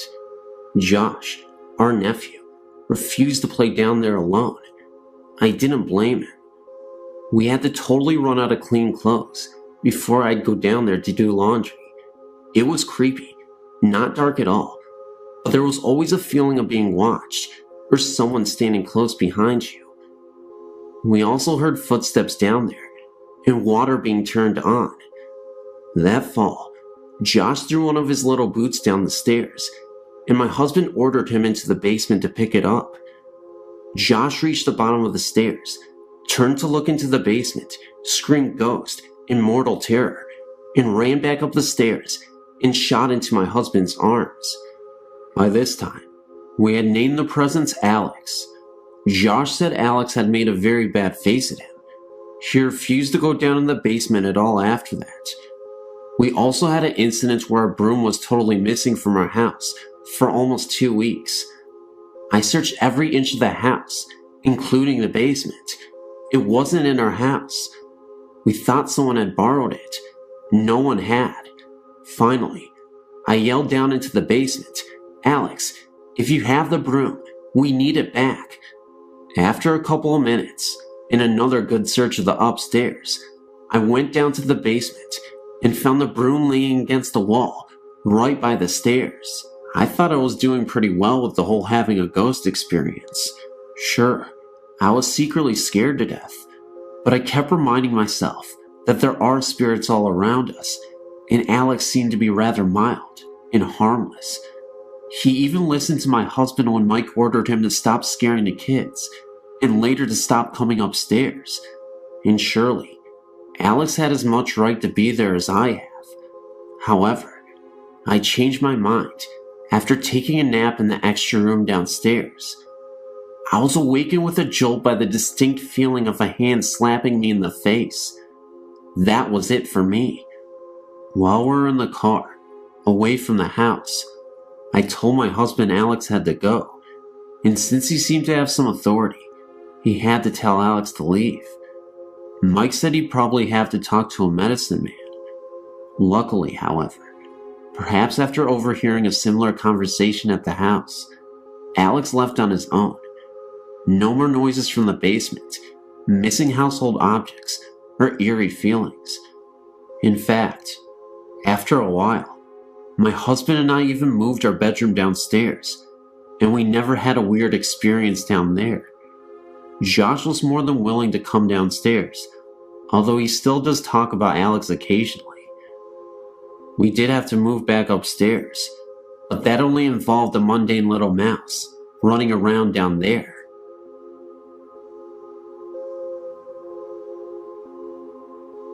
I had a friend in Arlington, Texas whose house had a ghost. Her family called it George, and they laughed about it. there was no malevolence involved. Their house was relatively new and not particularly outstanding. It was a classic 50s ranch house.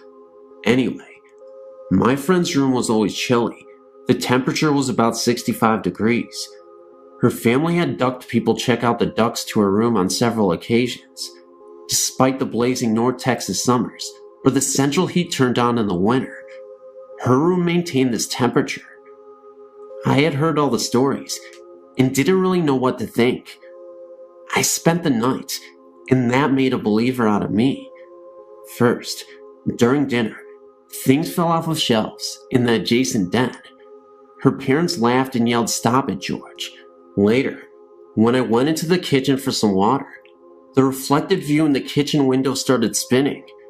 I was somewhat entranced, and then realized that the center of the spiraling image was the figure of a man. The figure was getting closer and larger. I ran into the den before I saw any more.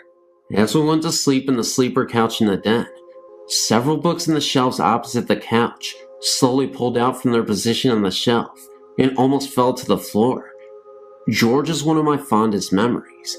My friend and I had other strange encounters after that, including many that didn't involve George. I think that some people are more receptive to energies and have more of these events than other people.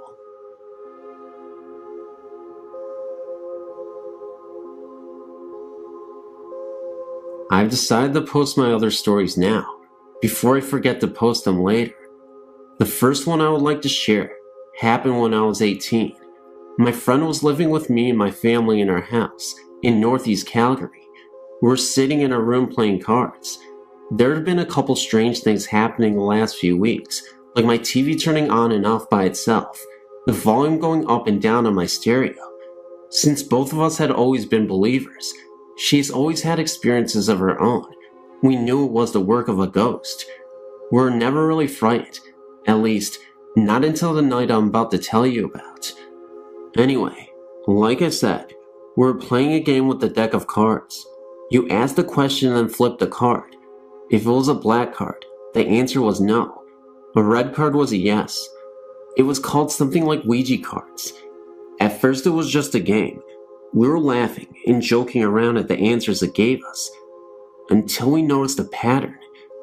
Every time we got to the bottom of the deck and shuffled them for the next round, the first three cards flipped were 666. The first couple of times we just brushed it off as being coincidental, but by the third, fourth, and fifth times, we were scared. We decided it was time to call it a night and picked up the cards. We made sure to check underneath ourselves and under the pillows on our bed to make sure we didn't miss any cards.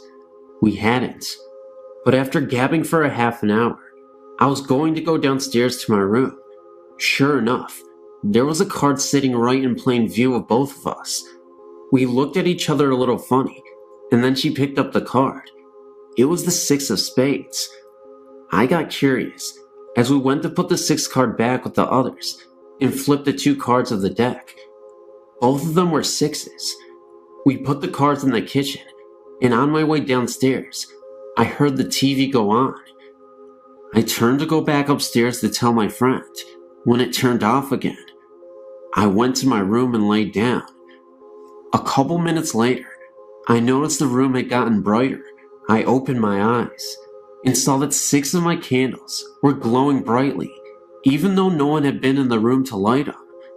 I blew them out and tried to go to sleep. It happened again, but this time they lit, one by one. I ran from my room, noticing it grow dark once again, and slept the rest of the night with my friend. I've never had an occurrence like that again. My most recent experience happened in January 1999. One of our dogs, CB, short for cat bait, had recently been put down. He had been a big part of the family for 15 years. One night, our other dog, Tia, came downstairs to my room. This was extremely odd, since the only time she ever came down was if I had food, or if she was with my mom. But she never came down in the dead of night. I was fast asleep, when I was awoken by the sound of her barking at the end of my bed. I told her to go away and to shut up, but she persisted. I sat up and found her jumping at the end of the bed. I asked her if she wanted outside, but that's not what she wanted. She wanted me to get out of bed. Irritated, I did just that. We walked out of my room, and she started barking at the corner of the basement. I thought maybe she had found a mouse or something. But, upon turning on all the lights and investigating, I found nothing. She started walking around the basement. If I did not follow her, she would bark. I was getting tired of this game, and just wanted to go back to bed. But she just kept barking until I followed her. Finally, she led me into the laundry room and went over to the pile of blankets laying on the floor and started barking and switched between looking at me and staring at the sheets. It then occurred to me that the pile of blankets were one of CB's favorite spots to sleep.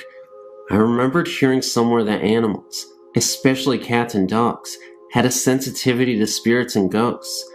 I smiled and asked Tia, "Is that CB?" Immediately, her tail started wagging, and she went over to the blankets, lay down, gave them one lick, and then went back upstairs. I know it was my little dog who was visiting me that night. I'm just glad that Tia decided to share that visit with me. Since then, Tia shared it with me a couple of times, although I still haven't seen CB's ghost for myself.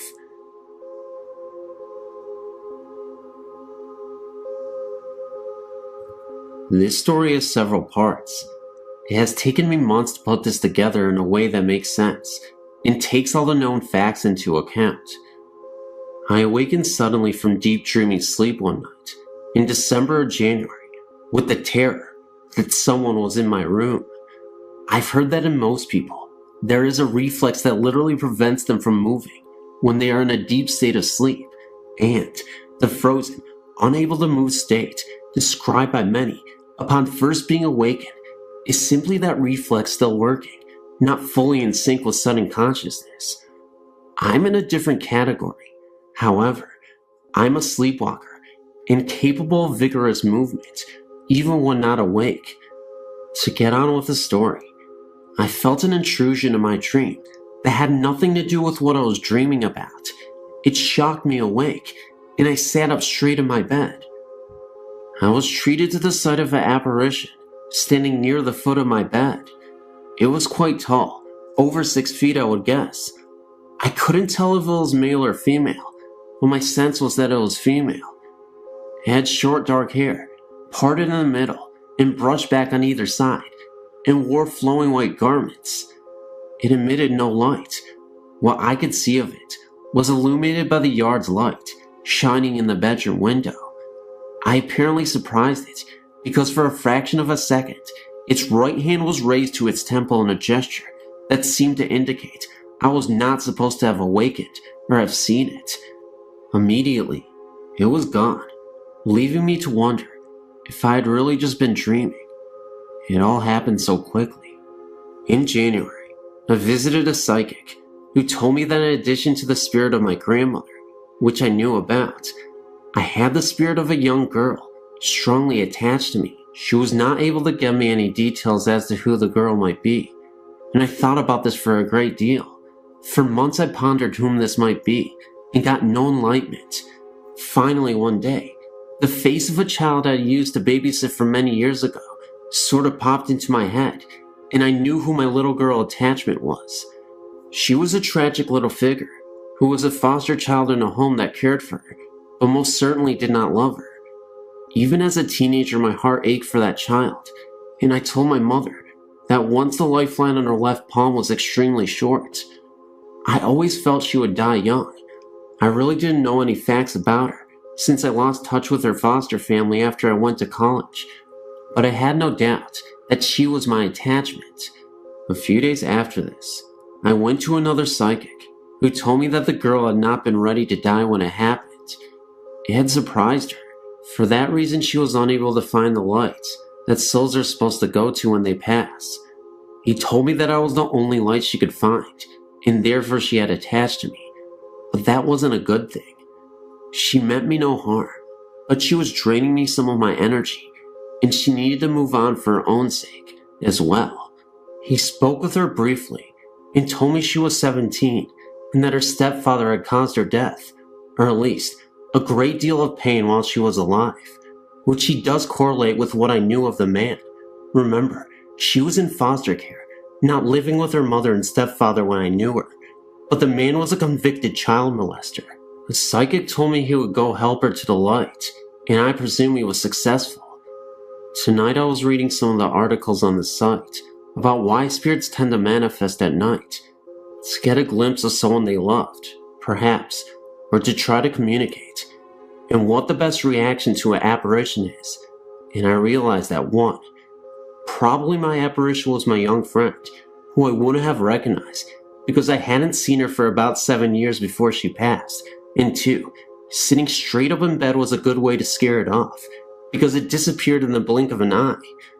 If I had realized who it was, I would have tried to make things easier for her, but for both of our sakes, I hope there is no next time.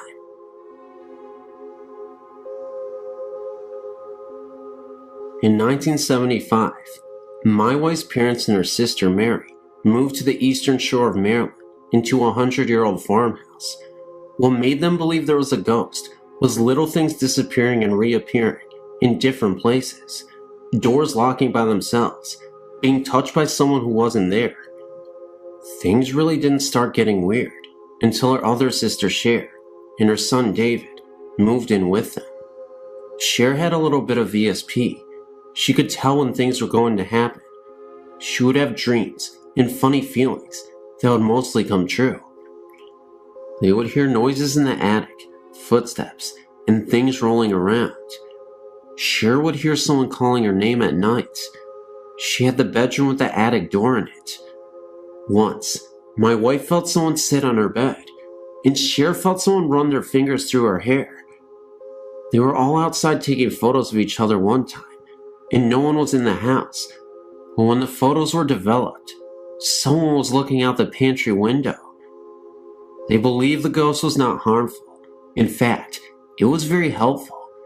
Things that they were looking for would appear. When David was a baby, he had stuffed animals in his crib. Years later, he told us that he was afraid of these stuffed animals because he thought that they were alive. Another thing that happened was when both my wife and her sister Mary got married. Both of their wedding photos that were taken in the house never turned out. They believed the ghost was sad to leave them there. In the big foyer, there was a room that had been painted black from other occupants, and whenever they would pass the room that was by a staircase, they felt as if someone was watching them go up the stairs. All 3 sisters felt this presence. I'm now a 48-year-old professional, settled in Canada, and doing very well. In northern England, as a youth, I had many experiences, mainly revolving around the house, which my family bought when I was 12 years old. We were told by the neighbors that 3 families had moved out in the 18 months before we moved in, but the only explanation was that they had marriage problems. Within a year, we heard noises, such as a person banging on the door, or definite and very clear footsteps, which would walk up the stairs if you were upstairs, or down the stairs if you were down. When it first happened, I thought it was my brother, 1 year younger than myself, banging on the door, disturbing my math homework. But when he went down to complain, my parents insisted that I had not been out of the front room for an hour. The very next incident was I was awakened in the middle of the night by a tremendous racket from the bathroom, and I got up and put my trousers on to see what it was.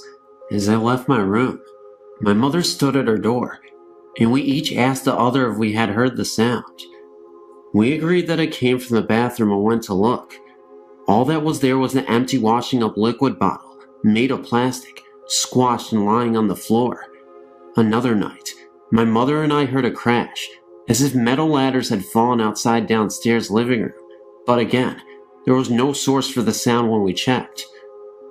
Over the years from age 12 to 18, I became familiar with these sounds and joked with school friends that we had a ghost called Jack. Some friends were in the house when the footsteps came down the stairs. I heard them, but I said nothing. No one else did. When it happened a second time, I heard it, and so did a young man named Mike, who had never heard of this story. He searched everywhere and would not accept my reassurance that no one was there. When I left to go to university, I told the next door neighbor, a middle-aged woman, that I was glad to leave. She told me that these sounds were the reason why the three families left in such a haste. The neighbors agreed not to tell us because they did not want to put ideas into our minds. A woman who lived there previously was found dead in the bath with her wrist slit. It was thought to be suicide, but I had a vague and reoccurring mental image of a man coming down the curved stairway. A friend later suggested that, perhaps, this man was the old woman's son. Perhaps he killed her and made it look like suicide. Who knows? One piece of advice: never try a Ouija board to communicate with the dead. Leave well enough alone. If experiences happen to you naturally, they are completely harmless, and in some cases, can be helpful. They might happen for a total of a few seconds in your whole life, but do not try to make them happen, because you might frighten yourself. This is my best advice. There are other stories, all true, but they have to wait. This happened while I was holidaying in Florida, at a motel we had stayed at several times. The first time we stayed here, we were in room 12. While in room 12, we would always hear arguments from next door, and the occupants would always check out, usually within 1 or 2 days, never staying longer. My husband loves America, especially Florida. As it happens, I was to have an operation in Florida, and this was a good time to visit. We checked in at the same hotel. My husband wanted the room in which we had stayed in before, room 12. Unfortunately, it was taken, so we had to take the room next door. This motel does not have a room 13, so the room is numbered 14. I did feel uneasy about staying in that room. Let's just say a nagging feeling, an intuition which I always trust. By the way, I come from a long line of witches. The reason why I was so uneasy about this was not because of the number, but from remembering the countless couples that came and went from that room. My husband insisted we stay there, since it was next to room 12, and the happy memories of the last holiday we had there. I gave in, and we checked in. We unpacked our things, and from day one, we had an argument the whole entire time we were there. I thought to myself, maybe it was me subconsciously dreading the operation and taking it out on him. But we would be at each other like cats and dogs, to the point in which I walked out of that room a couple of times. The atmosphere would be charged and depressing, and as soon as I walked out, the sun would lift my spirits. My husband is not superstitious, nor does he believe in ghostly encounters. After having my operation, I would have to be bedridden for a week or so, and heavily under the influence of painkillers. While I lay in bed, I would chase my husband away with my bad mood, post-op blues, so I could be left alone and in peace. The time I had alone in that room would stay with me for a long time. Remember, I'd taken some painkillers for my operation. My husband had drawn the curtains so I could sleep. One afternoon, I dozed off and was awakened by the tug of the bed sheets. I thought maybe I kicked it off, so I tried to pull them up.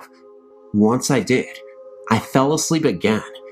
Again I was awakened by the feeling of sheets being tugged. I thought it was my husband and woke up shouting at him, but there was no one in the room. I felt the temperature in the room was cold. I shivered and had to force myself in great pain to get out of bed and pull the sheets up. Once in bed, I looked around the room. The strange thing was, it seemed like shadows in the corner, yet it was bright as day outside, and the curtains were drawn, and there were no trees or anything near the window to give off shadows. I stayed awake for hours, waiting for my husband to return. He walked in and got a shock, seeing me all wide-eyed, and thought he had left the air conditioner on, as it was very cool. He walked over and noticed it was off, and blamed that the damn thing was broken. For the whole week while I recuperated in that room by myself during the day, my bed sheets would come off. I would wake up in cold sweats, looking around the room. There was no one there. I felt something brushing my skin, and always felt the shadows in the corner. I put it down to painkillers. They were very mild, and my usually happy self became withdrawn and depressed. I noticed that my husband would come back smiling and was trying to cheer me up, but as we stayed longer in that room, it seemed to have an effect on us. He became mean, and sometimes he would jeer at me. I had enough by this time and wanted to leave. The last night we had stayed there, I had not taken any painkillers, as I wanted to believe I was not hallucinating or seeing things. And believe me, I've seen many things and experienced stranger. I was not sleeping well and looked over to my husband, who slept soundly. The funny thing was, he seemed to be illuminated by something. I tried to touch him, but my hand could not move. I stretched out to him. We slept in separate beds while I was recuperating. He was only an arm's length away, and yet I couldn't move. I was sweating now, with a feeling of dread. My whole body felt like lead, and I could only move my head. I tried so hard to move, yet I couldn't. I could really feel that there was someone or something that was in the room with me, but I couldn't even see them. Someone was there near my bed, but not fully visible yet. I started to say something and tried to call out to my husband. He was dead asleep and did not move.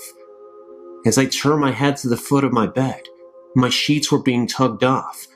I really screamed, but nothing came out. I was forcing myself to say something, but nothing came.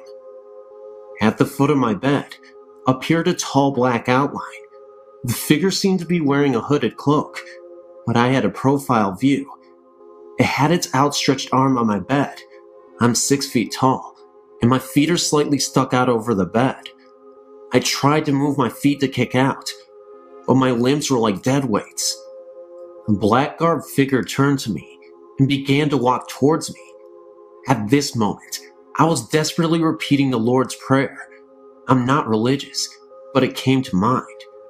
Over and over, and as it began to walk to me, I remember the eyes started to glow red. At this stage, I was turning my head to and from the figure to my husband, as well as stretching my arm out, trying to touch him to wake him up. I remember him sleeping soundly like a baby. As the figure approached, and I was sweating buckets, and repeatedly said the Lord's Prayer, I yelled out, "Stop," and that I worshipped only God, and that I belonged to Him. That's when the figure was no longer there. I blinked a couple of times, thinking it was a nightmare, but I noticed that my arm was still outstretched towards my husband, and he was still in the same position, sleeping soundly. I started crying and busted open a stitch. My husband woke up and said that I just had a very bad nightmare. I said I'm glad that we were leaving that very morning. We still go back to the motel, as my husband loves it, yet I insisted we do not stay in that room. Thanks for reading.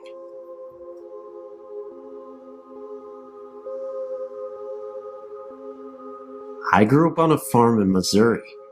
The house we lived in was built around the turn of the century. It was a big 2-story house with a wraparound porch. I shared a bedroom with my brother on the bottom floor. In the summer of 1975, something happened that had a long-term effect on me. It was a clear moonlit night, and you could easily hear crickets and bullfrogs singing in the night. I was sleeping very soundly when something woke me. I had the impression that someone was pushing down several times on the foot of the bed. I looked up and was startled to see the shadow of a short, plump figure watching me. Horrified, I immediately went for the light, but there was nothing there. The figure I'd seen had no face, but seemed to have a soft glow. It was definitely trying to get my attention. I never went to sleep the rest of the night, leaving the light on and reading. The next night, about the same time, I was awake and witnessed a small ball of light zipping around the room. This time I left the light off and watched the tiny orb for about 15 seconds when it finally zipped out of the room. I talked to certain family members later and found out that apparition that I had seen was probably my great-grandmother. She had died in the same corner that my bed was sitting. In her later years, she began to lose her mind, and instead of putting her in a nursing home, the family decided to take care of her at her home.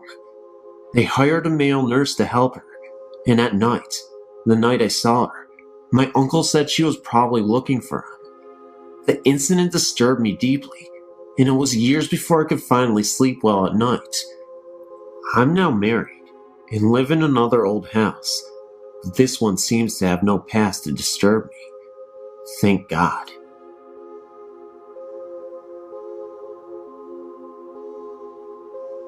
In 1999, my husband and I purchased our first home. We had two very small children at the time, and soon found out we were expecting our third. We had purchased an old Queen Anne Victorian. It was very large, and all the homes around it were large as well. We had looked at many houses before we purchased the old home. In fact, I drove past the home to go to work every day. I'd never considered buying it, but always felt drawn to it. Things seemed fine. I was alone in the home when I heard what seemed to be a child laughing. I thought maybe our family had come home early, but no one was there. One other time, I was in the cellar getting clothes out of the dryer and heard a child call Mommy.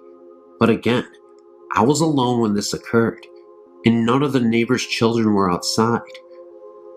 I was lying in my bedroom with my eyes closed and could feel something breathe on me. When I opened my eyes, nothing was there. I have a cat who likes to go outside at night, and one evening, my husband heard her at the door. He opened the door and let her in, or so he thought. The next morning, he saw our cat waiting on the porch for us to let her in. We searched the entire home, looking for the cat he had thought he let in the previous evening, and there was no animal to be found. My daughter, who was 3.5 at the time, would come into her bedroom complaining that the little girl would keep her awake and would not stop playing with the curtains. She would also complain about the man who would whisper by her closet. My mother and I were hanging wallpaper in the family room, which was next to the dining room.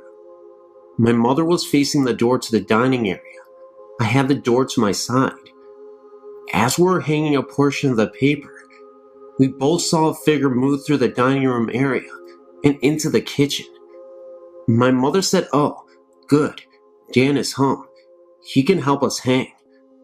I called to my husband and asked if he had eaten lunch yet. I got no response.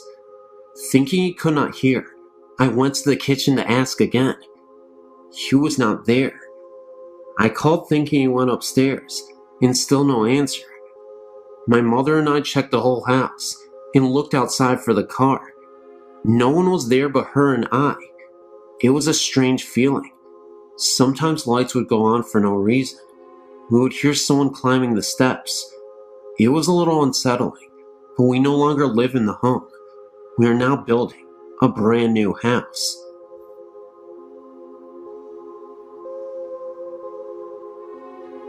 The story that follows is a true account of an 11-year experience that I'll never forget. When I was 6 years old, my family moved into an old Victorian home in Pontiac, Michigan. The house still stands today. It has changed owners several times, but is in a state of disrepair. The house had been built in 1892 by a Mr. Newsbringer for himself, his wife, and children. My parents had purchased the home from Clara, the last living daughter, in hire. I remember moving in that day because even as a young child, I felt a sense of uneasiness. That feeling was soon to be validated. At first, it was more of just an uneasy feeling throughout the whole house. Soon I discovered, though, that the feeling intensified while in my room. It was a large, 4-bedroom home, and us 3 girls all had the luxury of having a bedroom all to ourselves. Mine was in the back of the house, next to my parents' room, and across the upstairs foyer from my other 2 sisters. When alone in my room, I began to feel as though I was being watched. It is a universal, primitive feeling. I'll be sitting at my desk doing my homework, or just laying across my bed listening to my stereo, and I would feel it. I felt that a presence was emanating from one corner of my room, up at the ceiling. I had not seen or heard anything up until this point, but that was soon to change. As I was alone in my room again, one day after school, I heard a voice call my name.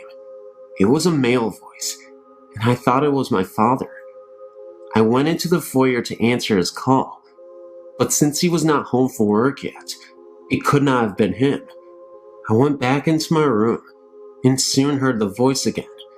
I say that I heard it, but it occurred to me several years after the fact that I only heard it in my mind. A sort of telepathic communication, I think. It wasn't long before this voice became an everyday intrusion into my life. It would call my name repeatedly. It would assure me that it was okay, and for me not to be afraid.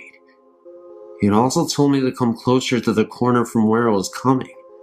I remember now that I would be so drawn to it, and would just stand there transfixed, staring at the corner. I never went close to it. Call it instinct, fear, whatever, but I somehow knew better. As I was staring at the corner one day, a huge void opened up in the corner. It was the blackest black I'd ever seen. I saw nothing in the gaping hole, but it seemed to go on forever, and I would grow lightheaded and lost blocks of time staring into it. Now, I had told my younger sister all about this, but she never saw or felt anything until we actually moved out of the house, but I'll get to that later. I was afraid to tell my parents, and had been warned by the voice that this was our secret, no need for me to tell. The voice began to torment me. Even at night, as I lay in my bed sleeping, I could feel it there in the dark, beckoning. It invaded my dreams, becoming ever more insistent that I succumb to its wish, that I come into the void. It was angry at me, growling insults and obscenities, but I never would give in.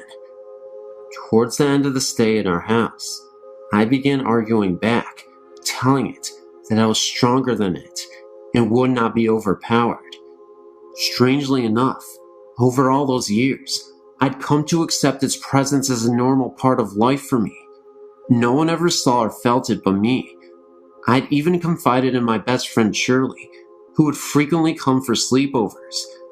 I think she slept with one eye in the corner.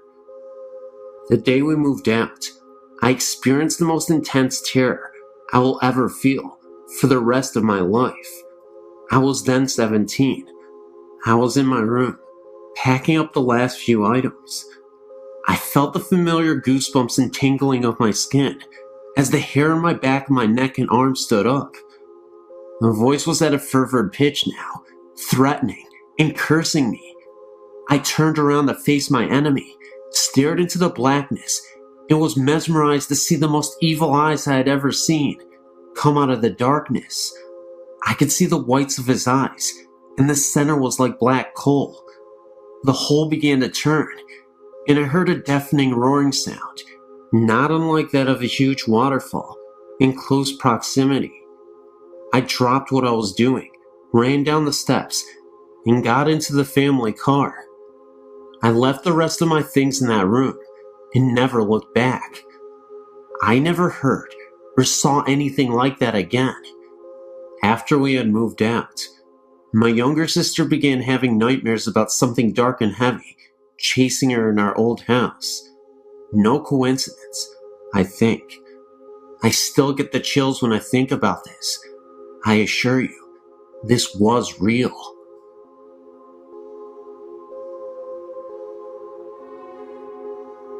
My family and I lived on a farm in Manistee County for 11 years. It is a log home built sometime in the 1860s. We had numerous experiences, such as the older man talking to my toddler in her bedroom, loud knocks on the front door in the middle of a snowy night with no one there, and no footprints in the snow. Heavy footsteps could be heard downstairs when we were lying in our bed on the upstairs landing. A back door was totally jammed shut, and the only thing my husband thought he could do was cut it open. But on a windless night, it just flew open, and there was a strange odor. We had a neighbor across the street tell us that he heard the piano playing when we were gone. I heard my name called often. We had people house sit because we only heated with wood. They heard noises, saw curtains move, and wouldn't stay there again. We saw a figure in my daughter's bedroom window when we pulled away from the driveway. I had a sunburn on my back in the shape of the barn. Now there were no trees or possible shadows, and we even showed a friend, and at the time, it didn't make any sense. Then our neighbor came and said he saw the barn swaying in the wind. At closer inspection, the main supports in the barn were almost completely rotted away. Was this someone's way of telling us something was wrong? There are more stories, but these are some of the best. I'm not lying. These actually happened, and if you don't believe me, well, I guess you're on your own then. But these did happen. Thank you for reading. I moved into the neighborhood that I live in at the age of 12. I'm 20 now. Ever since I moved in here, I was told of the woods and the strange things that went on in it. Sounds of drums, voices, screams, etc. Needless to say, the woods is creepy, so creepy that I refuse to go there at night. Let me explain. The woods consist of two sections, the front and the back. It's the back part that scares the bejesus out of me. In '98, a girl was killed in the front part of the woods, where she was raped and left for dead in the cold next to the old tractor. A tractor that had been rotting there for at least 30 years. Well, since the girl was killed, there have been some violent storms that have taken their toll on the trees surrounding the area of the death. My friend and I would go to the spot every now and again, until that night. I had a girlfriend at the time that lived on the road across the woods, so to get to her house, you could take the short way, which was through the woods, past the spot where the girl was killed. I'd walk my girl home, and I was returning through the woods when I felt a sudden cold draft. Now mind you, this is the end of summer, so there was no logical explanation to see my breath during this time of year. I then turned to look over at the tractor, and I felt an overwhelming sense of depression and sorrow that made me feel sick to my stomach. I started to walk towards the tractor, and I could have sworn I heard the crying of a girl's voice say, "Run away." At this point, I started to pick my feet up and walk a little faster when I noticed a little girl standing from a distance behind the tractor. She didn't look to be more than 6 years old and looked about as solid and real as anybody I'd ever seen. I froze in sheer terror, knowing that there would be no way that a 6-year-old girl would wander off into the woods unsupervised and by herself, especially knowing the history of these woods. As I got closer to the girl, she ran further away and behind some trees, where she ultimately disappeared. It was not long after that I hightailed my butt back to the house as fast as I could. The next day I told my friend about what happened, so from then on, he walked with me each time I dropped my girlfriend off, hoping to hear or see something. It never happened to me again, but months later, I was talking to a friend who still hung out in the woods, and he told me he was sitting on one of the fallen trees, and he heard a girl crying. He said it startled him, so he went to go and leave. Just as he got up, he heard a louder voice say why. He said he felt depressed, and ran the rest of the way out of the woods. The woods has had a lot of strange things happen to it, like fires that start and go out by themselves, houses adjacent to the woods that have their backyards vandalized, and the sounds of someone knocking on the back doors. Interestingly enough, I found out that there was a forgotten cemetery somewhere back in the woods that had been neglected for years. I don't know what kind of paranormal energies take place in these woods, but I don't want to discover more of it.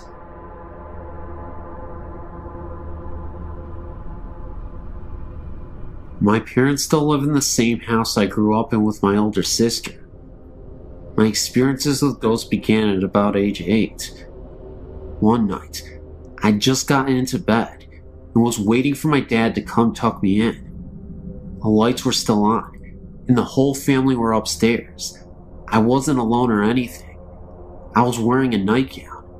Suddenly, I felt two hands run quickly underneath my nightgown, up my legs, and over my body. I screamed bloody murder, and my parents came running in. I don't remember if they believed me, but I never slept in that room again. I traded rooms with my sister. Once she had begun sleeping in that room, she would tell us in the morning that someone would sit on the bed and say her name while they rubbed her head. But she never opened her eyes during these encounters.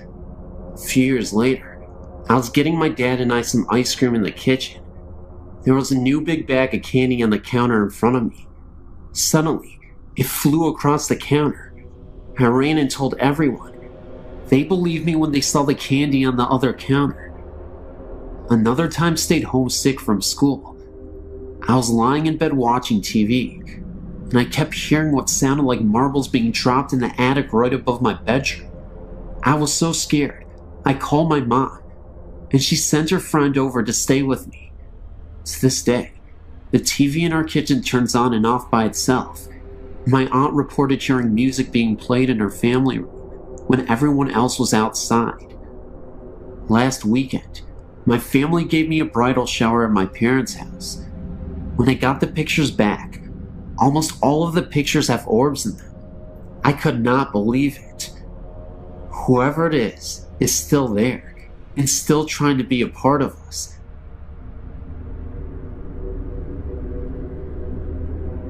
It was my first time going to the Gettysburg War site.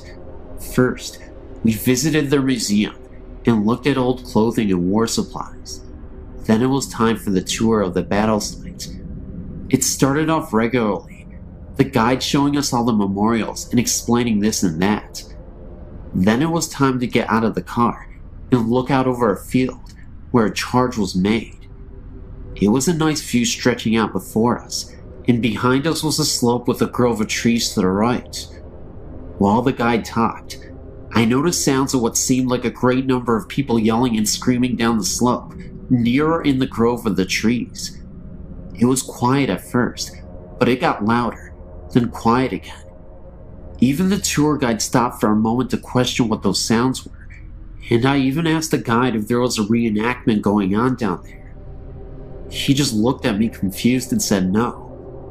Perplexed, I asked if he had ever heard those sounds before while giving tours, and told us that this was the first time he had heard such distinct sounds that sounded like battle cries. There was even a moment where I was standing there, and I could have sworn I saw an extremely faded apparition run across the field for a second, then completely dissolve. Somehow I was the only one who saw this apparition. We then moved on, and as we walked back to the car, I asked my mom later about it. She thinks it was where the Confederate soldiers mustered up their courage by screaming war cries before they went to battle. I've been trying to find stories similar to mine ever since, but I've found none.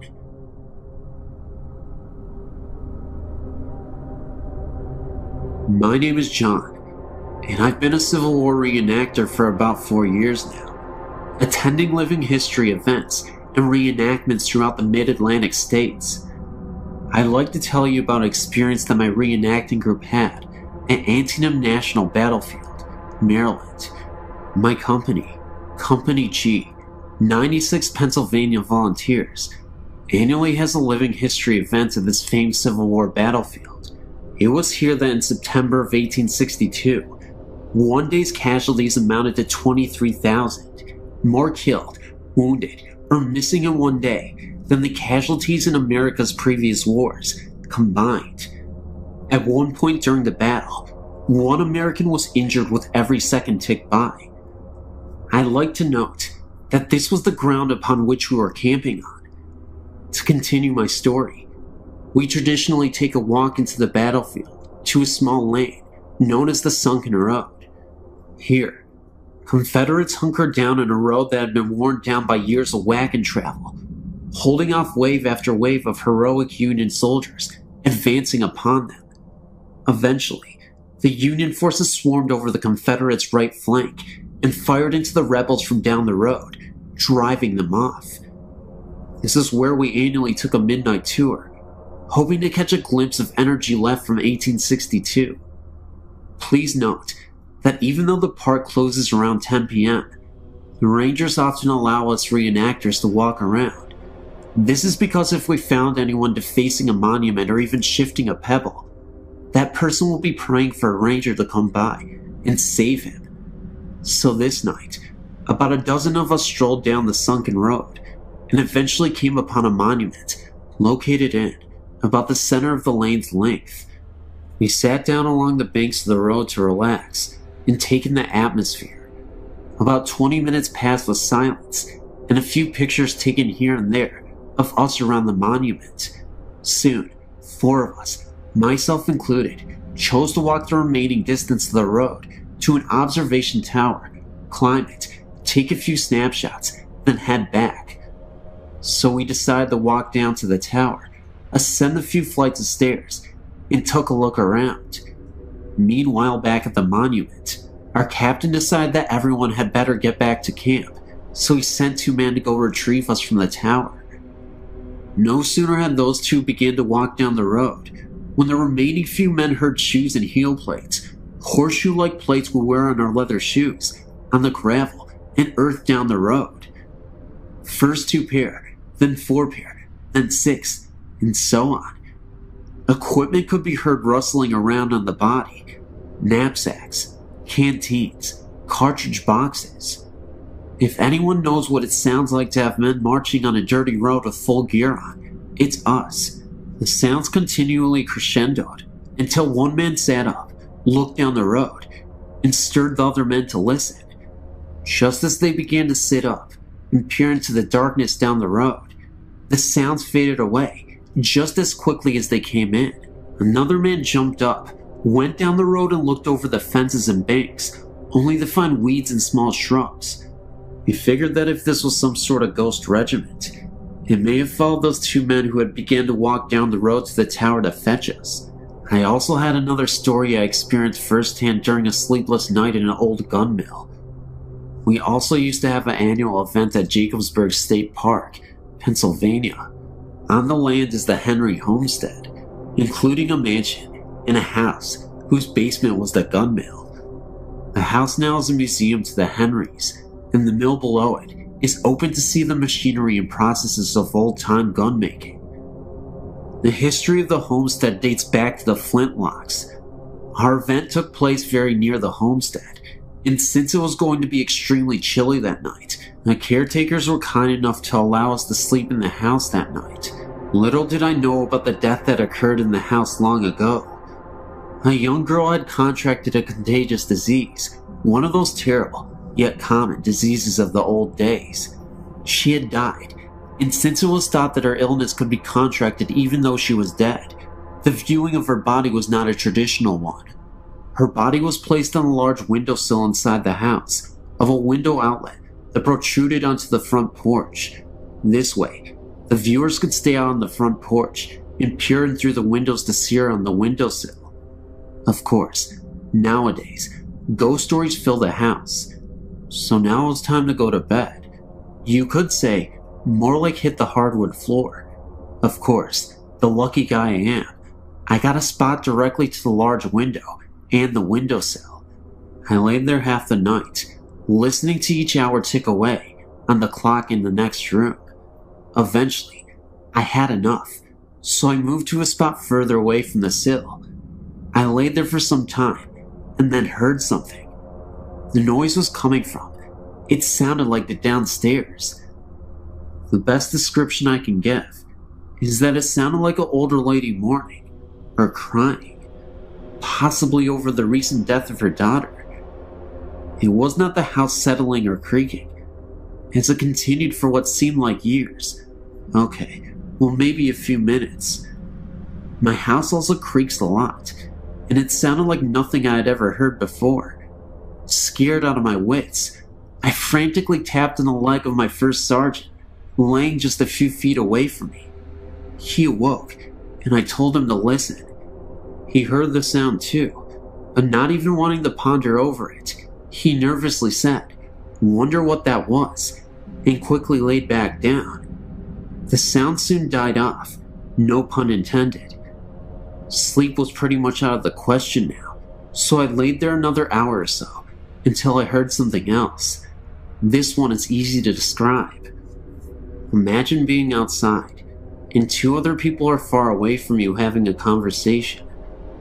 You can make out murmurs, in tones and voice, but not individual words.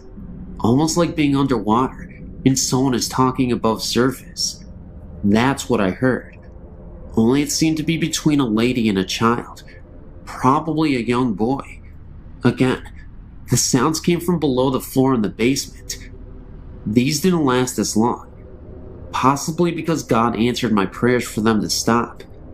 That night, I heard every single hour chime by, and every minute crawl past, every second tick by on the clock. Needless to say, the next morning, I wasn't a happy camper. Hope you enjoyed my stories, and yes, they're true. I told them just as I know them. Have a good one.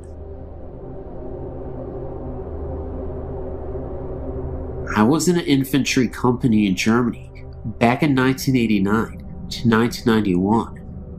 We used what is called a Bradley fighting vehicle. It weighs about 51,000 pounds and looks like a tank. We were doing live fire exercises at night, and we finished about 2 a.m. I was driving a Bradley in a convoy of about 10 other Bradleys, returning to the motor pool. The drivers used a large night vision scopes to see by. It's like watching green TV, and the Bradley commanders use that one that attaches to their helmets. While driving, a commander is to stand on his seat so that half of his body is outside of the vehicle, so that he'll have a better view of the surroundings. At about 3 a.m., I saw a man standing by the dirt road we were traveling on. I figured he was one of the German range patrolmen, and that he was just waiting for us to pass. Right after the Bradley in front of me passed, this man walked right out into the dust of that Bradley. I hit the brakes to avoid hitting him. At the exact moment, my commander said watch out, but it was already too late. I knew I must have hit him. I didn't even see him come out on either side. My commander then asked me if I'd seen a man walk out in front of us too. I said yes, and then he said that he had too. But when he turned around to check for a body, there wasn't one anywhere on the road. This dirt road was about 50 feet across, and when we returned to the motor pool, we took a flashlight and checked the whole front end, and found nothing. No blood, no piece of clothing. There was nothing.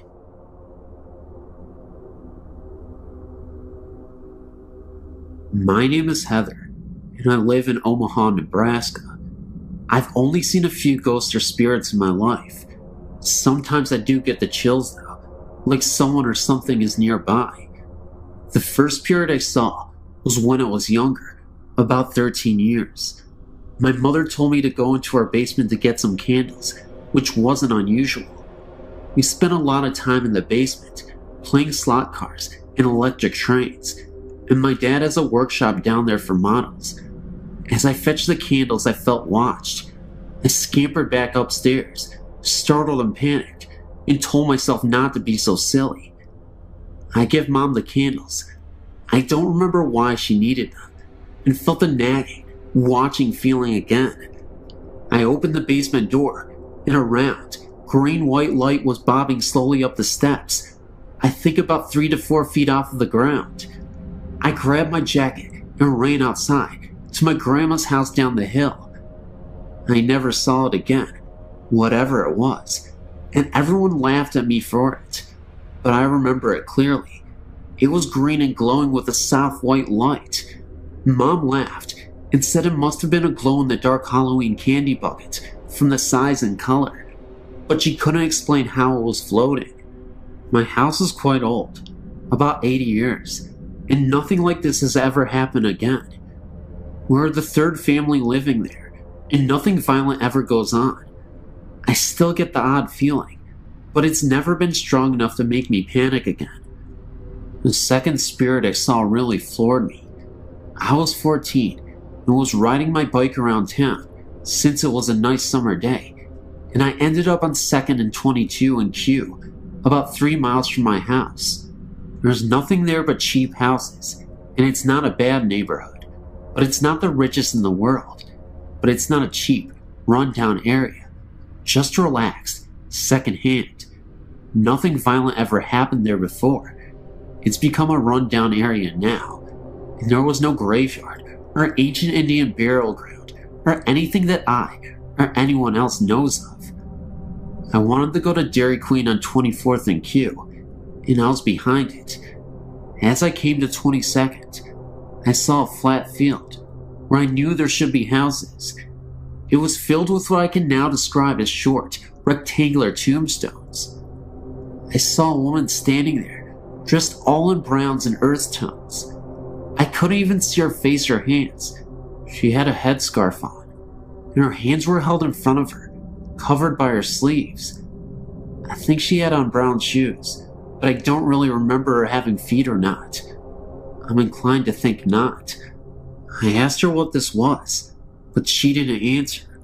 I turned back to the graves, which had vanished and replaced with the things that should have been there. Streets, houses, sidewalks, trees. I turned back to the lady, and she was gone. I had a very chilly, uneasy feeling, and a few dead leaves fluttered by. I rode away as fast as I could. I once saw a strange figure in the mirror, a girl my age, 13, but with dark brown hair, with thin bangs, and braids past the bottom of the mirror frame. She just startled me, but caused me no harm. The last one I saw left me breathless and thrilled. I was staring out the window to our front window when I thought I saw something in the clouds. It couldn't have been lightning because it wasn't fast enough. It resembled very slow lightning. It was white and long and crooked. I got up and tried to stare out by the light. It was at a bad angle, so I stood up and walked to the front door.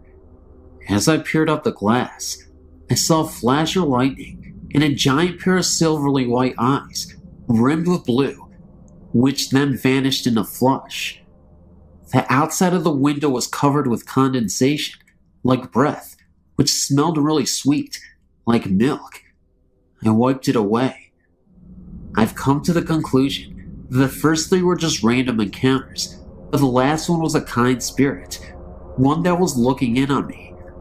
I haven't seen anything so clearly after age 15, but sometimes I see holes in my vision, weird things.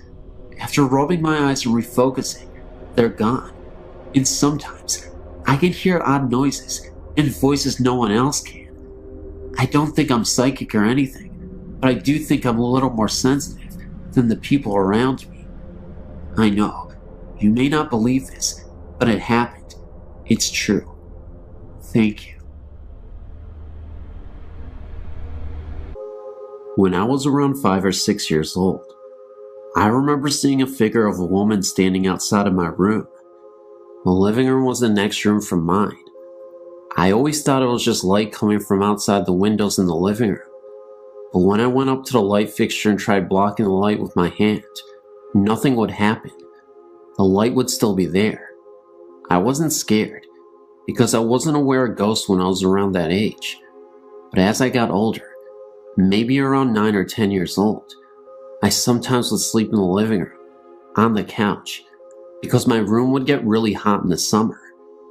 Well, as I would lie on the couch, getting ready to fall asleep, I would hear things in the kitchen, like the sound of someone placing a glass on the table. I would sometimes go to see if anyone was there, but nothing would be there. I still hear the sounds in the kitchen sometimes, and when I would be home alone, I would sometimes go into the basement and watch TV or exercise.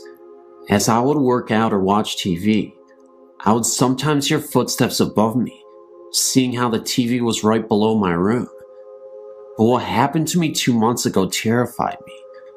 I'm 17 years old now, and it was raining harshly in the middle of April, and I was working on an art project in the dining room, which was the room after the living room. I was home alone at that time. My mother was picking up my sister from work, and my father was working.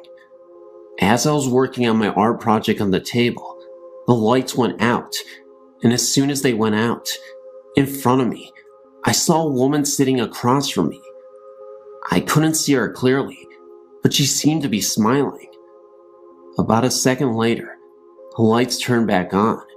I was so scared, I ran into the kitchen and stayed there until my mother and sister came back.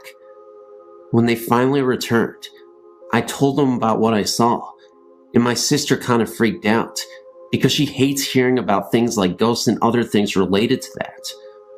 My mother told me it was probably just my nerves, and I've been working too hard on my project. I believe what I saw was real. I don't know what this ghost lady is doing in my house, but she seems to bring attention to me only.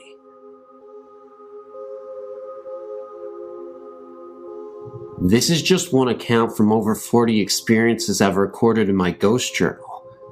It was a very unusual day in Chicago, only 4 days to the new year, and in the middle of winter. It was 63 degrees, yet the skies were dark, but there were tons of fluffy clouds. My friend Christine and I decided to enjoy this rare day and go walking around the park. We watched as the clouds seemed to spread across the sky and realized the storm was near. Somehow, the conversation switched to cemeteries. She told me of an old German cemetery that was near the park that she had gone to. They have a section of infant graves from the late 1800s to early 1900s. She knows the babies died in groups around the same times. After hearing this, I wanted to go see for myself. She told me where to go, and as I drove into the cemetery, I pointed to a corner and asked her if that was where they were. She said yes. I'd never been there before. I don't know how I knew. We parked on the road, got out, and looked around. Some of the graves were old and worn, the names and dates hardly visible. The baby section was so sad to see, and we figured there must have been a plague of some sort in the area. It was beginning to get dark, even though it was about 4 p.m. in the afternoon. The cemetery closed at 5, so we wanted to hurry and see everything before they closed and before the storm came. We were walking through the cemetery when it felt like the temperature had dropped 20 degrees in a few minutes. I stopped in my tracks and noticed a familiar smell. The scent became stronger, and I realized it was roses. I asked my friend if she smelled anything. She said yes. I asked her what she smelled, and she said roses. I was bending down to smell the flowers on a grave, which were not roses. I wanted to figure out where the smell suddenly came from. Suddenly, my friend told me to look up, and in the distance was a flower girl. And you guessed it, she was holding onto roses. Both me and my friend were in disbelief. We couldn't even fathom what we were seeing, but yet here was this flower girl holding onto a rose, which had a strong perfume smell. Her attire was in a Victorian-style dress. She looked absolutely beautiful, but it was also really scary because it was in the middle of a cemetery and we were really spooked. Even though it felt like forever, she momentarily appeared and then she was gone, just like that. It must have been about 15 seconds, if that, but we both saw her, and we're not making this up. We're totally sane individuals who actually go out and try to see these things on purpose. I know that sounds crazy to some of you, but we get such thrills about ghost hunting. Anyway, we're not even done with the story yet. because right after, we heard the most blood-curdling scream I've ever heard in my entire life. It was a scream right after she disappeared, and I'll never forget it for the rest of my life. It sounded like a human trying to imitate a wolf, as in, a human howling, but in a wolf style. I know that sounds ridiculous, and maybe it could have been a real human being trying to play with us. However, we did not stick around long enough to find out, and we bolted all the way home. I guess the moral of the story is, yeah, you can be interested in ghosts and whatnot, but even if you are interested, be very wary, and just remember, ghosts can't hurt you. If that was real, I have no idea what to say, but if it was a human being, I guess you gotta stay clear of the cemeteries. I'll tell you what though, the roses, the girl, and the scream, they were all very real to us. We did not hesitate to leave, because we did not know what to expect if we stayed longer there. Just remember to be very careful. Ghosts are crazy, but humans can be just as crazy.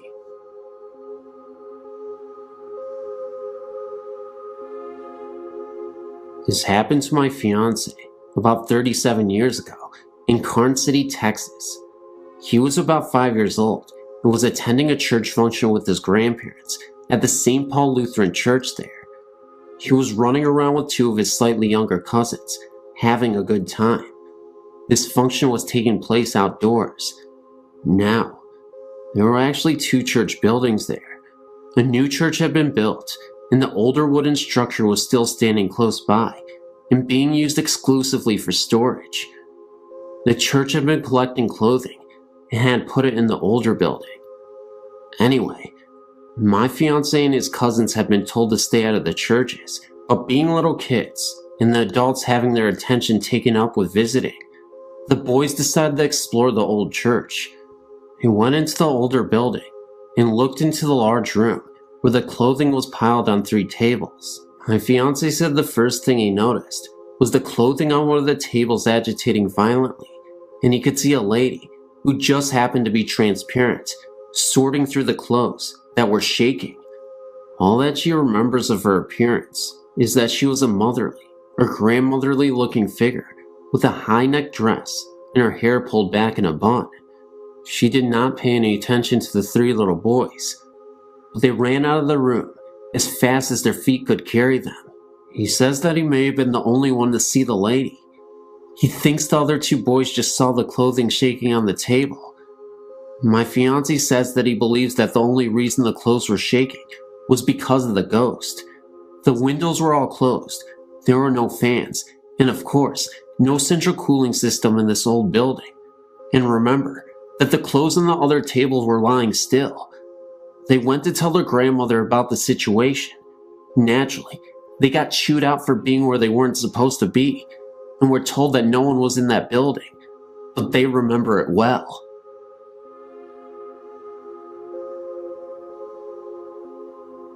This story is one that may or may not scare you. It's more of a mystery to me and my friends. When I was young, me and my cousin were always together and trying to scare each other. It just so happens that there was an old house which my grandfather had built in the early 1900s, which we thought may be haunted. It should be mentioned that I am from a small town in Virginia, and in the early 1900s, it was a pretty isolated town from the rest of the state. My grandfather was a pastor of the local church. Being that the church was very big, and my grandfather's house was, he would have wakes and funerals in his den. The house was very big, and there was plenty of room for people to attend these funerals. Anyway, my cousin and I used to see things through the windows which we could not explain. The house had not been lived in many years when we would see these unexplainable lights. They were blue in color, and they seemed to go from window to window when we were looking at them. We finally got the nerve to sneak into the house, which probably wasn't too smart. Anyway, we had to enter through the basement in order for my father not to see us trying to get inside. This was very scary because there was no electricity, and we had to try and make it through the dark and up the stairs to the entry of the den. We did this several times, and on some occasions, we heard and seen strange things, and sometimes we didn't. On one occasion, we lived in the house, and we heard a tapping on the ceiling upstairs, as if someone was hitting it with a cane. This was very odd, because my father lived in the house as a child, and said his uncle lived with them, and he had a cane.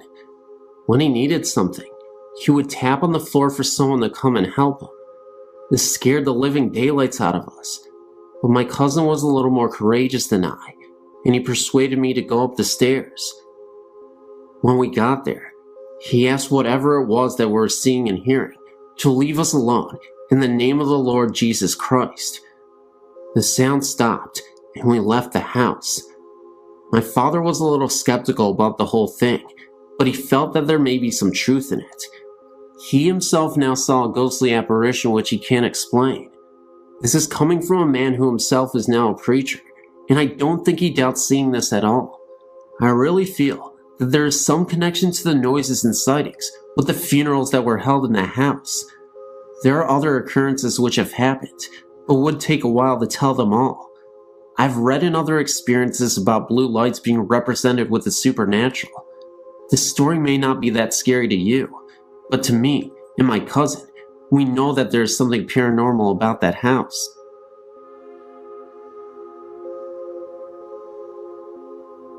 Myself and a friend recently moved into a house in Belmont, Massachusetts, right outside of Boston. The place is about 100 years old and retains much of the original woodwork, ceramic doorknobs, etc. I even found an old ceramic liquor and med bottle in there. It's a third-floor apartment with an old aluminum speaking tube to the second floor, which leads us to believe this may have been servants' quarters at one time. We never get anything but good vibes from the place, but a few things have happened which make me wonder, and I write asking your opinion. Firstly, the former tenant was an elderly alcoholic who, according to the landlord, used to heat only one room in the house, the dining room, with a space heater. She kept the whole place closed up, according to Miss Richardson, who also tells us the former tenants didn't die, but moved to a nursing home. We aren't sure if we believe her. Well, that room seems to have a door problem. Often when I return from work, all 3 doors to the room will be slammed shut, even the one which is tied open with a string. These are doors which don't close easily, being old and paint covered and wrapped a bit. While we hang out, sometimes doors slam. It happens in fits and starts. One week it happened every day, but it hasn't happened for a while. Granted, there is a breeze in that room, but the manner in which it happens strikes one as odd sometimes. Also, we have both seen a white figure in a long dress, and perhaps a veil, always in the hallway into our place, or in the doorway of the dining room. It is a peripheral vision thing, which leaves one looked at directly. I've seen it standing in the door several times, and I saw it seemingly walk down the hall once. It kind of bounced up and down like a person would were they walking. Mike tells me he usually sees it moving past the door, either coming into or exiting the apartment, and he has used the words wedding dress to describe its clothing. I didn't get that detailed a look, but I've definitely seen the shape. Visitors have seen a similar shape, but hesitate to call it a ghost. Lastly, and this is not so much an experience as a creepy coincidence, when first repainting the place, we decided to do the kitchen in blue and white. I proposed that we paint only the panels on the kitchen doors blue. We haven't done this yet, which both of us thought was a good idea. Later, when exploring the basement for the first time, I found an ancient door of the same style as our other doors, removed from the hinges, and brought downstairs years before. It seems to be the one door from our apartment, which has been taken off the hinges, the kitchen door, and the panels painted years ago, in cracked blue paint.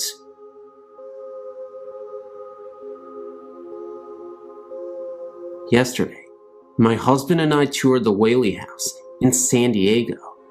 I think I may have been present to a supernatural occurrence of sorts, but I wanted to ask you about it. Initially, I started out on the first floor, not part of the tour, and I felt a markedly weird sensation in front of the dining area that I can only describe as having a sinking feeling that bordered on nausea. I felt fine walking around Old Town and coming into the house. I hung out in the dining room area for like 10 minutes, thinking what I was feeling was so unusual, and it dissipated. I felt fine again, so I looked around the rest of the house and felt okay, until I came to the first upstairs bedroom, directly right of the stairs. I again felt that same feeling, and I stood there, just looking about the room, and that is when I think I saw something in one of the mirrors, the mirror closest to the hall. It looked as though thin white smoke was being reflected into the mirror, as though someone was standing next to the mirror with a lit cigarette. I can only describe what I saw as smoke, because it curled. I also smelled a very faint smell of cologne that reminded me of violet water.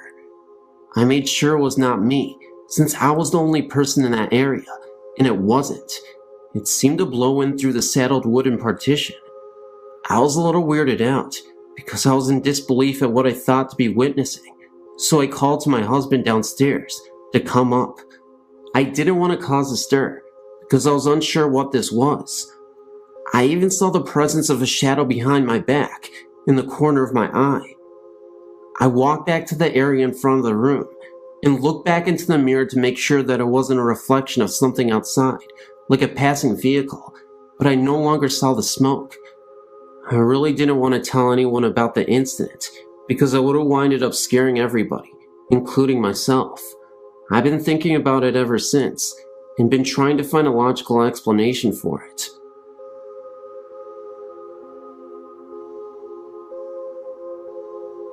I've always been very interested in the subjects of ghosts and the paranormal, but never thought I would have a direct experience with them. Although I'm currently part of a theater group that is renovating an old theater, and we definitely have some spectral energy in the place, but that's another story. This story is about the first time I had something strange happen to me. I'm originally from a small island off the coast of Italy. The community dates back to 700 BC, so you can imagine they have their fair share of ghost stories.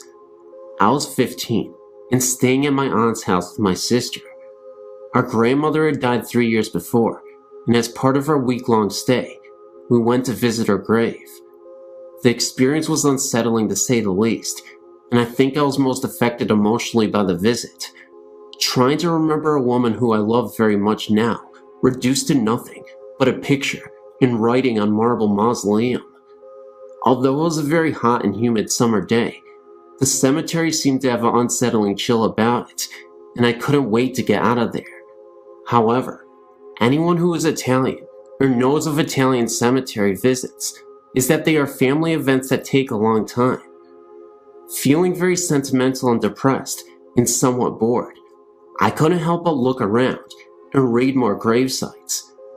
With each name and picture that I saw, I thought more about the people behind them, their lives, and who they have been. The atmosphere seemed more oppressive, and I started seeing flashes out of the corner of my eyes. Nothing definite, but it was almost as if something had passed in front of me very quickly, and the experience left me somewhat disturbed. We left not long after, much to my relief, but still with this heavy, depressed feeling. Later on that night, I had fallen into a deep sleep, but was awakened at 3 in the morning by a male and female voice arguing. I was very groggy, but I immediately thought the voices were strange, because they didn't sound like they were coming from anywhere, in particular at least. They sounded as if they were right in my ears. The room I shared with my sister was directly over a busy main street, and being a summer resort, there is always some activity going on. However, the street this night was totally quiet, with no one in sight. The voices continued to argue in Italian, and though I spoke it, I couldn't make out what they were saying. Also, the intensity of the voices didn't change as I moved around the room. They always seemed to be in my ears, and were continuing to grow in intensity. At this point, I thought it was my cousin and her husband who were arguing from their bedroom. They shared the room with their 2 small children, and I thought what could be so important to be arguing at this hour of night, and why weren't their children reacting? I decided to investigate.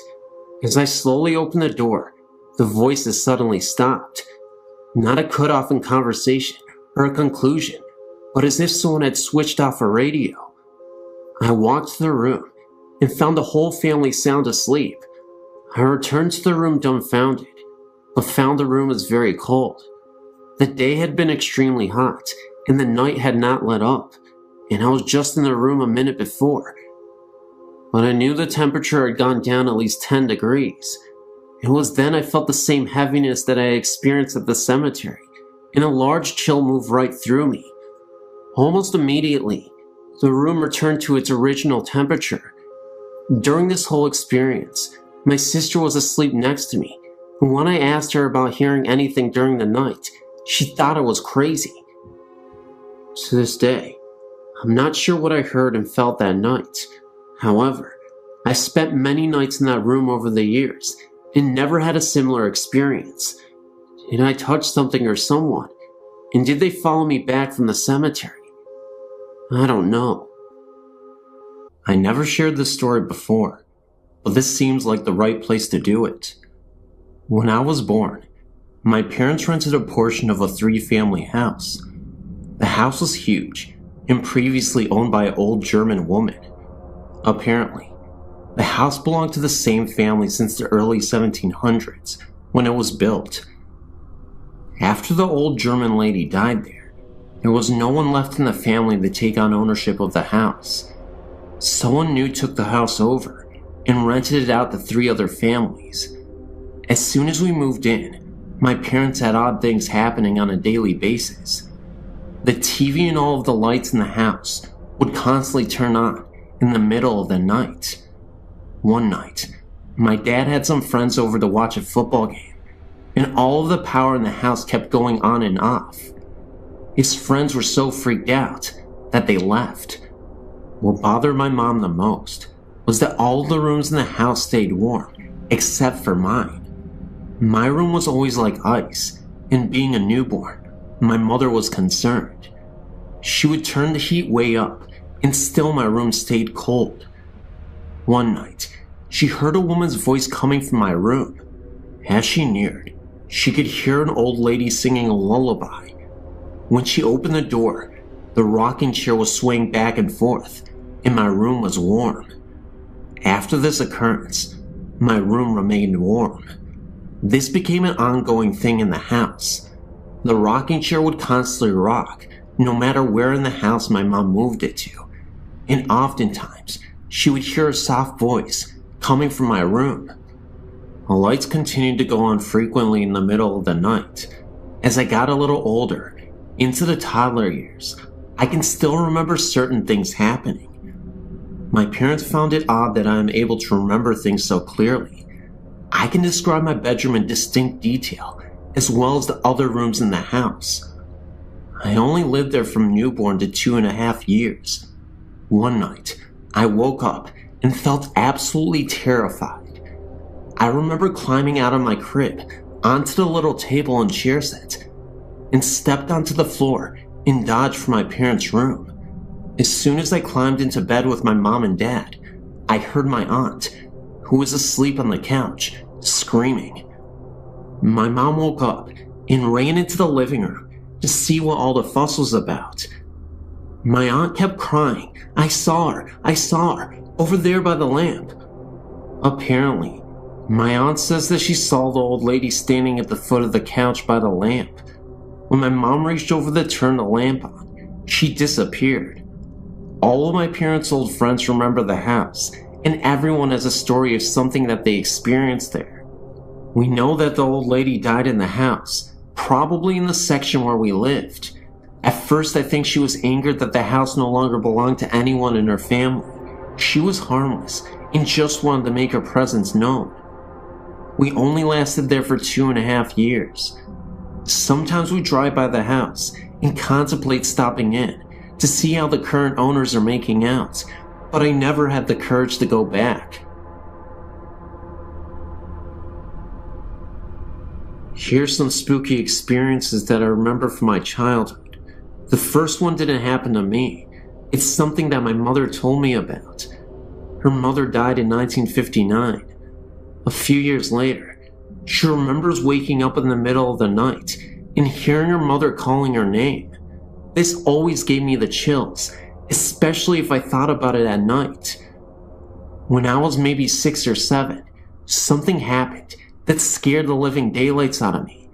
I can still picture it in my mind. A short time after I went to bed, I was lying there awake, and I looked up at my bedroom door, which was closed. There was a window across the room from the door. The curtains were open, and the moonlight was shining through the window, making a square of light on the door.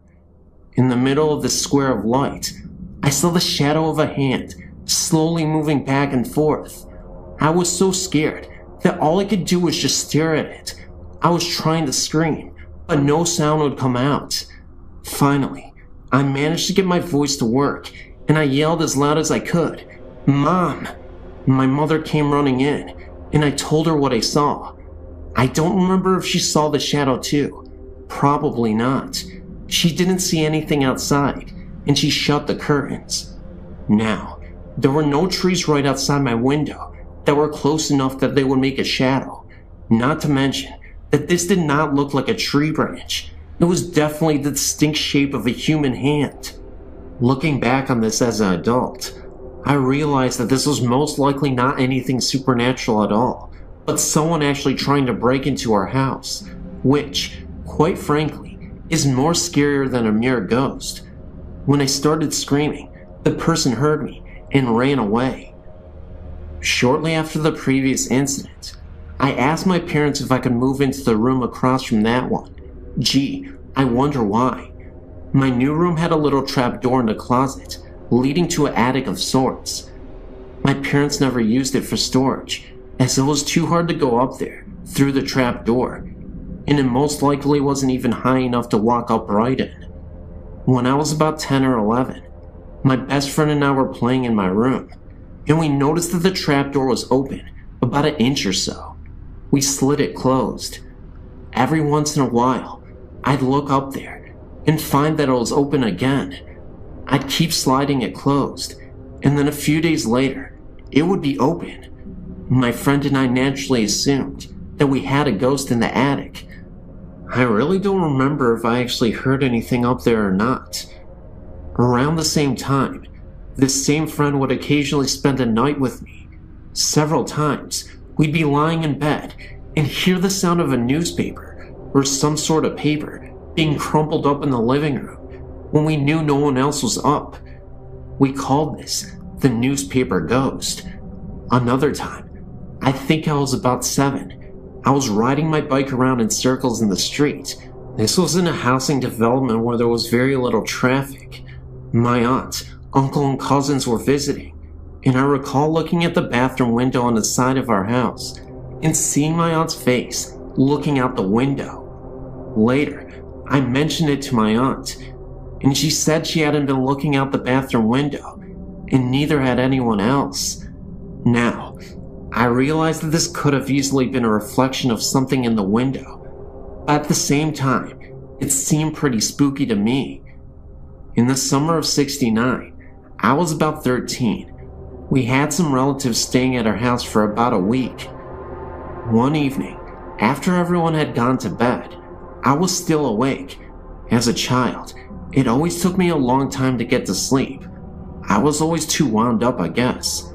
Anyway, all of a sudden, there was this loud crash that came from my closet, like something metal or aluminum falling on the untiled floor.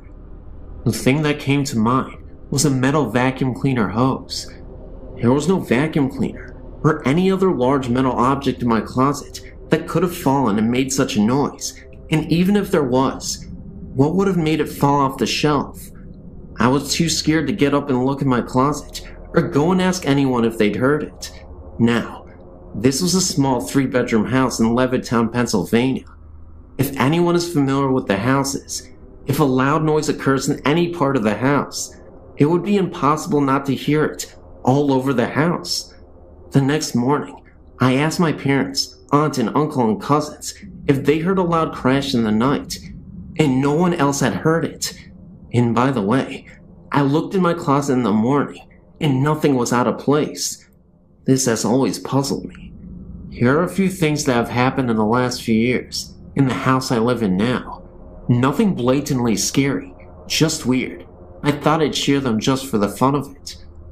One night, I was asleep, and all of a sudden, I screamed and woke myself up. My husband came running in, and I couldn't for the life of me remember what I had dreamed that had scared me. But I had a vague memory of looking beside the bed and seeing something in the form of a human being, made up of little points of light. There have been a few occasions where I've woken up in the middle of the night and heard a kind of electrical humming that sounds like it's coming from our bedroom closet. My husband said he could hear it too. I could never figure out what's causing it. It sounds like it could be the refrigerator running, except that the kitchen is not right next to the bedroom. And if it was the fridge, wouldn't I hear the noise every night, since obviously the fridge runs all the time? I haven't heard it in over a year. Just as well, it gives me the willies.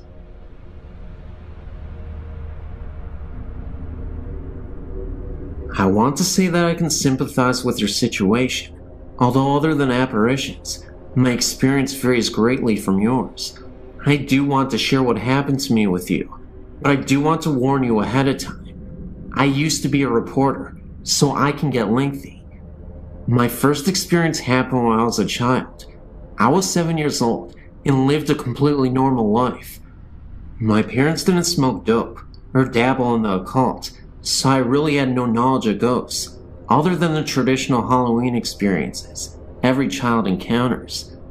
When I turned 7, my family moved from Metro Memphis, Tennessee, to rural Independence, Mississippi. We moved into a house that my father renovated. Rather than trying to draw a diagram that may get scrambled in transmit, I'll try to describe the layout of the rooms involved. The way the home was originally laid out, you walked in the front door into the living room. To the left was the kitchen, open without walls to the living room. To the right was a bedroom door. Straight ahead was a hallway leading to other bedrooms, laundry room, and bathroom. After my father was finished, the front door was added onto a new wing of the house. The living room was enclosed into a bedroom. The bedroom now directly led out into the hall, which now led to the kitchen also, and had a new doorway to the bedroom that previously opened up to the living room. Is that confusing enough? We moved into the house, and I immediately was terrified of my sister's bedroom, the one that had previously opened up into the old living room. I just felt that something was there, and it was watching me. I felt like it wanted to possess me or something stronger than a mere presence. Also, I never found out why, but hers was the only room with security bars on the window. No other family member noticed anything strange in the house. I ended up in the new bedroom, and sometimes at night, I'd hear noises. Being so small, I don't remember exactly what they were, but frequently, I'd see an incandescent, glowing form in the shape of a human walking across my room. What made me know that it had to be a previous occupant of the home was that it would walk from the bedroom I was so scared of, through my room, into the kitchen, the way the house used to be laid out. Once when my grandmother came to visit, my parents forced me to sleep in my sister's bedroom. I was so terrified, but I finally went to sleep. When I woke up, I saw what appeared to be an ectoplasm swirling above my head. I spent most of my childhood years terrified of sleeping. Being a middle child of an older sister and a younger brother, I'd hide my prized possessions, jewelry, money, whatever I thought I didn't want them to get a hold of. Almost every time I hide something, it would disappear and reappear later in a different location. Thinking my siblings had discovered my hiding place, I'd find a new one, each time to have them disappear and reappear once again. The really strange part came later. We sold the house when I was 13 to another girl's family I went to school with. After she'd moved in, I'd asked her one day if she noticed anything weird in the house, and she said no, but her sister refused to go into the bedroom that scared me. Sister's explanation was that someone was watching her, and she was a middle child also. I guess there must have been some connection to middle children. I said something years later about the house being haunted in front of my aunt. She said she'd always had a feeling that something was wrong with the house. I'd appreciate your input as to what you think my experience meant. I had a person tell me one time I was a demon that wanted me, but I'm not even sure. While I lived there, although I was the only family member that had strange experiences inside the house, I wasn't the only one who had strange experiences in the area. In the fall, between the hours of 10 p.m. and 12 a.m., my mother would see balls of light floating in the field and wooded areas, across the road from my house. She would always ask me to come look, but I had enough terror inside the house, and as far as I was concerned, the woods were my only safe haven while at home. So I never looked and never witnessed the lights myself, but both my sister and my mom did. When I was 19, I started dating this guy who was friends with a neighbor from that house I'd lived in. Basically, he lived catty corner from me, with their house backing up to the woods mine faced. My new boyfriend asked me if I ever saw anything strange in the woods. I said no. He told me that his neighbor's kid, who was a friend of his, told him that he'd seen balls of lights in the woods. I then told my boyfriend about my mother and sister's experiences. So apparently, it wasn't just restricted to my family. Another experience I had was when I was in my early 20s, when my grandfather passed away. We'd always loved each other very much, but didn't have a close relationship because of my grandmother, whom I didn't get along with. I was present when he passed away and was devastated. 3 months passed, enough time to allow me to grieve and get on with my life. I was asleep one night and awoke to find my grandfather sitting on the side of my bed. He told me not to be scared, that he had a message for me. He told me I needed to get my life straight, or I was headed for trouble. I remember he held my hand and told me that he was going to tell me what heaven is like, but I'm not allowed to remember what he told me. I remember him being present for a while longer, but can't remember a word he said. Now that I'm an adult and have some time and distance between me and these experiences I had as a child, I'd like to try to discover what these experiences meant, or why I was chosen to have this one. Do you have any suggestions?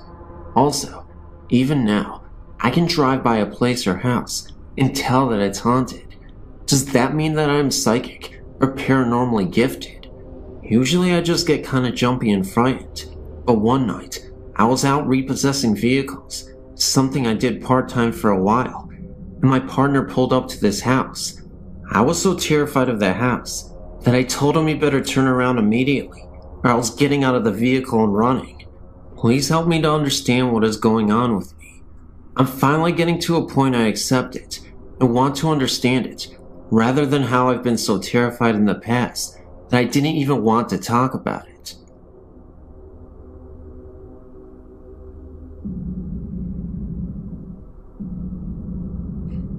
In 1983, when I was 18 years old, I was severely ill. I woke up one morning and my face was badly swollen. My mother took me to the emergency room. I was placed in the ICU the next day as I went unconscious. It would take a team of doctors over a week to finally diagnose me. It was a rare disease. There was only 2 case histories. They both died from it years before. That's why my doctors had no idea what it was. It was from a sinus infection that had backed up behind my brain. From this, I developed a brain abscess. The night before they would make the decision if I needed brain surgery to remove the abscess, I was lying in my hospital bed, praying that the abscess would have shrunk a little. I felt someone standing beside my bed. I was sure it was a nurse, as it was very late, too late for visitors. When I turned to talk, it wasn't a nurse at all. It was my grandfather, who died 1 year earlier. At that moment, I wasn't afraid. He said to me, "You'll be fine." When I asked if he were sure, he then replied, "Do you doubt me?" I replied, "No." He then said, "Everything will be fine. You will be alright." This part has puzzled me ever since he told me. He said, "Take care of your mother." This was my mother's father, and he simply turned around and walked out of the room. The nurses came in, and I was wondering what happened to my grandfather. They didn't say anybody walked into the room, and they told me to calm down. I swear I knew what I saw. I knew it was my grandfather, but the whole situation was just weird, and it gets weirder. I thought he meant that I would do fine through the surgery, my grandfather. Now here's the kicker. He had brain surgery about 7 years before his own death. Even crazier, the next morning I had an x-ray, and they came to tell me that my abscess was completely gone. First of all, I have no idea what happened. Even the doctors were confused. They wanted to take even more x-rays, and I obliged, and they confirmed no abscess whatsoever. As for my grandfather talking about my mother, I had no idea why he was mentioning her. She was pretty healthy at the time, but it makes sense now. Recently, she has been diagnosed with MS, diabetes, and in September, she had heart failure. In November, she almost died and had triple bypass surgery. Through the years, my family has had many encounters with the spirit world, but this was the most wonderful one. In the summer of 1994, my sister and I moved to Hawaii to live with our father. While we were gone, our mother moved into an apartment to save money. Right away, strange things started to happen. Her 2 cats would never enter the bedroom of the apartment, choosing instead to sleep in the living room. They would claw and bite if you tried to carry them in there, and then run quickly away. Mom only spent one night in the room, and then opted for the living room as well. She didn't see anything, but felt as if there was someone watching her, or that someone was in the room. A few weeks later, she returned home from work to find her disposable razor disassembled on the bathroom counter. Even the twin blades were removed, and the whole apparatus was laid out in a straight row. The next night, my cousin, Stacy, and her husband, Mitch, went to stay over at my mom's with her. They were in from out of town, not going over to ease her fears. She wasn't scared yet. The 2 of them argued with Mom over sleeping arrangements, and she assured them that they never slept in the bedroom anyway. That night, my mother woke to hear Stacy and Mitch screaming in terror. Mom ran into the room to find Mitch trying to pull Stacy off the bed. She was screaming to get her off the bed, so Mom started pulling too. Once they got her to the floor, Stacy said that it felt like someone was sitting on top of her, and she couldn't breathe. And while it was going on, she said she could see a teenage boy in the corner, laughing uncontrollably. The 3 of them decided to drive to my grandma's to spend the night. Fast forward to Christmas break, when my sister and I came home to visit. Our first afternoon at the apartment, we heard a loud crash from the bathroom. All people and animals in the house were accounted for in the living room, so we went to check it out. Everything from the cabinet under the sink was out on the bathroom floor. It wasn't all tipped over, however. It was lined up in a straight row. After that, Mom told my sister and I about all the strange things that had occurred. My sister and I were thrilled, thought it was really cool. Mom said that we were more than welcome to sleep in the bedroom if we wanted to, so we did. Early the next morning, I woke up and thought I saw someone standing in the walk-in closet. The sun was just starting to come up, and I thought for sure it was my sister playing a trick on me. When I looked over in bed, she wasn't there. Instead, there was a guy, maybe teens or early 20s, with shaggy black hair and no face, in bed with me. He reached out for me, and I literally wet my pants, running into the living room. I woke my mom and sister, who had moved during the night, said she had the creeps, and attempted to tell them what happened. Mom told us to get our stuff, and we left. Later that afternoon, I recited the story to Stacy, and she said the guy I described was the one she saw laughing at her. Mom went to the leasing office a week later and asked to be moved to another apartment.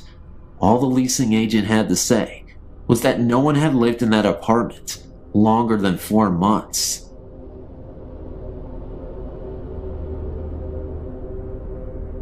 It started some years ago, and I'm happy to say that it's been over for some time now. I'm confident that I'm no longer being followed by Mage, but I would like to share my experiences with you, and if you can provide any insight or better understanding of what happened to me, I would be most happy. Some years ago, I was sleeping over at a friend's apartment. I went to bed and laid there alone with my thoughts until I think I fell asleep. I was awoken by 3 sharp knocks, similar to someone knocking on a solid wooden door, and turned my head to the bedroom door, which was 3 yards away to my right. The door was closed, yet within the doorframe was a figure.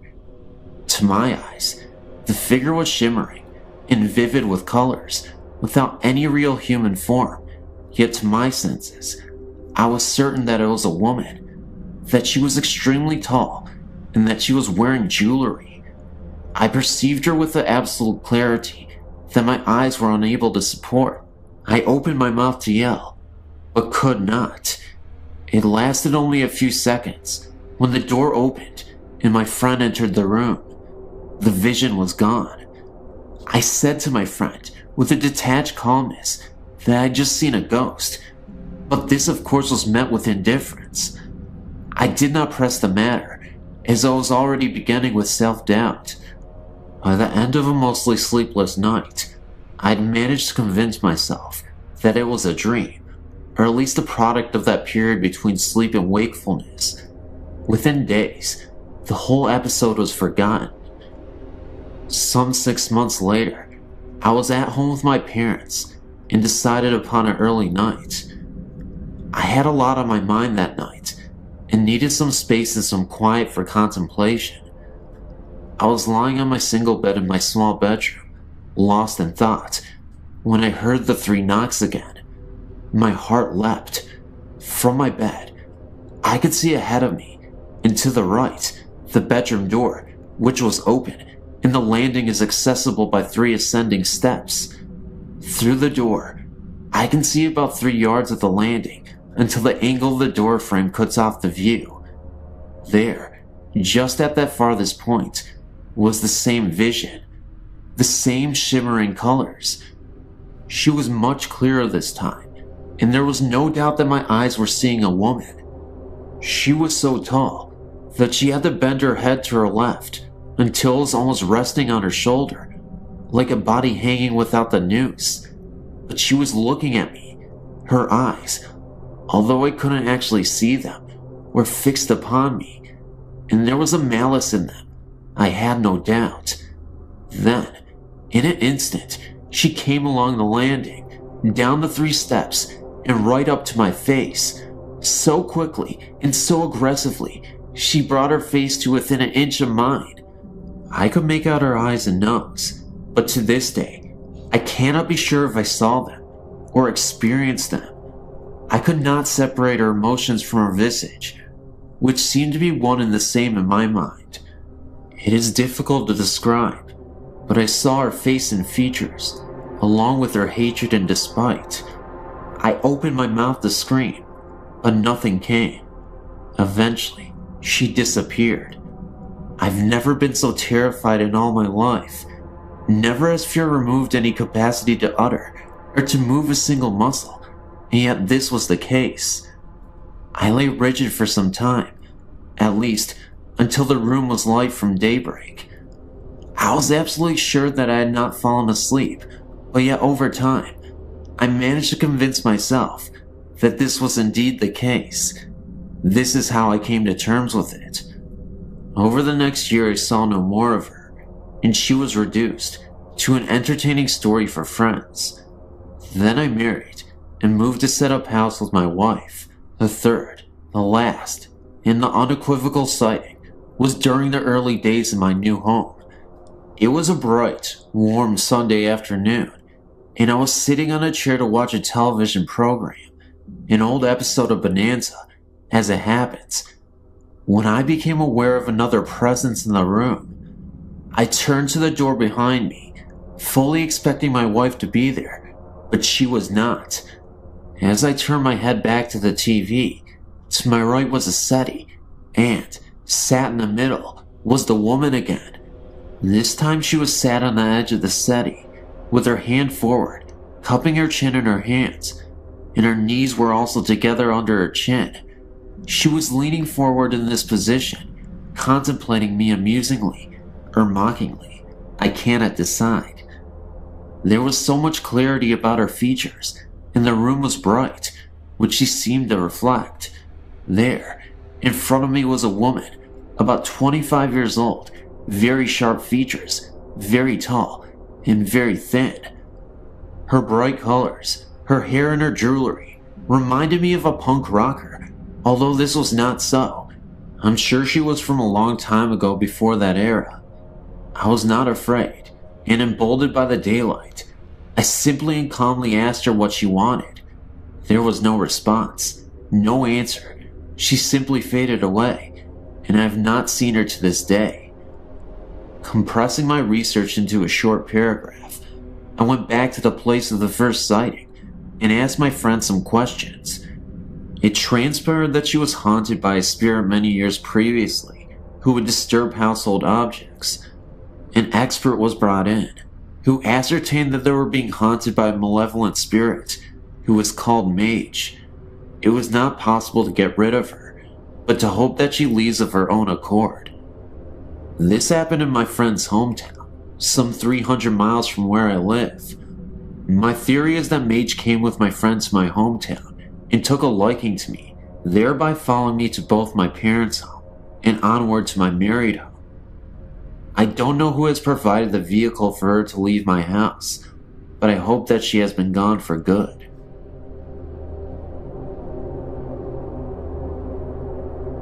When I was in my early 20s, a friend and I decided to rent a house together. We found a lovely old house near the Mississippi River, and I was immediately drawn to it.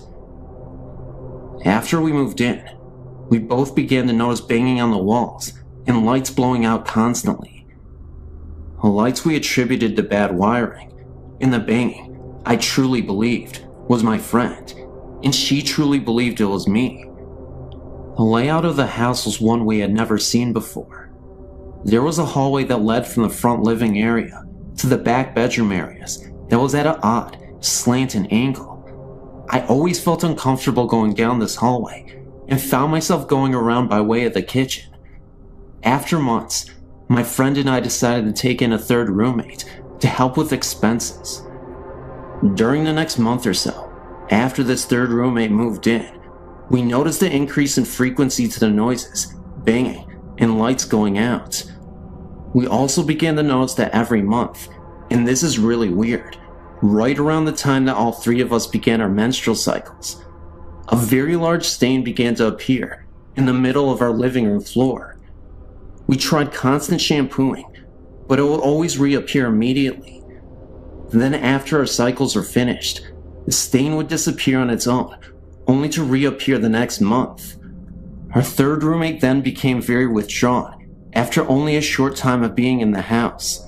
She began to go directly to her bedroom and never came out except to go to work.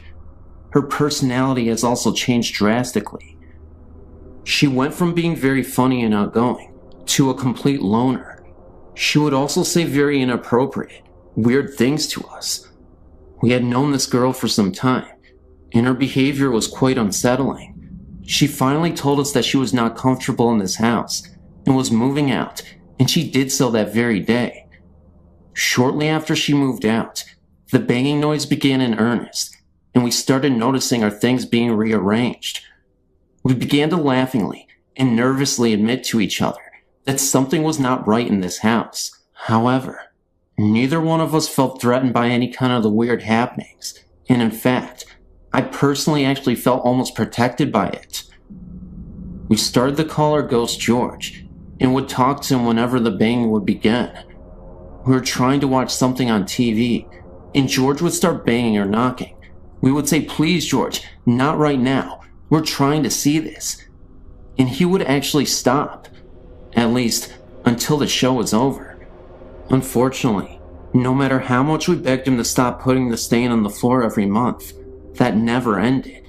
In fact, it got bigger and darker the longer we lived there. One kind of amusing episode happened to us one memorable evening. I decided to let my boyfriend at the time stay overnight with me, although I usually didn't do this. Just as we were dozing off, a very loud bang sounded, coming from the hallway. My boyfriend sat up and asked, "What the heck was that?" Immediately, a knocking began at the far end of the hall and rushed towards my room very fast, knocking louder and louder the closer it came. My boyfriend said, "That has to be your roommate being funny." I just laughed and tried to explain about our ghost, and that I thought he might be angry that I had a male friend overnight. He said that was bull and got up to investigate. Just as he came to the hallway, the knocking began again, all around him. Needless to say, my brave 6'4" boyfriend ran straight out the front door and never came back in the house. Anyway, after a few years, my roommate and I decided we were going to move to a cheaper apartment, closer to where we worked. As soon as we started packing, the noises, and especially the lights going out, began to get really bad. I was even starting to get a little frightened. One day, as we were finishing up packing, we decided to go check in the basement and see if we had anything left down there. While we were down there, we decided to go in the old fruit cellar, since neither one of us had actually looked in it. We found some old fishing equipment. We also found an old shirt box that was sealed with tape and felt kinda heavy, so we brought it upstairs and opened it up. Inside was a bunch of old pictures. Most of the pictures were of a young man of about 25 or 30. In many of the pictures, he was in our house and standing on the porch of the house. There were also some antique glass slides with pictures of him in the military uniforms. We dated the stuff around World War II. We decided to call our landlady, an elderly woman, around 80 years old, to tell her we had found the box. When we called her and told her what we had found, she hung up on us. We called back, and her daughter answered and said that they didn't want that stuff anymore, and we could have it or throw it away. We thought it was very strange, since normally our landlady was a sweet old lady, so we decided that some of the stuff in the box might be worth more money, and we would sell some of it. Some war medals, and even an old stock certificate. That night, I put the box on the kitchen table, and we went to bed. In the morning, we were going to move the last of everything, and as we were preparing to go, I asked my roommate what she had done with the box of stuff. She said she hadn't touched it. We looked everywhere and couldn't find it. Finally, around lunch, we got hungry and decided to cook a frozen pizza. We turned on the oven and immediately began to smell something burning. When I opened the oven, there was the box. Okay, I swore my roommate did it, and she swore I did it. So we left the box on the table again and left to move some things to the new place. When we got back, the box was gone again. This time, we found it immediately in the kitchen pantry, so we kinda laughed it off and put it back on the kitchen table. About 10 minutes later, I walked into the kitchen and it was gone again. I decided the heck with it and decided to just go finish the bedroom closet I had just minutes before been working on. When I stepped up on the chair to wipe off the upper shelves, there was the box. That did it.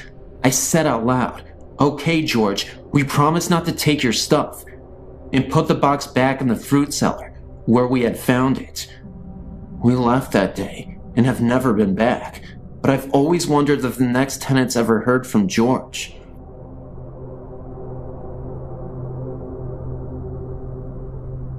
I've worked for a domestic violence shelter for approximately 7 years.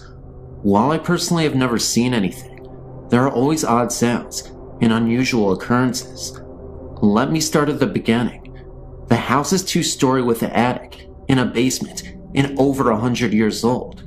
I really don't know much else about its history. The local domestic violence center purchased the building, which had been uninhabited for a number of years, did some renovations, and began operating an anonymous shelter for battered women and their children. Over the years, there have been numerous sightings of a young couple.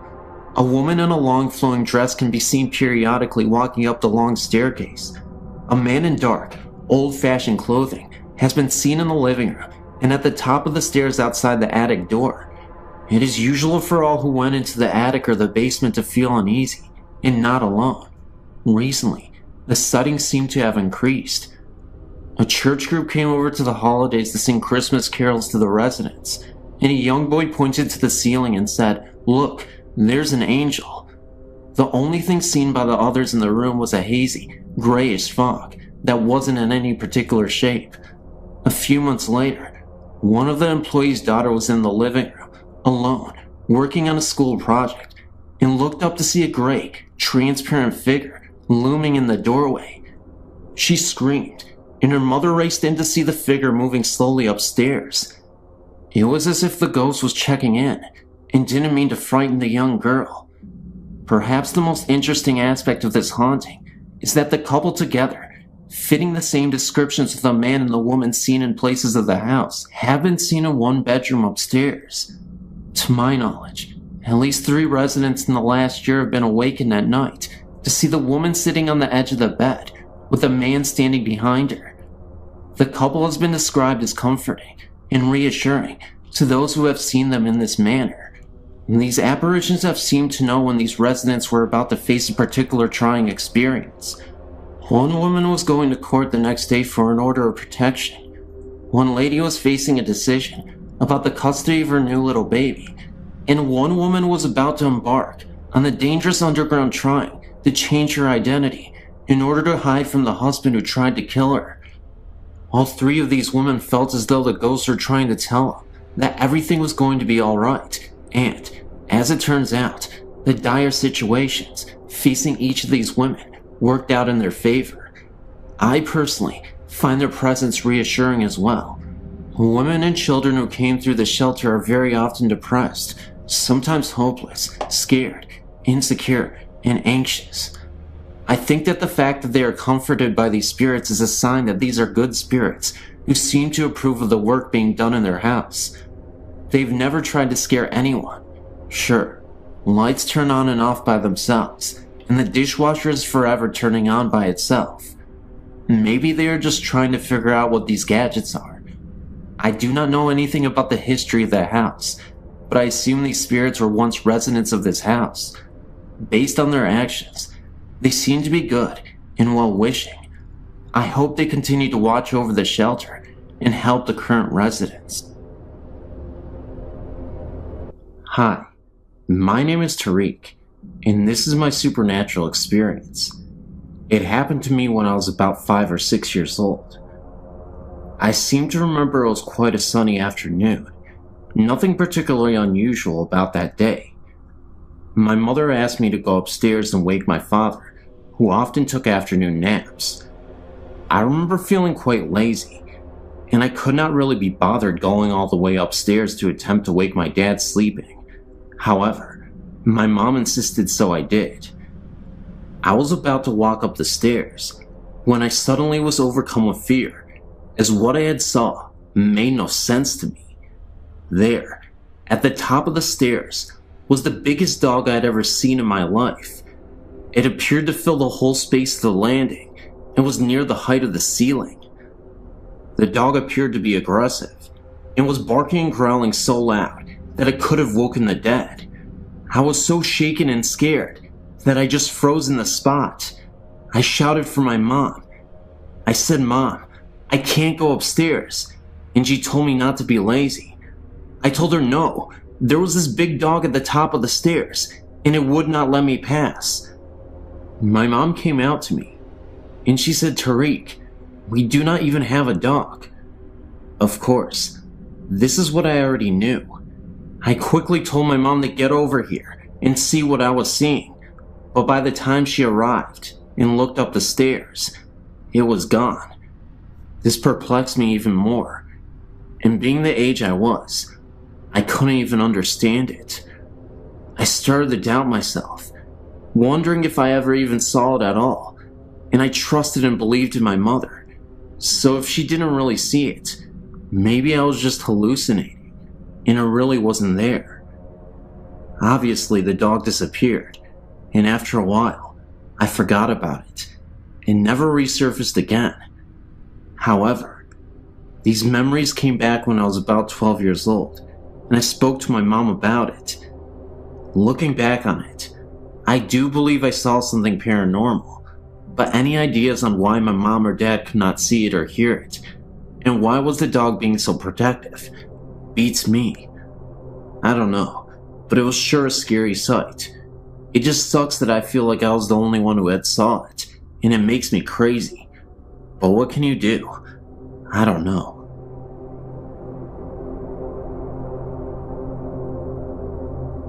I recently had an experience that I can't explain, and decided to tell my story here. In June, my boyfriend Ian, our then 15-month-old twins, of course me as well, we all went to his family reunion. While we were there, we had a wonderful time meeting his family and getting to know everyone really well. We stayed at his father and stepmother's home with the immediate family. One night, while everyone was asleep, one of the girls started crying, most likely from being in a new place or losing her pacifier. I woke up, and still groggy, I sat up in the bed. I looked over to the crib. Next to the crib, there was a little old woman standing there looking into the crib. When I saw her, she didn't scare me, and I thought nothing of it. She looked at me, put her finger up to her mouth, kind of bent down, and whispered, "Shh." So I laid back down and fell back to sleep. Brianna slept through the rest of the night. The next morning, I got up and remembered what I saw. Not sure if I dreamt it or not. I pulled Ian away from the family and asked him if he had a picture of his grandmother. The family had spoken a lot of her the previous day at the reunion, but I had never met her. Ian was very close to her and was very upset at the time of her death. It would have been almost 9 years ago. They found one, and after I saw the picture, I felt this warmth, the only way I can describe it, and it filled my body. It was the lady I saw the night before. I wasn't sure if I should tell anyone, for fear of them thinking I was insane, but I decided to tell Ian. When I told him, he kinda gasped. Like I said, he was very close to his grandmother. I'm glad I told him. Well, later, as we were talking to the family, someone said, "Oh, it would have been so wonderful for her to be here and see all the family together." Speaking of the grandmother, Ian looked at me and asked me to tell everyone what I saw. I'm still new to this family and wouldn't want to be dubbed as the crazy one just yet, so I kept it to myself. Thanks for giving me a place to share this.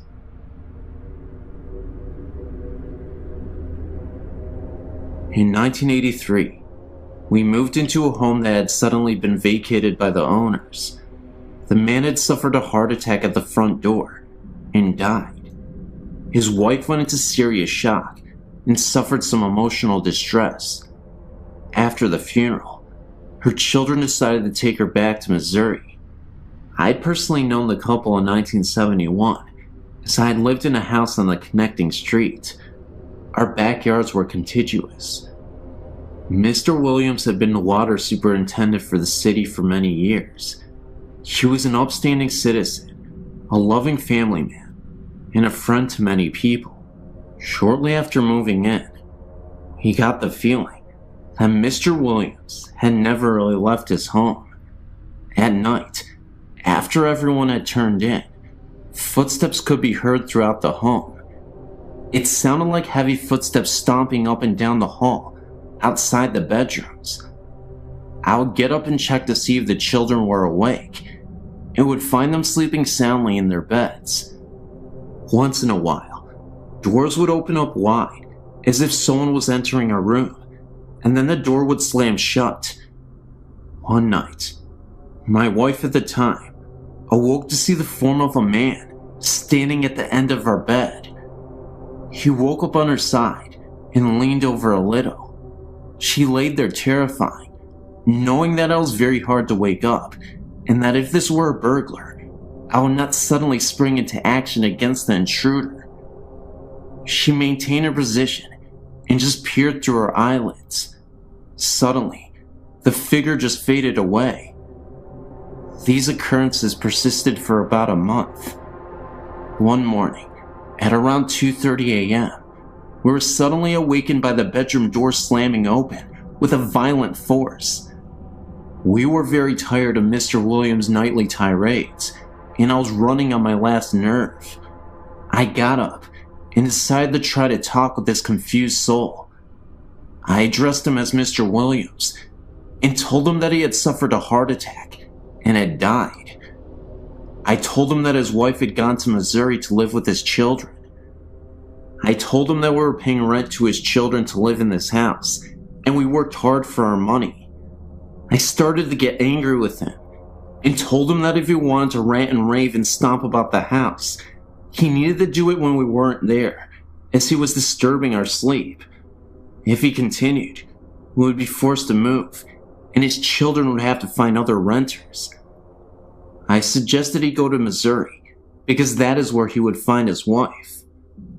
After that, we never heard from Mr. Williams again.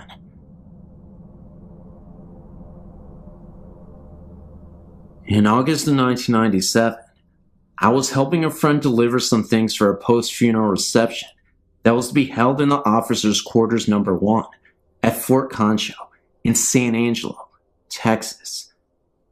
Fort Concho is the best preserved and reconstructed cavalry fort in America. This is where the Buffalo Soldiers were stationed. It was very early in the morning, and we had to get the key to the building from the curator. We drove to the other side of the parade ground and parked the van. We went inside, and I took some things up to the staircase to the second floor, while my buddy worked on the first floor. I walked into the west bedroom upstairs, and immediately felt like I had just walked between two people that were standing shoulder to shoulder. I was walking into a tremendous field of static electricity. I had a cold sensation, and the hairs on my neck and arms stood straight out. I put the vase down that I was carrying, and found myself compelled to say, "Excuse me." Then I proceeded to the east bedroom. When I entered the room, I saw a little girl out of the corner of my eye, playing on the floor to my left. I placed the vase, and when I turned around, she faded away. A couple of days later, I was again with my friend. We stopped by the house of the lady who was responsible for financing the restoration of officers' quarter number 1. My friend mentioned that I had felt a presence and saw a little girl. I told her that I had seen her in the east bedroom, and she told me that a little girl had died in that very room. Maybe it was her parents that I felt in the west bedroom, or just someone else watching over her. A few months later, I had the opportunity to stop by the officers' quarters number 1 when it was open to the public. I was walking around, and a staff member volunteer came up and asked me what I thought of the building. I told her I thought it was haunted, and repeated the story of the little girl. The lady took me into the dining room and pointed to a portrait on the wall. It was the same little girl I had seen upstairs.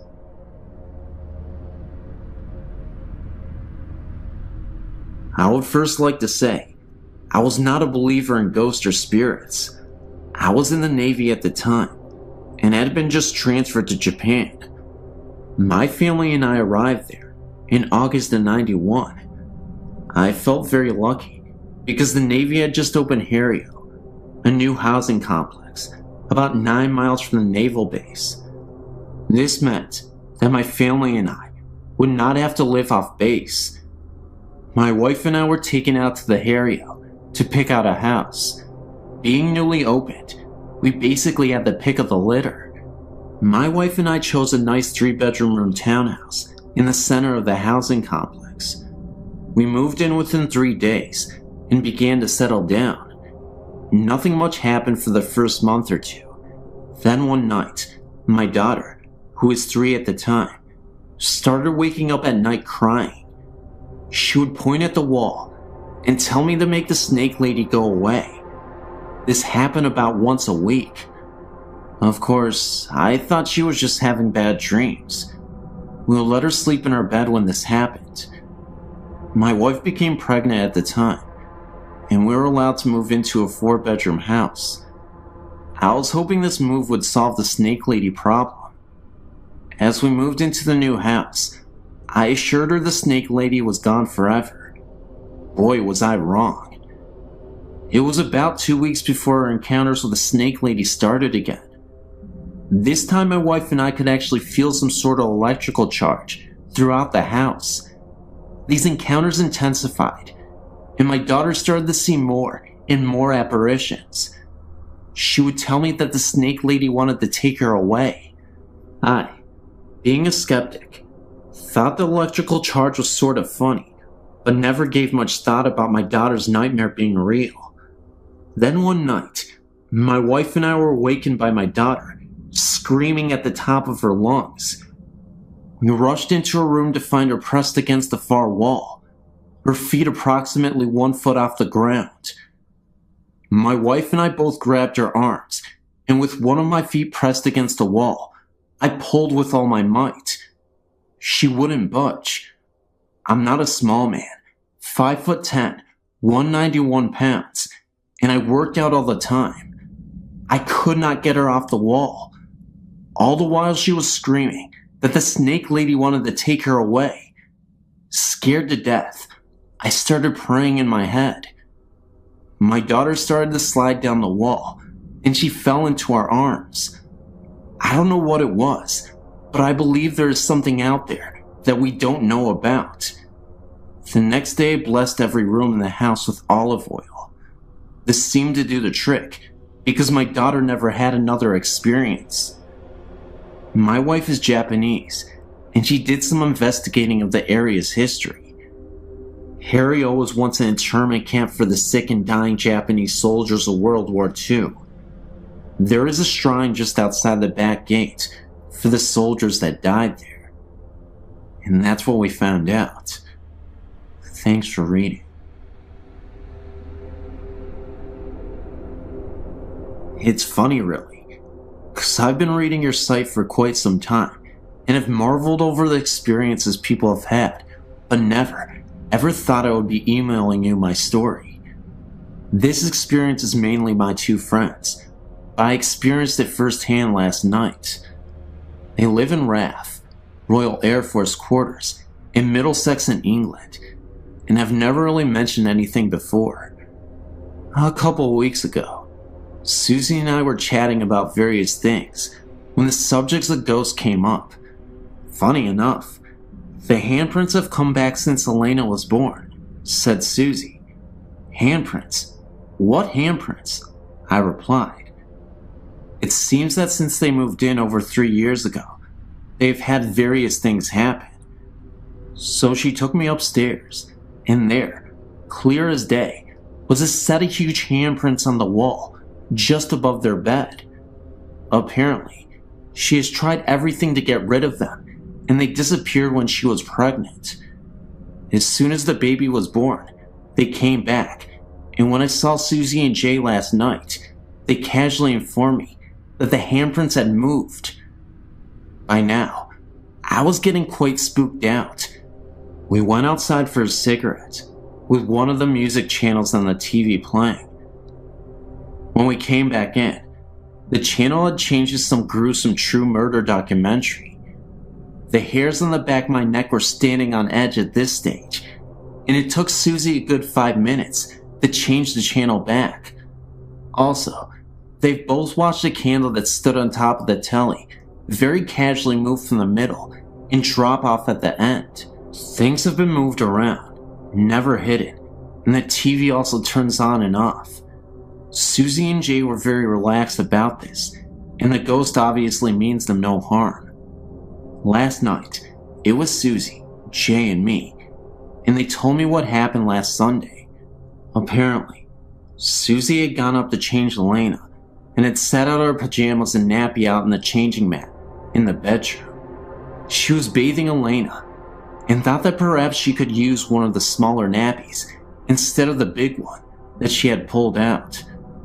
When she went back into the bedroom, the pajamas and the big nappy had been thrown onto the chair, and in a perfect arc were 3 of the smaller nappies on the changing mat. Poor Jay got it right in the neck for that, until he explained that he hadn't been upstairs at all. Again, the hairs on my neck were standing on end, and when I had to go upstairs to use their toilet, Susie had to come with me. We then went out for a cigarette, and as we were sitting there, I saw the shadow of someone walking to the kitchen. Didn't think anything of it until I realized that we were all sitting outside. I told them, and Susie said that she sees shadows out of the corner of her eye all the time. We then went back in, and I was sitting on the sofa next to Susie, talking to Jay, when I noticed that she was staring at something right behind her. I asked what she was looking at, but she said nothing at first, knowing how freaked out I was getting. She then began to tell me that she noticed a transparent man with an axe lodged into his forehead casually move from the room we were in and into the kitchen, then disappear.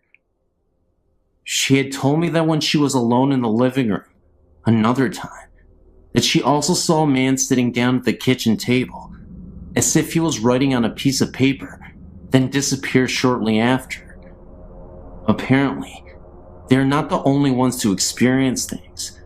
It seems that quite a few people in the row of houses had strange things happen, and the couple on end have seen a shadowy figure. She asked me to babysit Elena next week. Must admit, not too keen on having the extra company though. When I was about 10 years old, my family lived with my great-grandmother and me, and my brother had to sleep in the basement. Half was for storage, half was an extra room. So one night, at like 3, I had to walk to the top floor to take a pee. On my way down, I hear the voice of a little girl say goodbye. Then I noticed that same voice, and it said die. I immediately freaked out and ran back into my room, absolutely terrified. There was another incident with my brother. He was in the basement, and he heard the same voice coming up the stairs from it. It said die as well. And he turned back, looked down the stairs, and the apparition of a girl was standing right there, and then materialized and disappeared in an instant. When I was 15, we moved out to New Jersey. When I was 16, I heard horribly violent screaming. It sounded like a woman, and it sounded like it was coming from behind me. 3 days later, my brother, he was 19. He heard the same screaming coming from our bedroom closet. Nowadays, we don't hear any mysterious voices, but we both know they had to be ghosts. And not only that, they had to be evil. And I don't want to experience that ever again. I'm sure my brother doesn't want to either. Thanks for listening. I first became aware of a presence in our home when I was a child of 4 years. When I was 4, my brother was born, and my parents moved him into the bedroom next to theirs. I was moved into my very own room, upstairs. My older sister occupied the room next to mine. It did not take me long to realize that there was something odd about this new room I was in. I would wake up in the night, chilled, with the overwhelming feeling that someone was watching me. Sometimes, I caught fleeting glimpses of what looked like a shadow on one particular wall. When I mentioned the shadow to Mom, she attributed it to light play from the moon and other rational explanations. I tried very hard to believe her explanations and to make the shadow sightings go away, but I simply couldn't take the vision of a man in an overcoat, wearing a fedora. I could never actually see this man, just an outline, a shadow, but I knew he was there. I can't even say I felt threatened by this figure. I just felt watched and not alone. I suppose I should describe our family home. It is a large, Cape Cod style home, built in the 1940s, just after the war. The family that built the home were obviously influenced by World War II, as was the world, I would think. And they built a secret room, which I would imagine was designed to hide the family if war ever broke out on home soil. This room was only accessible via a trapdoor in the kitchen floor, and it led to the secret room in the basement. My dad sealed this room off before I was born, although I know exactly where the trapdoor is. There is also a secret passageway that leads between the closets of the two upstairs rooms. This passageway has been sealed before my parents bought the home. This house was the second built on the foundation. The first was a farmhouse dating back to the late 1800s, which burnt when my mother was a child in the 1930s. The family that originally built the Cape Cod didn't live there long, and it became a rest home for the affluent elderly in the community for many years. My parents bought the home in 1954, and I was born 11 years later. There were other strange occurrences in the house in my younger years, such as doors opening and closing by themselves, and doors locking when there were no locks, and the piano playing by itself. But I'll fast forward to 1974, when my older sister got married. I took the opportunity to move into her larger room, and that is when the strangeness went into overdrive. I hadn't actually even moved completely into the room when the weirdness began. I'd moved my record player into the room, along with a student desk. I was showing the room to a friend one afternoon, when the door slammed shut behind us. When we turned to look at the door, the shade in the opposite window flew off the hinges and landed at our feet in the middle of this room. We both screamed and ran to the door, only to find it locked, and there wasn't a lock on the door. We managed to finally get it open and run down the stairs. My friend would never even go into the room again, let alone spend the night with me. I didn't let it bother me, however, and moved the bed into the room and took up residence. The room always stayed incredibly cold, even in the heat of an Ohio summer. My dad installed triple the insulation into that room to try to help with the chill, but it remained downright cold. There were countless nights when I would awaken to knocking on the walls. Sometimes I would knock back, and it would knock back at me. When I told my parents about the knocking, my dad said it was a tree limb scraping the house. The knocking became so intense that he ended up cutting the tree down, but the knocking continued. My parents installed an intercom system into my room next to my bed, so I could page them when the knocking started. Dad seemed convinced that it was the neighborhood boys throwing rocks at my window. It didn't sound like that though, and the knocking was coming from an inside wall, not an outside one. One afternoon, I was lying on the bed reading, and I got the overwhelming feeling that I was being watched. I sat up on the bed and said out loud, "Stop it! There's no such thing as ghosts!" And no sooner had I uttered the words, a figurine on a shelf began to wobble, and then flew off the shelf and across to the bed, hitting me on the forehead. I slept on the sofa for a month after that. My family was even beginning to notice strange things happening by this time. The television would turn itself on and off, or alternatively increase the top volume, without anyone being in the room. Dad said we had a bum set and bought a new one, but it did the same. We had the wiring replaced, but it still happened. My mom declared that if it was a ghost, it certainly wasn't going to run her out of the home she loved. This is true. She still lives there with the ghost. Other things that would happen in the house included radio switching on and off, lights flickering, the washing machine switching on and running a cycle, and of course the shadow wandering around upstairs. It was all beginning to frighten me quite a bit, especially the knocking noises. If the knocking started, I would buzz Mom in the intercom, and she would race upstairs, but as soon as she reached the top step, the knocking would stop. I began to think perhaps I was going a bit crazy. I went away to college, and something strange happened in my old bedroom about a week after I had left. I still had the same clothes hanging in the closet, and there were a few posters still hanging on the wall, but otherwise, it was empty. My mom heard a funny noise upstairs one afternoon and went up to investigate. She checked the first bedroom and saw nothing amiss and went down the hall to my room. She opened the door and discovered that the mirror tile on one wall had exploded all over the place. There were shards of glass sticking in the opposite wall and had scraped across the ceiling like claw marks. My posters hung in shreds. She noticed my closet door hanging open and shreds of glass sticking in the clothes, still hanging inside. She shut the door and waited for Dad to get home from work. He decided that it must have been a freak lightning hit, although the day was sunny and cloudless, and rang the insurers to come out and investigate. The investigator noted that the point of impact seemed to be the upper corner of the wall, where the mirrored tile met the adjoining wall.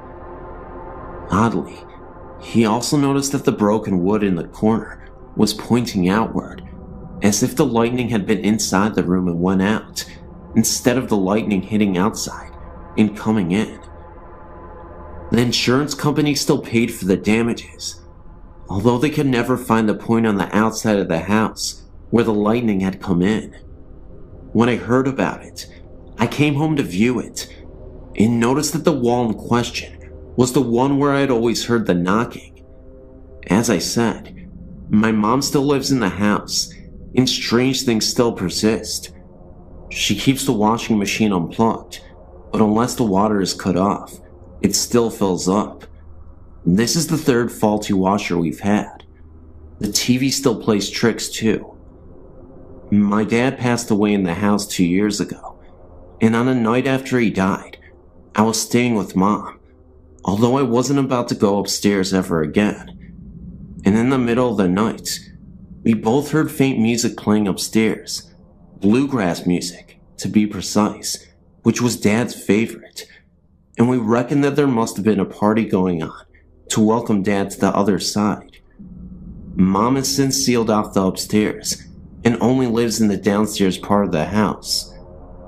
My brother has had plenty of strange things happen to him in the house as well, as did my sister, and as a result, none of us want Mom to bequeath the house to us. She can't understand why.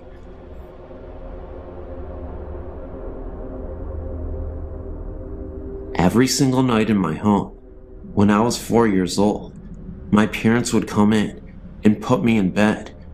Mostly my mother, because my father wasn't home much. I never liked to sleep in the dark, and there were no outlets in my room for a lamp, or none that wanted to work at the time.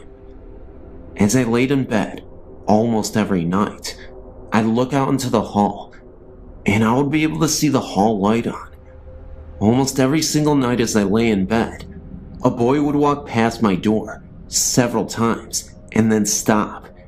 It was a white glowing type thing that I remember perfectly well. It scared me a bit, but I never got an evil aura off of him. A thing about the boy is that he had died a long time ago, before we had moved in. It scared me all the time to recall it though, even though he isn't bad. I've only slept with the door open once. Since then, my parents got the outlets working. I was sleeping in a different room, but it was across the room the boy had died in. I looked outwards from my slumber, my glasses still on my face, because I always fall asleep watching TV.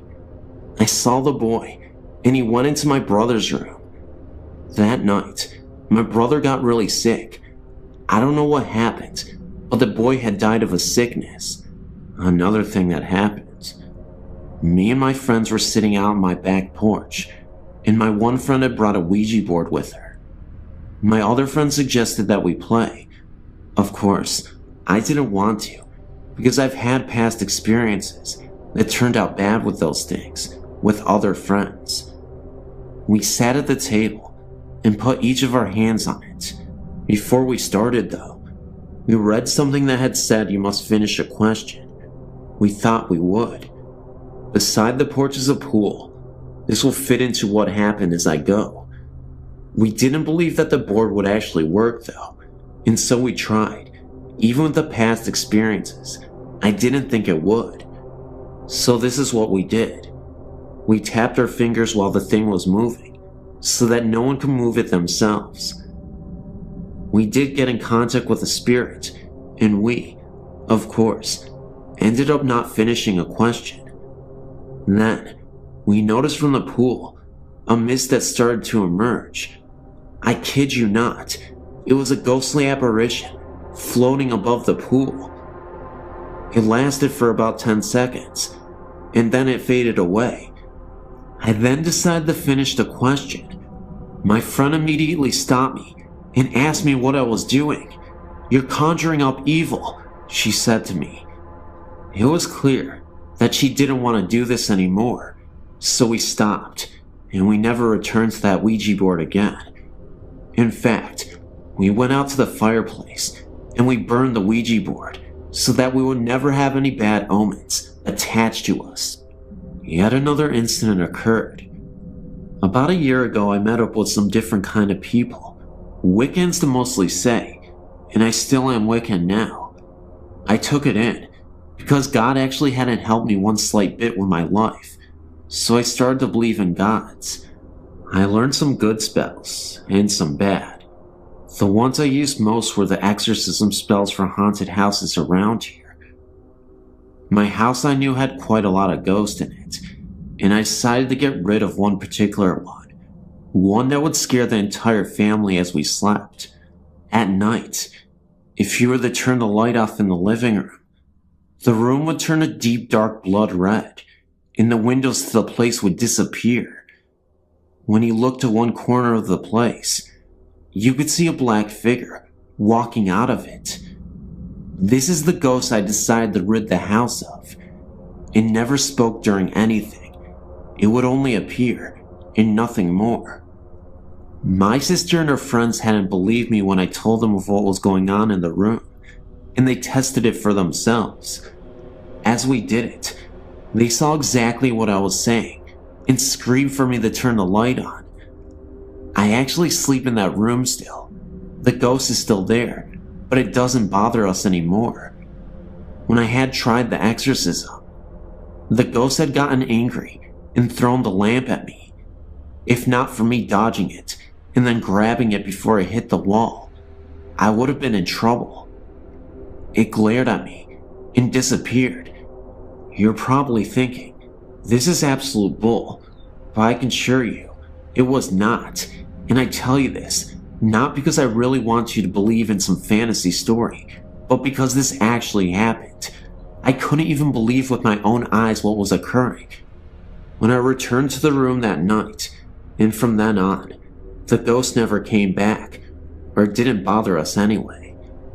There are other ghosts in my house, ones that are in the cellar, but I've only heard them, not actually seen them.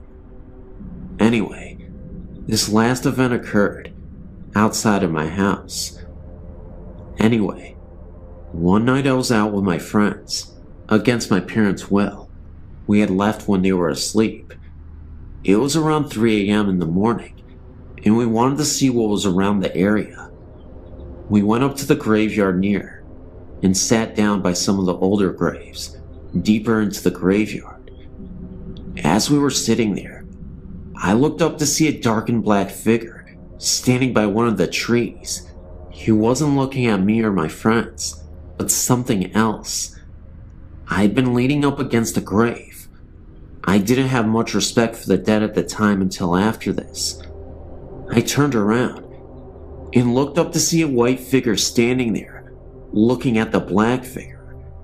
They then turned their eyes towards me. I tugged on my friend's arm, but she didn't reply. She was asleep, along with the two other people that were there with us. I backed up off the grave as the white one glared at me. When I got completely away, they had turned their eyes back to each other and had vanished.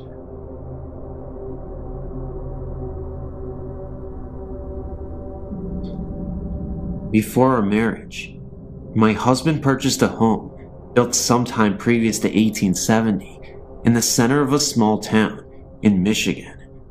It is a lovely house, we still have it, with high ceilings and wide archways between some of the rooms. When we moved in, we had very modern furniture, which really didn't look right in the house, so our friends would bring us antiques whenever they could find them, very cheaply or for free. One friend bought us a very large round antique mirror that he had found in a house his company was hired to tear down. It was the kind with a gilded wood and molded frame with a medallion at the top. The glass, while it had some dark spots and shadings, was in exceptionally good condition. This was back in the mid to late 70s, and we had parties almost every weekend. In the summer when the doors were left open, no one bothered knocking. They just opened the screen and came in. Late one Friday or Saturday evening, shortly after receiving the mirror, I was sitting on a low sofa against the east wall of the living room.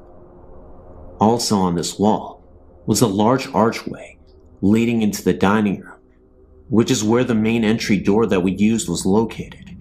There was also a door leading into the living room from the front porch, but no one used this one. The mirror was hung on the north wall, right next to the couch where I was sitting. Everyone else was sitting in the middle or at the opposite end of the room, large room. I was looking to my right and noticed in the mirror that a young man was walking through the archway into the living room and stopped right at the threshold. At first glance, I did not recognize him, so I turned on the couch to look at him directly, and there was no one there. I looked over at the mirror again, and there he was. He was not a big guy, about 5'8" or 5'9", thin build, dark hair, short for the times, and wearing what looked like one of those blue-gray work shirts. I looked towards the archway again. No one was there. I shot off the couch and into the dining room to see if anyone was playing a trick on me. There was no one in any part of the house other than the living room. It made me very uneasy, and I could never sit in that area again. In fact, I moved that couch a week later, and even though the mirror still hangs there all these years later, I tried to avoid looking at it.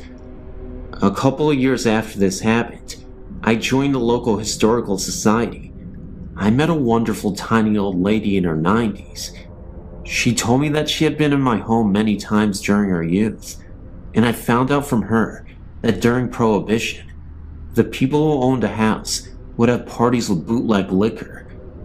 There was an argument late one evening, and a young man was killed by a blast from the barrels of a shotgun at close range in the area of the front entrance to the dining room. I'm not sure if it was him or not, but for 3 or 4 years after that, every night at 3:10 a.m., I would hear slow but steady footsteps on the creaky wood floors walk from the archway through the living room and up to the bedroom door. They always stopped right there, thank God, and I tried to make sure they would come no further by hanging a crucifix on a hook inside of the bedroom door. After a few years, it either stopped or we grew so accustomed to it that we didn't notice it anymore. So, do you think my spirit came with the mirror, or that the mirror just enabled me to see him? I don't know. I guess we'll find out sooner or later. Early March last year, my husband and I had the most terrifying night of our lives. Avid campers, we had never been scared sleeping out in the middle of nowhere in our tent. We went to a campground called Weldon Springs in Illinois, about 45 miles from our home. We stayed at the backpacking area, which at that time of year is isolated except for a few deer and birds. I felt fear the minute we walked into our spot. We had camped in that spot several times before, with no weird occurrences. I felt like we were being watched. I tried to pass it off as dead trees and grass, and a lack of other people around. By evening, sitting around the fire, I was scared. Our friend came along to stay with us, had a sleeping bag with him, ready to camp. Oddly, he decided not to stay. When we got settled in our tent, hell broke loose. We laid there a minute, and I heard an odd stomping noise in the trail leading to our site. It got louder, like it was getting closer. I asked my husband after we discussed it ourselves, and he said he felt an evil presence there. Even though we were absolutely terrified, I told him to take a peek outside the tent, just so we could ease our minds about the situation and prevent our imagination from running wild. This was a terrible mistake. He told me when he looked out that he saw the ghost of a hunter with red eyes staring right at him, and then he floated off into the woods and then disappeared. It didn't last very long, but he could still tell that the man was wearing hunting gear from a different era. It definitely didn't look like the attire you would see today, according to him. He told me that the clothes that he wore looked a lot like the people in the Wild West would wear in the 19th century. My husband even said that it looked as if he didn't want to be seen, like he had the look of pure shock on his face. In a way, I wish I had seen it myself, but I know I wouldn't have been able to handle that. We know that there was something strange out there that night, and we'll never forget it.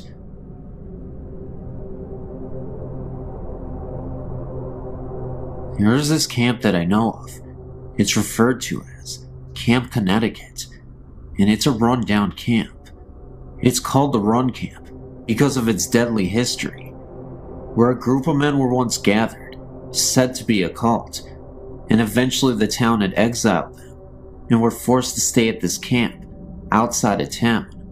When abandoned, the caretaker's daughter was found brutally murdered in the camp, and all members of the camp denied any knowledge or participation in the murder.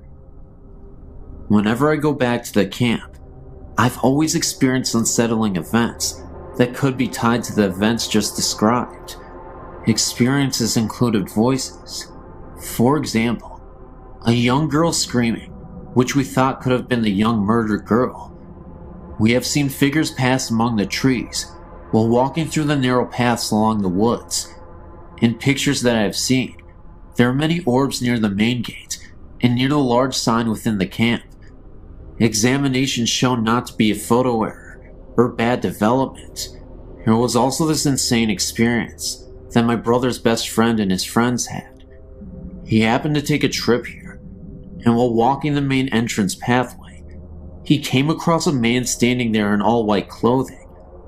They called to him, and there was no response, so they turned to go the other way, and when they did, this presence in the white was standing right in front of them, with eyes that were completely black. As they turned and ran, it seemed as if the presence began to run after them. Anyway, as they got close to the main gate, they turned, and there was no one behind them at the time. They stopped again for a second, and turned back to look behind them again. They recall that about 5 apparitions, all in white, were standing right next to each other, and then they disappeared. It was as if they were letting them know that there were more of these ghosts. They then walked back to the car and drove away. This place is very freaky to even just look at the main gate. I get scared every time I go. I will send our photos as soon as I get my scanner up and running. Thank you.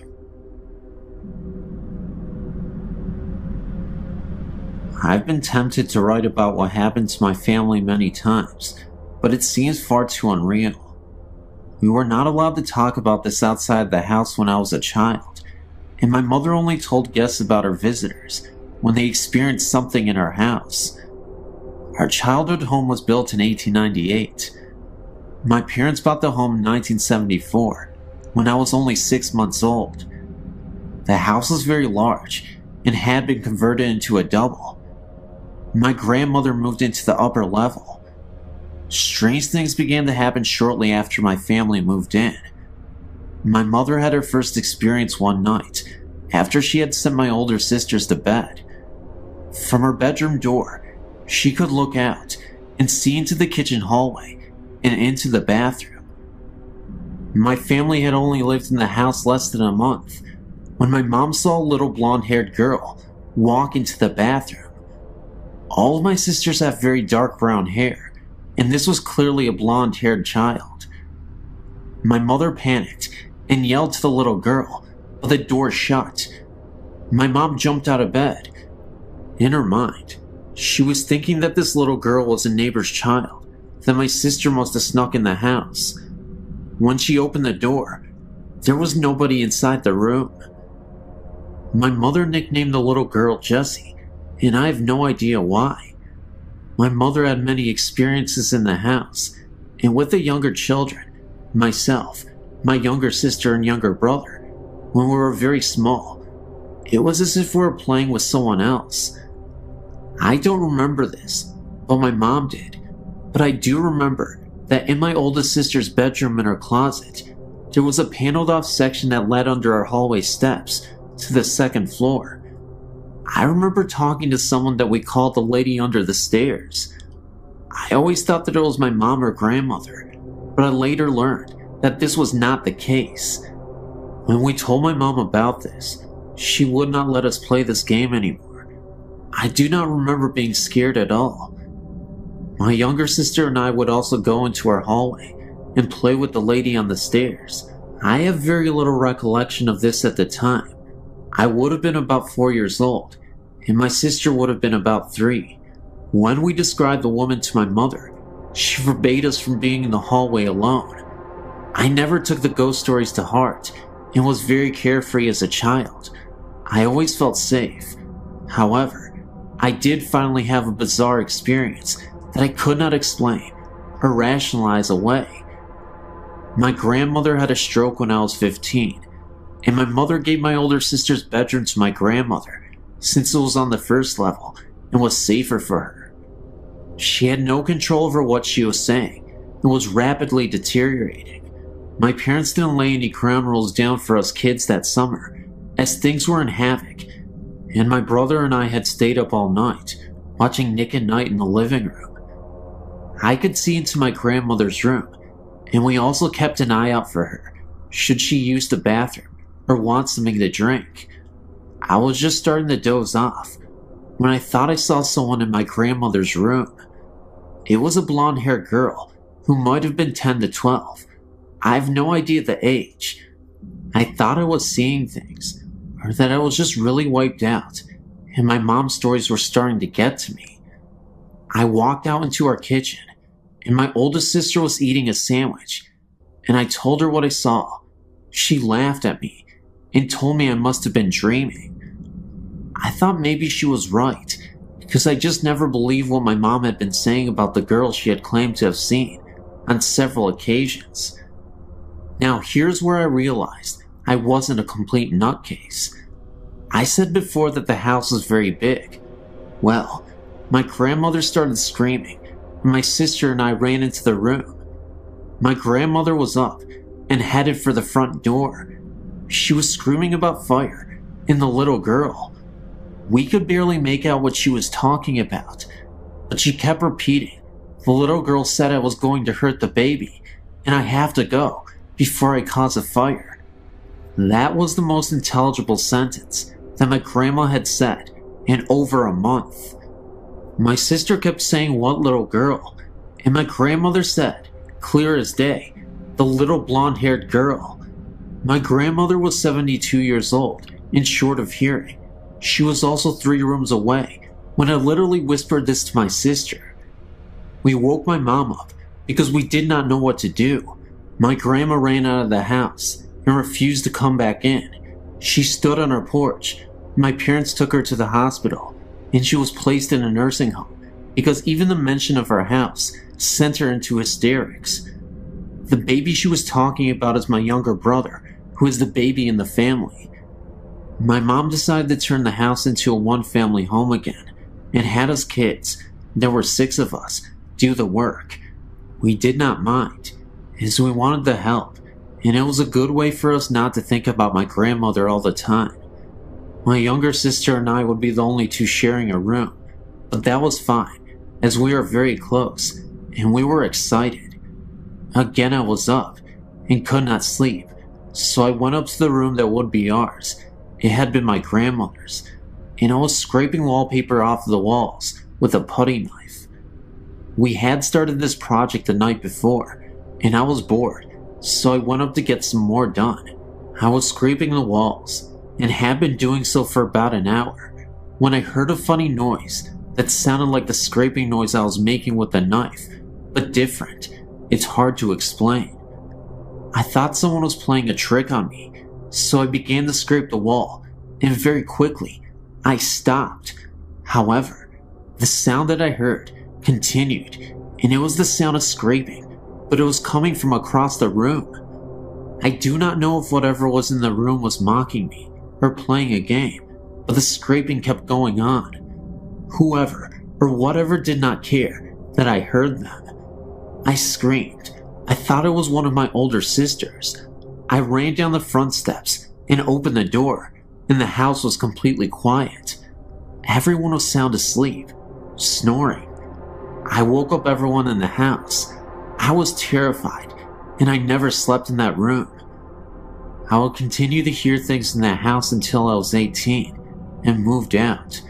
As for our house restorations, my mother began working on the kitchen and back hallway that led to our attic. While doing so, she found where the house had burn marks and was scorched. My mother mentioned this to one of our neighbors, a woman who had lived on our street from the day she was born, in the early 1920s. Our house had been burnt very badly and had been rebuilt. At that time, it had been converted to a double. A little girl and her parents lost their lives in the fire. My other sisters had things happen to them too. One of my older sisters was looking out the living room windows.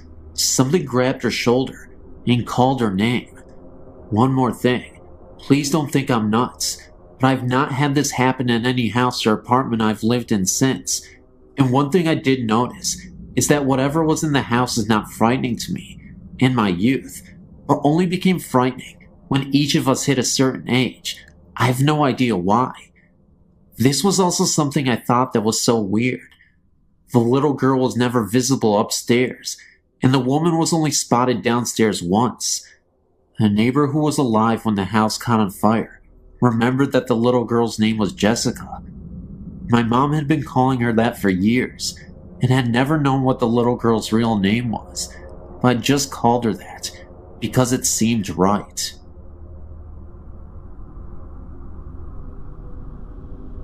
Hi, I just thought I'd write to you guys to tell you what happened to me when I was about 12 to 13. I'm from northwest England, in a county called Cheshire. I was staying with my father in a small village called Wrenbury. He used to live in a large country house that has been around for many years. I think, but I'm not certain, that the house is in Victorian. I was staying for the weekend. The house does look spooky, but I never felt any kind of presence there until Sunday afternoon when my father popped out to the local store. He was only gone for about 15 minutes. It was about 9:30 p.m. and I decided that I needed the toilet. There was a downstairs toilet, but that was full of boxes and tools, so I had to go upstairs. I walked upstairs and went to the toilet. After flushing the loo, as the noise from the loo had gone and I was washing my hands, I heard the sound of a baby crying and screaming. Sound was coming from a nearby bedroom. This scared me a lot because I knew there was nobody in the house, and it was not coming from the outside because the house is stuck in the middle of nowhere, just miles of farm fields around. I walked out of the toilet and headed towards the direction of the crying, As I opened the bedroom door, the sound flew past me, but no one was there. It was almost like the sound traveled through me. I was rooted to the spot with complete terror.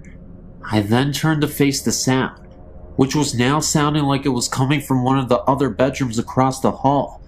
I don't know why, but I headed to the other room. The crying baby was really, really loud, and I was sure that someone was hurting a baby. Looking back, maybe that's why I went to see. As I opened the door, I saw something I will never forget. There was a baby lying on the floor, but it didn't look right. Half of its body was stuck in the floor. I could see one of its legs pointing out, and a half of a face. It was wearing old-looking clothes. The sound of the baby was almost deafening, and it looked like someone was hurting it, but no one was there. This was all too much for me, and I ran downstairs and outside into the dark, and just waited for my father to return. I never told my dad anything. This is the first time I've ever told anyone.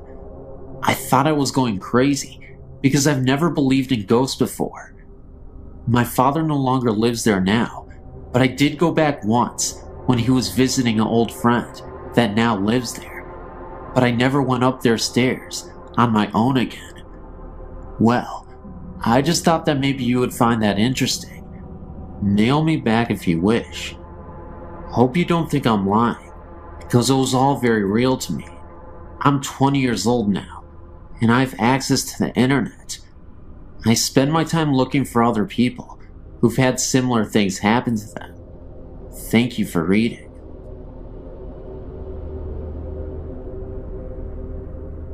Many years ago, my family and I lived in a lovely Queen Anne-style home. We lived in it for 13 years, 11 of which we experienced paranormal phenomena. 2 years after we moved in, we had a first of many odd occurrences. My daughter was in the kitchen, and I was upstairs, when I heard her call out that the upstairs toilet must have overflowed because water was running down the outside of the staircase. I ran to the top of the stairs in bare feet, only to feel water on the surface of the carpeting.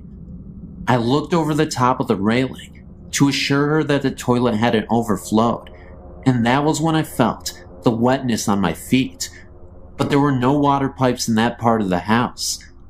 When I got down the stairs, I found the water running in rivulets down the wooden molding. My daughter reached up to turn on the light under the stairway alcove, and as soon as she did, the water stopped. We had to wipe the trom down, and we never found any reason for that activity. Months later, while preparing for bed one night, I heard footsteps running down the attic stairs. The door crashed against the opposite wall, and then nothing. I was terrified, thinking that someone was there. They would have to pass my room to get downstairs, but nothing happened. When we finally went to look, the door was against the wall. We even thought that maybe a ball had bounced down the stairs, sounding like footsteps, but there was nothing. Strangely, when we started to think our house had unseen guests, we were no longer frightened. As time passed, we had many more experiences. I heard a woman crying softly, but pitifully. 2 of my daughters saw images of old-fashioned children dressed in long white nightgowns and mob caps. A visitor to my house saw the same thing and asked me who the little girl was. On another occasion, my nephew was spending the night and thought he saw someone standing at the top of the stairs in a long white old-fashioned nightgown. My nephew was 16 at the time, and we hadn't told him about the house. My husband thought we were all crazy because he didn't believe in this sort of thing. My daughter came home late one night and was just lying in bed, going over her evening, and looked up to see a male figure suspended over the bed. She watched the image dissolve from the top, as if it were sand falling. There were other things that happened there, although nothing dangerous, and finally, we sold the house and moved down.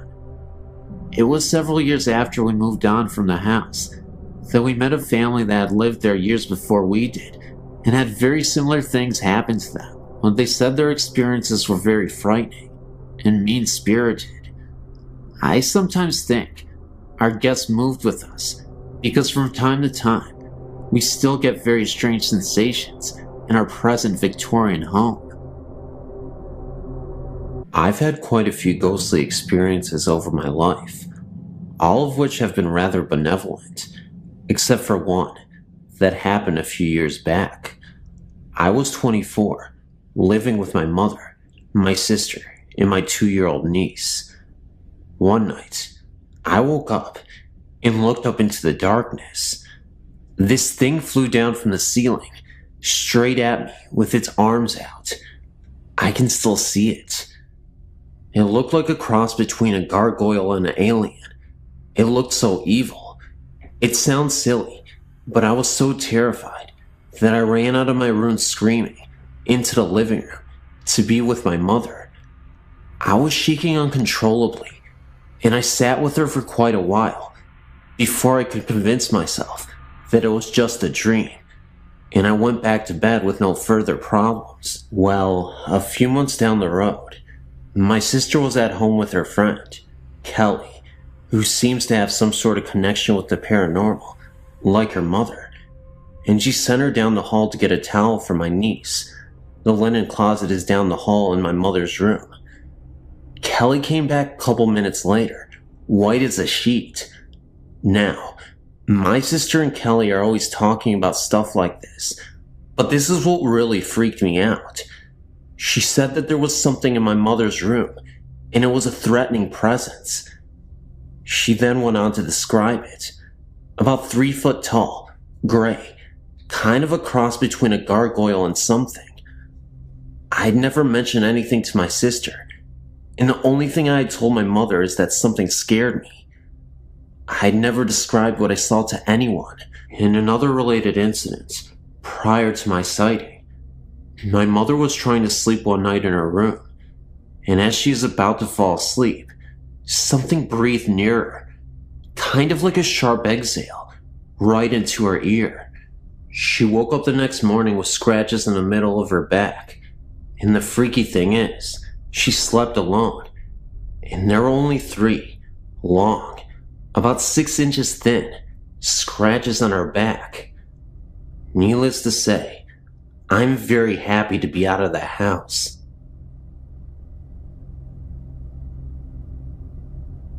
I'm not sure if this qualifies as a ghost story, but it was more than an ordinary dream.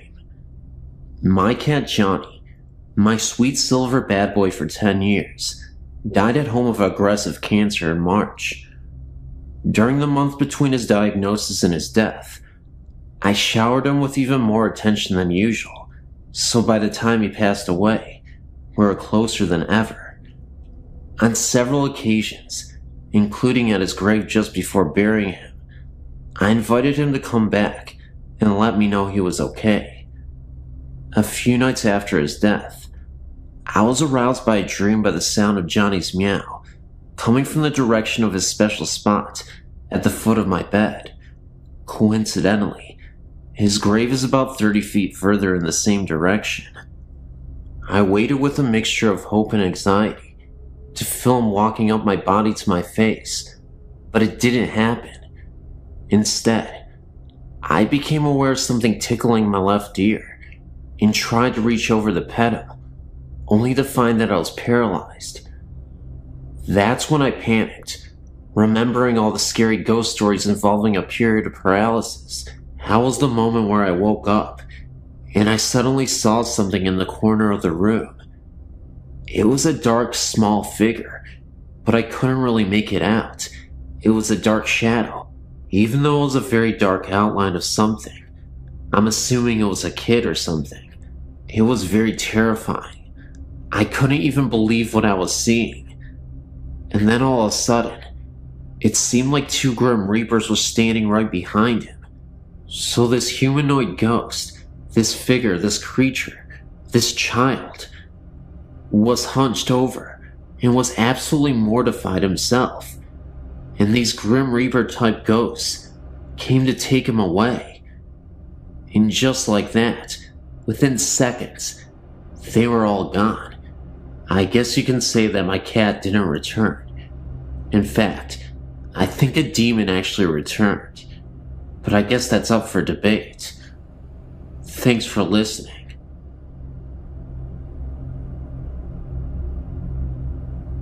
After you read this experience, you might think I'm crazy or something, but believe me, it was the most terrifying night in my life. It has taken me a lot of time to get over it. Before I moved out, about a year ago, I lived in a 100-year-old house. It had 2 floors, and my family only lived on the top floor. We barely ever went into the basement, because the floors were all rock, and there were no lights down there. One day, when I was about 15, I had a friend sleep over, and we thought it would be cool if we slept in the basement and told ghost stories. We gathered up our sleeping bags and our candles and went down to the basement. As soon as I entered the room we were going to sleep in, I immediately felt as if we were being watched, and I told my friend that I thought we should maybe sleep upstairs. She just told me to quit being a wimp and to set up my sleeping bag. As soon as we stayed up and talked and laughed, we never did tell ghost stories. I felt more comfortable and fell asleep easily. In the middle of the night, I remember this so clearly because this scared the crap out of me so bad, and I'm absolutely positive I wasn't dreaming. I woke up to knocking coming from one side of the house, and slowly getting louder and closer, and right when it was so near that it was shaking the ground, there was a big crash, and it went away. I sat up straight in my sleeping bag, and my whole body was trembling. After I calmed down a bit, a figure appeared at the foot of my sleeping bag, and I froze. I couldn't move, I couldn't scream, I couldn't do anything. The figure was of a man dressed in rags that were covered in coal. He stared at me as if he recognized me from somewhere, and then his eyes widened, and he exclaimed with a gasp, "Mary Beth, Mary Beth, help me." He then disappeared with a flash of light. Apparently, my friend had woken up right when he disappeared and saw the flash of light. The next day I told my parents, and they said that they had felt a presence down in the basement earlier. I read up on the history of our house, and found out that the mistress of the house was named Mary Beth, and her picture resembled myself. One of her servants had been trapped in the basement, and tried to climb out of the coal chute without succeeding, and after being trapped for about 3 days, he died in an unexplained fire accident while in the basement. Thank you for taking your time to read this.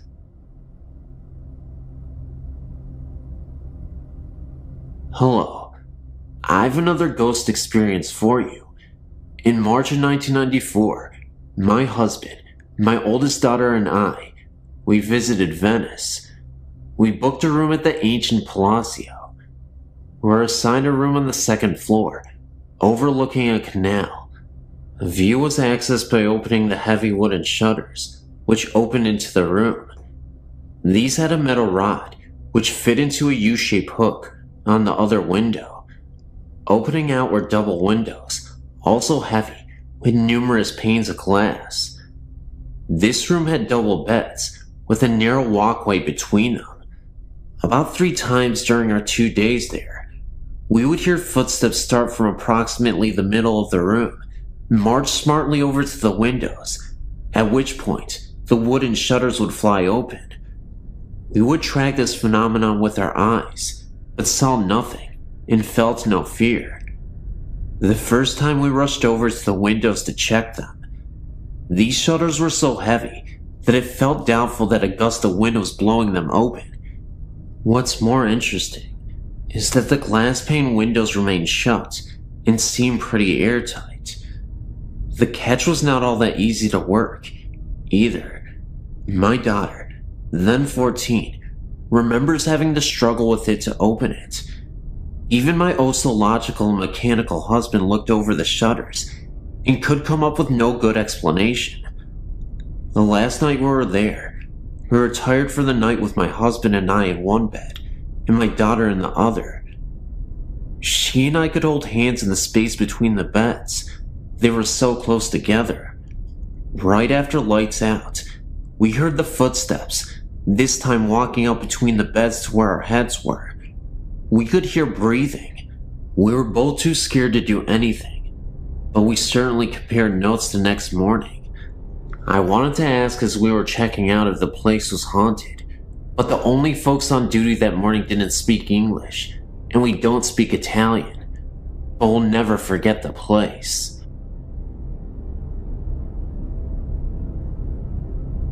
About 10 years ago, when I still lived in Pennsylvania, a group of friends and I took a joyride out to the Quaker Cemetery just for a good night scare. It was a chilly, full moonlit November night, and there were 6 of us there, 5 guys, and me, the only girl. It was the perfect setting for a ghost. Now, I don't know how many of your readers have ever been to this cemetery, but to describe the first time I saw the place, I screamed and just about curdled my boyfriend's blood. The crematorium scared me the most.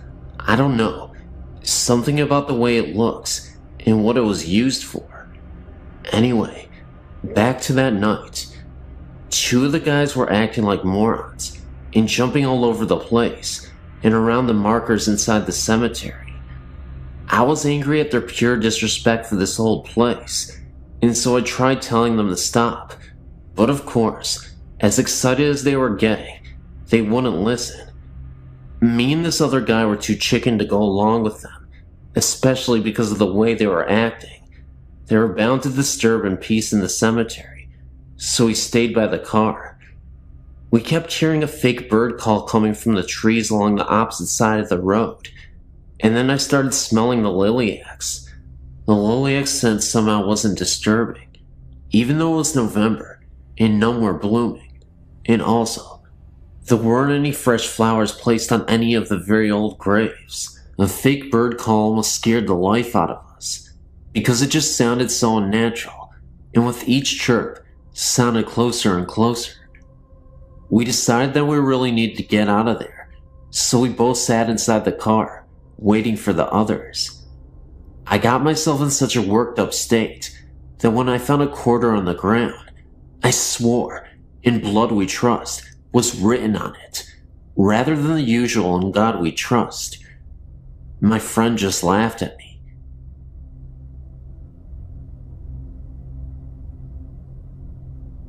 The story that I'm about to relate to you took place when I was about 11 years old. I'm 17 now, and most people whom I've conversed with about this matter shrug it off as the hallucinations of a child. It was the fall of about 92 or 93, maybe before, maybe after. I do not honestly remember. I was living with my father here in Texas at the time, because my mother had hauled off to Arizona to take care of her father, who had succumbed to a stroke. My father and I had gone to my grandmother's house for dinner. My grandfather was out of town visiting relatives in another part of the state. My father, my grandmother, and myself were in the kitchen conversing about things that I can no longer recall, because my memories of this occasion are starting to fade and jostle in my mind. My father told me to go wash my hand in the restroom, as my grandmother had just finished making dinner, and we were about to sit and eat. I walked out of the kitchen and into the dining room. As I looked in the general direction of the restroom, which was about 15 feet from where I was standing, I noticed 2 things immediately. The toilet was making strange noises, which isn't uncommon in houses, and there was what appeared to be a man in a shroud, standing in the restroom, with his hands under the faucet, staring at me. I don't remember exactly what my feeling was at the time, except for a bit of fear and a bit of awe at the supernatural. I'm a big reader, and around that time in my life, I was getting into ghost stories and other paranormal phenomena.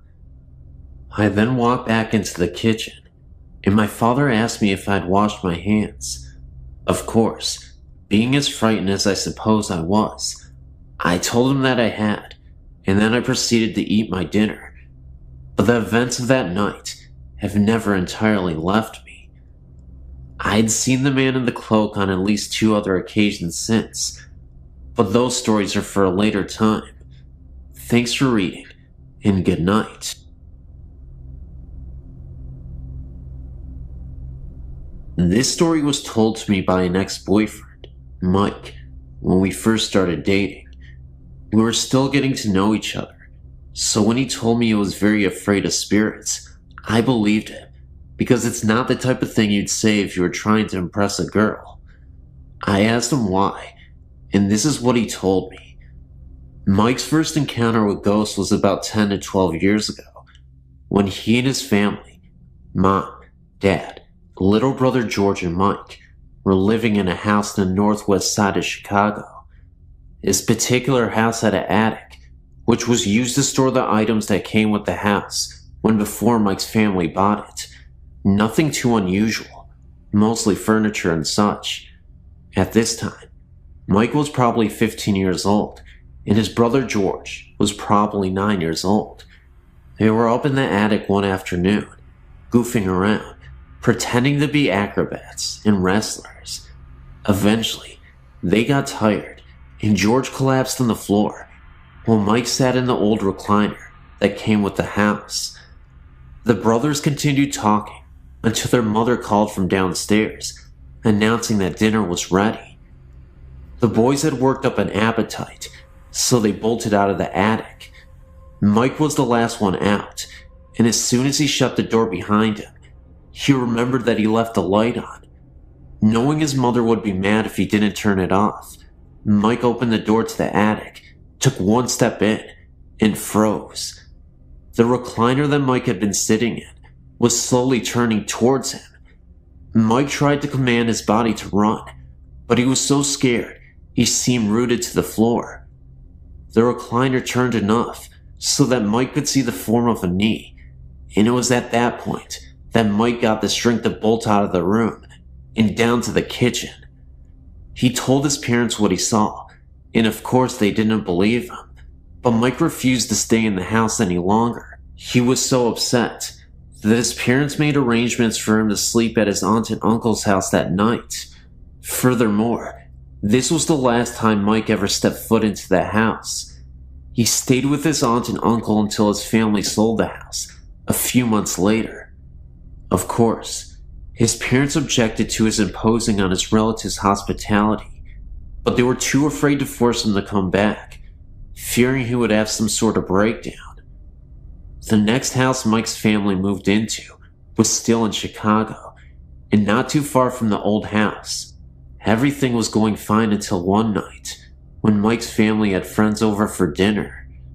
After dinner, the adults and Mike sat around the island in the kitchen, having coffee and talking, while year-old George played outside in the backyard with the guest's little boy, Sam. At one point, George opened the kitchen door and ran through the kitchen, past all the adults, and straight into the adjoining bathroom. Nobody thought anything of this until about 10 minutes later, when Mike's dad questioned why George was taking so long in the bathroom. Mike's dad knocked on the bathroom door, asking George if everything was all right. No answer. Mike's dad tried to open the door, but it was locked from the inside. Everyone started getting concerned until the kitchen door opened again, and in came George and Sam. Mike's father asked George how he snuck back out of the bathroom without anyone seeing him. You see, there is no other way out of the bathroom. If George came out, or even opened the door, he would have been seen. In order to get back outside, he would have had to go through the kitchen again. George swore up and down that he had not been to the bathroom at all. He was outside playing with Sam the whole entire time. Mike's father asked him again to explain about the locked bathroom door, but when they checked it again, it was not locked. There were other strange incidents that happened in the house, mostly to Mike, more than anyone else in the family. The last incident Mike told me about was something that happened to him a few months before we met. when he was about 22 years old. One night, as Mike was laying in bed, he woke up with an uneasy feeling. He was lying on his side facing the wall, and he felt as if someone was staring at him. It was the middle of the night, and pitch black in the room. Mike turned over and opened his eyes and saw a black figure standing next to his bed, staring down at him. Mike shut his eyes and screamed for his mother repeatedly. When she came storming in the room, Mike told her what had happened. It seemed as if such occurrence happened sporadically. Strangely enough, when Mike was getting to the point of forgetting them. Seems as if the spooks recognize this and remind them of their presence every now and again. I was kinda skeptical when Mike told me the story, mainly because I was just getting to know him. I couldn't tell if he was a habitual liar or something, but the way he acted and the way he told me the stories was enough to make me wonder if he was a spook magnet. We only dated a couple of months, and maybe that was for the best. I might be younger than some of you, but I've had a lot of experiences. I'm 18 years old. About a week after my 10th birthday, my uncle had taken his own life inside my grandparents' house, the one I'm currently living in now. After his death, I would refuse to go down into the basement where it happened. I would always hear unsettling noises, to the point in which I would feel so uncomfortable being in that home.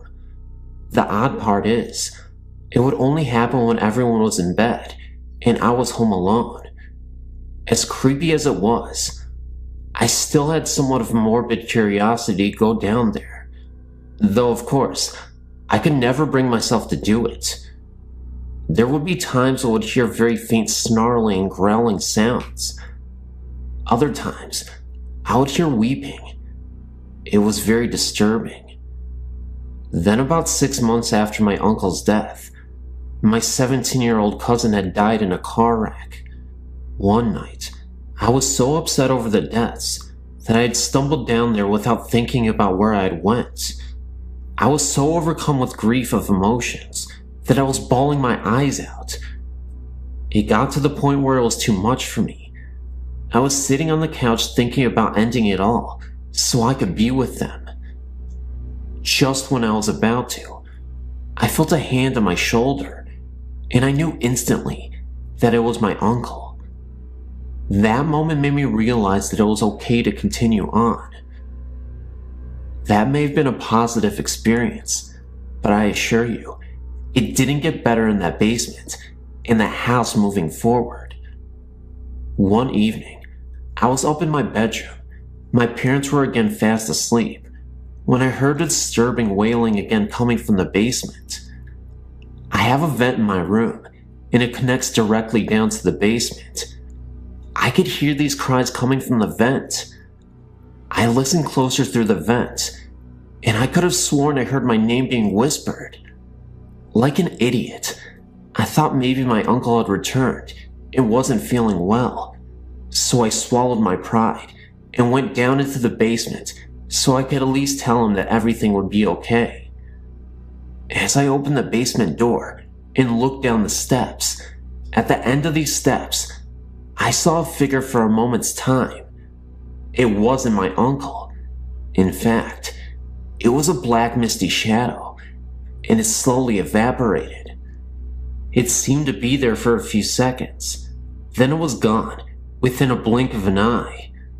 I then turned around, heard a distinct growl, then ran back up the rest of the steps and back into my room. Sometimes when I walk around the house, I can feel something watching and even following me. It's not always my uncle, but it definitely feels like something evil. It wasn't too long ago that me and my 21-year-old cousin went to go see her dad. Now, this is the cousin that was in the wreck with the one that passed away. Jean, the 21-year-old cousin, had told me that she had felt her sister's spirit with her before. While we were up late at night talking about her, we suddenly felt her presence with us. It was like she was sitting there and listening to us. Then, not too long ago, I was over at a friend's and was going to stay the night.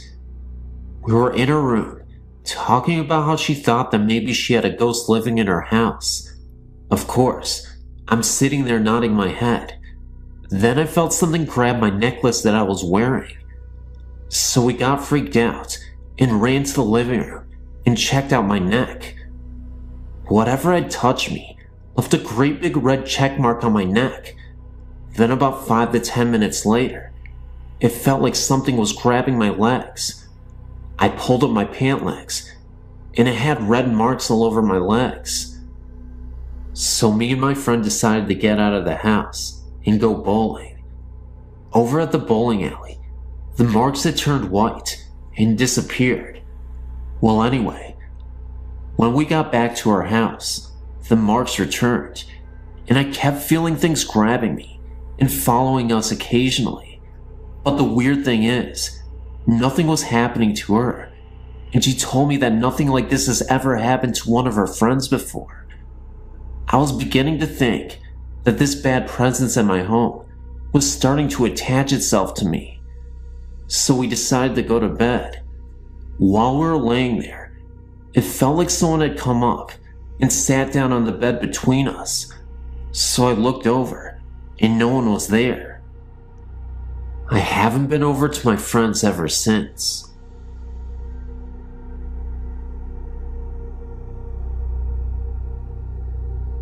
A friend sent me this and suggested that I tell my stories, so here's one of them that I hope you enjoy. I have more if you'd like to hear. I live in Clinton, Illinois, which is a small town. We have a lake, and that's pretty much about it. One night, I was out joyriding in the cemetery with a friend, as I like to do from time to time, and I had to go to the restroom. So, I went to this accessed area that is out in the country. I went to the restroom and then walked through the pavilion to look at the lake. I then came back to my car and then crawled into the driver's seat. I looked up, and there was this little boy ducking behind a garbage can. He had red eyes that glowed like a demon's and teeth that were jagged and white. A black figure that looked like a medium-sized dog was beside him, and it was black. All that you could see was its red eyes.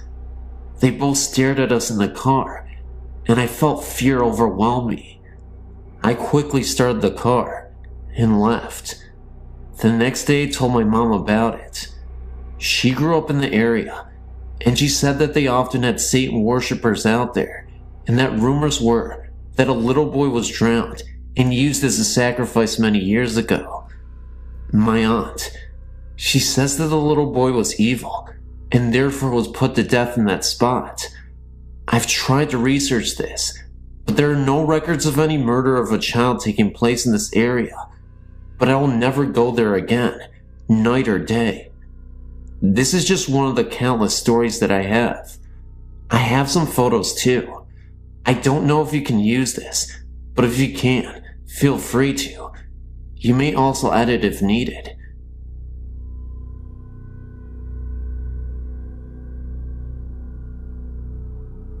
Have you ever stayed at the Holiday Inn? You should, because this story is outrageous. In early of July 1999, I spent a work week there for a regional curriculum camp. I had originally been slated to share a room with other teachers on the first floor.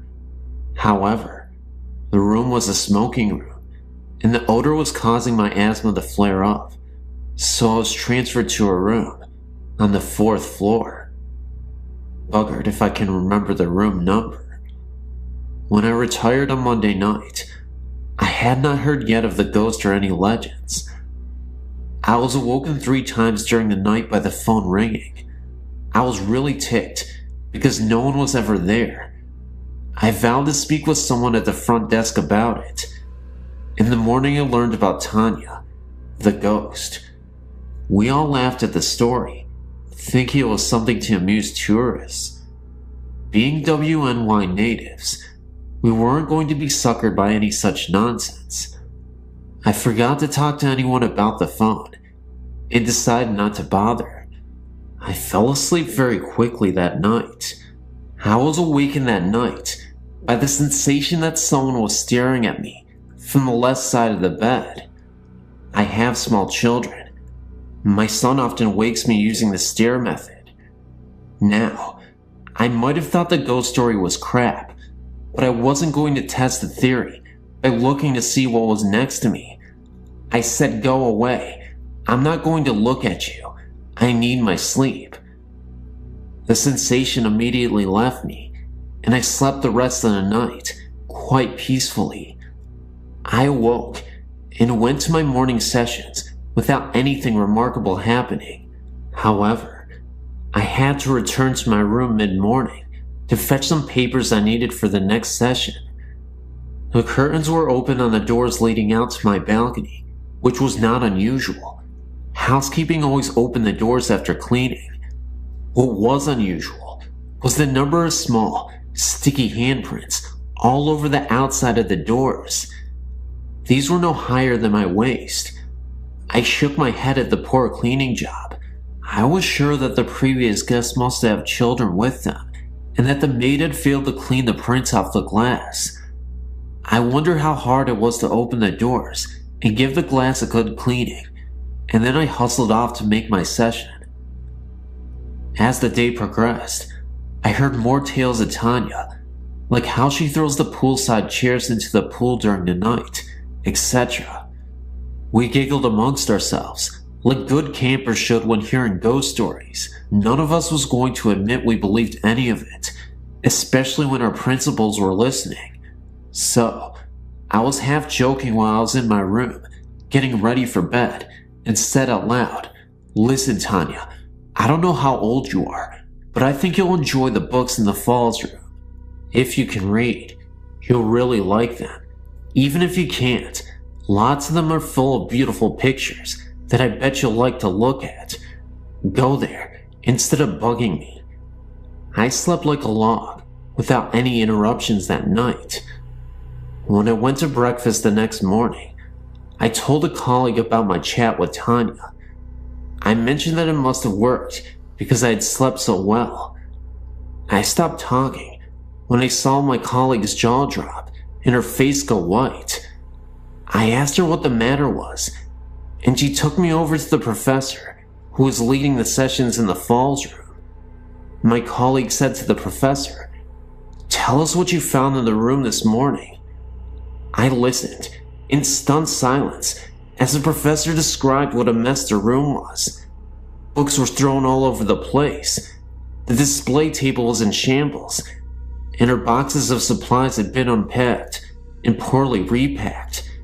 In her own words, she said it looks like a kid went through everything and tried to put things back together, but couldn't manage. The professor had questioned the hotel staff about who had access to the room, and all swore that no one had been in the room after we had left, and that the door had been locked until the staff let the professor in the morning. I apologized when she finished and explained that it had probably caused a mess by inviting Tanya to go there. We all laughed uneasily at that. Some other teachers on the fourth floor admitted to strange things, like the ringing phone, no caller, and the sensation of being watched. Suddenly, we weren't so sure if the story was something just to amuse the tourists. Were the phone calls, stirring sensations, sticky fingerprints, and trash conference room related? There could be logical explanations, like incorrectly routed calls, poor cleaning, and staff mischief. Maybe Tanya was drawn to all of us warm, female, motherly-like type teachers. No male teachers that I know of on that floor, and yes, all of us are moms too. One thing is for sure, I'm far less skeptical of the paranormal than I was before, and I will admit, even to my principal, that something odd happened in that hotel. If you really want to check out the paranormal, then you have to go to the Grand Island Holiday Inn. You can pretend you came here to see Niagara Falls.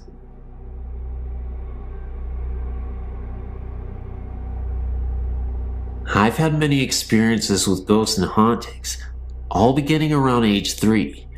I'm now 28, and my connection to ghosts and spirits has only grown stronger with time. I suppose I should start with my earliest haunting. I was around 10 years of age. My parents had just divorced, and I was feeling alone and angry. I don't like to sleep with my bedroom door open. When I did, I felt I was being watched. One summer night, the air was hot and humid, and I had no choice but to sleep with my door open to get a cool cross breeze. I remember waking up sometime around midnight or shortly thereafter, feeling I was being watched. When I looked out my bedroom door, I saw a frightening sight. A figure with pure black skin, bright yellow eyes, and a cloak of red, white, and black harlequin-like design was staring at me, its hands on the door jamb, about to enter the threshold of my room. I screamed, saw its eyes widen in shock, possibly, and flee down the hall adjacent to my room. I even saw its robes fluttering after it as it fled. My scream woke my family, who searched the room for the thing, lack of a better word, but found nothing. All the doors were locked, no windows were broken.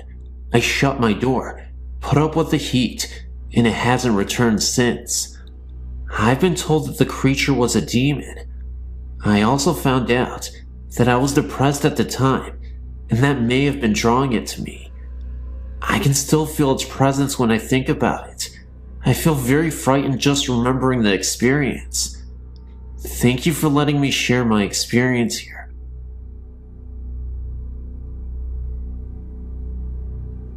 I wanted to share my own personal experience with you regarding my beloved Nana. She passed away in 1984. I took her death very hard and would go to visit her grave often. After my now ex-husband and I married in 1998, I became pregnant within the year. Since I knew that my ex and I would not stay together for the long term, and since our marriage was so troubled, I found myself up at Nana's grave many times, sometimes just to talk to her and ask her to guide me and to watch over myself and the baby. The first time I went to see her grave, I hadn't been there for nearly 2 years at the time. I was pretty certain of what row her stone was in, but not completely sure. I asked her out loud to help me find her, and so help me God if I'm lying. I ended up parking directly in front of her row. I thanked her and walked over to her grave, placing a single rose on it and crying. I was about 6 months pregnant with my daughter at the time, and I was very certain that her love for us would get us through the rough months ahead. Shortly after our daughter was born, my ex-husband and I were having major problems, major fights. It was obvious to the both of us that we would eventually split up permanently. We separated when my daughter was 3 months old, and I moved into an apartment with my infant. Shortly after, I could feel my Nana's presence. I never saw anything. I always asked her not to appear to me, as she knew I would be afraid. But her presence was unmistakable, especially in my daughter's nursery.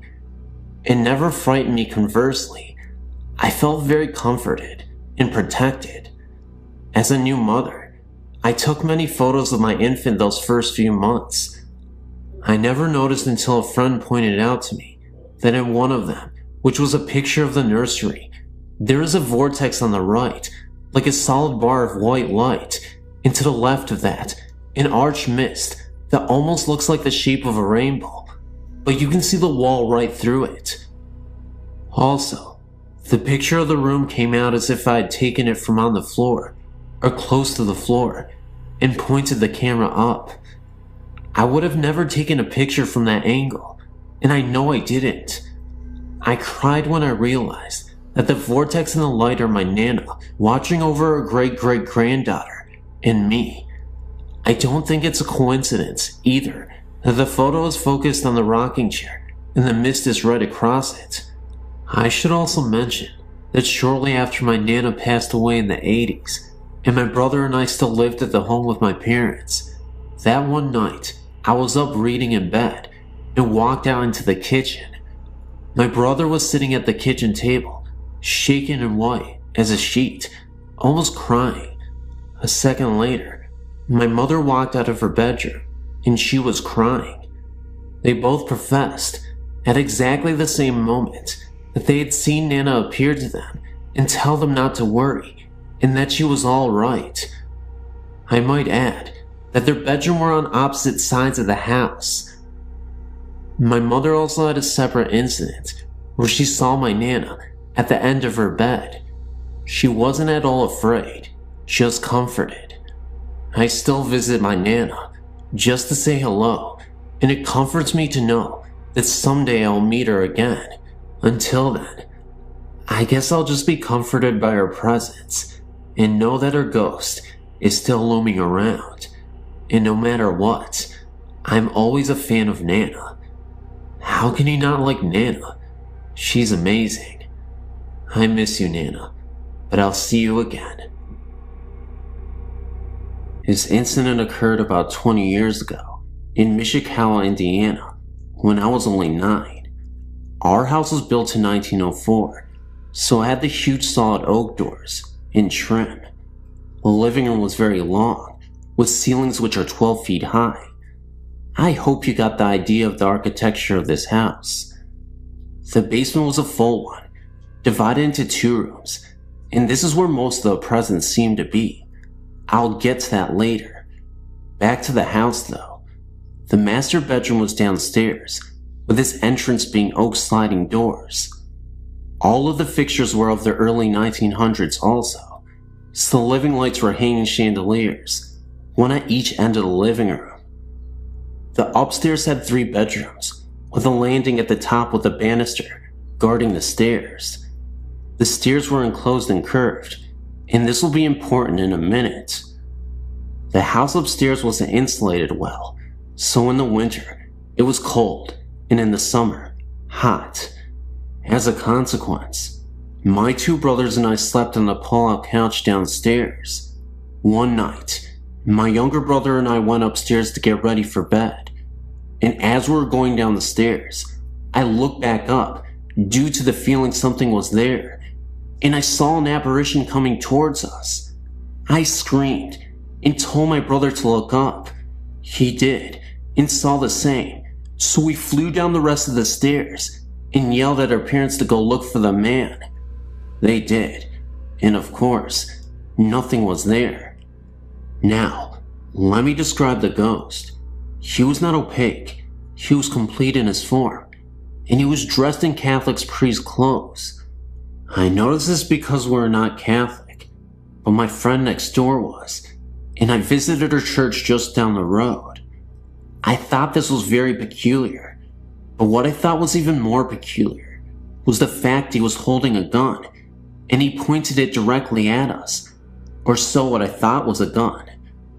Of course, my parents told us we were young and had very vivid imaginations, and it was nothing.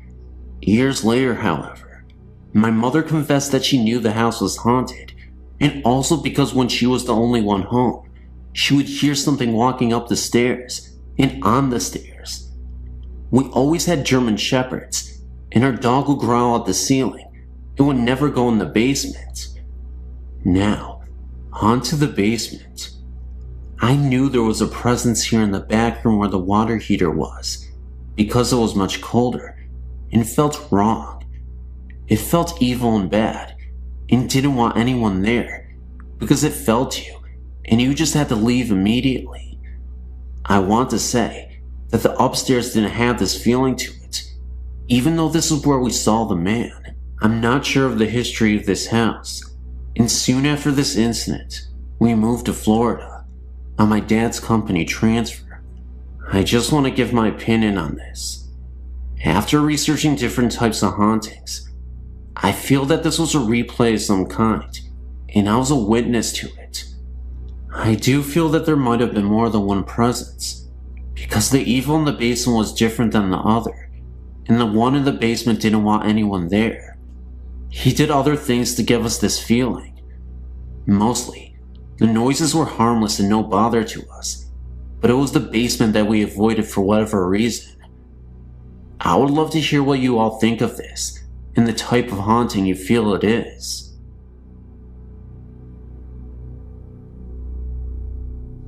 I used to spend a lot of nights driving around in my youth. I was young and reckless, and had no clear direction in life, so I'd often find myself aimlessly driving, late at night. I'd spent a majority of my adolescent years dependent on drugs, and unfortunately, almost succumbed to an overdose.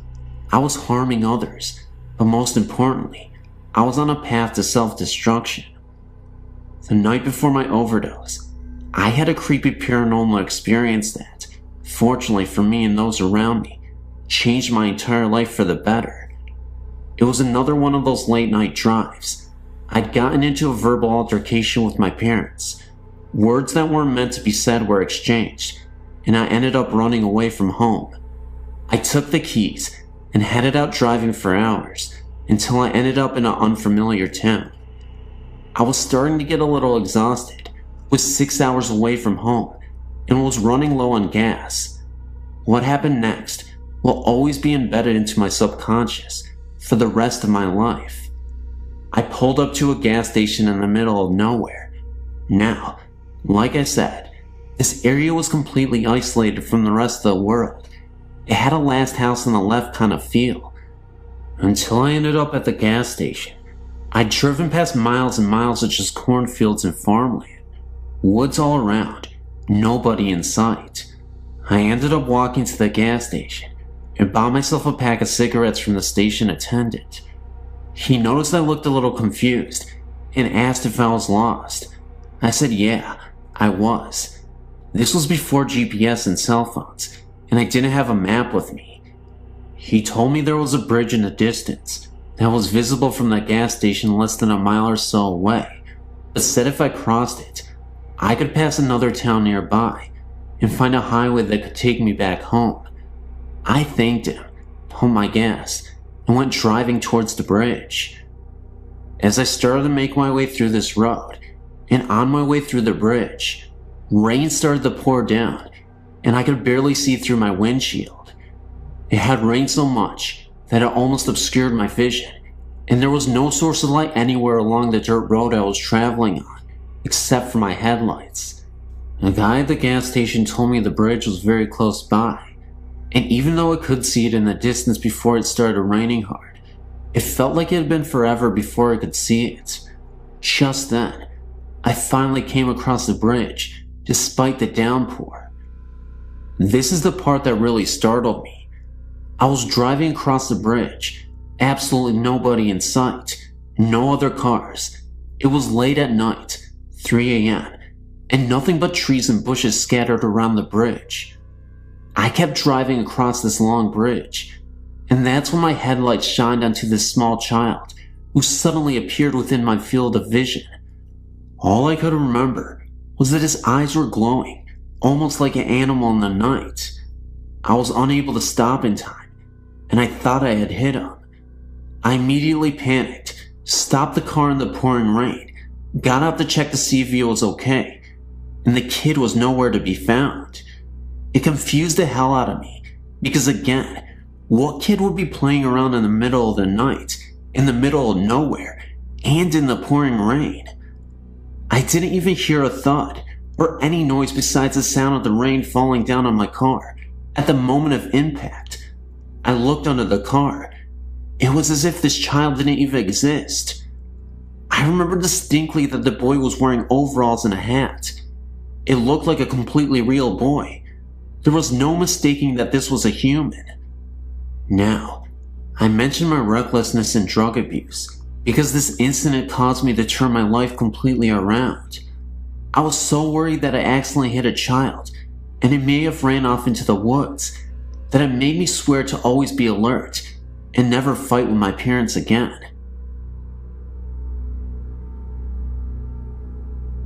This happened when my brother was around 5 years old. It was around 2 a.m., and he went into my parents' room to get in bed with my mom. My mom's bed was right by one of the bathroom doors. The door on the other end of the bathroom led to where the back door was, and the stairs to the basement. He got in bed and was facing the bathroom. He got scared and woke up my mom and asked who the little girl in the bathroom was. He said he had never seen her before. He told my mom that she was just standing there, staring at him. My mom said the way he was talking, like there was really someone there, it really scared her. She said she just rolled over and shut her eyes. She was too scared to even look. I don't think a 5-year-old imagines things like that. While we were in the same house, my mom's cousin was hunting in the mountains and accidentally fell on his gun and killed himself. The family thinks he came back to say bye because it was such a sudden death. A few days after he died, when we were all in bed, a light in the hallway bathroom would click on and off. It was an older house, so the switch made a really loud click when he turned it on and off. My mom would be sitting on the couch late at night, with her back facing the hallway. You can sometimes feel when someone is behind you, and she said she heard me breathing hard and walking up the hallway. She called my name and turned around, and no one was there. At the same time, at her cousin's parents' and sister's house, similar things were happening.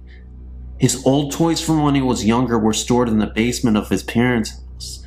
One night his electric train turned on and was going around the track. No one knew this was happening to other family members until my mom called his parents and told them what was happening to her. The next day they went somewhere and tried to contact them. They all said they loved him and it was time for him to move on. They think he was trying to contact the family because he died suddenly. After they talked to him, everything stopped.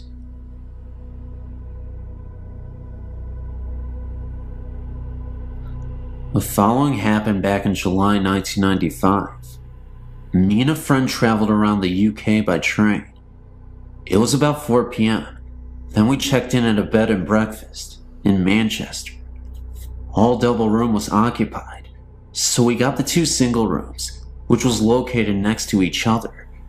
We were quite tired after a long day trip by train, so we rest for a moment. Later we went out to eat something, had a beer in the hotel bar, and then headed up to the rooms for sleeping. The time was about 11 p.m.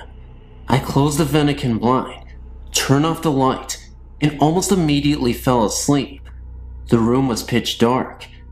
Then, after about 2 hours, I woke up and found the room bathed in light. The light almost blinded me. I had a strong emotion to walk towards the window, just like I was enforced to do so, and then I went up. I heard voices and music, like old folklore or something. The voices was only like a murmur, so I actually couldn't hear what it says. It was like being in a full-up restaurant or a pub or something. I was not actually scared, but it was uneasy and confusing experience. I reached the window and opened the Venetian blind. Everything turned to normal again, quiet and pitch dark. I went back to bed again, and to my surprise, I fell asleep after only about 10 minutes. The morning after, we met up and headed down the stairs for breakfast. Afraid of being regarded as a fool or jackass, I told him it was only a dream.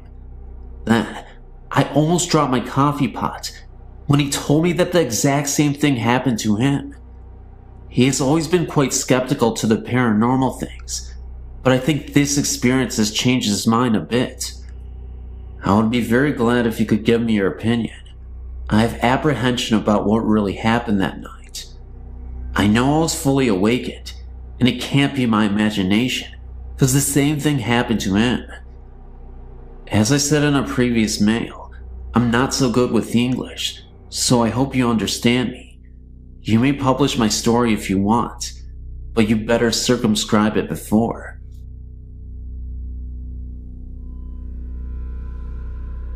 Hi there. My name's Joe. My friend Colin probably wrote you recently about some recent activity. For the past I don't know how many years, I've been able to feel, and to an extent see ghosts. I can sense what they are feeling and what their intentions are. However, for about 3 years, my friend Colin started having sleeping problems. I already knew his house was haunted, but what was haunting it was the spirit of what I think is a 5-year-old child. For Christmas the year before, a friend of ours that lived in Thailand sent us all gifts. However, Colin was the one that received a house that you would leave tokens and gifts in to help ward off evil spirits. Over time, it stopped doing that. Trapped in the house was some kind of creature, like a demon. It was huge, dark, and very menacing. I still don't know how to use all of my abilities very well, but at the time, I sure as hell didn't, but I attempted this anyway. We attempted to destroy the house, and everything in it. It took 45 minutes just to get it to catch fire.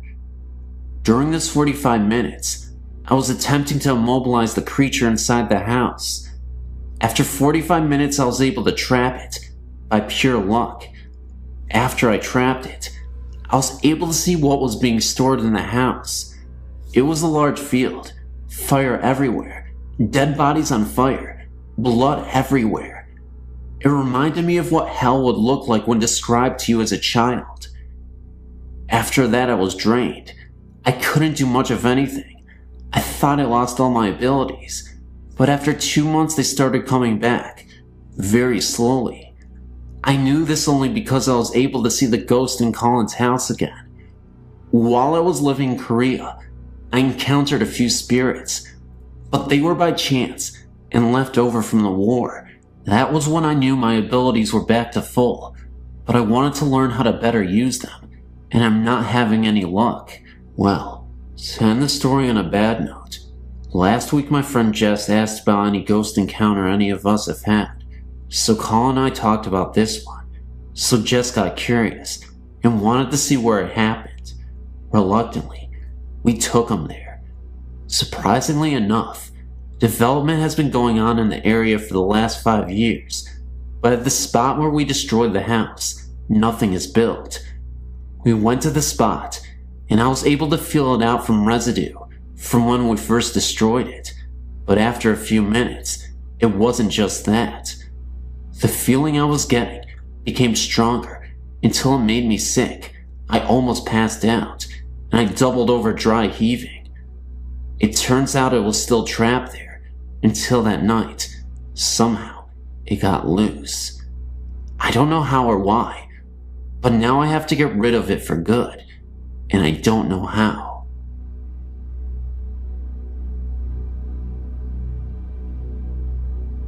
In 1989, I moved into a government apartment in a small town containing 7 units.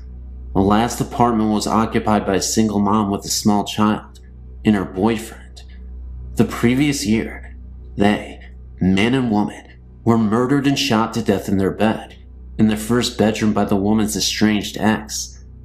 No one wanted to move into the apartment because of the history surrounding the apartment. I was a young mother and had 2 children and needed a place to live, and thought nothing of this. In time, I was told of the strange happenings of the place, and chalked it up to superstition, or small-minded people with too much time on their hands. Things were pretty quiet for me and my little ones for the first few months. Then small things started to occur. Light over the sink area in my kitchen will mysteriously come on in the middle of the night. Being the only adult in the house, and the only person who would actually reach the switch, this had me worried that I had electrical short or something, and promptly had it checked out. Nothing. Perfectly normal. Kitchen cabinet doors would be halfway open in the mornings when I awoke. I scolded my oldest daughter, 7 years at the time, for climbing the counters and getting snacks out, and she told me that she was asleep and she didn't do it.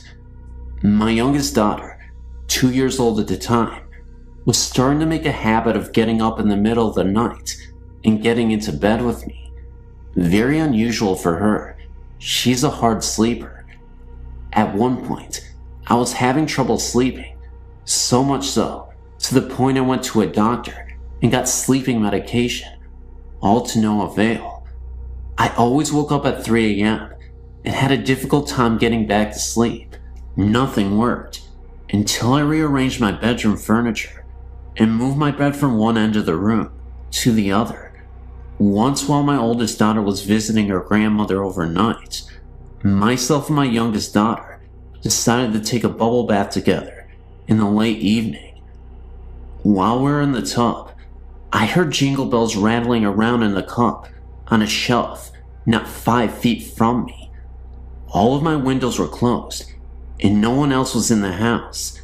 Couldn't explain it at the time. After 3 years, I chose to move in with a man to a better neighborhood.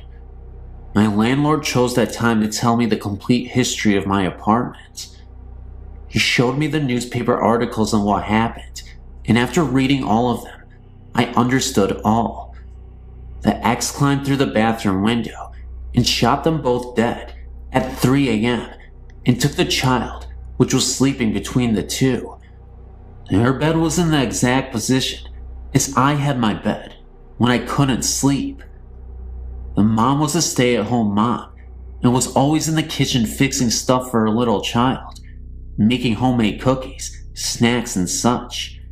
She always left the kitchen sink light on for her boyfriend when he came in late at night. My daughter always getting into my bed late at night was quickly understood by me. The other bedroom was never used by the child. She always slept with her mother and the boyfriend.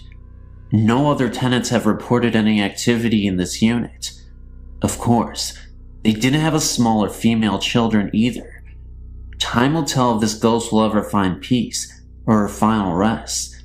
Before moving out, the last night there, I made my peace with her and told her I understood why she did the things she did.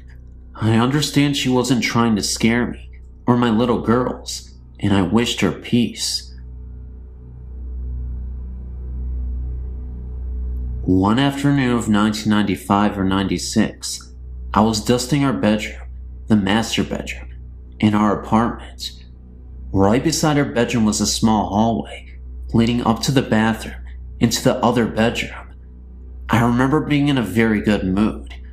I'd been doing a few changes in the decoration of the bedroom and was now dusting.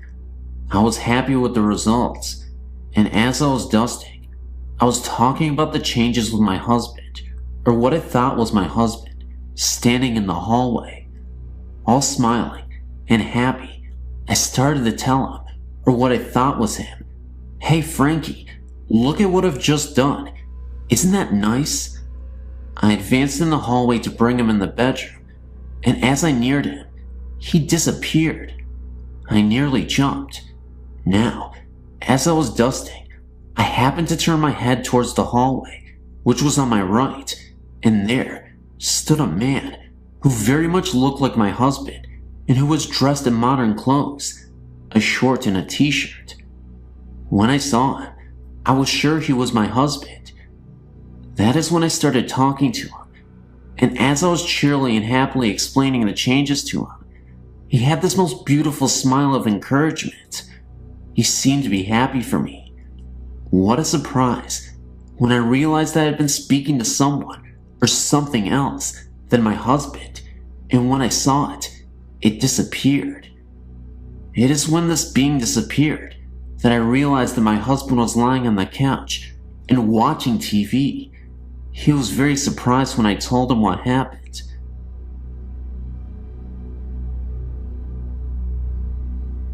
I live in Australia, and I've been seeing spirits ever since I was about 2 years old. My first experience was just after my grandmother's death. I was visiting her grave for the first time, and then all of a sudden, I started hearing voices. They were telling me to leave, that it was too dangerous for them and me if I stayed, that I had to run and never turn around. It is weird that I remember it. Although my memory is not as clear as my mother's, but I remember most of the details. I know that this is pretty hard to believe, but I give you my word it is true.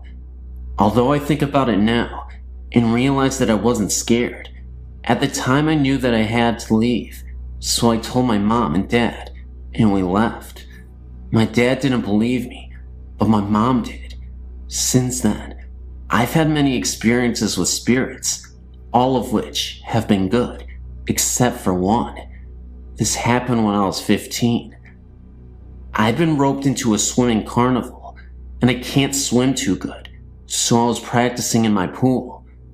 The pool is down the very back, and you can't see the house from the pool, as it is behind a shed. I've often seen spirits down the back, but it has never worried me. It was getting late, and I've been swimming for a while, so stopped for a break.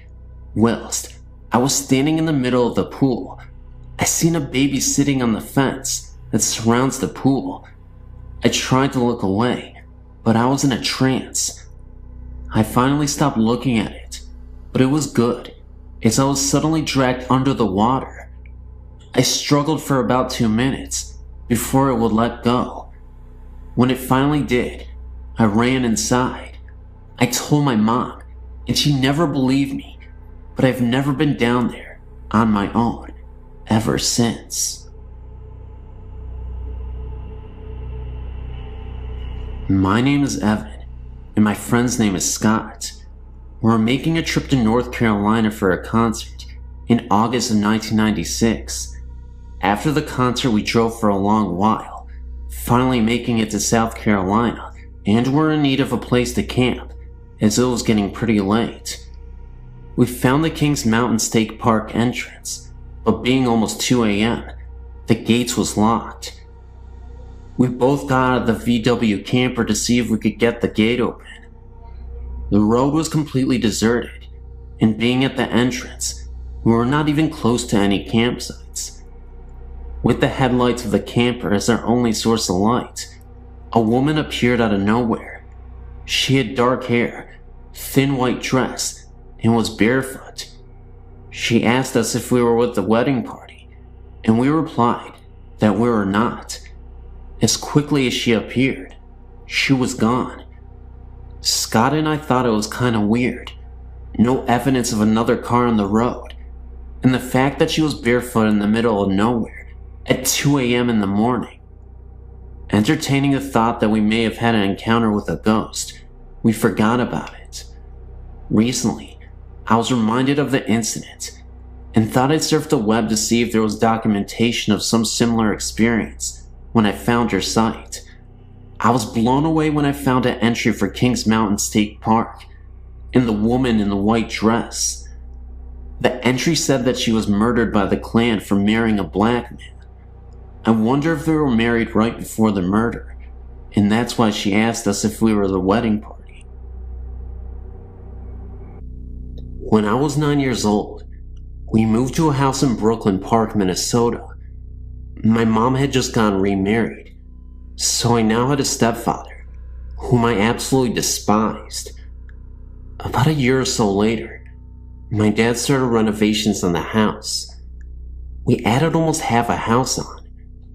There was a 3-season porch, a mudroom, a bathroom, and 2 basement bedrooms. My sister moved out of her bedroom to the new one in the basement. A few days later, I was in my bed. My bed faced the wall by the door, but I couldn't look out down the hall. I had only been in bed for a few minutes. I looked up because it felt as someone was in the room with me. That's when I thought there was my stepfather standing at the foot of my bed. He was wearing what appeared to be a hooded trench coat and appeared as a dark silhouette. Looking back, it didn't really initially terrify me because I just thought it was my stepfather playing tricks on me, as I said. Boy, was I terrified. I yelled, "Ken, get out of here." Suddenly, my mom, who was in her bed at the end of the hall, yelled back at me that he was asleep in the bed next to her. Suddenly, the figure disappeared. I ran as fast as possible into our bedroom. There was my stepdad, sound asleep and snoring right next to her. I told her what I saw, and she just told me to go back to bed. The next morning, at the breakfast table, I started telling everyone. My oldest brother described the man in the hood. He also said he's seen the man in his bedroom at the foot of his bed. His bedroom was in the basement, located right under my parents' room. He also thought it was our stepdad, until it vanished. He just thought he was hallucinating or something, and didn't tell anyone. Honestly, now, I really wish it was my dad. Hi, I'm a 21-year-old student in Chicago, Illinois. I'd like to tell you my story, and if possible, ask for your professional opinion about a few things. I've experienced spiritual and ghostly activity for about 11 years now. I used to be frightened by these experiences, but now I'm quite intrigued. However, one incident stands out in my mind and still bothers me to this day. This is the story that I would like to tell you about. About 5 years ago, I lived in an apartment on the second floor. It was an unusually warm summer's night, so I decided to sleep on the couch, with the sliding door open to let in the breeze.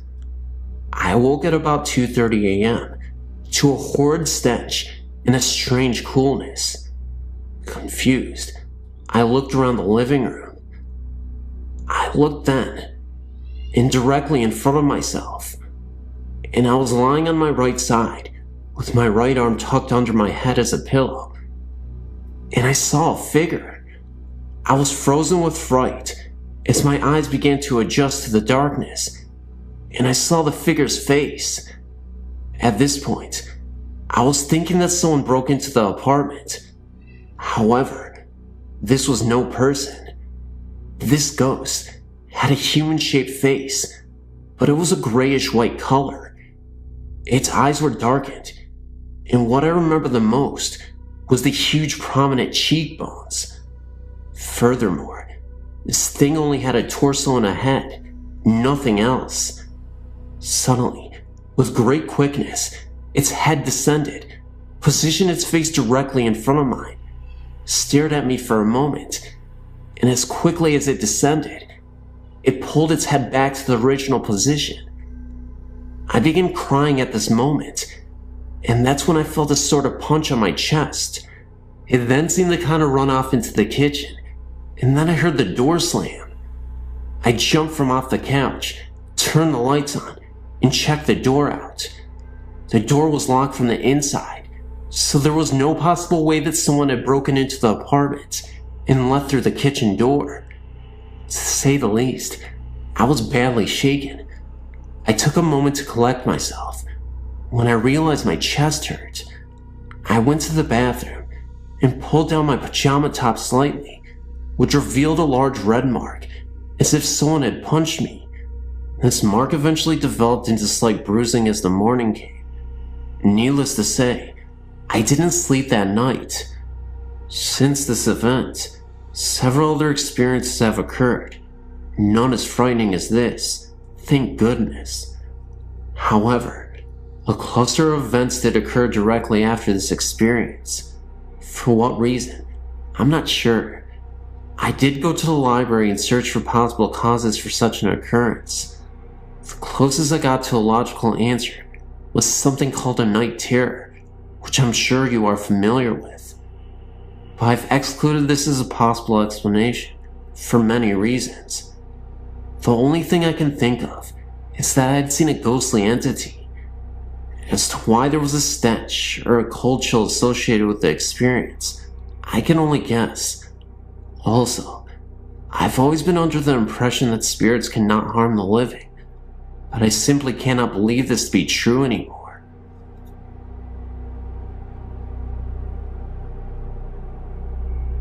And this is an experience that I had when I was younger. It's a little short. It remains my creepiest ghost story I've ever had. had to have been 8 or 9 years old when it happened. And yes, it sounds a little corny, but it was truly an unforgettable and authentic experience. It happened to be dark and dreary on this night. It had been raining really hard, and I had no choice but to walk through the rain. The rain just kept pouring down, and all I could think about was how miserable I was from the rain, and just wanted to get to my friend's house faster.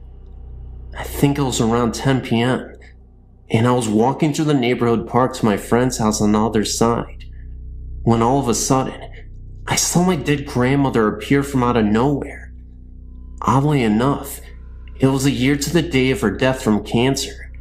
She just looked as she did before she got sick, though. She looked wonderful. Of course, I wasn't sure if it was really her, so I walked up to her and called out her name. The wind became harsher and the rain fell harder, and as she reached out to me, I could see she was in pain. It was at that very moment that her face changed, and she became scared and looked as though she needed my help, and it was then that she disappeared. I had to have been 3 to 5 feet away. Needless to say, I ran as fast as I could to my friend's house and didn't say another word that very night.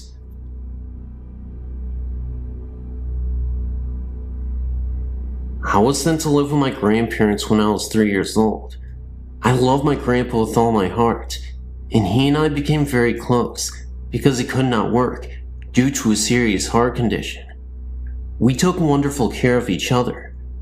Even at the age of 5, I've always been very responsible due to my grandfather's ill health. One day, when I was 9, my grandma kept me home from school to look after Grandpa because he was not feeling well. About 9:30 that morning, he went to lay down because he said he did not feel well. I went in about 10:30 to take his temperature and discover his fever to be 103.4. I rushed and called my grandma and mother immediately. In turn, my mother said she was going to call an ambulance, so I was to get Grandpa ready and wait for them. As I did this, my grandpa called me into his room and told me, "Pumpkin, I love you very much and you know this. Even though you are young and in time will forget different things about me, just always remember my love and the way you feel. I promise you this. I'll always be there with you, and you'll always be in my heart." I will always remember him saying this, because that was the last conversation he ever had. I never got to say goodbye, because he fell into a deep coma, and they wouldn't allow me into ICU to say goodbye. He then died on May 26, 1983, at 5:36 a.m. I know this for a fact, because he had given me his watch to hold on to while he was in the hospital, and it stopped at that very second that they pronounced his death. Now, while that is odd enough, the best part is yet to come. 3 weeks after my grandpa had passed away, my grandmother became very ill and was put into the hospital, so my sister, brother-in-law, and myself stayed out at my grandma's house. My sister had a cat that whenever someone came down the stairs, it would run to the basement door and cling to the screen to be let out. Well, one night, at about 11:30 p.m., the cat was sleeping with me on the couch in the basement when it jumped down and ran to the door to cling onto the screen, when all of a sudden, we heard footsteps.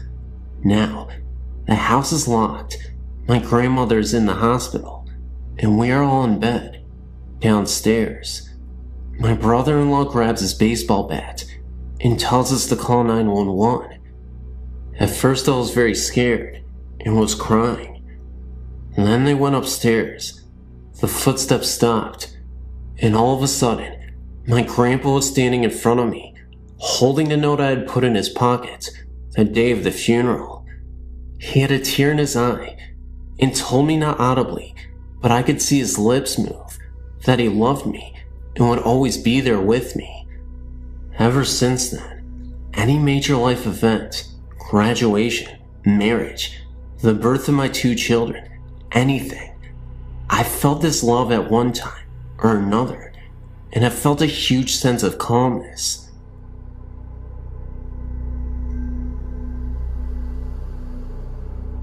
I guess this would be a second account of a previously encountered ghost story. I had the same thing happen to me as in the story below on Denton Road, Ypsilanti, Denton Road Bridge. The story goes that a group of kids were playing chicken near Denton Road Bridge, and one of them proved to be Chicken.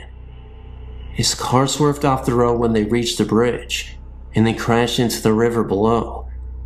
Many people claim to see a light come out of the river and chase their vehicle to the end of the road if they stop at the center of the bridge at night. I'm a racer and have a very fast, very built up 1969 Dodge. Once stopped on this bridge simply because we were lost, and a pair of headlights came up the embankment and behind me and started coming up on me very fast. I thought some drunken redneck was out four-wheeling and was going to rear-end me. The car was in gear and running, so I simply stepped on the gas, and the headlights behind me pulled up within a few feet of my rear bumper. I floored it, and the light stayed right on my bumper. Couldn't see a thing behind me because the brights were on the car following me, and they were far brighter than any car I'd ever seen. I had the speedometer buried past 120 miles per hour, and they were 2 feet off my bumper. I remember the red glare of the brake lights lighting up the road behind me some, and the moon was very bright that night, so I could see the way to the bridge practically, and there was not a car on the road. I was a little stunned, and almost lost the car at the turn. We went back to make sure that no one behind us had got into the ditch. There was nothing. And then I got freaked. Made it back to Windsor in record time.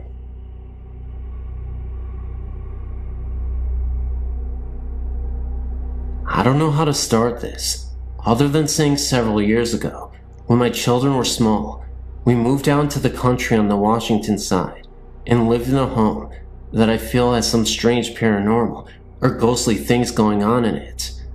I would have to say that during that time, there was something in there causing all havoc in our home.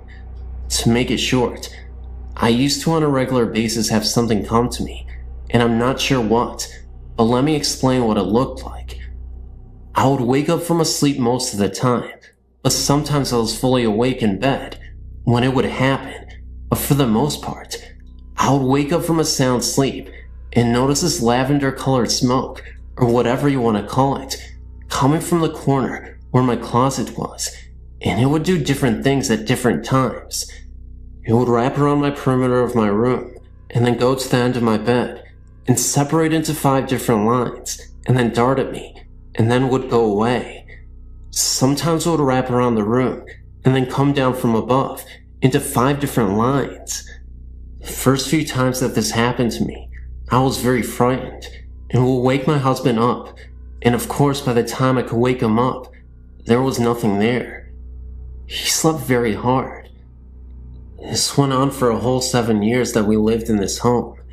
During that time, my husband also became very mean and violent. Also, in the room adjoining where my closet and my son's closet connect, my son was having these horrific nightmares that we could not wake him up from. We would sit there for sometimes 20 to 30 minutes, trying to wake him up, and he would be begging for his mother or his father, and crying out, asking them to go away and leave him alone. He would describe them as ugly and short, very ugly and mean looking in the face, and they would torment him and scare him and try to hurt him.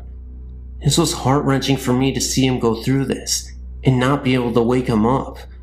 I would cry right alongside of him when I was holding him, rocking him, trying to wake him up from these nightmares. All of my children used to tell me that in that house, they would see a ball of light sometimes that would move quickly through the home. I saw that occasionally as well. Our television was something quite interesting as well. It would turn off by itself while we're watching it, and then it would turn back on with the remote, and then it would turn back off again. We could play this game for a few minutes, and then it would stop. This only happened a couple of times through the TV. I do feel that there was something evil in that home, because many things went on in that home. What the lavender-colored smoke was, or the ball of light, or even my son's terrifying dreams were, I have no clue. I don't have a great deal about that kind of stuff. I do feel that I have many experiences though, and had some in other homes as well. Who knows, maybe they follow me, but the home in Washington was not a good ghost, if that is what it was. Her family went through some of our hardest times in that home. Can you tell me what the lavender smoke was, or what the ball of light was? I would be very interested in knowing. You could respond to me. Thanks so much.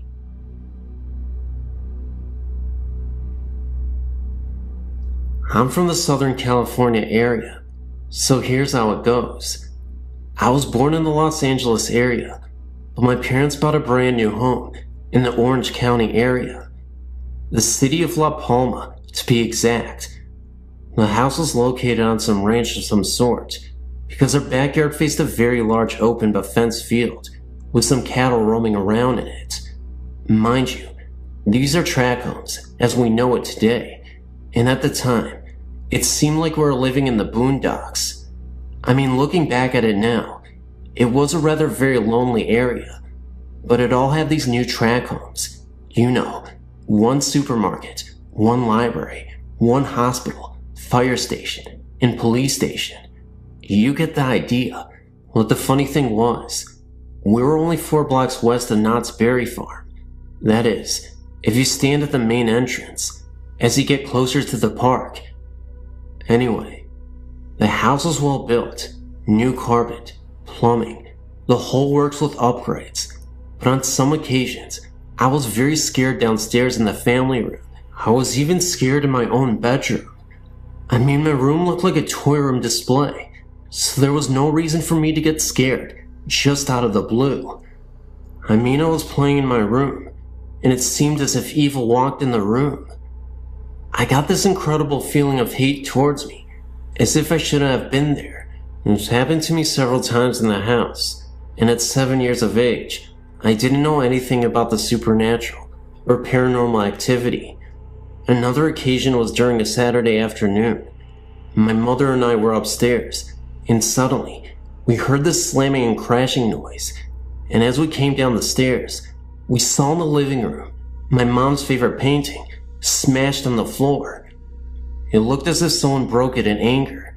I mean, the frame was just trashed, and the small pictures around the one that got smashed were perfectly hanging straight. The ghost made itself seen again in the late afternoon. This time, my mom was doing some house cleaning, and as she turned to one side, she looked up towards the stairs, and she saw a man wearing a white cream-colored suit in pristine condition, except he didn't have a head. No Hollywood genre or anything like that. I saw the same thing myself.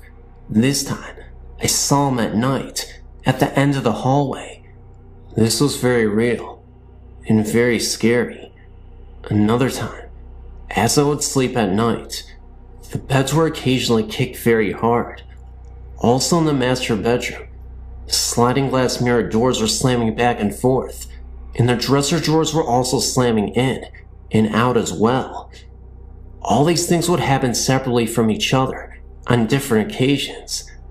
The main boulevard is La Palma Avenue, and the street of the house is Comstock Circle. We lived there from 1970 to 1975, my parents and I. And that is the most scary and terrifying ghost story I have. Thanks for listening. I had recently sent a story about my grandfather visiting me about a week after his death. Well, that was one of the more comforting things that has happened to me. The next story I'm about to submit actually happened as a dream, but to this day, I feel a very strong connection with it. It all happened about 6 years ago. A 10-year-old girl mysteriously vanished from a sleepover at her friend's house. I never met this girl, and although we only shared the same first name, I had several odd dreams about her after her disappearance. One day, about 1 week after the child turned up missing, I woke up early one morning to go to work. It wasn't like any day though. I woke up feeling very sad and upset. I didn't have any idea why I was feeling like this, but something just wasn't right. So, I continued to get ready for work. When I got there, I still had this bizarre feeling that something big was about to unfold. About an hour into my long workday, I forgot about the feeling and went on with my day. A woman I work with came into work about an hour later and then asked me, "Did you hear they found the missing girl?" All of a sudden this feeling came back. I said yes. They found her in a dumpster wearing her blue nightgown. She replied, "Then did you hear?" I then started to cry uncontrollably and said no. She, the young girl, came to me in my dreams and showed me where she was and told me that I no longer had to play with her because it was time to move on and now she could rest in peace. The woman just looked at me in disbelief and really didn't know what to say, and neither did I. I then realized this poor young soul felt compelled to have someone to be with her. Why she chose me, I will never know. Again, we did share the same first name, but other than that, I cannot explain what happened. Most people I tell this story to have a tendency of just looking at me with an odd expression on their face, but I too believe that it was all just more than a dream. I've never seen any ghosts or had any sort of experiences with the supernatural, but my friend, Amber, has. She was friends with this guy named Seth, whose mother was my high school coach. She was telling me about this house Seth's parents bought in Monticello, Florida, about 45 minutes away from where we live. It was a real old house with lots of land around it. This house was a weekend house for Seth's family. One day, Amber was invited to spend the weekend with them. She told me that on the way up there, they tried to warn her not to get scared because there were ghosts there. She thought they were pulling her leg and was laughing and playing along. When they got there, Amber was impressed with the 2-story wooden house. It was built in some old style from the 1800s, apparently. She walked upstairs to her room for the weekend and was given a tour of the house. Upon entering one room, she smelled something sour and bitter. It was right beneath the attic. She couldn't describe it to me, but let me know it wasn't pleasant. Then, she was led to the attic, supposedly the most haunted room. There were old rusted chains and shackles attached to the walls. A long time ago, a slave owner owned this home. The slaves would be punished by whipping and being shackled in the attic, with no food and water for several days. Amber said she had no eerie feeling, and didn't see anything out of ordinary. Later on that night, Seth and Amber were staying up late and playing games. They dared each other to go up to the attic, knowing the stories behind the deaths of slaves in the attics. When they went up the stairs and turned on the lights, they smelled that sour and metallic smell and saw dark stains on the floor that wasn't there previously. Amber said she had never been so scared in her entire life.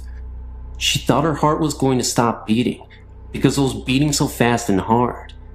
She and Seth went downstairs, wasting no time at all. Amber couldn't sleep at night because she was certain she could hear the groans and cracking. The next day, Amber came straight home and refused to come back to the house again. I talked later on with Seth's mother, my high school coach, and she said it was true. She gave more stories about how she'd find things moving or missing, how she smelled cigar smoke when no one smoked. She told me how she would come home at night and all the lights would be on in the house. She told me she had not seen any ghosts or even felt threatened. She actually thought of them as her friends because they would turn on the lights for her at night when she came home. I wouldn't be able to stand it. Weird, huh? It makes me leery of my own house, even though my parents originally built it. I have a few experiences. In 1976, I was living in an old building, and every night I would hear footsteps, heavy ones, walking on the floor above me. I then asked the apartment manager, who lived upstairs, and learned that no one did, and there was a crawl space. He checked it, and no one was there. So on a weekend when I knew no one was in the building except myself, I decided that if I heard the footsteps again, I would not be scared. Then the footsteps began pacing all night. I kept my wits and made plans to leave. I left the building. Second experience, about 1985. I was at work early one day, 9th and Market, and was going into the bathroom. A woman went in before me, not less than 1 foot in front of me, and so when I walked into the bathroom, no one was there, and I looked under all the stalls, and still, no one. Yet there was one way into the bathroom, and the same way out. The woman just looked like a solid body. The same thing happened once again late one evening, when I was going into the bathroom, and I just rushed in just behind her to see her, and when I got in 2 seconds later, no one, not even in any of the stalls. Later I learned that the cleaning staff in the building saw the same thing. They saw the woman enter the bathroom, and they waited for the woman to leave the bathroom, but no one left, and when they went in to find her, she was not there. In 1977, a friend committed suicide. All that weekend that she had died, I was depressed and could not shake the feeling. Then on Monday, I went to my university library, and as I sat there trying to read late in the morning, I hear that someone yelled in my ear, except it penetrated my body, that Holly committed suicide. I jumped and looked around, but people were quiet, and no one was saying anything, and I thought, where did I hear that? And I must be thinking negatively. I became uncomfortable and left the library to shop. When I returned at about 6 p.m. to read, a woman came up to me and said, "We're looking for you this morning. We're talking about you and wanted to tell you that Holly committed suicide." I said, "So this is true what I heard?" I was told to call Holly's husband, and he verified it and said he searched for me the whole entire weekend. The next day, a strange thing happened. In my grief, I meandered my way to work in a different direction, passing a funeral home where I noticed a coffin in a hearse, and my heart and love went out to it. Then, after I got to work, I checked the obituaries for the funeral home where Holly was. It was the same place I passed that very morning, and so I invited a friend to come with me to pay my last respects to Holly at noon. I met my friend at the funeral home, and we were told that Holly had been sent out that morning for cremation. She had been the only one sent out, and she was in that coffin in the morning in that hearse that I passed on my way to work earlier. In 1982, when my father died, I woke earlier in the morning and was calm. Then my mother called to tell me he died. Everyone in my family woke up, and my mother got out of bed, sat by the phone, then it rang, and she got the word. At this time, I could hear people cry. Only the sound came from their body, and not their mouth. My brother was in a deep grief, and not crying out loud, but I could hear his spirit cry, and he just had a sad look. In 1992, my mother was very ill and in a rehab center. I did not like staying in her house because I thought it was haunted. On this particular morning, it was 5 a.m., and I was typing and printing a letter on the computer. I typed most of the letter, got up and stuck a mug of water in the microwave, and set it for 1 minute. Also, I prepared a plastic cone with filter and coffee in it. Then I rushed back to the computer to print the letter. I added a few lines to the letter, and then began to hear the microwave beep and beep. I ignored it, then the beeping stopped. I got this creepy feeling, but I ignored it, and then I thought the microwave had a timer, and so the beeping stopped because of the timing, not because anyone opened the microwave door. I printed the letter, ran to the kitchen to get the mug of water out of the microwave, and poured in the cone. I found instead that the mug had been taken out of the microwave, and the coffee was made, waiting for me on the ledge of the kitchen counter. Yet I know I did not get up from the computer to make it, because I made a conscious decision to ignore the microwave and finish my letter. My mind worked overtime to figure it out. I grabbed the letter and left the house that morning and told whatever it did that it was taking the coffee, but I didn't really appreciate it. Other things happened, like the rustling of papers when I was trying to sleep, etc., and I had to leave the house. Sometimes, I've heard other people think that they were not directing their thoughts to me, as what happens with schizophrenics. Enough for now.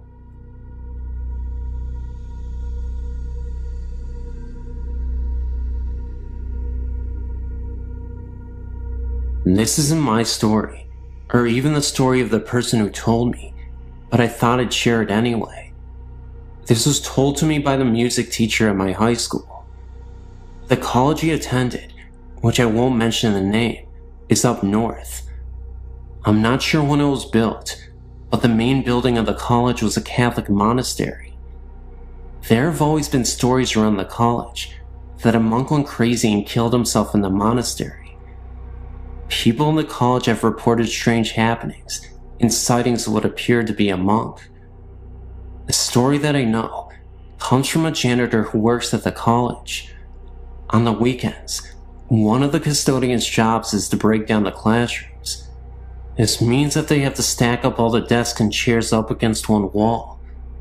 The janitor had just finished doing this and walked out the door and locked it from the outside. There is only one door into the classroom, and it is the one he had just locked. The windows in the room can only be opened from the inside, and the janitor was the only one in the room. As he turned to walk away from the door, he hears loud crashing and banging coming from inside the room. He immediately unlocks the door and steps inside. What he finds is that all the desks and chairs have been thrown all around the room. Drawers from the teacher's desk were ripped out and papers strewn across the room. There is no way any possible human could have been in that room and done that damage in a matter of seconds, then run out without the janitor noticing.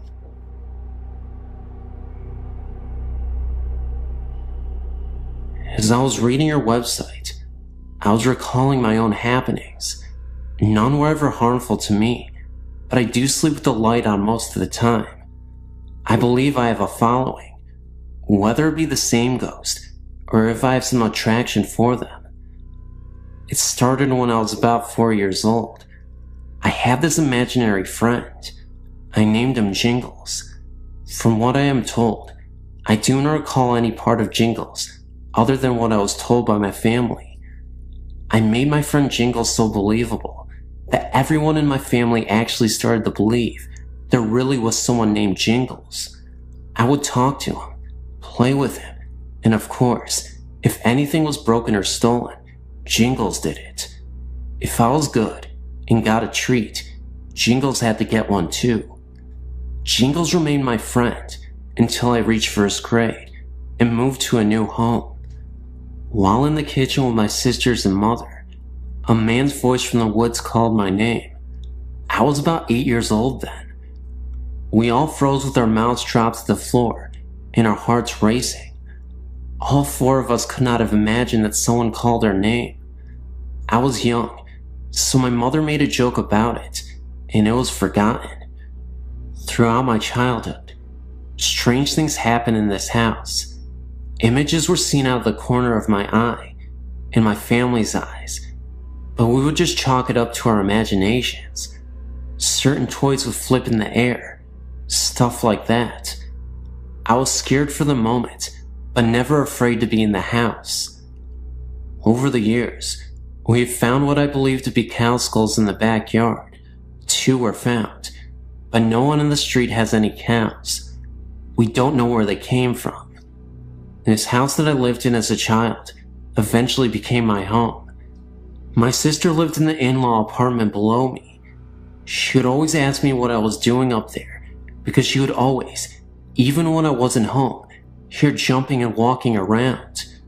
What makes this so strange is that once I moved out of the house, the noises stopped. After moving out of my parents' house and into my own home about 9 months ago, there seems to be extra guests. I hear voices, but can't make out what they are saying. I often hear a muffled radio sound. I hear running water. The house is always making house noises, but around 4 to 5 a.m., the noises stop and the house is dead silent. Often a cool breeze would find me, even when there is no wind. I can't explain the feeling that I'm not alone. My children, 9 years old and 8 years old, keep saying that they want to move because they think the house is haunted. I don't think moving is going to solve that problem. A little background on the house I own. It is 30 years old in a waterfront property. I found out that the owner of the home died of cancer, not in the house, but has died. There have been 11 deaths around the lake, and they've all died of the same cancer.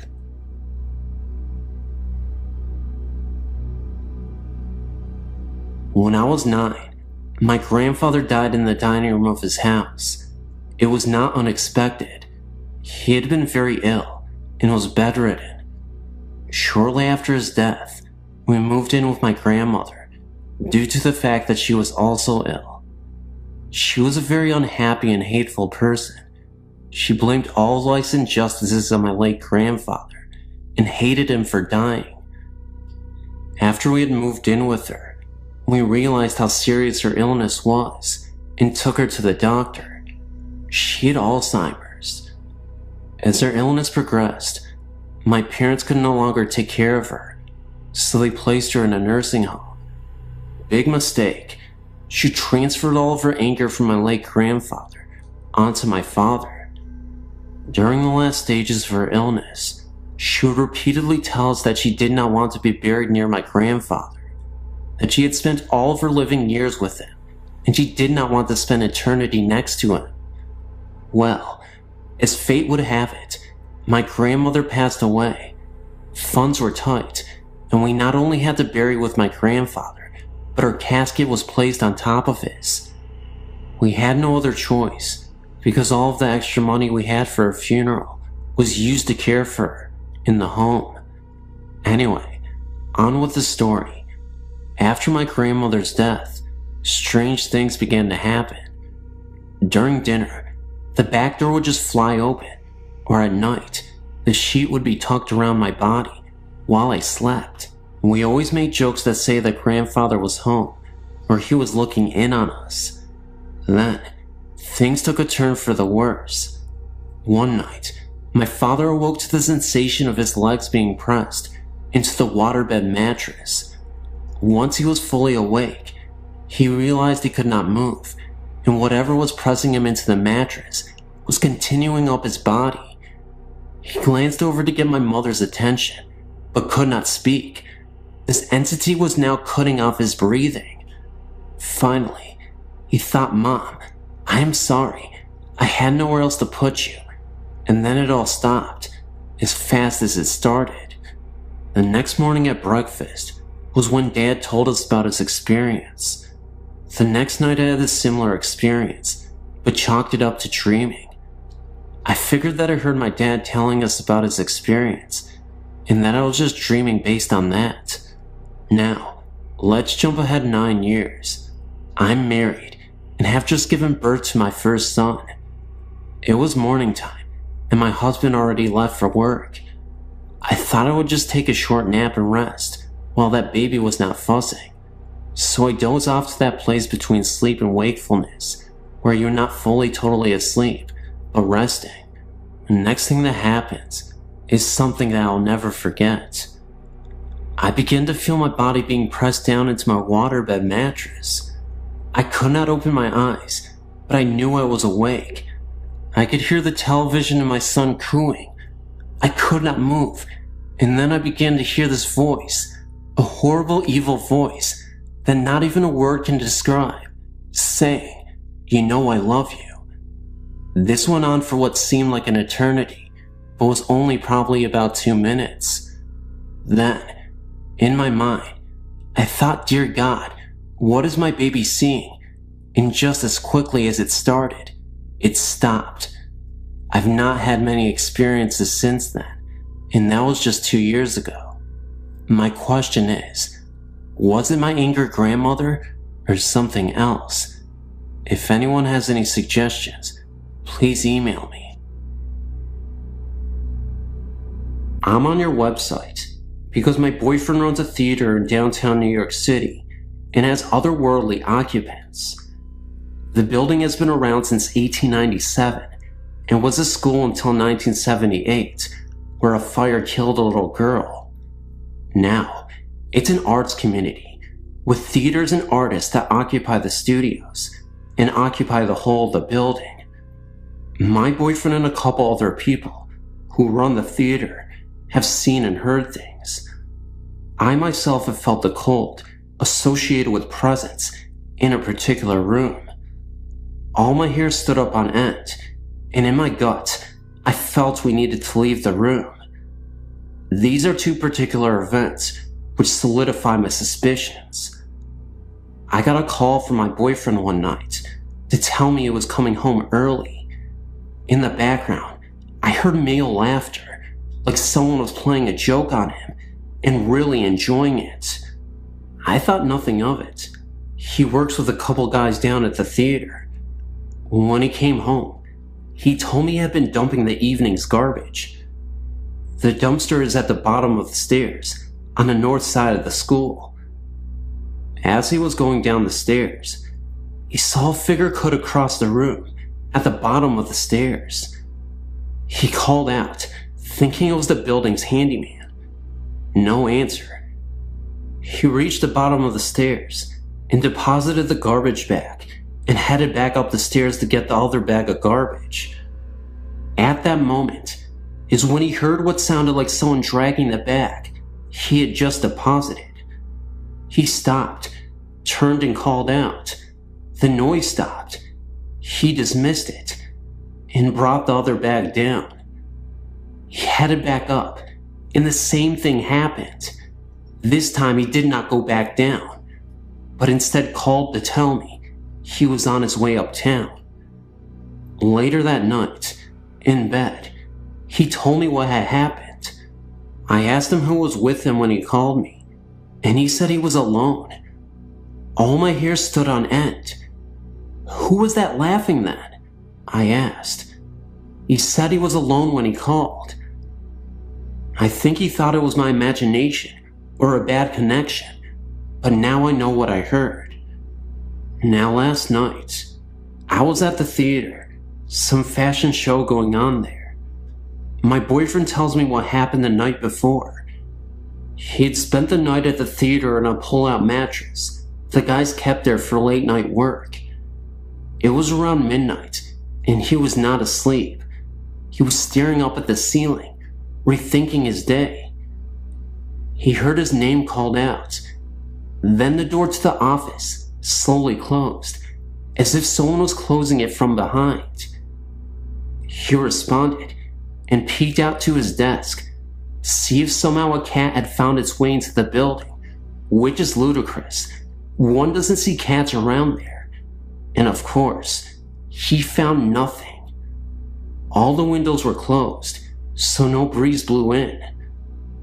He said he then heard what sounded like whispering outside the office door. Lots of whispering, stage whisper, of gibberish with some strong hissing sounds, almost like a snake. He called out again and banged on the door. He went back into the adjoining office and went towards the door. He then felt a cold coming in from under the door. He placed his hand in the crack at the bottom of the door and felt no breeze.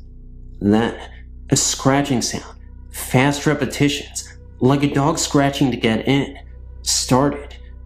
This was too much for him. He packed up and calmly walked out. He said he was a little afraid to walk back once he left the theater office, afraid of what he might see. I think being a theater, and many actors who love the space, left parts of them when they died. The founder died of leukemia, and loved and lived for this theater company. The little girl who died in the fire also stands my hair on end. Last night, I also found out the other guy who hears and sees things, that he hears that same playful laughter in the theater, just like I heard on the phone that night. Also seen figures sitting at the bar, footsteps heard. And that's my story. Thank you.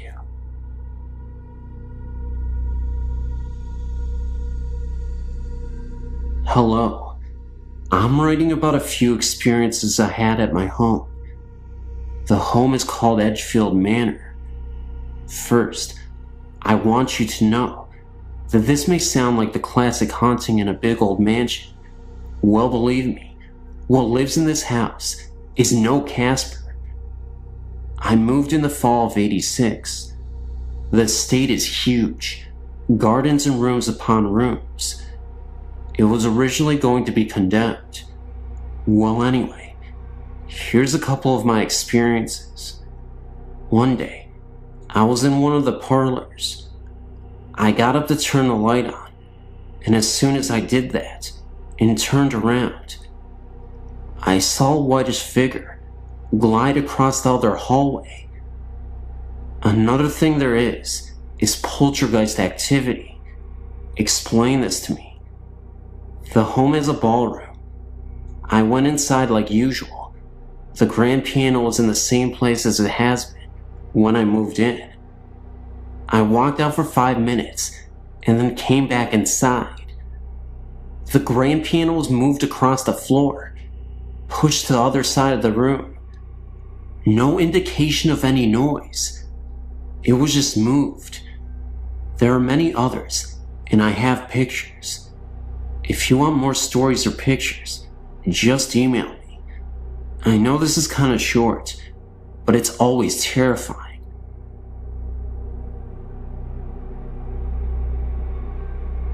Hi, my story begins in Maine. Our family owns a cottage in Castine. We go there every year. We're going next week, actually. The house belonged to my great-grandfather. The house dates back to the Revolutionary War times. People have died on the front lawn. The house is a 3-floor tower. This is a story about a crazy lady who used to live in that house. She used to scream out of the tower at people. Well, I think I saw her in the tower one night. When my great-grandfather lived in the house, he claimed that he saw it a few times when he would read on his rocking chair in the living room. He said it would walk in front of him. 3 other people in my family saw the same thing. I never heard the story about the crazy lady until I brought up my experience to my parents after we got back from vacation.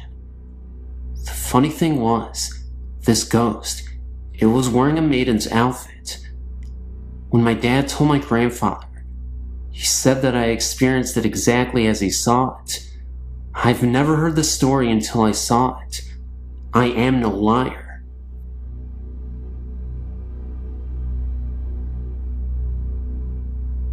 I was really never told to believe in ghosts, if they were real or not. This started when I moved to Missouri with my family in 1995. The first home we rented when we arrived, something was very uneasy about it. I not only felt it, but my eldest son did also. One evening, when the 3 sons were in bed and my husband was working late, I was up watching TV late. When I decided to go to bed, I left a low light on in my bedroom. As I was walking down the hallway, past my son's room, there was a blur. I thought it was because my eyes were tired, and there was a mirror on the back wall of the hallway. But as I continued walking, my left eye got real blurry, and I felt a cold chill go through me. There's a basement to this house. I had my washer and dryer down there. I also had my kid's Sega game there. I felt very uneasy every time I went down there. My eldest son heard something pounding on the Sega controllers.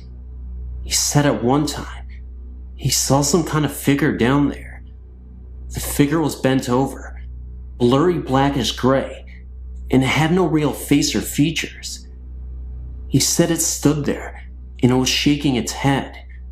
He would be downstairs playing and hear someone coming down the stairs, and no one would be there. My son was very uncomfortable when he first walked in. He said he felt sick to his stomach. When he saw the figure, he felt sick also. We have since moved. Same town. We have moved into another house that has been lived in by many people, but not for long periods of time. Someone told me that the reason nobody stays in this house very long is because it is haunted. Again, me and my eldest son have been the ones noticing everything that has been happening here. I hear feet scooting across the floor at night, but no one is there. My son has seen a bright light flashing in the corner of his room. It is in the upper corner of his room, where no lights shine on the wall. I've also seen this myself. He has also seen 3 lights, spinning lights, beside his bed. There was also a time that he felt his bed shake. My son has cancer, and he had been going through a time that he could not sleep. It was right around the time that he felt his bed shake. We do not have an uneasy feeling about these experiences. They are quite comforting.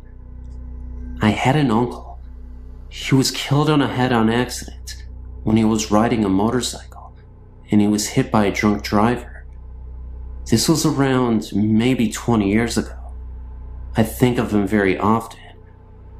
I was just wondering if it was him that was there with my eldest son and me during this time that he, my son, is going through this cancer. We aren't scared of his cancer, even though it's rare. My uncle was a very spiritual man. I feel that this is his way of letting us know that my son is going to be alright. We will get through this year, and his cancer will be done. I have 2 other sons, and they've not experienced anything. Neither has my husband. I told him, and felt foolish. I felt he thought I was crazy.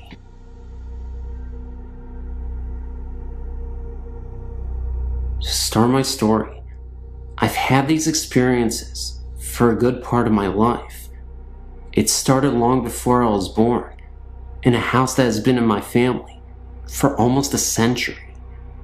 My oldest brother Mike, he was around 3 when he saw the presence of my great-grandmother in a corner in the attic during a visit to see our grandmother.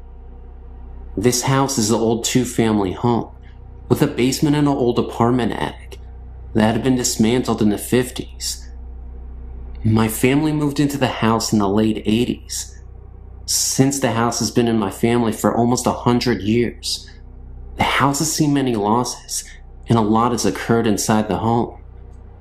The attic had a very high spooky factor to it, I guess you would say.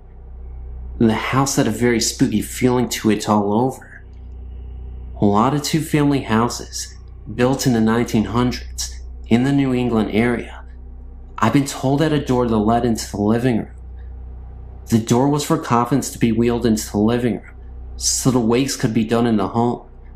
Knowing this always freaked me out. The doorway had been covered decades before my family moved in, but the eerie outline was still there, on the living room wall. Now that I give you a feel of my old home, I'll explain my happenings. I lived in the house for 10 years. I have 3 older brothers. My oldest brother, Mike, heard and saw a lot happen in the house. He didn't always tell the rest of us, for I guess reasons of his own.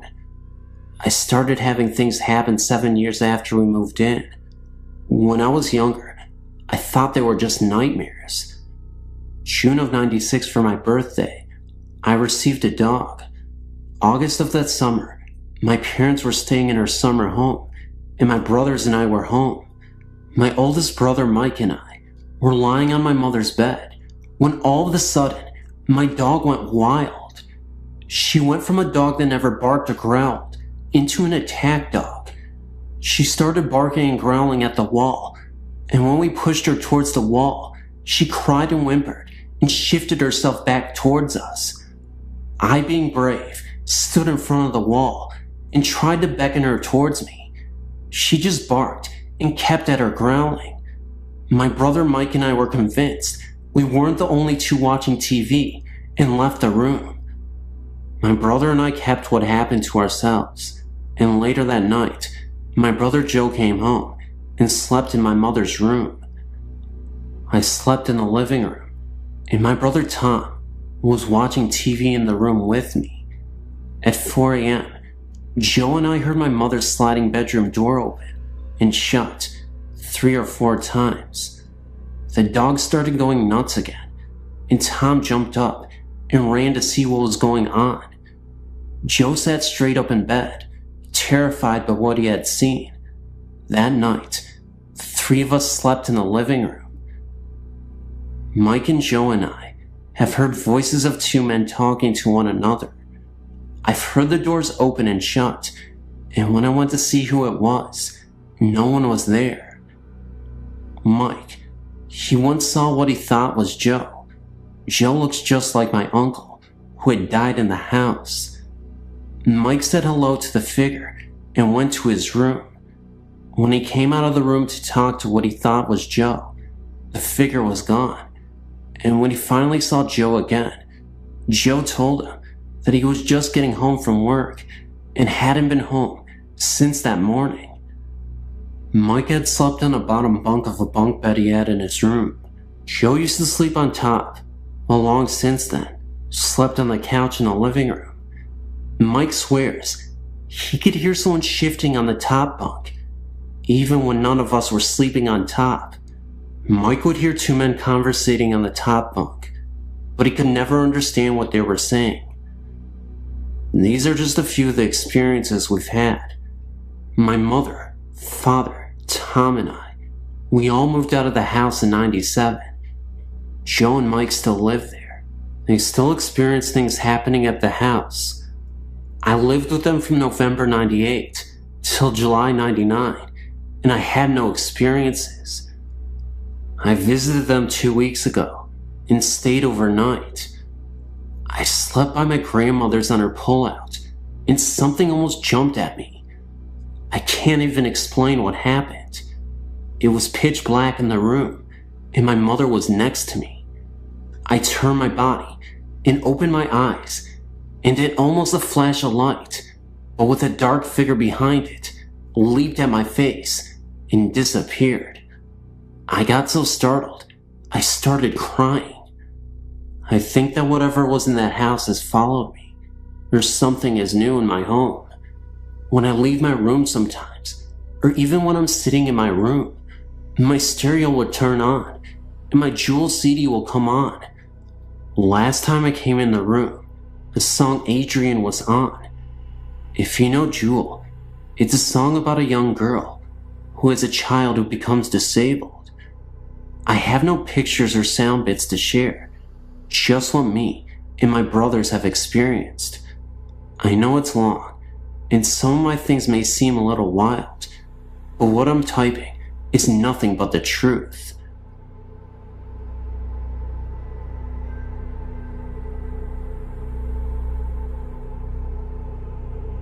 I don't really know where to begin with my story. I told very few people about it, for the fear they might think I'm crazy. I'm glad to have found a place where I can talk about it freely. I'm 26 now, and have not experienced anything like this since I was a small child, but it changed my life forever. When I was around the age of 3, I was still sleeping with my mom and dad. There were several things that happened around this time. I'll start with the worst first. One morning, I'd just woken up, and I turned over like I always did, But this morning, I saw the most horrifying sight that no 3-year-old should have seen. Laying next to me was this terrifying demon. I know it was a demon because of its eyes. It had a human form of a woman and was nude. It was about 10 feet tall, had thin bony fingers, and the darkest eyes. It was like you could almost see through them. You could just feel the pure evil. It had the most wicked smile on its face, like it was taunting me. I stared at it for a few seconds, and then turned back, hoping I was dreaming. Then, I felt the bony finger poking me in the back, as if to say, "Hey, you." I turned back over, and it was still there, grinning that sickening grin. I watched it get up to go to the window, which was closed and about 20 feet off the ground. It turned and gave me one last grin and went out the window. It was also around this time that I awoke one night to see 3 demons. They seemed to be like children. They were standing in the doorway, laughing the kind of laughter like I've never heard before. This was the same room where I'd seen the other one. At the age of about 7, I awoke one night to see a Grim Reaper standing by my bed. Needless to say, these things have disturbed me all my life. I also saw my grandfather and his past child after he had died, but that was a peaceful sight. I have not had any other experiences since I was a child. Oh, they've always been noises that I could not explain, but nothing like before. It was like the experience did something to me. I've never had normal dreams, not as a child or as an adult. Always strange dreams and nightmares, like I have some way of knowing when a spirit is near or a house is haunted. Some people call it a gift, but I just wish I could understand it and what happened to me as a child. Thank you for letting me share my story. And this is a true story. This happened to me when I was 8 years old. I'm now 28, with 3 kids of my own. It happened in my hometown of Soak Village, Illinois, which is known to be a place that Indians pass through using South Trail to get to other destinations. At least, that's what the official story is. There are others, like myself, who believe more. We believe that Indians actually settled there, if only for brief periods of time. There's always been talk of bones being found when a pool was dug up or a garden was put in, but most say it's just that. Talk, not me. I believe it. I also not only believe, but know that the ground the Soak Village is residing on is sour, cursed, beyond anybody's wildest dreams. And I have many stories to support that belief. But for now, I will start with my first story of proof. It was a cold, normal night in the season of autumn, cold enough to keep you inside your house and snuggled under a blanket. I was doing exactly that. An 8-year-old can only do so much during these times, and I chose to do my homework so I could read later. I'd been listening to a Rick Springfield album on 8-track. I was playing it on my 2XL robot toy. This was a toy that you could put 8-track cartridges in that was made by the company to be a sort of trivia game. You'd play the cartridge, and it would ask you questions and tell you jokes. It had 2 big red robot eyes that flashed red when you were correct. It had 3 buttons you could push to answer your questions.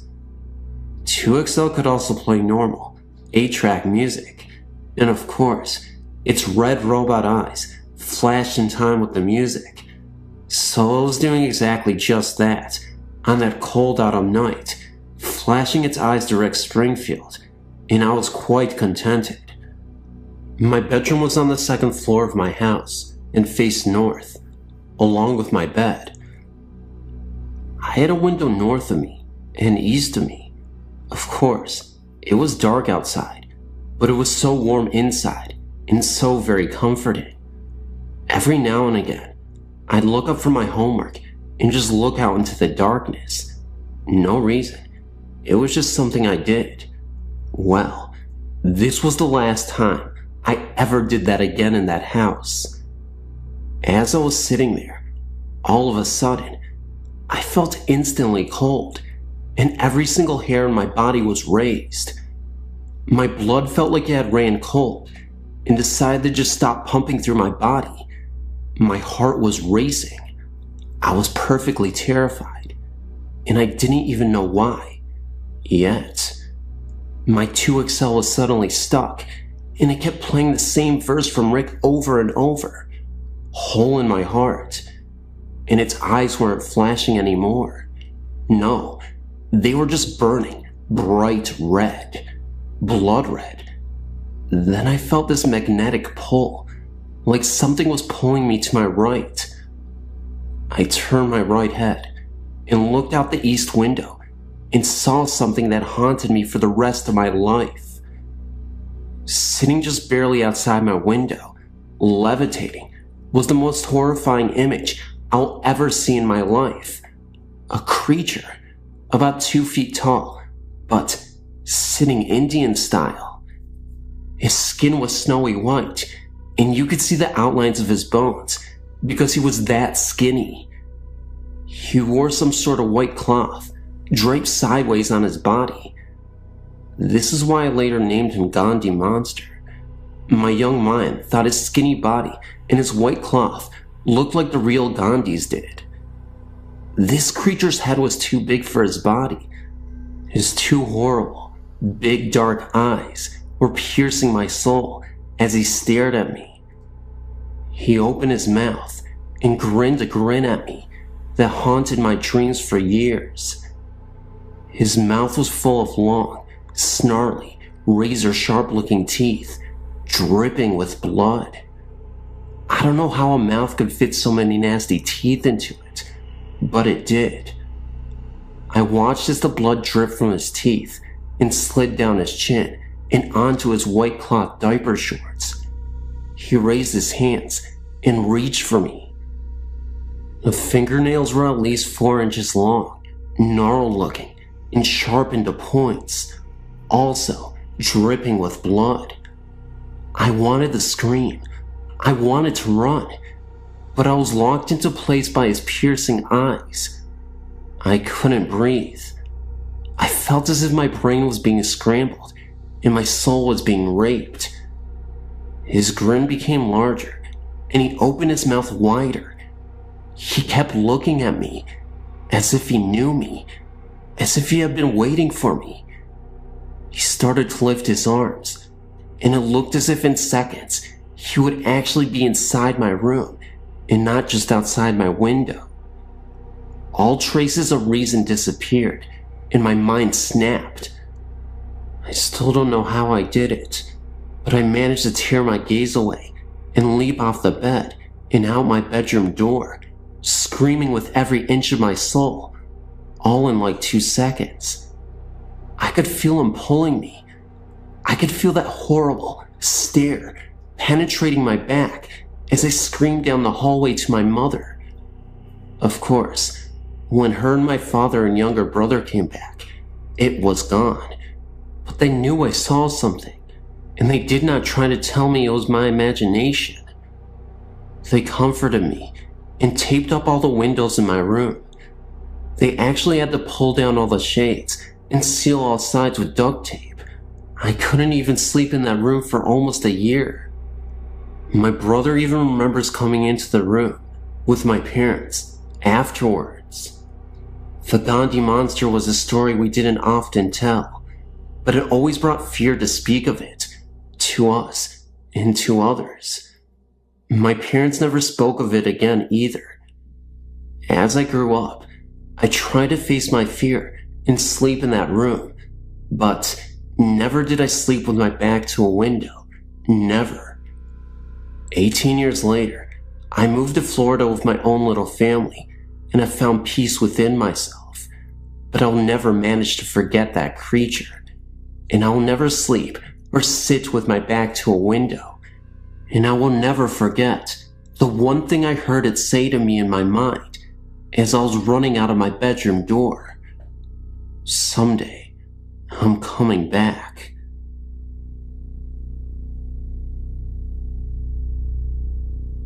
Hey, I'm in my mid-teens, and I've experienced ghostly encounters. The one that really freaked me out was when me and my family moved to Scotland. For a few months, we lived in chalets. Me and my older sister shared one on our own. A few weeks after we moved in, we began to feel uncomfortable and felt as if we were being watched there, and there was also a threatening atmosphere. We told our parents, and they said it was just because we were next to the graveyard. A few weeks later, I was lying in my bed with the door open when a tall, dark figure stood, leaning over me. I didn't think at that particular moment, but it wasn't until my sister asked me if I felt somebody was in my room the previous night. We started to talk, and she too felt as if somebody tall was leaning over her. I then started to sleep in my sister's room, and the figure didn't return, so I moved back into my own room. But then again, the figure returned this time. It was kneeling beside me. The next morning I told my sister, and again, she felt the presence of a tall man. Our dad told us that the large house next to us was where the Vikers used to stay until the house was sold. One night, my mom came in, and she was holding 2 necklaces with crosses on it. Me and my sister aren't religious, so her mom thought it had something to do with that. So we went to bed, holding the crosses. That night, it was very uncomfortable in both rooms. After that, we haven't felt the presence of the tall man. The figure that visited did so on a few occasions. Each time, it felt as though it was getting closer and more angry. When the crosses were given to us that night, the figure seemed very angry. Its face was literally pressed into mine, and it felt as if he was gritting his teeth at me. My sister also had this very uncomfortable, menacing figure who was pressed into her face. All you could do was hide under the guilt, closing your eyes really tight, and hope you'd fall asleep quick. Since that last visit, nothing has returned, and we've since moved then, and nothing. We don't even use the crosses anymore. Other things that we didn't think of as being connected at the time now do seem connected, such as the chalet that mom and dad were in, although the same, was different in feeling. Because mom and dad's chalets always had a comfy feeling, yet ours didn't. Whether it was because there was just me and my sister alone in there, and it was our imaginations or not, we don't know. Although in mom's and dad's chalet, there was only one more person over there. From the moment we stepped into the chalet, it was always cold, even with the heaters on. Plus, there was often a bad smell wafting around, a lot like fish, rotten. This was only in my bedroom, possibly me, my sister says. Also in my room, there was a strange noise of scratching, as if someone was sketching or writing. This noise accompanied the presence of another figure, smaller in stature and of the female sex. My sister also felt the smaller presence, but not the noise. She only came once, very different, not menacing, quiet in nature, and much older. She was almost a comfort. But it's still not nice to be watched over at night by ghostly figures. It's strange, because we didn't actually see anything, yet you get so much from these feelings, the sex, age, angry, happy, etc. Plus, we get almost exactly the same feelings. But is it just our imagination? Are we certifiably insane? Are we demented? No, we definitely feel we had a visitor. Previous to this experience, My sister had not really believed in it, ghostly visits and such, but now, I think she has had a change of mind. Me, myself, I've always believed. My mom's granddad often visits, a kind presence, bringing good luck, such as when she was having problems. He visits to let us know everything will be okay. He often visited when we were babies, watching over our cots. Our dad also saw what appeared to be him. Whenever he visits, we know him by the distinct smell of putty. He used to repair windows. So really, we are used to the visits, although my sister had never experienced any until now. Unfortunately, it wasn't a happy experience, one not to forget.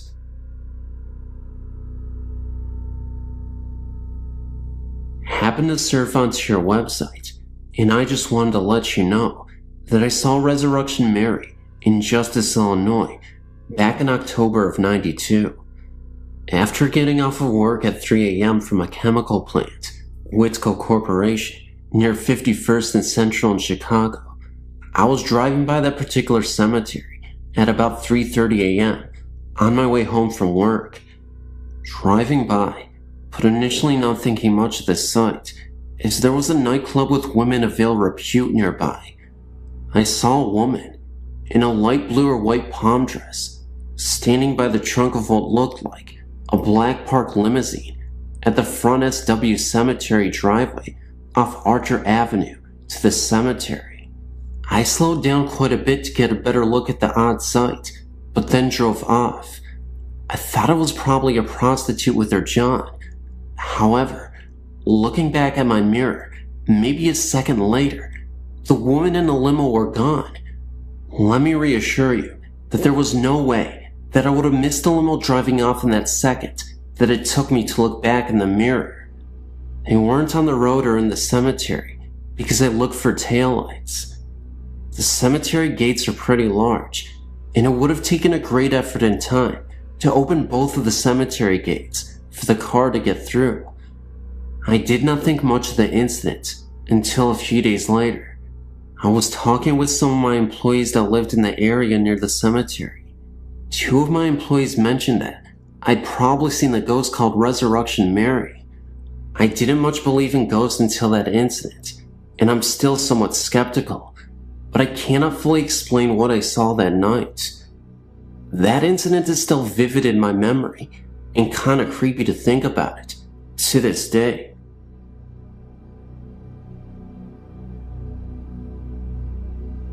Ever since I can remember, I've always had an interest in ghost stories. That is why I'm writing you this letter. No, I don't have a ghost in my house. A friend of mine told me about this place at least 10 months ago. I was so amazed at this story, I asked if he would take me to this place. No one really ever goes there. I guess because it's so creepy and dark looking at night, but during the day, it is okay. Nothing strange happens. Well, first, before I tell you more about this place, let me tell you the story of why it is so unusual. The city is called Lake Forest, California, and they call it Canyon Creek, I guess, because it is nothing but canyon and wide open spaces of nothing but rocks and wildlife. The story goes back 30 years ago of a lady who was in her 40s. Nobody knew what her name was. She lived alone with her two Great Dane dogs. She was very rich and owned all of the canyon, which is like miles and miles of land. This lady never married and had no children. It was just her dogs and herself. She lived in this trailer park home, and it was not a pretty house by any stretch of the imagination. Well, about 6 years later, the story goes that a police officer got a call about the lady and her dogs. The officer went to the lady's home and knocked at the door, and no one answered. The officer ended up breaking down the door, and what he found next was horrifying. It is said that the officer found the lady dead. Nothing was left but her decaying body, and her bones were visible. Worst of all, Laying right next to her were her dogs. They had both died as well. Now, on to the paranormal part. People who have never been to this place don't know what to expect if they come into this place. It's unpredictable. Sometimes, when you go back to the area where she passed, you'll notice paranormal phenomena. Other times, you won't. A man was driving alone on the canyon by himself one night, and the story goes that he saw the presence of the lady standing at the side of the road with their 2 dogs. The man did not stop at all to give the lady a ride. He just kept going. This other story was told by my friend. My friend told me that his ex-girlfriend and her boyfriend went up there one night to check it out. They stopped where the lady's house was. They were only there about 15 minutes away when they were just talking and listening to music. Then, all of a sudden, they heard a knock on the side door of the driver's seat. They both turned to look, and they saw the lady standing there, knocking on the window. She was dressed in all white and covered in blood. They also saw the dogs nearby as well, far off into the distance, appearing as silhouettes. They sat there in shock for 3 minutes, horrified by what they just saw. For some reason, the lady was still knocking at the driver's side of the window, but in reality, it was really not that long. They both said that she must have been there about 40 seconds. After that, my friend said they never returned back there. That was not the only story that happened to anyone. There are far more. What I would like to know is who is this lady and why is she doing this? There's something more to why she has to haunt people who have done nothing to her. Maybe it is because she does not want anyone on her land that she loves so much. What could it be? Here's my email address. If you have any questions, please feel free to get a hold of me. I would like at least some kind of feedback on this story. Please, I beg you. I'm so confused, and I'm scared. Please let me know what is going on. I find this intriguing. Hi there. I believe that I had a true experience with a haunting. I used to live in apartment 205 in Kingswood Apartment in Fresno, California. A lot of weird stuff used to happen there while my family and I lived there. I'm a homog. My religion is not Christianity, although I do not doubt that there is a God. I do believe in Jesus Christ, but I was simply not raised that way. My family on both my father and my mother's sides are shaman. Many do not believe our customs and ways to be valid, but you'd be surprised by how much sense it makes to us. I grew up around shaman all my life, listening to chants and stuff. It's awesome. Well, enough talk. Here's my story. When I was a little girl growing up in California and being in a homog family, I grew up with spirits and ghosts and hauntings all around me. I accept it, for it is real to me, although I've never experienced an actual haunting myself.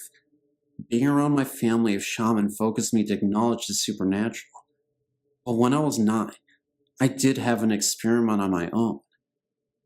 Our apartment has always been rumored to be haunted. As a child, I never really paid too much attention to it. Weird things happen at night. Things go bump in the night.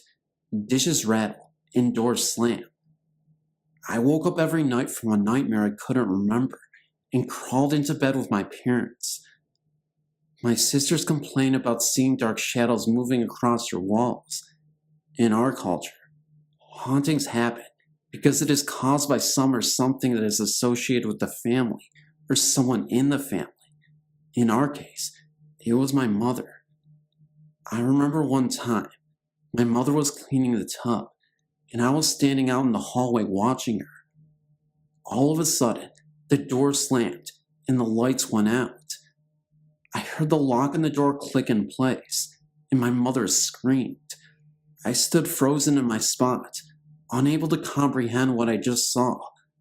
I banged against the door, and then it opened. The lights were back on, and my mom was still in the tub. Naturally, she accused me of doing it. To this day, I still don't know what had happened. There was a time that something happened to me, not long afterwards, that scared me so bad I forgot about it until a couple of years ago. I remember it being around noon, and I was off on summer vacation. I just finished the 3rd grade. I was laying on my mother's bed reading a book, given me by a former teacher. I started to have this funny feeling all over my body, more like an awareness that something was watching me, or something was near me. All of a sudden, the bed started to shake. I felt something, hands maybe, holding me down on the bed, and I was unable to move or even say anything, not even a scream. The bed literally shook for a few seconds. It was over in a matter of minutes, but it scared me terribly. I jumped off the bed and ran into the living room. To this day, I've never told my family or hardly anyone.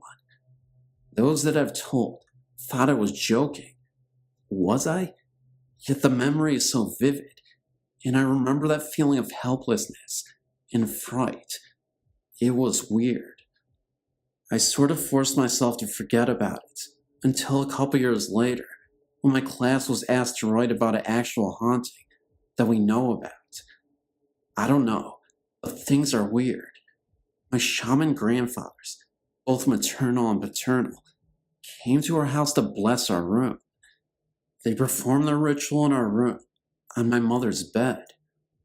I remember something about someone dying or committing suicide in our closet, but it was so long ago, I can't remember much about it. My mom has been having dreams about a little girl carrying a knife, chasing her through a rice field in Thailand. My grandfathers did this chant thing, and all this stuff, too much to explain, to capture this thing. They've locked her up in 2 bowls that have sealed and chained together. Part of the chain that was used to seal it was made into an anklet brace that my mother wears around her ankle at all times. The trap used to capture it was something that my grandfathers did. To this day, my mother is doing better. No more Chucky-like girls chasing her. The bowls were taken to my mom's father's altar and locked up. When he passed on, it was given to my mother to keep safe. So now, it's in our bathroom closet on the top shelf. Every time we open the door, there it is. Scary. I get the creepiest feelings when I look at it.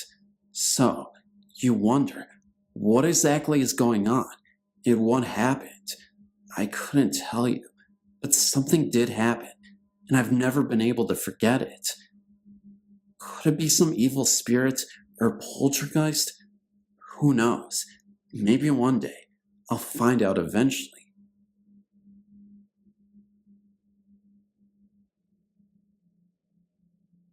Being a Catholic, I believe there is an afterlife, heaven, etc., and spirits occasionally visit people here on Earth. One winter, my family and I, mom, dad, and 2 younger sisters, went to visit and help out my grandparents, who had recently cleared some land they owned on the Tennessee River, move into their new home. The land they bought had many legends accompanying it, including stories of gold and ghosts. My sisters and I were very interested in exploring the 25 acres of wooded land that had an old Civil War home place on it. An old country store was located about a mile away, and this was the only neighbors my grandparents had. When we arrived, there was a 15-foot long, 15-foot high pile of cut down trees that had been piled up to make room for the new house. This was a great jungle gym for my sisters and I to play and hide on, being as it was a long way from the house.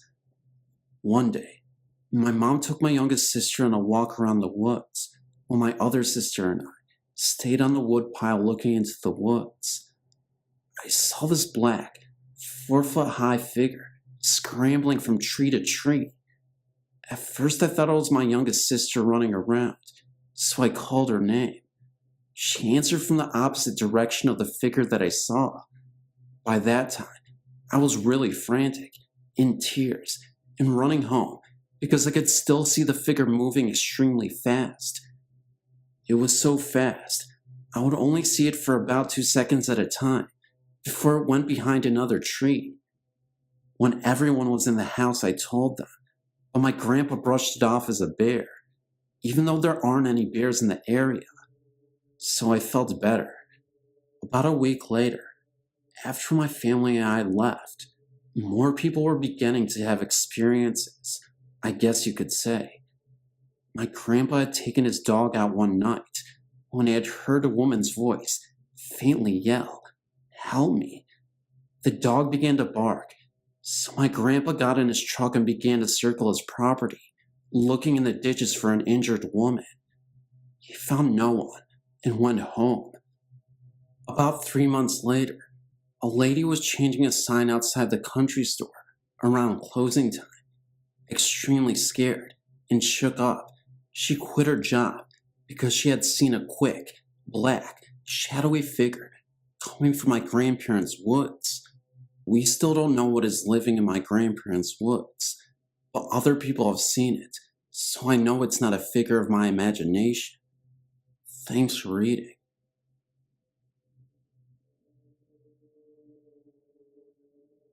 One night, about 13 years ago, my brother and I were Christmas caroling with friends around our block.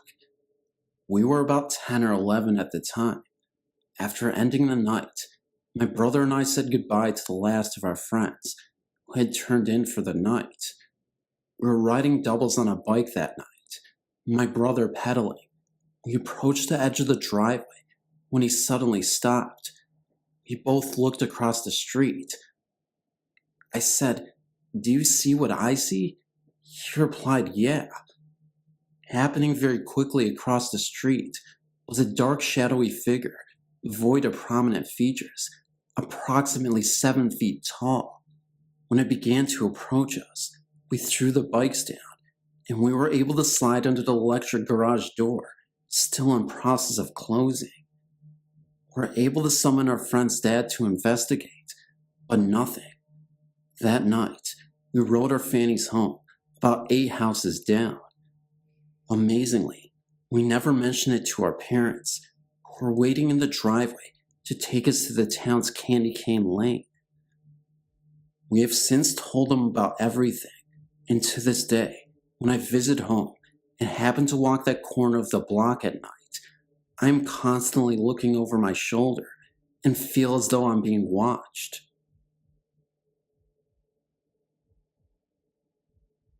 Akenesi East Pine Log Road now houses Riley's Whitby Bull Restaurant.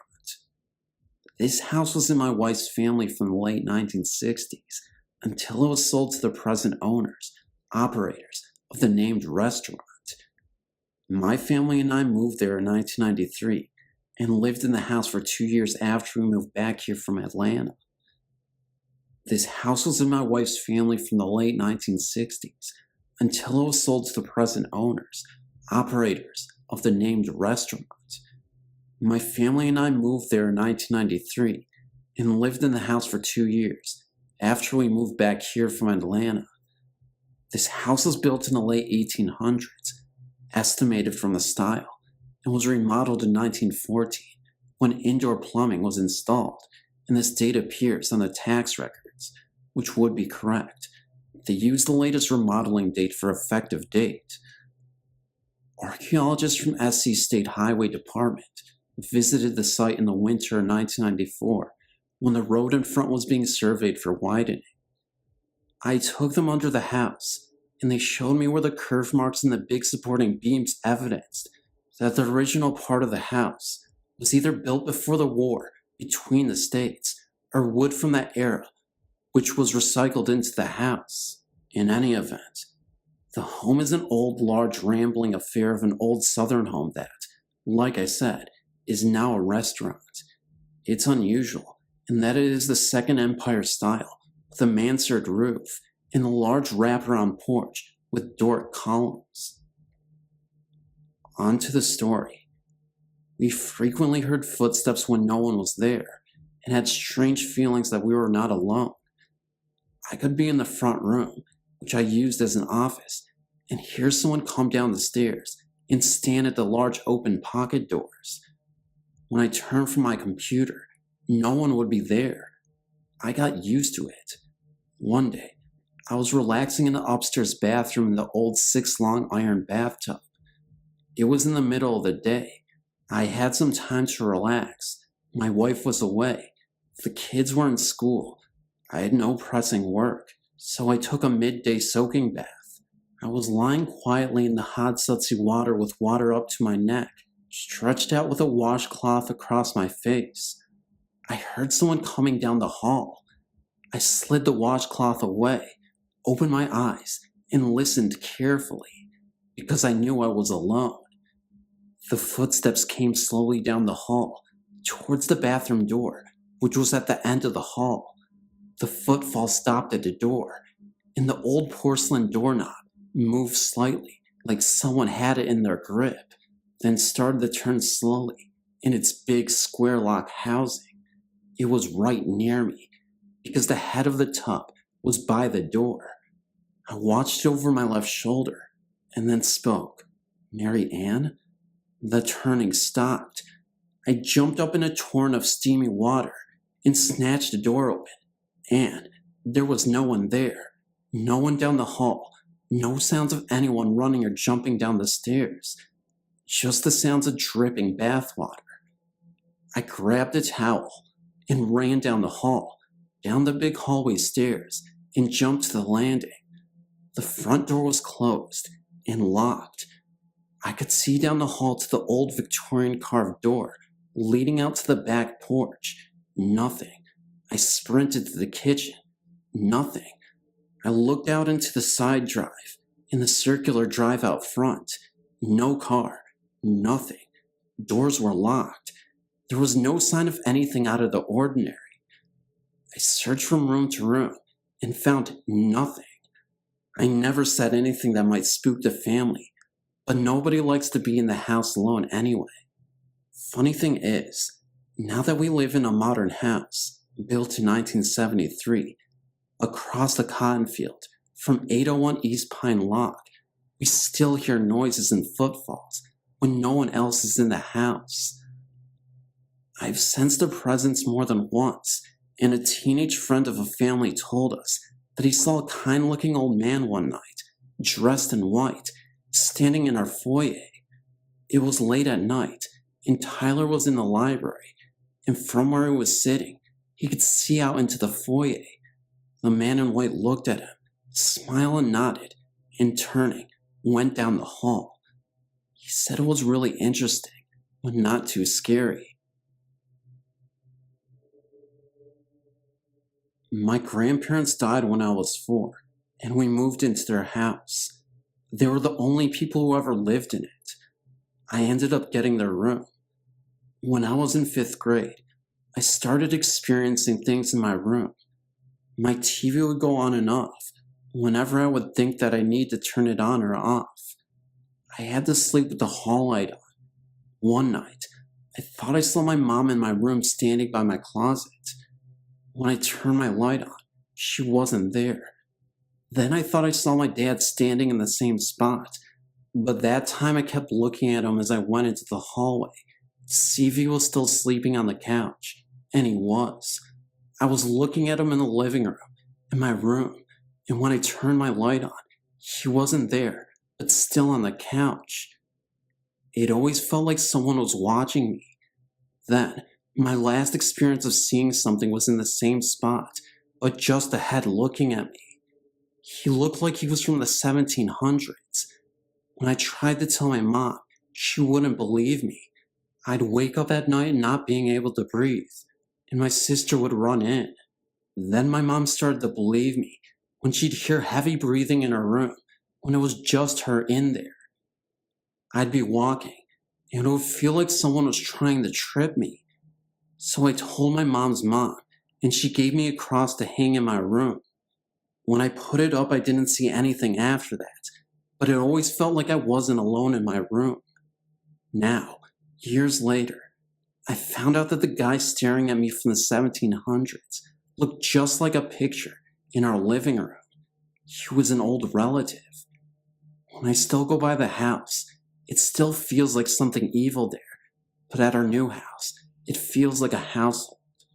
Now that I'm 21, I think that it was my parents' dad still in the room that I had. That's the only reason.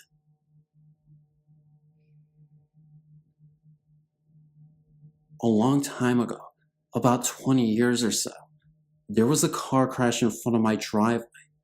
At the time, I did not live there. At that matter, nobody did.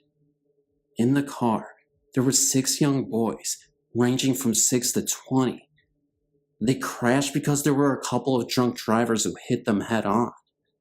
All the young men died in the car. About 10 years later, me and my family moved in a double wide on the lot in front of where the men died. About 1 year later, there was an awful car crash at the exact same spot of where the young men died. The woman was not killed, but she was seriously injured. After a couple of years, I went down to get the mail when I heard a strange noise, like a young boy crying. I was the only one at home at the time. I looked around and seen nobody. The crying became fainter and fainter until I could hear no more.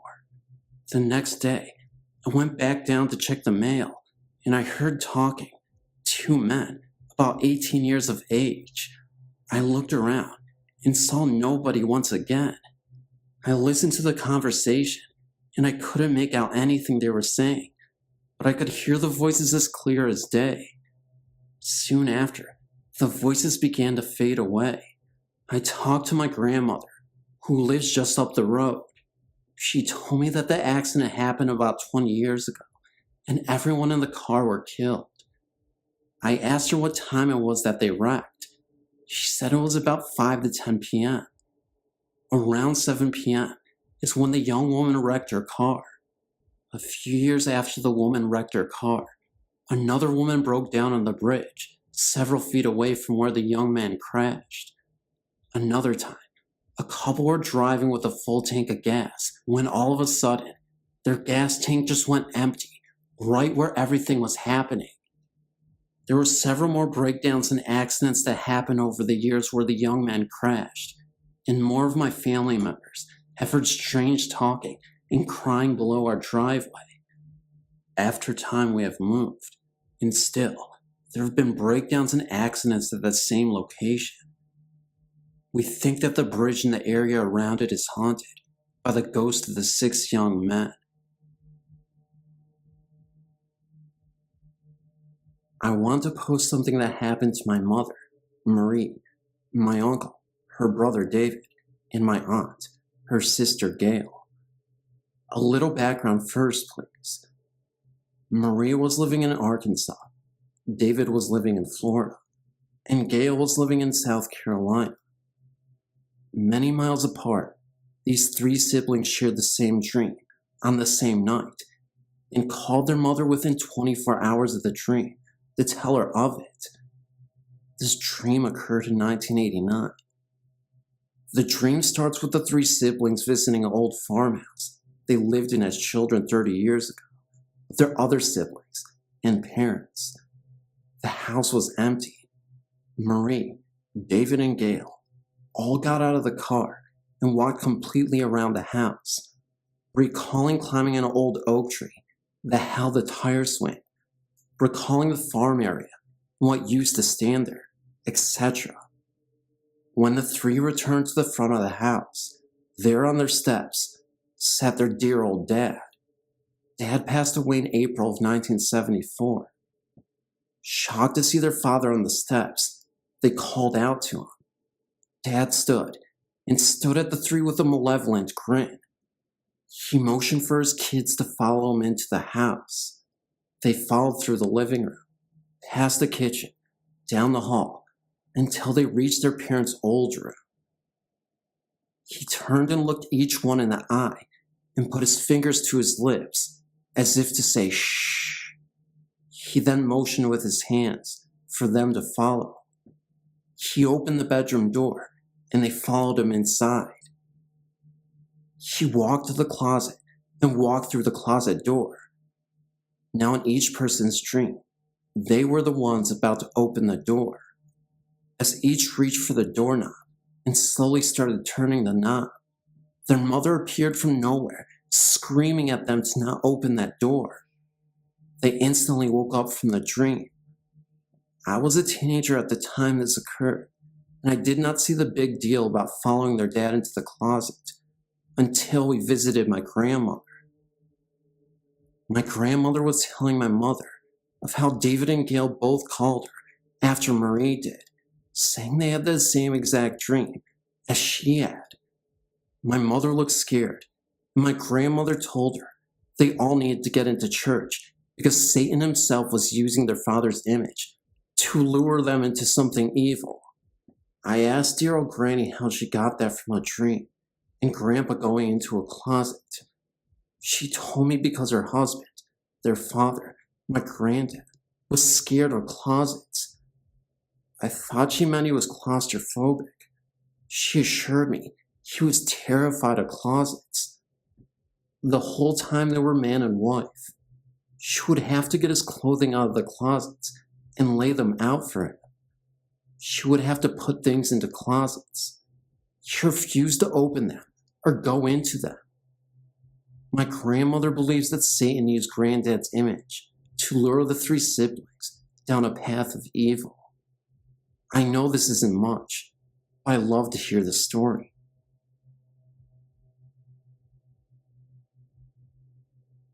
Within my years, I've had many ghostly experiences, but the most recent experience seemed to scare me the most.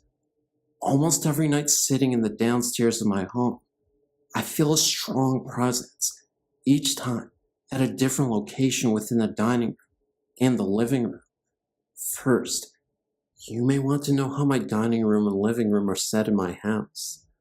When you first walk into my home, you enter a little narrow hallway, where you then have to go through another door to get into my living room. Then, to get to my dining room, we have a huge opening, and there's my dining room, and my steps to go to the second story in my home. The other night, I was sitting on my couch closest to the two living room windows, but something just kept telling me to look over at the window in the dining room. Sure enough, I saw a black mist that looked as if a face was watching me, but then it disappeared. I passed it off if it were nothing, and that I was seeing things, because it was around 11:30 p.m., and I was quite tired. For some odd reason, my shades were semi-open for 5 blades, and then the rest were closed, so no one can see. I then moved my brother to the other couch, and we sat together, and I just could not keep my eyes off the window in the hallway entrance. Within an hour, I was getting finally comfortable. My brother was sleeping. My mother and stepfather were sleeping, and my older brother was home upstairs, with his car parked outside. I gazed at the window, and the black mist was back, but this time, it was more clear and bigger. It seemed more like a body and a face, but turned to gaze out of my window. Then it sounded like someone was trying to open my front door. It's a big steel door, and when it's locked and somebody tries to open it, it sounds as if someone is pushing against it. It happened at least 6 times before it stopped. I held my little brother close to me. Within the next 15 minutes, it sounded like someone was walking in the hallway and jiggling keys. Well, that was enough for me. I woke my brother up and sent him into my room because I had my air conditioner on in my room. But the jingling sound seemed to follow us to right outside my bedroom door, then stop for the night. My mother recently saw the mist and told it to go back to wherever it came from. It then seemed to glide to my basement door and disappear. My home is about 150 years old, and back then, people couldn't afford to have a proper funeral, So they buried people in the walls in the basement or in the floor. We recently had a dirt basement floor and a cobblestone wall, but we had the floor cemented over. My grandfather, whom I can safely say is a ghost expert, senses something in the walls in my basement. Around my house, but mainly in my room, I know for a fact there is a ghost in my room, but she's a sweet woman, and she just seems to watch me until I fall asleep. There are several ghosts in my home, but recently, I feel as if more are residing here. Just the other night I was drifting to sleep in my room, and I heard the sound as if someone was breathing. I held my breath, and the sound was still there, so I turned the TV on. It seemed to just go away. I was scared, and looked towards the mirror, and saw a flash, and then nothing happened. But I saw the woman, and felt comfort. I feel as if she scared the other spirit away. In my grandmother's house, there is an attic, but it's hidden in the ceiling, and you have to pull the straps down. During the war at her home, soldiers were hid in the attic, and rumor has it, one night, the other people found them and killed everyone in the room. But the one young nurse was beaten and then murdered. I had a dream once about a place where there's a dangling light, and you have to walk on beams and then open a door, and there's a little room with bloodstains. I told my grandmother, and she said I described her attic exactly, even though I'd never been in the attic. The woman who was murdered was a beautiful woman, and she is often spotted around my grandmother's house, scrubbing floors and walking. My grandmother's house was remodeled after the war, and the woman comes down the steps and walks, straight turns, and goes out a door, which is now a window. But before there was a wall separating the rooms and a separate door. Recently, my grandma had seen a little boy petting her dogs, saying, "Come on, doggy, come with me." She thought it was my little brother because he had spent the night, but he was downstairs sleeping, and no one else in the house was awake. She knows he's a ghost, and she is comfortable with him. Although I am severely frightened of her basement, which in 1947, a man was found hanging with a grin on his face, and a woman shot in the head underneath him. There were people found suffocated in their beds, random strangers. My grandma says the boy was one of the children found, and the man is evil. She feels that he may harm me. She doesn't like anyone, except for her in her basement. I have many more stories to tell you, but I'm sorry, I'm out of time. I'll contact you later with many more stories. Thank you. Feel free to email me, or if you just want to exchange experiences, thank you.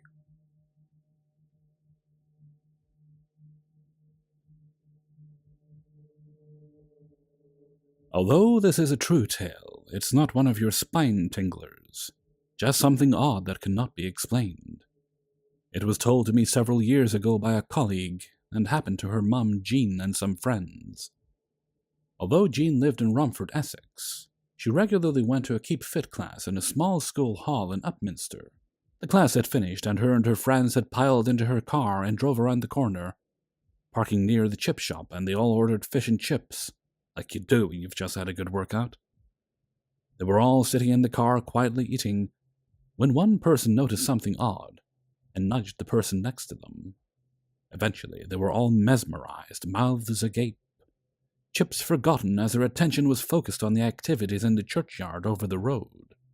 Quite clearly, they could see a silent nighttime funeral procession of a coffin being carried on the shoulders by 6 pallbearers, all decked out in long black-tailed coats.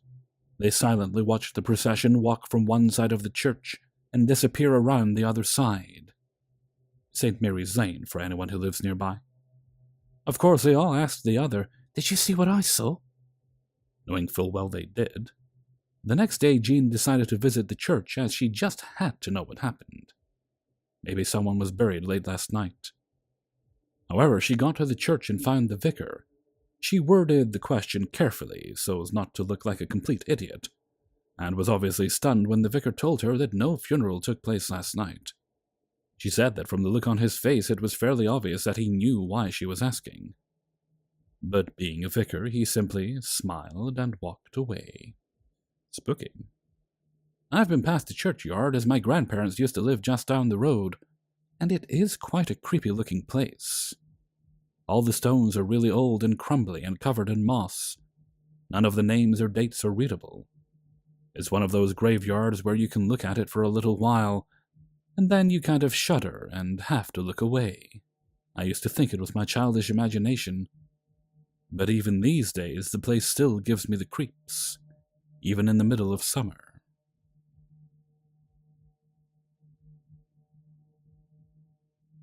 My story has to do with things that happened to me as a child.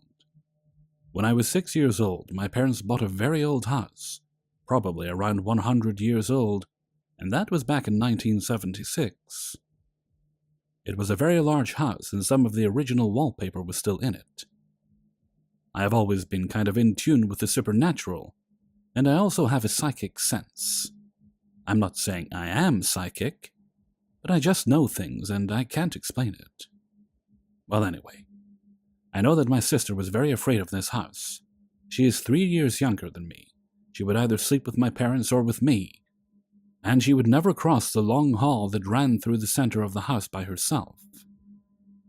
I know that one day I was sitting in the living room and I got this really weird feeling, like I wasn't the only one in the room.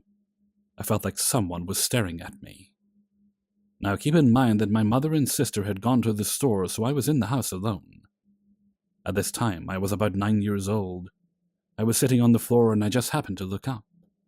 If you are familiar with old houses, you know that some have these glass windows at the top of each door that I guess people used for ventilation before air conditioning was invented.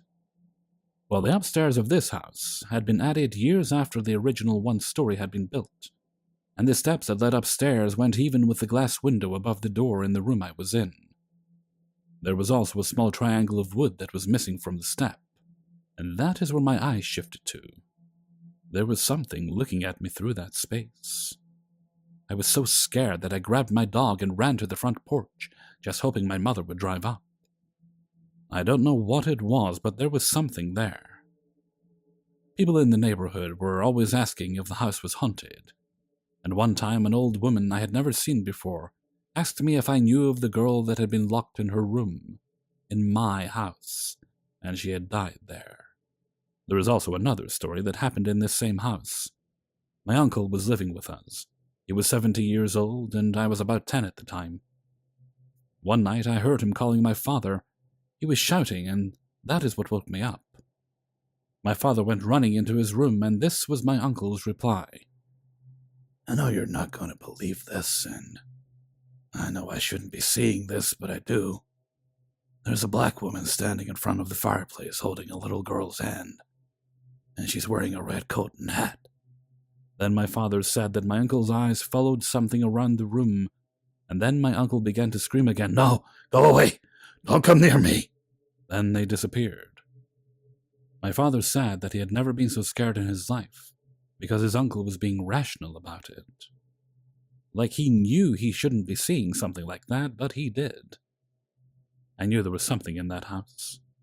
Although we moved out when I was 14, I still drive by it to look, and I still get a creepy feeling about it, just from driving by. I feel it in my bones. What do you think? I would really appreciate your opinion. Thank you so much.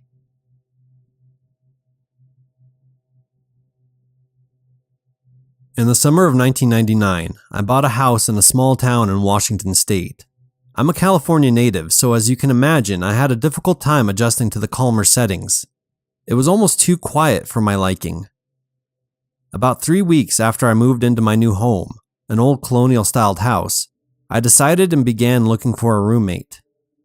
Soon after I placed the ad, I got a phone call from a very willing young lady who said it sounded like the perfect location for her. I took her name down, and she said she would call me the next day to set up a time and place to meet.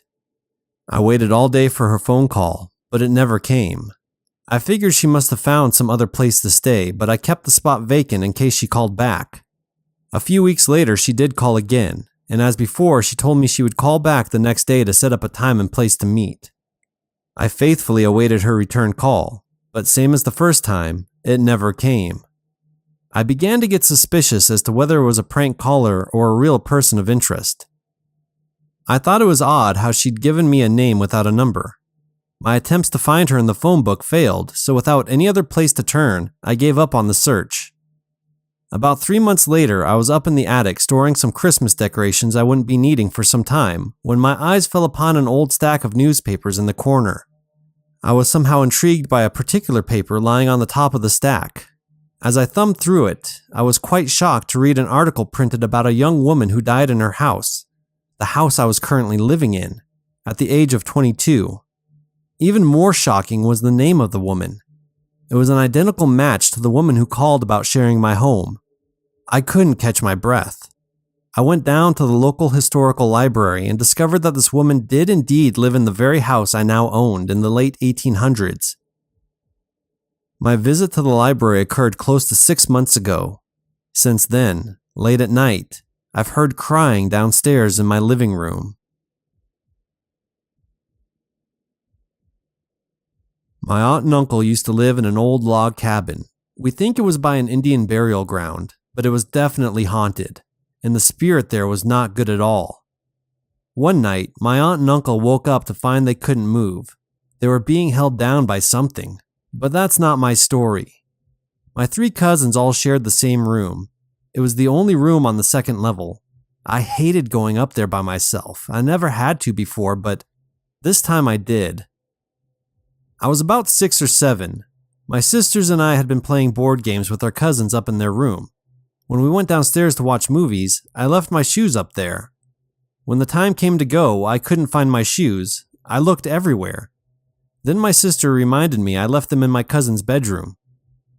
I went upstairs and planned to run into the room, get my shoes, then run out and down the stairs as fast as I could. I ran into the room and picked up the shoes, but as I was turning around, I felt something behind me. I was so afraid to turn around, but at the same time, I wanted to run down the stairs, right out of the house and into the car. So I slowly turned around. There I saw a small little Indian girl, maybe about my age. She was surrounded by a blue and white light. I just stood there until she vanished. I ran out to the car where my parents were waiting, and until now I have never told anyone my story except for my aunt, who also sees things. Later I found out that my aunt and uncle would pray to the Indians to watch over them, to protect them from whatever was in that house. Maybe the little Indian girl was just watching over my cousins.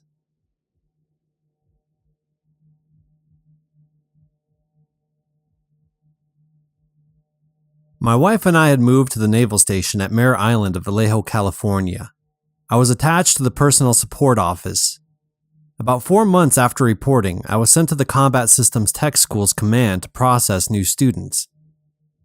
I hadn't heard about the school's past until my encounter. One day in the fall of 1993, I was typing up a report about 0730 before the other 3 civilians and 1 other sailor got there. The typewriter was next to the door to my office, so I didn't miss anyone coming or going. There also was just that one main entryway into the office cluster. No other exits except for a fire door with the alarm connected.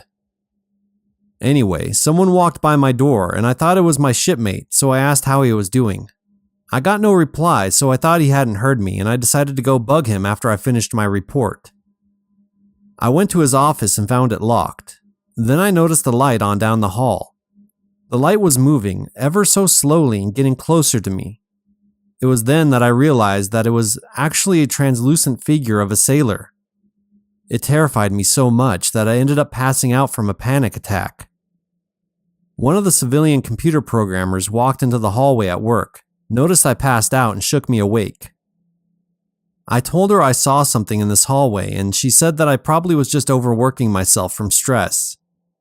I also told her that I thought Brian had walked by. She looked at me and said that nobody had moved from their computers since she got there at about 15 minutes to 0700. She did tell me something fascinating though. She said that at times she could have sworn she heard a whistling and a crying sound coming from the hallway. It sounded a lot like a little girl. It was then that I learned that the school was a fleet hospital for the San Francisco Bay Area, built back approximately 100 years ago. The night watch detail would find locked doors open and hear footsteps at night. There were stories told about people hearing sounds of a little ghost girl playing ball near the main staircase. I never had the chance to witness her, and the base is now closed, but it was very interesting. As for the sailor, I have absolutely no clue as to what the story behind this guy was. To spare myself the anxiety, I just revert to thinking it was only my imagination, although it felt as real as anything I could ever see.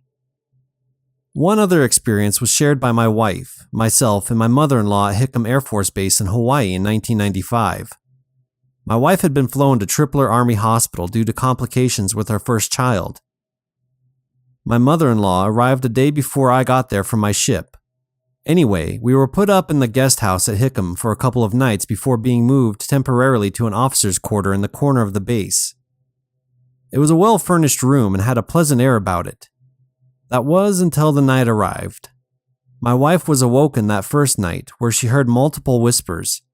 She then went to get herself a cup of milk in the kitchen of the house, when she saw the presence of two figures crouched down as if they were praying. They both wore brown robes like they were monks. This whole ordeal must have lasted 30 seconds, and they faded away quickly. In the morning, we both got up and discussed what we had felt that night. That's when she told me about what she witnessed.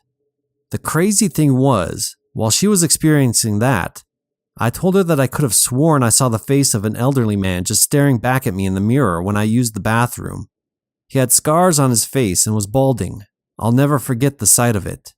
It was an extremely uncomfortable feeling.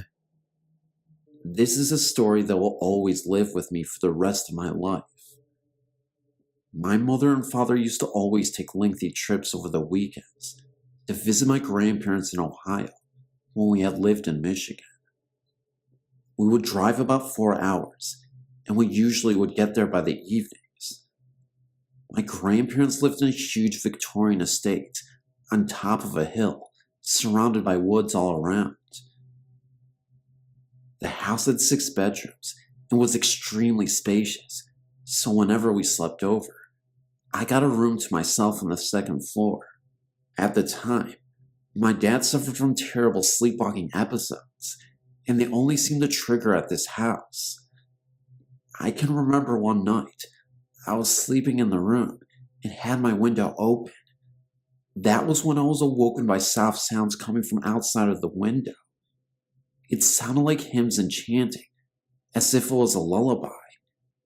At first, I checked to see if the television from downstairs was accidentally left on, but it wasn't. I was starting to get really freaked out when I went back in my room, because I noticed my dad was walking towards the trail path into the woods. The house lights were shining bright enough so that I could see the woods well enough from the window. In a panic, I ran downstairs and outside as fast as I could and grabbed a flashlight, then chased after my dad into the woods. He had managed to walk so far into the path of the woods that we got to be a mile away, and the further I went into the woods, the darker it got. We just kept getting further and further away from the house, and it was really starting to get cold and scary. I started to call out for my dad, shining the flashlight straight ahead in the now pitch black woods, when I had lost him. For a split moment, I felt someone whisper my name in my ear, and the rustling sounds of leaves behind me, as if someone was walking right behind me. For some reason, I thought maybe my dad was behind me instead, so I turned and pointed my flashlight, and there was nothing there. I kept going and continued to look for my dad. That was when I once again heard a voice, but this time in a low and guttural voice. I could have sworn I heard the voice say, "Let's play." At this point, I actually thought my dad was playing a practical joke, so then I yelled out to my dad and told him this isn't funny and to show himself. Even though the voice sounded nothing like him, I just kind of assumed, maybe to ease my mind in my panic state. Literally a split second later, I see a cloudy mist and what looked like an orb hovering from the distance of the woods and slowing going in my direction from afar. It then disappeared. I heard my dad's far off distant scream, and I started running faster into the woods to try to locate him. When I finally found him, he had fallen into this well that none of the family had any idea had existed. I quickly helped my dad out of the well, and he had asked me what happened. I brought him back into the house and told him that he was sleepwalking and managed to wander into the woods. The creepiest part of this whole experience was this. He said that while he was sleepwalking, he had dreamt that a woman in pioneer clothing urged him to find her missing son in the woods. She told him to run to the well, and he will find him. When my dad told me this, I told him about hearing some soft singing before I rushed into the woods to get him, and that I heard voices and whispering into the woods. A couple days later, fascinated by the well that existed in the woods, we went to go see it in daylight. To my utter shock, we had made a gruesome discovery. We found what looked like human bones at the bottom of the well. We immediately called the police. They examined these bones, and we were able to confirm weeks later that they weren't animal remains, but human remains. We had the bones examined by a professional, and they believe that the bones belonged to a young boy who may have perished hundreds of years ago. My guess is in the early 1800s. I would like to state wholeheartedly that these events are in fact true. From my father's sleepwalking to the dream he had and the bones uncovered. It may sound a bit far-fetched, but I guess you'll have to take my word for it. This event happened in the 1970s, and I'm 70 years old now. This all happened when I was 17.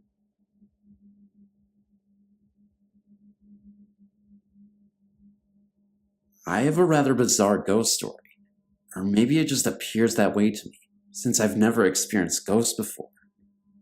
It was many years ago, when I was 14 years old, and spending a few weeks at our lake home. One night my friend and I decided to spend the night in the den, rather than our bedroom. The den has a lonely view of the lake, and has a wall of windows. It is a very large room. As we were in our sleeping bags, I noticed what looked like a man sitting in the armchair. The apparition was black. You could not distinguish any features, but you could see a bowler hat, or a similar hat, on his head. He just sat there and didn't move, his arms resting on the chair. I was paralyzed with fear. I eventually mentioned this to my friend, or maybe she mentioned it to me first. I just remember that after a long time, we started talking about our late night visitor. We compared notes on what we were seeing, and it became apparent that we were both seeing the same thing. A shadow? I think not. And if you read on, you will know why I'm so sure. My friend and I became so scared that we buried ourselves in our sleeping bags and held on to each other for dear life. We knew we had to get out of there, but we were too scared to move. Eventually we got up our nerve and made a mad dash to the bathroom. Keep in mind, our lake house is quite large and the bathroom was not nearby. We huddled in the bathroom for some time and got up our nerve to make it to our bedroom. This time, for some reason, we didn't run. As we were making our way to the bedroom, we saw another apparition on the living room sofa. This was definitely no shadow. There were no windows in this room, therefore no light except the bathroom light. This apparition was easier to see. It was a woman from the turn of the century. She was dressed in a white dress, possibly a Victorian wedding gown, and lying in the pose of a deceased person. As you could imagine, we hightailed it to our bedroom. When in the bedroom, we sat up with the light on. I'm not sure how much time passed, but eventually, we heard what appeared to be a marching band playing. We looked at the clock and saw that it was after 3 a.m., and therefore, highly unlikely that a marching band would be performing in this rather sleepy-like community. Had it not been for this, we would have considered it as teenage imaginations going wild. You can see things, but hearing them is an entirely different story. In the morning, we checked out the house to see if there was any way music could be played by itself in the house. We found an old radio down in the basement, but it wasn't plugged in. We then plugged in the radio, and it did not even work. We asked my grandparents if they had heard anything, and they said they hadn't. When we told them our stories, they just laughed, and almost everybody else we had told this to laughs also. If they don't laugh, they listen and nod their heads, but we can tell they are just being considerate and patronizing us. We are now both 30 years old, born a day apart, and live over 1,000 miles apart. When we are together, we still talk about this and stand by our story and memory. We still agree about what we saw and heard. I have no explanation about this, but I will not sleep alone in this house. I don't even visit often, but when I do, I'm still scared to death.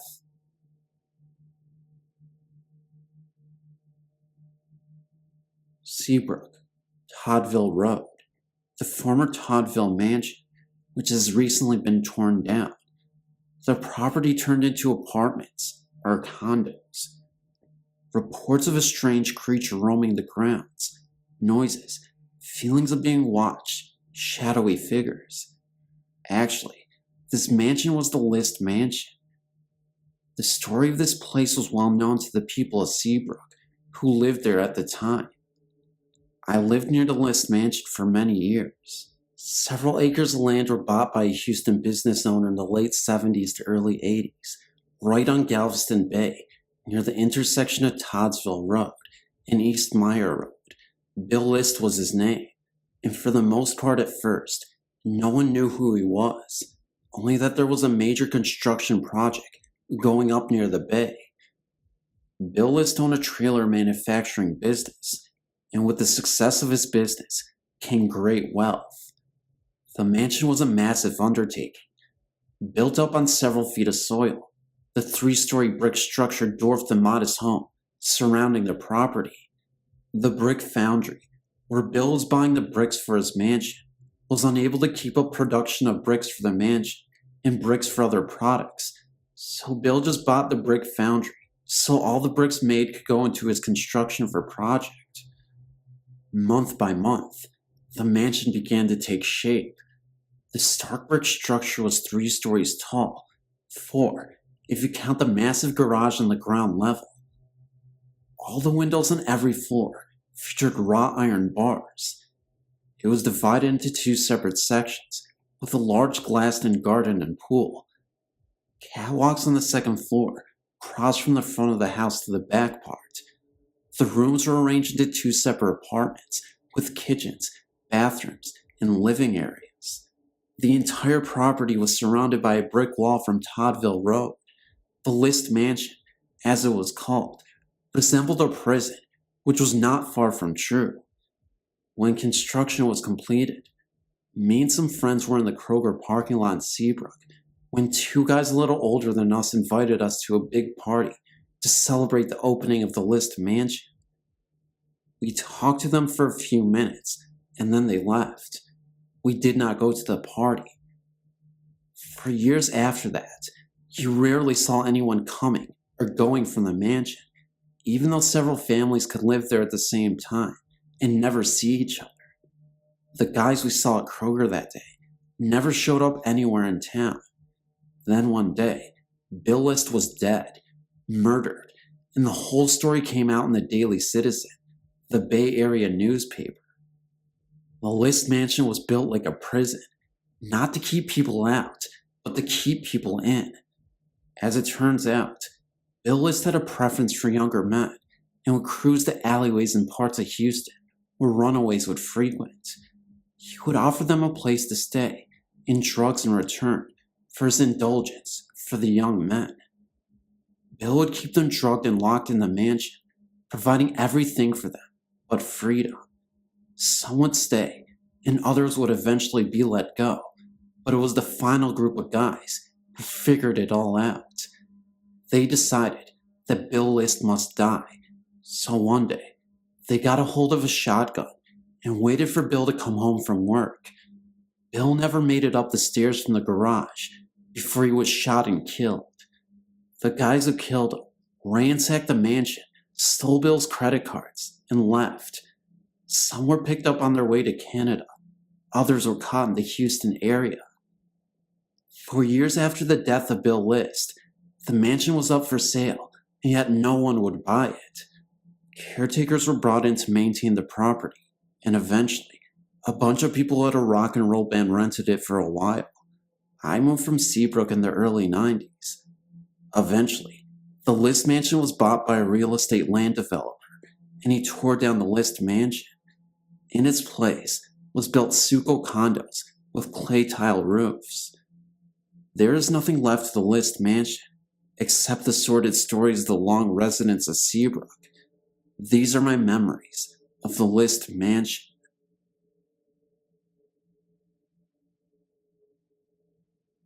I grew up in a small town, and for about a year, we lived in a haunted house when I was just 2 years old.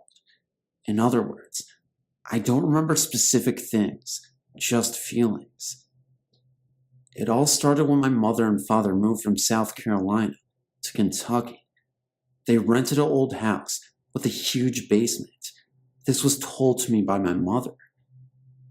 I don't remember much about the house, so this is all secondhand information. They had lived there only about a month when my mother and older sister started to notice things. They told me that I was the focus of the spirit, as it would do things to me or around me. Here's a few of the things that happened to me when I was little. One time, my mother and sister was sitting in the living room watching TV. I had a little wooden rocking chair that I loved to sit in. My father was at work working a night shift in the coal mines. Mom said, all of a sudden, things got very cold, and my little rocking chair started rocking very fast, and the rocking tossed me out onto the floor. Then, the chair fell backwards against the wall, with no one in it, by the way, and my mother and sister both heard a very dull laughing. My mother said that the thing in the house would push me, and a few times when she was watching me play on the front porch, would pick me up and drop me down hard on the ground. My mother says that she was terrified to leave me alone. Then another time, my big sister and her best friend were playing with me in the front yard, and my mother said she heard them screaming for her. When she went out in the yard, my sister and her friend was holding on to me and crying. I was trying to go down the little hill, into a little field below our house, begging to go play with it. My sister to this day swears that she and her friend saw a big black figure hiding behind a tree and motioning for me to come to it. And what was scary was that I was going. My sister's friend refused to come visit her at her house after that episode. My mother told me that I told her its name.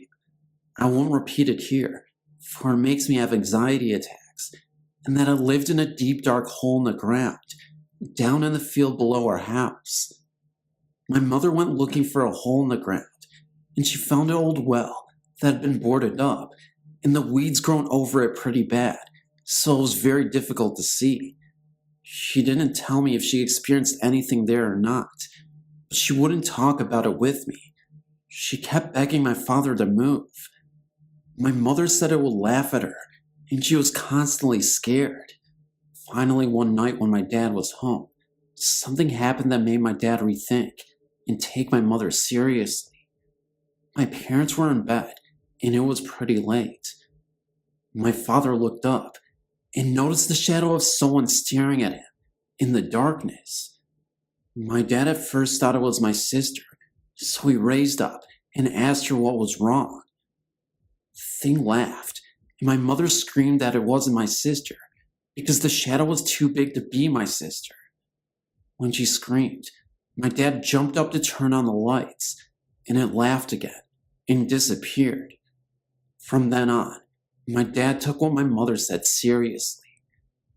After a while, my dad was able to buy a piece of land, and we moved, and according to my mother, not a minute too soon. To this day, my mother refuses to talk about it. I didn't find out about this until years later, when I was watching TV about 15 years old or so. I saw a commercial for cat food with the same name of the thing that had haunted us for years before. I had no idea about this because my mother didn't tell me about it until afterwards. As soon as I heard the commercial and some of the cat food, I had an anxiety attack. When I told my mother what happened, she turned very pale and told me some of the story. Some history of the house after we moved out. There was a man and his daughter who moved into the house. He was a single father, so he had his mother move into the house with him to help him take care of his daughter while he worked. Within 2 years of them living there, the man went crazy and one night killed himself with a gun. The daughter and her grandmother moved out at the night of his suicide and moved away to another state. No one ever lived in the house again. It stood empty for years, and the house started falling apart. The owner had since died a long time ago, and everyone just sort of ignored the old house. My mother never told anyone of our experiences. Finally, about 6 or 7 years ago, they tore down the house in the basement and they built a community fire department on the property. That building isn't exactly where the house was. It stands about 30 or so feet from where the original house stood. Anyway, that is my story. I've had other experiences as an adult, but I will save those for another day. Thanks for listening. I live in a 2-story town. It was the middle of July, and it was very hot in Kansas City. I was sleeping on the couch downstairs, as the upstairs is hot in the summer months. I was sleeping, and I remember a low, heavy, dark voice saying I must help Laura, my cousin, understand. I woke up startled by the deepness of the voice. You could even say a little bit scared. My dog, which hardly ever barks, was looking into the kitchen and growling, and then slowly he started to bark. He was watching something, and when I looked in the direction he was looking, of course I couldn't see anything. The light from the outside street lamp was beaming through the window, so it was somewhat light. He started to back away and followed the presence into the den, and then to the wall that was straight across from me. He was watching something, but of course, I still couldn't see anything. But from the way I woke up, in a startled state, I was somewhat scared to move. Like an idiot, I just stayed still and watched my dog follow this presence that only he could sense. He then started to go to the door, located on the wall across from me, and which opens to my garage, growling at the door. He would back up and then move closer, and then he started to smell under the door. Still, I was too afraid to move. I just stayed there and watched. Within 5 to 10 minutes of this, the presence seemed to have left. My dog stopped growling and was going from the kitchen to the wall, into the door again, as if to look for something. Finally, he gave up and just curled up at my feet, which have not moved an inch this whole time, and fell asleep. Feeling now that the presence had left the room, I went to the door, which led to my garage, and pushed on it to make sure the door was closed. once again stating what an idiot I am. I did not dare to open the door. However, I didn't really have a choice, because that was when the door cracked open just enough that I could see the face and a body of a bloodied lady in a black robe. It appeared for 40 seconds, and I saw her long enough to make out that she had to be a nun. I just remember her face looking so badly bruised and beaten, as if she was hit with a bat or something damaging enough to give her a black eye. I turned away in fright, then opened the door completely to see that nobody was there anymore. It was like it appeared in a flash of lightning, then was gone. Just to give you some background on my house, the door that goes to my garage does not have a lock in it. Yes, this is dangerous, for if my garage door is open, anybody could just walk in, right into my house. Maybe this nun I saw was really a homeless person. Maybe it was someone who was trying to rob the house, but since they saw me, they fled. Nothing was stolen. Everything was in one piece. Feeling somewhat safe that the presence had left, I joined my dog and soon fell asleep.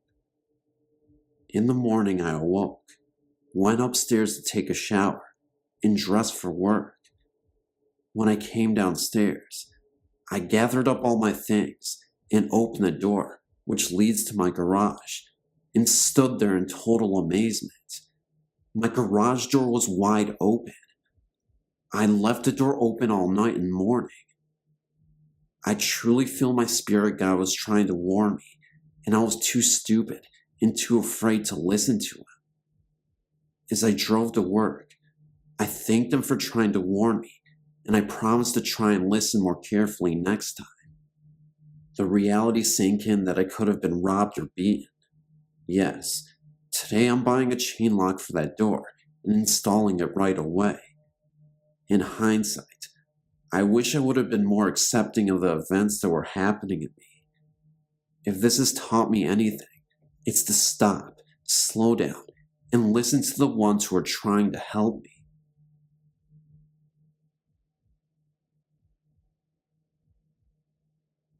As a youngster, I was playing with my toys in the lounge, and suddenly, I had this great feeling of fright around me.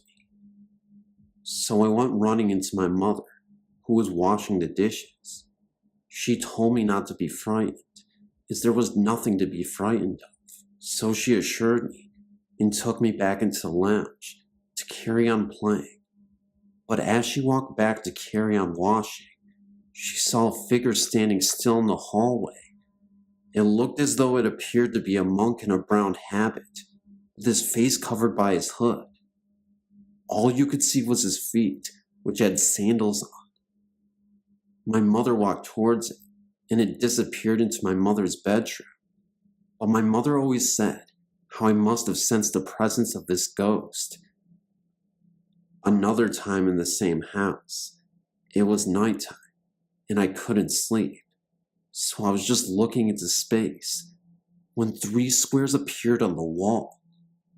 I thought that it must have been some kind of light shining in from the window, knowing full well that no light normally shines through, as we had blinds and curtains up at the window.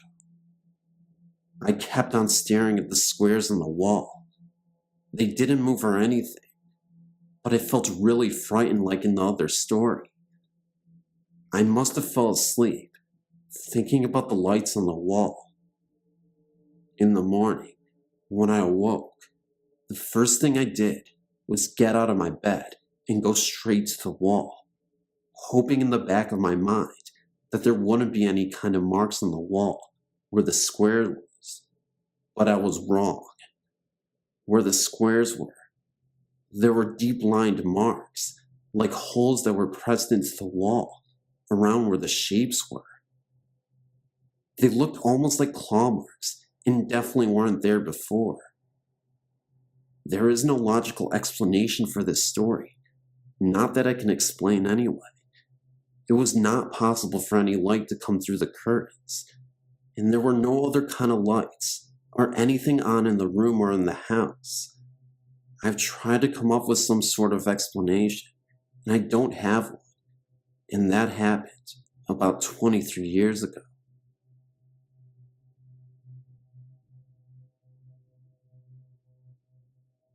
I've had some strange and incredible experiences over the years. Just posted one in the last batch. Some of them I haven't sorted out how to share yet, but the following experiences are pretty strange. My roommate and I were living in a Seattle neighborhood called Capitol Hill. Our apartment building, the Ben Lamont, was built in 1910, and my apartment overlooked a little park area with a long retaining wall in the back. One night, I must have fallen into a deep sleep as soon as I went to bed. When I woke up the next day, I immediately told my roommate about a disturbing dream that a menacing, sinister black figure had climbed out of a hole in the ground, right against the retaining wall. He seemed full of rage and anger, and was coming closer and closer to our window, and meant real harm. It was a very real, fearful thing. After hearing my dream, my roommate said she tried to wake me up soon after I went to sleep, but I was out cold. She said she heard something like a gunshot outside in the park and walked through a darkened apartment to the living room's bay window to see if she could see anything. She said she saw a man who was built like a tank, fitting the physical description of the man in my room to a T. He appeared to be staring up at her. For whatever reason, I don't understand why she did this, considering she thought she heard a gunshot, but she shined a flashlight on him. When she did, she could no longer see him. Although she saw everything else, the trees, the ground, bushes, everything where she was standing was illuminated, but he had vanished. When she covered the light, there he was again. I guess she did this a few times until he really vanished. Very, very strange.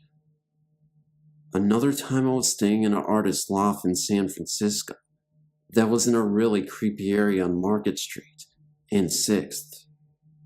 I was in bed, just starting to get the semi-lucid feeling, when I woke with a frightened gasp. The only way to describe it is a flash vision. I thought for sure my throat had been slashed with a deep, long knife from left to right, and all this blood was pouring. I remember sitting up gasping, knowing it was fatal. Then on the news the next day, chills went up my spine when the anchor person said that someone's throat had been slashed at a hotel on 6th Street, right around the corner from where I was staying. Somehow, I must have picked up on the victim's fear, anxiety, and shock. Not really a ghost story, but still weird. Another time, a friend and I had an interconnecting dream. I dreamt one part, and she dreamt the other.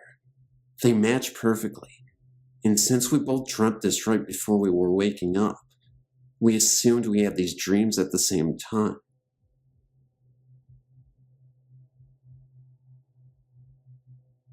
I think I was about 7 when I first started seeing things in my house and around my neighborhood. The first time I saw something was when my sister and I were sharing a room. I knew that I always felt something in the room, but I never saw anything, so I really paid no mind. Then one day, while I was sitting in my room, I looked up and saw an image by my door. I don't know exactly what it was, but I know that I was scared.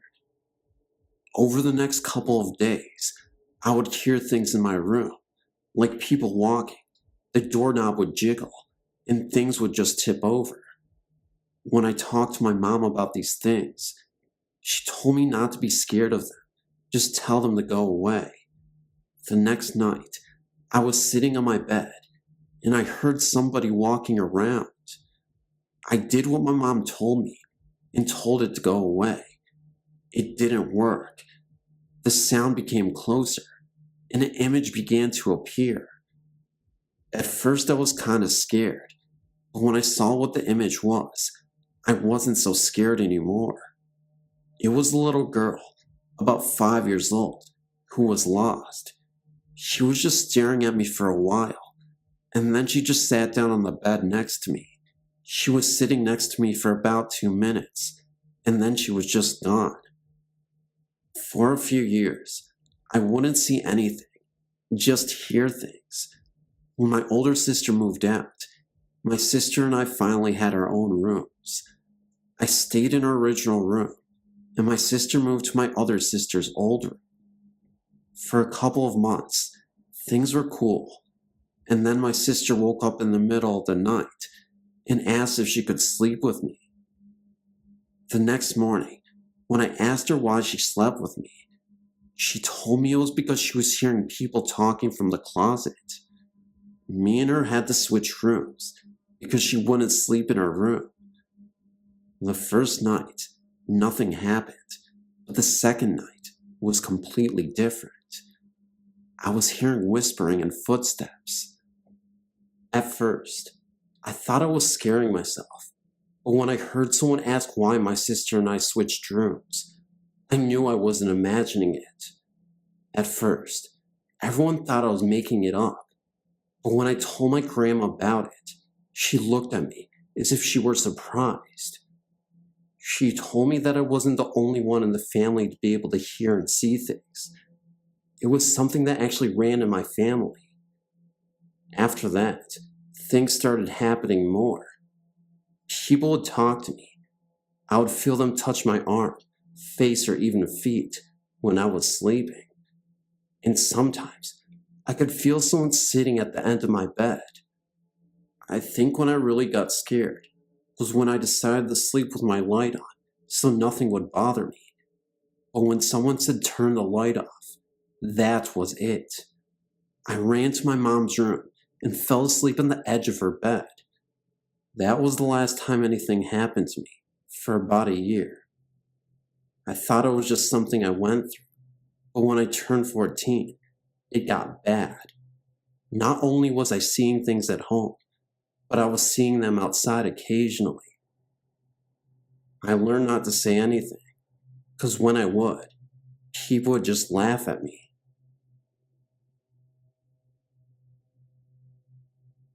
My family and I became aware of a particular area of a supposed haunting in the Jamestown, North Carolina area. We were intrigued by the article and wanted to investigate, even though we are people of faith. The article, which made us aware of the haunting, was in a local magazine and caught my two sons' attention after my wife read the article in a restaurant. The article described the following. In the 1920s, there was an accident in Jamestown near a certain bridge underpass involving two high school students returning from the local prom. From time to time, locals have reported driving by the area where the accident occurred and spotting a young woman dressed nicely standing by the roadside, needing a lift. The stories tell of a young woman named Linda entering the car and describing where she needed to be dropped. Upon nearing the destination, she vanishes. Of course, my wife and I are skeptical, to say the least. So, unaware of any peril, or should I say for a lack of knowledge or fear, we thought we would investigate with our two young sons, of 5 and 8 years. We arrived at the location, which is off the main road into the woods, about 100 yards. There is an old stone-blocked railroad underpass, located next to the now regularly used underpass. Both of the underpasses have been covered with graffiti in tribute to the stories of Lydia. The old underpass, however, has been overgrown with ivy and weeds and is relatively secluded to say the least. Nevertheless, we were determined to investigate despite the spooky nature of the claims. As we entered the underpass, the air became distinctly colder, which we all noticed. We all felt frightened and left, after only a few moments. We got in our car and drove home. We thought nothing of the event until that evening. Strange things began to occur at about 2 a.m.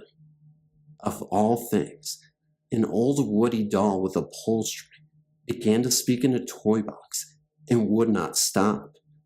The electric van door opened and closed several times without any provocation. My boys thought someone was in their room. We thought we were frightened from our prior experiences and let our logical minds control. The house still seemed strange to me, and I had difficulty sleeping, even though my male ego would not let me admit my fear. Time went by, and although the supposed haunting events were less dramatic, they nevertheless continued for about a month. It came time for the van to have a regular tune-up, and we took it to the dealership. When my wife returned with the van, the trouble ceased. I don't know what we experienced exactly over that period in 2001, but it seemed real. My wife and I still question the validity of our haunting, but our youngest son still maintains that Megan, as he refers to her, often talked to him and was very nice. Anyway, it's a nice little story we often tell family members who don't think we're lost on cozy evenings. Hope you will enjoy.